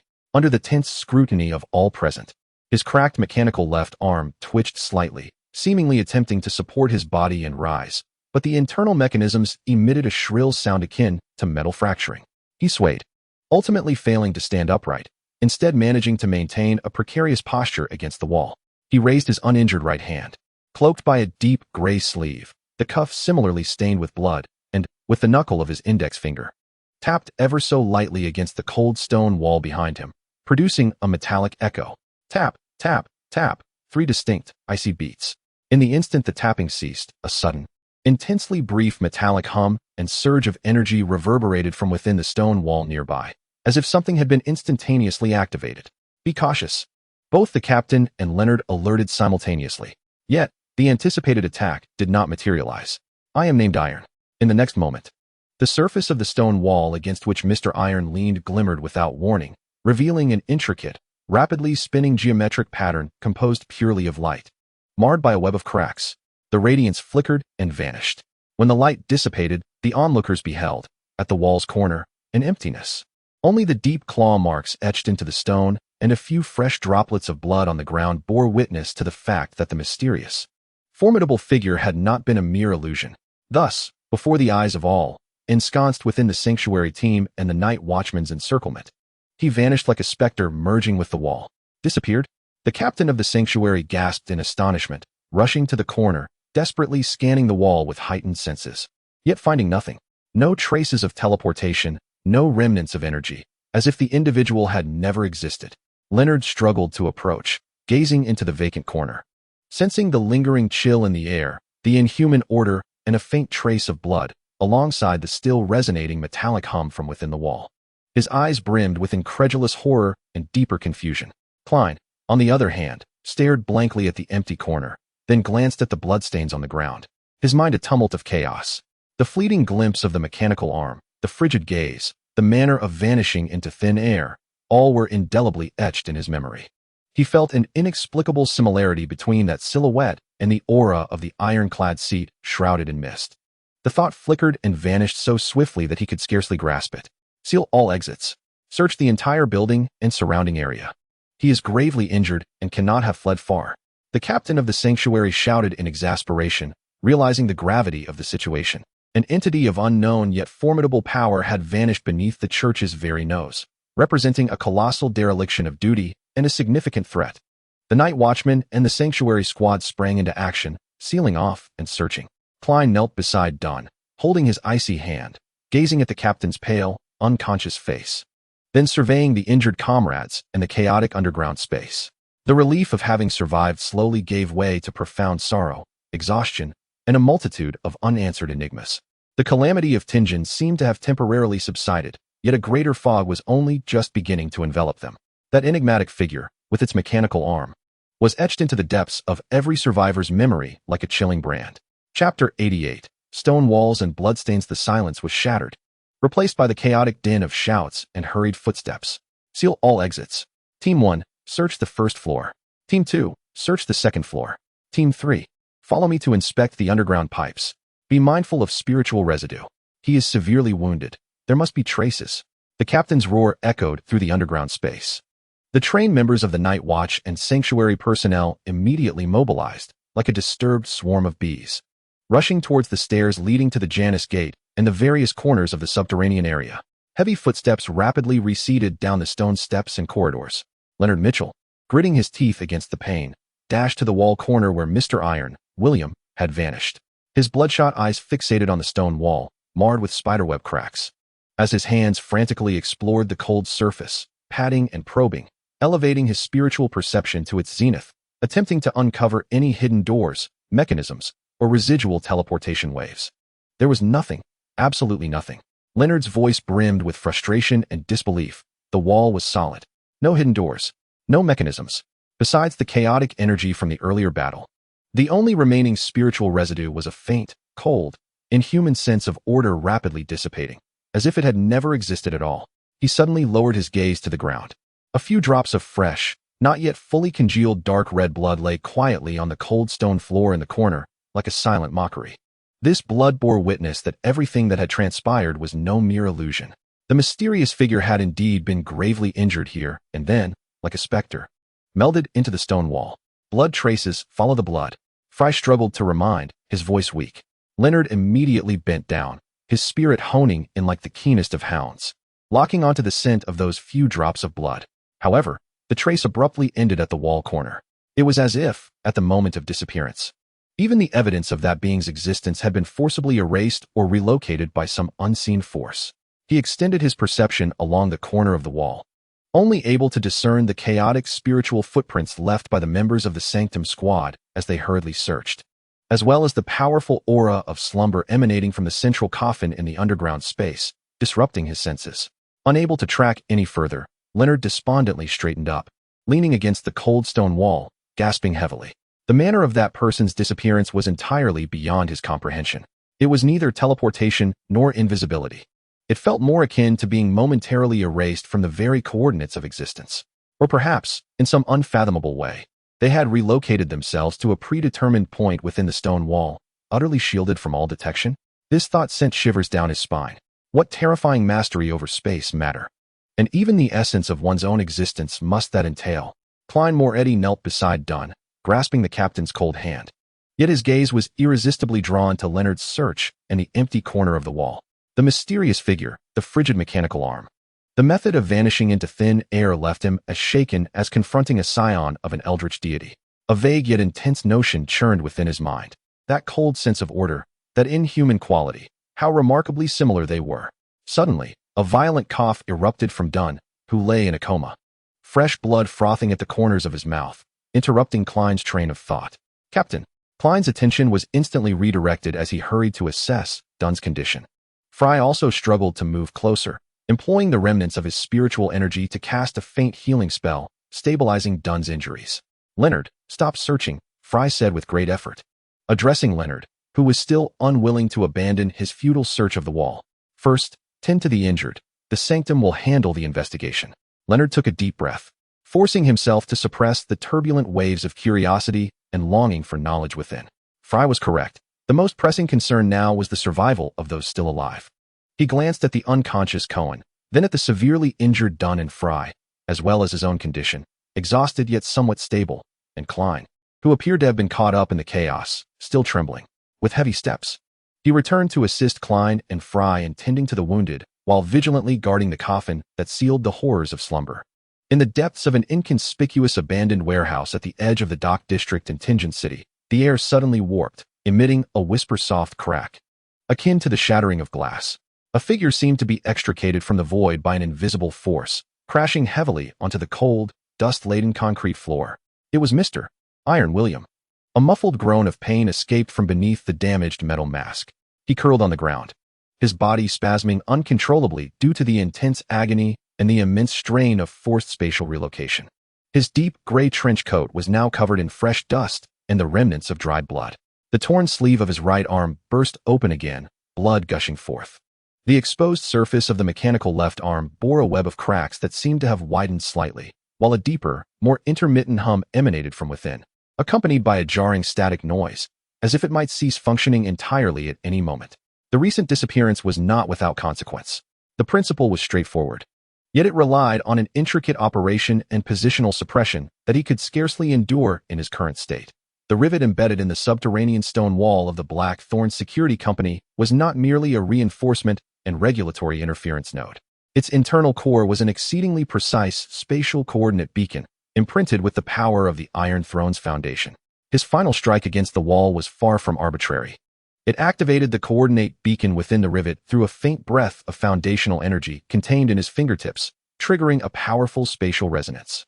At the instant the beacon activated, he summoned the last vestiges of the Iron Throne's power, at the cost of exacerbating the damage to his left arm and worsening his injuries, to forcibly tear a fleeting, unstable spatial fold that entirely severed spiritual detection between his position and the predetermined coordinates of the underground warehouse. He did not merge into the stone wall, but was forcibly drawn into this fold by the power of the foundation, propelled towards the intended destination like a slingshot. As the transfer completed, the foundational force obliterated all traces of existence at the starting point, save for a few unavoidable drops of physical blood, while disrupting the spatial coordinates at the endpoint, rendering them difficult to trace back. Although this process may seem simple in description, it was akin to dancing on the edge of a blade for William in his current physical and spiritual condition.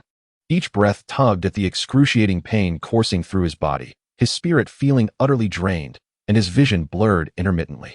He struggled, using his severely damaged mechanical left arm to support himself in an attempt to rise.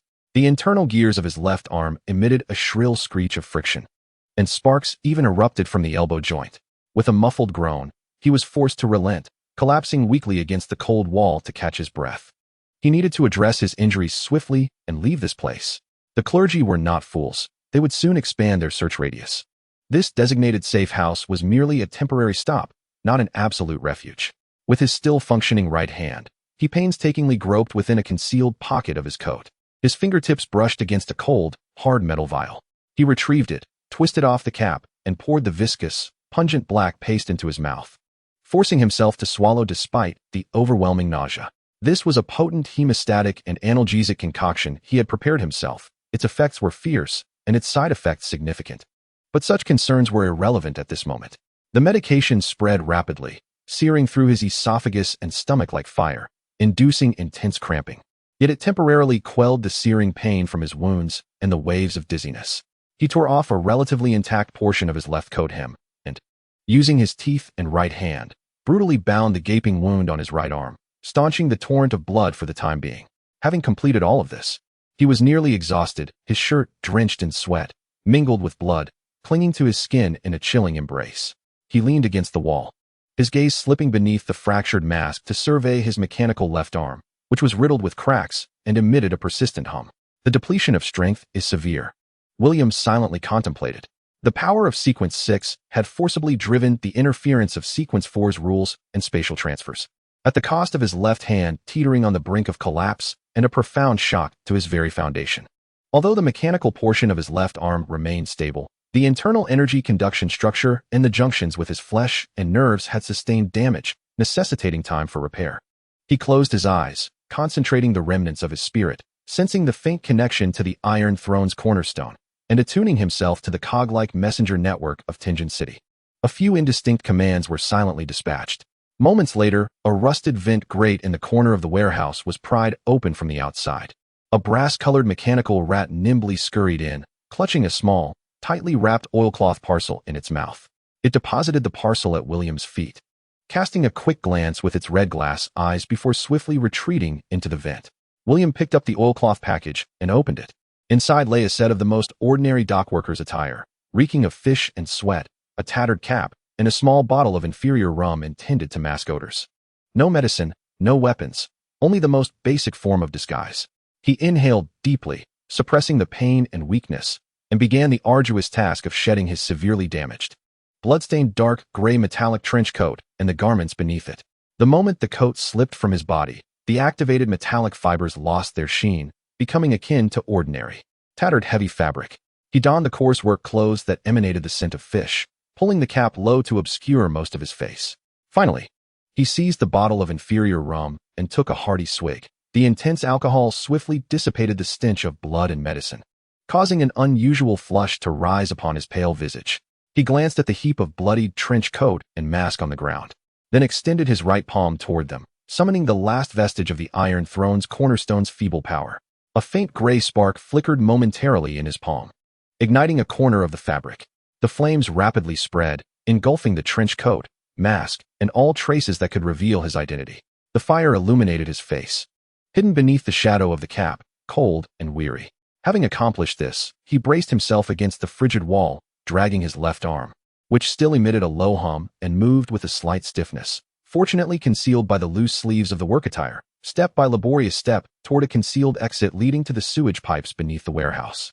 Each step tugged at his wounds, inflicting piercing pain. He must blend in with the weary dockworkers who had just finished their shifts, like a genuine laborer reeking of fish, and silently return to his apparent residence, a safe house situated near the university town of Tingen, before the sanctuary and night watchman completely sealed off the dock area. Meanwhile, in the depths of the Blackthorn Security Company, Klein leaned wearily against the cold stone wall after assisting Fry in tending to Dunn's injuries. His gaze once again involuntarily fell upon the empty corner of the wall and the few drops of dark red blood that had almost congealed on the ground. Members of the sanctuary team hurried back, their faces drawn with frustration, reporting to the captain. All ground exits are sealed, search complete, no sign of the target. Initial inspection of the underground pipeline system shows no abnormal energy residue or bloodstains. Surrounding area lockdown and search are underway, but so far, nothing. The sanctuary captain's face was ashen. A gravely injured, mysterious, powerful figure had vanished right under their noses, leaving not a single strand of hair behind. This was an utter disgrace. Expand the search perimeter. Notify the police department for cooperation. Seal off the dock area and university town. Focus on inspecting all clinics, pharmacies, and suspicious hideouts. He must require treatment after such severe injuries. The captain commanded through gritted teeth. Leonard listened to the captain's orders, yet his gaze remained fixated on the few drops of blood on the ground. A mad thought began to take root in his mind. Where was the advisor William Stark today? Why, at this critical juncture? Had he not appeared at the Blackthorn Security Company? That left hand of his, perpetually clad in a black leather glove, this notion coiled around his heart like a venomous snake. Yet, he possessed no evidence.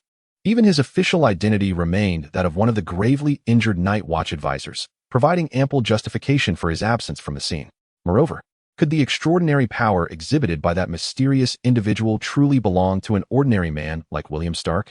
That cold, mechanical arm. Leonard felt a wave of confusion and helplessness wash over him. He looked at the unconscious Dunn, at his injured companions, and perceived that the catastrophe of Tingen seemed to have reached its conclusion, yet a more immense, chilling enigma loomed like a dark cloud. Who was that Iron? He silently repeated this code name. He was gravely injured. Where could he possibly go? Would he appear again? Chapter 89. Whispers at the edge of the dock area in Tingen. Within the depths of an abandoned warehouse, an outlet to the sewage pipe led to the surface. A pungent mixture of fishy odors and the stench of sweat mingled with the acrid scent of cheap rum, permeating the damp, chilly air. At this moment, William Stark was merely an ordinary worker clad in dirty, coarse fabric overalls, wearing a tattered cap, exuding the distinctive scent of a dock laborer. As he struggled to crawl out of the narrow pipe and into the deepest darkness before dawn, the frigid night wind, laden with moisture, struck his face, offering a fleeting moment of clarity, only to be swiftly engulfed by the excruciating pain from his wounded right arm and the debilitating weakness that accompanied his blood loss.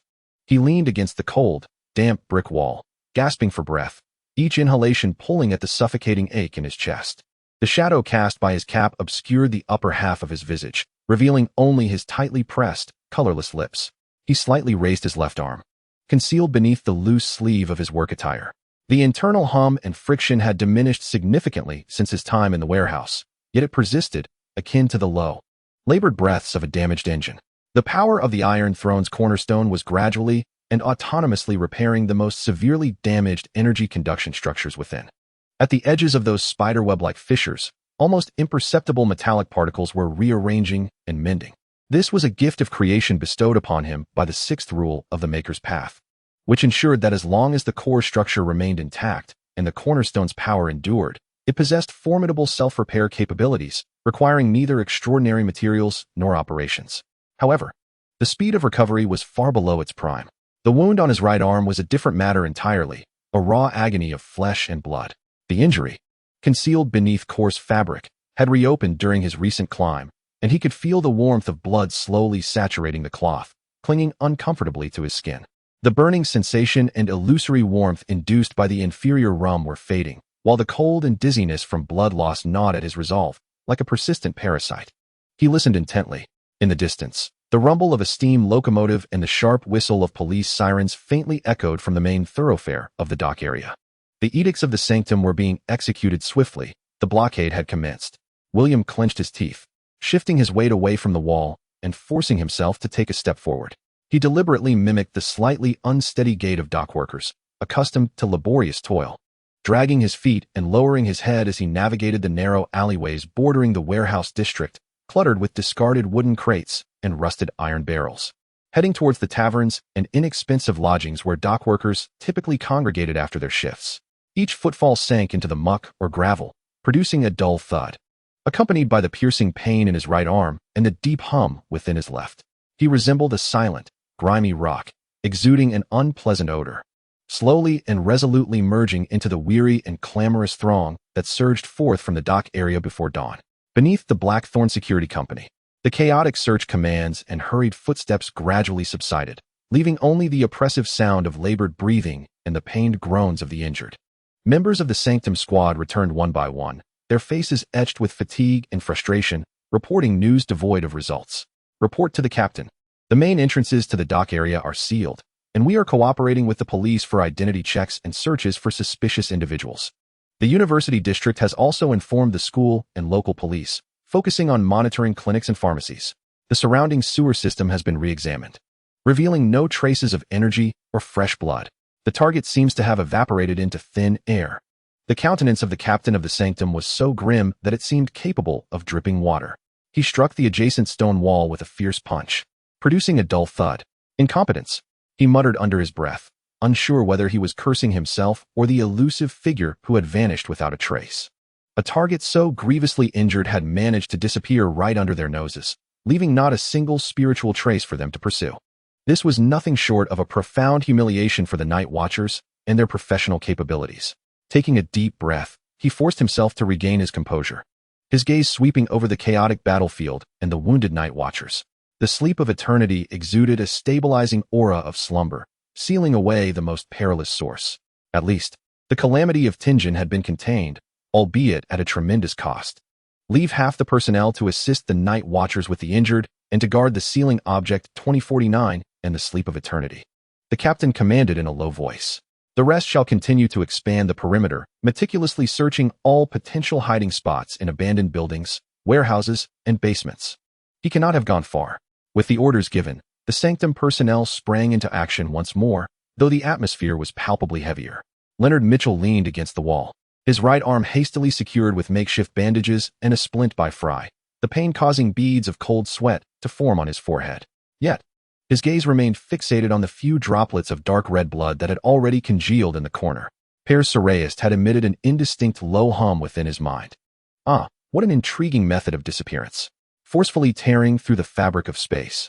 Executing a precise delivery while simultaneously erasing the point of origin requires an extraordinary mastery over spatial rules and one's own existence. Moreover, the residual sensation of cold order, albeit faint, suggests a significant rank. Per's voice carried an almost imperceptible weight. Leonard inquired mentally, "Old man, can you trace it? Or recognize the source of such power? Is it that advisor? Tracing? The point of origin has been thoroughly obliterated, and the coordinates of the destination have been disrupted by an overwhelming force. As for the source," Pears paused, seemingly attuning to the remnants that were swiftly dissipating. "It feels unfamiliar, unlike any known pathways I am aware of. Cold, ordered, imbued with an otherworldly impurity. But that William Stark? His public persona is merely that of an ordinary man, of this I have no doubt. If he indeed possessed such a rank of power, the mechanical arm he displayed during the recent confrontation would not have merely reached the limits of Sequence 6. Nor would he have sustained such grievous injuries. The owner of this blood, the essence of their power, likely far exceeds Sequence 6. The two should be unrelated." Pear's analysis was tinged with a characteristic caution and misleading nuance. He indeed perceived the otherworldly impurity of that power as exceedingly strong, potent enough to interfere with his perceptual pathways, instinctively dissuading him from delving deeper, even subconsciously ruling out the possibility of William Stark as an ordinary individual. This was precisely the latent effect of the corrosion characteristic of the Iron Throne's foundational destiny, which interfered with the presence of otherworldly entities. Leonard furrowed his brow. Pear's words seemed to hold a semblance of truth. William Stark, the ever-gentle advisor whose focus lies in the intricacies of machinery. How could he possess a power that seamlessly melds with the stone walls, exuding an aura of high-ranking order akin to a specter? Moreover, it is true that William is absent today, his ostensible reason being his journey to the university town to attend to corporate affairs, a perfectly reasonable explanation, given that his company's headquarters are in Backlund, often requiring his attention to technical matters. Perhaps the recent fierce battle and the mysterious figure's disappearance have left him feeling a bit paranoid. He wearily closed his eyes, forcefully suppressing the absurd associations swirling in his mind. At this moment, the most pressing concern is the survival of those still alive. He glanced to his side. Klein Moretti was cautiously wiping the blood from Dunn Smith's mouth with a clean cloth. The captain's breathing was faint yet steady, temporarily stabilized by Fry's continuous healing spells and the first aid medicines provided by the sanctuary, having escaped the most perilous phase for now. Cohen Lee remained in a deep unconsciousness, but his vital signs persisted. Fry himself appeared pallid, leaning heavily against the wall for support. Klein's movements were delicate, his gaze intent. Yet Leonard perceptively noted that Klein's eyes would involuntarily drift toward the empty corner of the wall and the bloodstains on the floor. His expression was laden with fear, confusion, and an indescribable contemplation. Klein was indeed deep in thought. The bloodstains in the corner had vanished into thin air. When the mysterious figure who called himself Iron Man struck the stone wall and blended into it, a profound tremor, emanating from the depths of his spirit, seized Klein. The cold, inhuman sense of order bore an uncanny resemblance to the aura he had sensed not long ago atop the fog from the towering Iron Throne. The iron of the Fate Weaver above the fog. This notion rippled through his mind like a stone cast into a tranquil lake. Was it possible that the enigmatic being seated upon the Iron Throne, who chose the tower, a symbol laden with notions of upheaval and collapse, had just stood before him, fighting alongside the sanctuary against the offspring of the malevolent deity, only to vanish in such an unfathomable manner? This association was so astonishing that Klein's heart raced uncontrollably. If this were true, what could be the purpose of Mr. Tower's involvement with the Tarot Society? Could the rules of Sequence 6, manifested through the power he exhibited, truly reach such heights? Or was this merely the tip of the iceberg of his abilities? How grave were his injuries? Where might he go? A multitude of questions surged through Klein's mind, intertwined with concerns for the captain and his comrades' wounds, as well as the overwhelming fatigue of having survived. He shook his head vigorously, attempting to suppress these chaotic thoughts. This was not the time for deep inquiries. He was merely a Sequence 8 clown, struggling to grasp his own fate, let alone speculate about an entity of potentially immense stature. He lowered his head, continuing to focus on caring for Captain Dunn. Yet, the image of that cold Iron Throne above the fog and the glaring dark red stain in the corner of the underground space left an indelible mark in his mind. Fry struggled to extract a few pills from his portable medical kit, distributing them to Leonard and Klein. The emergency stimulant and pain relief offered limited efficacy, yet it was better than nothing. His voice remained feeble. Leonard and Klein silently accepted the pills, swallowing them with cold water from the canteen. The bitter taste spread across their mouths, bringing a faint sense of alertness. A member of the sanctum approached, holding a notebook. "Mr. Mitchell, Mr. Fry, and Mr. Moretti?" He turned to Klein. "We need to document the preliminary details of the scene, particularly regarding the mysterious figure who appeared and vanished so suddenly. Any information, no matter how trivial, could aid in our investigation." Leonard took a deep breath, suppressing his pain, and began recounting what he had witnessed. A deep gray trench coat, an expressionless mask revealing only cold eyes, the powerful yet ultimately damaged mechanical left arm, and the last, despairing disappearance without a trace. Klein added the title Mr. Iron, along with the figure's parting words, "I am Iron."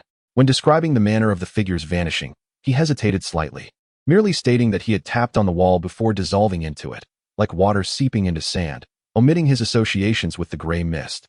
The sanctum member diligently recorded the information, his brow furrowing increasingly. The image and abilities described were filled with contradictions and uncertainties. A mysterious powerhouse possessing high-order abilities, yet seemingly constrained by a Sequence 6 body. An inhuman entity capable of forcibly tearing through space, yet leaving physical traces of blood. "Thank you for your cooperation," the sanctum member concluded, closing his notebook with a heavy tone. "We will do our utmost to investigate. Please rest well. Further inquiries may be necessary." He glanced at the still unconscious Dunn and Cohen, adding, "The Sanctum's medical team will arrive shortly to transfer them to a safer hospital for continued treatment." Leonard nodded, leaning against the cold wall, his gaze once again sweeping over the bloodstains, ultimately settling on the cuff of his uniform, now soiled with dust and blood. A metal button from his watcher uniform had been torn partially away in the chaos, its broken edge glinting with a faint metallic sheen. Instinctively, he grasped the cold half-button tightly in his still-functioning left hand. Klein wearily closed his eyes, feeling the faint warmth from the pills dispelling his body's chill. The underground space was permeated with the scent of blood, gunpowder, the oppressive atmosphere of a slumbering coffin, and the weight of survival after calamity. The crisis in Tianjin seemed to have reached a temporary resolution, yet the shadow remained. The figure codenamed Mr. Iron loomed like a colossal enigma, pressing heavily upon everyone's hearts. Meanwhile, in the distant Backlund, at the opulent ballroom of Earl Holber's mansion in Queens, the melodious dance music had yet to cease. Amid the fragrant rustle of silks, several noblewomen conversed in hushed tones. "I hear that Mr. Stark, the young genius who invented the new textile machine, seems to have taken a leave of absence? What a pity. I wish to inquire about the modern phonograph," a lady remarked, fanning herself. "Indeed, madam," interjected a well-informed gentleman nearby. "Mr. Stark appears to be engaged with business, having temporarily departed for Tianjin. His company matters are presently managed by Assistant Barton and Manager Scharf." "Tianjin?" Audrey Hall, holding a glass of juice, maintained an impeccably courteous smile, her clear eyes revealing a touch of concern for a mechanical consultant who had once repaired numerous devices for her.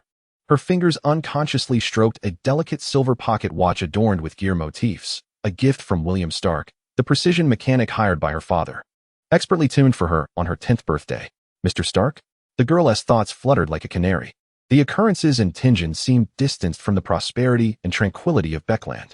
Within the subterranean space, the deepest darkness before dawn quietly receded, a faint, cool light struggling to filter through the crack of the Charney's door, illuminating the dust suspended in the air, as well as a few drops of congealed blood in the corner, now darkened and hardened like frozen questions.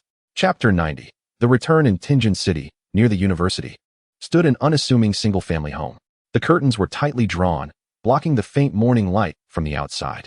The air was thick with the scent of antiseptic, hemostatic powder, and a barely perceptible hint of rust. William Stark leaned against the comfortable armchair in the living room, which at that moment felt more like an instrument of torture. He had shed his coarse work attire, reeking of fish, to don a clean, soft silk robe. However, the right sleeve of the robe was rolled up high, revealing an arm wrapped in layers of white bandages, still seeping blood. The exposed left arm, from fingertip to 3 inches below the elbow, bore a cold, subtly textured black iron hue, with the intricate gear structure of the joint clearly visible. At this moment, the internal hum from the left arm had diminished to nearly inaudible, while the spiderweb-like cracks on its surface, nourished slowly and steadily by the foundational stone, were mending at an imperceptible pace.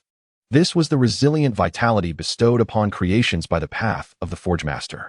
Pain, like a bone-deep parasite, had never strayed far.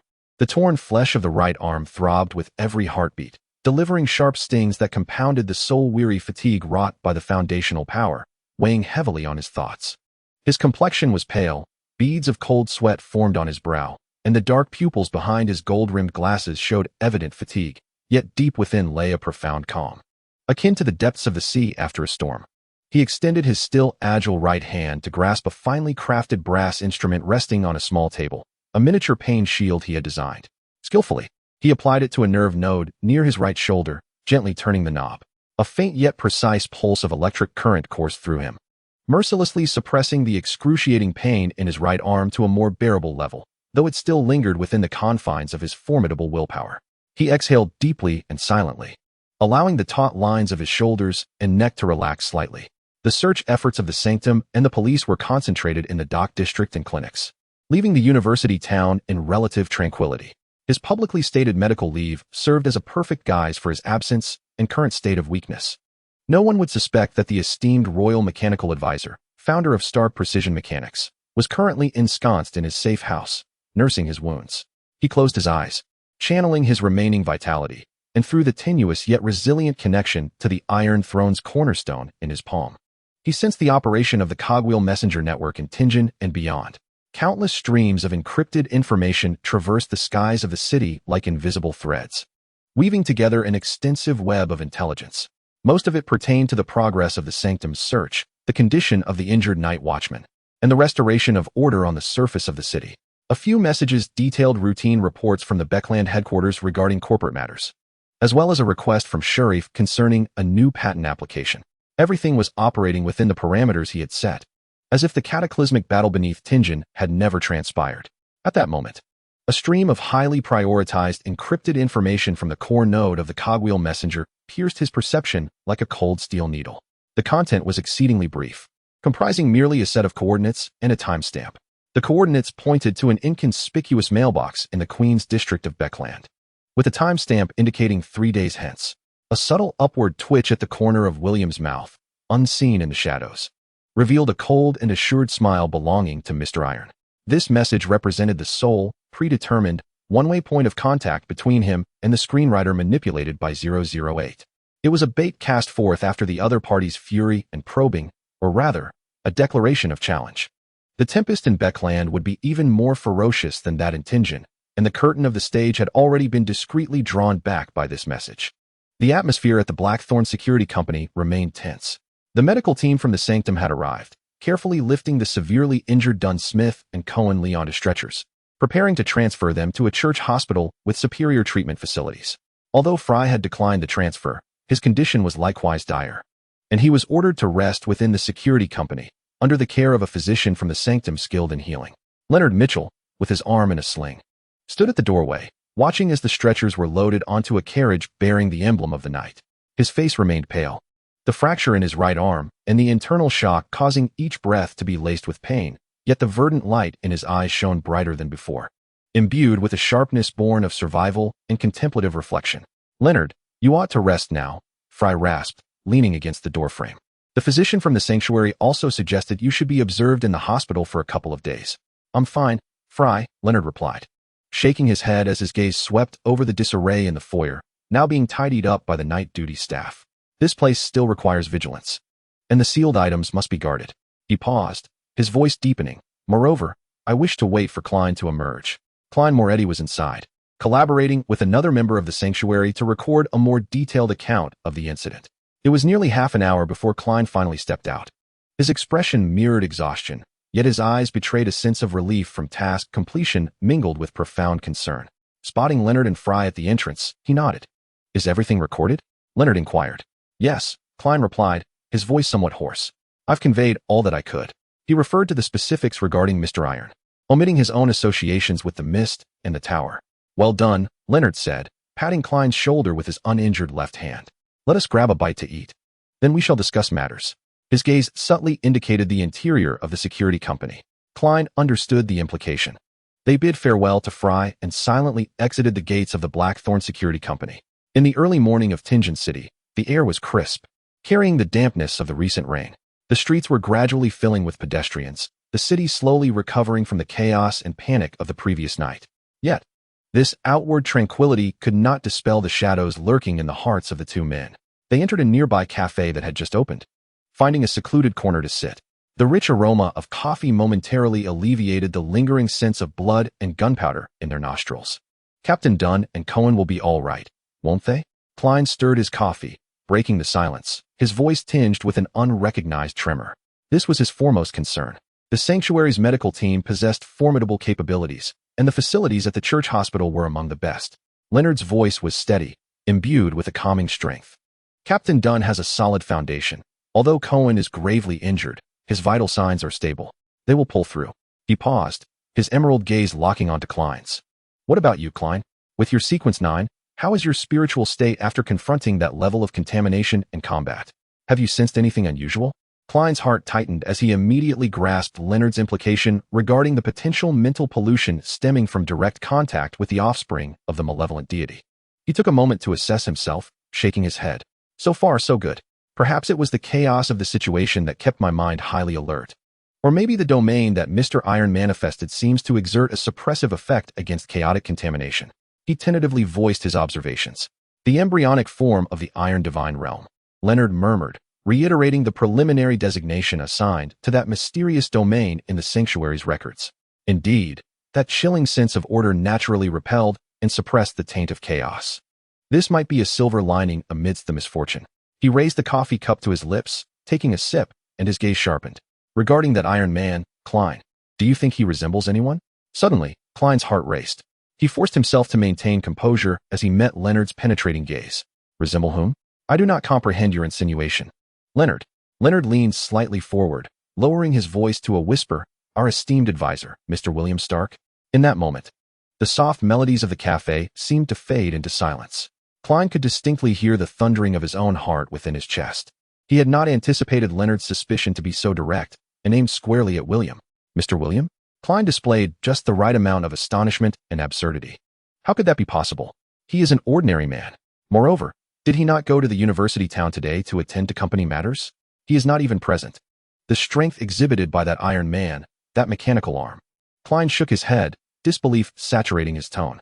Though Mr. Stark is adept with machinery, he is very much a living being. I have witnessed him calibrating timepieces. His hands are deft and flesh and blood. The left arm of that Iron Man is entirely a cold, metallic construct. The disparity is immense. He vehemently countered, partly as a performance for Leonard, and partly as a reflection of his own instinctual reasoning. The gentle and courteous William Stark could not possibly be conflated with that merciless Iron Man. Leonard fixed his gaze intently on Klein's eyes, seemingly assessing the veracity of his words.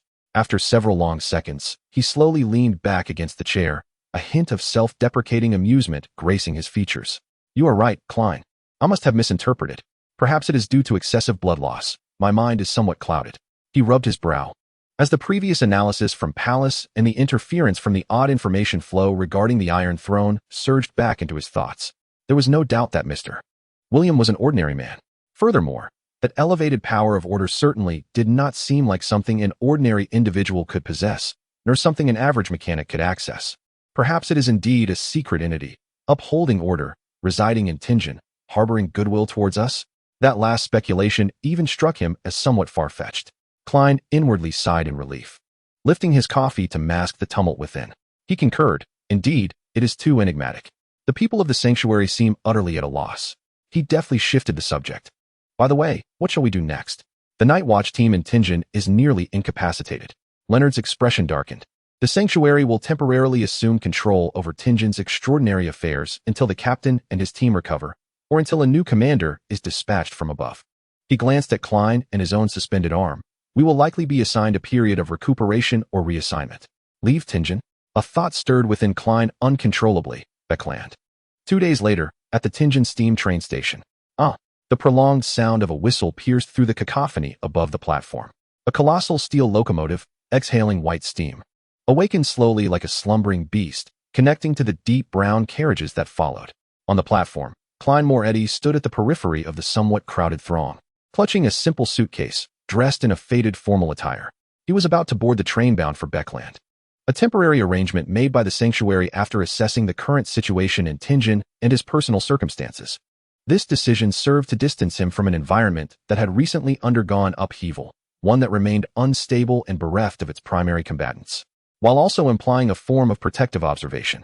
Not far away, at the entrance of another first-class carriage, Leonard Mitchell was boarding with the accompaniment of 2 sanctuary personnel. His injuries were significantly more severe than Klein's, necessitating his transfer to a superior ecclesiastical hospital in Backlund for further treatment and observation. Across the crowd, he nodded toward Klein, his emerald eyes reflecting a complex array of emotions, concern, encouragement, and a hint of unresolved inquiry. Ultimately, he had failed to uncover any evidence linking William Stark to the Iron Man, and the silence from Palace compelled him to temporarily suppress his suspicions.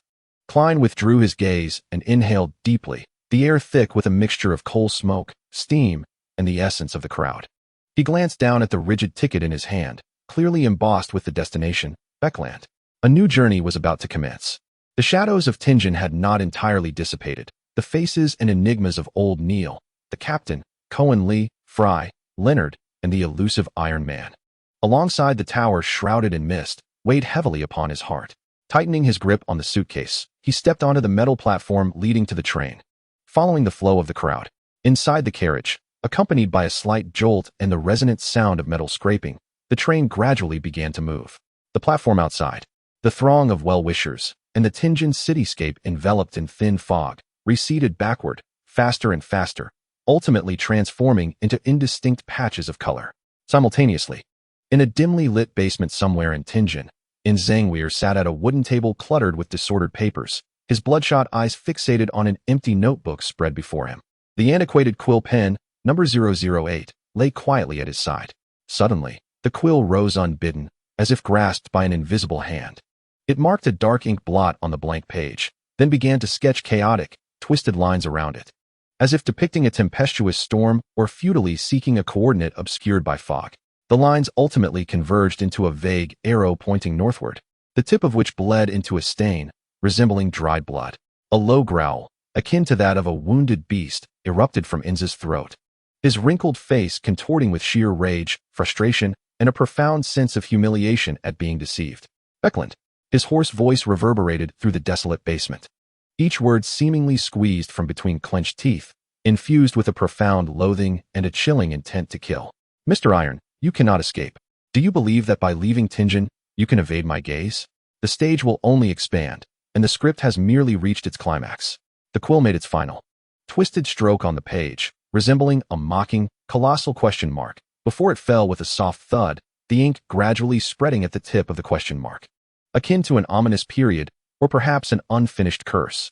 Inza's gaze fixated on the question mark and the arrow pointing towards Backlund, his eyes ablaze with a frenzied light. In his view, all variables, all obstacles, merely converged upon the enigmatic adversary codenamed Iron, who wielded the frigid power of order and dared to challenge him in the 008 script. The steam locomotive belched thick smoke, carrying Klein and Leonard, along with the unresolved mysteries and undercurrents of Tianjin, rumbling towards the city of Backlund, shrouded in the mists of time. The gears of fate began to turn in a more intricate and perilous manner on this new stage. Backlund, Queens, the Earl Holber's estate. Audrey Hall had just concluded a tedious lesson in court etiquette. She lifted her skirts and gracefully traversed the opulent corridor, thickly carpeted, towards her small study. Sunlight streamed through the tall, floor-to-ceiling windows, casting warm patches of light upon the polished floor. Habitually, she approached her desk, her gaze landing on an open silver pocket watch at the corner, adorned with exquisite gear patterns. The watch's hands moved quietly, emitting a faint and rhythmic ticking sound. It was a gift from the young royal mechanical advisor, Mr. William Stark, calibrated for her on her 10th birthday. She had always cherished its precise and steady rhythm. The young girl extended her slender fingers, gently brushing over the cold metallic shell of the pocket watch, her fingertips tracing the intricate gear patterns. A flicker of curiosity and anticipation glimmered in her clear green eyes. Mr. Stark should be returning from Tianjin soon, she pondered, casually picking up the latest edition of Ladies' Aesthetic magazine beside her, flipping through its pages with ease. The magazine's colored pages showcased an advertisement for the latest phonograph from Stark's Precision Machinery Company, reputedly capable of perfectly recording sound. Audrey's gaze lingered for a moment on the exquisite brass horn and the black turntable. How marvelous it would be to capture the song of birds and the performance of an orchestra. Perhaps at the next tea party, she could invite Mr. Stark to demonstrate it. A gentle smile graced her lips, revealing a serene expression.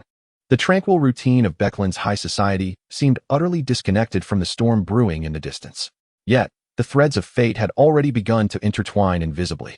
Chapter 90. Epilogue. The morning light of Tianjin and the unfading mist. Tianjin City, St. Selena Church Affiliated Hospital. In the early morning, the sunlight streamed through the towering stained glass windows, casting a kaleidoscope of colors upon the polished marble floor. The air was infused with a blend of antiseptic and a faint floral fragrance. This place housed the most peculiar of patients, the night watchman from the Blackthorn Security Company.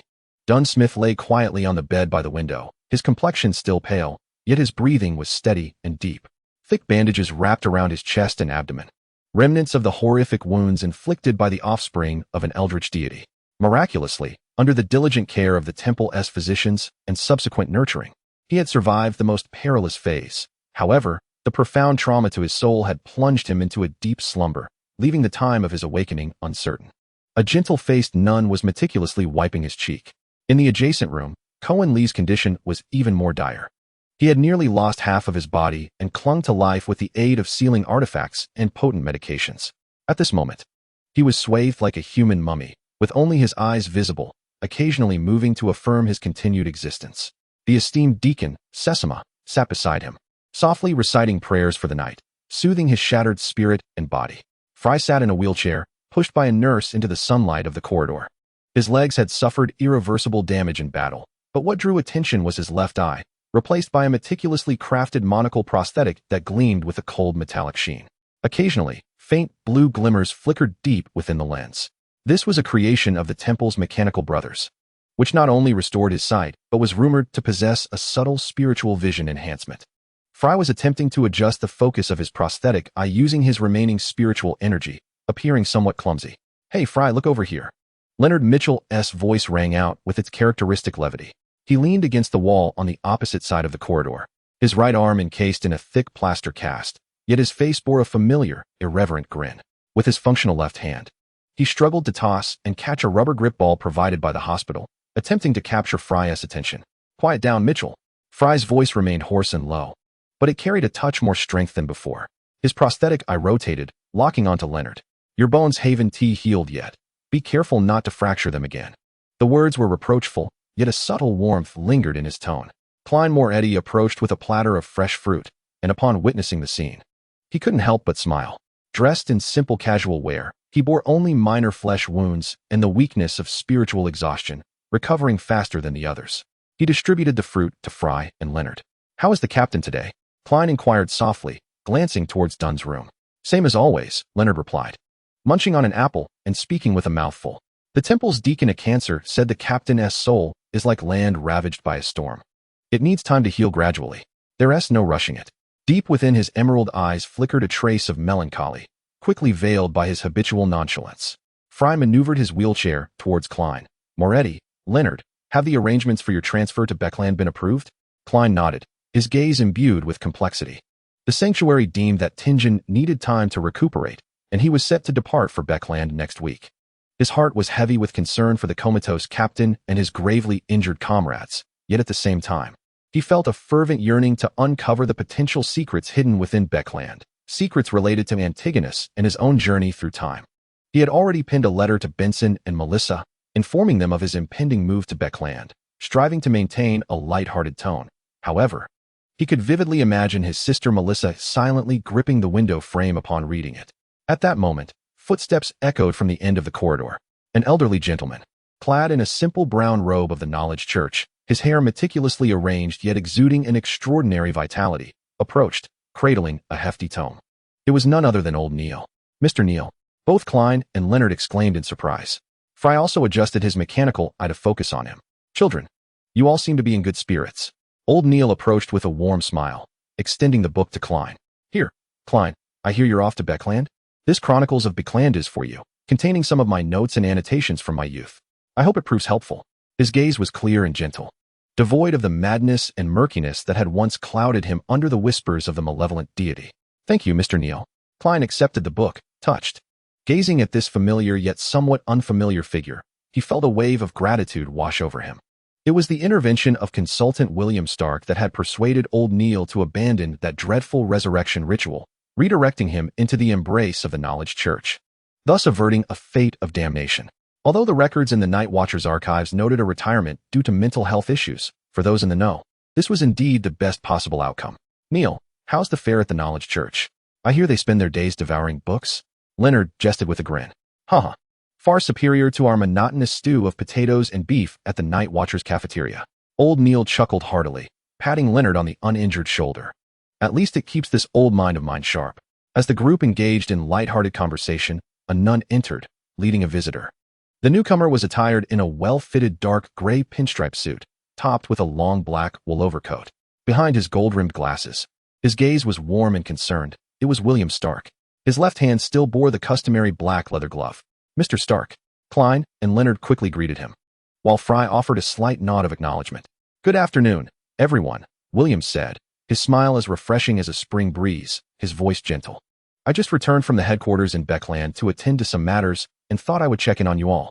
How are Captain Dunn and Cohenly faring?"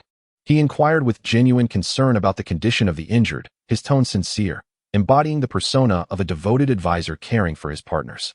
Klein briefed him on the situations of Dunn and Cohen, as well as the recovery progress of Fry and Leonard. William listened intently, nodding occasionally, his face revealing a blend of relief and appropriate solemnity. "Surviving was indeed the greatest fortune," he murmured softly. casting his gaze over the assembly before finally resting it on Klein. Mr. Moretti is heading to Backlund? The headquarters of Stark Industries is also located there. Should any technical issues arise, or if you require information about Backlund, feel free to seek my assistance. He extended a finely crafted business card. Thank you very much, Mr. Stark. Klein replied hastily, feeling a sense of gratitude for the advisor's attentiveness. Unbeknownst to him, it was precisely this ordinary man before him who had, in the final moments before the arrival of the malevolent progeny, averted disaster and safeguarded their lives. William exchanged a few pleasantries with old Neil, commending him for finding a new direction within the Knowledge Society. He was gentle and courteous, his demeanor polished, quickly blending into the atmosphere of survival after calamity. As visiting hours drew to a close, William prepared to depart. He approached the door of Dunn's hospital room, gazing quietly through the glass at the slumbering captain within. Lingering for a moment, behind his gold-rimmed glasses, his eyes were deep and tranquil, concealing a maelstrom of thoughts unknown to others. Upon leaving the hospital, William did not return immediately to the company. He strolled along the fresh, rain-kissed streets of Tianjin, sunlight casting its glow upon the ancient cobblestones, with puddles reflecting golden light. The florist at the corner had just opened its doors, and the air was filled with the enticing aroma wafting from the nearby bakery. This city, weathered by trauma, was striving to reclaim its former tranquility. He arrived at the banks of the Morse River, leaning against the cold stone railing, gazing at the quietly flowing waters. His left hand, adorned with a black leather glove, rested casually on the railing. A gentle breeze stirred, tousling the slightly disheveled strands of his brown hair. The fact that all had survived, and old Neil had not succumbed to a chaotic transformation, brought a fleeting sense of irony and subtle satisfaction known only to him. Though the cost was significant, the beginning was, all things considered, not unfavorable. He raised his right hand, retrieving from the inner pocket of his coat an exquisitely crafted silver pocket watch, adorned with intricate gear patterns. The cover opened to reveal a complex, functioning mechanism within. This was a token of gratitude from Audrey Holt, who had entrusted it to him previously, thanking him for his years of fine-tuning her beloved mechanical toys. The back of the watch bore a delicate inscription, "To Mr. William Stark with gratitude and admiration, O.H." William's fingertips brushed over the inscription, and for a fleeting moment, his gaze softened behind the gold-rimmed glasses. He held the pocket watch close to his ear, listening to its faint yet remarkably precise ticking, a symbol of order and time, akin to the slow healing heartbeat of the city. In the distance, towards the site of the former Blackthorn Security Company, new structures had begun to rise after clearing the debris. The tale of Tianjin reached a pause, yet the wheels of fate continued to turn unceasingly. William closed the pocket watch and carefully tucked it away. He cast one last glance at Tianjin, bathed in the morning light, before turning away, his silhouette merging with the gradually increasing flow of people on the street, walking with measured steps towards the train station. The tumult of Backlund awaited his return. Chapter 91. Returning home. Backlund, on the fringes of Queens, headquarters of Stark Precision Machinery Company. This four-story edifice, featuring the latest steel frame structure and expansive glass windows, boasted clean, robust lines, embodying the efficiency of the industrial age. The company's emblem, a colossal gear combined with a steam piston, shimmered with a cold metallic sheen in the sunlight. Within the building, the low, rumbling sound of machinery in operation and the rhythmic release of steam echoed faintly, while the air was imbued with the distinct sense of lubricating oil, freshly cut metal, and a hint of coal smoke, an unmistakable essence belonging to the realm of William Stark. A black steam carriage, adorned with the Stark Company emblem and designed with a sleek, steady silhouette, gradually approached the exclusive parking area behind the building. As the door swung open, William Stark alighted. He was clad in a tailored, deep gray pinstripe suit, draped with a long black wool coat, and donned matching black leather gloves on both hands, skillfully concealing the contours of his bandages. Despite his pallor, a remnant of blood loss, and the weariness evident behind his gold-rimmed glasses, his gait had regained its customary composure and steadiness, as if the harrowing battle at Tianjin and his injuries were merely a distant nightmare. Awaiting him nearby was Barton, a stout middle-aged man with a kindly visage, attired in a crisply laundered black uniform, who promptly approached. He inclined slightly, his voice respectful and subdued. "Welcome back, Mr. Stark. I hope your journey was not too arduous. Manager Charleff is awaiting you in the reception room, along with Old Lame." William nodded slightly, his tone serene. "Thank you, Barton. How has the company fared these past few days?" "Everything is operating smoothly, sir," Barton replied as he escorted William toward the private elevator within the building, swiftly briefing him on the situation. Manager Charleff has encountered some procedural hurdles with the patent application for the miniaturization of the differential engine. You are aware of the bureaucracy at the patent office. It may require your personal attention. Additionally, an invitation to a tea gathering has arrived from the Earl of Hall, scheduled for next Wednesday afternoon, seemingly centered around your company's newly launched phonograph. Understood. William stepped into the elevator, the brass gate closing slowly with the aid of steam power. Through the bars, he observed the busy and orderly loading area outside, where workers operated small steam cranes to load boxes of precision parts onto freight wagons. The invitation from the Earl of Holber has prompted me to prepare an exquisite gramophone sample as a gift, accompanied by the latest record catalog. As for the patent office, have Sharif compile the relevant documents and any encountered issues to be delivered to my office this afternoon. Yes, sir, Barton replied. The lift ascended smoothly, ultimately halting at the top floor. The ambience here was significantly quieter than below, adorned with thick wool carpets, and the walls were embellished with abstract paintings depicting gear mechanisms and steam machinery. Barton pushed open a heavy oak door, revealing a spacious and well-lit reception room. Beyond the expansive floor-to-ceiling windows lay the picturesque rooftops of the Queen's District, interspersed with the distant chimneys of the industrial zone. Inside the reception room, two individuals awaited. One, tall and slender, donned a somewhat wrinkled brown plaid waistcoat, his unkempt brown hair suggesting it had been a while since he received proper grooming. This was Sharif, the technical manager of Stark Company. Fidgeting with a delicate brass gear model in his hands, he rose immediately upon William's entrance, his face alight with a blend of reverence and a hint of obsequiousness. Boss, you have finally returned. The humidity in Tingen is quite oppressive. Has everything been resolved on your end? William removed his coat and handed it to Barton, revealing a gentle smile. It's all arranged. Sharif, I hear your project has hit a snag? Don't even get me started. Sharif exclaimed, finding an outlet for his frustrations. He began to lament the ignorance and bureaucratic nature of the patent office's examiner, passionately articulating the technical intricacies and the misunderstandings he faced. William listened quietly, his gaze drifting towards another figure shrouded in the shadows of the reception room. This individual was an elderly gentleman seated in a wheelchair, appearing to be at least 70. His deeply etched wrinkles reminiscent of finely carved lines, sparse gray hair atop his head. He wore a faded but clean old-style work jacket. Most striking was his right leg, replaced below the knee by a meticulously crafted mechanical prosthetic, gleaming with a cold, hard black iron sheen. The joints of the prosthetic were polished to an extraordinary smoothness, emitting an almost imperceptible sound of gears meshing with his slightest, unconscious movements. He was the old cripple, the very person who had provided crucial assistance to William during his early struggles in the East District of Backlund. Once an underground doctor active in the black market, he was adept in surgical procedures and some less-than-legal pharmacology, possessing knowledge of secretive channels. It was he who, in William's direst moments, offered not only shelter and basic medical knowledge, but also, through his clandestine connections, procured a vital primary material required for William's ascent to the position of Sequence 8 trajectory compiler and guided him to clues for other materials. This act of kindness had never been forgotten by William. At that moment, the old cripple's murky yet remarkably keen eyes scrutinized William through thick tortoiseshell glasses. Especially the right hand, he deliberately let hang naturally. His nose twitched slightly, seemingly in an attempt to capture the faint, lingering scent of blood and medicine, obscured by the expensive cologne and antiseptic. William gestured for Sharif to remain calm, then approached the old man with a slight bow, his tone imbued with sincere respect. Mr. Old Lame, my apologies for keeping you waiting. My recent trip to Tingen was rather rushed, and I did not have the chance to bid you farewell.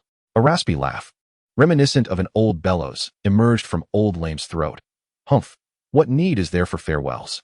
In this beakland, where could I possibly go? It is you, my boy. He raised a frail finger, gesturing towards William's right arm, his voice lowered to a near whisper, audible only to William. This job has taken quite a toll on you. Hasn't he? Broken bones? Torn muscles?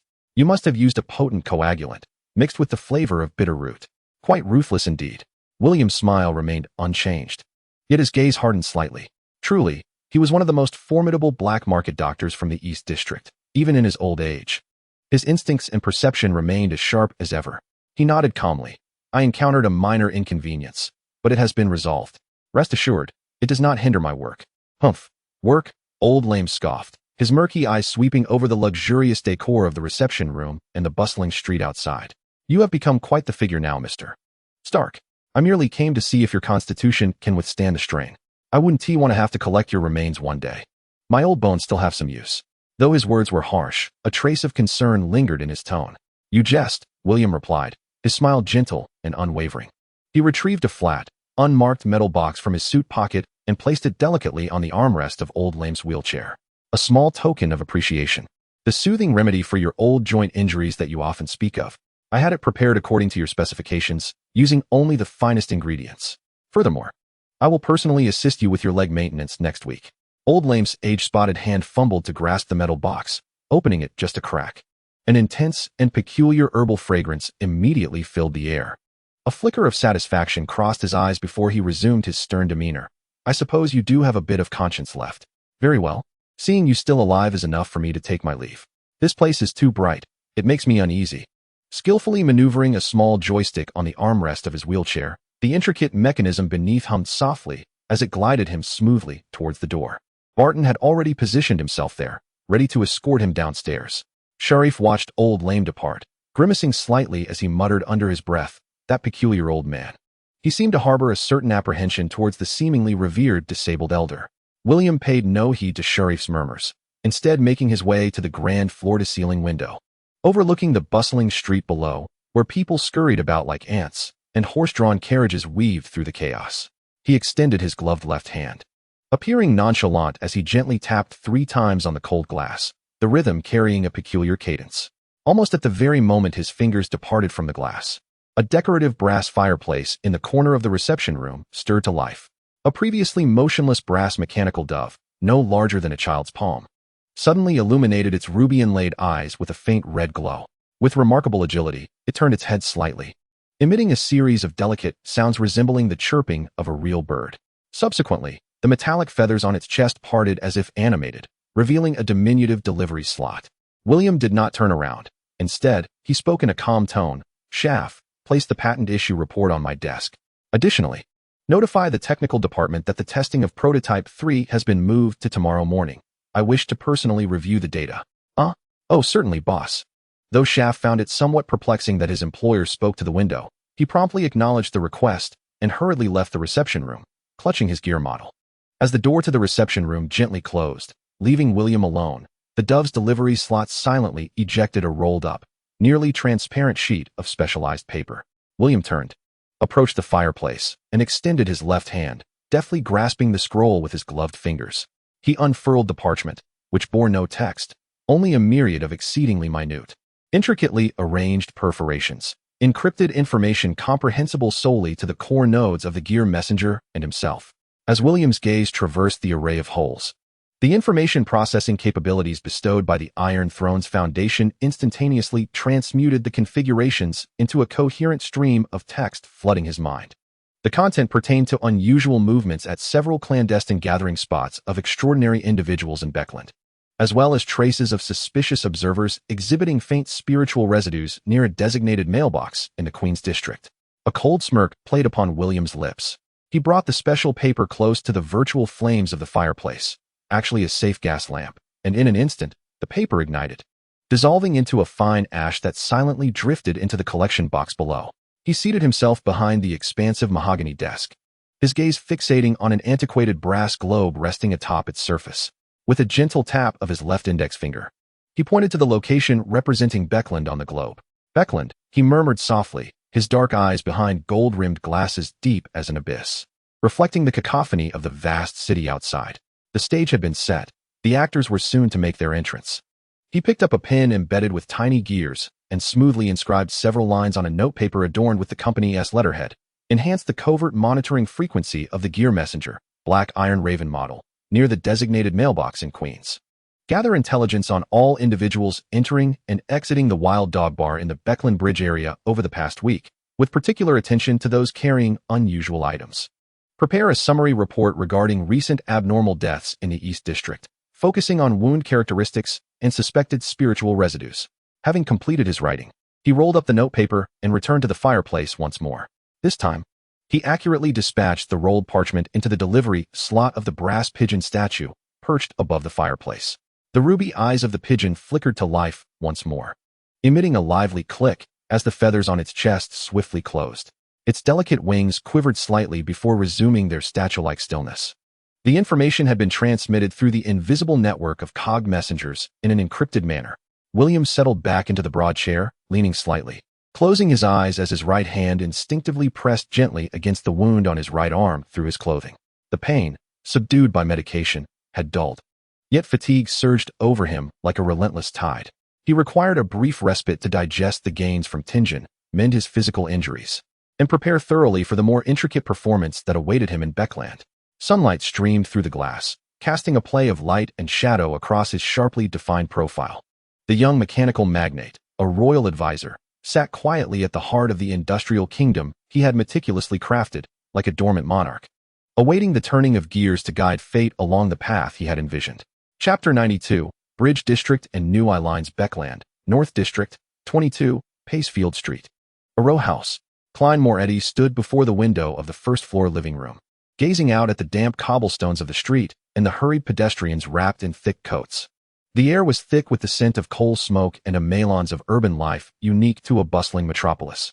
Though the rain had ceased, the leaden clouds still hung low, casting an especially gloomy pall over the city of many wonders. This was his temporary refuge. The arrangements at the sanctuary were both simple and efficient. This residence, belonging to the night church, was designated for the accommodation of its inner circle. While not luxurious, it was furnished, clean, and equipped with basic steam heating. The rent was so low it was nearly free, a boon for Klein, who had just lost all his savings in Tingen, intended to send living expenses to his brother and sister. However, physical shelter could not bring peace to his troubled spirit. The experiences in Tingen were etched like a brand deep within his soul. Captain Dunn's pale, unconscious face, Cohen's uncertain fate, the injuries of Fry and Leonard, Old Neil's eventual retirement, and the enigmatic Mr. Iron, who appeared like a ghost, leaving behind a vast mystery, along with the cold iron throne above the gray mist and the unfathomable tower of Backlund. Klein exhaled gently, his breath forming a small patch of fog on the icy glass. He tightened his somewhat thin coat, feeling the vast and frigid pulse of the city. It was larger, more complex, and far more perilous than Tingen. He was no longer the novice night watchman under the captain's protection, standing shoulder to shoulder with companions.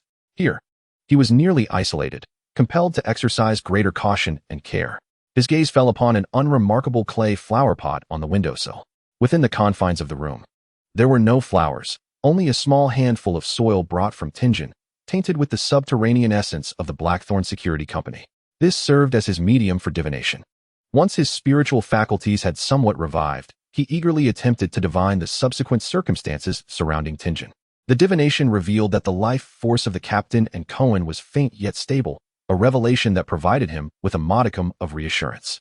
Conversely, the divination concerning Mr. Iron was akin to a stone sinking into the abyss, shrouded in a chaotic mist imbued with a chilling sense of order. Klein rubbed his still aching temples. The fatigue wrought by the excessive use of his spiritual energy had yet to fully dissipate. He needed to swiftly secure a new source of income and devise a means to integrate into the extraordinary world of Backlund, acquiring intelligence and resources. The clues regarding the Antigonus family's relics, mentioned by Miss Justice during the tarot meeting, pierced his heart like a thorn. This bore a sinister connection to the fragment of the Antigonus notes he had obtained from Old Neil, as well as to the transportation ritual that had precipitated his crossing into another realm. Antigonus, a grave seriousness flickered in Klein's eyes. It was imperative to uncover the truth. This could be one of the pivotal clues to unraveling the mystery of his own translocation. Furthermore, Miss Justice's assertion that the intelligence stemmed from the noble circles of Backlund suggested he might need to approach his connections through a facade of respectability, attempting to engage with the glamorous yet tumultuous upper echelons of society. The challenge was formidable for a newcomer like him, a night watchman with empty pockets. At that moment, his stomach audibly protested, a reminder of his corporeal needs. He patted his withered wallet, which contained but a few crumpled bills and a handful of copper pennies. First, I must procure some sustenance, then seek employment, Klein murmured to himself, embodying the resolve and helplessness of a small figure in a vast metropolis. He donned a somewhat worn top hat and grasped his cane, pushing open the door and merging into the chilly, bustling throng of the North District's afternoon crowd. Simultaneously, in the Backlund Bridge area, a key transportation hub of Backlund, massive steel bridges spanned the Thames like the spine of a colossal beast, linking the Queen S District, the West End, and the East End. Beneath the bridge lay busy docks, warehouses, freight stations, and rail junctions, the air thick with a complex amalgamation of river water, coal smoke, spices, leather, fish, and sweat. The narrow streets were lined with budget hotels, pubs, grocery stores, and various shops catering to the docks and railways. The crowd was a melange of sailors, dock workers, vendors, vagrants, and the hidden extraordinary folk among them. Deep within the bridge area, in a dimly lit alley where sewage flowed, there stood an unassuming tavern. A weathered wooden sign hung askew, adorned with the image of a snarling wild dog, bearing the blunt name, Wild Dog Tavern. This establishment served as a meeting point for lowly adventurers, smugglers, and certain clandestine circles engaging in less-than-legal transactions. At this moment, on the edge of the dusty and cobweb-laden skylight of an abandoned warehouse diagonally across from the Wild Dog Tavern, a raven, cast entirely in matte black iron and no larger than a palm, perched in silence. It exuded no semblance of life, resembling rather a forgotten, peculiarly shaped metallic artifact. Only its eyes, adorned with two tiny rubies, flickered with an exceedingly faint glow, barely perceptible in the dim light. This was the black iron raven model dispatched by William Stark, a messenger of the gear wheel. Within its intricate framework, a complex array of miniature gears and winding mechanisms operated under the remote influence of the foundational power of the Iron Throne, consuming minimal energy. The ruby eyes were, in fact, two precise composite lenses, capable of low-light vision and sensing spiritual fluctuations. At this moment, the lenses were silently focusing on the greasy wooden door of the Wild Dog Tavern and every individual entering and exiting. William's command was clear and direct: surveil the Wild Dog Tavern, with particular emphasis on identifying any suspicious targets bearing the essence of Antigonus. The vision of the black iron raven transcended mere optical imaging. It could perceive details imperceptible to the average eye: the faint curse aura lingering on the dagger sheathed at the waist of a sailor, the fleeting, concealed sigil emanating from a seemingly drunken vagrant, crafted to mask his own essence, and a hurried businessman, elegantly dressed, whose suitcase betrayed a faint spiritual residue imbued with the scent of ancient tomb decay.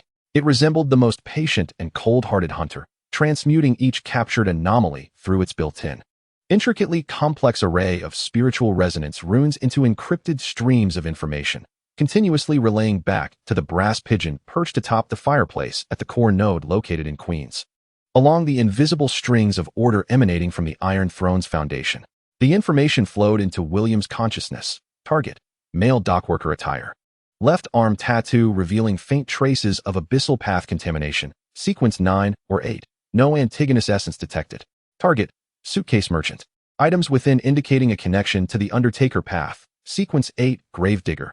Items of relatively recent origin, unrelated to Antigonus. Target: drunkard disguise. Covered by a low-level invisibility spell of the Apprentice path. Sequence 8. Purpose unclear, no abnormal essence detected. William sat behind the expansive desk on the top floor of Stark Industries. A lengthy report submitted by Sharif regarding patent obstructions sprawled before him. Yet, most of his mind was immersed in the stream of information relayed by the black iron raven, akin to a frigid brook. His left hand, clad in a black glove, unconsciously tapped his fingertips lightly on the smooth mahogany surface, producing subtle clicking sounds reminiscent of Morse code. The gold-rimmed glasses he wore reflected the somber sky outside, while the deep, tranquil black of his pupils behind the lenses betrayed no hint of disturbance. It seemed to him that monitoring a seedy tavern was no different from reviewing a patent application. Both represented nodes of information to be processed within the vast network of order. Suddenly, a faint and exceedingly subtle anomaly rippled through the information stream transmitted by the Black Iron Crow. Target: a newly arrived individual, a man approximately 30 years of age, possessing an unremarkable appearance, clad in a worn gray trench coat, lacking any distinctive features. Anomaly detected within his severely worn leather satchel. An almost dissipated trace of spiritual residue was identified. Nature of the residue: ancient, obscure, imbued with potent characteristics of fate disturbance and a curse of knowledge. Preliminary analysis indicates a resemblance of 783 to the contamination traits recorded in the archive concerning the relics of Antigonus. Target status: highly alert. Upon entering the bar, he chose a seat in the farthest corner, ordering a cheap rye beer, his gaze frequently sweeping the entrance and the crowd, seemingly waiting or observing. William's fingers, which had been tapping on the table, abruptly halted. He had found it. A silent mantra echoed in his mind, and a frigid curve graced his lips. Though the residue was faint and the target sufficiently cautious, this was the clearest signal yet. The intelligence provided by Audrey at the tarot gathering indeed bore fruit. He refrained from immediate action. The ruby eyes of the black iron crow remained fixed on the man in the gray trench coat, meticulously recording every subtle movement and interaction. William required further information. Was this individual a seller, a buyer, or merely an intermediary bearing perilous goods? Were there others behind him? Rash action would only serve to startle the serpent. He divided his focus, manipulating the core node of the brass messenger pigeon. Dispatching a command to another device stationed in Queens, responsible for monitoring the preset mailbox area of ensanguine, the brass lizard disguised as a decorative eavesdrop. The directive: elevate the surveillance level to Tier 2. Any suspicious individuals carrying spiritual items near the target mailbox were to be marked and tracked to their final destination, without unnecessary contact. On Backlund's chessboard, the seemingly unrelated threads of ensanguine and Antigonus relics began to weave a subtle connection through the node of the wild dog bar in William's perception. He needed to ascertain whether this was mere coincidence or if the playwright manipulated by 008 was weaving a new narrative. Inside the wild dog bar, Klein lowered the brim of his hat and pushed open the heavy, greasy wooden door. A wave of murky heat, mingled with the stench of cheap alcohol, sweat, tobacco, and spoiled food, assailed him. Beneath the dim glow of gas lamps, shadows of various figures swayed amidst raucous conversations, coarse laughter, and the clatter of billiard balls. He carefully sidestepped the malevolent gazes, resembling a timid newcomer, a young employee, as he settled into an empty seat near the bar and ordered the cheapest pale ale. His spiritual perception heightened to its zenith, like invisible tendrils, cautiously sweeping across the entirety of the bar. Chaos and filth, a melange of various low-tier spiritual fluctuations intertwined. When suddenly, his spiritual intuition jolted sharply, drawing his gaze involuntarily to the darkest corner of the bar. There sat a man clad in a worn gray trench coat. His gaze lowered as he sipped from his glass of beer, the brim of his hat pulled low. Within Klein's spiritual perception, the man emanated an extraordinarily faint, yet profoundly unsettling familiarity that sent shivers through the depths of his soul. The aura of an ancient, obscure curse, laden with whispers of madness and fate's interference, resonated with the fragment of the Antigonus notes he held so dear. Klein's heart skipped a beat, his fingers tightening slightly around the glass. He forced himself to divert his gaze, feigning interest in the faded posters adorning the wall, while a tempest of emotions surged within him. Antigonus. Could it truly be the essence of Antigonus? Had Miss Justice's intelligence proven true so swiftly? Or was this merely a trap? He discreetly took a sip of the insipid beer, its bitter taste spreading across his tongue. He needed to observe further, to ascertain the intentions and background of this enigmatic figure. Recklessly engaging with someone in possession of Antigonus artifacts was as perilous as confronting the offspring of the sinister god Tingen. As Klein remained intently focused on the man in the gray trench coat nestled in the corner, he remained oblivious to the chilling, ruby-red eyes watching him silently from the dilapidated skylight of an abandoned warehouse diagonally across the bar. These eyes recorded his entrance into the bar, his choice of drink, and his furtive glances toward the corner target, along with the faint yet distinct spiritual fluctuations characteristic of his Sequence 8 diviner status. Transforming this data into an encrypted stream of information, new entrant, a young male, just over 20, with an unremarkable appearance, suspected disguise, dressed in inexpensive formal attire. Sequence 8 diviner pathway. Behavior: swiftly identified target, gray trench coat man. Upon entry, engaged in multiple discrete observations, exhibiting heightened focus. Current state: tense, vigilant, with spiritual fluctuations significantly elevated due to the target's presence. Correlation analysis: this diviner has no direct contact records with the target, gray trench coat man. The timing of his appearance closely aligns with the target's entry. Motivation unclear. Tracking? Coincidence.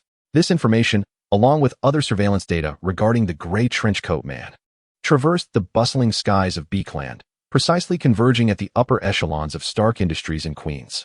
William Stark gazed at the surveillance summary presented in his consciousness, meticulously organized by the core node of a brass homing pigeon, pausing momentarily on the record pertaining to the newly emerged diviner. A Sequence 8 diviner appearing at the Wild Dog Bar at this juncture, demonstrating such interest in the individual bearing Antigonus remnants. William's fingertips lightly tapped on the table. Klein Moretti's unremarkable visage instantly materialized in his mind, having seen Klein's profile photograph through his role as a night watch advisor. Oh. A flicker of realization passed through William's dark eyes behind his glasses. So, you have arrived in Backlund, Klein, and your instincts are quite sharp. It appears the trail of Antigonus is more lively than I had anticipated. He lifted the now lukewarm coffee from the table and took a gentle sip, the bitter liquid sliding down his throat. It was acceptable. He set the cup down, his gaze once again becoming profound and serene. Let the players of fate take the stage. He directed his consciousness, issuing new instructions to the black iron crow that surveilled the bar. Change of target. Simultaneously monitor the man in the gray trench coat, codename Postman, and the newly arrived diviner, codename Jester. Record all interactions, communications, and final destinations. Unless necessary, do not intervene. On the chessboard, a new piece had been added, one that was anticipated yet fraught with uncertainty. Chapter 93. New identity and the aroma of afternoon tea. The murky air of the Backlund Bridge district and the fleeting glimpse within the Wild Dog Bar left Klein unsettled even after returning to his residence on Pacefield Street. The curse emanating from the man in the gray trench coat, akin to that found in the Antigonus notes, coiled around his heart like a cold serpent. He sat on the hardboard bed, utilizing the faint light filtering through the window to retrieve the aged, tattered page of notes he kept close.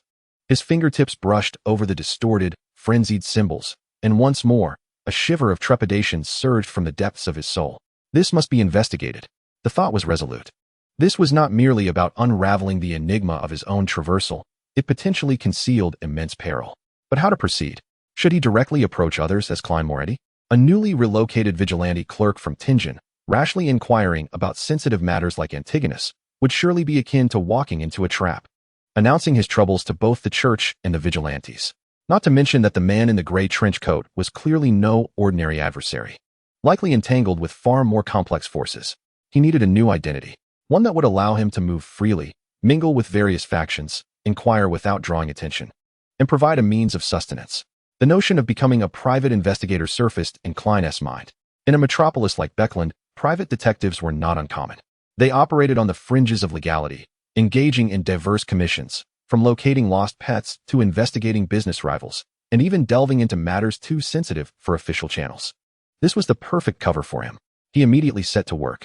With the little money he had left, he scoured the second-hand market on Iron Cross Street, acquiring a somewhat respectable, yet clearly worn brown woolen coat and a similarly aged deer hunting cap.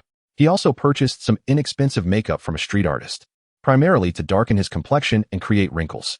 After a series of transformations in the foggy mirror of a public restroom, a man in his 30s, slightly weary yet shrewd, appeared, Sherlock Moriarty. The name came effortlessly, inspired by the famous detective and villainous professor from his past life. Not bad, Klein nodded at his reflection of Sherlock. Such a degree of disguise may elude the extraordinary beings of high rank or professionals, yet it suffices for ordinary encounters and preliminary inquiries. He needed to quickly establish the reputation of Detective Moriarty, even if only within a limited circle. In the Queen's district of Beckland, at the Earl of Hull's estate, the afternoon sun lazily bathed the meticulously trimmed lawn, casting a warm golden hue over the carefully tended garden. The air was suffused with the sweet aromas of roses, tea, and freshly baked pastries. A small afternoon tea gathering was taking place beneath the white gazebo in the garden. Audrey Hall, adorned in an elegantly tailored, lace-embellished, pale yellow gown, resembled a blossoming tulip. Seated at the head of the table, she exuded an air of flawless grace, her face adorned with an impeccable sweet smile, engaging in soft conversation with several other young ladies of noble birth. The topics range from the latest fashionable dress styles to the newly premiered performances at the opera. The atmosphere relaxed and pleasant.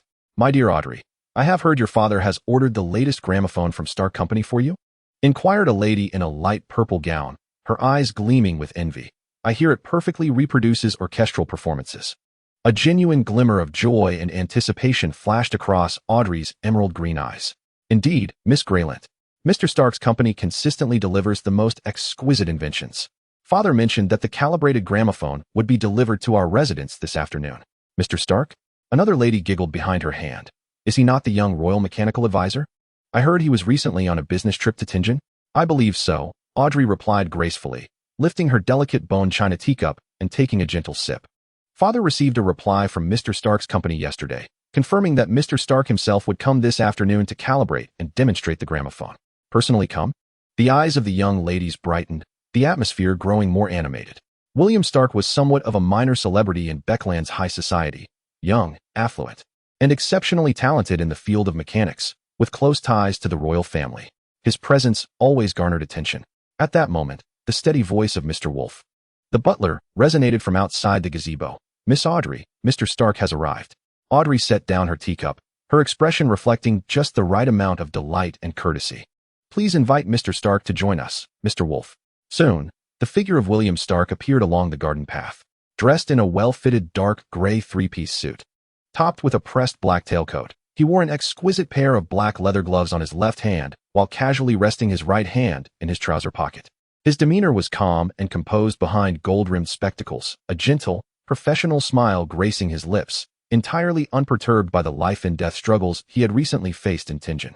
Following him was his assistant, Barton, who carefully cradled a sizable square object covered in deep blue velvet, evidently the much-anticipated gramophone. "Good afternoon, Miss Audrey, ladies." William approached the gazebo, slightly bowing, his demeanor impeccable. It is a privilege to demonstrate the latest achievements of Stark precision mechanics on such a splendid afternoon. "Good afternoon, Mr. Stark." Audrey rose to greet him on behalf of the group, her smile genuine and sweet. "We eagerly anticipate your presentation. Was your journey to Tingen pleasant?" she inquired, her tone effortlessly natural. "Thank you for your concern, Miss Audrey. Just a bit of travel fatigue and minor discomfort, but I have fully recovered." William's response was meticulous, his smile remaining warm. Although the affairs in Tingen were somewhat trivial, they proceeded satisfactorily. The air in Backlund is far more refreshing. After a brief exchange of pleasantries, William gestured for Barton to place the gramophone on a specially cleared round table in the center of the gazebo. He personally moved forward, gracefully unveiling the velvet cloth to reveal the gramophone's true form. The brass horn gleamed in the sunlight, radiating a warm glow, while the black hardwood base was polished to a mirror-like sheen. The intricately designed turntable and tone arm resembled exquisite works of art. Merely its appearance elicited soft gasps of admiration from several ladies. From a leather briefcase handed to him by Barton, William retrieved a black Bakelite record with gilded edges and carefully placed it on the turntable. He adjusted the tone arm and gently turned the winding handle on the side. As a delicate, melodic sound of mechanical operation filled the air, the needle gently descended. In the next moment, a melodious and pure violin melody, imbued with the essence of sunlight, flowed forth like a crystal-clear spring, instantly enveloping the entire gazebo. The sound was rich, clear, devoid of any noise, perfectly reproducing every detail and emotional nuance of the performance, far surpassing the muddled audio quality of conventional gramophones on the market. "Oh, my goodness, how marvelous!" Exclamations of awe arose in succession. The ladies were completely captivated by the enchanting music and the intricate mechanical creation gathering around the gramophone, their azure eyes sparkling with wonder and delight, momentarily shedding their reserve, akin to little girls discovering their cherished toys.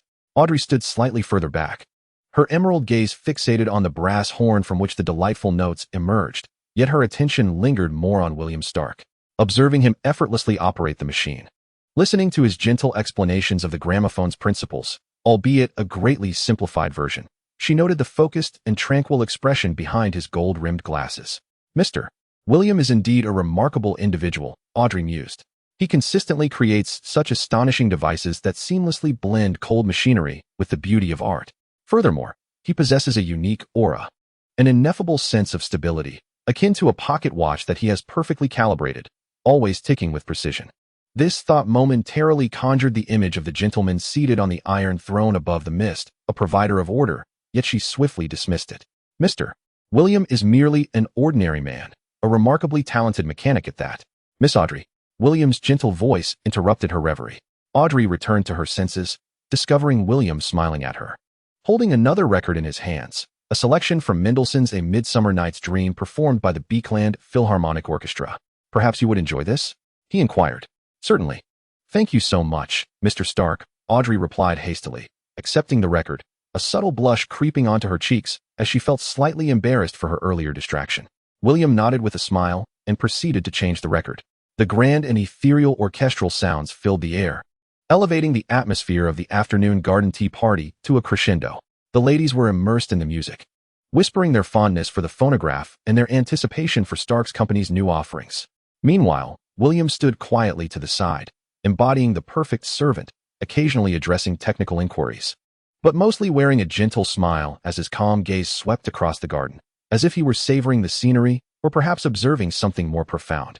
Audrey lifted her teacup, using the act of sipping tea to discreetly cast her gaze upon William once more.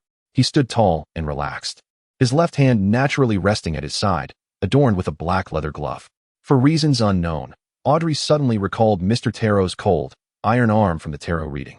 She quickly dismissed this absurd association and redirected her attention back to the enchanting music. Surely, it was merely her recent engrossment in audience capability exercises that had led her mind to wander. At that very moment, in a corner of a budget cafe in the Backlund Bridge district, a man named Klein, under the alias Sherlock Moriarty, furrowed his brow as he perused a freshly acquired copy of the Backlund Gazette's classifieds. Before him sat a cup of insipid, poorly brewed coffee that had barely been touched. Moriarty Detective Agency, reasonable prices for all investigative commissions, strict confidentiality, he murmured, reciting the advertisement he had drafted, feeling it lacked allure. The challenge lay in quickly establishing a name for himself in the chaotic Bridge district and securing his first commission. He needed to connect with individuals who could provide information channels, such as bar owners, information brokers, and even certain peripheral members of gangs. He instinctively reached into his pocket, where only a few coins remained. Hunger gnawed at him once more. The nascent detective career was fraught with difficulties. Filling his stomach was the immediate priority. Just then, the cafe door swung open, a gust of cold wind sweeping in. A burly, bald man clad in a dockworker's vest stormed in, cursing under his breath as he plopped down in the empty seat beside Klein, bellowing at the bar.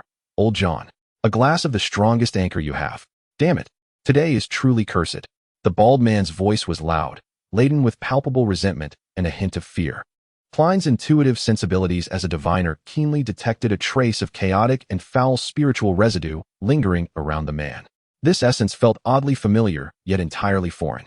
Unmistakably not the result of a mere dockside dispute. Intrigued, he casually turned his head and spoke in a slightly accented Ruin language. "Friend, from the sound of it, you seem to be in a bit of trouble? The wretched weather must make the work at the docks quite arduous, wouldn't it?" The burly man, with his bald head, appeared irritable. Upon hearing this, he cast a glance at Klein, noting his shabby coat, reminiscent of a down-and-out intellectual, and assessed his low level of vigilance. After taking a generous gulp of the poor-quality liquor just delivered, he exhaled a cloud of alcohol-laden breath and lamented. "It's not just difficult, it's downright hellish. Damn it, Old Tom's warehouse is haunted." "Haunted?" Klein feigned surprise, accompanied by a hint of intrigue. "Indeed." The burly man seemed to have found a confidant, lowering his voice slightly, yet his fear remained palpable. "Just last night, a few of us went to Old Tom's warehouse at Dock 7 to inventory a fresh shipment of wooden barrels, and what do you know? There were strange noises emanating from the depths of the warehouse. It sounded as if something was scraping against metal, along with the intermittent cries of a child. Disturbing, to say the least." He shivered, taking another swig of liquor. "We mustered the courage to shine our lanterns toward the source, and guess what? Nothing. But the chill and the wetness on the ground were undeniable. There were water stains, damp and extending from the corner all the way behind a pile of empty barrels. And then it just vanished. It was as if something had crawled through. Yet that area was perfectly dry. There shouldn't have been any water at all. Old Tom was so frightened his face turned pale. He absolutely refused to open the door today, insisting he would summon someone from the church to have a look. He hasn't even settled our wages yet." A child's cries? Scraping metal? Water stains that shouldn't exist? Klein's brow furrowed deeper. This did not sound like a mere haunting. It resembled something of a lower-tier extraordinary entity with aquatic or psychic interference characteristics, or perhaps the aura of a sealed object that had leaked. An idea swiftly took shape in his mind. He pushed his non-existent glasses up the bridge of his nose, a part of his disguise, and presented an air of confidence and shrewdness. "My friend, if I may be so bold, consulting the church will be quite costly. If Old Tom's warehouse acquires a reputation for being haunted, who would dare rent from him in the future? Will he even be able to do business?" The burly man paused, taken aback. "Then what do you suggest we do?" "I am Sherlock Moriarty," Klein stated as he extended a freshly printed, still ink-scented, rudimentary business card, professionally handling various perplexing matters. "My fees are certainly more economical than those of the church specialists. Moreover, I guarantee discretion, ensuring that Old Tom's reputation remains intact. What do you say? Shall I make a recommendation?" The burly man hesitated as he took the card, glancing at the rudimentary private detective title, then scrutinizing Klein's youthful yet composed face, clearly skeptical. "You? Are you capable?"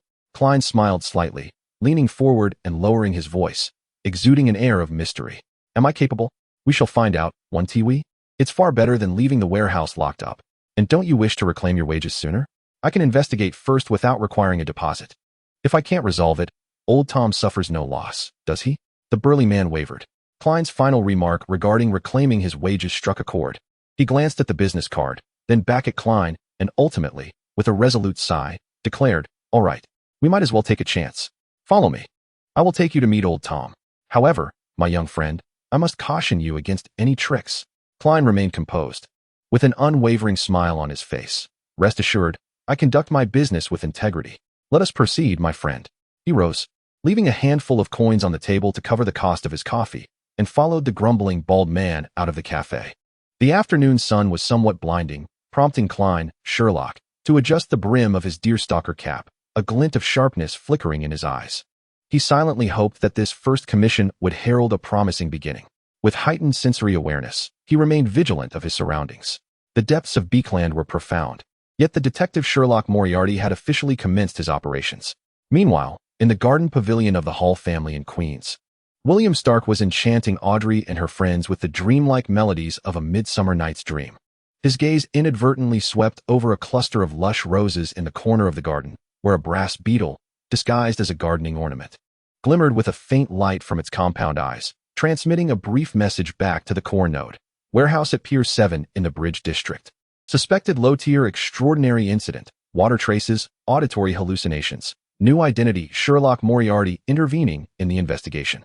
Chapter 94. The detective's debut in the Bridge District of Backlund. The warehouse at Pier 7 stood with its rusty iron door tightly shut, the air thick with a noxious blend of river water, decaying wood, and the scent of fish. The warehouse owner, old Tom, a frail old man, sat at the entrance with a furrowed brow, clutching a greasy set of keys and lamenting to the bald man accompanying Klein, "Sherlock Moriarty Barton, it's not that I refuse to open the door, but something truly sinister is afoot inside. The racket last night was alarming, and the church's fee must be at least £5. This small business of mine, Mr. Tom." Klein stepped forward, donning a professional and confident smile, striving to emulate the protagonists of the detective dramas he had seen in a past life. "Sherlock Moriarty, private detective. I have dealt with numerous similar peculiar incidents. My fees are reasonable, and I guarantee discretion.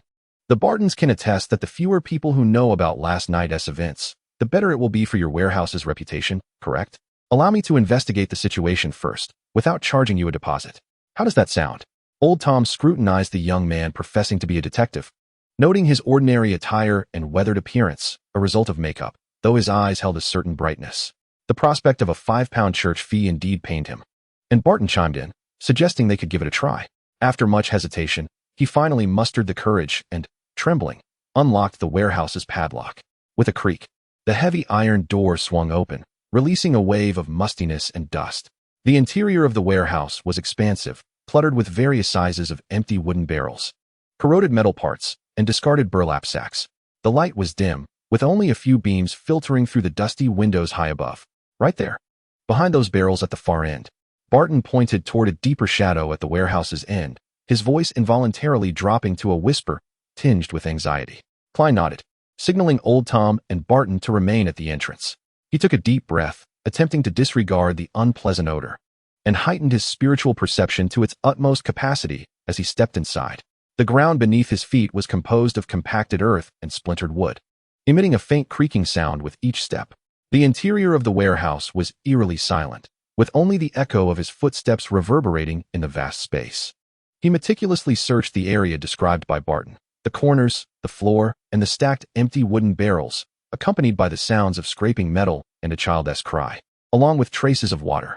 Klein focused intently, striving to capture any lingering spiritual fluctuations or anomalous markings. He approached the pile of empty barrels indicated by Barton, crouched down, and lightly traced his fingers across the ground. The earth was dry, devoid of moisture. Yet, his keen diviner's senses detected an exceedingly faint, nearly dissipated chill, accompanied by a barely perceptible, nauseatingly sweet metallic scent.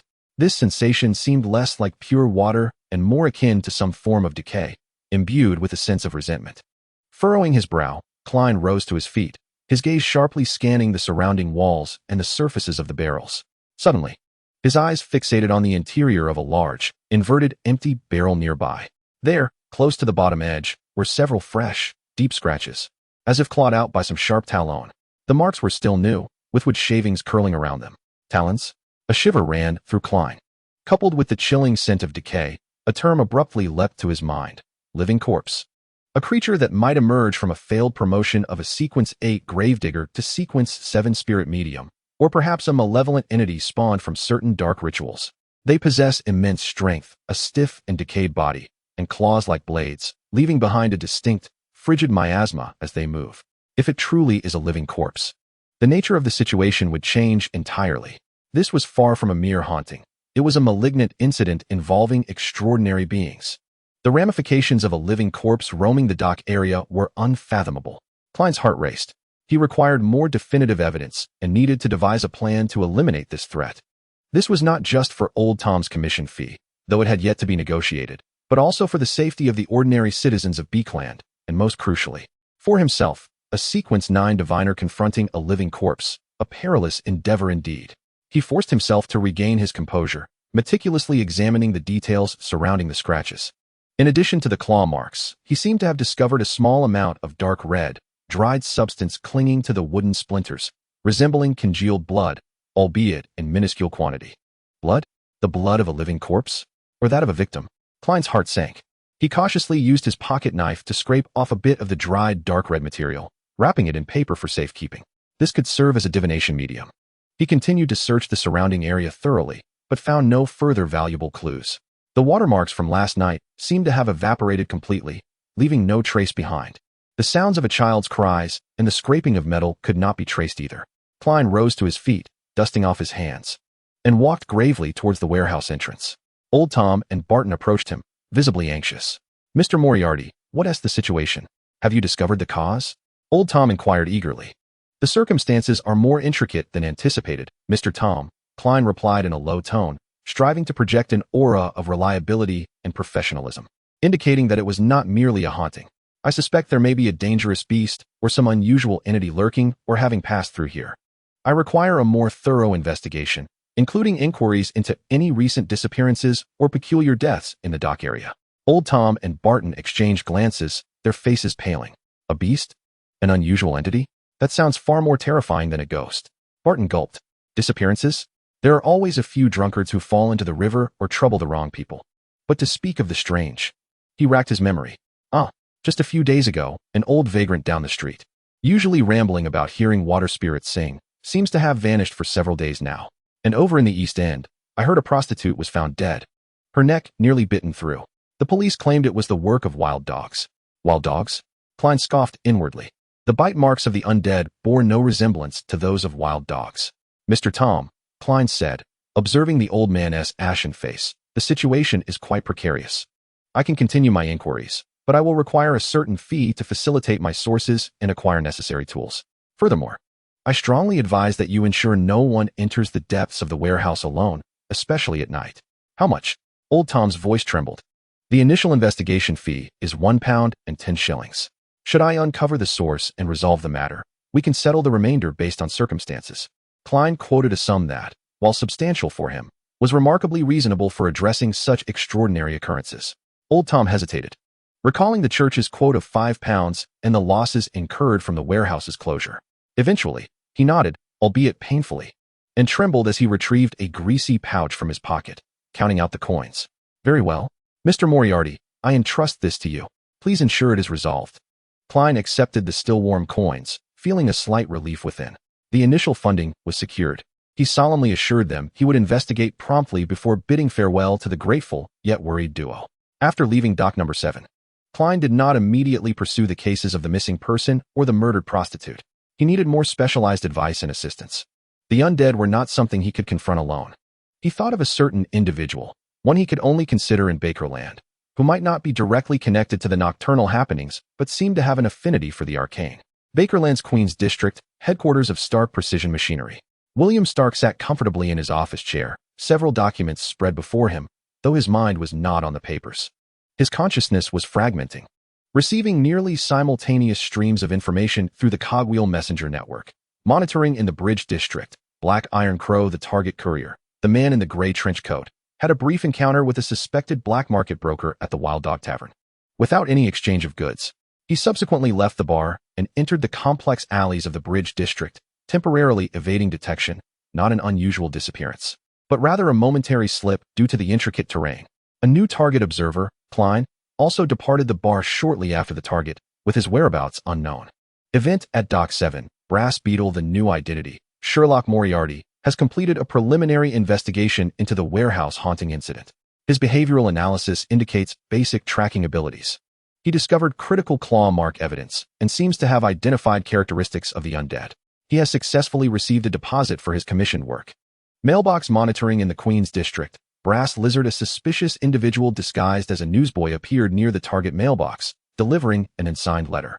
The letter has been sampled by the lizard's embedded micromechanical arm, with residual spiritual traces under examination.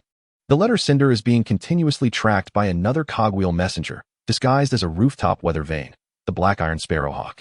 William lifted his cup of red tea, gently dispersing the steam. The trail of Antigonus in the Bridge District had momentarily gone cold, but the courier would undoubtedly re-emerge. Inez had begun to take action. Was the delivery of an anonymous letter a new script directive or merely a test? The results of the residual analysis were awaited. Interestingly, it was Klein who piqued his curiosity. The alias Sherlock Moriarty was rather intriguing. Moreover, this young man exhibited impressive initiative, securing his first job so swiftly and keenly identifying the traces of the undead. Unfortunately, encountering the undead as part of Sequence 9 was scarcely different from courting death. At that moment, his assistant Barton knocked and entered. "Mr. Stark, there is a gentleman downstairs who claims to be Sherlock Moriarty, requesting an audience. He says he was referred by Old Pegleg to consult on some mechanical faults." Barton's expression was peculiar, clearly doubting the legitimacy of this reason in light of the visitor's identity. A barely perceptible twitch crossed William's lips. Old Pegleg as a reference? Consulting on mechanical faults? This Klein was indeed resourceful. It seemed he genuinely required assistance, cleverly circumventing the night watch line and choosing Old Pegleg, an old friend with whom William maintained contact. As an intermediary, "Please direct him to conference room 3, William instructed, setting down his teacup, rising to straighten his collar, and preparing 2 cups of coffee. "Additionally, have the technical department bring me the draft report regarding the anomalous were on the new steam turbine bearings from yesterday. I need to review it shortly." "Yes, sir," Barton replied, departing. William approached the large floor-length mirror, his composed reflection staring back. The calmness of his black eyes, framed by golden-rimmed glasses, betrayed no emotion. He adjusted the black leather glove on his right hand, ensuring it fit flawlessly, revealing no hint of flaw. The anonymous letter regarding the undead Antigonus and the proactive approach of the Moriarty detective. William gazed at his reflection, whispering silently to himself. The gears of Backlund have indeed begun to mesh more tightly. Very well, let me observe what this detective can bring forth in terms of malfunction inquiries.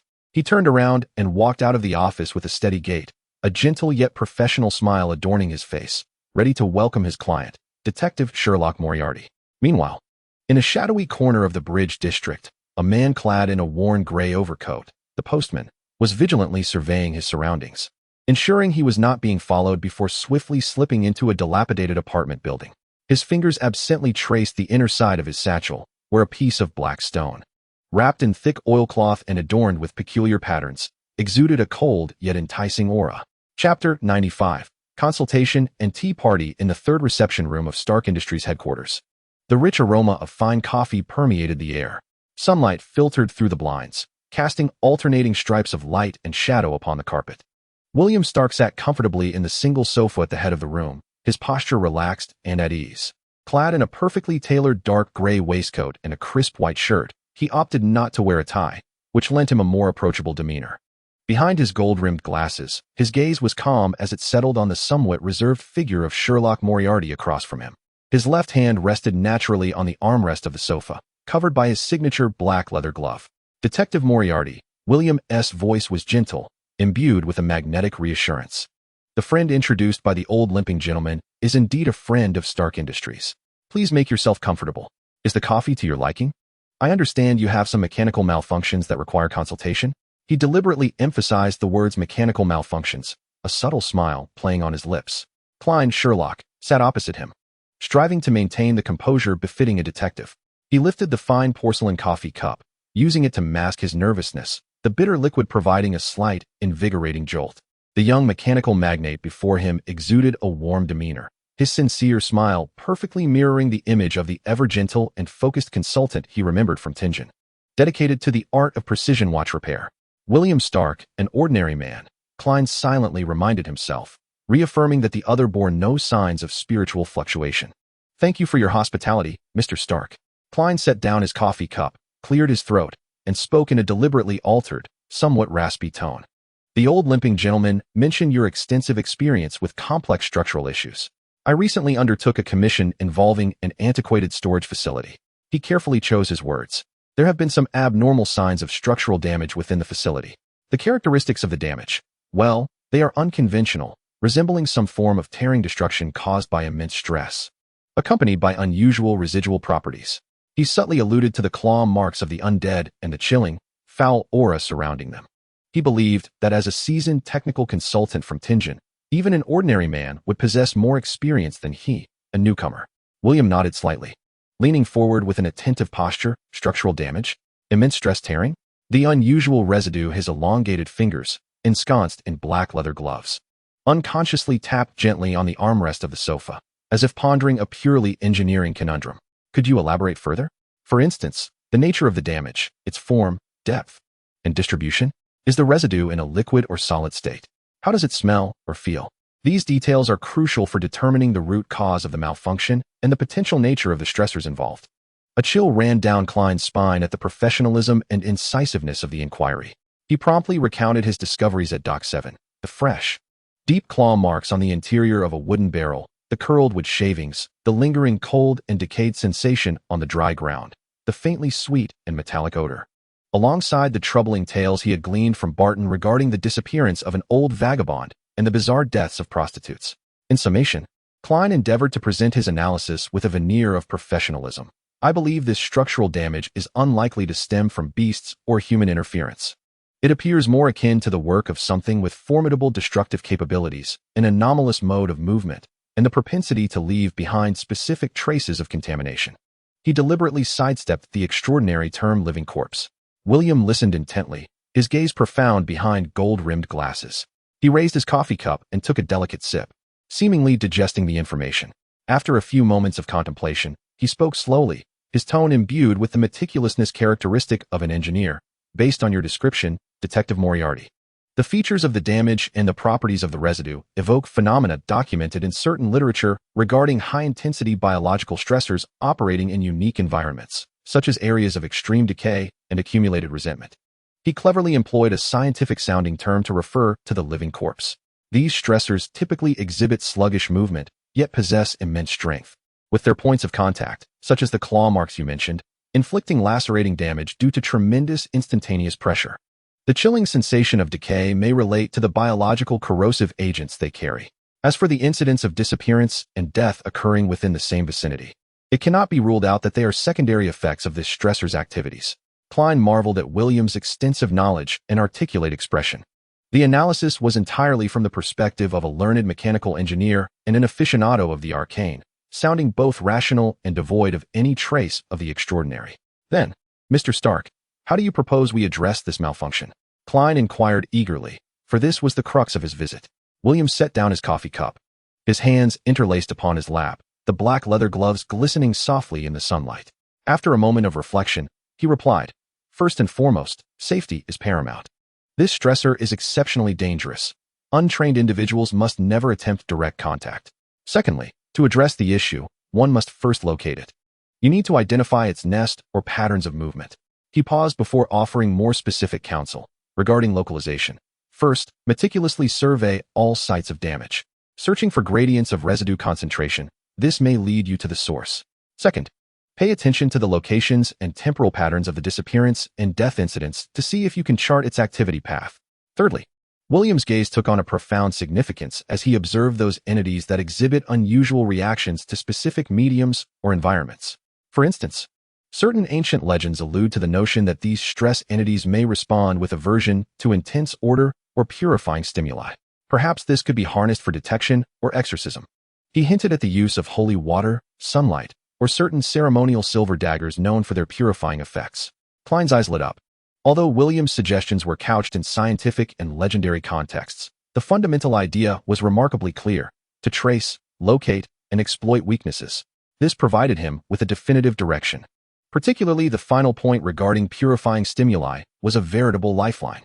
"Thank you ever so much, Mr. Stark." Klein expressed sincerely, Your insights are profoundly enlightening. I shall endeavor to follow your guidance.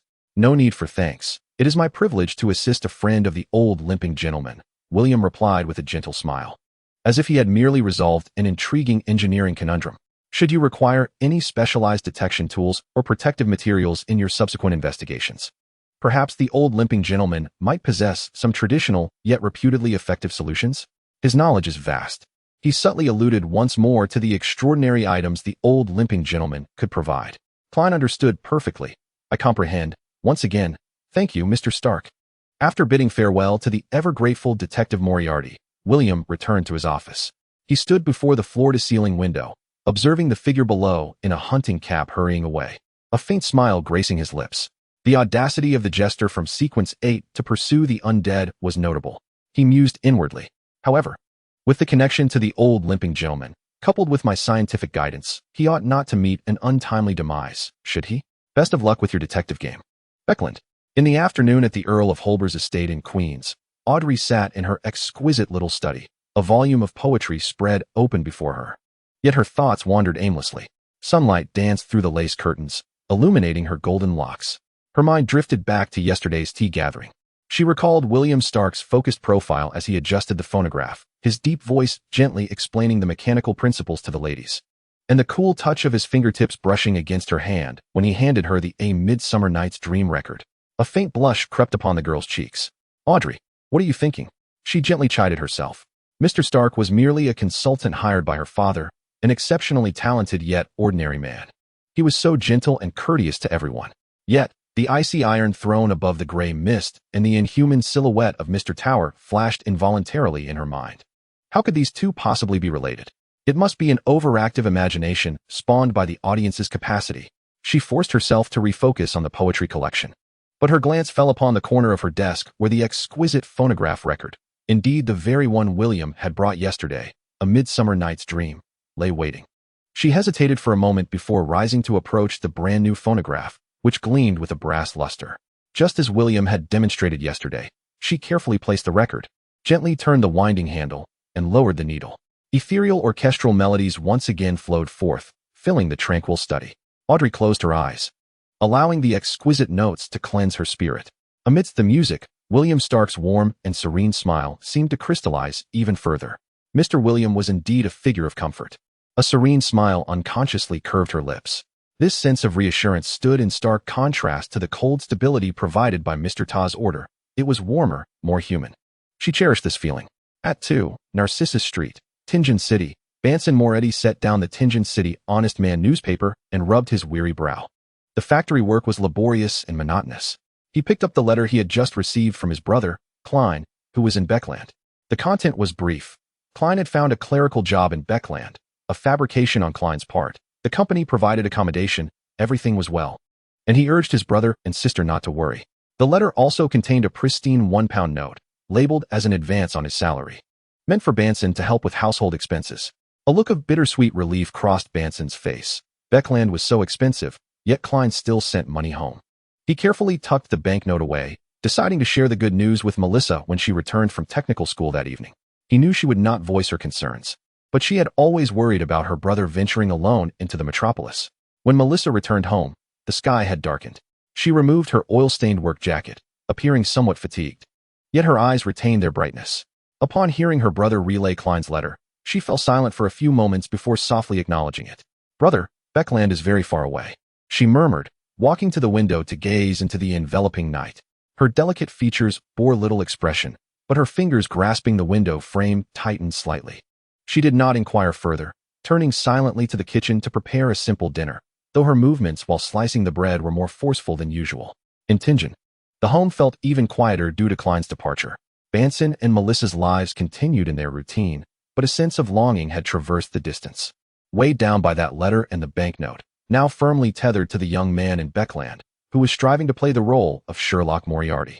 Meanwhile, in the northern district of Backlund, Klein, Sherlock, having just returned to his residence on Pacefield Street, carefully removed the disguise from his face in front of the mirror. Looking at his own familiar yet tired visage, he felt the weight of the £1.10 given to him by old Tom in his pocket, along with the insights gleaned from William Stark's scientific analysis, reigniting the flame of determination in his eyes. The undead Antigonus still has Benson and Melissa to sustain. Klein took a deep breath and whispered to his reflection in the mirror. Sherlock Moriarty, it is time to commence. Chapter 96. Daily Affairs in the Upper Office of Stark Industries. The afternoon sunlight bathed the mahogany desk in a warm glow. William Stark did not immediately attend to the lengthy report from Charles regarding the patent impediments. Instead, he reclined in his high-backed chair, his fingertips unconsciously tapping a rhythmic pattern on the smooth surface of the desk, producing a soft, consistent sound. Behind his golden-rimmed spectacles, his gaze remained tranquil, as though he were replaying a sequence in his mind. The pseudonym Sherlock Moriarty Klein had adopted bore a certain dramatic flair that elicited a faint smile from William. The jester of Sequence 8 dared to confront the whiskers of the undead, a commendable courage, or perhaps a testament to the audacity of the ignorant. He recalled Klein's tense demeanor as he struggled to maintain composure while describing the claw marks in the warehouse. Perhaps the old cripple could provide him with some life-saving items, such as holy water laced with silver or a subpar talisman capable of momentarily invoking solar effects. That would suffice to handle a low-tier undead, provided he did not act too recklessly. William's thoughts did not linger long on Klein. To him, the actions of the Moriarty detective were merely an intriguing subplot within the grand tapestry of Backlund. His greater concern lay with the critical streams of information collected from the core node of the wheel messenger. 1. The postman's evasion. The man in the gray trench coat, imbued with the essence of Antigonus, briefly vanished within the intricate alleys of the Bridge District, exhibiting a typical behavior pattern of evading pursuit rather than an anomalous disappearance. The target remained within the confines of the Backlund Bridge District, likely lying low or awaiting a transaction.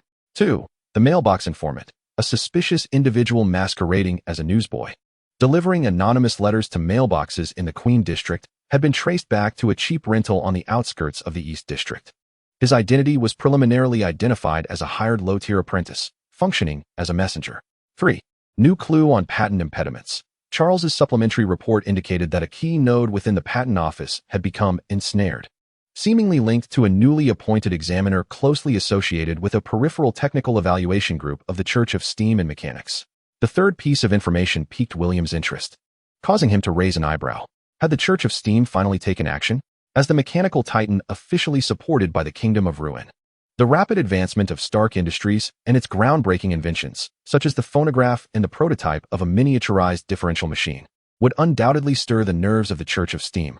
Previously, they had only resorted to commercial competition and public pressure. Now, it appeared they were beginning to attempt technological blockades through official channels. This represented a new development. William did not fear the patent itself. The technology of his company was legitimate, and the processes adhered to regulations. However, the involvement of the Church of Steam indicated an escalation of trouble, necessitating a more cautious approach. He pondered whether it would be necessary to leverage some of his overt political connections or perhaps send Barton to pay a visit to the new inspector. Just then, his assistant Barton gently knocked and entered.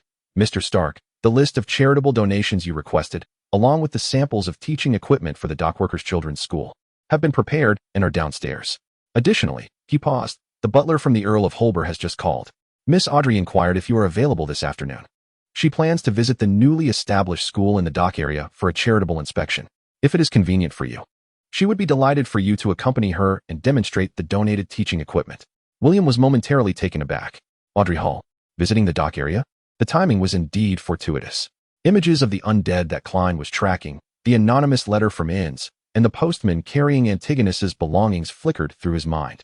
The dock area was currently a powder keg, allowing this inexperienced young lady, who was still at a low sequence, to go there. Responding to the Earl of Holber's residence, William scarcely hesitated, a gentle and appropriate smile gracing his face as he expressed gratitude for Miss Audrey's invitation. "Please convey to her that I am indeed free this afternoon and would be more than happy to accompany her, taking responsibility for the demonstration of the equipment. Kindly inform me of the specific time." "Yes, sir," Barton replied and withdrew. William lifted the now slightly cooled cup of red tea and took a sip. A protective mission? He chuckled self-deprecatingly. One could say so. He could not allow her to encounter any mishap under the watchful eyes of Mr. Tower. Moreover, a flicker of depth crossed his gaze behind his lenses. A stroll through the dock area might yield some intriguing observations. Backlund dock area, afternoon. The air still reeked of the river's brine, coal smoke, and the scent of fermenting goods. Yet, unlike the dark and chaotic depths of the bridge area, this region near the edge of the Queen's District was relatively orderly. The newly constructed Hope Dockworkers Children's School was a modest brick edifice. Though simple, its windows were bright, and a few resilient little trees adorned the entrance. A carriage, elegantly decorated and bearing the Hall family crest, pulled up beside several Star Company freight wagons laden with wooden crates. The door swung open, and Audrey Hall descended with the assistance of a maid. Today, she wore a practical cream-colored linen gown, topped with a light blue-fitted short coat, and a wide-brimmed sun hat adorned with ribbons, radiating a freshness as if she had stepped out of a painting. She quickly spotted William Stark at the school entrance, directing workers as they unloaded cargo. He had shed his formal coat, donning only a waistcoat and shirt, with his sleeves neatly rolled up to the elbows, exposing his left arm and forearm clad in black leather gloves, stopping just short of the elbow. Sunlight fell upon him, the golden spectacles glimmering softly. His expression focused yet gentle, creating a peculiar harmony with the bustling surroundings. "Mr. William." Audrey's face blossomed with a sincere and joyful smile as she hurried over, lifting her skirt. "You've arrived so promptly. I truly appreciate your kindness." William turned his head upon hearing a voice and was greeted by the sight of Audrey, a gentle smile immediately gracing his face. "Good afternoon, Miss Audrey. It is indeed my honor. The donated equipment has just arrived and is currently being unloaded." He gestured towards an adjacent open crate, revealing several intricately designed, child-friendly gear models and basic measuring tools. "How wonderful." Audrey's emerald eyes sparkled with curiosity as she gazed at the apparatus. "Are these the teaching models you mentioned? They look truly fascinating." "Indeed," William replied, naturally positioning himself beside her while maintaining a respectful distance. He began to elucidate that these models would vividly demonstrate fundamental mechanical concepts such as gear ratios and the principle of levers. Children can assemble and manipulate them, making comprehension far more accessible than mere textbook instruction. His voice was calm, his explanations clear, imbued with a persuasive charm. Audrey listened intently, nodding occasionally, her gaze towards William filled with admiration and a subtle warmth. "Mr. William not only crafts ingenious machines, but also cares about how to utilize them for teaching. This is truly remarkable," she mused, having long cast aside any absurd associations conjured by Mr. Tower. The gentle and focused mechanic before her, radiating human warmth, could hardly be the same as the cold embodiment of order that loomed above the fog. Accompanied by the school administrator and several inquisitive teachers, they entered the classroom together. William personally demonstrated the operation of the equipment, patiently addressing the children's innocent queries. Meanwhile, Audrey tenderly interacted with the children, distributing the candies and stationery she had brought. Sunlight streamed through the windows, filling the room with the joyous laughter of children and the faint clicking sounds of the apparatus, creating a warm and delightful atmosphere. As William demonstrated, he allowed a sliver of his awareness to extend outward, his spiritual perception akin to invisible ripples cautiously sweeping through the surroundings. He detected faint chaotic vibrations from the far-off dock area, likely emanating from some underworld gathering, as well as several scrutinizing gazes, possibly from the steam church or the routine surveillance of official extraordinary individuals. Yet, for the moment, he sensed no trace of the distinct chill and filth associated with the living dead, nor did he catch any sign of the Antigonids or their couriers. The anonymous letter disseminated by Inns appeared to have not incited immediate turmoil. Relatively calm, William silently noted. At least this area, where Audrey resided, remained secure. As their visit concluded, the two bid farewell at the school entrance. Audrey's cheeks flushed slightly, her face adorned with a satisfied smile. "Mr. William, I cannot thank you enough for today. The children are all so happy, and these tools will undoubtedly be of great assistance to them." "It is my privilege to aid the children, Miss Audrey," William responded with a warm smile and a nod. "Your benevolence is the true source of warmth." His gaze was sincere, deepening the blush on Audrey's cheeks. As he watched Audrey's carriage depart, William's gentle smile gradually faded, returning to his customary tranquility. He turned to Barton.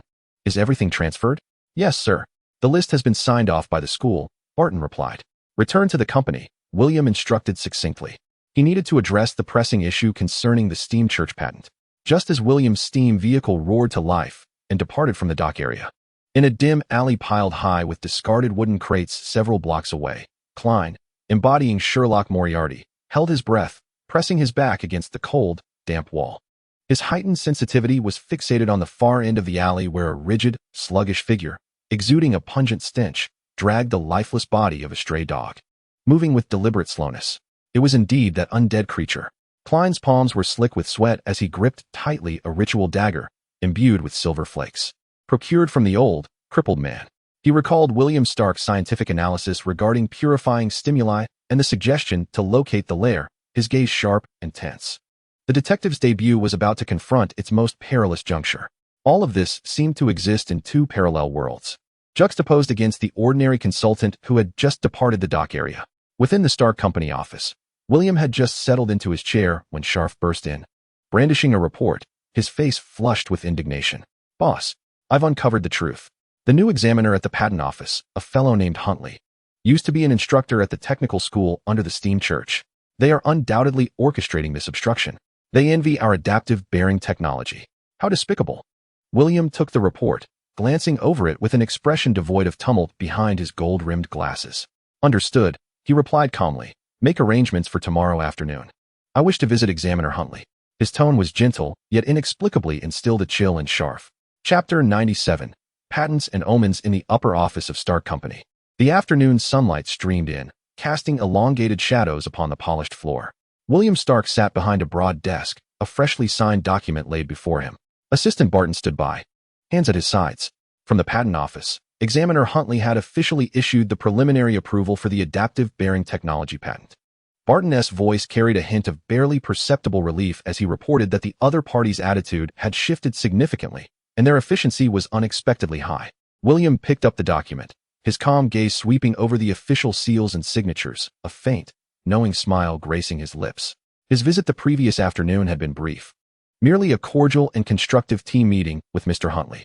The conversation centered around the promising prospects of industrial development in the Kingdom of Ruin, the significance of technological innovation for national competitiveness, and the potential contributions of Stark Industries, as a leader in the field, to the formulation of relevant standards. William also casually referenced the interest some members of Parliament had in this technology, alongside several anonymous investigative reports suggesting the possibility of vested interests among certain members of the Steam Church's technical assessment committees.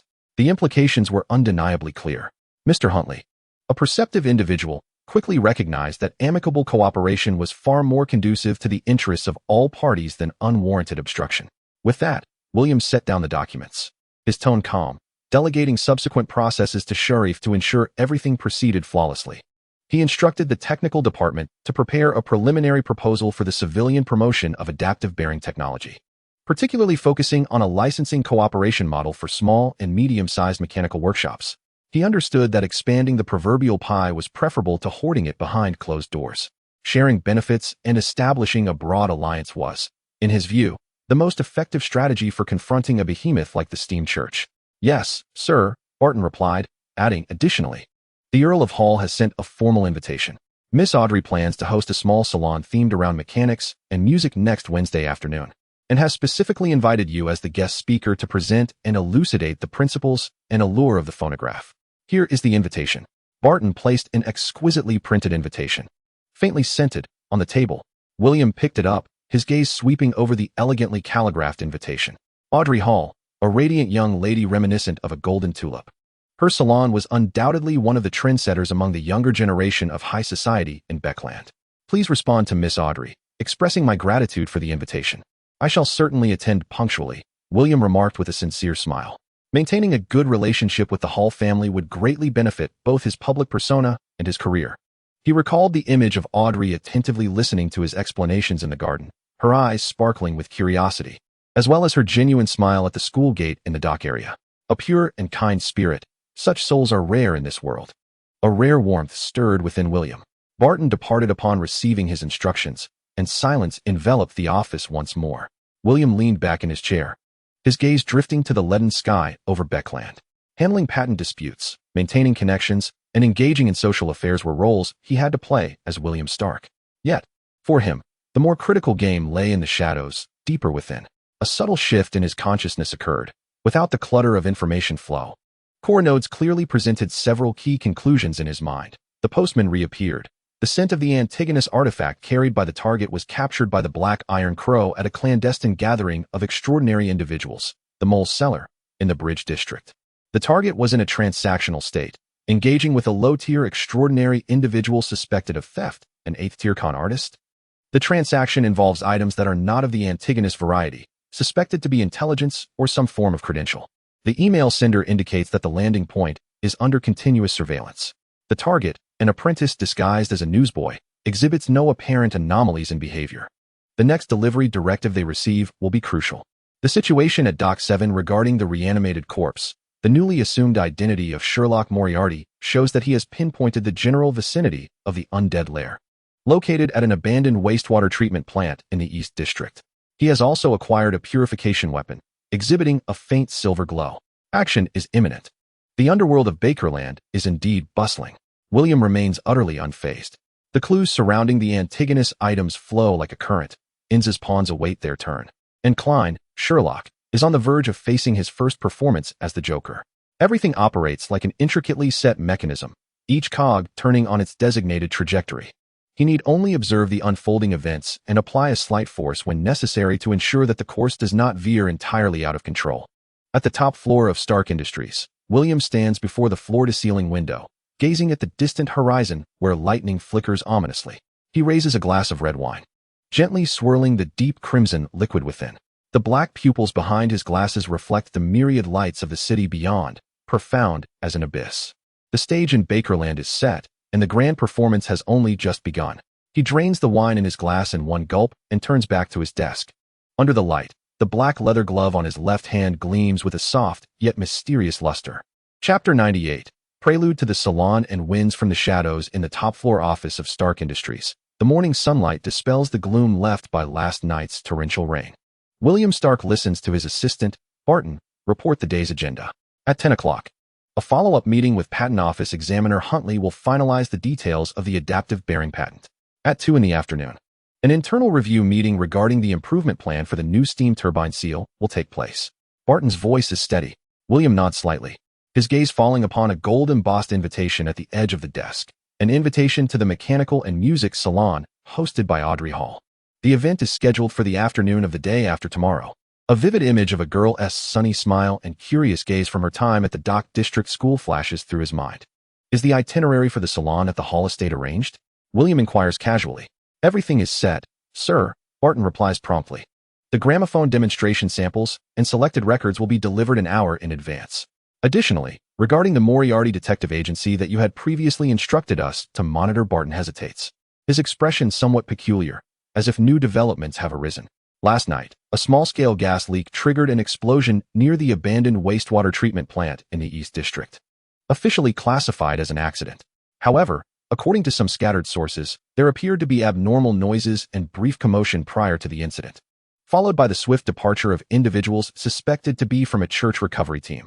William raises his coffee cup, his gaze calm and unperturbed behind his gold-rimmed glasses. A gas leak? Huh. That Klein fellow certainly knows how to find a scapegoat in the authorities. It seems his debut as a Joker was a success, albeit a bit too noisy. He felt a faint inclination to commend Klein's incident report. Understood, William replied nonchalantly. Let us continue to observe without delving too deeply. It is a positive development that the young detective can resolve his own troubles. He set down his coffee cup, rose to his feet, and prepared to head to the patent office.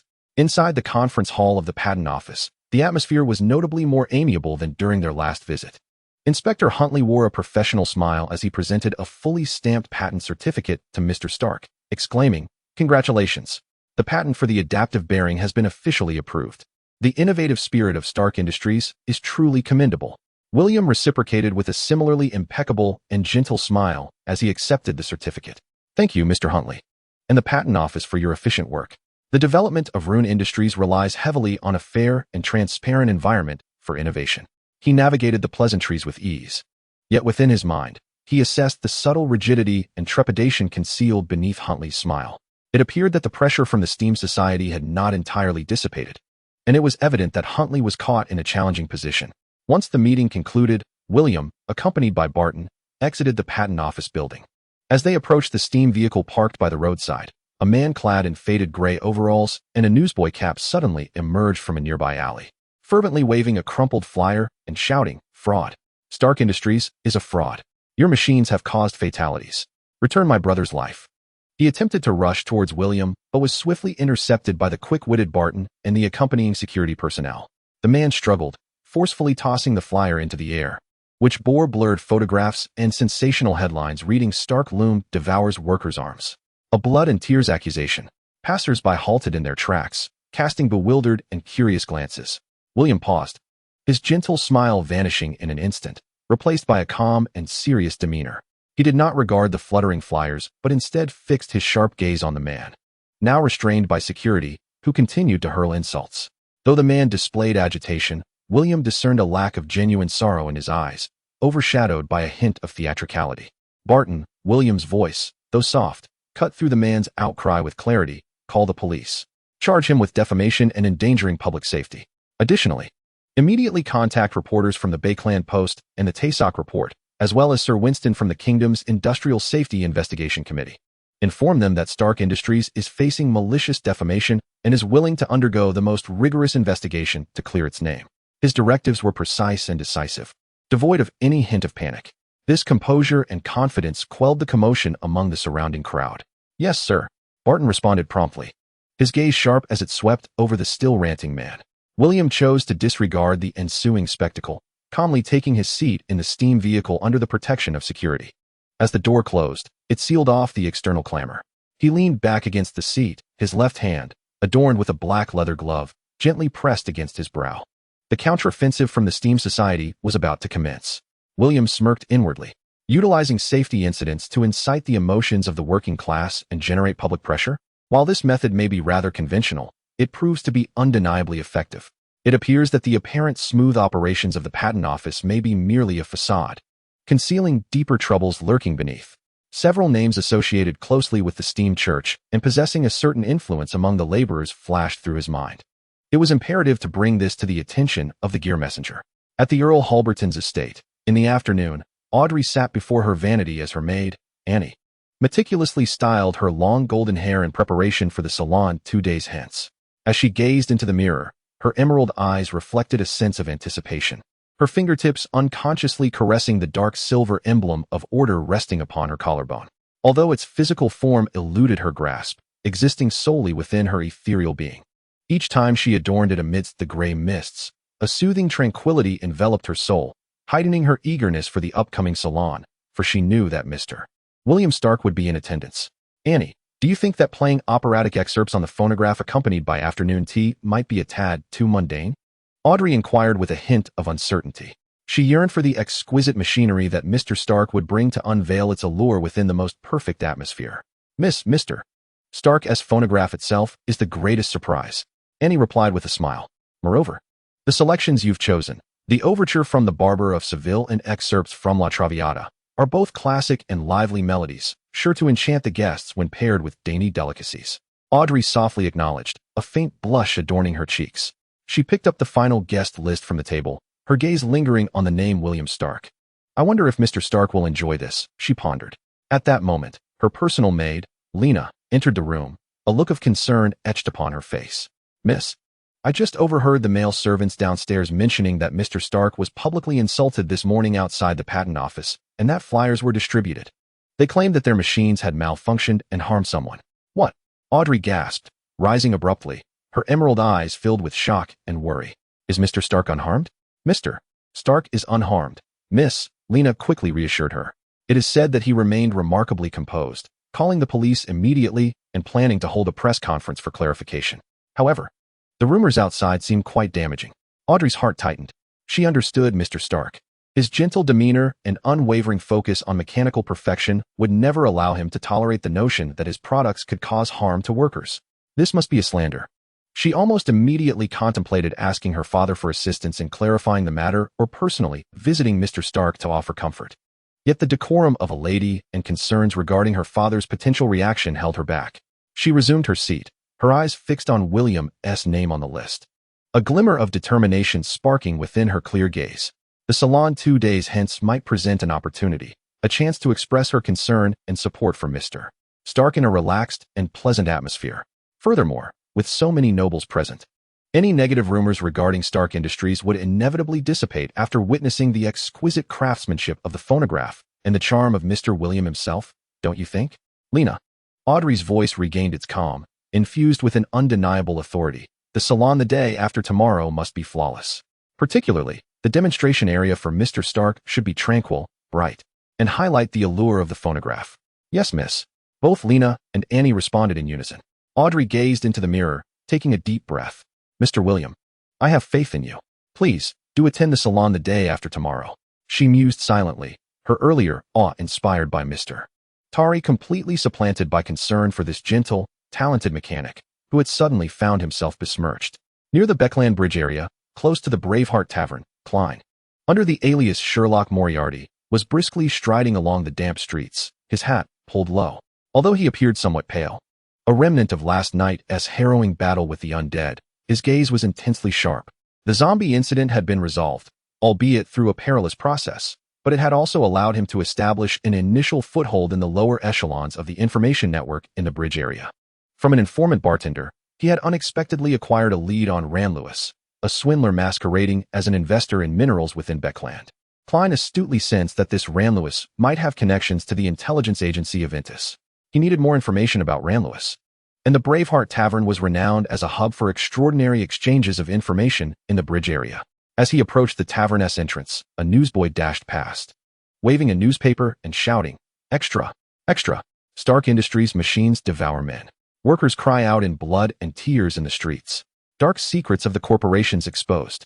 Klein halted instinctively and purchased a copy. The front page prominently featured a blurry photograph of William Stark being accosted at the patent office, along with the exaggerated description of the pamphlet distributor, next to a shocking headline about the Stark textile machine incident. Klein quickly scanned the content, his brow furrowing. William Stark? The same man who always wore a gentle smile at Tingen, assisting night watchmen with their clocks, displaying the focus of a true craftsman? His company had an accident, and there were riots in the streets? Klein's impression of William lingered on that of an ordinary technical consultant, and at this moment, the news struck him as absurd and unbelievable. Based on his understanding of William, that facade, his meticulous obsession with machinery, how could he possibly tolerate such a grievous safety incident? This was undoubtedly slander or a smear campaign from a rival. He folded the newspaper and shook his head. The troubles of a large corporation were far removed from my struggles as a detective. Disregarding further thoughts, he pushed open the heavy wooden door of the Braveheart Tavern, momentarily casting aside the clamor of the outside world and the troubles surrounding William Stark. At the pinnacle of Stark Industries, William stood before the vast floor-to-ceiling windows, gazing down upon the city beneath him. His left hand, clad in a black leather glove, rested in his pocket, while his right hand held a glass of red wine. Barton had just reported that the Industrial Safety Investigation Committee had assembled a team, set to enter the company's textile assembly plant in the East District tomorrow. With the public opinion being subtly manipulated by certain individuals, it was brewing into a storm. Yet, William's countenance bore no trace of anger or anxiety. Instead, it radiated a profound tranquility. The steamed church wished to engage in a war of public sentiment? A cold smile curled at the corners of his lips. Very well. He would indulge them in their game. Chapter 99. The Whisper of Elixirs and the Invitation to the Salon in the upper office of Stark Industries. The afternoon sun cast its glow over a Backlund enveloped in industrial smog and the early autumn mist. Unlike his usual routine of handling documents or attending briefings, William Stark stood solitary before a colossal safe. The heavy metallic door slid open silently, revealing an interior bathed in soft light. Inside, rather than gold pounds or property deeds, lay the rare and pivotal items required for his ascension to sequence 5 of the causation smithing, akin to fragments of destiny. His gaze first settled upon a cube-shaped box forged from a dull lead tin alloy. The surface of the box was etched with intricate grooves resembling veins, emanating a faint yet distinct spiritual vibration, a unique essence of rusted fate, derived from the power he had accumulated through his own path. Encased within were the core costs and outcomes harvested from the Tingen incident, fragments of the profane claws of a progeny of the Eldritch God, each the size of a fingernail, pitch black as ink, seemingly capable of absorbing light while exuding an aura of chaos, filth, and a curse of high stature. This was a sliver of essence forcibly stripped away during his collision with the core of the progeny of the Eldritch God. It symbolized catastrophe, embodying twisted causation and the destructive force of a collective. The mark of slumbering repose of the coffin, not a physical object, but rather a remnant of the seal cast upon the progeny of the Eldritch God, captured through William's intricate interference with the rules, using the cornerstone of the Iron Throne to forcibly extract a strand of sealing resonance. This was solidified within a specially crafted obsidian shard, adorned with hypnotic runes, radiating a sense of tranquility, closure, and powerful binding order. It represented the fruit of reversing the fate of calamity, the fate anchor point for the entire Tingen Night Watch team. intangible and formless, yet of utmost importance. This was a thread of destiny, exceedingly faint yet incredibly resilient, coalesced from the natural feedback of the cornerstone of the Iron Throne after William's preemptive maneuvers and successful intervention to rewrite the conclusion of the Tingen disaster. It symbolized the sowing of causes and the reaping of outcomes, a testament to the collective fate being forcibly turned towards a path of survival. Carefully guided, it intertwined around the obsidian shard, codependent with the mark of slumber. Merely gazing at the lead tin box, William could feel the tempestuous yet balanced intertwining of causation and collective power contained within. It was destined to be one of the primary ingredients for future elixirs. Yet, this was not sufficient. The potion of Sequence 5, crafted through the art of causality, necessitates two pivotal primary materials, the core of collective fate altered by catastrophe. This extraordinary artifact must embody the shared will or emotional investment of a community whose destiny has been irrevocably transformed by a cataclysm of monumental proportions, such as a disaster affecting thousands. It must serve as a symbol spontaneously coalesced by the community of survivors, rather than being imposed by external forces. This signifies the weight and malleability of collective fate. Fragments of the anvil of destiny, an exceedingly rare metallic core, must be sought. Born from the unexpected or extreme conditions during forging, such as a thunderous strike or the molten heat of the earth, infused with the dual concepts of forging and serendipitous fate. It symbolizes both the tools required for shaping destiny and the inherent uncertainty therein. William's gaze shifted to the opposite side of the safe. There lay several items, clues he was actively pursuing through the cogwheel messenger network and overt channels. A yellowed fragment of a maritime logbook. This relic belongs to a first mate of a cargo ship that miraculously survived a tempestuous disaster in the abyssal whirlpool. The final page is soaked with the crew's desperate prayers and tears of joy upon survival, exuding an unusual spiritual vitality. It stands as a candidate for the core of collective fate, yet its scale, involving hundreds, and intensity seems somewhat inadequate. A piece of obsidian-like meteorite, adorned with twisted patterns, allegedly retrieved from the scorched core of a cataclysmic meteor strike. It encapsulates the ferocity of natural calamity and destruction, yet lacks a clear imprint of collective will. Several investigative reports concerning the Everwinter Scar mining region on the northern frontier of the Vuzak Empire. This site was once devastated by a major earthquake that triggered a mining disaster, entombing thousands of miners. Rumor has it that deep within the disaster's epicenter, bereaved families and surviving miners erected a memorial stone, its core embedded with a weeping stone that absorbed countless tears and prayers. This is currently the most promising target that William has identified to fulfill the requirements for the core of collective fate. However, the journey to the Vuzak Empire is fraught with peril, as it is remote and situated on the brink of war, rendering acquisition exceedingly challenging. A blurred black and white photograph, captured at the moment of an unprecedented eruption of the core furnace at the heart of the forge in the Republic of Intis. This image depicts the furnace's explosion during a rare geothermal upheaval. It is said that deep within the ruins, an oddly shaped alloy of calamity was formed under extreme heat and pressure. This could potentially serve as a clue for the fragments of the Anvil of Destiny. However, the heart of the forge represents the core industry of the steam church, heavily guarded, and the photograph's authenticity remains questionable. William's slender fingers, clad in black leather gloves, gently brushed over these objects and documents, sensing the faint, fervent, or sorrowful essences contained within. The ritual for ascending to Sequence 5 and the demands for primary materials are excruciatingly stringent, each step akin to walking upon the tightrope of fate. Yet, within his eyes, there is no trace of retreat, only a near-cold focus. The rhythm of the Iron Throne's cornerstone thrummed in his palm, as if urging the gears of destiny to accelerate. The weeping stone of Vuzak and the calamity alloy of Intis lingered in William's thoughts. A significant upheaval is often required to catalyze change. He recalled the undercurrents surrounding Insangweir and Antigonus, as well as the tempest of public opinion stirred by the steam church. The brewing storm in Backlund might very well be the opportunity he sought. Knock, knock, knock. A gentle rapping on the door interrupted his thoughts. Come in. William closed the safe, the heavy metallic door sliding back into place soundlessly. His assistant, Barton, entered, a hint of ease gracing his features. Mr. Stark, the preliminary conclusions from the Industrial Safety Investigation Committee have been released. They conducted a thorough examination of all equipment, operational records, and safety protocols at the East District Assembly Plant and interviewed the workers. The conclusion is that the alleged accident claims are entirely baseless. The so-called accident machine has clear production records and comprehensive safety tests, and the involved workers do not belong to Stark Industries.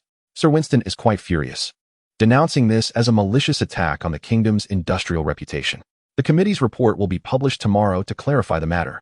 A gentle smile spread across William's face, as though he had anticipated this outcome. Kudos to Sir Winston and the committee. Inform the Public Relations Department to effectively manage the ensuing public discourse, emphasizing our unwavering commitment to worker safety and product quality. Furthermore, let us extend a surprise to the individual causing the public disturbance and their behind-the-scenes supporters.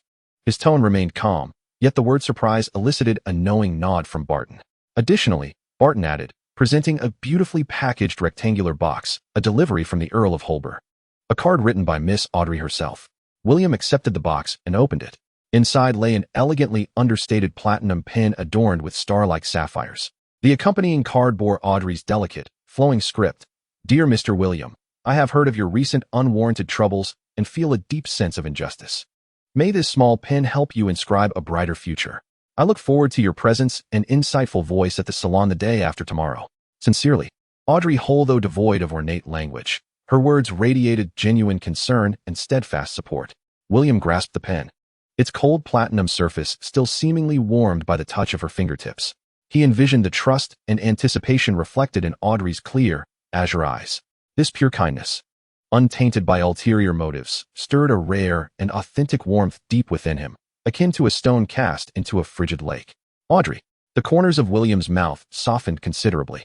This sentiment held more potency than any clarifying report. He carefully stored the pen and instructed Barton, please prepare a reciprocation gift for me. I recall there is a prototype music box in the warehouse that plays the melody of A Midsummer Night's Dream. Have it tuned, beautifully packaged, and delivered to the Earl of Holber's residence for Miss Audrey tomorrow. This token of gratitude not only acknowledged her support, but also harmonized with the salon's themes of machinery and music. Barton acquiesced and departed, leaving the office enveloped in silence once more. William approached the floor-to-ceiling window, gazing down at the bustling crowd below. The cold, unyielding items in the safe, tied to his promotion, stood in stark contrast to the warm, tender pen he held, imbued with the essence of youth. The echoes of Potion Sequence 5 resonated deep within his soul, demanding a heavy price and a grand ritual. Yet in this moment, William felt not merely the chill of fate's trajectory, but also a warmth that needed safeguarding, an intrinsic humanity belonging to the identity of William Stark. Audrey Hall, a maiden radiant as golden sunlight, was anchoring him deeper into the human aspect of this world in her own unique way.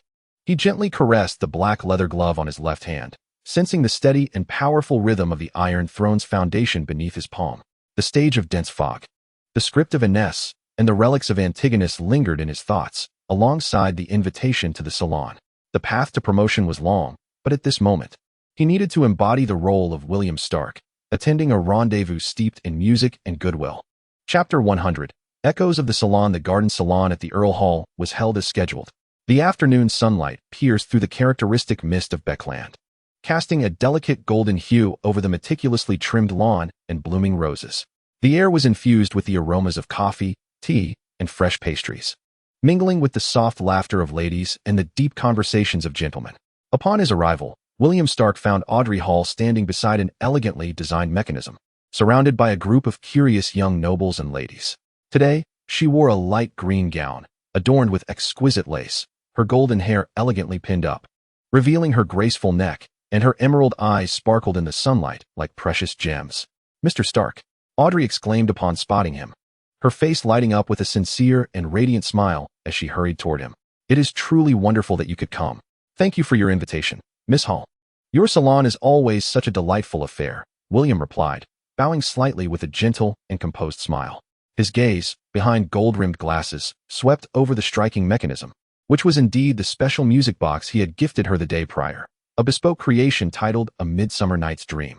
It was currently displayed on a petite wooden pedestal, its casing a polished brass and dark walnut, intricately adorned with small gear reliefs. Everyone is admiring the gift you sent, Audrey said, a hint of pride in her voice. It is simply marvelous. The melodies of the fairies are ethereal and enchanting, as though they truly hail from a dreamlike forest. She delicately pressed a finely crafted lever on the side of the music box, and with a gentle hum of the internal gears, a cascade of crisp, lively, and fantastical notes flowed forth, instantly captivating the attention of all around. "By the goddess of night," a young viscount with a meticulously groomed mustache exclaimed. "Mr. Stark, your expertise in precision mechanics is truly astounding. This is far more melodic than the cumbersome organ performances at the Queen's Hall." "You flatter me, Viscount Carlos," William replied modestly. William smiled modestly as he approached the music box, his fingers gliding gently over its smooth wooden exterior. This was merely a compact enhancement of the existing music box structure, an artistic endeavor involving the meticulous carving of a special sound cylinder, coupled with a touch of acoustic resonance optimization. Its inspiration indeed stemmed from the ethereal essence of A Midsummer Night's Dream. He adeptly began to elucidate some mechanical principles, employing accessible language to explain the interplay of gear transmission, the coordination between the cylinder's protrusions and the vibrating reeds, as well as how the design of the resonance chamber influences timbre. His narration was clear, confident, and laced with humor, imbuing the cold mechanics with a poetic imaginative realm that prompted the surrounding audience to nod in agreement, even captivating several ladies who were previously indifferent to machinery. Audrey stood beside him, her azure eyes sparkling with admiration and pride, occasionally interjecting her own musical insights, creating a harmonious synergy between them. "Oh, the portrayal of a tech enthusiast was indeed flourishing," William mused internally, recognizing Audrey's seamless collaboration, though she remained blissfully unaware of her role as a standout among the audience. He noticed a young lady in the crowd, dressed modestly with a serene demeanor, Furswald, rapidly jotting down notes, her gaze brimming with curiosity. The salon reached a small crescendo amidst the melodies of the music box and William's explanations. He skillfully steered the conversation towards another new achievement of the company, a refined portable phonograph, which soon became the focal point. Demonstrating how to record and play back a segment of a live violin performance using a smaller wax cylinder, the sound quality was crisp, with minimal distortion, once again eliciting admiration. The portable phonograph could indeed prove useful when Klein, the impoverished detective, required a reasonable audio clue. William's mind raced with possibilities, though his expression remained one of composed serenity. As the salon entered its most fervent phase, the index finger of William's left hand, encased in a black leather glove, trembled ever so slightly through the supple material. This was not a physical vibration, but rather a chilling sensation from the Iron Throne's cornerstone, a preordained cog in the wheel of fate that only he could sense, having triggered a messenger node. A torrent of information surged into his consciousness. Bridge District. Near the Braveheart Tavern. The target, a mailman in a gray trench coat, carrying items imbued with a faint Antigonus essence, had appeared, lingered briefly, and departed, direction unknown. Marked as in motion. West District, a public mailbox. An apprentice disguised as a newsboy, suspected to be a contact for Insangvale, was observed depositing a letter. The essence had been marked, tracing its destination to a low-cost inn on the eastern edge. Nightwatch headquarters, beneath St. Samuel's Church. Preliminary dossier established on Iron Mister. Codename Iron Mister. Pathways suspected to involve a judge or an unknown sequence. Abilities include formidable metal control, domain expansion, and spatial displacement. Danger level, high. Associated events. Tingen's malevolent offspring seal battle, a key disruptor, suspected of weakening seal pressure, objective unknown. Investigation priority, high. Upon receiving the information, William's smile remained unchanged. He casually seized a glass of champagne from the waiter's tray and raised it in a toast to Audrey, who had just concluded a piano performance. A truly splendid performance. "Miss Audrey, your technical prowess and emotional grasp are most impressive." Audrey's cheeks flushed slightly as she gracefully returned the compliment. "Thank you for your kind words, Mr. Stark. Compared to the melodious automata you brought, my performance is rather juvenile." Her emerald eyes sparkled with clarity, oblivious to the presence of the mild-mannered advisor who was also the formidable Iron Gentleman. The high-priority security dossier seemed promising. William sipped his champagne, the chilled liquid gliding down his throat. Let them investigate. The more thoroughly they examined, the safer the facade of William Stark became. He noticed at the garden entrance, Count Holber was engaged in a hushed conversation with a tall, composed gentleman clad in red gloves, Crestus Sessima, the Night Watch's senior steward. Their eyes occasionally scanned the salon's crowd, clearly conducting a routine check of social interactions and security. William understood. Sessima's presence was likely linked not only to the Count's security concerns, but also to the Night Watch's heightened surveillance of Backlund's extraordinary powers, particularly in search of clues regarding the Iron Gentleman. Sessima, a guardian of Sequence 5. William recalled the original information. As long as he refrained from manifesting a 10-meter radius of his iron dominion within the city or performing an act of vanishing before him, he should remain undetected. The salon continued in a harmonious atmosphere. William navigated seamlessly among the guests, discussing machinery, music, and the latest patent legislation, subtly hinting at the previous unjust smear campaign by the steam church, resonating with several influential nobles, and sharing trivial anecdotes from Backlund. He maintained the decorum and sense of boundaries expected of William Stark, engaging with Audrey in a manner that was warm yet not overly familiar, akin to a trustworthy elder brother and a remarkably talented partner. By playing the role of a stabilizing force, he anchored relationships and established order. William sensed that the digestion of the potion was progressing at a slow, yet steady pace amidst this seemingly mundane social gathering. Each graceful response and every aesthetic order brought forth by technical demonstrations, whether through mechanical precision or musical harmony, fortified his foundational strength in Sequence 6. As the salon drew to a close and guests began to take their leave, William bid farewell to Audrey and Count Holber.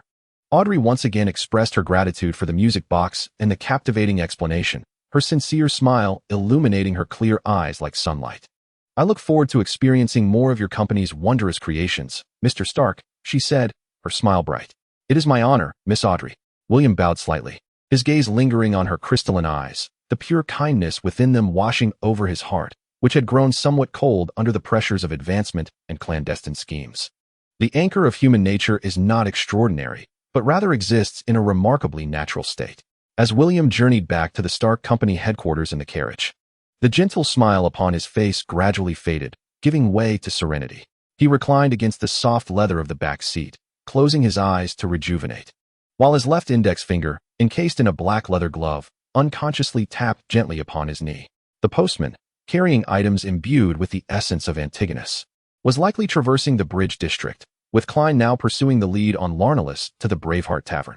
A faint smile graced the corners of his mouth. InScript required a minor revision. He need not convey messages.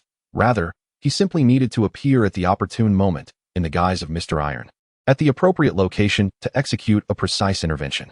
The mist over Bakerland seemed to thicken, as the last rays of the setting sun were entirely consumed. The city lights flickered to life, diffusing into hazy orbs within the fog. Light and shadow, warmth and chill, silently collided and intertwined in this era of steam and enigma, beneath the dual identity of William Stark. Chapter 101. The Tarot in the Shadow of Sharon 2 days later, on Monday at 3 in the afternoon. Above the gray haze, an ancient palace stood timelessly. A deep crimson glow flared and receded, as 3 indistinct figures emerged on either side of the bronze long table. Audrey, Justice, regarded the fool, shrouded in gray mist, with curiosity and a hint of reverence, as well as the vague figure of Mr. Tower, exuding an aura of coldness, order, and the weighty texture of metal, seated upon the iron throne across from her. Alger, the hanged man, appeared even more cautious, his gaze darting rapidly between the fool and the tower before eventually lowering. "Good afternoon, Mr. Fool. Good afternoon, Mr. Hanged Man. Good afternoon, Mr. Tower." Audrey's clear and lively voice shattered the silence, striving to maintain a relaxed atmosphere. "Good afternoon, Miss Justice. Good afternoon, Mr. Hangman." Klein, the fool, leaned against the high-backed chair, adopting a relaxed posture, his voice calm and distant, endeavoring to mimic the composure of a high-ranking being. Yet, his eyes were irresistibly drawn to the iron throne opposite him. Each encounter with it sent alarm bells ringing in his mind. The cold geometric silhouette and the stark outline of the black iron left arm evoking a sense of foreboding. Alger responded to the greetings with poise. William, the Tower, offered a slight nod, his movements imbued with a metallic friction, silent yet inexplicably intensifying the atmosphere. "In accordance with your will, we have gathered 2 more pages of the mysterious manuscript left behind by Emperor Roselle this week," Audrey volunteered, materializing 2 sheets of paper imbued with historical resonance, adorned with strange square characters, and pushing them towards the center of the bronze long table. Alger also presented a page. "Excellent." The fool gently beckoned, and the 3 pages of manuscript floated before him. He appeared to casually peruse the inscrutable Chinese square characters, his expression enigmatic beneath the fog. He quickly skimmed the content, the communication dilemmas and frenzied ramblings of Mr. Dorr. The taste of the witch is a delightful mockery intertwined with a cautionary tale about the joy elixirs that erode one's humanity. Klein, known as the fool, paused for a moment, seemingly savoring the information contained in the manuscript. He slowly raised his gaze, sweeping over the three individuals below, ultimately appearing to casually settle his eyes upon the Iron Throne. Miss Justice, Mr. Hangman, his calm voice resonated. The manuscripts you have provided, to my knowledge, are personal writings from Emperor Rosal Gustav in his later years, chronicling certain clandestine insights or reflections. Due to the peculiar manner of their composition, he pointed to the square characters. Even the most erudite scholars find it challenging to decipher their full meaning. A flicker of realization and a tinge of regret passed through Audrey's azure eyes. I see now. No wonder we were unable to grasp their mysteries despite our various attempts. Thank you for your enlightenment, Mr. Fool.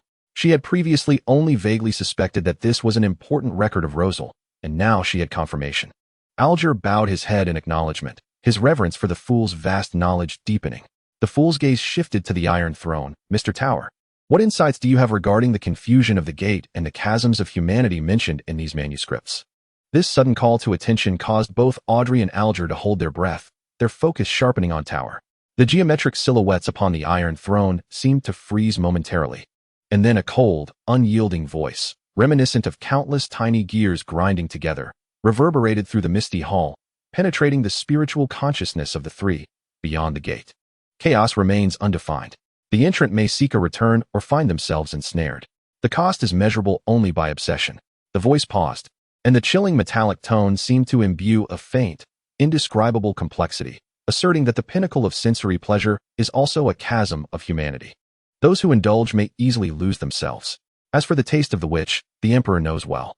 Yet, the anchor of humanity lies not in resisting instinct, but in recognizing one's true self and mastering those instincts. Losing control stems from being lost. This declaration struck Audrey and Alger like a cold hammer upon their hearts. Particularly the discourse on the cost of the gate and the chasms of humanity was filled with heart-stopping insights and a palpable sense of power. The phrase regarding the witch's taste, the Emperor knows well, carried a tone that was almost blasphemous, a chilling mockery that caused Alger to break out in a cold sweat. Klein's hidden pupils beneath the mist constricted sharply. He truly understood, and with such profound depth. This comprehension of the gate, coupled with the elucidation of the essence of humanity and loss of control, was anything but mundane. Who exactly was he? What sequence was he part of? His commentary on Rosal was akin to critiquing a junior. A tremendous pressure and sense of trepidation once more tightened around Klein's heart. The other party not only comprehended, but had also directly unveiled Rosal's private jibe concerning the witch. A brief, suffocating silence enveloped the misty hall. I have been enlightened. Mr. Tower. The fool's voice remained steady, devoid of any emotion, yet the fingers he had resting beneath the bronze table had begun to curl slightly. The fact that the other party could interpret Chinese was, in itself, an exceedingly dangerous and significant signal. A transaction. The cold metallic voice of the tower reverberated once more, shattering the silence. Two ethereal sigils, emanating a faint silvery glow and exhibiting an intricately complex structure, materialized before him, drifting slowly towards Audrey and Alge. At the core of the sigils lay an abstract dynamic symbol, seemingly composed of countless gears and levers, which represented the seal of order. This spiritual sigil had the capacity to anchor the self, fortify the mind, and resist the chaotic pollution of lower-tier disturbances. Existing within the mists, its efficacy remained constant. Audrey's azure eyes brightened as she immediately sensed the stabilizing aura of the sigil, which resonated harmoniously with the spiritual equilibrium sought by the audience. She swiftly manifested the information she had gathered regarding the recent high-end auctions in Backlund, including potential clues to extraordinary materials, and directed it towards the tower. This may be the information you require, Mr. Tower. Alge hesitated for a moment before also conjuring a detailed nautical chart, marked with the tumultuous currents of the frenzied sea, hazardous zones, and possible resource points. Some information was intentionally obscured, and pushed it forward. A nautical chart, Mr. Tower. William, the Tower, appeared to glance at the two pieces of information, and the silhouette seated upon the Iron Throne inclined slightly in acknowledgement. The two pieces of information vanished, and the sigils of order gracefully integrated into the spiritual forms of Audrey and Alge. A refreshing, stabilizing sensation instantly coursed through their spiritual essence, as though an invisible armor had been affixed to their souls. The transaction is complete, announced the cold voice of the tower. You may converse freely now. The fool timely interjected, bringing an end to the oppressive trading segment. Both Audrey and Alge exhaled in relief. Audrey began to share some amusing anecdotes from Backlund's high society, omitting the name of William Stark, but mentioning the successful salon and the enchanting music box. While Alge cautiously inquired about rumors surrounding various dangerous relics said to exist at sea, William, the tower, remained silent throughout, resembling a cast-iron statue. As the exchange neared its conclusion, the cold metallic voice of the storm tower unexpectedly resonated again, capturing everyone's attention. His geometric silhouette seemed to lift slightly, as though gazing into the abyss of the misty hall, or perhaps penetrating the fog to observe reality. A storm is approaching. The words hung in the air, and before the fool and the other two could react, the figure atop the iron throne became exceedingly spectral, flickering violently like a distorted image, and then, along with the heavy iron throne, silently dissipated into the mist. There were no farewells, no forewarnings, only the chilling prophecy echoing within the hall. Audrey and Alge exchanged glances, each reflecting uncertainty in the other's eyes. What did a storm is approaching imply? The sea? Backlund? Or perhaps some form of symbolism? Klein, the fool, sat rigidly in his high-backed chair, his countenance grave beneath the mist. What was the tower foretelling with his storm is approaching? Was it a warning? Or a declaration? He forcefully subdued his tumultuous thoughts and deeper apprehensions, concluding the tarot meeting with a measured tone. As the gray mist dissipated, Audrey opened her eyes in her bedroom, her azure gaze still lingering on the chilling power of Mr. Tower, his prophetic words, and the shock brought forth by his ability to decipher the Roselle cipher. Instinctively, she placed a hand upon her chest, savoring the sense of tranquility bestowed by the order's seal merging with her ethereal form. Though Mr. Tower was formidable, the mark he offered indeed felt remarkably steadfast. What was Mr. William engaged in at this moment? The visage of the gentle advisor flashed through her mind, inexplicably calming her spirit. She was acutely aware that William Stark was distinctly different from the distant and frigid entity that was Mr. Tower. Simultaneously, Klein, Sherlock Moriarty, awoke in a modest apartment within the northern district, beads of cold sweat forming on his brow. Was a storm approaching, signaling unrest in Backlund? Just how much did that interpreter of Chinese, Mr. Tower, truly know? The whereabouts of the swindler, Lanris, remained elusive, inciting within him an unprecedented urgency and pressure. He required funds, sought to elevate his rank swiftly, and craved greater power to confront the increasingly enigmatic circumstances. He rose from his bed, resolved to venture into the Eastern District once more in hopes of securing some commissions. Chapter 102. The iron correction. The aftermath of the Tingen incident had not subsided.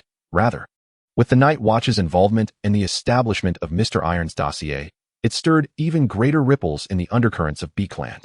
In a nondescript apartment room in the Western District, Zangwell's bloodshot eyes fixated on the notebooks sprawled across the table. The ancient quill, 008, hovered above the pages, its tip trembling slightly, as if ensnared by an invisible force, unable to glide smoothly across the surface. Damned! It was him again. That iron. Inz emitted a low, guttural roar from deep within, his wrinkled visage contorted with rage. The quill struggled to etch its letters onto the paper, producing a disjointed scrawl. The ink sputtering intermittently, Detective Sherlock Moriarty, while investigating a domestic dispute in the Eastern District, unexpectedly discovered. The quill quaked violently, droplets of ink falling and marring the paper. It attempted to inscribe the name Lady Sheeran, yet the name appeared twisted and repelled by some unseen rule, unable to take form. Worthless. Inz slammed his hand upon the table, causing the quill to leap. He sensed a formidable obstruction, a chilling, metallic essence of order interfering with 008's narrative of fate. This force mirrored that of the Tingen incident. It was him. He was meddling. He was revising my script. What was he scheming? Inz paced restlessly within the confines of the room. The Tingen incident had thwarted the intended portrayal of the audience and the retrieval of vital seals, instead preserving the lives of all Night Watch members. Alongside the emergence of the enigmatic Mr. Iron, hindering his subsequent plans at every turn. He required new actors, a fresh stage.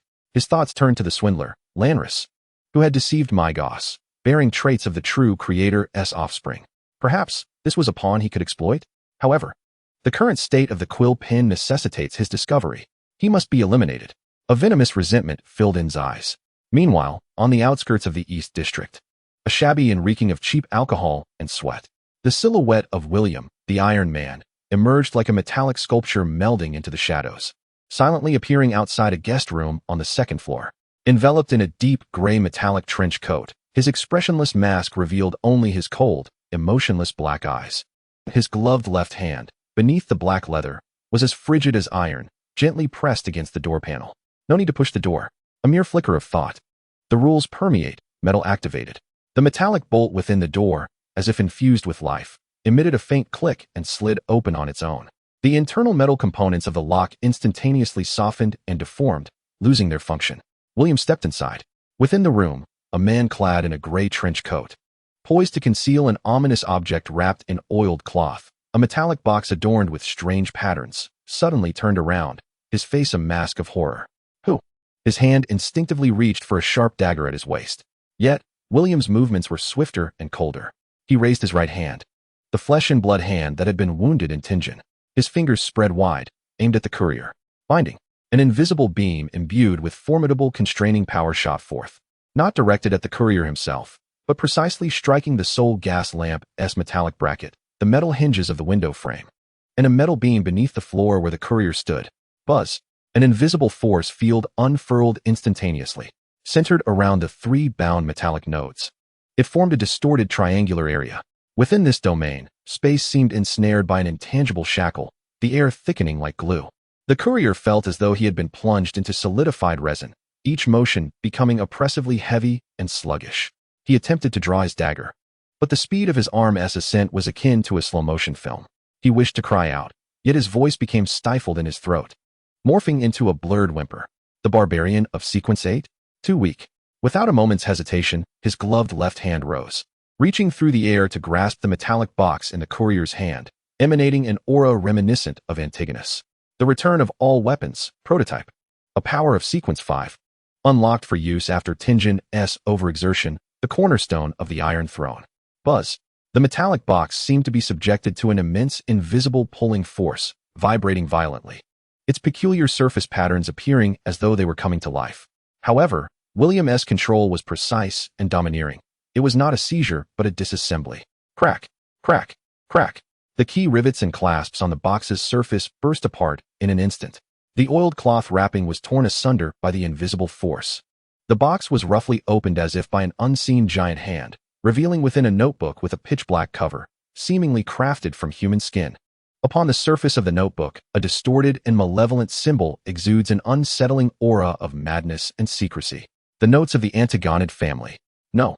A desperate howl emanated from the delayed postman, his eyes bulging and bloodshot.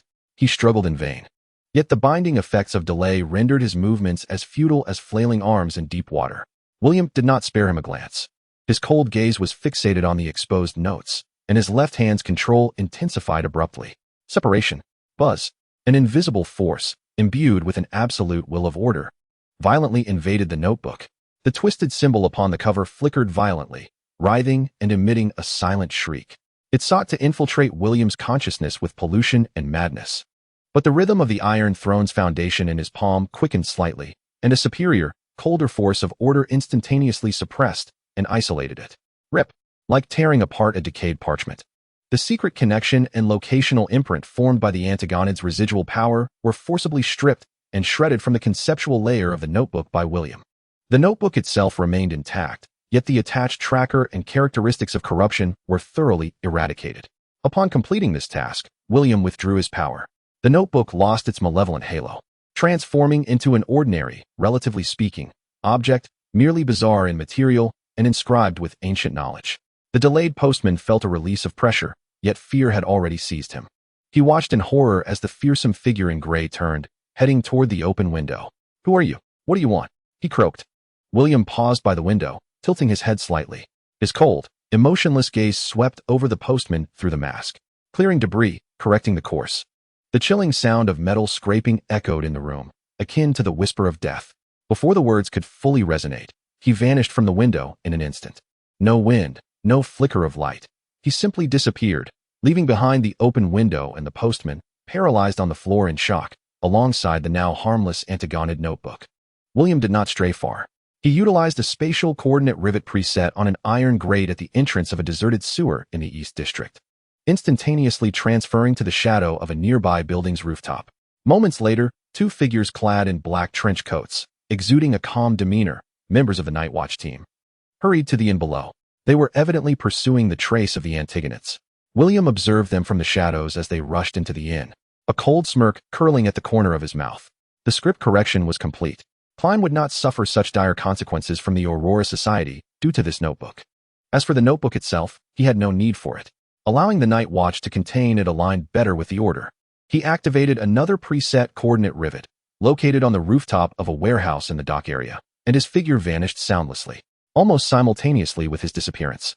A somewhat disheveled figure clad in inexpensive formal attire, Sherlock Moriarty, emerged at the street corner, seemingly in search of some elusive clue. His vigilant gaze swept the surroundings until he ultimately headed towards the Budget Hotel, the next target of William Iron, deep in the East End. To the secret clinic belonging to the old cripple. He needed to gather intelligence regarding the extraordinary pathways of the prisoner, Merrick, and the living dead, preparing for the guidance that may be required in the next steps. The gears of fate continued to turn in the cold correction, moving resolutely towards a predetermined direction while quietly deviating from certain established trajectories. Chapter 103. Subtle Fragrance and Iron Fist. The social season in Backlund had not ceased its vibrant activity despite the undercurrents. A few days later, William Stark received an invitation to a banquet hosted by the conservative nobleman, the Viscount Greyland. In the brightly lit hall, crystal chandeliers refracted dazzling light. As gentlemen and ladies adorned in splendid garments engaged in hushed conversations, the air thick with the mingling aromas of perfume, cigars, and exquisite cuisine. Dressed in a well-tailored black suit, William's gaze, calm and gentle behind his gold-rimmed glasses, engaged with several gentlemen intrigued by the new gramophone technology. He articulated the technical details with grace, embodying the composure and professionalism of a royal mechanical consultant in every gesture. Mr. Stark, your company's achievements in precision machinery truly bring glory to the kingdom. The Viscount Greyland approached with a wine glass in hand, his tone imbued with genuine admiration. At around 40 years of age, he possessed a steady demeanor, one of the few nobles among conservatives open to new technologies. You flatter me, Your Excellency. William replied with a slight bow, his smile modest. I merely fulfill a responsibility to advance the progress of our era. He noticed a young lady following the Viscount, draped in a lake green gown, her demeanor gentle, yet seemingly shadowed by a subtle melancholy. Lady Sherlin, the widow of Baron Hoy. This is Lady Sherlin Hoy, the Viscount introduced. An honor to meet you, Lady Hoy, William greeted politely, his gaze calmly sweeping over her. Under the transcendent perception granted by the Iron Throne, he distinctly perceived the coldness, distortion, and an almost corporeal taint of desire lurking beneath Lady Sherlin's seemingly gentle and beautiful exterior. Like a serpent cloaked in human skin, she exuded the corrupt fragrance characteristic of the witches of Sequence 7. It appeared that the pleasure potion of the witches from Sequence 7 had begun to warp her essence. William felt no tumult within, even a sense of indifference. In script, she was meant to serve as a stepping stone in Detective Klein's career and a catalyst for the fool. Mr. Stark, I have long admired your name. Lady Sherlin's voice was soft, laced with just the right amount of adoration, her azure eyes seemingly attempting to penetrate William's gold-rimmed glasses to glimpse his innermost thoughts. She instinctively wielded the enchanting abilities of a witch, striving to leave a profound impression at their first encounter, laying the groundwork for potential future prey. However, her allure was akin to a stone cast into a deep abyss, failing to stir even the slightest ripple against William's cold, methodical demeanor, guarded by the unyielding foundation of the Iron Throne. The gaze behind his lenses revealed no fluctuation, only a formulaic polite response. You are too kind, my lady. A faint glimmer of surprise and barely perceptible frustration flickered in Lady Sharon's eyes. Was this mechanist's mental fortitude truly so steadfast? Maintaining her gentle smile, she deftly shifted the conversation towards music and art. As William navigated the social niceties, his mind remained preoccupied with the chilling data streaming from the Iron Throne's foundation, East District, the old cripple clinic. The Gearwheel messenger had marked its target. Merrick, Sequence 6 living dead, whose spiritual condition was alarmingly unstable, with pollution intensifying and recent activities concentrated within the abandoned factories of the East District. Associated individuals included a young lady of frigid aura and minimal presence, Sharon Merrick, Sequence 5 Wraith, whose movements were elusive. In the Bridge District, at the Braveheart Tavern, a blurred image of the target, Lanrus, had infiltrated the tavern's intelligence network through specific channels, anonymously circulated notes, inciting hushed discussions. The Night Watch team, suspected to be Leonard Mitchell, had commenced an investigation. The banquet continued under the guise of harmony. Williams skillfully guided the discourse, transitioning from mechanical artistry to the recent peculiar occurrences in the East District, the Living Dead incident, subtly alluding to certain special metals, such as silver, that counteract specific anomalies. His words resembled a meticulously crafted cipher, seemingly trivial chatter, yet in reality, transmitting crucial information to those present who might take an interest, including the discreetly observant conservative nobles and potential church spies. Audrey Hall was also in attendance at the banquet. Adorned in a gown of soft yellow, reminiscent of a budding rose, she stood out strikingly amidst the crowd. She noticed the brief exchange between William and Lady Chiron, a flicker of scrutiny passing through her azure eyes. As an observer, her perception of emotions was far beyond that of the average person. She astutely sensed the hollow and slightly distorted undertone beneath Lady Chiron's seemingly gentle facade, as well as the almost absolute, inhuman calmness that William exhibited in her presence. What a curious emotional palette Lady Chiron possessed, akin to oil paint spread upon ice, Audrey pondered. And William appeared entirely unaffected? His emotional steadiness resembled that of a finely tuned clock. This only deepened her curiosity about him. As the banquet progressed into its latter half, William politely excused himself from Viscount Glynt and the others, citing urgent matters to attend to at his company. With composure, he navigated through the throng of elegantly attired guests, departing the bustling banquet hall. Upon stepping into the damp, frigid air of the Backlund winter night, the gentle smile on William's face vanished in an instant, replaced by an absolute, chilling focus. He did not take a carriage, but instead veered into a secluded alleyway. In the next moment, a deep gray metallic overcoat supplanted his refined formal attire, and a cold, unyielding mask concealed his youthful visage. William Stark vanished, and Iron Man descended. His silhouette melded into the twilight like a ghost, traversing the rooftops of Bakerland with an extraordinary swiftness, silent as a whisper.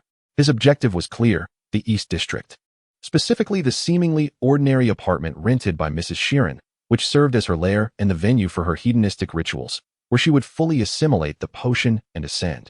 Outside Mrs. Chiron's apartment in the East District, Klein, Sherlock Moriarty, lay in wait, cautiously concealed in the shadows across the street, his brow furrowed in concentration. He had been tracking the mysterious death of Baron Hoy, and the trail led him to this young and beautiful widow. Utilizing the agility and balance of a jester, he had just risked an incursion into the apartment for a preliminary investigation, uncovering compelling evidence of Mrs. Chiron's inhuman nature, a hidden altar for malevolent rituals in the basement, items tainted with an eerie essence, and a parchment depicting symbols of the assassin's pathways. However, as he prepared to withdraw with crucial evidence, several secret letters revealing Mrs. Chiron's liaisons with various male victims, and a ritual dagger steeped in foulness, he heard the unmistakable sound of the apartment door creaking open. Mrs. Chiron had returned early from her dinner. Klein's heart raced, rising to his throat. The witch from Sequence 7. A direct confrontation left him with no chance of victory. Like a startled rabbit, he fled through the window, landing in the shadows of the alley, his back pressed against the cold, damp wall, breath held, muscles taut, ready for pursuit and deadly retaliation. Moments stretched into what felt like an eternity, yet the anticipated attack did not materialize. Silence enveloped the apartment. Cautiously, Klein peered out, glancing at the window through which he had just escaped. The window was shut tight, the curtains undisturbed. Mrs. Chiron did not seem to have pursued him. This was highly unusual. Just as doubt crept into his mind, a deep gray figure materialized like a specter in the shadows nearby. A chilling, weighty presence, imbued with a metallic aura, enveloped Klein instantly. His body bristled with fear as he turned abruptly. Before him stood the figure clad in a dark gray metal trench coat, an expressionless mask concealing its visage, and behind the mask, a pair of cold, indifferent eyes, as if forged from some inanimate substance. Iron Man. Klein's throat tightened, nearly gasping in recognition. The fateful battle at Tingjin surged to the forefront of his thoughts, the Iron Throne above the gray mist looming large. Fear, shock, vigilance, and an inexplicable complexity of emotions intertwined within him. Iron Man's gaze swept over the evidence clenched in Klein's hand, the letters and dagger. And that frigid stare made Klein feel as if he were stripped bare, all secrets laid bare before this formidable presence. Leave. A chilling, unyielding voice, resonating like the sound of metal scraping, pierced Klein's ears, laden with an undeniable command. She had been marked. No sooner had the words escaped than Iron Man's figure melted into the night, as if he had never existed at all. Klein stood frozen in place, his heart racing. Was Lady Chiron bound? Was that the reason she did not pursue him? He abruptly turned his gaze toward the window of Lady Chiron's apartment, where an eerie silence reigned, as though time itself had come to a standstill. A chill coursed up his spine. Had Mr. Iron been monitoring him all along? Did he even know of my investigation? Was he aiding me or manipulating me? Klein dared not linger, stuffing the evidence into his coat and swiftly vanishing into the labyrinthine alleys of the East District. The events of the night were too bizarre. He needed to process them thoroughly. Within Lady Chiron's apartment, she had indeed returned. She shed her evening gown for a more comfortable silk robe, preparing to inspect her ritual altar in the basement. However, the moment she stepped into the living room, an indescribable, frigid force of order descended upon her. There was no light, no sound. Every metallic object in the room, the iron grating of the fireplace, the metal supports of the gas lamps, the hinges of the window frames, even the metallic parts of her hairpin on the vanity, was suddenly imbued with an overwhelming binding power. An invisible force field, centered around these metallic nodes, formed a twisted and sluggish web that enveloped the entire living room. Lady Chiron felt as though she were plunged into solid mercury. Every movement became excruciatingly heavy and slow. She attempted to raise her hand, but lifting her arm by even an inch seemed to drain her of all her strength. She tried to scream, but her voice was strangled in her throat. Reduced to silent gasps, she sought to summon her inner witch's power, flame, frost, and all her extraordinary abilities. Yet under this absolute order's oppressive force field, they were ensnared in a mire, moving with great difficulty and slowness. Her beautiful face was etched with utmost horror and fear. Who was it? What kind of power was this? She had not even caught a glimpse of her assailant. Amid her terror-stricken perception, that icy force did not relent. A more formidable, will-penetrating power of absolute order brutally invaded her meticulously arranged basement. Crack, crack, crack. The metal locks of the basement door shattered instantly. The hidden altar's secret door twisted and deformed, opening on its own. The metallic items used in the ritual, silver daggers, copper mirrors, tin vessels, seemed to come alive, vibrating violently before breaking free from their constraints, crashing like cannonballs against the altar and the surrounding walls. Boom. Crash. The altar was reduced to rubble. The mysterious symbols adorning the walls were marred beyond recognition by the metallic debris. The core materials of the ritual, gems imbued with foul energies, were forcibly stripped away and crushed by an invisible force. The entire basement was left in chaos. All traces and remnants of the ritual violently eradicated by this cold, unreasonable power of order. Lady Chiron could only watch in despair as her hopes for ascension and her sanctuary were obliterated, her heart brimming with hopelessness and resentment. Yet her body and mind were firmly bound in place, unable to muster even the slightest resistance.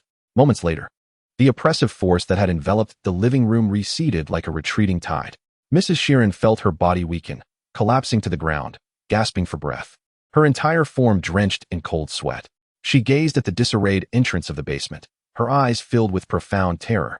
She was oblivious to the identity of her assailant, only acutely aware of the chilling, orderly presence that seemed capable of crushing all in its path.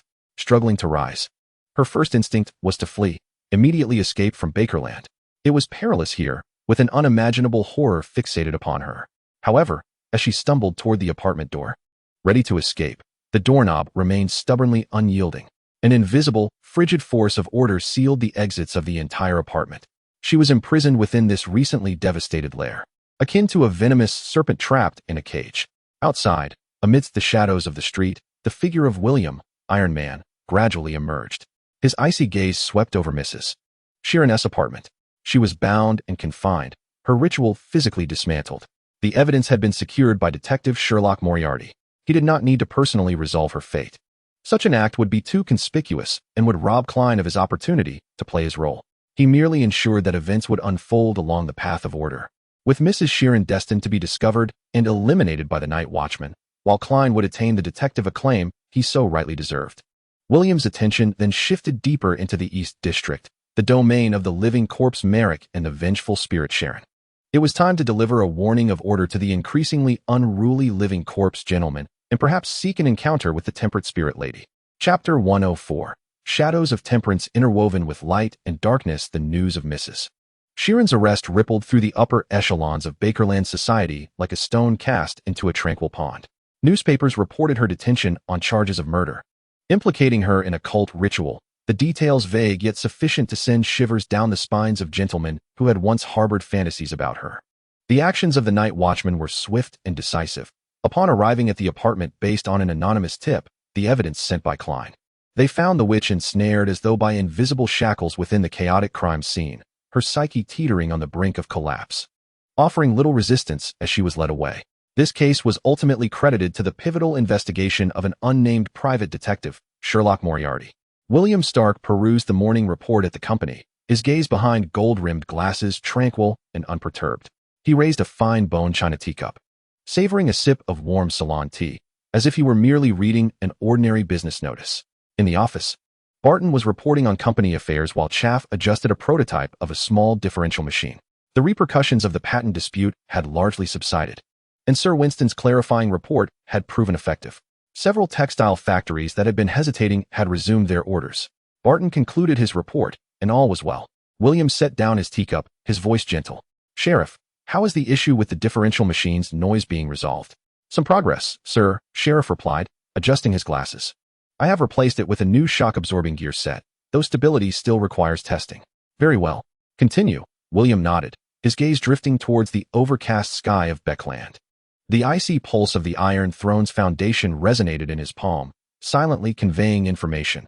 Lady Sharon had been accommodated, and the Night Watch's internal assessment revealed anomalies in her condition, marked by powerful binding traces. The portrait of Lanris had drawn attention at the Braveheart Tavern, and Leonard Mitchell was currently tracking it. In the Eastern District, near the Old Lame Clinic, the presence of the undead had become increasingly agitated, with pollution intensifying. William understood that Merrick was on the brink of collapse. The madness along the prisoner route was inherently difficult to curb, especially at lower tiers. He required a bodyguard, someone capable of managing matters involving extraordinary powers that he could not address under the identity of William Stark. The members of the Moderation faction were undoubtedly the best choice, particularly that powerful and reputable bodyguard. "Barton," William shifted his gaze, his tone casual. "I recall a batch of metal artifacts acquired from the southern continent in the warehouse, purportedly from the pre-colonial era. Their condition is rather unstable, exhibiting some peculiar corrosion that necessitates highly specialized transportation and temporary storage." Barton paused momentarily before responding. "Yes, Mr. Stark. That batch is rather troublesome. Ordinary transport teams and warehouse managers have reported feeling a chill and discomfort when approaching, and some even experienced nightmares. We have temporarily sealed it in the lead cabinet of Underground Storage Unit 3. "Indeed." William pondered for a moment. "We need to find an experienced professional capable of handling the transfer and short-term custody of these items. Money is not an issue. The key is to ensure safety." He turned to Sheriff. "Sheriff, you know many people in Backlund's underground channels. Have you heard of anyone with an excellent reputation, someone discreet and reliable?" Sheriff frowned in concentration, trying to recall. "Regarding special items, there is a rumor, boss. In the Eastern District, there is said to be a very mysterious lady who only accepts specific commissions, specializing in handling, well, tricky items or troubles that ordinary people avoid. Her whereabouts are erratic, but her reputation is outstanding, albeit her fees are quite high." "Oh." William's interest piqued, a wealthy merchant's curiosity regarding channels for resolving troubles evident in his demeanor. "She sounds quite professional. Can you locate her? I can give it a try." "Sir," Sheriff nodded. "Through the Old Lame, I should be able to pass a word. However, whether she accepts depends on her willingness. Do your best. The commission entails the safe transfer and custody of that batch of special artifacts for 1 week. I will provide the location." William instructed. "Prepare the compensation at the highest standard." "Understood." After Sheriff departed, William turned to Barton. "Clear my schedule for the afternoon. I have an appointment with Miss Audrey at the Golden Wudong Cafe in the Hillsdon District." Hillsdon District, Golden Wudong Cafe. The afternoon sun streamed through the pristine glass window, casting a warm glow upon the small round table adorned with a white tablecloth. Audrey Hall, dressed in a delicate sky-blue gown, appeared even more radiant against the backdrop of her golden locks and emerald green eyes. She gently stirred her cup of hot cocoa with a small silver spoon, her gaze fixed on William Stark, who sat across from her. "Mr. Stark, the situation with Lady Sharon truly took me by surprise," Audrey remarked, her voice tinged with a hint of apprehension and reflection. "Though I sensed something was amiss at the dinner hosted by Viscount Grayling, I never anticipated it would unfold in this manner." William lifted his coffee cup, his tone soothing yet firm. "The human heart is indeed inscrutable, Miss Audrey, particularly when faced with immense temptation or pressure. Fortunately, Detective Moriarty discerned the clues in time, preventing further victims. He deftly steered the conversation, attributing the success to Klein's overt identity." "Indeed," Audrey nodded, admiration flickering in her azure eyes. "That detective is quite brave." However, after a moment's hesitation, curiosity got the better of her. "Mr. Stark, during the dinner, you seemed particularly composed while speaking with Lady Sharon." I mean, there was an unsettling aura about her. She searched for the right words, avoiding a direct mention of her beguilement. William smiled faintly, setting down his coffee cup. Perhaps it is due to my long-standing dealings with intricate machinery. I have grown accustomed to focusing on structure and logic, rendering me less sensitive to overly emotional fluctuations. His explanation aligned perfectly with his persona as a mechanic, and as a gentleman, maintaining basic decorum and distance was, of course, expected. This reasoning was both plausible and acceptable to Audrey. Her eyes brightened. You are quite right. Focusing on what we love indeed brings inner peace. Just like when I care for Susie, she continued, referring to her golden retriever, I find an extraordinary calmness. Naturally, she shifted the topic, sharing amusing anecdotes about Susie's recent antics, such as her attempts to assist the gardener in digging a hole, only to end up covered in mud. William listened intently, a gentle smile gracing his face as he occasionally interjected with responses. There were no profound philosophical discussions, no intricate technical jargon, only light-hearted, pleasant conversation. The sunlight, the aroma of coffee, and the girl's melodious laughter painted a serene and warm tableau. William could distinctly feel that this pure human interaction, akin to a nurturing spring, silently nourished his somewhat frigid heart, which had grown cold from the burdens of hierarchical advancement and a shadowy identity. It allowed him to embody his role with a greater fluidity, fostering stable and harmonious relationships. In the East End, deep within the dim, damp alleys near the old limping clinic, night descended, shrouded in mist. A towering figure, Merrick, curled up in the shadows of a heap of discarded wooden crates, trembling violently. His skin had taken on an abnormal slate-gray hue, his nails turned dark and sharp, while a beastly, anguished growl escaped from his throat. The madness of the undead and an insatiable thirst for flesh seared his sanity like a venomous flame, as the remnants of his consciousness battled against the abyss of his unraveling mind. Ah, Sharon, I can no longer endure, he groaned in anguish, despair evident in his eyes. Beside him, a figure emerged silently from the shadows. She was adorned in a classical black gown, its hem seemingly merging with the darkness. Her pale golden hair flowed like the cold light of the moon upon her shoulders, and her azure eyes remained tranquil, reminiscent of the deepest, coldest abyss, her exquisitely crafted, doll-like visage devoid of any expression. It was Sharon. She uttered not a word, merely standing quietly beside Merrick, an aura of chilling stillness enveloping them, serving as an invisible barrier suppressing the turmoil and filth roiling within Merrick. In the depths of her azure gaze, a faint hint of exhaustion flickered. The curse binding the undead was, for her, an ongoing drain of her vitality. At that moment, a young man clad in a tattered jacket, resembling a street thug, approached the alley's mouth furtively, skillfully tossing a crumpled note near Sharon's feet before vanishing into the mist. Sharon's gaze swept over the note, yet she did not immediately retrieve it. Mere seconds passed before the note, as if drawn by an unseen force, floated up and landed in her pale hand. She unfolded it to reveal a single line of succinct text and an address. Commission, short-term custody and transport of special sensitive items, unofficial. Generous remuneration. Contact, Stark Precision Machinery. Manager Sharif. Address, 18, 7th Street, Hillston District. Sharon's azure eyes betrayed no flicker of emotion. She glanced at Merrick, who continued to writhe in pain. A steady source of income was vital for her to sustain Merrick's condition and alleviate her own depletion. Moreover, she had heard of Stark Precision Machinery through certain intelligence channels in the East District. Its reputation seemed relatively clean, primarily engaged in commercial activities. She tucked the note away, her icy gaze once again fixating on her suffering companion. A silent exchange transpired between them. Moments later, the madness in Merrick's eyes appeared to be forcibly subdued to a degree, and he nodded laboriously. Sharon's figure melted into the darkness like ink in water, leaving only a chilling resonance behind. She knew she needed to verify this commission, simultaneously, within a safe house in the West District. In Zangware's bloodshot eyes fixated intensely on an open notebook. The archaic quill pen, 008, scribbled feverishly across the page. The writing distorted and hurried. The unexpected exposure and capture of Sharon Hoy, akin to a stubborn stone cast into the stream of fate, has stirred ripples that disrupt the initial stage of performance for the audience. Yet, the seeds of chaos have already been sown. The reputation of Detective Sherlock Moriarty will attract more prying eyes, much like a flame in the darkness draws moths. Raurus, that perilous balm. Its indistinct image circulating in the shadows of the Braveheart Tavern. The fingers of fate subtly shift as the night watchman.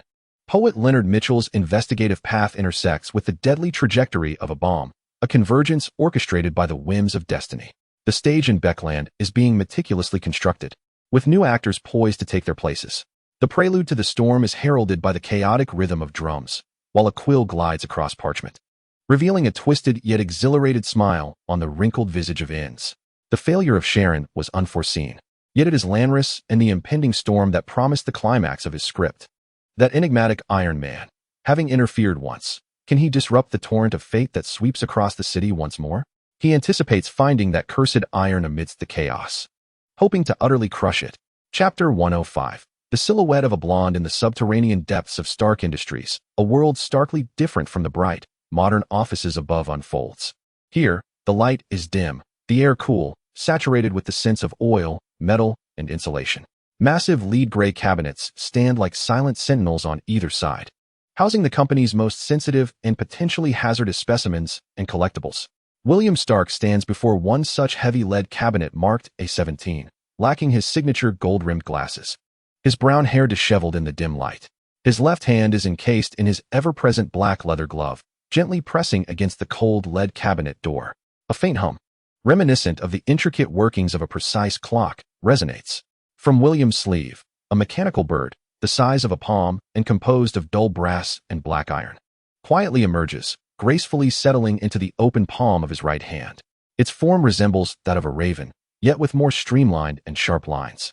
Its joints intricately constructed with finely tuned gears, and its beak glinting with a harsh metallic sheen. Most striking are its compound eyes, composed of countless minuscule lenses, now emitting a weak, steady red glow. This is the Gear Messenger, a unique creation of Williams, forged through the combination of Rule 6 rivet abilities and earthly mechanical knowledge. They are not alive, but are intricate machines endowed with specific directive rules, capable of encrypted information transmission and limited environmental perception. Their core power source and directive nodes are directly linked to the Iron Throne's cornerstone within William's palm. With a subtle mental command, the Iron Throne's cornerstone responds with a cold feedback. Leonard Mitchell, of the Night Watchman team, is currently conducting a search for Lanris in the dock area. Based on images circulating from the Brave Bar, progress is slow. In the Eastern District's abandoned factory zone, the presence of the living dead, Merrick, intensifies during specific hours, midnight to dawn, nearing a threshold of contamination. Sharon, with her light golden hair and azure eyes, was detected half an hour ago near 18th Street, Hillsdon District, Stark Industries, briefly lingering before vanishing. Preliminary contact intentions have been established. Excellent, William confirms within himself. He extended his right index finger, at its tip coalescing a faint yet distinct luminescence imbued with a resolute will, gently tapping the head of the cogwheel messenger. The directive, Monitor Point B7, the abandoned Black Bramble textile factory in the Eastern District. Objective, anomalous energy surge, undead contamination. Trigger threshold, level 3 pollution, approaching instability. Response, mark location, transmit alert. Mode, silent infiltration. A hum resonated as the cogwheel messenger's compound eyes flickered momentarily, as if it had received and acknowledged the command. It silently took flight, melding into the shadows like a metallic shard, vanishing instantaneously into the crevices of the ventilation ducts. William retracted his hand. There was no need for him to constantly oversee every detail. It sufficed to set the rules at critical junctures. As the cogwheel messengers would serve as extensions of his will, faithfully executing tasks across the vast web of Backlund. The information they conveyed was a cold, logical stream of perceptual data, devoid of vivid imagery or dialogue. He readjusted his gold-rimmed spectacles, his demeanor reverting to its usual calm and gentle composure, as if the earlier communion with the frigid machinery had merely been an illusion. He turned and departed the basement, returning to the bright world above. 18th Street, Hillsdon District. Stark Company's reception room. Sharif fidgeted nervously, rubbing his hands as he regarded the lady seated on the opposite sofa. Even though he had seen much in the subterranean realms of Backlund, he still felt an intangible pressure in the presence of this client. She was clad in a meticulously tailored black gown of somewhat vintage style, accentuating her unusually pale complexion. Her pale golden hair cascaded down her shoulders like the purest moonlight, flowing gracefully. Her features were exquisitely crafted, reminiscent of the most perfect doll, her azure eyes calm and devoid of any emotional expression. She sat there quietly, as if lowering the temperature of the entire room, her presence astonishingly understated. Had he not witnessed her himself, Sharif might have easily overlooked her existence in the room. Miss Sharon, Sharif cleared his throat, striving to project a professional tone. I sincerely appreciate your willingness to accept this commission. He recounted the narrative entrusted to him by William.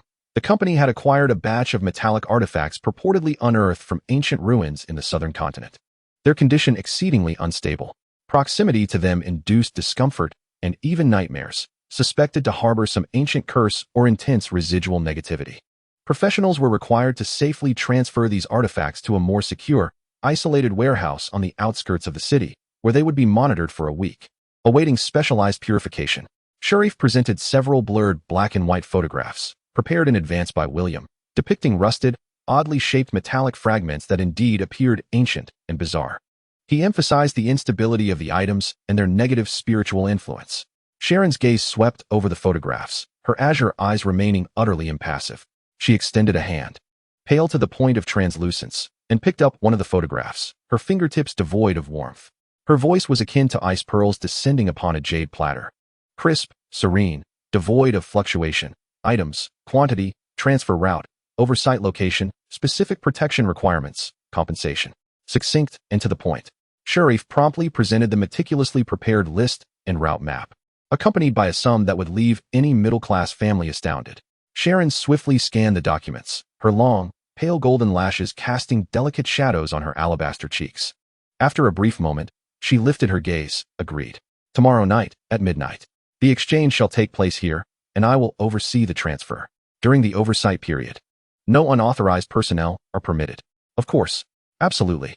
Sharif readily acquiesced, assuring her that everything would proceed according to her stipulations. The compensation would be paid in full upon the conclusion of the oversight period. He sighed with relief. Despite her chilling demeanor, she exhibited a decisively efficient and professional approach. Sharon nodded slightly, falling silent. She rose, her black skirt flowing like a shadow in motion. Sharif quickly stood to escort her. As she reached the door, her steps hesitated momentarily, and without turning back, her icy voice resonated once more. Inform your employer that the rust on the items is quite peculiar, unlike a natural curse. With that, her figure melded into the shadows of the corridor beyond, vanishing without a sound. Sharif stood frozen, an inexplicable chill creeping down his spine. Peculiar rust? Unlike a natural curse? What on earth has the boss brought back? He shook his head, deciding against further inquiry. It was best to follow his employer's directives. In the corporate office, Sharif reported to William about his meeting with Sharon, relaying her strange remark concerning the rust. William stood by the floor-to-ceiling window, observing the bustling street below, a gentle smile gracing his lips. Understood. Miss Sharon possesses keen observational skills. Prepare the items as agreed, Sharif. Remember, after the exchange tomorrow night, no one is to approach that suburban warehouse. Yes, boss. Sharif acknowledged as he took his leave. The office fell silent once more. William's smile remained. Yet the gaze behind his glasses grew profound. He sensed that William understood precisely what Sharon was alluding to. The rust accompanying those so-called cursed metallic artifacts was not a genuine ancient curse, but rather a faint aura of disorder simulated by William. Leveraging the power of the Iron Throne's cornerstone, akin to the corrosion of his own fate. This aura would elicit discomfort and fear in ordinary individuals or lower-tier extraordinary beings, much like a curse, yet for someone like Sharon, a level 5 wraith long accustomed to dealing with the curse of the undead, its essence of disorder became subtly discernible. This was both a test and a signal. William stroked the palm beneath his left leather glove, conveying to her that the employer was not entirely oblivious to the extraordinary, while deftly maintaining the facade that a wealthy, ordinary person had unwittingly encountered artifacts beyond their ken. This laid the groundwork for potential, more profound collaboration in the future. In the gardens of the Earl of Holber, located in Queens, Audrey Hall finds herself seated beneath a white gazebo, intricately entwined with vines. A poetry collection lies open in her lap, yet her thoughts drift aimlessly. At her feet, Susie sprawls lazily in the sun, basking in its warmth. Audrey gently caresses the golden fur of the large dog, her emerald eyes surveying the blooming roses in the garden. Do you not feel that, mister?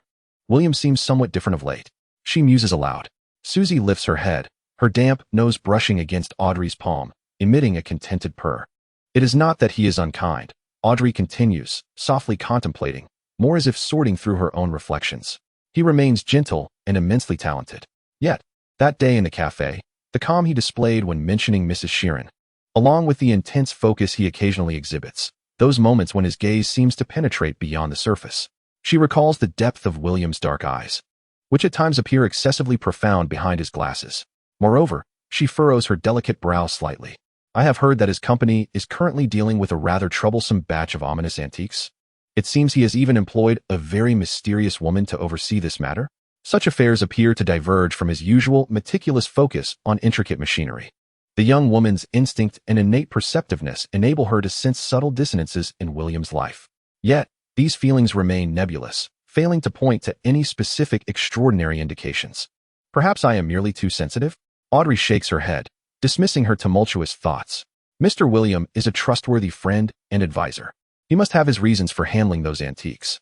She redirects her gaze to the poetry collection resting on her lap, sunlight filtering through the vines, casting dappled spots of light. Nonetheless, deep within her heart, her curiosity regarding the gentle mechanical consultant quietly intensifies. Chapter 106. Thunder in the alley and the watchful warehouse. The night in Backlund is shrouded in a haze of fog and coal smoke. Enveloping the dock area in a murky veil, Leonard Mitchell tightens his black overcoat, lowering the brim of his hat. Moving stealthily like a nimble black cat through the narrow alleys cluttered with cargo crates and discarded fishing nets. His steps, seemingly casual, deftly avoid puddles of murky water and slumbering drunks. His poetically handsome face is taut, sharp green eyes scanning the surroundings with keen vigilance. The name Lanris echoes in Leonard's mind, along with a hazy image circulating in the Braveheart Tavern. A con man, a reckless fool daring enough to swindle the Aurora Society, perhaps even harboring terrifying contraband. Nightwatch intelligence indicates that this individual has recently been active on the outskirts of the dock area, seeking clandestine routes for smuggling across the sea. In his mind, pale Soraya laughs darkly. Boy, do not be too tense. That fellow is like a frightened rat, always leaving behind a foul scent. Pay attention to the third cargo pile on the left. There is a fresh scent of blood and faint remnants of spirit, just left not long ago. Leonard's gaze sharpened as he discreetly turned towards the direction indicated by Pales. He slowed his pace, merging into the shadows, his fingers quietly resting on the revolver concealed within his coat, navigating around the enormous wooden crates that exuded a pungent fishy odor. The sight before him caused his pupils to constrict. At the end of the narrow alleyway, a man clad in tattered work clothes lay curled upon the damp ground, his body twitching faintly, his neck twisted at a grotesque angle, evidently snapped by a tremendous force. Blood seeped slowly from beneath him, staining the filthy ground crimson. What weighed heavily on Leonard's heart was the sight of the man clutching tightly to an object resembling a small mechanical device, a grotesque creation fashioned from rough metal tubes and gears, about the size of two fists, adorned with several wires of peculiar colors. A bomb, Leonard muttered under his breath, recognizing the chaotic, crude, and destructive characteristics typical of the Aurora faction. Lanris is here, and he's just killed some unfortunate soul who might have attempted to extort him or hinder his plans. At that moment, calamity struck. A red wire from the bomb device crumbled in the corpse's grasp, erupting without warning into a dazzling shower of electric sparks. Immediately, a cacophony of metallic grinding and an ominous hum of energy overload resonated from within the device. The rough metallic exterior began to glow a fierce red, ominous light seeping from its seams. Damn it, it's going to explode. Fall back. Pale's voice was laced with urgency. Leonard's expression shifted dramatically. He was too close. The narrow alley offered no adequate refuge. The chaotic force harbored within the bomb, once unleashed, would be devastating. Instinctively, he recoiled, summoning the essence of the midnight poet within him, bracing himself to withstand the impending shockwave. A deep gray figure materialized between Leonard and the imminent explosion like a specter. The metallic trench coat shimmered with a cold, hard sheen under the dim light, an expressionless mask obscuring all features save for those cold, indifferent eyes. Seemingly forged from black iron. Mr. Iron. Leonard's heart jolted. Mr. Iron did not acknowledge Leonard. His focus was fixed upon the bomb, its red glow blinding and its buzzing sound reaching a piercing crescendo. He raised his right hand, the flesh and blood hand that had once revealed itself in Tingen. With fingers splayed, palm directed towards the agitated core of destruction, there was no light, no incantation. Only a surge of invisible, chillingly cold will descended in an instant. Rule infusion, structural collapse. Buzz. The violent tremors of the bomb device, on the brink of detonation, revealed the intricate, albeit chaotic and rough, yet interconnected, arrangement of its gears. The stress distribution of its metallic conduits, and the pathways of energy flow, as if caressed by an invisible hand of unparalleled precision. In the next moment, all impending points of collapse were forcibly smoothed out, and the chaotic energy, which had reached its zenith, erupted like a punctured balloon, violently surging along a predetermined, innocuous path. With a resounding roar, a searing pillar of fire, laced with metallic debris and remnants of chaotic spiritual essence, shot upward from the sole weak point of the bomb. Guided by the rules, resembling an immense firework, the fireball collided with the rusted iron framework and pipes above the corridor, producing a cacophony of piercing impacts and searing sounds. With sparks flying and thick smoke billowing, the entire corridor trembled, dust cascading down, yet the anticipated devastating lateral shockwave failed to materialize. The explosive energy had been forcibly constrained into a harmless pillar of flame.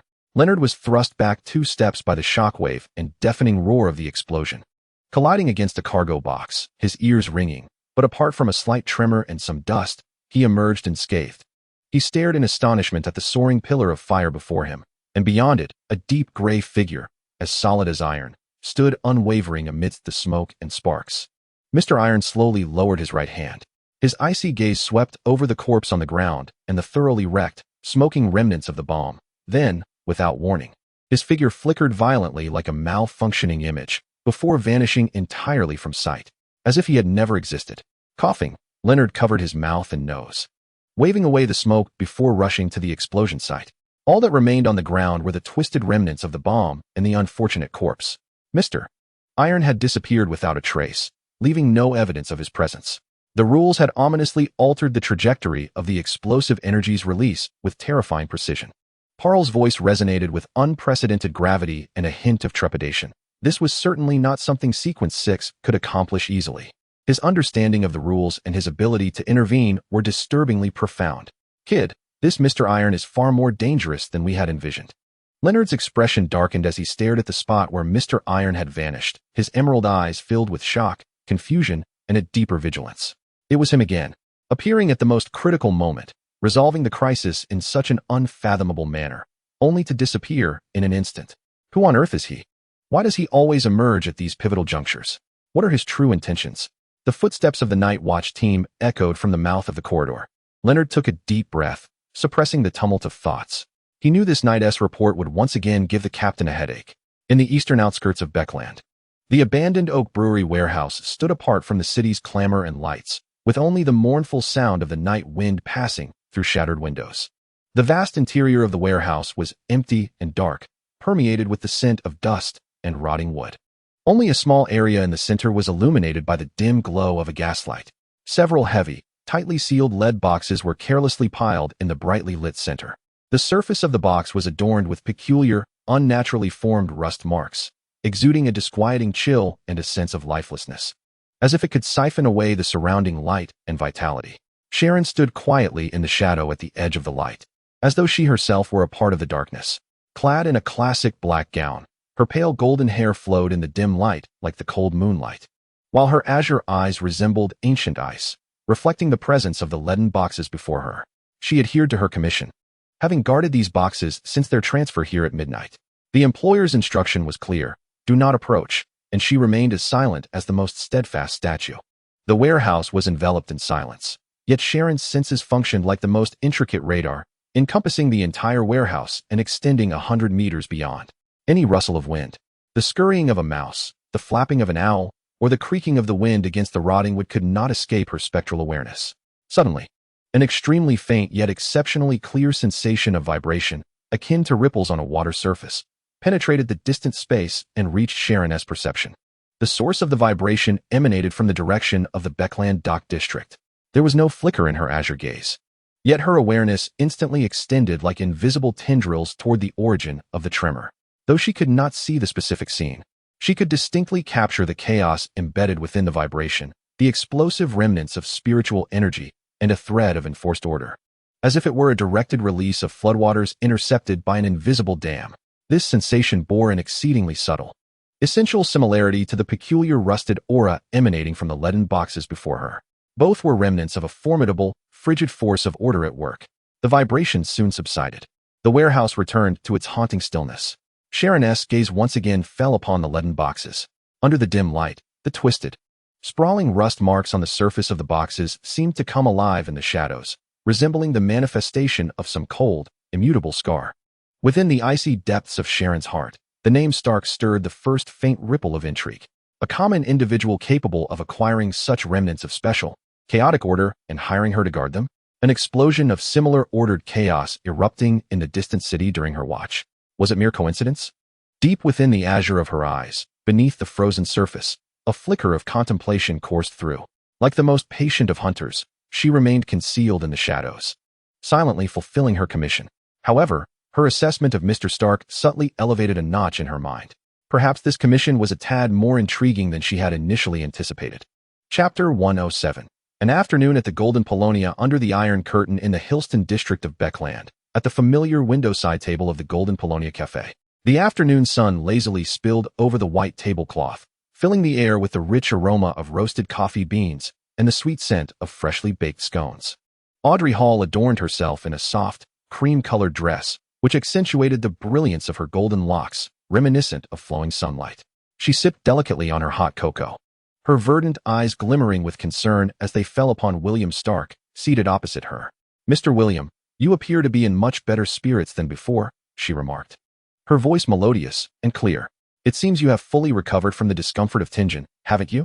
She artfully employed the excuse William had previously provided regarding his absence: illness. William set down his coffee cup, a gentle and sincere smile illuminating his face, his gaze behind golden-rimmed glasses radiating tranquility. "Thank you for your concern, Miss Audrey. Indeed." Returning to Bakerland, breathing in the familiar, albeit slightly smoky air, has revitalized my spirits, he quipped lightly, his attire today, a light gray three-piece suit, rendering him particularly dapper. "That is splendid news." Audrey's eyes sparkled with delight at William's recovery. "Just the other day, Susie chewed up that mechanical dog design book you recommended. She seems particularly fascinated by the gears illustrated within. She naturally shared anecdotes about her beloved pet, striving to cultivate a more relaxed atmosphere." William chuckled at the thought of the golden retriever engrossed in the schematics of gears. "It seems Susie possesses an innate talent for engineering. Perhaps next time, I could bring a harmless little gear model as a toy for her.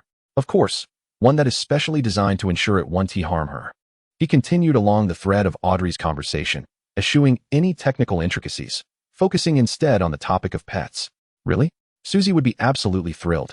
Audrey's eyes brightened, though she added, "But Mr. William, you always bestow gifts. I feel rather embarrassed." She recalled the previous pen and music box he had gifted her. "Just trifles. My aim is merely to bring joy to Susie." William waved his hand dismissively, his smile warm. "Speaking of which, I have also been contemplating designing a more comfortable doghouse for the company's watchdog, featuring an automatic feeding and watering system. Perhaps Susie could be the first to test it?" He steered the conversation toward a more quotidian topic, aligning it with his role as a mechanical advisor while avoiding any overtly technical discourse. "Really? Father would surely agree." Audrey exclaimed enthusiastically. "I can assist with the interior design. We must have the softest cushions." She began to envision the possibilities, her bright eyes sparkling with youthful exuberance and affection for her dog. Sunlight streamed through the glass window, dancing upon her golden tresses and casting a gentle halo around her delicate profile. William listened intently to her passionate ideas, nodding in agreement and offering practical suggestions, such as ventilation and cleaning designs. He savored this pure, unburdened exchange revolving around everyday life, feeling the sincerity and vitality emanating from her words. This warm human interaction, akin to a silent stream, continually nourished him, softening the cold undertone that his ascension within the ranks and his identity as Iron Man had inevitably bestowed upon him. It also made his role as a rule enforcer in maintaining harmonious interpersonal relationships more solid and natural. Audrey herself is the finest anchor. A wave of warmth washed over William's heart. Simultaneously, at the edge of the Backlund West District, in the basement of a forgotten old mansion, Zangwer's bloodshot eyes fixated intently on the open notebook. The antiquated quill pen was frantically inscribing upon the pages, the ink resembling twisted tadpoles, the explosive flames of the dock area, akin to a jarring forte in the symphony of fate. The poet of the Night Watcher had miraculously survived, yet a chilling sense of order permeated the chaotic embers of that iron. Once more, he violently plucked the strings of destiny. He was like a stubborn stone, obstinately lodged at the critical juncture of the gear's rotation. The reputation of Detective Sherlock Moriarty rose from the ashes of Sharon, drawing the gaze of more shadows. Lonruth, that restless bomb, sank deeper into Backlund's soil in a state of panic, awaiting the opportune moment to detonate. The stage of fate was set, and storm clouds were gathering. New actors were about to make their entrance, as a hurricane from the sea approached with a writhing hunger, heralding chaos. Only a greater turmoil could wash away that unsightly rust. It would allow my script to return to the right track. The quill continued to write, Inz's emaciated fingers trembling with excitement. Each appearance of Mr. Iron felt like a slap across his face, yet he also sensed opportunity within it. This Iron seemed perpetually engaged in combating chaos, upholding some semblance of stability. Then let him face an unstoppable storm that sweeps the entire city. Let him struggle in the torrent of chaos, ultimately being completely submerged. Come on, come on. Inz let out a neurotic chuckle, his wrinkled face betraying a morbid anticipation. Let me see how long this cold iron can endure amidst the tempest. In the eastern suburbs, at the Oak Brewery warehouse. Midnight of the 7th day. The vast warehouse was engulfed in ink-like darkness, illuminated only by a solitary lantern at the center, casting a dim, flickering glow that barely lit the sealed lead boxes. The unnatural rust patterns on the surface of the boxes resembled twisted scars in the interplay of light and shadow, exuding a chilling stillness and lifelessness. Sharon's figure nearly melded into the deepest shadows of the warehouse. Dressed in her unchanging classical black gown, her pale golden hair flowed like frozen moonlight over her shoulders. Her azure eyes shone like two cold stars in the darkness, calmly observing the entrance of the warehouse. 7 days of vigilance for a Sequence 5 wraith was but a fleeting moment. Inside and outside the warehouse, all remained as usual. No coveters, no surprises. Only silence and dust. The employer's strict no trespassing directive was being diligently upheld. Just then, the heavy, rust-covered door of the warehouse emitted a dull, piercing creak as it was slowly pushed open from the outside. The figure of Sharif appeared at the threshold, holding a bright lantern. 2 robust workers clad in Stark Company uniforms followed behind, pushing a sturdy flat cart. Miss Sharon, Sharif tentatively called out, his voice echoing oddly in the vast emptiness of the warehouse. Holding a lantern aloft, he scanned the shadows with vigilance. Sharon emerged silently from the gloom, materializing as if conjured from the darkness, appearing at the very edge of the lantern's glow, just a few steps away from Sharif. Both Sharif and the 2 workers took a sharp breath in unison, startled by her abrupt manifestation. The 2 workers instinctively recoiled a step, their eyes wide with trepidation. Sharon, however, paid little heed to their reaction. Her cerulean eyes regarded Sharif with calmness, her voice as crisp and cold as ice. It is time. Yes, yes, Miss Sharon. Sharif collected himself, striving to appear composed. We are here on Mr. Stark's orders to retrieve the goods. He gestured towards the cart behind him, then produced a bulging brown paper envelope, the agreed-upon full payment. Sharon's gaze swept over the envelope without reaching for it. Instead, she pointed towards several lead boxes in the center of the warehouse. The items are intact. Retrieve them yourself. Very well, very well. Sharif hastily signaled the workers to advance. The 2 workers approached the ominous lead boxes with trepidation, their movements swift yet exceedingly cautious as they loaded them onto the cart, as if handling something that might explode at any moment. Sharif placed the envelope containing the gold coins atop a relatively clean old wooden crate. The payment is here. Miss Sharon, a pleasant collaboration. Mr. Stark sends his gratitude, stating you are exceptionally professional and reliable. Sharon offered no response. She merely stood silently, observing the workers as they secured the lead boxes. As the cart was wheeled out of the warehouse, her azure eyes briefly skimmed the grimy surface of the boxes, then glanced at Sharif and his ordinary workers, who bore no trace of the extraordinary or any recent contact with remarkable items.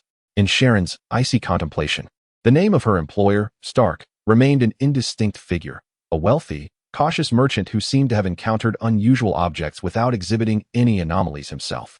The explosion sensed that night in the dock area, imbued with a power reminiscent of binding rules, appeared unrelated to him. Everything seemed to align with the logic of the commission. As the goods were wheeled away, Sharif shot one last glance at the silent figure of Sharon standing in the shadows, hurriedly departing the warehouse with the workers, as if fleeing a foreboding place. The warehouse doors shut with a heavy thud, the sound echoing in the stillness.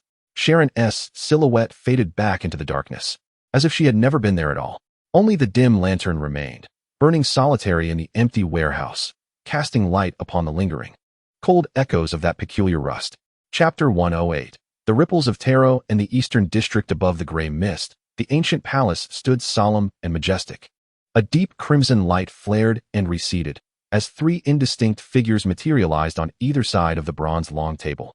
Unlike before, a somewhat rigid and slightly anxious tall figure, exuding an air of youth, now stood between Justice Audrey and the hanged man Alger. Audrey, embodying justice, regarded the new member with curiosity, casting a reverent glance at the fool, who occupied the high seat, and at the silent, icy presence of Mr. Tower across from her. Alger, the hanged man, exhibited greater caution, his gaze oscillating between the newcomer and the two elevated entities. "Good afternoon, Mr. Fool. Good afternoon, hanged man. Good afternoon, Mr. Tower." Audrey's melodious voice shattered the silence, striving to maintain a light atmosphere. "Welcome, new friend. Good afternoon, Miss Justice, hanged man, Mr. Tower, Klein, the fool." Reclined against the high-backed chair, his demeanor relaxed and voice soothingly distant. His eyes swept over the new member before settling upon the iron throne, the heartstrings beneath the haze remaining taut. Alger responded to the greetings with composure. William, the Tower, offered a slight nod, his geometric silhouette exuding a metallic, friction-like stiffness. The newcomer appeared somewhat flustered, and at the fool's prompting, he nervously spoke, "Good afternoon, everyone. What should I call myself?" His voice, tinged with youthful timidity, pierced through the deep crimson glow. "Choose a code name for yourself," the fool gently guided, "a name that symbolizes your identity." The new member fell silent for a moment, seemingly steeling himself. "Son? I want to be called Son." A resolute yearning for brightness resonated in his voice. "Son is splendid," the fool acknowledged with a gentle nod. "Welcome to the Tarot Society, Mr. Sunday." Both Audrey and Alger echoed their welcomes, while William remained silent. "In accordance with your will, we have gathered 3 pages of the mysterious manuscript of Emperor Roselle this week." Audrey proactively manifested 3 sheets filled with square characters, pushing them toward the center. Alger produced 1 page, while the newcomer, Son, appeared somewhat lost, clearly unable to contribute. "Excellent." The fool beckoned, and the 4 pages of the manuscript floated before him. He skimmed through. 1 page documented Roselle's scathing satire of the Storm Church's rigid dogma. With audacious phrasing, those barbaric sea-dwellers only conceal the barrenness of their thoughts with thunder. Another page recounted his attempts to decipher an ancient mechanical artifact that had flowed from the artisan God's Church, the predecessor of the steam church, marveling at its intricate structure, yet perplexed by the absence of its core power source. A 3rd page chronicled an awkward encounter at a noble salon, where a rather enthusiastic Marchioness entangled him. A social disaster he likened to a headache more severe than deciphering ancient elvish scripts. Klein, the fool, chuckled inwardly. Even Brother Roselle has faced social demise at the hands of an overly eager matron. Maintaining a composed exterior, he gradually raised his gaze. "Mr. Tower." The fool directly addressed him. "What insights do you have regarding the social calamity encountered by Emperor Roselle, as well as his bewilderment concerning the ancient mechanical artifact?" He sought to steer the conversation away from the mundane and the witch, searching for a new entry point. The silhouette upon the iron throne seemed to subtly adjust its posture. The cold, unyielding sound of metal grinding echoed throughout the hall. Trivial earthly matters, too, serve as hindrances to the heart. When entangled like a malignant growth, one may find no escape. Thus, it becomes imperative to delineate boundaries through rules, explicitly indicating what cannot be transgressed. This is the art of refusal, not an affront, but rather a means of self-preservation. The discourse paused momentarily before shifting to another topic. As for the absence of the ancient creation's core, it is akin to a soul severed from its vessel. One must not only acknowledge its existence, but also comprehend the reasons behind it. The source of power may arise from the resonance of rules or from the manifestation of concepts. To remain fixated on superficial structures ultimately leads to an impasse. This passage illuminated Audrey's understanding, as she found Mr. Tower's insights on navigating social dilemmas through boundary setting remarkably pragmatic. Alger, however, was intrigued by the latter part, finding the ideas of resonating rules and conceptual manifestations to be profoundly enigmatic. The new member, Son, felt a haze of confusion, yet sensed an undeniable depth to the discussion. Klein, the fool, pondered quietly. The notion of delineating boundaries resonated with his personal style. His comprehension of mechanics indeed penetrated to the very essence of the matter. He felt enlightened. The fool responded with calmness. "Transaction," Tower's cold metallic voice resounded. A spectral mark, exuding a faint silver luminescence and comprised of intricately complex structures, materialized before him, slowly drifting towards Sunday. The core of the mark was abstract, a dynamic symbol formed from countless gears and levers. This ethereal insignia could stabilize the spirit, anchor the self, and resist the taint of chaos, enduring within the mists with unwavering efficacy. As Sun beheld the strange mark floating before him, he sensed its solidity and tranquil essence, alleviating some of his anxiety, yet leaving him slightly apprehensive. What shall I offer in exchange? I possess nothing. The information pertaining to your environment. Tower's voice remained unperturbed. Geography, climate, populace, legends, anything within your knowledge. Sun strained to recollect. I reside in Silver City, perpetually shrouded in darkness surrounding the godforsaken land, illuminated only by the fleeting flashes of lightning. We survive by hunting the monsters lurking in the dark. There is a council of 6 in the city, he stammered, his fragmented words imbued with a sense of exoticism. Upon hearing Sun's description, William, Tower, found it consistent with his knowledge of the original text. The silhouette upon the Iron Throne nodded slightly. The mark gracefully merged into Sun's ethereal form, a refreshing, stabilizing sensation coursing through his spiritual essence. Transaction complete, Tower's cold voice announced. Sun nodded in gratitude, experiencing an unprecedented sense of mental tranquility. You may converse freely now.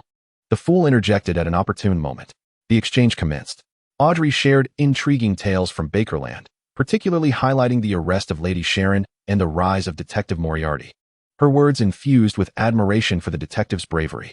Alger cautiously inquired about the characteristics of the monsters from the godforsaken land. Throughout, William, Tower, remained silent, as if a cold statue. The Sun, though somewhat anxious in response to Algy's inquiry, endeavored to provide a brief account. The most common creatures encountered are the black-faced grasses and the filthy demon wolves, both of which harbor a fear of fire and purification. As their exchange approached its conclusion, William, the Tower, delivered his chilling metallic voice once more, addressing the assembly. A storm is imminent. Backlund is not a haven for the faint-hearted. Should you encounter chaos beyond your endurance, you may attempt to chant the creator of the primordial Iron Throne, the calibrator of order, the whisperer of steel, the terminator of rusted fate, the sovereign of the final forge. This sudden tripartite appellation resounded like thunder in the hall of mist. Audrey and Algy gazed at the Tower in astonishment, while the newcomer, the Sun, was utterly dumbfounded. To beseech an unknown entity is an exceedingly perilous act. Does this refer to Mr. Tower himself, or to the being he serves? Mr. Tower, this is far too dangerous. Audrey could not restrain her exclamation.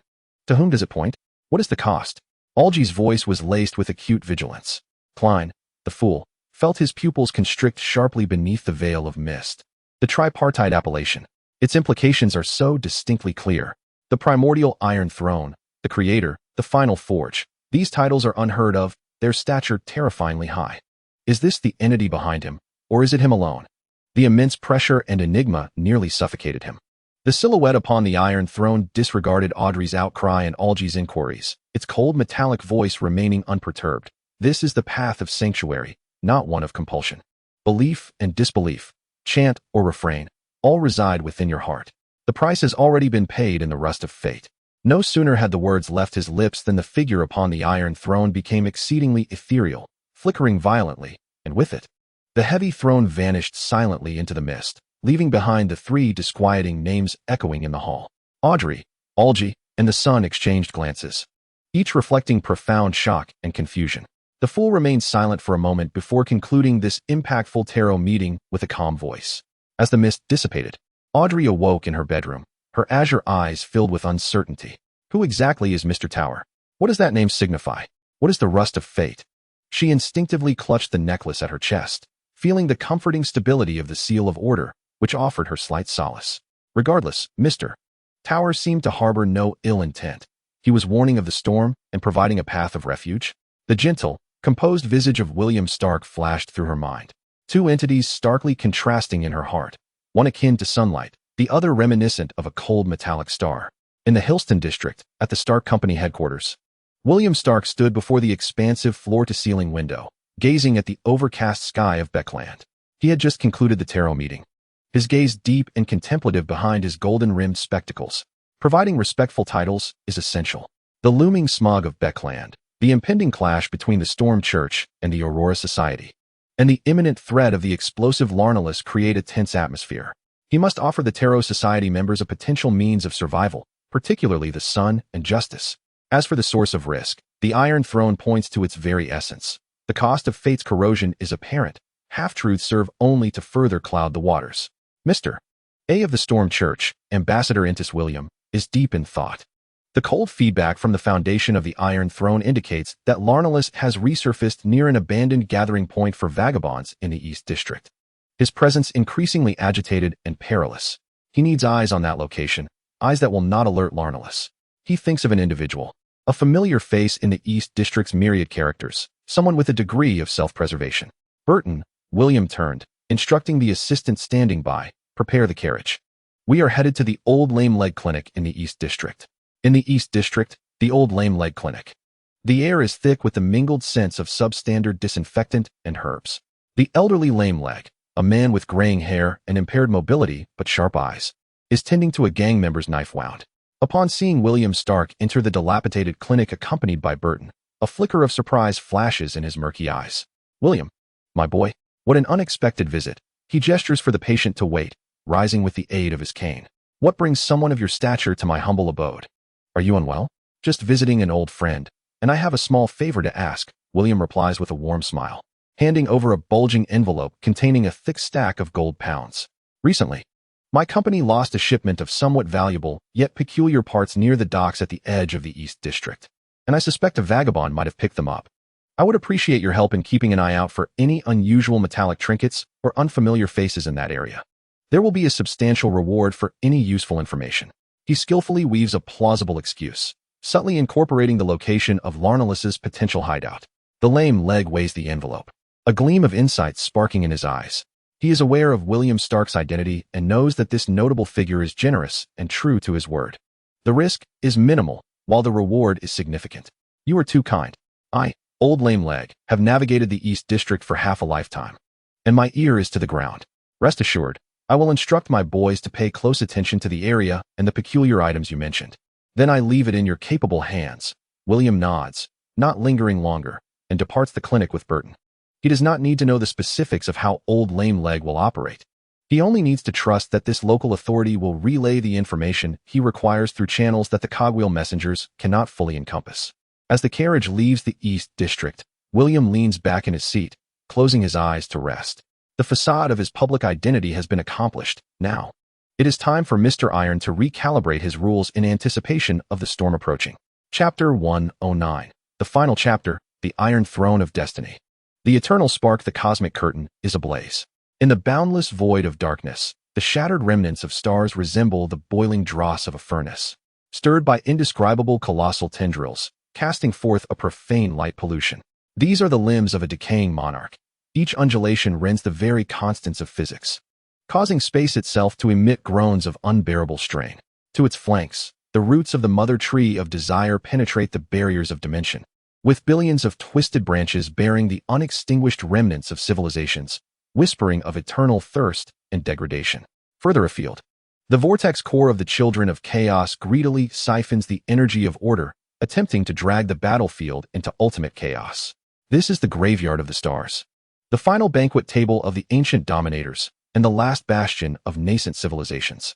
At the heart of this bastion lies a city, not constructed of brick and stone, but formed from countless gargantuan, cold, and dark metal structures that forcibly interlock and extend in the void, creating a realm of iron deities. Its scale has long surpassed that of a planet, resembling a colossal sword spanning the cosmos, its blade thrusting defiantly towards the outer gods. Within this divine kingdom, gravity is wantonly twisted and inverted, creating lethal trap corridors. Space is folded and stretched, forming an infinitely deep array of defenses. Non-metallic substances are repelled and decomposed, transformed into the fuel that ignites the realm. This is the ultimate manifestation of the bastion of the Iron Kingdom. In the deepest recesses of the bastion lies the core furnace, devoid of flame, where only the cold, soul-freezing radiance of order flows. Suspended within is a colossal throne, crafted from countless dynamic gears, levers, bearings, and incomprehensible geometric structures. It emanates a profound, light-absorbing hue of black iron, its surface adorned with ancient and mysterious etchings that seem to flow and reorganize autonomously. Each subtle rotation invokes a faint tremor in the external divine realm and even the more distant cosmic laws. This is the essence of the primordial Iron Throne, the emblem of order. Seated upon the throne is a figure, William Stark. His once youthful visage has been eternally etched by the ravages of time and fate. The left half of his body, from fingertips to shoulder and partway into his chest, has been entirely transformed into a cold, iron mechanical structure, originating from the throne itself. The metallic surface no longer exhibits spreading rust, but instead flows with a dark golden hue, akin to the solidified core of a star. Only his right half retains human form, though the skin has taken on a near-transparent pallor, burdened by excessive regulatory pressure. His gold-rimmed glasses have long shattered in the protracted battles, and his deep-set eyes now blaze with a brilliance surpassing the stars. The left eye coldly calculates the silver data streams of cosmic entropy, while the right eye burns with the fervent golden glow of cultural embers and indomitable will. His state represents the ultimate form of the forger of destiny, a manifestation of sacrifice, with the left arm eternally serving as the throne and the right embodying the spark of civilization. Report: the 7th Fleet of the Purification level is experiencing an energy shield overload of 67, with structural damage rated as severe, requesting withdrawal to the inner barrier for rest. A voice, devoid of emotion and composed of countless metallic resonances, echoed directly within William's consciousness. It was the instantaneous battlefield feedback from the final arbiter system, with his mind intricately linked to the entire divine realm and all combat units. Approval granted. The Steel Shadow's 3rd Assault Cluster is to phase jump to coordinates G7, executing the root severance protocol, targeting the Mother Tree's root node X12. William's thoughts issued commands like a frigid torrent, without the need for words. His will was the law of the divine realm. The orders were instantly comprehended and executed. On the periphery of the divine realm, a cluster comprised of thousands of sleek steel shadow raiders, shimmering with ethereal blue optical camouflage, abruptly vanished, only to reappear beside a massive root node of the Desire Mother Tree that was proliferating wildly. The high-frequency vibrating blades sliced with the precision of the Grim Reaper, penetrating the blasphemous structure of life. The chaotic vortex was disrupting the core energy transmission path of the barrier. The distortion index was surging. Another alarm sounded. Initiate the concept metallization protocol, targeting the chaotic vortex's core disorder disturbance. Inject absolute stasis meme. A golden light surged from William's right eye. An invisible force of order, originating from the Iron Throne, spanned the void and forcefully acted upon the roiling chaos core. In an instant, the chaotic disturbances representing ultimate disorder near the vortex core were forcibly materialized and solidified. They transformed into an enormous, bizarre metallic mass, its internal structure in wild conflict, yet forcibly locked, emanating an ominous dark purple glow. The expansion of the chaotic vortex abruptly faltered. The touch of decay breached the western quadrant of the barrier. The corrosion rule was infiltrating. Source material manifestation, Iron Throne vetoed. William's voice, calm yet resonating with finality, declared. The original Iron Throne beneath him erupted with an unprecedented brilliance. This radiance did not illuminate, but rather negated. Wherever the light reached, the colossal tentacle of the decaying monarch, which tore through space, along with the decaying rule it harbored, vanished silently, as if erased by the highest authority's eraser. It was as though it had never existed. This was the ultimate manifestation of the authority to reconstruct order, a direct negation of local cosmic rules. However, the retaliatory strike from the outer god reached a peak in an instant. The decaying monarch, enraged, gathered billions of decayed stars behind it into a colossal hand that spanned the galaxy, enshrouded in the ultimate decay capable of corroding even deities, and struck fiercely against the final barrier. All remnants of civilization suspended by the Desire Mother Tree simultaneously shrieked, unleashing a torrent of despair that could distort any mind. A culmination of countless epochs of ruin. The core of the Child of Chaos partially broke free from its restraints, releasing a beam of pure annihilation. With energy levels surpassing physical limits, aimed directly at the core furnace of the barrier where William resided upon the Iron Throne. A full-force strike from 3 ancient entities, enough to extinguish the light of all stars in a galaxy in an instant. The final barrier wailed in agony. The steel structure is decaying, twisting, and disintegrating. The internal rules of the divine realm are in tumultuous upheaval under the onslaught of a catastrophic tide. That chaotic beam of light serves as a harbinger of the end, tearing through all defenses and piercing the very core. William sits resolutely upon the Iron Throne, his gaze toward this apocalyptic light as tranquil as a frozen river of stars. He slowly raises his right hand, the last remnant of humanity. With his palm facing upward and fingers spread wide, he reveals not emptiness, but 5 minuscule yet potent sparks of starlight suspended within. These are his anchors in the battle against the ultimate corrosion of the Iron Throne. A tether to humanity's brilliance manifested on a cosmic scale. This body is the furnace of the end. William's voice reverberates through the void, not transmitted through any medium, but resonating directly at the level of cosmic law. In my name, William Stark. His right hand clenches fiercely.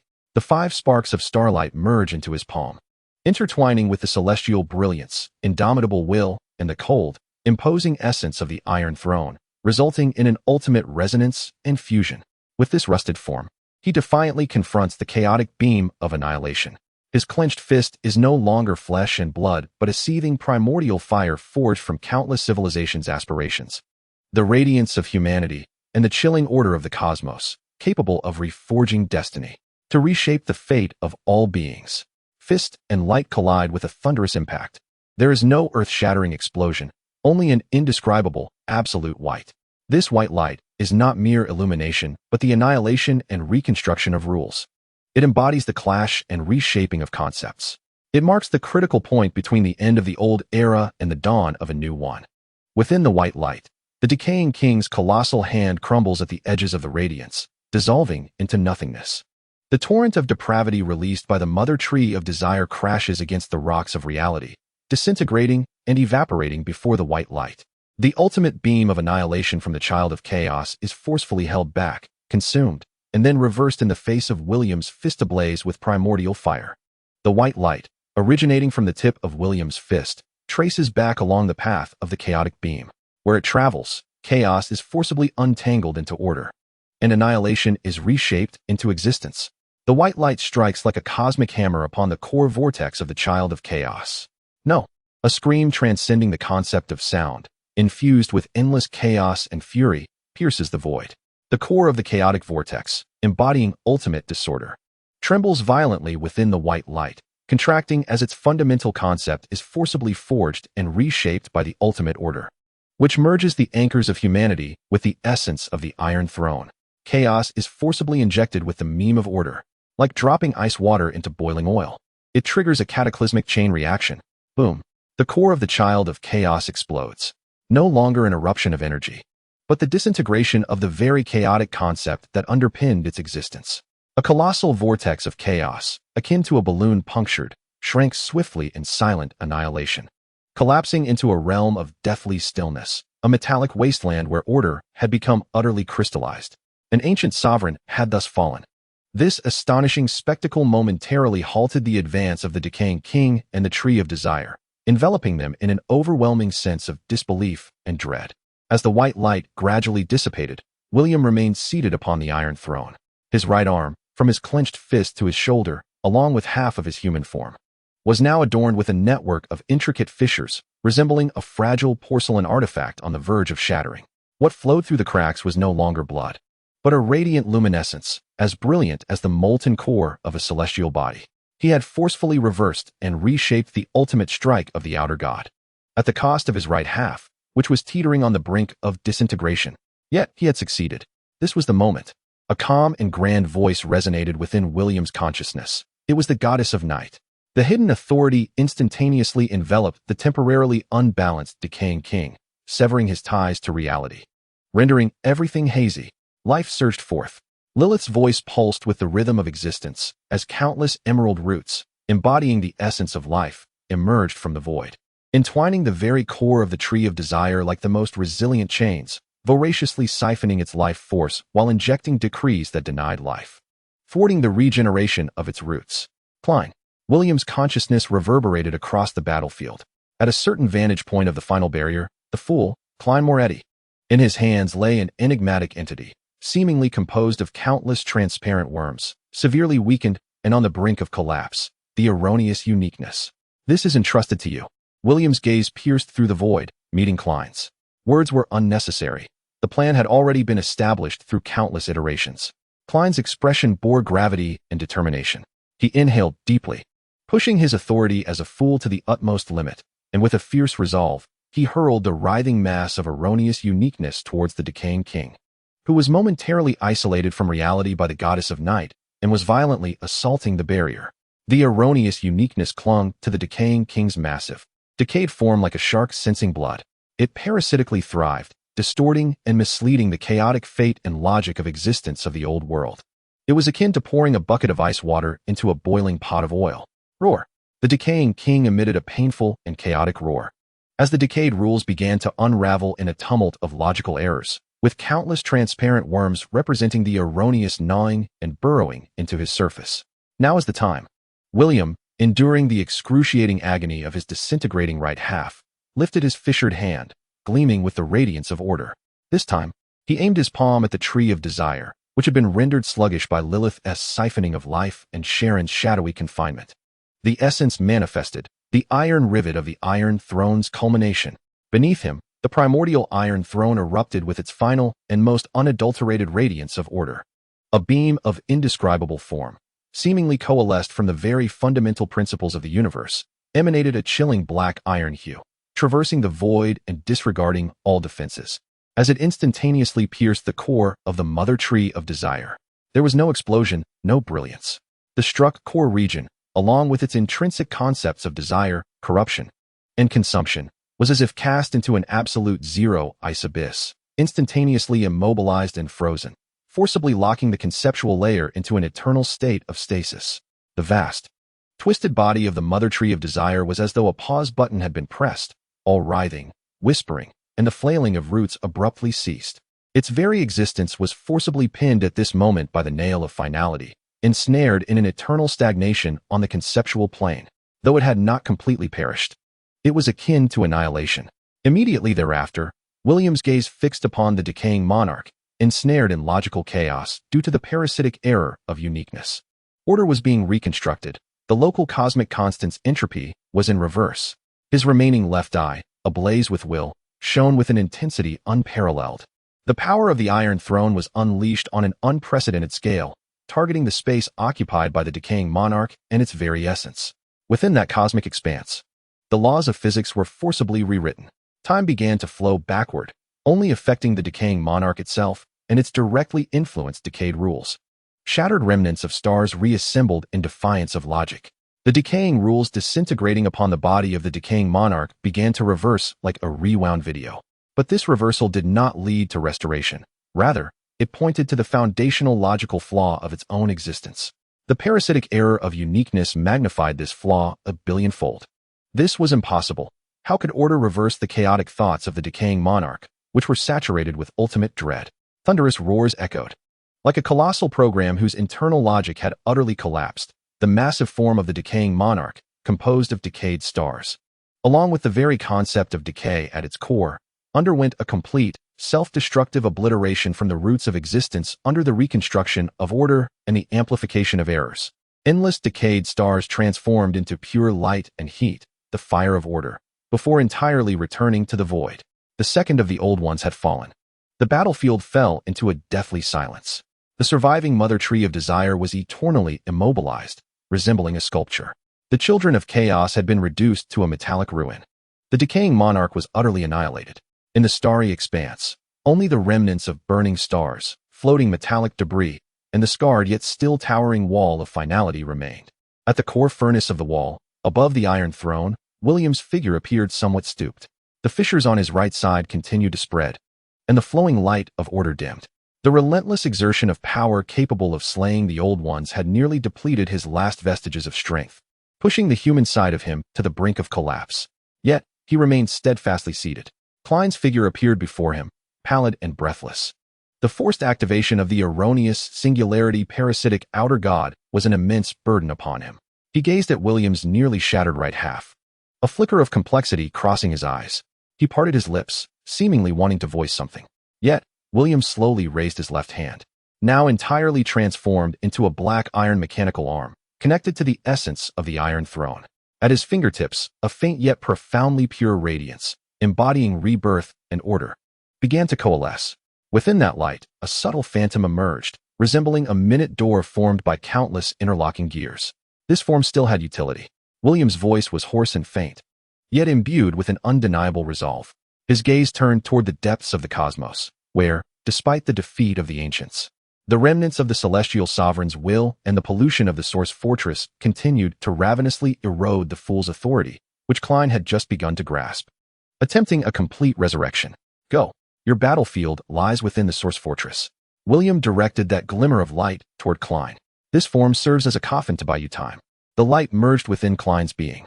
In an instant, Klein felt a chilling yet formidable force of order safeguarding his core consciousness, temporarily severing the celestial sovereign's most ferocious counterattack.